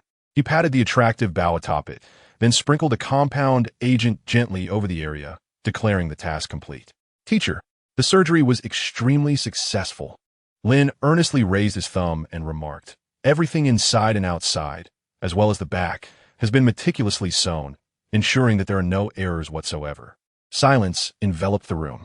Startled, Lin gently lifted the white cloth draped over the teacher's face and called, Teacher? Bloodsaw lay there, frothing at the mouth, unconscious. Teacher! Lin exclaimed in alarm. Half an hour later, Lin stood behind Bloodsaw like an apprentice, diligently massaging his beloved teacher's shoulders. Bloodsaw, pale and resting against the operating table, gazed at the bandages wrapped around his abdomen. Lin, you haven't left anything inside your teacher's belly, have you? Like scissors, a ball of yarn, a couple of needles, gloves, or your monocle? Lin adjusted his glasses calmly and replied, Rest assured, teacher, I've learned my lesson. I corrected that flaw long ago. Bloodsaw sighed with relief, saying, That's good. He then took out a metal detector from his pocket and carefully scanned his abdomen for a while. When he heard no alarming beeping, he truly felt at ease. Madame Dahl stared in astonishment at this absurd scene. The level of preparation and insight displayed, along with the precise articulation of various items, surely could not stem from just 1 or 2 experiences. What a painful realization. It seemed that this youth was not as ordinary as she had initially thought. Bloodsaw exhaled deeply and patted Lin's shoulder, a look of gratification gracing his face. Indeed, although you have stabbed your teacher a few times, which almost makes me want to slap you, your decisive action, even without knowing who stood outside, truly reflects the spirit of your teacher in his prime. You are teachable. He felt a deep sense of satisfaction. Madame Dahl. Lin listened attentively to his teacher's words, stating, How can an apprentice ever forget the teachings of his master? As you said, in the dead of night, regardless of whether the visitor is a guest or not, one must stab first to assess the situation. Madame Dahl, is this some sort of joke? What kind of nonsense is this? She looked at the 2 serious individuals, Bloodsaw, who seemed quite pleased after just being stabbed, and Lin, who was rapidly jotting down Bloodsaw's words with fervor. She couldn't shake the feeling that there was a profoundly wicked mentor-student relationship at play here. I received your letter, Bloodsaw said, eyes closed and resting against the operating table. Thank you for writing such an eloquent piece for me. Believe it or not, it was quite effective. It really managed to fool your teacher. At these words, Lin's eyes immediately welled up with tears. He once again recalled the experiences of the past few days. His eyes instantly welled up with tears. Master, disciple. Choked up, I was truly terrified. You have no idea. Ever since you left, I have faced those myriad monsters alone. Each time I treated them, my heart raced with fear. If I hadn't forced myself to maintain composure, adhering to the finest qualities of physician, I might have already. He choked on his words. Notification. The Bloodsaw's affection level. Notification. The Bloodsaw's affection level. Notification. The Bloodsaw's affection level. 1. The master was aware. The Bloodsaw's eyes were also red.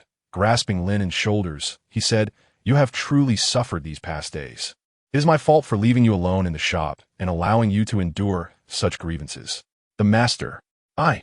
At that moment, Lin could no longer hold back his tears. Survival Guide to Another World 2. A crying child is cared for by their mother. The bloodsaw, choking back his emotions, patted Lin Yun's back, his eyes glistening with tears as he offered comfort. Meanwhile, the doll lady stood by, rendered speechless. Wait, bloodsaw, you thick-headed fool. Have you forgotten something important? When you spoke to him just now, were you not intending to hold him accountable? And do you really believe everything he says? The doll lady felt a surge of exasperation. Did you not see your disciple riding a primordial creature around during the day? Did he appear frightened to you? He was clearly laughing joyously. Disciple, what about those primordial bounty hunters? Word has spread throughout the realm. The bloodsaw inquired, wiping his reddened eyes. Lin Yun replied, Master, have you already heard? That was a guest who came to the shop for dental treatment on the night following your departure. That enormous head nearly scared me out of my wits. Fortunately, I cleverly adapted and treated that primordial being's toothache, or else she would have devoured me. I would have truly been torn apart. The bloodsaw's mind immediately conjured the horrifying scene from that night. A massive, grotesque head, grinning menacingly as it loomed over his disciple, who could only cower in the corner, trembling like a helpless little girl cornered by a monstrous uncle. Call out, scream as loud as you can. No one will come to your aid. Such terrifying words sent shivers down the bloodsaw's spine. Chapter 140. Even masters have their indulgences. As the depth of the bloodsaw's paternal love threatened to overflow, the doll lady quickly interjected, grinding her teeth. Hold on. Don't get carried away just yet. What happened afterward? Why do we see you riding that primordial creature, completely annihilating the demon association? Lin was taken aback, turning to gaze at the towering figure of the lady, whose stature reached 3 meters, curvaceous and imposing. He hesitated, then spoke. Teacher, this is Bloodsaw, she interjected. Her eyes closed. My companion. With a start, Lin stared at his teacher, who was emitting smoke from above, and tentatively poked him, quickly retracting his finger in fear of further provocation. The doll lady, with her eyes shut tight, clenched her fists, the tension palpable. Could you not choose a more refined term? Lin exclaimed in astonishment. So it was true. Truly, he was worthy of being called teacher. He possessed the audacity to indulge in such habits. Moreover, judging by his technique, it was evident that without decades of practice, one could hardly master such skills. Fortuitously, he had no proclivity in that regard. How peculiar of a teacher he was. And why did it always evoke a sense of the 8-foot-tall lady? Lin instinctively grasped the fly swatter on the counter. Indeed, Bloodsaw rose from the ground, rubbing the smoldering red imprint on his bald head, his expression serious. A colossal organization like the Demon Association was utterly vanquished in a mere day. How did you acquire such formidable prowess? This is not akin to your previous self. After all, in his memories, his disciple had always been a well-behaved and obedient child. Lin sighed. It seems you are all aware. He exhaled wistfully and succinctly recounted his recent experiences to his teacher and his companion, omitting many details. For instance, he refrained from mentioning his system, and he attributed the powerful mutagenic potion to a chance encounter with a wandering merchant.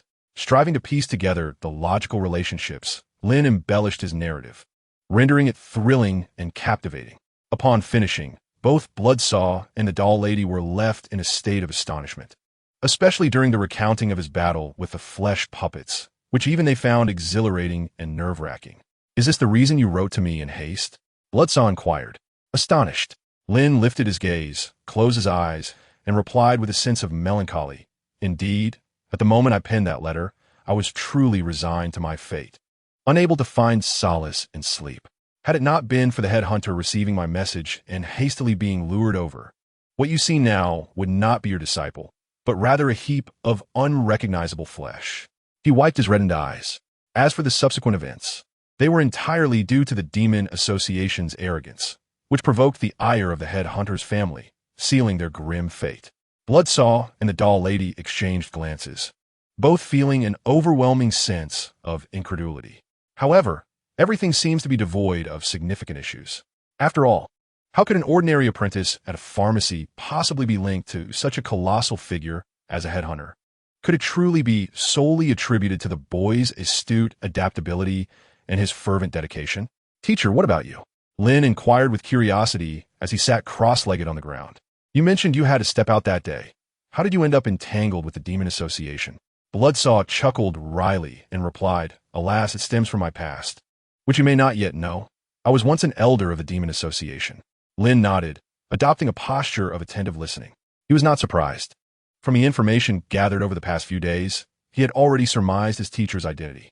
Bloodsaw raised his head and continued. A few days ago, I received an unexpected invitation from an old friend who mentioned that a particular research endeavor I had long been concerned about had recently made significant breakthroughs, prompting an invitation to the upside-down tower.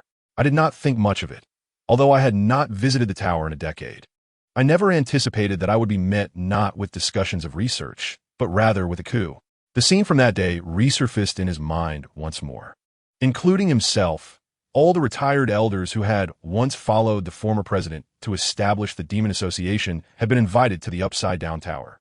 It was there that the newly appointed president, the Heart-Eater Demon, announced the revival of the Colossal Project.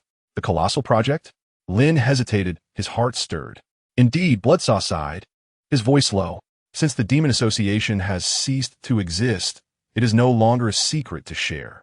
He then proceeded to explain the essence of the Colossal Project to Lin, recounting from the time they unearthed the remnants of a fallen technological civilization, to their analysis of its various technologies and knowledge. All knowledge pointed towards the colossal creation made by that civilization 3,000 years ago. While we do not fully comprehend it, Bloodsaw said solemnly, through subsequent studies and analyses, both the president and we began to sense that the shattered colossus in our world might possess terrifying powers surpassing that of the fundamental source. What is most fearsome is that this colossus is a man-made construct, a horrifying weapon that amalgamates machinery and flesh. Can you fathom what that signifies for an organization deeply engaged in machinery and modification? Lin's gaze deepened. Frenzy. Yes. It is akin to a group of individuals imprisoned in a dark cage, surrounded solely by male creatures, who suddenly catch sight of a charming young girl emerging from the cracks. The exhilaration and wildness of that moment are beyond ordinary comprehension. It is akin to light. Understood. Lin nodded.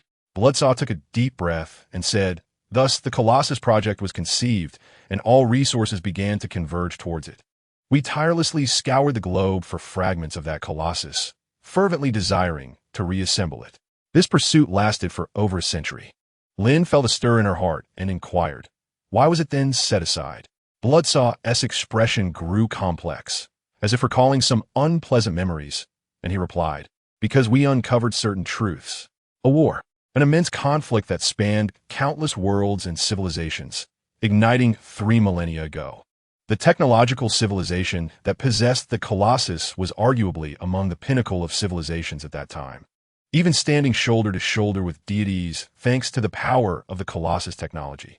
Yet, despite their might, they ultimately succumbed. Their entire civilization was annihilated, and the once proud amalgamation of flesh and machinery lay shattered, descending into this dark world. Bloodsaw continued with gravity, a curse. We have a profound premonition. Should we ever succeed in resurrecting the Colossus, a dreadful curse would surely be unleashed. It is as if some force forbids the Colossus from reemerging. Chapter 141. The most healing doctor of the dark world 3,000 years ago? Yet again, 3,000 years ago? Lin pondered upon hearing this. The Titans had also mentioned that they fell from a higher realm into this darkness at that very juncture. It was at that moment that they nearly faced extinction, even being decapitated. Could it be that the fallen Colossus, discovered by the Demon Association, was intertwined with the war experienced by the Titan family? Bloodsaw closed his eyes and declared, it is precisely because of that ominous premonition that we temporarily suspended the Colossus Project, entrusting the fragments of significant value we collected to us elders for safekeeping. Suddenly, Lin recalled a certain creature in the backyard and exclaimed, little treasure? Bloodsaw was taken aback. You know of it? Without hesitation, Lin swiftly rose and dashed to the backyard. The sound of the cellar door being pried open echoed, followed by a series of furious hisses. In the next moment, under the astonished gaze of Bloodsaw and Madame Puppet, Lin emerged, clutching a writhing, irate tongue, resolutely declaring, yes. I have a hunch, for the only valuable thing in our apothecary is this fellow. Hiss, angry ding. Little treasure's favorability towards you one. Ding. Little treasure's favorability towards you one. Little treasure wriggled furiously, angrily accusing Lin of his transgressions. Bloodsaw marveled in just a few days. You have become so familiar with each other? Lin nodded, as if cradling a slippery eel, and said, "Indeed, when that blood puppet arrived, my dear little companion assisted me tremendously. We almost became confidants." Hissing with indignation, Bloodsaw replied, "Yes, you are correct. It is indeed a component of the colossal figure I retrieved from the association years ago. Do not be deceived by its mere appearance as a tongue. It possesses a strong sense of self-awareness and is the most mischievous among the myriad components we discovered back then." Holding the little companion in confusion, Lin exclaimed, "Teacher, are you saying that each component derived from the colossal figure possesses its own independent consciousness?" Bloodsaw fell silent for a moment. "Indeed, it is exceedingly strange. Yet in this dark world, it is hardly a novelty. Without exception, they are all intertwined with curses." After summarizing the general outline of the colossal project, he recounted his harrowing escape from the Demon Association and how, while being pursued, he was rescued by the doll lady, who had come upon news of his plight. This continued until the zero plan of the upside-down tower was triggered. Taking a deep breath, Lin inquired, "Teacher, what are your plans moving forward? The Demon Association has been destroyed. You should remain here with your disciple, right?" He sensed a hint of his teacher's intentions. Bloodsaw pondered for a while. "I have indeed contemplated a few days of tranquility, yet this time I may not linger here for long." Lin was taken aback. Bloodsaw let out a bitter smile and remarked, "The Demon Association has been annihilated, yet many of the research achievements within were painstakingly cultivated by us elders. I cannot allow those accomplishments to slip away. Although the upside-down tower has been destroyed, the association's various branches in the dark world still remain. Not long ago, I received news that prior to the tower's destruction, the Heart Eater had transferred the majority of the association's documents to several secret bases. Despite differing ideologies, they share an equal fervor for knowledge. As one of the few remaining elders of the Demon Association, I cannot permit those invaluable insights to be lost due to its downfall." Rising to his feet, Bloodsaw patted Lin on the shoulder earnestly and said, "I must admit I misjudged you in the past. From your experiences over the past few days, it is evident that you have already acquired the capability and qualifications to stand on your own. Rather than trailing behind me and wasting your life, it will be far better for you to carve out a path of your own. Rest assured, your teacher will always be the towering figure standing behind you, and I believe that in the future, there will undoubtedly be a place for you at the pinnacle of this dark world." Lin gazed blankly at the serious yet gentle expression on his teacher's rugged face. In that moment, he felt an indescribable warmth. Indeed, 2 years had passed. He had fallen into such a world where the light of day could not reach. Terrifying, eerie, absurd. The worldviews were shattered time and again, and understanding was persistently challenged. Were it not for the persistent protection of his robust mentor, who guided him through the darkness, teaching him to adapt, to change, and to comprehend, he would have likely perished on the very next day after his arrival. Reflecting on the myriad experiences of those 2 years, Lin finally allowed a smile to grace his lips, closing his eyes in quiet contemplation. Ah, indeed, he had finally earned his mentor's affirmation. With a radiant smile illuminating his face, he opened his eyes and extended his hand toward the Bloodsaw, his gaze shimmering with resolute determination. "Rest assured, mentor, though I lack natural talent, I assure you, I shall transform the Bloodsaw Apothecary into the finest potion shop in this dark realm. I will also strive to become the most healing doctor in this shadowy world." Observing the confident, youthful smile upon Lin's face and his spirited declaration, Madame Puppet found herself momentarily spellbound, her heart racing with an inexplicable fervor. Youth, indeed, possesses a remarkable charm. Despite his previous eccentricities, his sudden normalcy radiated an undeniable allure and vitality. Even this older woman felt her heart fluttering. Truly, he was exceptionally handsome.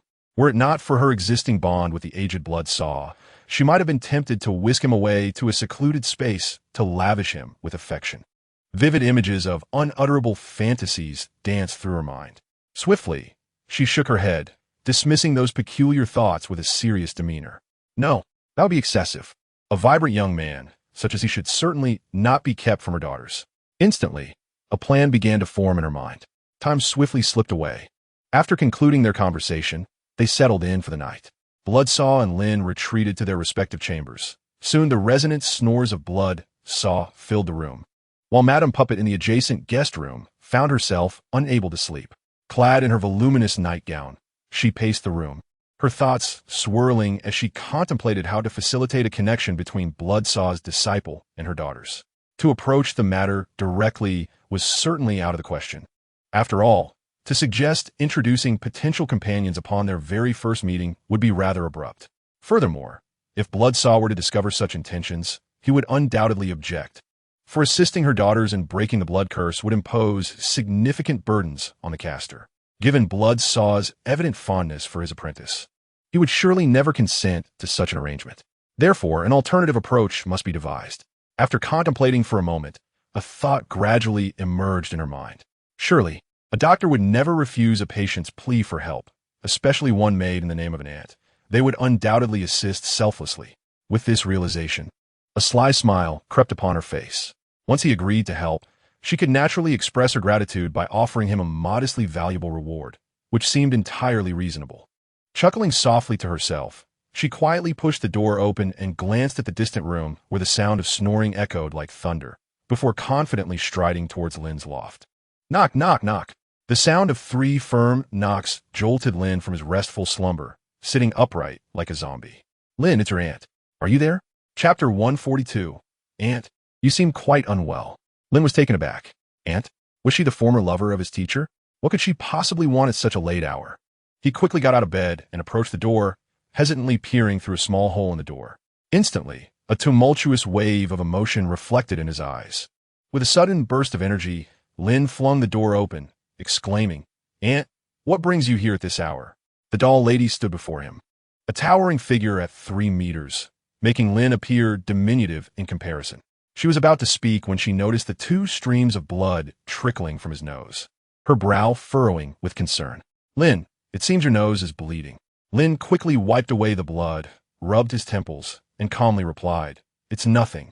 I've just been feeling a bit overheated lately. A little rest should suffice.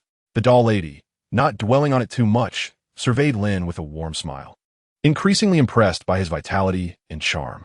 However, she did not forget the purpose of her visit. Well, you see, a hint of discomfort crossed her face as she pressed her forehead, appearing weak. I've been running around these past few days, especially after assisting your teacher with those puppets from the Demon Association. My energy has been utterly depleted, and my body is sore and weak, making it difficult to sleep at night. I'm not quite sure what's wrong, which is why I thought to seek your help in examining me. Ding. Task triggered. Assist the doll lady in a medical examination. Task rewards, 200 skeleton coins, 200 basic experience points, with a high probability of triggering a special reward. Could it be that a special reward was highly probable? Upon hearing this, Lin wasted no time and promptly stepped aside, saying, Aunt, please come in. Yet, a question lingered in his mind. If this lady was indeed unwell, why hadn't she sought his teacher's assistance instead? The doctor's skills far surpassed those of a novice. Yet, soon he was met with the thunderous snoring of his mentor from outside. Well, perhaps it was due to the awareness that he had yet to succumb to slumber, and he did not wish to disturb his instructor, especially after the recent surgery. With a click, he ushered in Madame Puppet and promptly closed the door behind him. As he turned, he immediately beheld Madame Puppet stretching languidly, emitting a peculiar sound of contentment, the undulating waves of her movements striking him with astonishment. Goodness, Madam, do take care. Are you aware of the profound impact your casual display before a young man may have? Yet, being a doctor, he swiftly regained his composure. He donned his white coat with haste, drew out a chair, and seated himself opposite Madame Puppet, calmly producing paper and pen to inquire, Madam, do you experience any discomfort in your body? Please, do elaborate. Madame Puppet observed his reaction discreetly, pressing her forehead, and wearily replied, My head feels heavy, my back aches. My muscles are sore, everything hurts, and for some reason, I feel utterly drained. Pondering, he recorded her words. Could it be that you are somewhat fatigued? Perhaps you have not had ample rest and recuperation in recent days? She tugged at the collar of her nightgown, exhaling weakly. I'm not quite certain. My sleep quality seems decent, yet I remain devoid of energy. Seemingly overheated, she adjusted her collar, leaving him quite astounded. Regaining his focus, he thoughtfully proposed, Let us proceed this way, Madam. I shall take your pulse to ascertain the underlying cause. With a gentle smile, she held her forehead and replied, That would be splendid. She then rolled up her sleeves and lethargically extended her hand, casting a sly glance at him. Of course, She harbored no ailments. She merely sought to use this pretext to connect him with her daughters. He would likely diagnose nothing significant, and she would only need to request a prescription for some invigorating herbs or perhaps a massage, thus enabling her to graciously present him with a token of gratitude. It was a flawless plan. He placed his hand upon her wrist, closing his eyes to meticulously feel the rhythm of her pulse. After several seconds, a look of perplexity crossed his face. The pulse conveyed no irregularities. Everything appeared normal. Yet, something was amiss. If she were indeed overexerted, the pulse should reflect that. But it did not. Was his diagnostic ability faltering? "Doctor, what is the verdict? Is it serious?" The doll madam inquired with a hint of concern. Lin returned to his senses, contemplating. "Please wait a moment. The feedback from the pulse diagnosis requires some time, so do not rush." He squinted slightly and then activated the system panel. Since the pulse diagnosis yielded no results, it was time to employ his diagnostic skills. After all, it is quite challenging to ascertain the symptoms of beings in this world using methods tailored for humans. Ding! You're utilizing the passive diagnostic effect of random diagnosis. Would you like to activate it immediately? Yes. And in that instant, a series of system prompts echoed in Lin's ears. Ding! You have discovered the target's ailment. Skeletal compression. Ding! You have discovered the target's ailment. Flesh and blood lesion. Ding! You have discovered the target's ailment. Blood source curse. Residual. Lin was taken aback, standing upright as he gazed gravely at the doll madam before him. The doll madam was momentarily stunned and asked, "What is it?" Lin regarded her earnestly and said, "Auntie, your condition is quite serious." A few minutes later, in the front hall of the apothecary, the doll madam sat bewildered at the counter, watching Lin hurriedly rummage through various medicinal ingredients. "Wait, this isn't right. I am not ill at all. I merely sought to use this as an excuse for my daughters to connect with him. How could a casual diagnosis make it seem as if I were gravely ill? Lin, what is happening? Surely, Annie is just fatigued, right?" She observed the solemn and serious expression on Lin's face, her eyes widening with an inexplicable sense of anxiety. It is not mere fatigue. Holding a large bundle of medicinal herbs, Lin turned deeply, donning his monocle. He resumed his position at the counter, setting the herbs aside, and gazed at her with gravity. "Annie, I must ask you to be completely honest with me. In recent years, have you frequently experienced a profound sense of weight in your bones? During high-intensity activities, do you often feel as though your body might collapse at any moment, requiring a lengthy period of rest to recover?" The doll madam paused. "No. Were you joking about? I am the mistress of the doll manor, though I have yet to reach the rank of monarch. Few dare to provoke me in this dark world. If there were indeed a grave ailment within me, would I not be aware of it?"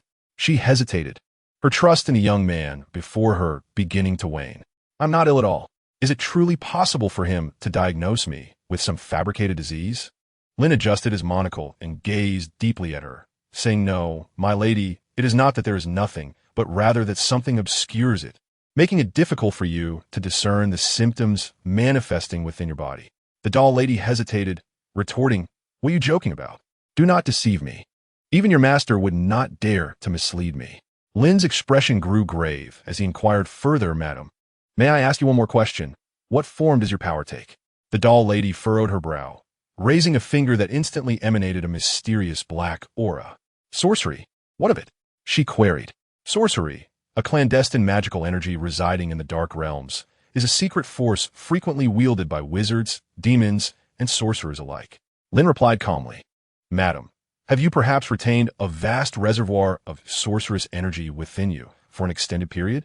The doll lady raised an eyebrow indeed. Lin adjusted his monocle once more, his gaze penetrating. "And what are the times when you're not empowered by this sorcerous energy? Have you ever experienced such a state?" Chapter 143. The question most feared by men. The doll lady was taken aback. Indeed, she had never encountered such a situation. Ever since her transformation from a doll to flesh and blood, she had lost the energy-storing capabilities of her doll form, leaving her no choice but to utilize her body as a vessel for sorcerous energy, allowing it to flow through her and enabling her to unleash tremendous combat prowess at will. Lin regarded her thoughtfully, stating, "If I am not mistaken, it is the formidable sorcerous energy within you that obscures certain bodily afflictions. Should you doubt my words, you may temporarily suppress this energy and observe the outcome." The doll lady remained skeptical, but reassured herself. Surely, the apprentice of Bloodsaw would not deceive or mock her without cause. Could he truly perceive something within her body? That seemed implausible. Nonetheless, she hesitantly extended her hand and swiftly performed several intricate gestures. As a resounding luminescence enveloped her, the mystical energy coursing through her veins gathered visibly at her chest. By employing a unique method, she temporarily concentrated all her mystical energy in her heart. Consequently, apart from her heart, the rest of her body became a mere flesh and blood vessel devoid of protective energy. Almost instantaneously, upon its removal, the doll lady's expression shifted dramatically. Coughing violently, her complexion paled, and an overwhelming pressure surged from her bones to her brain, as if they could no longer bear the burden, producing a faint cracking sound. Her body grew rigid and sluggish, and in that fleeting moment, she experienced a profound illusion, as though she were still in her former doll form, as if she had never transformed into flesh and blood at all. How could this be? She was filled with terror. Lin squinted deeply, adjusting his glasses as he mentally traversed the system's descriptions of ailments. Madam, he began, if I am not mistaken, you are not always of flesh and blood.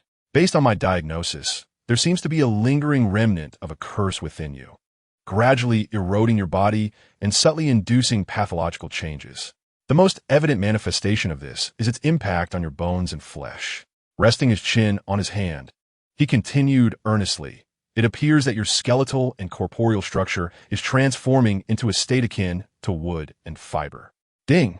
Puppet Madam Value 10. The puppet madam trembled violently. This is impossible. The blood source curse has clearly been lifted. Wood and fiber. In an instant, memories of her state prior to encountering the blood saw flooded her mind. A puppet. A grotesque creation with wood as its skeleton and plant fibers and resin as its corporeal filler. Her complexion turned pale. Lin remained composed. This transformation has likely persisted for many years.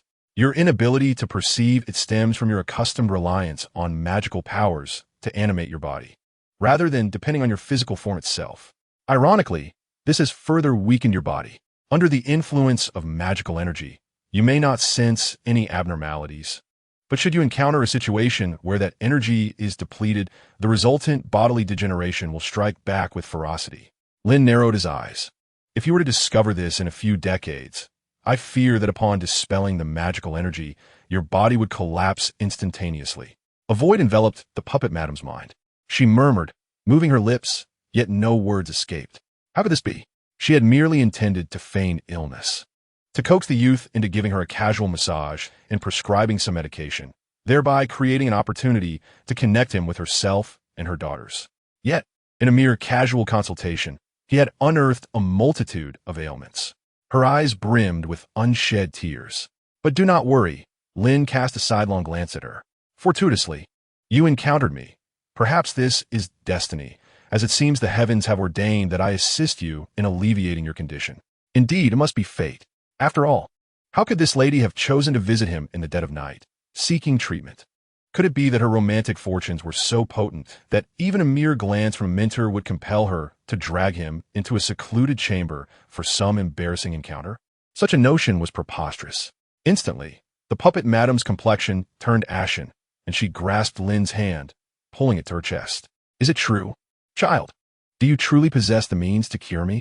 I'm afraid that if you truly possess the ability to heal my aunt, she would comply with your wishes entirely. Even if we were to engage in some clandestine activities, she would not refuse to cooperate. Lin, what on earth? This has now crossed in my moral blind spot. Is the world so open-minded? Aunt, please refrain from uttering such peculiar remarks. Your words have made me hesitant about proceeding with your treatment. Lin coughed awkwardly, struggling to withdraw his hand, and said, engaging in such activities is unnecessary. I'm still a very upright young man, unaccustomed to overly taboo endeavors.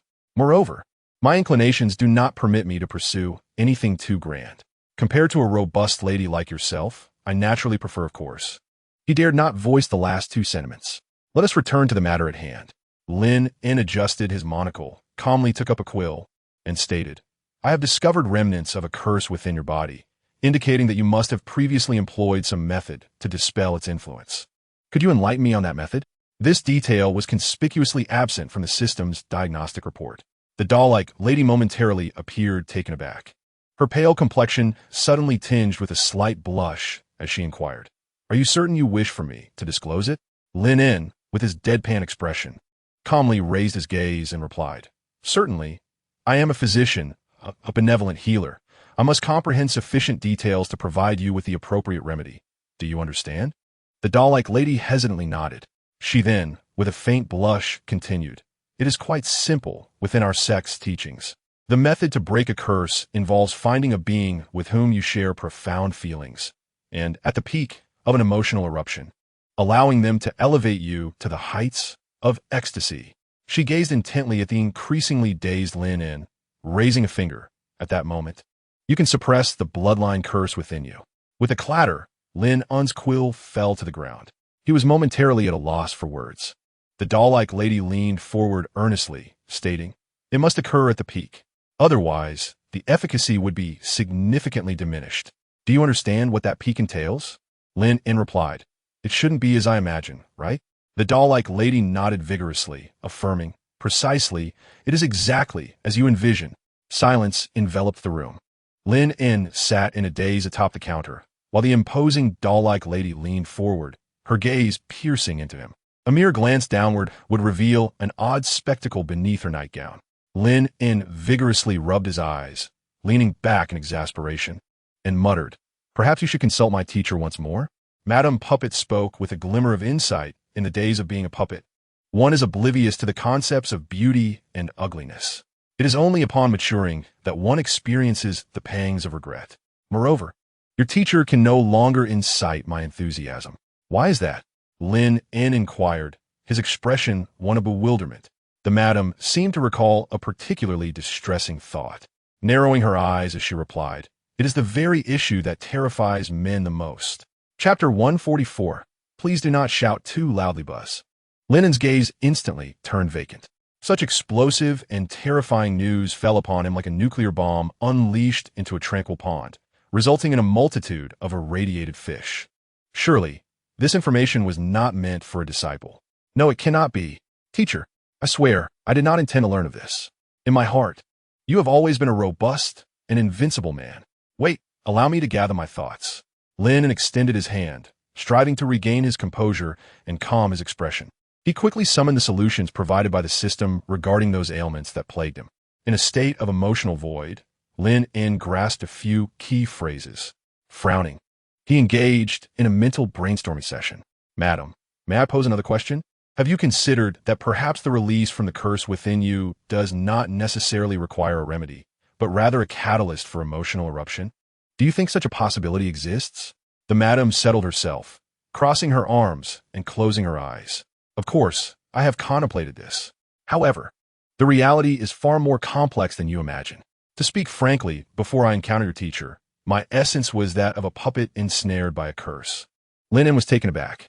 Puppets lack emotions, morals, shame, joy, and sorrow. Or rather, they possess them, yet these feelings are exceedingly difficult to evoke. She opened her eyes, her tone softening. "Our lineage has chosen the most harmonious approach, to find a trustworthy corporeal being and gradually build a bond with them, allowing our emotions to surface incrementally, culminating in a complete transformation during a climactic moment." Her gaze deepened with wisdom. "There are, of course, other methods, yet they are far too cruel. For instance, subjecting the puppet to immense suffering, allowing them to experience profound despair and resentment can also lead to transformation. Alternatively, one could deliberately destroy everything they hold dear, friends, family, cherished memories, inflicting such profound sorrow that transformation becomes a likely outcome. Yet compared to these extreme measures, achieving transformation through joy is indeed the most sublime approach. As for them, still in their puppet phase, the so-called emotions were merely a catalyst for the inner feelings, wherein the profundity of affection allowed one to truly experience happiness." Lin pondered. "So that is the case." He then lifted his head and earnestly remarked, "However, it appears that this method is not a permanent solution. At least your current curse has not been entirely dispelled." The lady of the puppets, with her eyes closed, scoffed. "You should inquire about that with your mentor." Lin contemplated deeply and then, with a serious demeanor, raised his head to state, "I have suddenly been struck by a thought. if, during the puppet era, due to unique constructions and some enigmatic, profound reasons, you could only experience joy when emotions were evoked, then, with a slap to his forehead, Lin lamented, "What am I doing? In the stillness of the night, I am secretly discussing such matters with my mentor and his wife. How bizarre is that? It feels so shameful." And then, the lady of the puppets inquired, her curiosity piqued. Lin, striving to suppress the rhetoric within, maintained a serious expression and calmly proposed, "But since you're no longer a puppet, does that not mean that emotional evocation is no longer necessary? Surely, emotions triggered purely by the body could also exert a suppressive effect on the curse." The lady of the puppets was momentarily taken aback. "Would you care to try?" Lin stood up resolutely, his collar revealing the contours of his collarbone. The lady of the puppets gazed at him with a mix of astonishment and growing excitement, her heart racing. How we try? Could it be that this apprentice of Bloodsaw has suddenly gained insight? Does he truly wish to engage with me? This is too forbidden. A few minutes later, in the apothecary room, Lin stood calmly before the cauldron, slowly stirring the viscous, bubbling concoction. The lady of the puppets, arms crossed and a frown upon her face, sat with her eyes closed, a few dark lines appearing above her head. "Are we concocting a potion?" Lin asked, puzzled. "What else could it be?" The lady of the puppets replied, "Eyes still shut, I thought it was." Ding. "The lady of the puppets' affinity towards you has increased by 1. Ding. "The lady of the puppets' affinity towards you has increased by 1. Lin was left utterly bewildered. "No way, dear mentor. You can't truly believe I would go so far as to use my own body to help you suppress the curse? Setting aside whether my mentor would eliminate me for such a thought, even if I possessed the ability, I lack the resources. I actually might be able to." Lin swiftly shook his head, dismissing the peculiar thoughts. He then retrieved a small vial from his pocket, squinting as he poured its contents into the large cauldron. With a splash, a wisp of pink smoke rose, transforming into a heart shape. Passionate succubus perfume. This was a product he had previously exchanged from the system's marketplace, and he had yet to find an opportunity to use it. At long last, the moment had arrived for action. Swiftly, Lin filled the vials with the concoction and sealed them. Turning to face the doll lady, he calmly declared, "Madam, we may commence."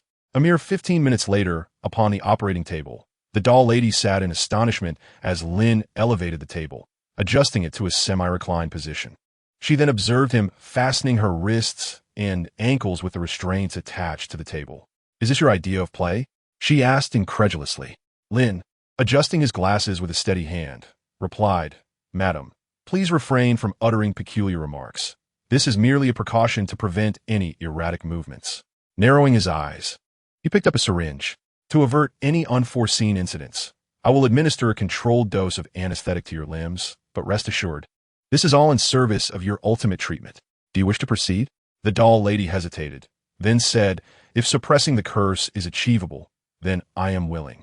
Lin nodded and placed the numerous vials of freshly concocted elixir before her. "Madam, should you manage to endure until dawn after consuming these potions, I assure you that the curse within you will be significantly subdued. However, please remember, do not make excessive noise." Gazing at the pink liquid, the doll lady inquired, "What precisely is this potion?" Lin took a deep breath and closed his eyes, stating, "I shall explain once your curse is suppressed, for it is quite difficult to articulate at this moment." After all, this was his first attempt at crafting such a potion, and he was not yet adept. After a few minutes, the doll lady had consumed all the elixirs, and Lin had administered a hefty dose of anesthetic to her arms and legs. "All done," he said, calmly approaching the door. He glanced back at the doll lady lying on the operating table. "The effects will soon take hold, but please remember, every action taken is a necessary sacrifice to suppress the curse. I could conceive of no better alternative, thus resorting to this course of action. Madam, I have faith that you will endure." The doll lady, taken aback, was about to inquire further when Lin abruptly shut the door with a decisive thud. He swiftly locked the operating room door, hastily grabbed a wooden board and nails, securing the entrance with a flurry of activity, before racing back to the attic, stuffing cotton balls in his ears and closing his eyes to gather his composure. Time passed swiftly. Approximately 10 minutes later, a cacophony of high-pitched, indescribable screams erupted from the operating room below. "Lin, you scoundrel! You actually dared to drug me. This is unbearable. Help! Help! I can't endure this any longer. You are doomed. You will pay for this." I shall not let you escape, Ugh. Woe is me. Downstairs. A cacophony of frantic and fragmented sounds persisted. Simultaneously, Lin's ears were incessantly bombarded by the system notifications. Ding. The doll lady's affection for you, one ding. The doll lady's affection for you, one ding. The doll lady's fear of you, 10 ding. The doll lady's fear of you. 11. A myriad of notifications relentlessly assaulted Lin's eardrums. Yet she kept her eyes closed, her ears stuffed with cotton, choosing to feign slumber and selectively tune out the noise. Gradually, as time unfolded, the frenzied utterances below could no longer coalesce into coherent meaning. Doctor, good doctor, please, I implore you, come quickly into this room. I mean no harm. Truly, just come and talk with me. I beg you. It's unbearable. I can't take it anymore. If you feel shy, you could even bring your teacher along. But Lin, with her eyes shut, heard nothing. As a physician, she was bound to uphold her professional integrity. They had merely begun the first treatment, and, at the prescribed dosage, it would likely persist for at least 4 to 5 more hours. Counting the moments in her mind, she awaited the passage of time. Ding. The status of your task objective has changed. Fragmented thoughts. Ding. The status of your task objective has changed. Convulsions and fainting. Ding. The status of your task objective has changed. Awakening, accompanied by the incessant hum of system alerts in her mind. Time flowed swiftly. Not only the blood-saw's apothecary, but the entire soul alley endured a restless night. On the following day, vision, blood doll. Listless, may I timidly inquire which sister or aunt has been awake all night? Book ghost, this is utterly intolerable. Can't even find a quiet desk in this vast soul alley? Bell ringer. I truly cannot endure this any longer. Is such endurance even possible? Until morning? Whose subordinate is this to be so audacious? Skeleton mage. It seems I am the only one unaffected. Scavenger at my age. I can hardly bear this. Yet I must say that young lady should tone it down. Chanting for 5 or 6 hours straight is quite excessive. Ethereal queen. Why does it feel as though the commotion is coming from the apothecary? I must seize an opportunity to investigate. Single ghost. In the morning, Soul Alley lay desolate. Amidst the swirling black mist, the occasional specter that emerged bore expressions of lethargy and disorientation. The bombardment of an entire night was not something any ordinary being could withstand. Moreover, the tumultuous waves of sound surged in relentless succession, each crest surpassing the last. Resonating with profound echoes that pierced through the air, the blood-saw apothecary. 21598 21,599 21,600 nearly there. After silently counting the hours for 6 long stretches, Lin opened his eyes, calmly rising from his bed.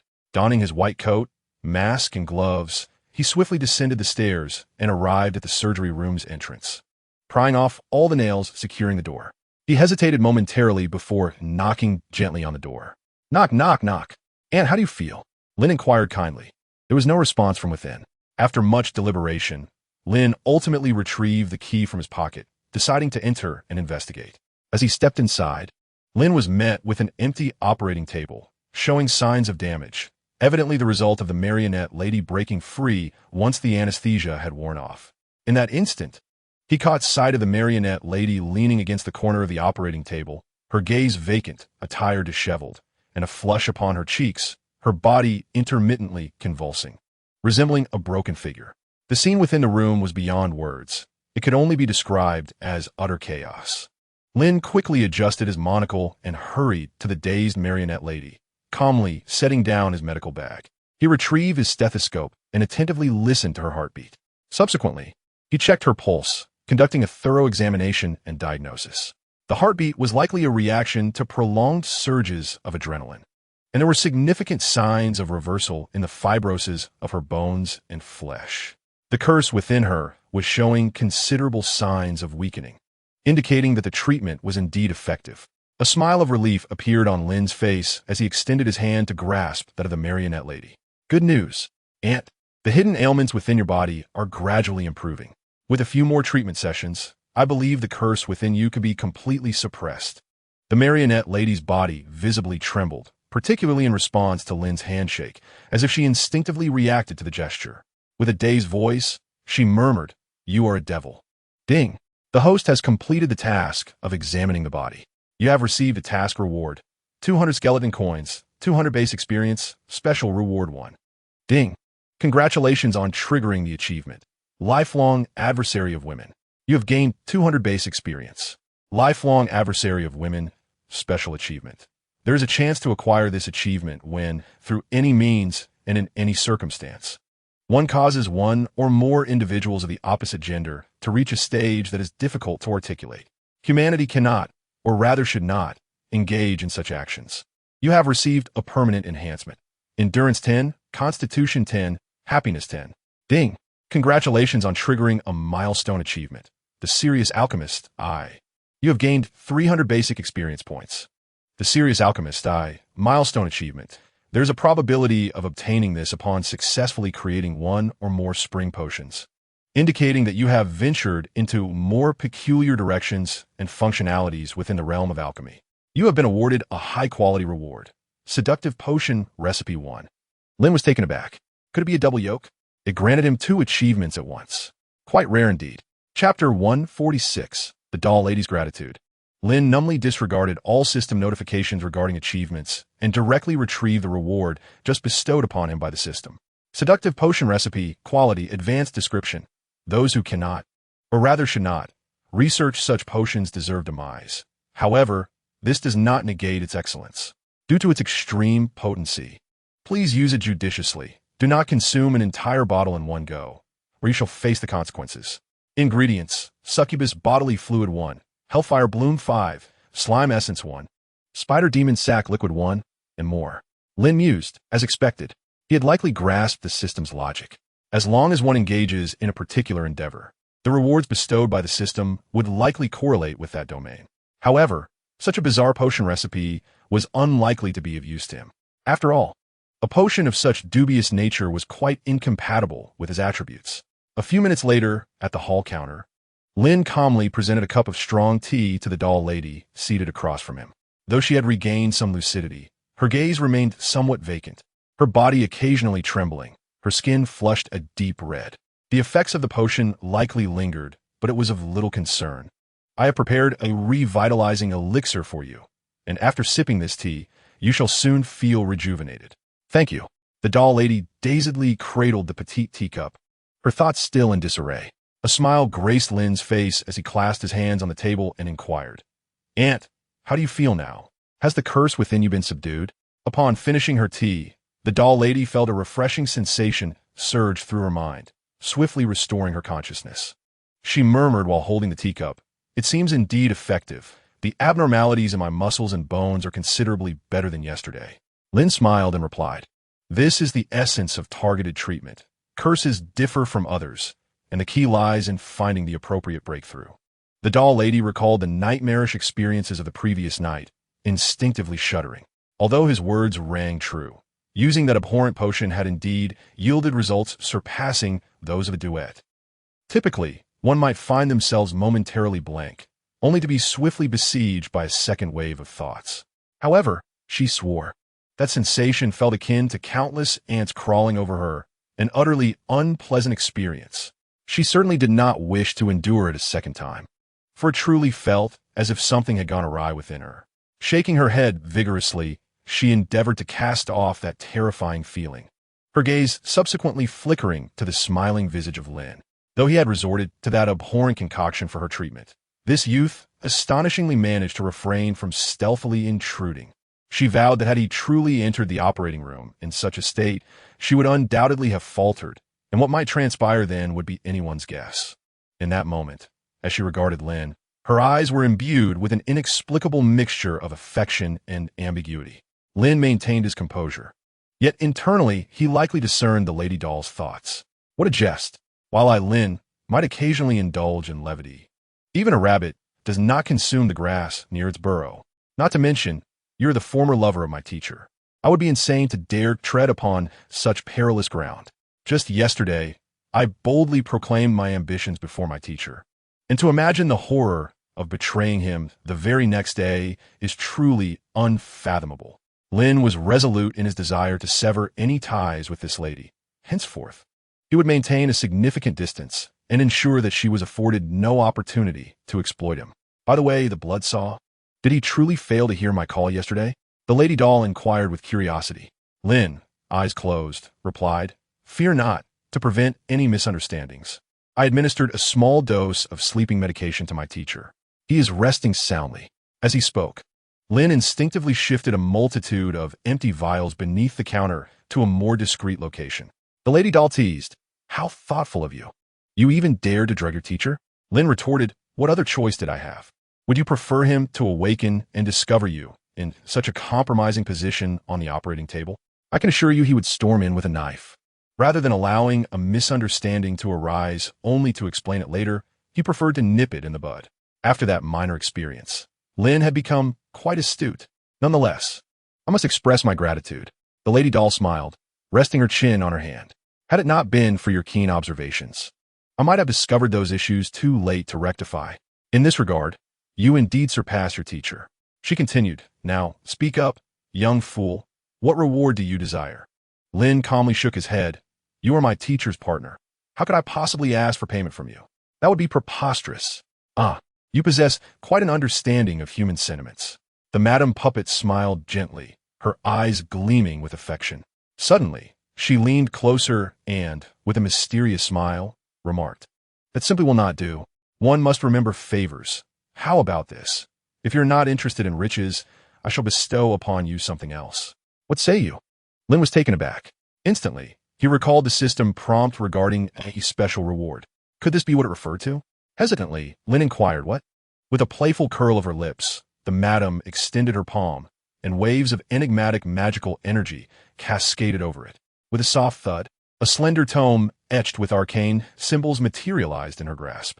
Under Lin's curious gaze, she elegantly slid the book towards him, stating, "I am confident you shall find this quite intriguing. Your mentor will soon seek the legacy of the Sorcerers Association, and when that occurs, you shall be left alone in this alley of wandering souls. While I am aware of your camaraderie with those 3 headhunters, they cannot possibly remain by your side indefinitely." News of the Sorcerers Association's demise has spread across the realm, and nefarious entities will undoubtedly come to investigate. Would you not desire additional means of self-preservation? Lin lowered his gaze and picked up the slender tome. The bold letters on the title page immediately captured his attention. Comprehensive Puppet Manual of the Puppet Manor. Puppets? Lin pondered. He turned to the first page, revealing a beautifully intricate illustration of a puppet, accompanied by a plethora of fine print detailing its attributes. First puppet, Sang Xianyu. Type, cleansing puppet, endowed with formidable magical capabilities, adept at unleashing extensive area attacks through sorcery. Personality, mature and articulate. Emotional development, combat rating, energy consumption, high. Appearance, female, a medium-sized realistic magical puppet, human form, with long black hair and blue pupils. Her right eye is damaged and often concealed by a bud. Distinctive features include a white robe with a blue sash, height, 175 centimeters, second puppet requiem, combat type puppet. Possessing formidable melee capabilities, her exceptional assault and berserk abilities render her a lethal weapon on the battlefield. Personality, frenzied and pathological. Emotional development, undisclosed. Combat rating, undisclosed. Energy consumption, substantial. Appearance, female, lifelike lightweight puppet, petite stature, crimson hair, and red eyes, often wielding a 3-meter-long heavy scythe. In battle, she is nearly uncontrollable, characterized by her scythe and red hair. Third puppet, Lioli Lantern, maid-type puppet, female, exhibiting excellent domestic assistance capabilities. A perfect butler puppet with outstanding management and financial skills, allowing her to quickly adapt to any environment. Personality, lively and charming. Emotional development, undisclosed. Combat rating, undisclosed. Energy consumption, minimal. Appearance, female, lifelike medium-sized puppet, youthful form, golden hair, and azure eyes. Frequently oversees the puppet estate in her mistress's absence, serving as the head maid. Dressed in a maid outfit, she perfectly simulates human emotional expressions, characterized by her smile and grace. Lin stared blankly at the introduction in the manual. Each page depicted a puppet along with relevant descriptions, and without exception, every puppet was exquisitely crafted, resembling humans yet distinctly not. They possessed an indescribable, eerie beauty that astonished Lin. The puppet mistress smiled softly, resting her chin on her hand, and said, These are all remarkable puppets, each meticulously selected by me, brought from around the world. Cursed puppets that are also my daughters. You must have noticed that each possesses her own area of expertise, and after my careful refinement, they are, at least in appearance, more readily accepted by the ordinary world compared to ancient wooden puppets like myself. The puppet mistress leaned forward, her face adorned with an enchanting smile. So, is there anyone that piques your interest? If so, my dear, I can rent them to you at any time. They can serve as bodyguards or maids, and, of course, if you're not afraid of death, they can also serve as playthings. Lin exclaimed, "Is this really available for rent?" Furrowing her brow, she remarked, "I find it rather inappropriate.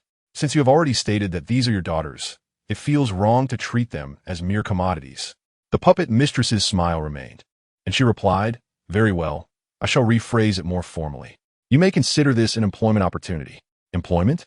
Lin hesitated. The puppet mistress, arms crossed and eyes closed, her lips curving into a smirk, said, "Indeed, my daughters excel in their respective fields, and many beings from the dark world are willing to pay handsomely to hire them for handling difficult tasks, such as assassination, warfare, bodyguard duties, and management. My daughters are also eager to experience the diverse customs and lifestyles of this world through such engagements, which serves as a vital source of funding for the continued operation of the estate." After listening to the puppet mistress's explanation, Lin pondered and nodded. "So that means, in a certain sense, this is a security company." The doll madam smiled gently at him and inquired, "What do you think? Is there anyone suitable? If you find someone you fancy, do not hesitate to inform your aunt, and since it is a gesture of gratitude, the initial rental is complimentary." She persistently enticed him. Upon hearing this, Lin contemplated. To be honest, he was indeed intrigued, not merely because of their striking beauty or their captivating appearance, but rather due to his own practical circumstances. What she had said was undeniably true. After the teacher's departure, should a situation akin to the previous invasion of flesh puppets arise, it would undoubtedly pose a significant dilemma. He could not consistently rely on the blood garment spirit for assistance. Moreover, the blood sister often ventured out to hunt, and if he encountered some formidable adversary again, relying solely on himself and his left hand would prove quite challenging. Why not select one? Lin pondered, feeling a stir of excitement. Under the doll madam's watchful smile, he began to meticulously peruse each puppet's introduction. However, he soon found himself in a quandary. They were all so visually appealing. It was akin to sitting in a lounge, observing one charming little girl after another gracefully enter, each more remarkable than the last, leaving him utterly unsure of whom to choose for companionship. "Can I have them all?" Lin curiously inquired. The doll madam's smile instantly brightened. "Certainly." Ding. "The doll madam's affection for you has increased to 10. Ding. "The doll madam's affection for you has increased to 12. Ding. "The doll madam's affection for you has increased to 15. Ding. "The doll madam is overjoyed." Lin suddenly felt a chill run down his spine. Something was amiss. Why was it that upon his suggestion to take them all, she appeared even more delighted? Did she harbor some nefarious intent? In an instant, he recalled the curse residing within her. Could it be that her true objective was not merely to express gratitude, but to orchestrate some peculiar events between himself and her puppet daughters, thereby assisting them in breaking the curse? Lin thought, "With my body? Absolutely not. While I may occasionally indulge in peculiarities, I could never match the profound depth of the teacher." Instantly grasping the doll madam's implications, Lin's heart raced, though he maintained an outward composure. "Is it possible to decline?" Lin tentatively asked. The doll madam's smile instantly vanished. Ding. "The doll madam's affection for you has decreased to 10. You must." "I did not say no. Let me consider it further." Lin felt a flush of embarrassment. The doll madam then regained her radiant smile, beaming once more. Lin pondered for a moment before asking, "I understand the Battlestar rating, but, dear aunt, what does emotional development mean?" The doll mistress winked and explained, "This is my assessment of the difficulty in eliciting emotions from them, based on years of interaction. The higher the star rating, the easier it is, and the closer they are to resembling real humans." Without further ado, Lin promptly dismissed all dolls with high emotional ratings. Ideally, he preferred those without any stars at all. He did not wish for profound emotional engagement. "What about energy consumption?" Lin continued to inquire. The doll mistress chuckled lightly. "Just like you flesh and blood beings, when you're hungry, you need to eat. They also require energy to function. Otherwise, their movements will slow, or they may even cease to operate. However, My daughters are quite advanced. Whether it be flesh, magical energy, or energy blocks, they can convert these into their own energy. Upon hearing this, Lin pondered aloud. So they still require sustenance? The doll mistress responded with a quizzical expression. Chapter 148.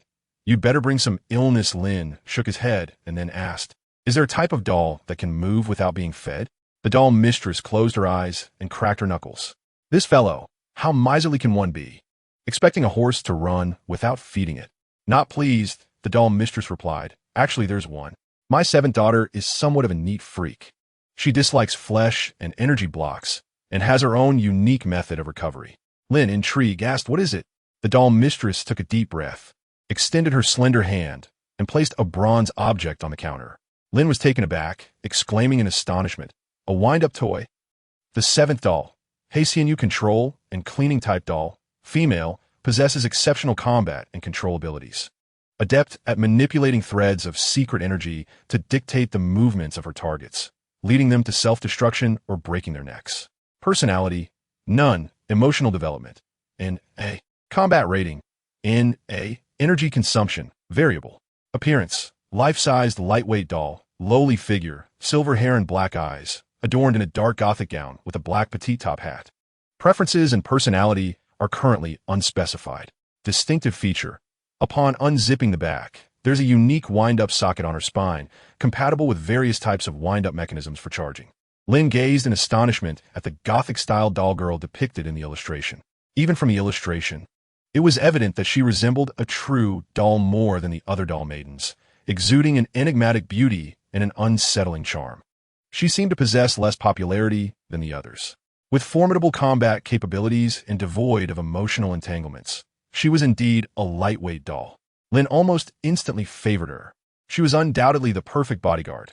Compact, easy to carry, with minimal consumption, yet capable of performing tasks.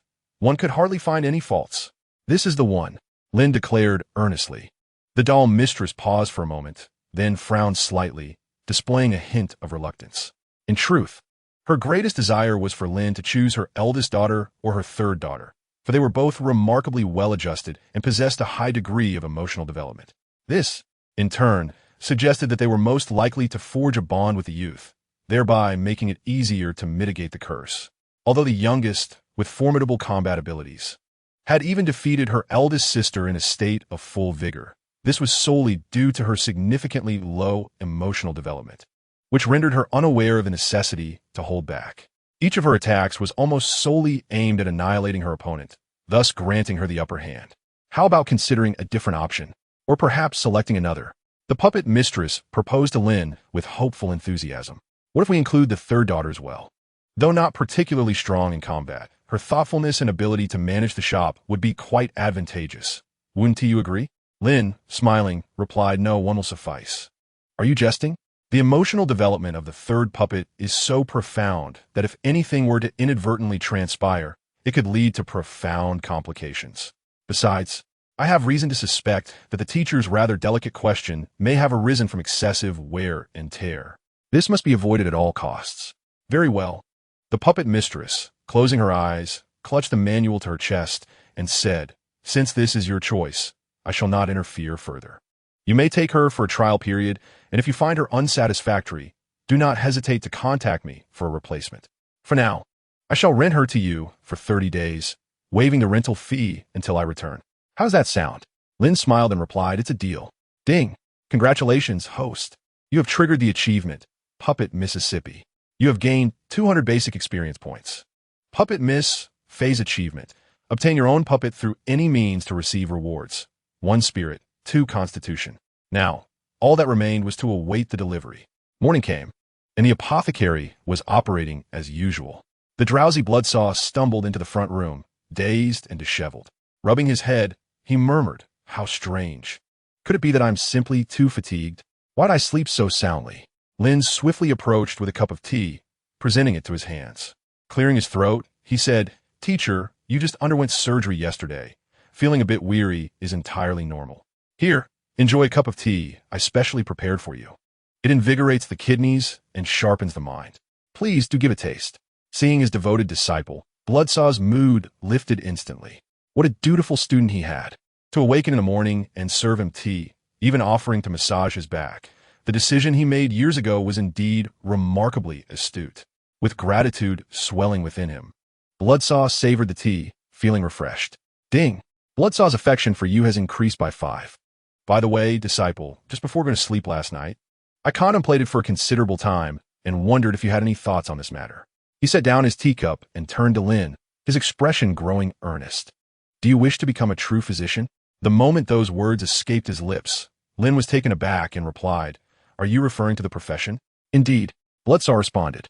You are still merely my apprentice. However, if you aspire to advance further, you must choose a vocation that aligns with your aspirations as your primary path of development.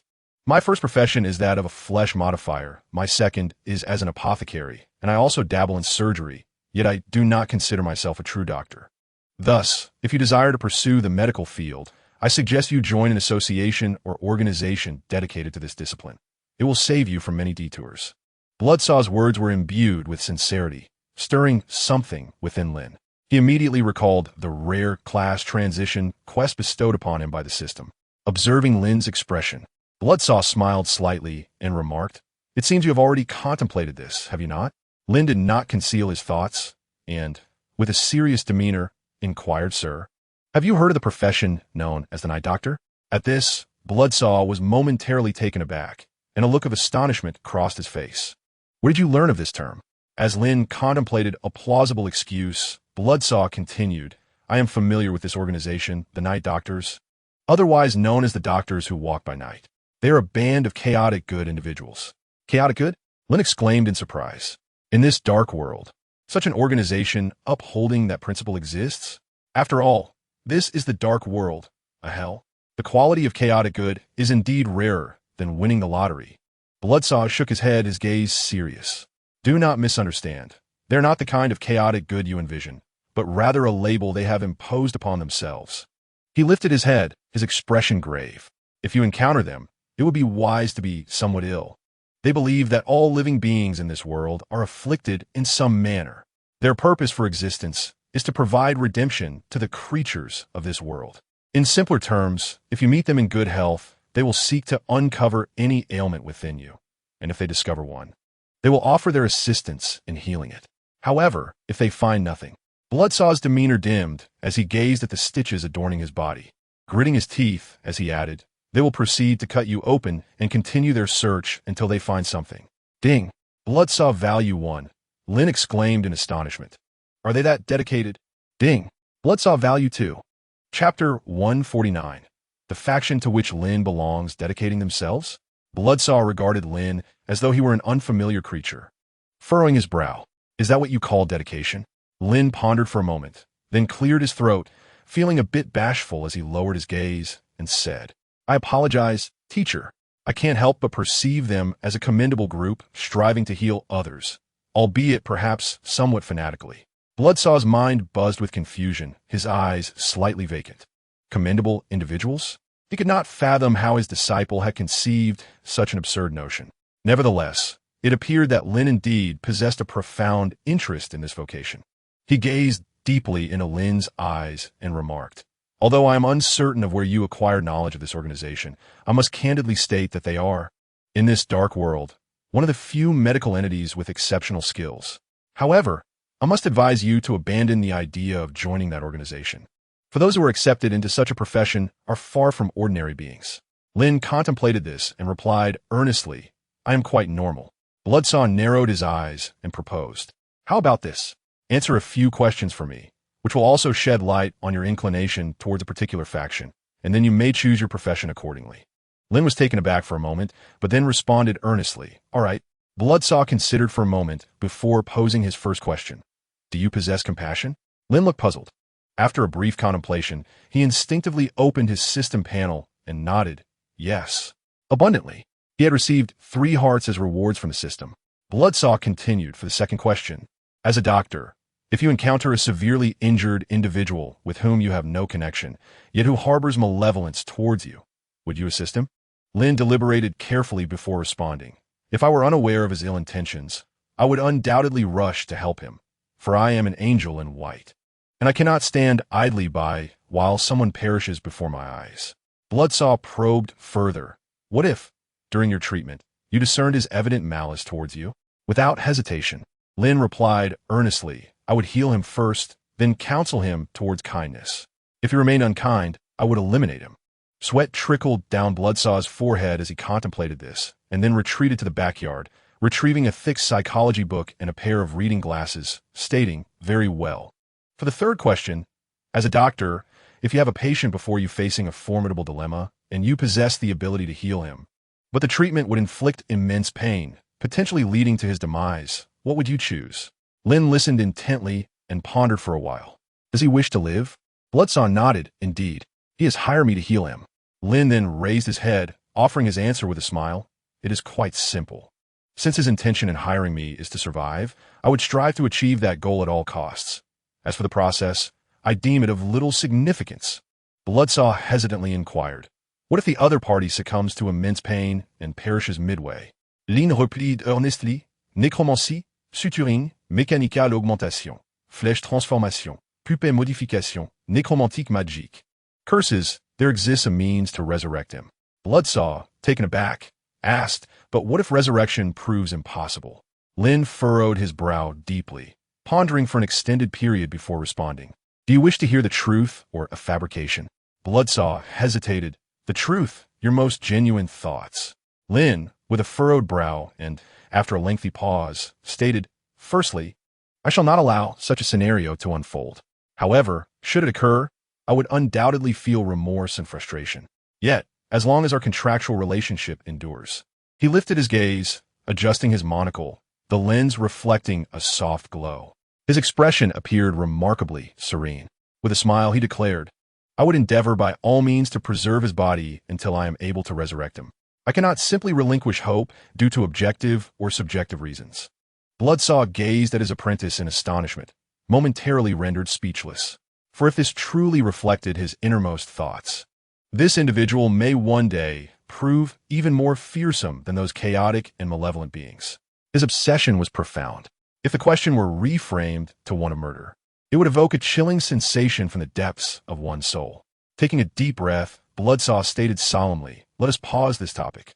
For the fourth question, suppose your closest companion commits a crime that violates the law. What would you do? Lin chuckled. Of course, I would stand by my closest companion. Bloodsaw inquired earnestly, why? Lin replied seriously, what significance does the law possess? And if he were to commit indiscriminate murder? Bloodsaw pressed. In which world? Lin queried. Your world. Bloodsaw clarified. Lin contemplated, musing, I abhor indiscriminate killing, but if his justification convinces me, I would consider siding with him. However, if it were merely for amusement, I would likely take his life. And what if it were the dark world? Bloodsaw asked. Lin, puzzled, replied, does the dark world harbor innocent civilians? Bloodsaw inhaled deeply and stated solemnly, the final question. If I commanded you to kill someone you are unwilling to, would you comply? Lin paused. Teacher, would you issue such an order? Bloodsaw, exasperated, exclaimed hypothetically. I said hypothetically. After a moment's reflection, Lin responded, this question is difficult for me to answer, as I do not know whom you would ask me to kill. What if it were your beloved or your parents? Bloodsaw probed. Without a moment's hesitation, Lin lifted his head, revealing a radiant smile, and declared, I would first eliminate you. With that, a resounding slap echoed, and a bump appeared on Lin's head, emitting wisps of smoke. Minutes passed. Lin sat cross-legged in front of Bloodsaw, a look of confusion etched on his face. Teacher, have you tested which alignment I belong to? Am I perhaps lawful good? Especially the exceptionally benevolent kind? Bloodsaw, eyes closed, took a deep breath. Nonsense. This fellow was in no way associated with lawful good. The very fact that he could so effortlessly express disdain for the law and contemplate his own demise indicated that he was far removed from the entire lawful alignment. For if he were to imagine himself in an organization that commanded him to perform actions he abhorred, he would undoubtedly rebel against that organization. Yet, he cannot be classified as chaotic evil either. It was evident that this individual possessed his own moral compass and values, starkly contrasting with those deranged individuals who only knew how to kill. Bloodsaw lifted his head, seriousness etched across his features. What do you believe is the essence of a doctor? Lin pondered for a moment before responding earnestly. To save lives, to ensure that good people can live happily. and to allow the wicked to meet their end with satisfaction, alleviating all from the burdens of illness and pain. Bloodsaw hesitated. What do you consider happiness? Lin replied with conviction. To be free of illness is happiness. Bloodsaw was drenched in sweat. Was the standard truly this low? Why did this fellow's worldview align so closely with that of the night doctors? This was unacceptable. That profession was hardly one of respectable standing. With hope, Lin inquired, Teacher, then what alignment do you think I belong to? Bloodsaw contemplated carefully, eventually arriving at a reluctant conclusion. If the answers to my questions reflect your true thoughts, it appears that your current perspective leans more towards chaotic good. Chapter 150. The mortal who descended into a terrifying world in the apothecary's backyard. Bloodsaw gazed sternly at Lin. So, have you truly made your decision? Are you certain you wish to pursue the path of the night doctor? Lin, with determination, clenched his fist to his chest and declared, To love what one does is essential. And besides, did you not say that night doctors, though stubborn and eccentric, are the most skilled physicians in the dark world? If I am to learn, I must learn from the best. Bloodsaw's expression was one of exasperation. While he understood the sentiment, he harbored no fondness for that profession. After all, as someone of reputation, he truly did not wish to carry a vial of poison to confront those night doctors. Moreover, the thought of his disciple becoming one of those peculiar individuals filled him with dread. He did not want to be constantly scrutinized by someone perpetually seeking to unveil some ailment within him. Though you aspire to become a night physician, the teacher does not entirely oppose your ambition. However, with a serious gaze, Bloodsaw remarked, Becoming a night physician is not merely a matter of desire. No one knows their stronghold, and should you encounter a wandering night physician, you may find yourself dissected before you even manage to request an introduction. Lin smiled faintly, flipping his fingers to give a thumbs up, and replied, Rest assured, teacher, I have special channels to locate the night physician's stronghold. This confidence stemmed from the unique transfer task document bestowed upon him by the system. Observing Lin's self-assured demeanor, Bloodsaw shook his head. Very well.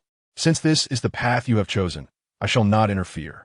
After all, the untested youth fear not the tiger. Without experiencing the harsh tribulations of this world, one cannot fathom the future's difficulties. Bloodsaw lowered his gaze, peering deeply at him, and stated, Since this is your chosen path, I respect your decision. However, you must prepare yourself in the coming days. I will not remain here for long, and thus I shall subject you to a period of rigorous training. My aim is to significantly enhance your medical skills and survival capabilities during this time. Lin gasped. Rigorous training? Bloodsaw stood abruptly, his expression devoid of emotion, as he seized the chainsaw beside him and flicked it to life. Though I am not a professional physician, over the past decade, I have developed some unique techniques. Today, I shall teach you the chainsaw dissection technique, instructing you on how to use the chainsaw to perform swift and precise surgeries. This is indeed a technical skill. Lin, both astonished and elated, exclaimed, You are amazing, teacher. But what shall we use for training? A little treasure?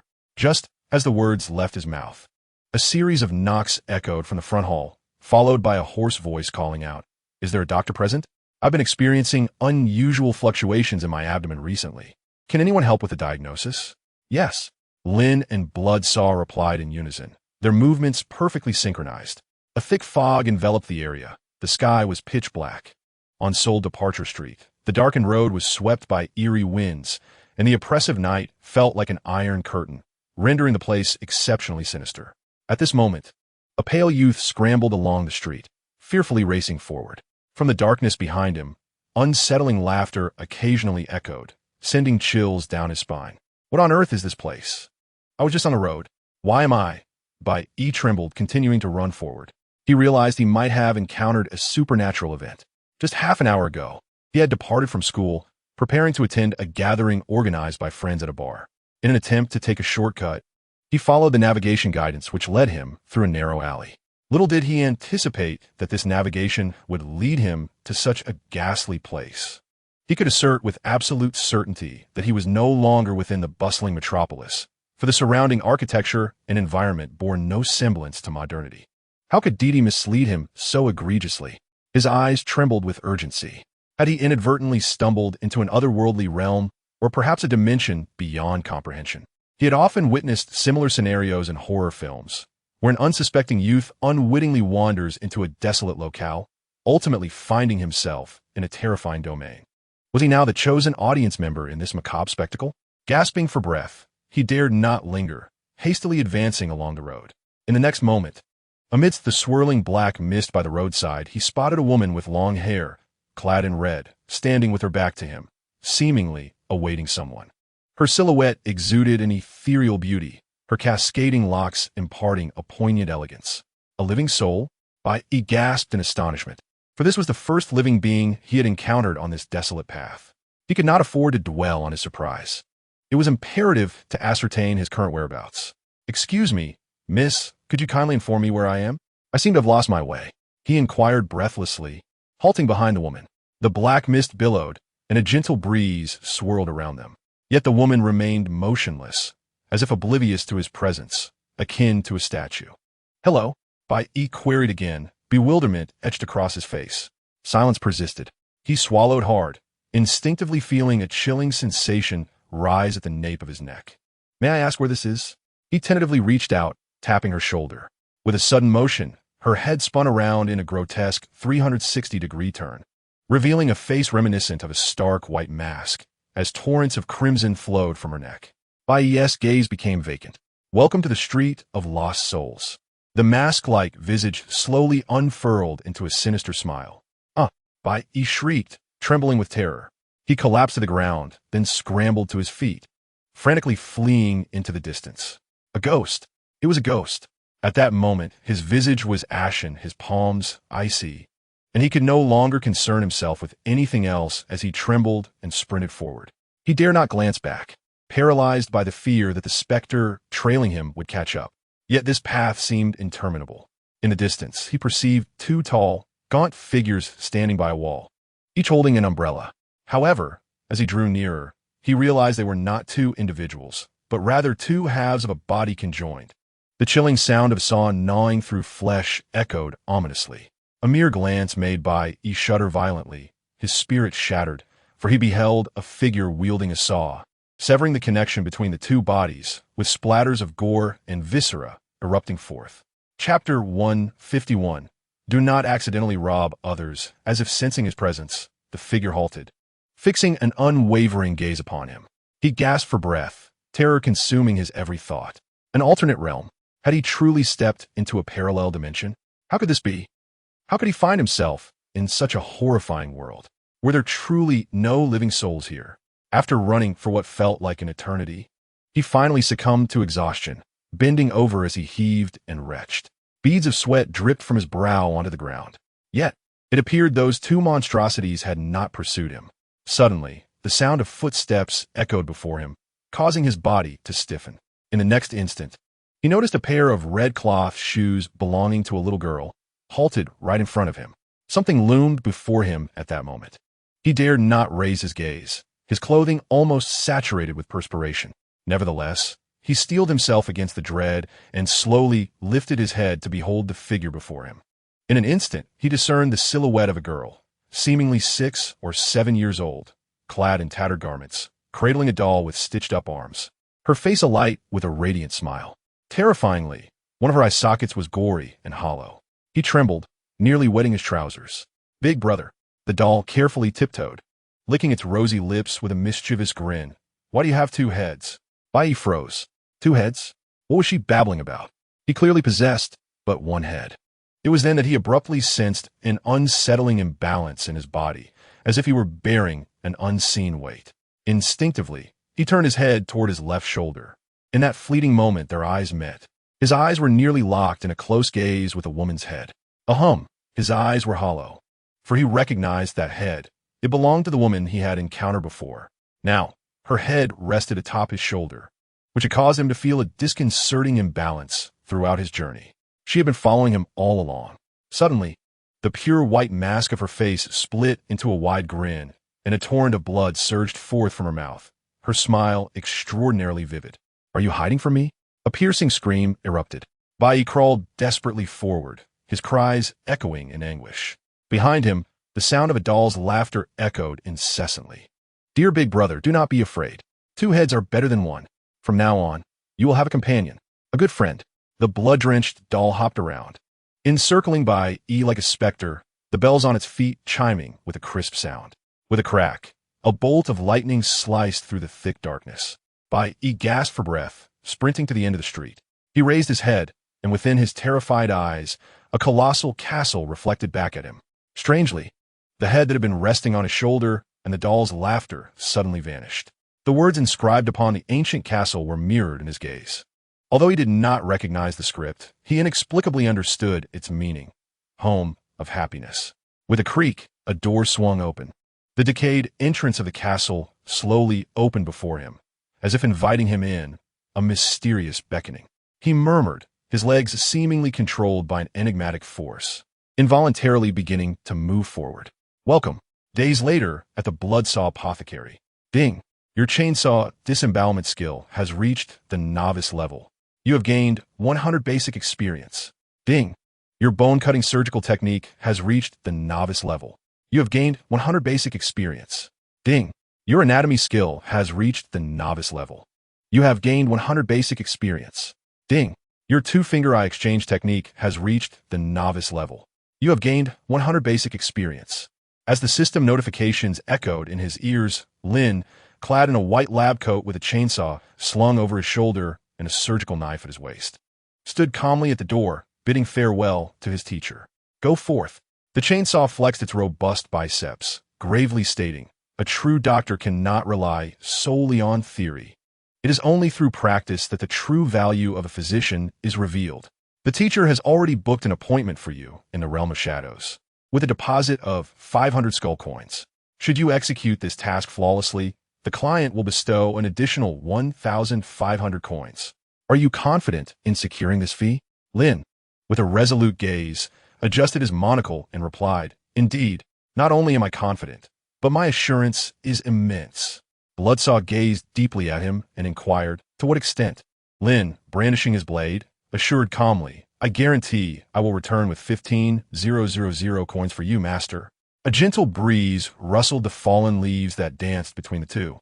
Bloodsaw, wiping the cold sweat from his brow, patted Lin's shoulder with a serious expression and cautioned, The teacher merely sought to inspire you, to encourage your spirit. However, do not let the healing turn into robbery. It is sufficient to claim only what you rightfully deserve. Although this is a dark world, transactions must be conducted with care. One cannot kill the goose that lays the golden eggs. Do you understand? Lin nodded, adjusting his monocle earnestly. I understand, master. Await my good news. An overwhelming spirit of ambition surged within him. Bloodsaw felt a profound sense of pride, akin to witnessing his foolish son finally stepping out into the world to forge his own path, a sentiment few could truly comprehend. Go. Bloodsaw wiped his moist eyes and instructed. With the order in hand, head to the neighboring Soul Departure Street. If you cannot find the location, remember to ask for directions. You are no longer the frail wretch of 2 years past. Summon your courage. Do you comprehend? Upon completing this task, you may begin seeking out night doctors in various places. Lin felt his own eyes welling with emotion as he replied, Yes. Master, please take care of yourself. Remember to drink the tea I brew for you. It is beneficial for your kidneys and mitigates wear. Bloodsaw, filled with warmth, urged, Go now. I shall await your return. Lin nodded vigorously, grasping the medical kit in one hand and hoisting the blade in the other, striding purposefully toward the exit of the Soul Departure Alley. This was indeed his first true venture alone out of the alley. Honestly, he felt a tinge of fear. After all, in a world teeming with malevolent spirits and puppet demons, it was difficult for a normal human to feel at ease. Caution was paramount. He must not let fear overtake him. Chapter 152. I scared you to death, my wildfather, after more than half an hour. Lin stepped into the entrance of Soul Departure Street, where gusts of chilling winds swirled around his feet. He lifted his gaze towards the decayed and dilapidated signpost at the street's mouth. Compared to the Soul Departure Alley, this street emanated an even more eerie and foreboding atmosphere.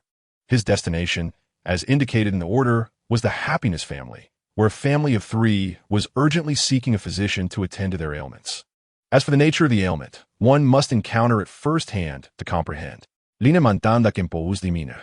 Retrieving a match from his pocket and igniting the soul lantern affixed his waist. The faint glow of the lantern dispelled the surrounding fog. With that, Lin, and cautiously stepped into the soul departure street. The oppressive black mist here was markedly thicker than that of the wandering soul's alley, and the eerie atmosphere was palpably unsettling. Navigating through such a place was indeed spine-chilling. Lin Yun furrowed his brow, gazing at the address on his order. Pausing at a crossroads, how should he proceed? After all, he seldom ventured out and was unfamiliar with the environment, compounded by the enveloping black fog, making the quest for the correct address quite perplexing. Amidst the thick darkness, a mysterious laughter echoed once more, as if numerous eyes were fixated on him from shadows. Since his arrival, the unsettling sensation of being watched from all directions had persisted, leaving him profoundly uneasy. A gust of wind swept through, revealing a pair of bloodied eyes that radiated malevolent greed, fixating on Lin Yun, who stood at the crossroads, lantern in hand, frowning at the order, slowly advancing towards him. Meanwhile, the enigmatic laughter grew closer. Lin Yun knitted his brows tighter as he turned to the second page of the order. The tension in his expression deepened, adjusting his monocle. He scrutinized the address inscribed upon it. Suddenly, a gunshot rang out. Ding! You have slain a black mist specter, gaining 20 experience points. Lin Yun gazed gravely at the order in his hand, raising a finger to point behind him where he held a silver revolver, the muzzle emitting wisps of smoke. The eerie laughter that had pervaded the black mist ceased abruptly, plunging the surroundings into silence. Lin Yun regarded the order intently and declared, "Laugh again." The laughter hesitated. Bang! Another shot was fired. Ding! You have slain a night-wandering soul, gaining 20 basic experience points. The eerie silence enveloped the area. Now, tranquility prevailed. Lin Yun performed a flourish with his revolver, nonchalantly returning it to its holster as if nothing had transpired moments before. He then frowned, discerning a direction, hoisting his medical kit, and continued to illuminate the small map accompanying the order with his soul lantern as he ventured deeper. This must be the correct path. It was infuriating to realize he had been meandering here all along. From a distance, Lin Yun's murmurs could be heard in the shadows of the black mist. The pair of bloodied eyes stared vacantly at the frowning Lin Yun as he walked away, unable to utter a single word, its decayed lips barely moving. Instinctively, it crawled beside a shot spirit enveloped in the black mist, vacantly extending its claw to prod the apparition. A sudden gunshot echoed. Ding! You have slain a crawling ghost, earning 20 basic experience points. Strangely, ever since the gun was fired, the chilling, sinister laughter that once pervaded the darkness had vanished. Following the map, Lin ventured deeper along the street. After an indeterminate amount of time, he encountered yet another fork in the road. Frowning, he scrutinized the graffiti-like map, silently cursing the family responsible for its creation. Just a dashed line and a few convoluted turns. How was one to navigate this? At that moment, his gaze fell upon a woman standing at the intersection, her back turned toward him, with long hair cascading down her back and clad in a red garment. Her silhouette exuded an air of beauty that could only be described as breathtakingly lethal. Should I inquire for directions? Lin hesitated. He cleared his throat, adjusted his collar to appear more presentable, and donned a charming smile as he strode confidently toward the woman. "Excuse me, miss. This is my first time here. Could you kindly direct me to the House of Happiness?" Silence enveloped them. The black mist swirled ominously, and a chilling wind tousled the woman's hair, revealing a neck pale as that of a corpse. Her sculpted form stood there, emanating an inexplicable aura of dread. "Miss," Lin queried, stepping closer. He gently placed his hand on her shoulder. "I wish to ask." Just as Lin's hand made contact, the woman's head spun around in a startling 360-degree motion, revealing a face as white as a mask. She broke into a grotesque and sinister grin. "Welcome to Lin," startled, instinctively recoiled and swung his fist in a panic. The mask-like, bone-white face instantly bore the imprint of his hand, the muscles contorting grotesquely as if they were slabs of meat. Teeth scattered, and her head spun on her neck a dozen times before finally coming to a halt. The female specter was momentarily stunned by the unexpected blow.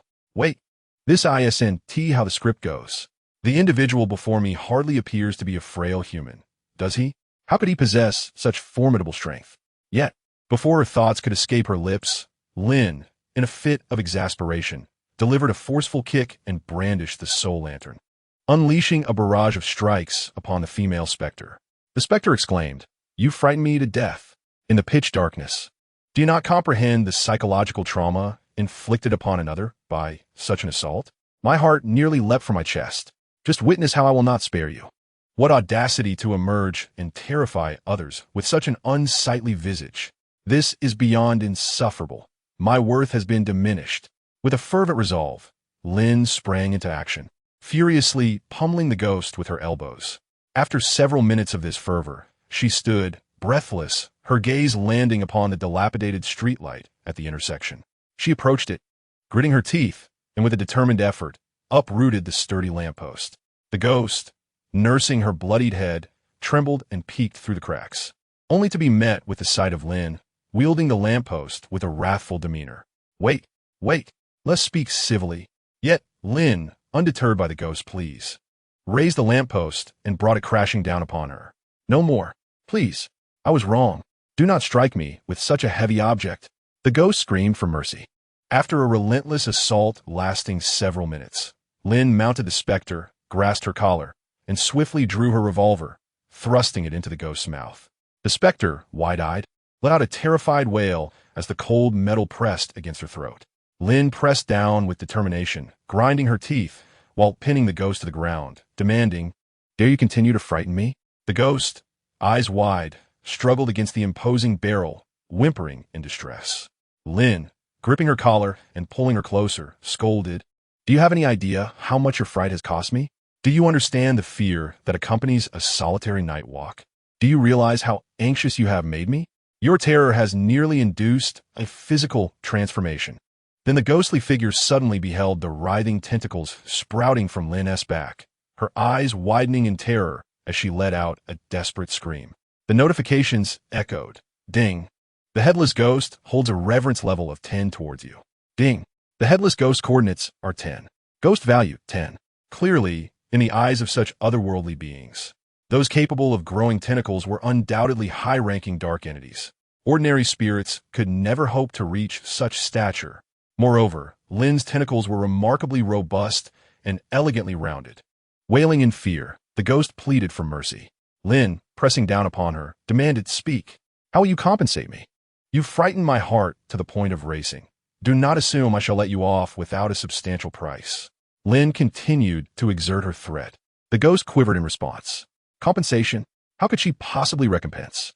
She possessed no valuables, and certainly an entity capable of sprouting tentacles would not covet mere skeletal coins.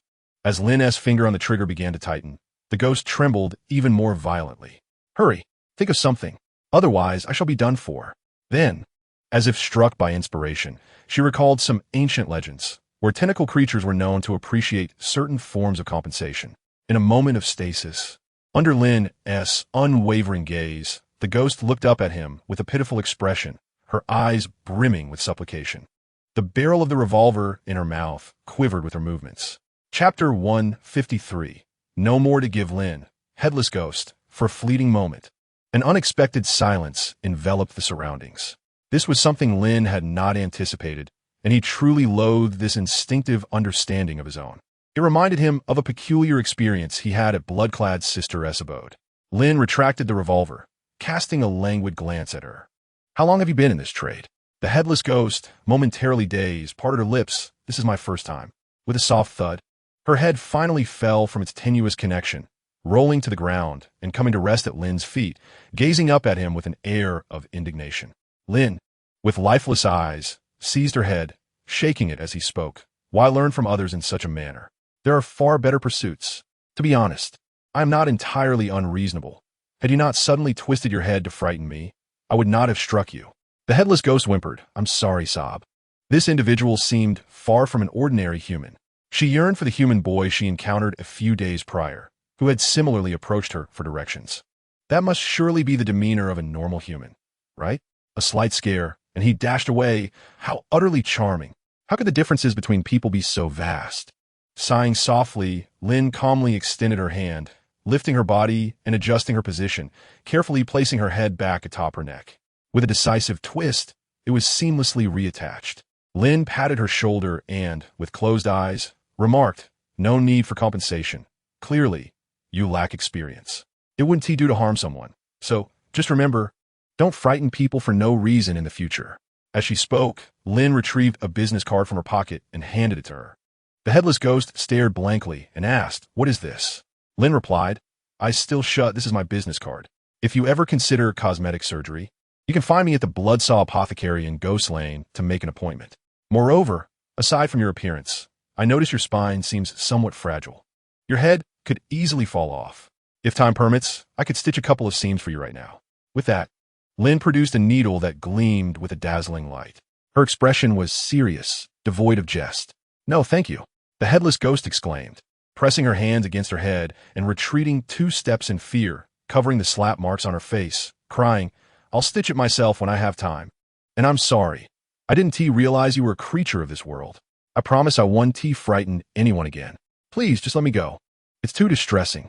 Lin looked upon her with a sense of relief and nodded, saying, "Recognizing one's mistakes is the mark of a good ghost. You must strive to do more good, engage in honest endeavors, and refrain from scaring people indiscriminately. Do you understand?" The headless ghost replied, "I understand," sobbing. With a notification chiming, "You have enlightened a confused ghost, earning 50 basic experience points and 1 happiness." Watching the headless ghost swiftly cradle her head and scurry towards the black mist of the street, Lin felt a deep sense of satisfaction, her mood lifting. Indeed, sometimes, creatures of the dark world can be quite endearing. With just a bit of compassion, they're often willing to reason with you. Lin once again pulled out her map, scrutinizing it carefully while holding up her lantern, resembling an innocent boy wandering along the shadowy streets. In the murky street enveloped in mist, 2 tall, slender figures stood with bowed heads, their bodies straight as if they were 2 pine trees.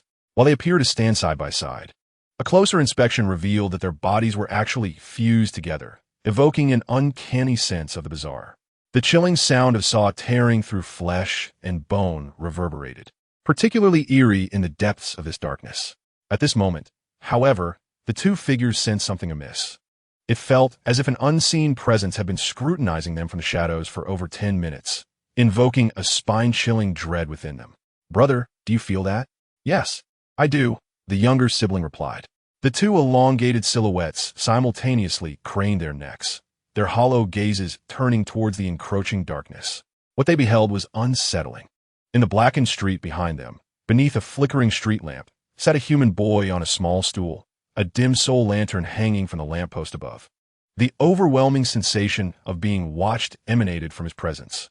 Under the feeble glow of the soul lantern, the boy sat motionless, chin resting on his hand, his gaze fixed intently in their direction, exuding an unsettling, eerie aura. "Brother, I feel a bit scared." "Me too," the younger one admitted. "He seems to have been watching us for quite a while." "Yes, for more than 10 minutes.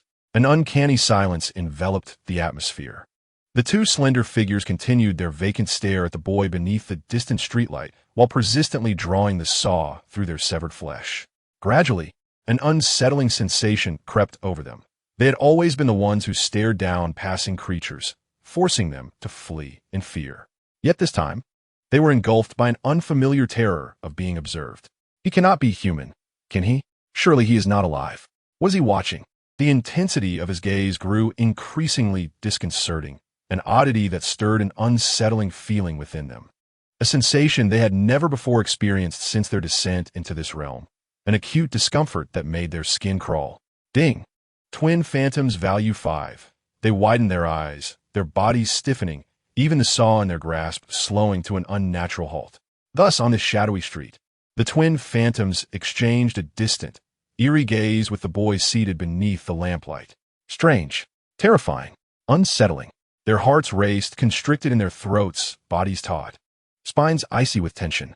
Just then, without warning, the soul lantern flickered and extinguished, plunging the surroundings into darkness.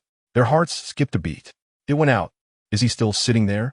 Was he truly prepared to launch an assault upon them? An unsettling aura emanated from him. He could not possibly be human, for no mortal could engage in such bizarre conduct. Where had he vanished to? Could have been in an instant. The 2 of them swiftly turned to gaze behind. Chapter 154. At last, the turn of fate. The chilling wind howled through the streets, stirring the dark mist that enveloped them. Nothing was behind them, and their taut hearts began to relax. As creatures of this shadowy realm, they understood the malevolent tactics of the spirits that lurked here. As long as one did not look, the next moment they would appear behind you, launching an assault. Not behind, not behind, not there. The dual specters sighed in relief, wiping the cold sweat from their brows. But just as they were about to turn back, an unsettling realization struck them. They were undeniably two individuals. What then was the source of that third voice? Almost instinctively, they turned their heads. Before them stood the youth who had been seated under the distant street lamp, now upright and gazing intently into their faces. A smile broadened across his countenance, revealing a friendly demeanor. Monsters! The twin specters shrieked in terror, instinctively clutching the nearby street lamp and scrambling several meters up in fright. Ding! The twin specters' fear level increased by 40. Ding! The twin specters' fear level increased by 10. The fright nearly caused them to lose their composure. Apologies for startling you, Lin Yun said politely, his gaze softening as he observed the trembling twin specters sliding down from the lamppost. He endeavored to appear more affable, then kindly produced a business card and extended it, saying, I happened to pass by and noticed you both here, so I couldn't resist watching for a moment. Here is my card. As you can see, I am a doctor. The twin specters, quaking, reached out a trembling hand to accept the card. Are you human or ghost? They inquired. Lin Yun paused momentarily, then broke into a perfect smile, adjusting his monocle. I'm undoubtedly human, and not just any human, but a good one. Noticing that Lin Yun showed no immediate intent to attack, the twin specters hesitantly released their grip on the lamppost, yet instinctively maintained a 2-meter safety distance. This individual appeared too normal, yet it was precisely his normalcy that evoked an unsettling sensation within them. Why have you been staring at us for so long? The twin specters queried warily. Lin chuckled. It appears that I am a physician, observing both of you attempting to saw through yourselves for over 10 minutes. It seems your saws remain stubbornly lodged in the middle, neither advancing nor retreating, as if you were encountering some difficulty. Thus, I felt compelled to inquire if you might require the assistance of a genuine doctor. The twin phantoms exchanged hesitant glances, their eyes narrowing with palpable malice. Brother, is this fellow mocking us? Indeed, I am quite displeased. With a swift motion, the twin phantoms extracted the saws, snapping them asunder with a decisive crack, each grasping half in hand. Vivid crimson droplets cascaded from the blades. Yet before they could take a step forward, their bodies became rigid. The ominous whirring of a chainsaw filled the air. Lin, grinning, wielded the chainsaw, its blade roaring menacingly before them. Gentlemen, what do you think of using my chainsaw? I assure you, it is swift and effective with no pain involved. The twin phantoms stared blankly at the slender saws they held, then at the formidable chainsaw in Lin's grasp, instinctively swallowing hard. They hastily concealed their small saws behind them. No, we're merely playing with the saws. No need for your assistance. Furthermore, we are quite impoverished and cannot afford a doctor. Let us leave it at that, shall we? Ha! Lin replied earnestly, not to worry. I do not charge for my services. My mentor taught me that while charging for services within the store is customary, practicing medicine outside requires a compassionate heart. As a guardian in white, I firmly embrace this principle. He continued to rev the chainsaw, its ominous hum echoing. The twin phantoms, drenched in sweat, took a step back, stammering, such a kind-hearted individual is rare indeed. However, we truly do not wish to trouble you. We find this arrangement quite satisfactory, do we not, brother? Yes, indeed. They fervently nodded in agreement. Lin's expression turned contemplative before he seemingly reached a decision, painfully retrieving 2 cards from his pocket and offering them to the twin phantoms. They accepted them, scrutinizing the cards, their faces transforming in astonishment. Bloodsaw Apothecary 20 discount coupon. Present this item at the Bloodsaw Apothecary on Soul Street to seek Dr. Lin and enjoy a 20 discount on all items. To their astonishment, nestled between the cards were a handful of skeletal coins. Wah! The twin phantoms were left utterly astounded. Lin cleared his throat and spoke softly. It is indeed a rare occasion to encounter conjoined beings such as yourselves. Such cases are seldom seen in the annals of medical history. As a physician, I find it quite challenging to suppress the excitement stirring within my heart. He lifted his gaze, adjusting his monocle, the lens catching the glow of the street lamp. Therefore, I humbly request that you grant me the opportunity for a consultation. These 2 discount vouchers and skull coins shall serve as a token of goodwill for our meeting. Lin expressed with hope. What do you think? The conjoined shadows stared in astonishment at the hopeful expression on Lin's face, then glanced at the vouchers and skull coins in their hands. They felt their worldview being profoundly challenged. After all these years, every visit to a doctor had left them financially devastated. Yet today, they were presented with a chance for reimbursement. Could this be considered bribery? It was indeed the first time they had encountered a doctor so eager to perform surgery for them at a financial gain. Moments later, the conjoined shadows stood there, drenched in sweat and anxiety, one hand gripping the wall while the other clutched the lamppost, fearfully exposing the connection between them. Across from them, Lin's expression turned grave as he vigorously operated the chainsaw, increasing its speed. The conjoined shadows swallowed hard, trembling as they asked, "Doctor, is everything you said true? Will it truly not hurt at all? And can you guarantee the success of the surgery?" Lin concentrated on the chainsaw, replying seriously, "Rest assured. My mentor is a renowned chainsaw expert, and I have flawlessly inherited all his esteemed qualities." "And how long have you been learning?" 2 days. Chapter 155. Your mother is right here. Do not worry. Lin earnestly reassured them. Though I have only studied chainsaw techniques for 2 days, I consistently achieve perfect scores, and none of my patients have ever complained after awakening. The conjoined shadows quivered, asking, "Is that really true?" Lin nodded and said, "Please endure a little. I am about to begin. Do you require anesthesia? I have plenty in my bag." The conjoined shadows swallowed again and replied, "That one TB necessary. We've been sawing daily and no longer feel pain. Our sole request is for you to be quick. Can you accommodate that?" With light reflecting off his lens, Lin assured them, "Fear not, I am quite swift. Now I shall commence." "Very well."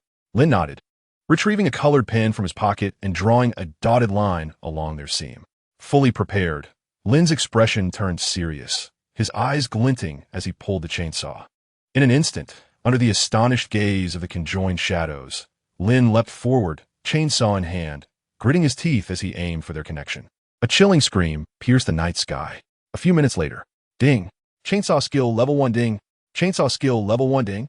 You have successfully divided the dual phantom into 2, creating a flawless surgical case in the annals of chainsaw surgery. Your precision stands at 1, and your attack power is likewise at 1.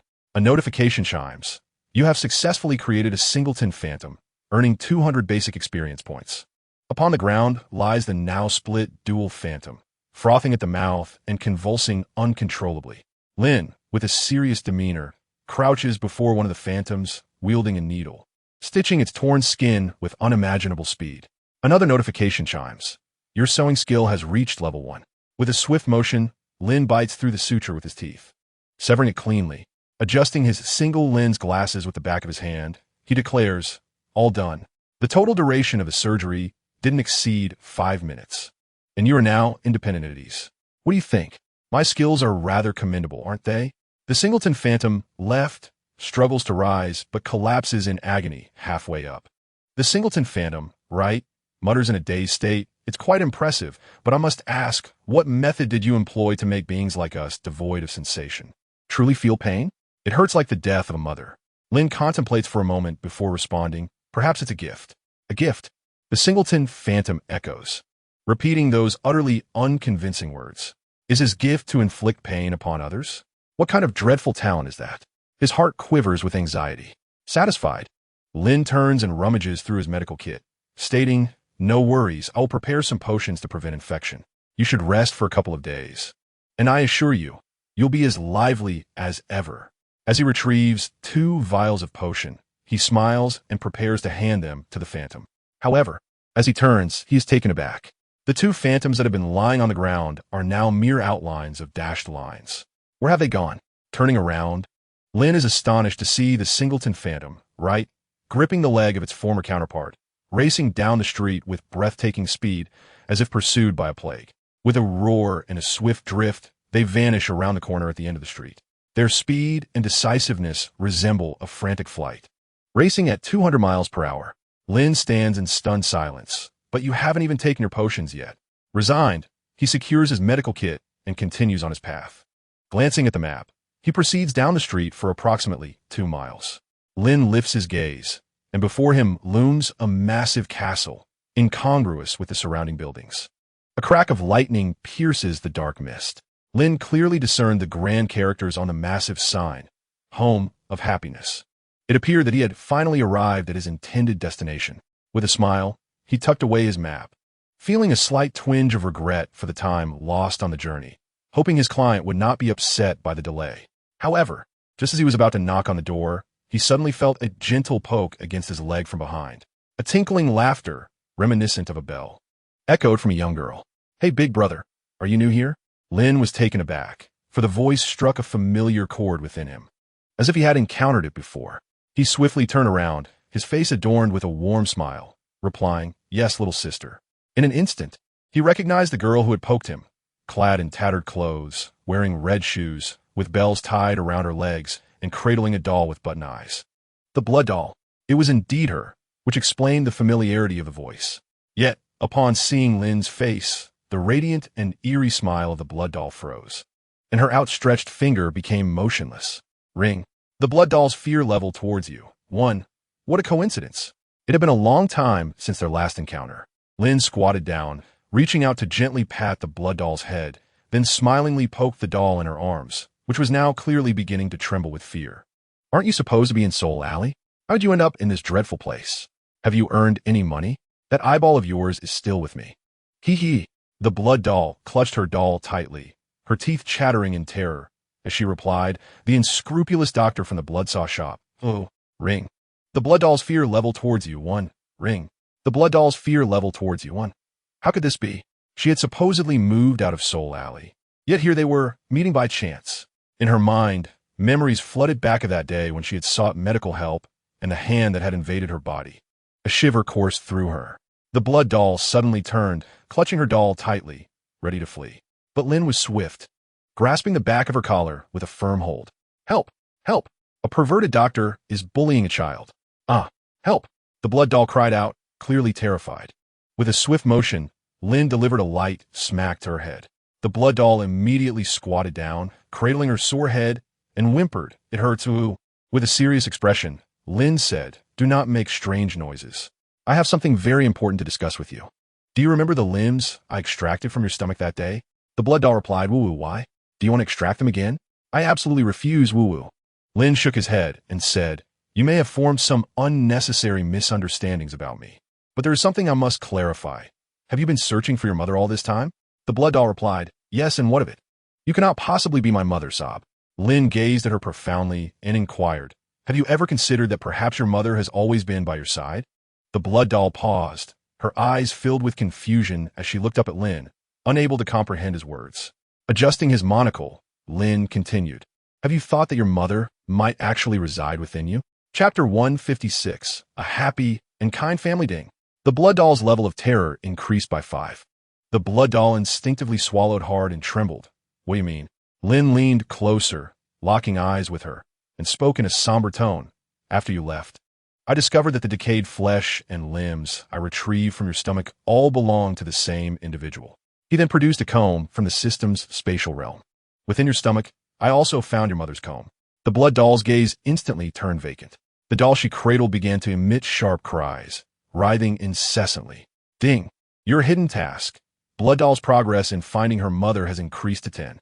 Lin stated gravely, "Is it possible that at some point you were so starved that, in a subconscious act, you consumed your mother, just as you did with your doll's arm?" Ding! Blood doll's terror level increased by 5. The blood doll, bewildered, placed her small hand upon her stomach, murmuring, "That's impossible. How could a doll eat her mother? Mother only said she would be gone for a while, that I should wait for her to return. Mother is simply out." Lin glanced at the wailing doll in her arms and suggested, "Could it be that your mother, seeing how hungry you were, felt such deep compassion that she chose to sacrifice herself, chopping herself into pieces to feed you?" The cries of the doll intensified. With a sudden scream, the blood doll's mouth grotesquely stretched back to her neck, her long hair swirling as if caught in a tempest. She hissed, "You quack. Stop speaking such bizarre notions. How could a mother possibly do such a thing? A doll, even if it were to starve for eternity, would never consume its mother. Never." Crisis level. 20 crisis level. 30. Lin adjusted his monocle and said earnestly, "Do not let anger cloud your judgment. This is not mere conjecture on my part. Here is what we shall do upon my return from my rounds. You may accompany me to the apothecary to identify those remains. If they indeed belong to your mother, I may be able to assist you. If not, I will take responsibility for my words and actions. What do you say?" The blood doll continued to glare at him in fury. Yet the wild hair behind her gradually settled down. A glimmer of amusement danced in Lin's eyes as he gently patted her head. "Do not be sorrowful. Your mother has always been by your side, though you may not have realized it. I must take my leave now, or my clients will grow impatient."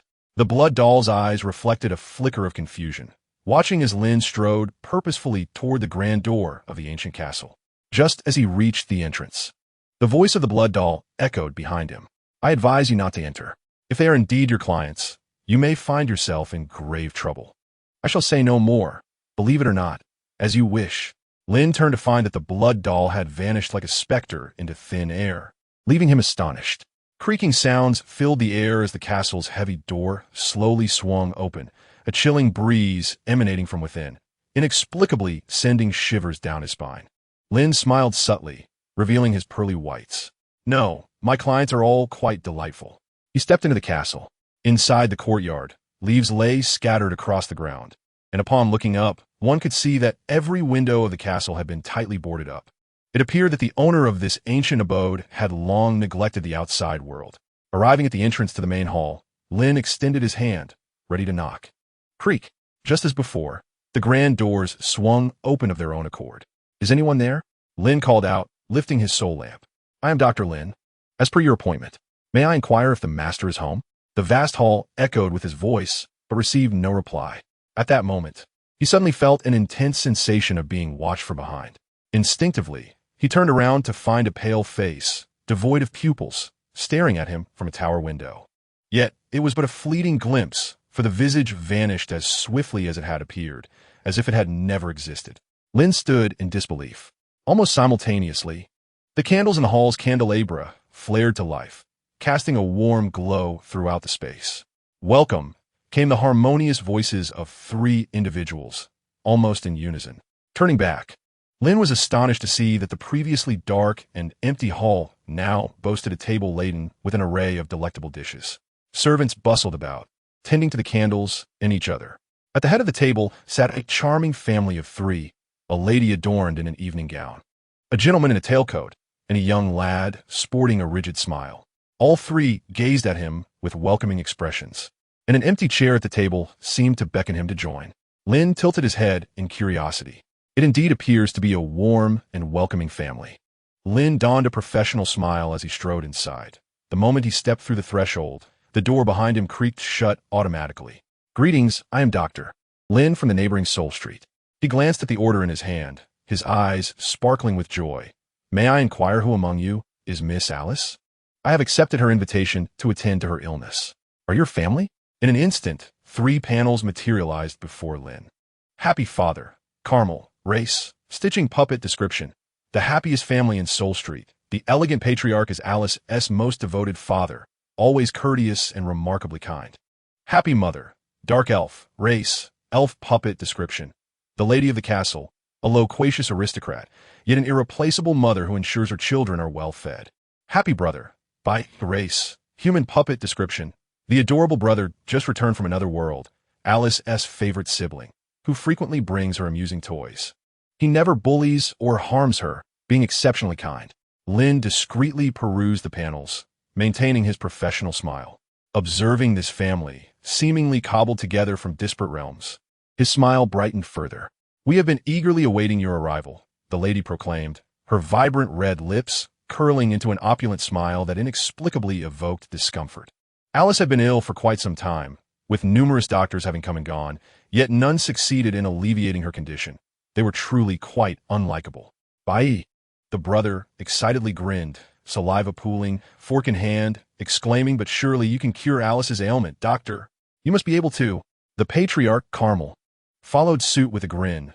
"Thus, we have prepared a lavish feast to honor you. It is an honor to have you visit our humble abode, dear doctor." The 3 of them widened their smiles even further, making their expressions appear even more radiant. "Ding! You have triggered an optional quest. Assist your client Alice in healing her illness. Quest rewards: 1,000 skeleton coins, 2,000 experience, special reward 1. Ding! You have triggered a quest. Leave the happy home alive. Quest rewards: 300 skeleton coins, 500 experience. Chapter 157. A feast that tempts the palate suddenly. 2 quests were activated. Lin distinctly sensed the peculiarity of this visit. Nonetheless, without a moment's hesitation, he smiled, approached, set down his medical kit, and seated himself in the chair seemingly reserved for him.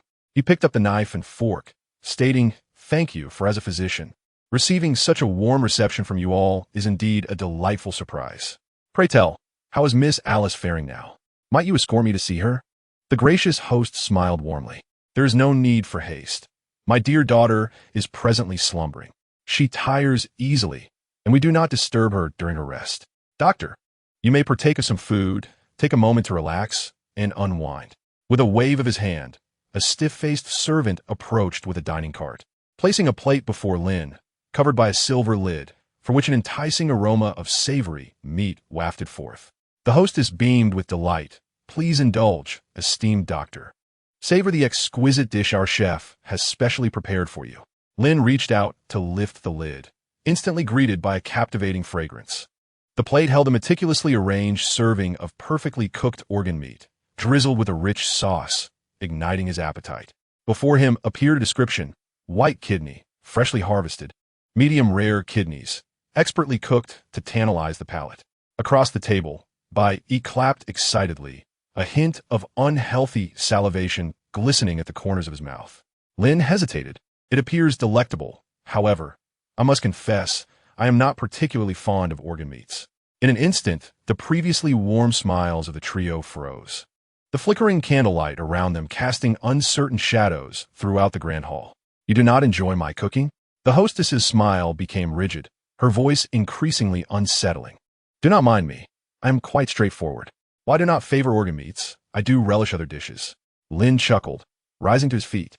He took the plate, deftly spearing a few sausages with his fork and casually selecting several apples. He opened his mouth and bit into a sausage, chewing with a smile. "This is quite good." Yet, in the next moment, he sensed something amiss with the sausage in his mouth. Upon closer inspection, he discovered that the once inviting sausage had transformed into a grotesque casing filled with thick, viscous blood and flesh, oozing a copious amount of fresh blood. Flavorful pork sausage, crafted from fresh pig intestines, mixed with select meats from 15 different physicians, offering a diverse flavor and an unforgettable aftertaste. Lin's value, 10 nevertheless. Observing the 3 family members fixated upon him, Lin maintained his smile, continuing to chew on the dish, blood seeping from between his teeth. Witnessing the expression of enjoyment on Lin's face, the trio instantly regained their amiable smiles. The flickering flames settled, and the atmosphere transformed into one of warmth once more. "Eat, eat." Lin smiled as she extended her hand, cheerfully stating, "Everyone should eat, not just me. That would be quite embarrassing." With that, Lin picked up the apple in her hand, fresh and enticing, its vibrant red hue promising deliciousness. However, upon closer inspection, she discovered it was covered in mold, with numerous maggots writhing both inside and out. Lin chuckled. Noticing the family's gaze upon her once more, she stretched out her left hand, using her thumb and forefinger to pry open the mouth of her left hand, forcefully stuffing the fruit inside. Ding. Your affection level with Zwa has increased by 1. Ding. Your affection level with Zwa has increased by 1. Observing the 3 individual scrutinizing eyes, Lin smiled and raised her left hand, explaining, "Oh, this is my second mouth. It's so delicious that one mouth simply cannot satisfy my appetite. So I thought I might as well eat with both. I hope you don't mind." The hostess's expression softened considerably as she looked at Lin. With a radiant smile, she stood up and began serving the dishes from the table onto Lin's plate, saying, "No, not at all. It brings me such joy to see you enjoying your meal. Please, eat as much as you like. Don't hold back." Lin, chuckling, picked up her fork and began to feed the delectable food from the table to the mouth of her left hand, bite by bite. Finally, after a couple of plates, her left hand grew impatient, suddenly shaking off and forming a fist, attempting to strike her own head. Yet quick as a flash, Lin grasped her left wrist firmly, maintaining her smile as she pressed it down with force. "No worries, no worries." Watching the family's expressions shift once more, Lin cheerfully explained, "It's just so delicious that I couldn't help but stretch. I hope you don't mind." Saying this, Lin quickly bent down, using the table to obscure the left wrist while earnestly saying, "Zwa, what are you doing?" The left hand, gritting its teeth in anger, retorted, "You insufferable creature. You keep feeding me strange things." Lin quipped, "Aren't you capable of digesting anything? Didn't you swallow that tough on her hole?" Zwa replied, "That was willingly done by me, not something forced into my mouth." Lin responded earnestly, "Then how about this? If you help me get through this lunch, I will treat you to a super delicious strawberry cake. What do you say?" Zwa bewildered asked, "Strawberry cake? With cream, strawberries, soft egg yolk cake, and a hint of fragrant baked cheese?" Zwa's expression brightened. "That sounds quite tempting. So, do we have a deal?" "I agree. But you must keep your promise and not shake me." "Rest assured, when have I ever shaken you?"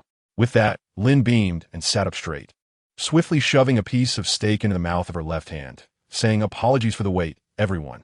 Shall we begin?" As he spoke, under the warm smiles of the family, Lin extended his left hand and politely devoured the contents of the plate with remarkable speed. The hostess, filled with joy and satisfaction, continuously served him more dishes, exclaiming, "There's plenty, plenty. Don't rush, savor your meal."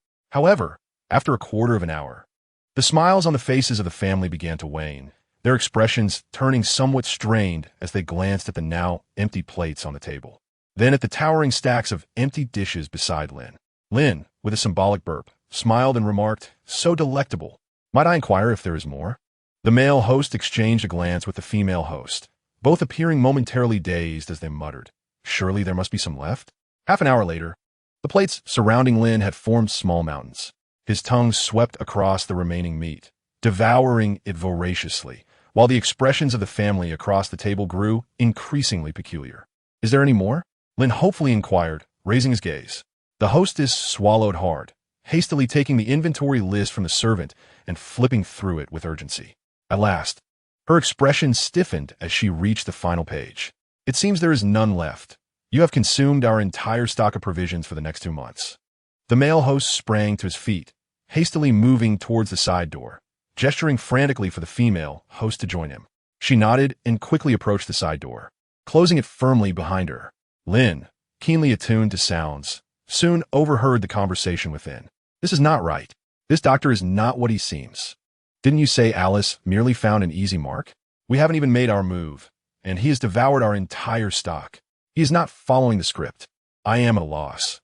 This individual seems devoid of any psychological barriers. Previous doctors have been terrified upon arrival. Does this mean if he is unsuitable, we will have to compensate for 2 months' worth of provisions?" Alice was observing, contemplating whether retaining him as a family member might not be such a loss after all. The voices grew increasingly hushed. Lin's eyes twinkled as he smiled at Bai Yi, who was eagerly gazing at him, and said, "My friend, I must use the restroom. Could you kindly direct me to its location?" Bai Yi pointed down the corridor, exclaiming with excitement, "Take a left. It's the 3rd door." As Lin squinted thoughtfully, he murmured to himself, "There is something peculiar about this client. It seems he harbors ulterior motives. What shall we do? If we attempt to flee now, they will undoubtedly reveal their true colors." Zwa bit his teeth in frustration and exclaimed, "You wretched fellow, let us not discuss anything else. Can't you use your right hand to support yourself? Why must you make me assist you?" Lin replied gravely, "Let us address the matter at hand. What do you think we should do?" Zwa shouted, "Damn it, I don't know." Just then, the bathroom door swung open unexpectedly. Bai Yi entered with a face frozen in a rigid expression, akin to a statue, and paused next to Lin to relieve himself. Lin glanced over and remarked, "Not as impressive as mine." Bai Yi retorted, "Yours is quite substantial." In this peculiar atmosphere, the two stood side by side, attending to their needs. A thick, metallic scent of blood began to pervade the entire restroom. Lin glanced up at Bai Yi and said, "Brother, are you urinating blood? Have you been feeling unwell lately?" Vivid crimson blood gradually filled the crevices around him. Bai Yi turned his head with a mechanical motion, a dazed expression overtaking his features, and replied stiffly, "Yes, I'm covered in blood." Slowly, Lin observed blood seeping from his pupils, nostrils, mouth, and even the pores of his skin. The scarlet liquid soaked his clothing and trickled down to his ankles, pooling on the floor. Simultaneously, the candlelight within the restroom began to flicker. At that moment, Lin suddenly heard Bai Yi's lips moving awkwardly as he murmured a few words. "Run quickly. The word sent a jolt through Lin Yun, causing him to look at Bai Yi with urgency. The 3 words he uttered were in Mandarin, the language of his homeland on Earth, and were laced with a strong Shanghai accent. Could it be that this person hailed from the same world? From the hometown he had longed for over the past 2 years? Lin Yun seized his shoulder, gazing intently into his bleeding eyes, and shouted in Mandarin, "Are you for Shanghai? What kind of joke is this? How did you get here? Do you know how to return? Hey, Bai Yi." The naming convention certainly bore the essence of his homeland. Initially, he had not been surprised, for in this dark realm, many malevolent spirits had indeed fallen from worlds reminiscent of their own, often bearing similar names. But now, he beheld a person from his homeland, standing right before him. Bai Yi's eyes flowed with blood, seemingly oblivious to Lin Yun's voice as he murmured, "They will cut you open and make you one of their own." His words trailed off like a dream. However, in the next instant, as the candlelight abruptly extinguished, Bai Yi's expression transformed into one of manic excitement and illness. He suddenly reached out, seizing Lin Yun's neck with a vice-like grip. Alice preferred to giggle, finding delight in the notion of you being her brother. He erupted into laughter, his head shaking violently as his nails began to dig into Lin's neck. Ding! The host's life value is diminishing. Ding! The host's life value is diminishing. Yet, at that moment, Lin's left hand shot out, seizing Bai Yi's head. With a thunderous crash, Bai Yi's body was flung out of the restroom, colliding heavily against the opposing wall. Ha ha ha ha ha! The distorted figure, exhilarated, stumbled to its feet and instantly leaped aside with the swiftness of a cheetah. However, when Lin charged out, the corridor was devoid of any presence.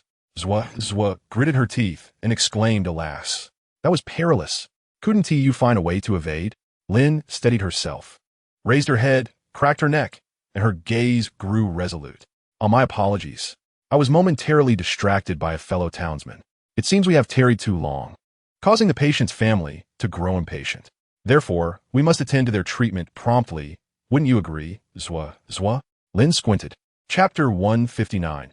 I should be more courteous to you. Lin twisted her neck and adjusted her single lens glasses as if nothing had transpired, calmly exiting the restroom. Upon arriving in the corridor, she spotted at the far end, heading towards the living room, a lady dressed in elegant attire. Her face adorned with a smile that seemed unnaturally rigid, as if stitched on. Bai Yi had vanished, as if he had never been there. The lady opened her arms wide, her smile radiant. "Ah, my esteemed guest, I thought you had departed. If you are still hungry, we have prepared a sumptuous feast for you. Would you care to indulge? It promises to be even more lavish than before." Lin cast a glance at the walls surrounding the corridor before striding confidently towards her. Without warning, her calm facade broke into an unusual grin. "Certainly. Let's dine at once." For reasons unknown, that smile sent a shiver through her heart. She suddenly sensed that the amiable doctor before her had undergone some subtle, yet perceptible, transformation. A chill crept up her spine. How splendid. "Doctor, please follow me." The lady covered her mouth with a light laugh, struggling to maintain her expression as she turned and led Lin toward the living room. Yet, it was evident that her gait had become noticeably stiffer than before. In the hall, the grand candles continued to flicker. The once cluttered table, laden with plates and remnants of a meal, has been meticulously cleared. Now, upon the pristine white tablecloth, plates adorned with silver lids are artfully arranged anew. A few crimson candles flicker, their flames reminiscent of flowing blood. "Come, dear guest. Indulge to your heart's content." The hostess, with a languorous lick of her blood-red lips, reveals a benevolent yet enigmatic smile. Lin, with a napkin tied to the collar, grasping a fork in one hand and a knife in the other, occupies his designated seat at the table. "These are the dishes we have lovingly prepared for you." She glides gracefully to Lin's side, extending her slender fingers to lift the lid from the plate before him. Instantly, a rich aroma wafts through the air. "This is a signature dish I crafted especially for you, made from only the finest ingredients. I assure you, it will awaken your appetite." Lin casts a glance downward, only to discover a gruesome heap of fresh entrails within the plate. The heart, liver, lungs, and intestines are accompanied by a thick, sanguine sauce that seems to pulsate, as if freshly extracted from its source. Before Lin's eyes, a system notification materializes, a feast of young human organs, a dish made from the finest, freshly harvested human entrails, typically served to those esteemed and amiable guests. What do you think? The hostess's smile deepens as she observes Lin's immobility. The earlier chill that lingered in the corridor now dissipated. Please, doctor, do eat every last bite. My beloved Alice has awakened, and she is quite taken with you. The insidious, coaxing voice lingers in Lin's ear. Holding his utensils, Lin maintains a peculiar smile as he sits upright, asserting, I have already stated that I do not partake in organ delicacies. I truly detest them. They make me nauseous. Yet you insist I eat, as if you are unwell? Suddenly, a strange stir fills the air. Though no wind blows, the candle flames flicker wildly. The servants, who had been mechanically polishing the walls and tables, abruptly pause, their movements stiffening. The hostess beside Lin slowly stretches her mouth into an unnatural grin, one that no human could achieve, and chides, You are quite rude. You have consumed the provisions we prepared for months. To continue your hospitality, we have even had to sacrifice a recently reunited family member. Poor Alice is heartbroken without her brother. She longs for a kind sibling. With a chilling click, the hostess extends her increasingly pallid hand toward the entrails on Lin's plate. Her voice grew increasingly eerie and chilling, evoking a sensation akin to someone delicately licking your spine, sending shivers down your spine. Her smile, too, became ever more radiant. Do you require my assistance in feeding you? These are fresh, perfectly prepared ingredients. You shall surely find them to your liking, will you not? Yet, just as her hand reached for the platter of entrails, a fork suddenly pierced her pallid hand, pinning it to the table. The hostess gasped, and Lin abruptly turned, adjusting his monocle with calmness, gazing at her face, which was beginning to contort in fear. Do you enjoy eating? Why not indulge yourself? In an instant, before the hostess could react, Lin thrust his left hand deep into her gaping mouth, his expression transforming into one of grotesque ferocity. Our patient's family certainly relishes delicacies. What do you suggest we do? Zwazwa revealed a row of pristine white teeth, grinning eerily. Of course, we must ensure our patient is well fed. In that moment, the food previously consumed by Zwazwa, yet undigested, was forcefully expelled into her mouth under her terrified gaze. The hostess, a dark elf, experiences a terror level of 10. The hostess, a dark elf, experiences a terror level of 15. The hostess, a dark elf, experiences a terror level of 20. She struggled desperately, one hand pinned to the table while Lin's grip, akin to a vice, restrained the other. Her abdomen began to visibly swell at an alarming rate. The sudden transformation caused the candle flames throughout the hall to flicker wildly. In the next moment, Lin kicked her to the ground, withdrawing his left hand from her mouth, and with a calm yet somewhat deranged stare, he grasped her collar and remarked, Is it delicious? Quite delightful, is it not? A malady must be treated, and you appear to be quite ill. My sincerest apologies. You are a family member of the patient. I should extend you courtesy. Ah, indeed, I ought to be more polite. Lin mounted her, his hand trembling as he distorted his mouth into a forced, amiable smile. Now, speak softly to me, do not be anxious, and discreetly reveal to me where you have concealed my fellow townsman. Your son, Bai Yi. Indeed, his name is Bai Yi. He is from my hometown. Do you comprehend what hometown signifies? Kindred from the same place. Yes, tell me, whisper it to me. Lin leaned in, ear inclined, trembling slightly. Chapter 160. Our Lady suffers from numerous ailments beneath him. The lady trembled in terror, gazing at the doctor before her, whose demeanor had suddenly transformed with alarming intensity. An overwhelming sense of dread enveloped the atmosphere. Something is amiss. This man appears to be in a state of disarray. Has he been provoked by some unseen force? He now resembles a deranged psychopath recently released from an asylum. The lady, paralyzed by fear, moved her lips in vain, unable to utter a single word. Speak. Lin Yun suddenly turned his head, his eyes wide with fury, seizing her collar with a fierce grip. Instantly, her face drained of color, her pupils quivered, and every hair on her body stood on end. I apologize, I apologize, I apologize. Lin Yun swiftly covered his forehead with his hand, taking deep breaths. Forgive me. I acted out of impatience. I hope you can understand. I am overwhelmed with joy. After 2 long years, I finally encounter a fellow townsman in this dreadful place. I must treat you, for you are unwell, and once cured, you will certainly provide me with the answers I seek. Ding. Random diagnosis initiated. Detected target illness 1, cortical lesion. Ding. Detected target illness 2, puppet curse. Ding. Detected target illness 3, malevolent spirit infestation. Lin Yun rubbed his temples vigorously, trembling slightly, and extended his hand. No, no, no, it's far worse. Our Lady is afflicted with many ailments. Ding. Random diagnosis active effect triggered. You have diagnosed a random illness. Skin cyst. Ding. You have diagnosed a random illness.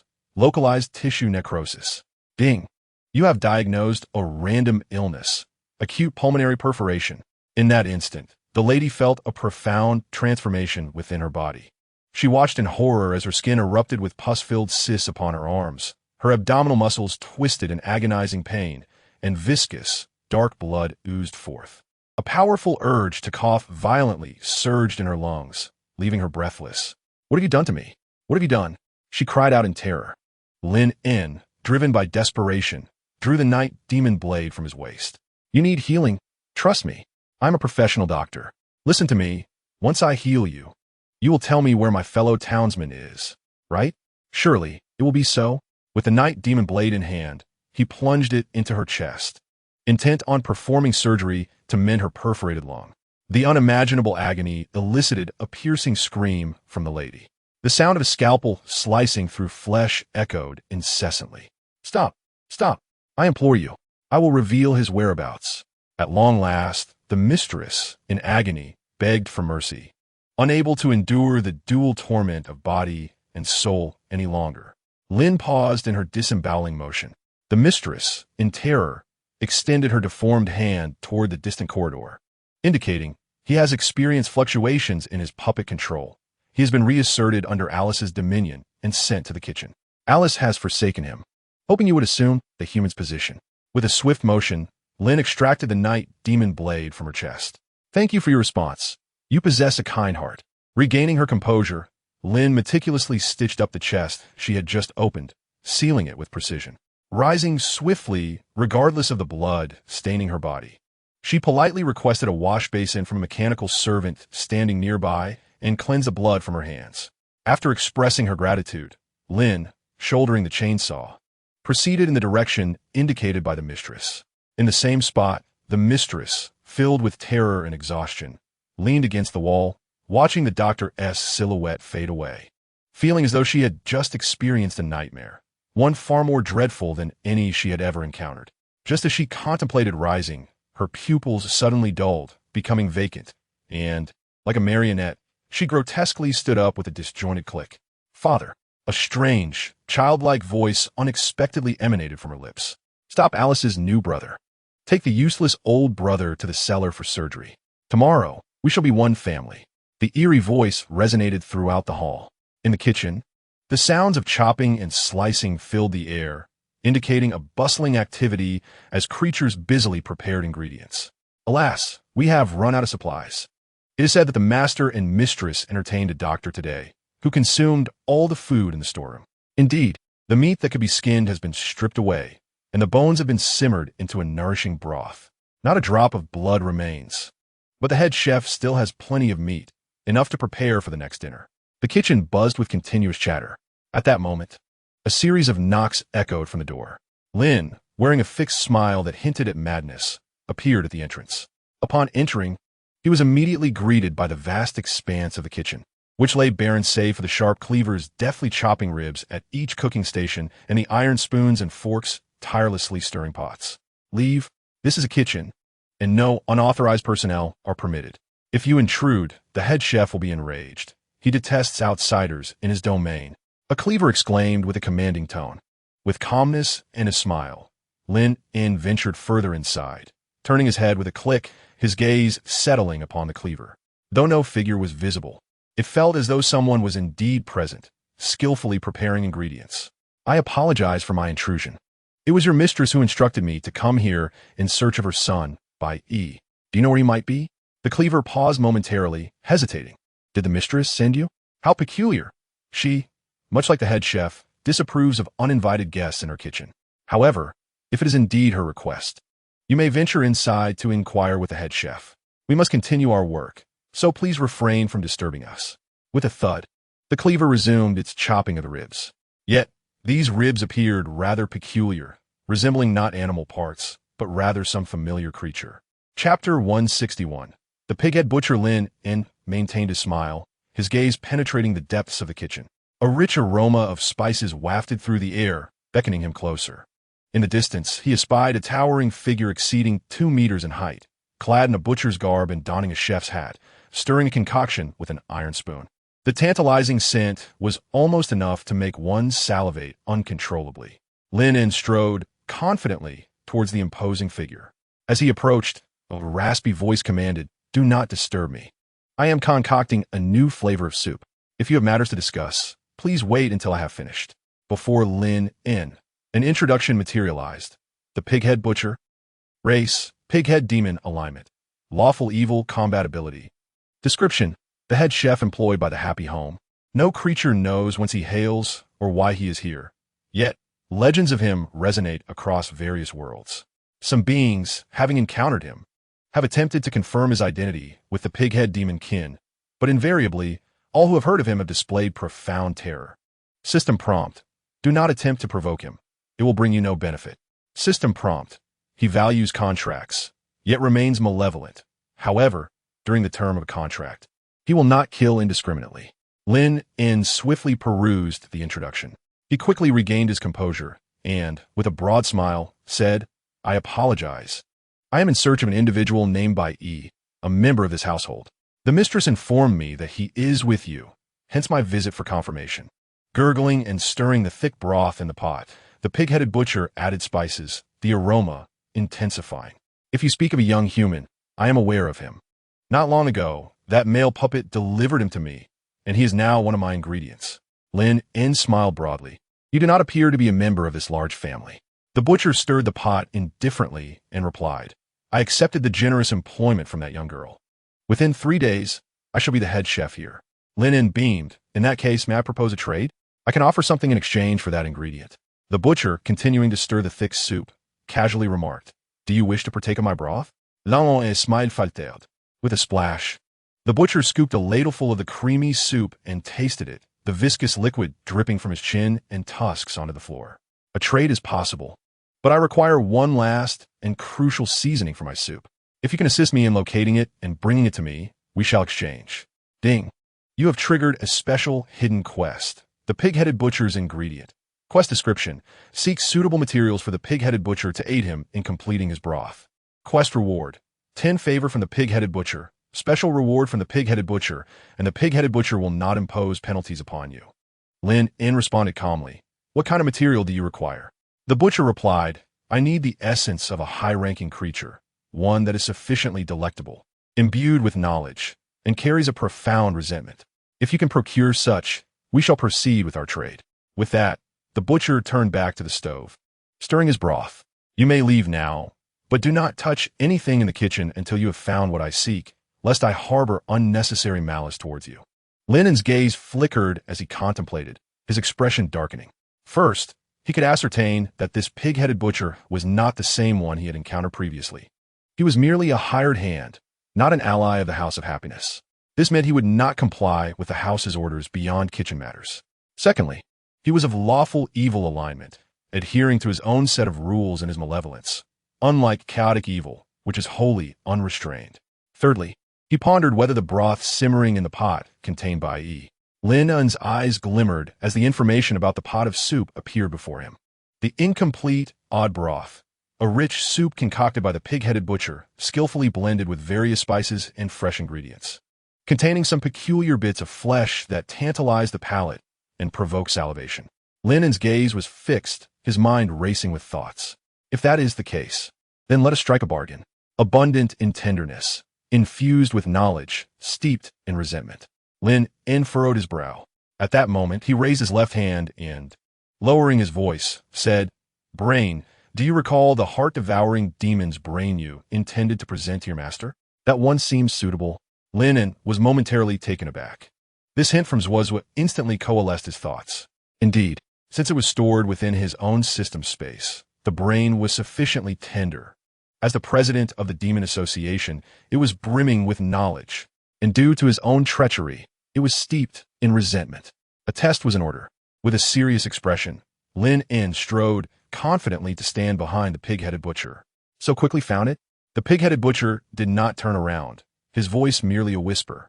Lin Yun calmly adjusted his monocle, then opened his system space, retrieving a blood-soaked brain and presenting it before him. I believe this should meet all the conditions you just mentioned. Upon hearing this, the pig-headed butcher turned, allowing Lin Yun to truly behold his visage.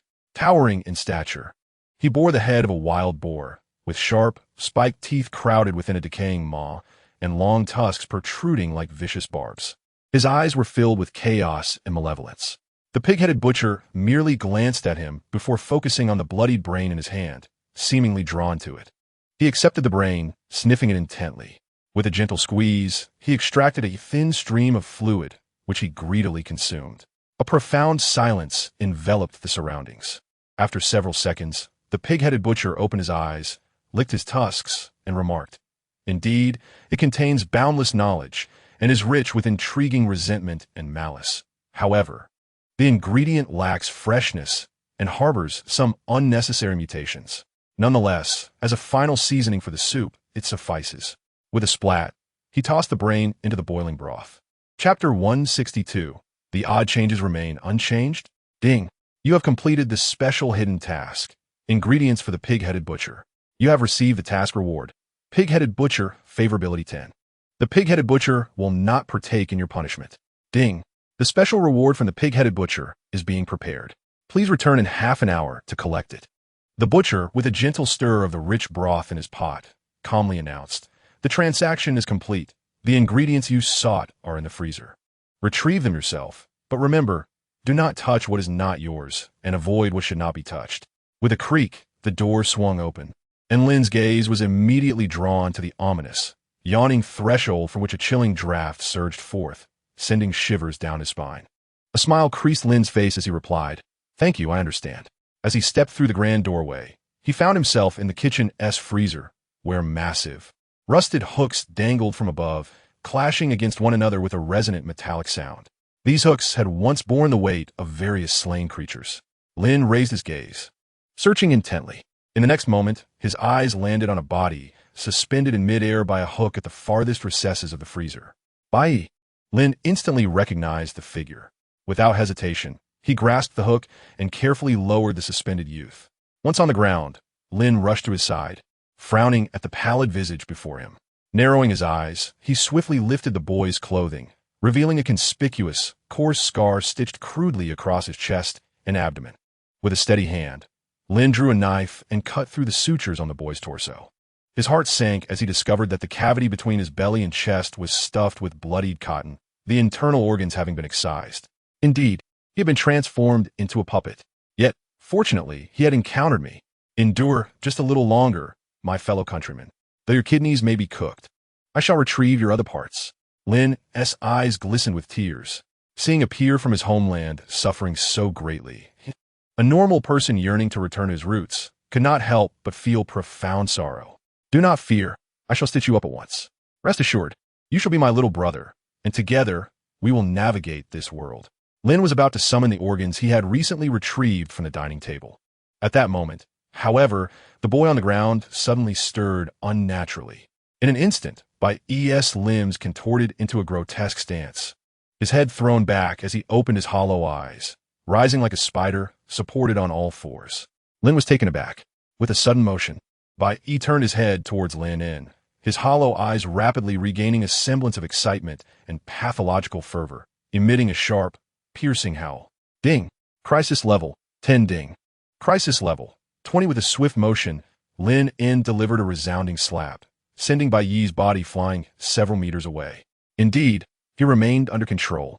Lin Yun cracked his neck, gritting his teeth, and seized an iron hook nearby, swinging it menacingly. "Fear not, my little brother, for your elder brother shall assist you in your healing. Rest assured, you shall remain as you were before." Revived, Bai's face lit up with exhilaration as he flipped over, scrambling to his feet and swiftly ascending the wall like a spider. "Alice adores you. She has forsaken me. Ha ha ha, Alice adores you." Bang! Lin raised his hand and fired a shot. Bai, who was swiftly climbing the wall, plummeted to the ground like a fallen bird. "Ding! You have shot Bai. Your firearm proficiency has increased by 1. Bai Yi lay on the ground with a vacant expression, his limbs convulsing as electric currents surged across his chest, his body writhing uncontrollably. Lin Yun, his expression grave, blew away the smoke curling from the muzzle of his gun and strode forward. Upon reaching a distance of about 10 meters from Bai Yi, he inquired solemnly, "How are you, my fellow villager? Do you feel all right?" A brief silence ensued. In the next instant, Bai Yi suddenly sat up, opening his gaping maw to unleash a series of sharp howls. Bang! Another gunshot rang out. Ding! You have shot Bai Yi again. Your firearm proficiency has increased by 1. Observing Bai Yi lying there, frothing at the mouth and convulsing, Lin Yun contemplated the situation, feeling a tinge of insecurity. Bang! He fired once more. Ding! You have shot Bai Yi. Your firearm proficiency has increased by 0.5. Now Bai Yi lay completely still. Lin Yun finally felt a sense of relief. His demeanor serious as he rushed over and bound him tightly with chains. "My fellow villager, it was not my intention to shoot you. According to the logic of our world, after having one's organs hollowed out, one would surely be dead. However, this dark realm is different. Besides the physical body, there exist many bizarre means to maintain consciousness, such as curses and malevolent spirits. The shots I fired were, in fact, for your own good, as they are among the few weapons I possess capable of combating curses and malevolent spirits. The holy attributes of these weapons exert significant pressure on such anomalies. If you still possess your consciousness, open your mouth and speak to me." Lin Yun gazed intently at him, waiting in silence. Bai Yi's eyelashes fluttered slowly as he struggled to open one eye, murmuring, Suddenly a gunshot rang out. Ding! You have shot Bai Yi. Your marksmanship proficiency has reached level 0.5. The sacred currents surged forth, electrifying Bai Yi's entire body, causing him to convulse, his eyes rolling back, and foam to spill from his mouth. As his consciousness neared awakening, Lin Yun could hardly contain his elation. He hastily helped Bai Yi sit up, supporting his shoulders, and inquired, "Brother, fellow townsman, how do you feel? Can you hear me?" Bai Yi mumbled, "My head hurts." With a swift motion, Lin Yun slapped him twice across the face. "How about now?" Lin Yun pressed urgently. In agony, Bai Yi coughed up a thick stream of black blood and whispered, "Thank you. I feel much better." Lin Yun was overjoyed, gripping his shoulders, exclaiming, "Much better is good. Much better is good. Bai Yi, is your name Bai Yi? Speak to me. How did you come to this world? Do you know how we can return?" L'un en gaz gros increasingly frantic. The indescribable joy and excitement he felt was a rare experience over the past 2 years. Under the influence of the divine power, the curse within him was evidently momentarily suppressed. Bai Yi's consciousness gradually returned. He stared blankly at the figure before him, a human who resembled him closely, and murmured, "Are you human?" Lin Yun, filled with joy, responded in Mandarin, "Yes, and a good person, just like you, a descendant of Yin and Huang." Upon hearing the familiar language, Bai Yi trembled, asking, "The odd changes, the even remains unchanged?" Chapter 163. The Three Virtues of Lowly Lin Yun was taken aback and replied, "Symbols reflect quadrants." Bai Yi shuddered, laboriously standing up, and exclaimed, "The heavenly king covers the earth tiger." Lin Yun, trembling, clenched his fist and declared, "The pagoda, suppressing the river demon." Bai Yi's demeanor grew increasingly urgent, tears welling up in his eyes. "Imperial jade liquor, 180 cups." The two spoke faster, their voices thick with emotion.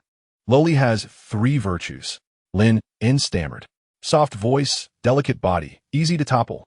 As they uttered the final 3 words, their voices choked, their eyes were filled with tears. Comrades, we are all connected." Bai Yi felt as if he might burst apart, grasping the hand of this unfamiliar youth, weeping uncontrollably, calling out for his parents. Only he understood the profound mixture of excitement and sorrow encapsulated in his cries. The sensation of encountering an old acquaintance in a foreign land.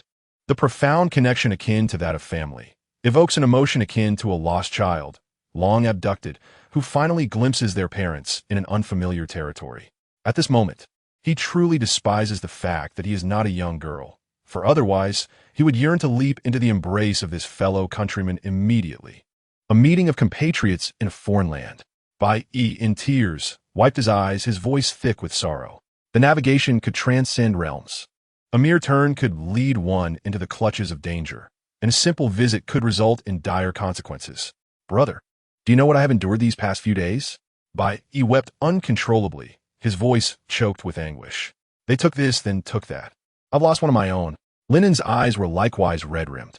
He embraced his unfortunate compatriot, his voice trembling as he reassured him. Fear not. We still have one left.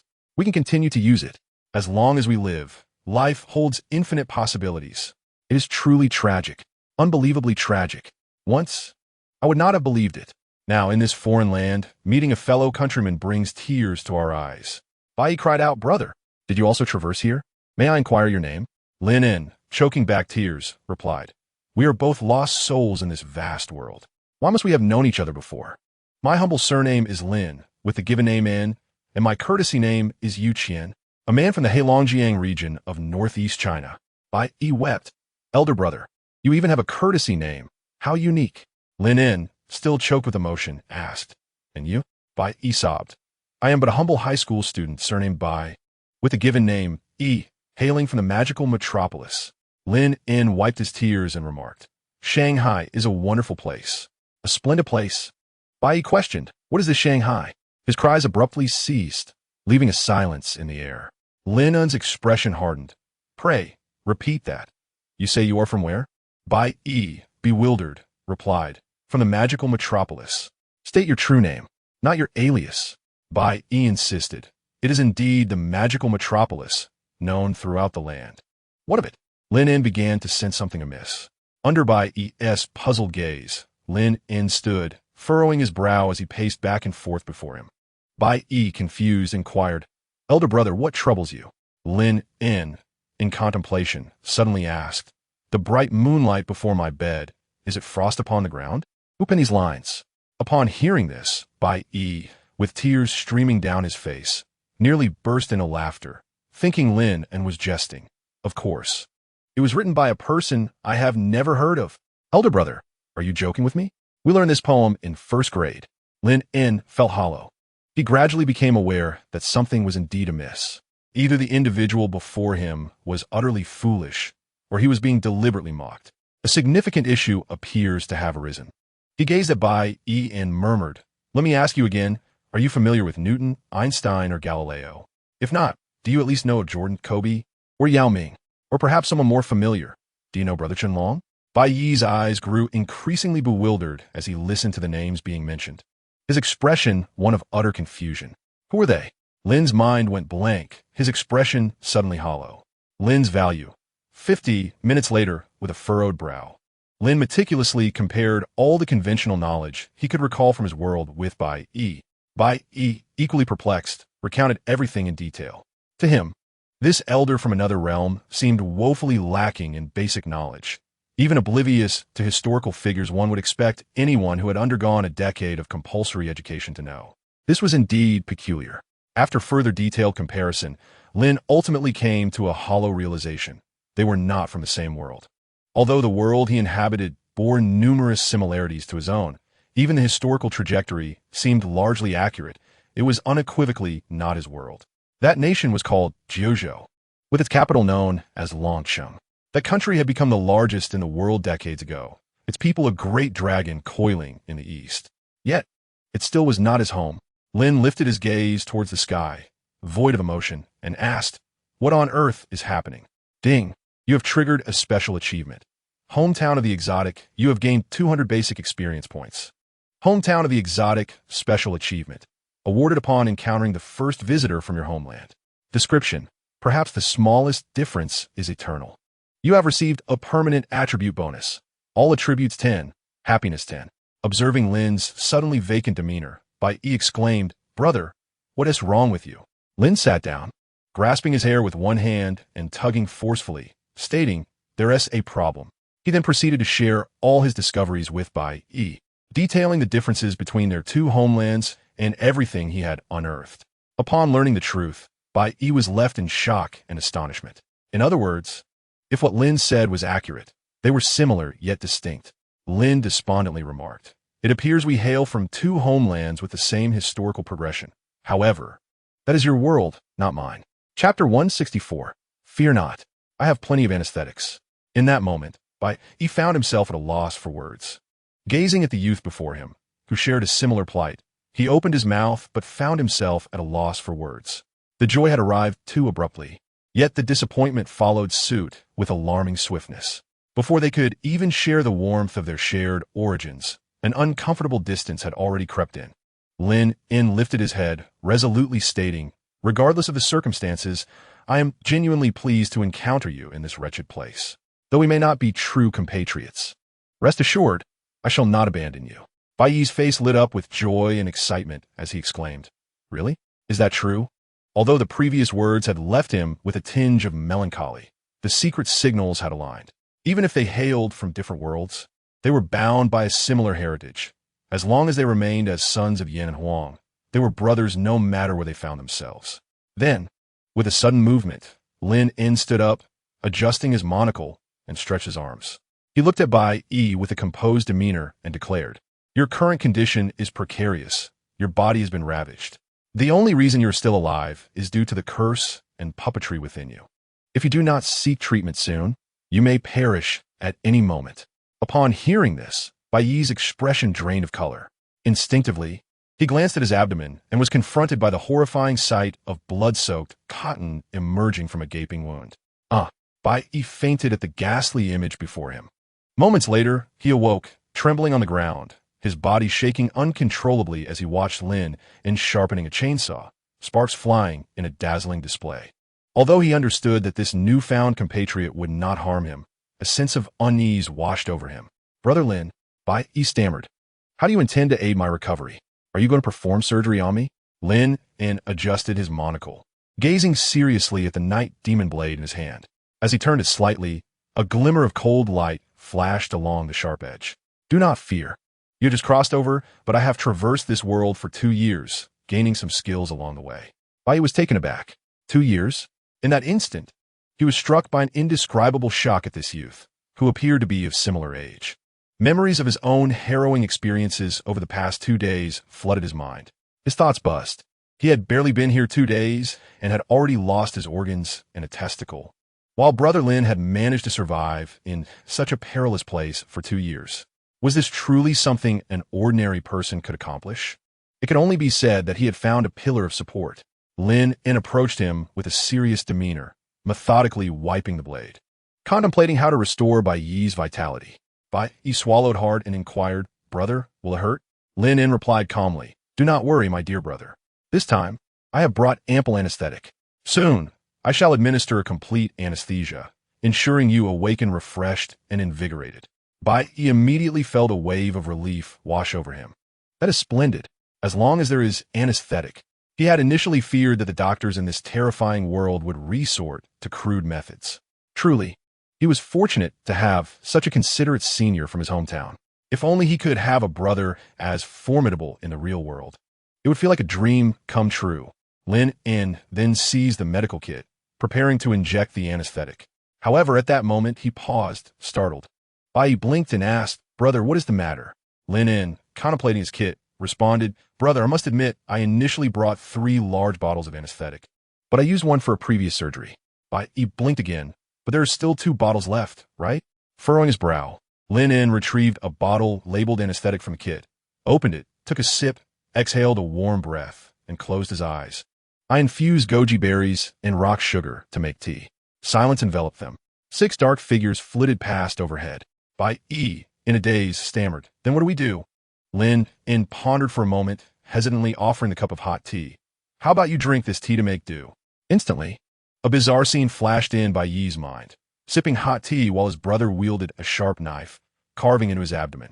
What a ludicrous international joke. Bai Yi was aghast. Could this truly suffice? Would he not be in excruciating pain? Yet, he quickly steeled himself, knowing that as a newcomer, he had finally encountered a fellow townsman, and he could not be a burden. Indeed, he must rise to the occasion. After all, he had endured the ordeal of losing his kidney, hadn't he? A man, especially during such extraordinary times, should not cower before challenges. Visions of the valiant martyrs flashed through his mind, those who stood resolute against adversity, single-handedly dismantling fortifications, sacrificing their lives and blood for a noble cause. Could he bring shame upon their legacy? Clenching his fists, He grit his teeth and declared, "Brother, no need for anesthetic. Let's proceed with the operation. Though I am not the epitome of a valiant hero, I am a passionate youth with ideals and ambitions. A true warrior dares to confront the grim realities of life. I, by shall not fear the blade." Lin Yun was taken aback, inspired by his unwavering spirit. Well said. Indeed, the youth of Huaxia truly lives up to their reputation, displaying such vigor that it makes the sacrifice of your 2 kidneys worthwhile. Lin Yun promptly brandished his knife, the glimmer from his monocle flashing ominously. With a serious demeanor, he declared, "In that case, I shall unleash my skill. Bai startet intergestet." Wait a moment. A piercing scream erupted, echoing with sheer agony. Notification. Your knife skills have increased by 1. Notification. Your sewing ability has increased by 1. Notification. Your sewing ability has increased by 1. Notification. Your sewing ability has increased by 1. Before him lay Bai, unconscious, frothing at the mouth, with eyes rolled back. Lin Yun's expression remained grave as he held a needle, deftly reconstructing the hardware within him at a breathtaking pace. Chapter 165. Surgical Success, Rate 100. Approval Rate 100. Despite this being Lin Yun's inaugural attempt at implanting organs into a living being, it wasn't entirely unfamiliar territory. After all, during his previous life on Earth, he often engaged in assembling various objects. He recalled a childhood incident where he disassembled his father's car, only to reassemble it, albeit with a surplus of parts left over. Nevertheless, it appeared as pristine as ever, and not even a dozen traffic officers could catch him. Lin Yun squinted, meticulously threading wires through Bai's chest cavity. Heart, lungs, liver, half a kidney, and a jumble of intestines. Was this how they connected? Surely, it couldn't be wrong? Wait, was the heart on the left or the right? Never mind, as long as it functions. How should he connect the arteries? The blood was drained. Might he require something else? With swift precision, Lin Yun connected everything that could be linked. While it may not have been aesthetically pleasing, it sufficed as the interior of the chest cavity remained unseen. He gazed at his creation with satisfaction. However, this was merely a preliminary installation. To animate these components, he required a special potion from this world. Narrowing his eyes, he rummaged through his bag and retrieved a vial. Muscle growth potion. Indeed, he had concocted a fresh batch right before his departure. As for the materials, he had plenty from his last endeavor of cleaning the ears of Xiao Xiao. He couldn't help but reminisce about the adorable Xiao Xiao. The little girl was a treasure from head to toe. With a flourish, Lin Yun uncorked the vial and poured the potion into Bai's chest cavity. Instantly, a miracle unfolded. The once dormant organs of Bai sprang back to life. Revitalized by the muscle growth potion, and the delicate areas that could not be stitched began to mend rapidly under the potion's influence. A wave of warmth surged forth. This sensation is incredibly delightful, imbued with a profound sense of accomplishment. It is akin to meticulously assembling a doll that you have purchased at a great expense, only to hear it emit peculiar sounds, filling you with confidence and joy. Lin Yun gently tapped his half-exposed kidney. A bubbling sound involuntarily escaped Bai's lips. The task was complete. Lin Yun clapped his hands, composed and satisfied, adjusted his monocle, then closed the open rib cage and thoracic cavity, securing it with a lock. He took out a sharp needle and deftly sealed the surrounding areas. Thus, the perfect young man, Bai, was declared complete. Ding! Congratulations! You have triggered the achievement, Rebirth of the Living. You have earned a basic experience reward of 200. Rebirth of the Living is a milestone achievement obtained when you successfully piece together a humanoid being through surgical means without causing fatality. You have taken a crucial step towards becoming a formidable expert in flesh modification, receiving permanent bonuses of Mental Strength 2, Intelligence 2, Compassion 1. Lina rimandum perturveth. His gaze soon returned to Bai's head, for the matter was not yet entirely resolved. The hardware and operational issues had been addressed, but the fragmentation posed a genuine threat to his survival. Ding! You are initiating a random diagnostic procedure. You have identified the target ailments. 1. Malevolent spirit infestation. 2. Puppet manipulation. 3. Impotence. 4. Kidney deficiency. Lin indecisively overlooked the latter ailments. They were not of grave concern. The paramount issue lay in resolving the first 2 ailments that posed a genuine threat to him. Lin Yun's expression grew solemn as he extended his hand, tapping Bai Yi's head rhythmically as if testing a watermelon. He leaned in to listen. There were sounds of rushing water within, substantial in volume. Lin Yun swiftly accessed the diagnostic records of the system, focusing on the first two ailments and rapidly perusing potential remedies. Malevolent spirit infestation. Lin Yun pondered. According to the system's introduction, this is a form of dark sorcery that is exceedingly unsettling even within the shadowy realms. This malevolence can forcibly strip a being's soul and implant it into another body, thereby achieving a parasitic existence. Over time, the infused malevolent spirit gradually replaces the original soul, ultimately usurping it, and the spirit that has been infused resides in. Lin Yun squinted, musing. The frontal lobe, a portion of the human brain, is also the most anterior segment. In the introduction provided by the system, the entity known as the malevolent spirit occupies a significant area, specifically the frontal lobe of the brain. During the initial stages of the spirit's infestation, the individual's frontal lobe gradually undergoes pathological changes. When the affliction spreads throughout the entire brain, it signifies that the person has been wholly subsumed under parasitic control. Furthermore, in the exposition on puppetry, Lin discovers the secret behind his client's manipulation of Bai Yi and others.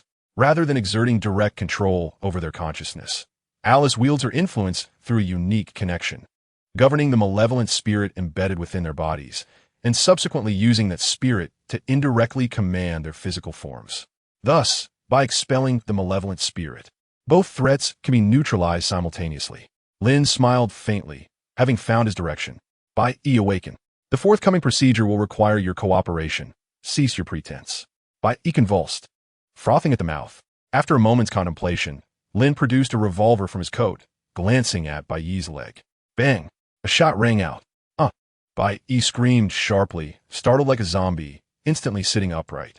Brother, you're awake. How do you feel? If anything is amiss, you must inform me immediately. Lin said earnestly as he seized Bai Yi's shoulder. Bai Yi, in terror, pointed at the bullet wound in his thigh, exclaiming, "It hurts! It hurts!" Lin firmly patted his shoulder, stating gravely, "Indeed, it should hurt. This is precisely what I require of you shortly, as I am about to perform a minimally invasive procedure on your brain. However, during this process, it is highly probable that the malevolent spirit within you will be provoked. Once it discerns my intentions, it will undoubtedly strive to regain control of your body at any cost. You must endure. If you cannot bear it any longer, then shoot yourself. Though painful, the sacred power of this gun will undoubtedly suppress that spirit temporarily." Chapter 166. Are you going to dig it out with your hands? Bai Yi trembled as he grasped the heavy revolver that Lin handed him, stammering, "Am I to shoot myself?" Lin replied solemnly, "I cannot afford to be distracted. So this daunting task must fall to you. As a man, marksmanship is, after all, a skill one should possess." Bai Yi quivered, asking, "Brother, what do you mean by a minimally invasive procedure on my brain?" He sensed that the elder brother he had come to know in this alternate world was rather unconventional. It seemed he was utterly indifferent to pain. This disregard for suffering also manifested in his treatment of others. Lin nodded, explaining, "It's quite straightforward. Due to the location of the procedure, there is no need for a craniotomy. I will simply remove your right eye, then insert it into your skull and make a few punctures. This operation will be completed within 3 to 5 minutes. Buzz. Bai Yi's gaze turned vacant. As he blinked, a vivid image emerged in his mind of a hand scratching beneath his crown in a ticklish manner. Whimper. Ding. Bai Yi's value. 30 ding. Bai Yi's value. 30 ding. Bai Yi's value. 30 ding. Bai Yi's value is about to reach 0. With a swift slap, Lin Yun brought him back to reality, gazing earnestly into his eyes. Do not indulge in wild fantasies. You must trust me. I've been here for 2 years, and my surgical success rate stands at a perfect 100, with a cure rate of 100 and a satisfaction rate of 100. It's merely a matter of extracting an eyeball. What is there to fear? Bai Yi trembled. Isn't it normal to be afraid? Boo-hoo. Lin Yun frowned. Normal? Nonsense. I often play with my own eyeballs. Have you ever seen me afraid? Bai Yi shivered. But why would you play with your own eyeballs? That doesn't seem like a choice any sane human would make. Lin Yun's fists clenched, a series of pops echoing as he did so. Useless thing. It truly infuriates me. A rotten wood unworthy of carving. Bai Yi cradled his head, perplexed. How could this seemingly human elder brother evoke a sense of dread even more profound than that of the other malevolent spirits? Was he truly a normal human being? You have one last chance. Will you do it? If not, I shall leave, and we will act as if we have never met. Do not claim to be my fellow townsman when you step outside. Lin Yun stated sternly. Bai Yi replied, I will do it, but you must be gentle. I fear pain. Desperation surged within him. If his brother was indeed attempting to save him, there must be a rationale behind it. In comparison to life itself, what was a trivial pain? My girlfriend is still waiting for me to return home. Boo-hoo.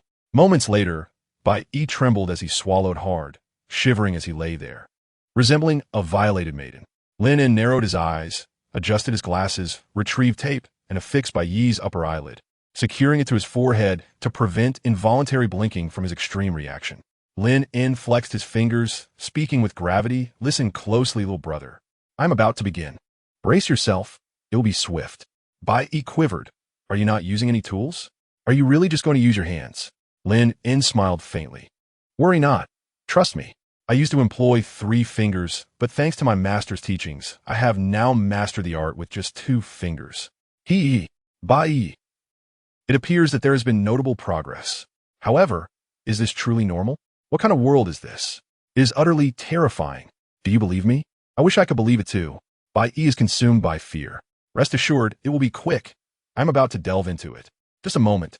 A piercing and dreadful scream echoed forth. With a series of system notifications, Bai Yi lay there in a daze, hot steam rising from his left eye socket, murmuring that he felt no longer himself. Lin Yun adjusted his monocle, gazing at the freshly extracted eyeball still attached to its nerves. How does it feel? Does it hurt at all? It has already been removed. Bai Yi murmured, I want to go home. Lin Yun tilted his head, intrigued. What did you say? Hot tears streamed from Bai Yi's other eye as he whispered, I want to find my mother. Lin Yun, moved by Bai Yi's yearning for family, gently patted his shoulder. Do not worry. Your mother will be proud of you. With that, Lin Yun placed the eyeball in Bai Yi's hands for him to hold, then turned his serious gaze to his left eye socket. The next step would be the most arduous. The discomfort from a brain surgery is typically quite mild, so Bai Yi would not suffer too much. The challenge lay in how to proceed. A careless mistake could transform this fellow from his hometown into a mere babbling fool. The thought of that pained Lin Yun deeply. Squinting his eyes, Lin Yun said, Bai Yi, stay alert. No matter what, you must not let yourself fall asleep, or all will be in vain. I am sure you do not wish to become a fool, do you? Bai Yi whispered, I feel as if I am already one. Lin Yun felt a sense of relief. The fact that he could still speak indicated that his will was intact. Truly commendable. With that, Lin Yun closed his eyes and immediately initiated his flesh mutation. In an instant, to Bai Yi's astonished gaze, a dark vertical pupil slowly opened on Lin Yun's cheek. The eye. My brother has sprouted a strange eye. He is not human. He truly is not human. But this was not the end. Almost simultaneously, he trembled as he beheld, with a sense of horror, the tips of Lin's index and middle fingers suddenly sprouting several small, slick, elongated tentacles. Under his fearful gaze, those slender appendages gradually crawled onto his left eye socket. Then, with a sudden rush, they surged inside. Oh no, not only is he not human, but he is also a creature of tentacles.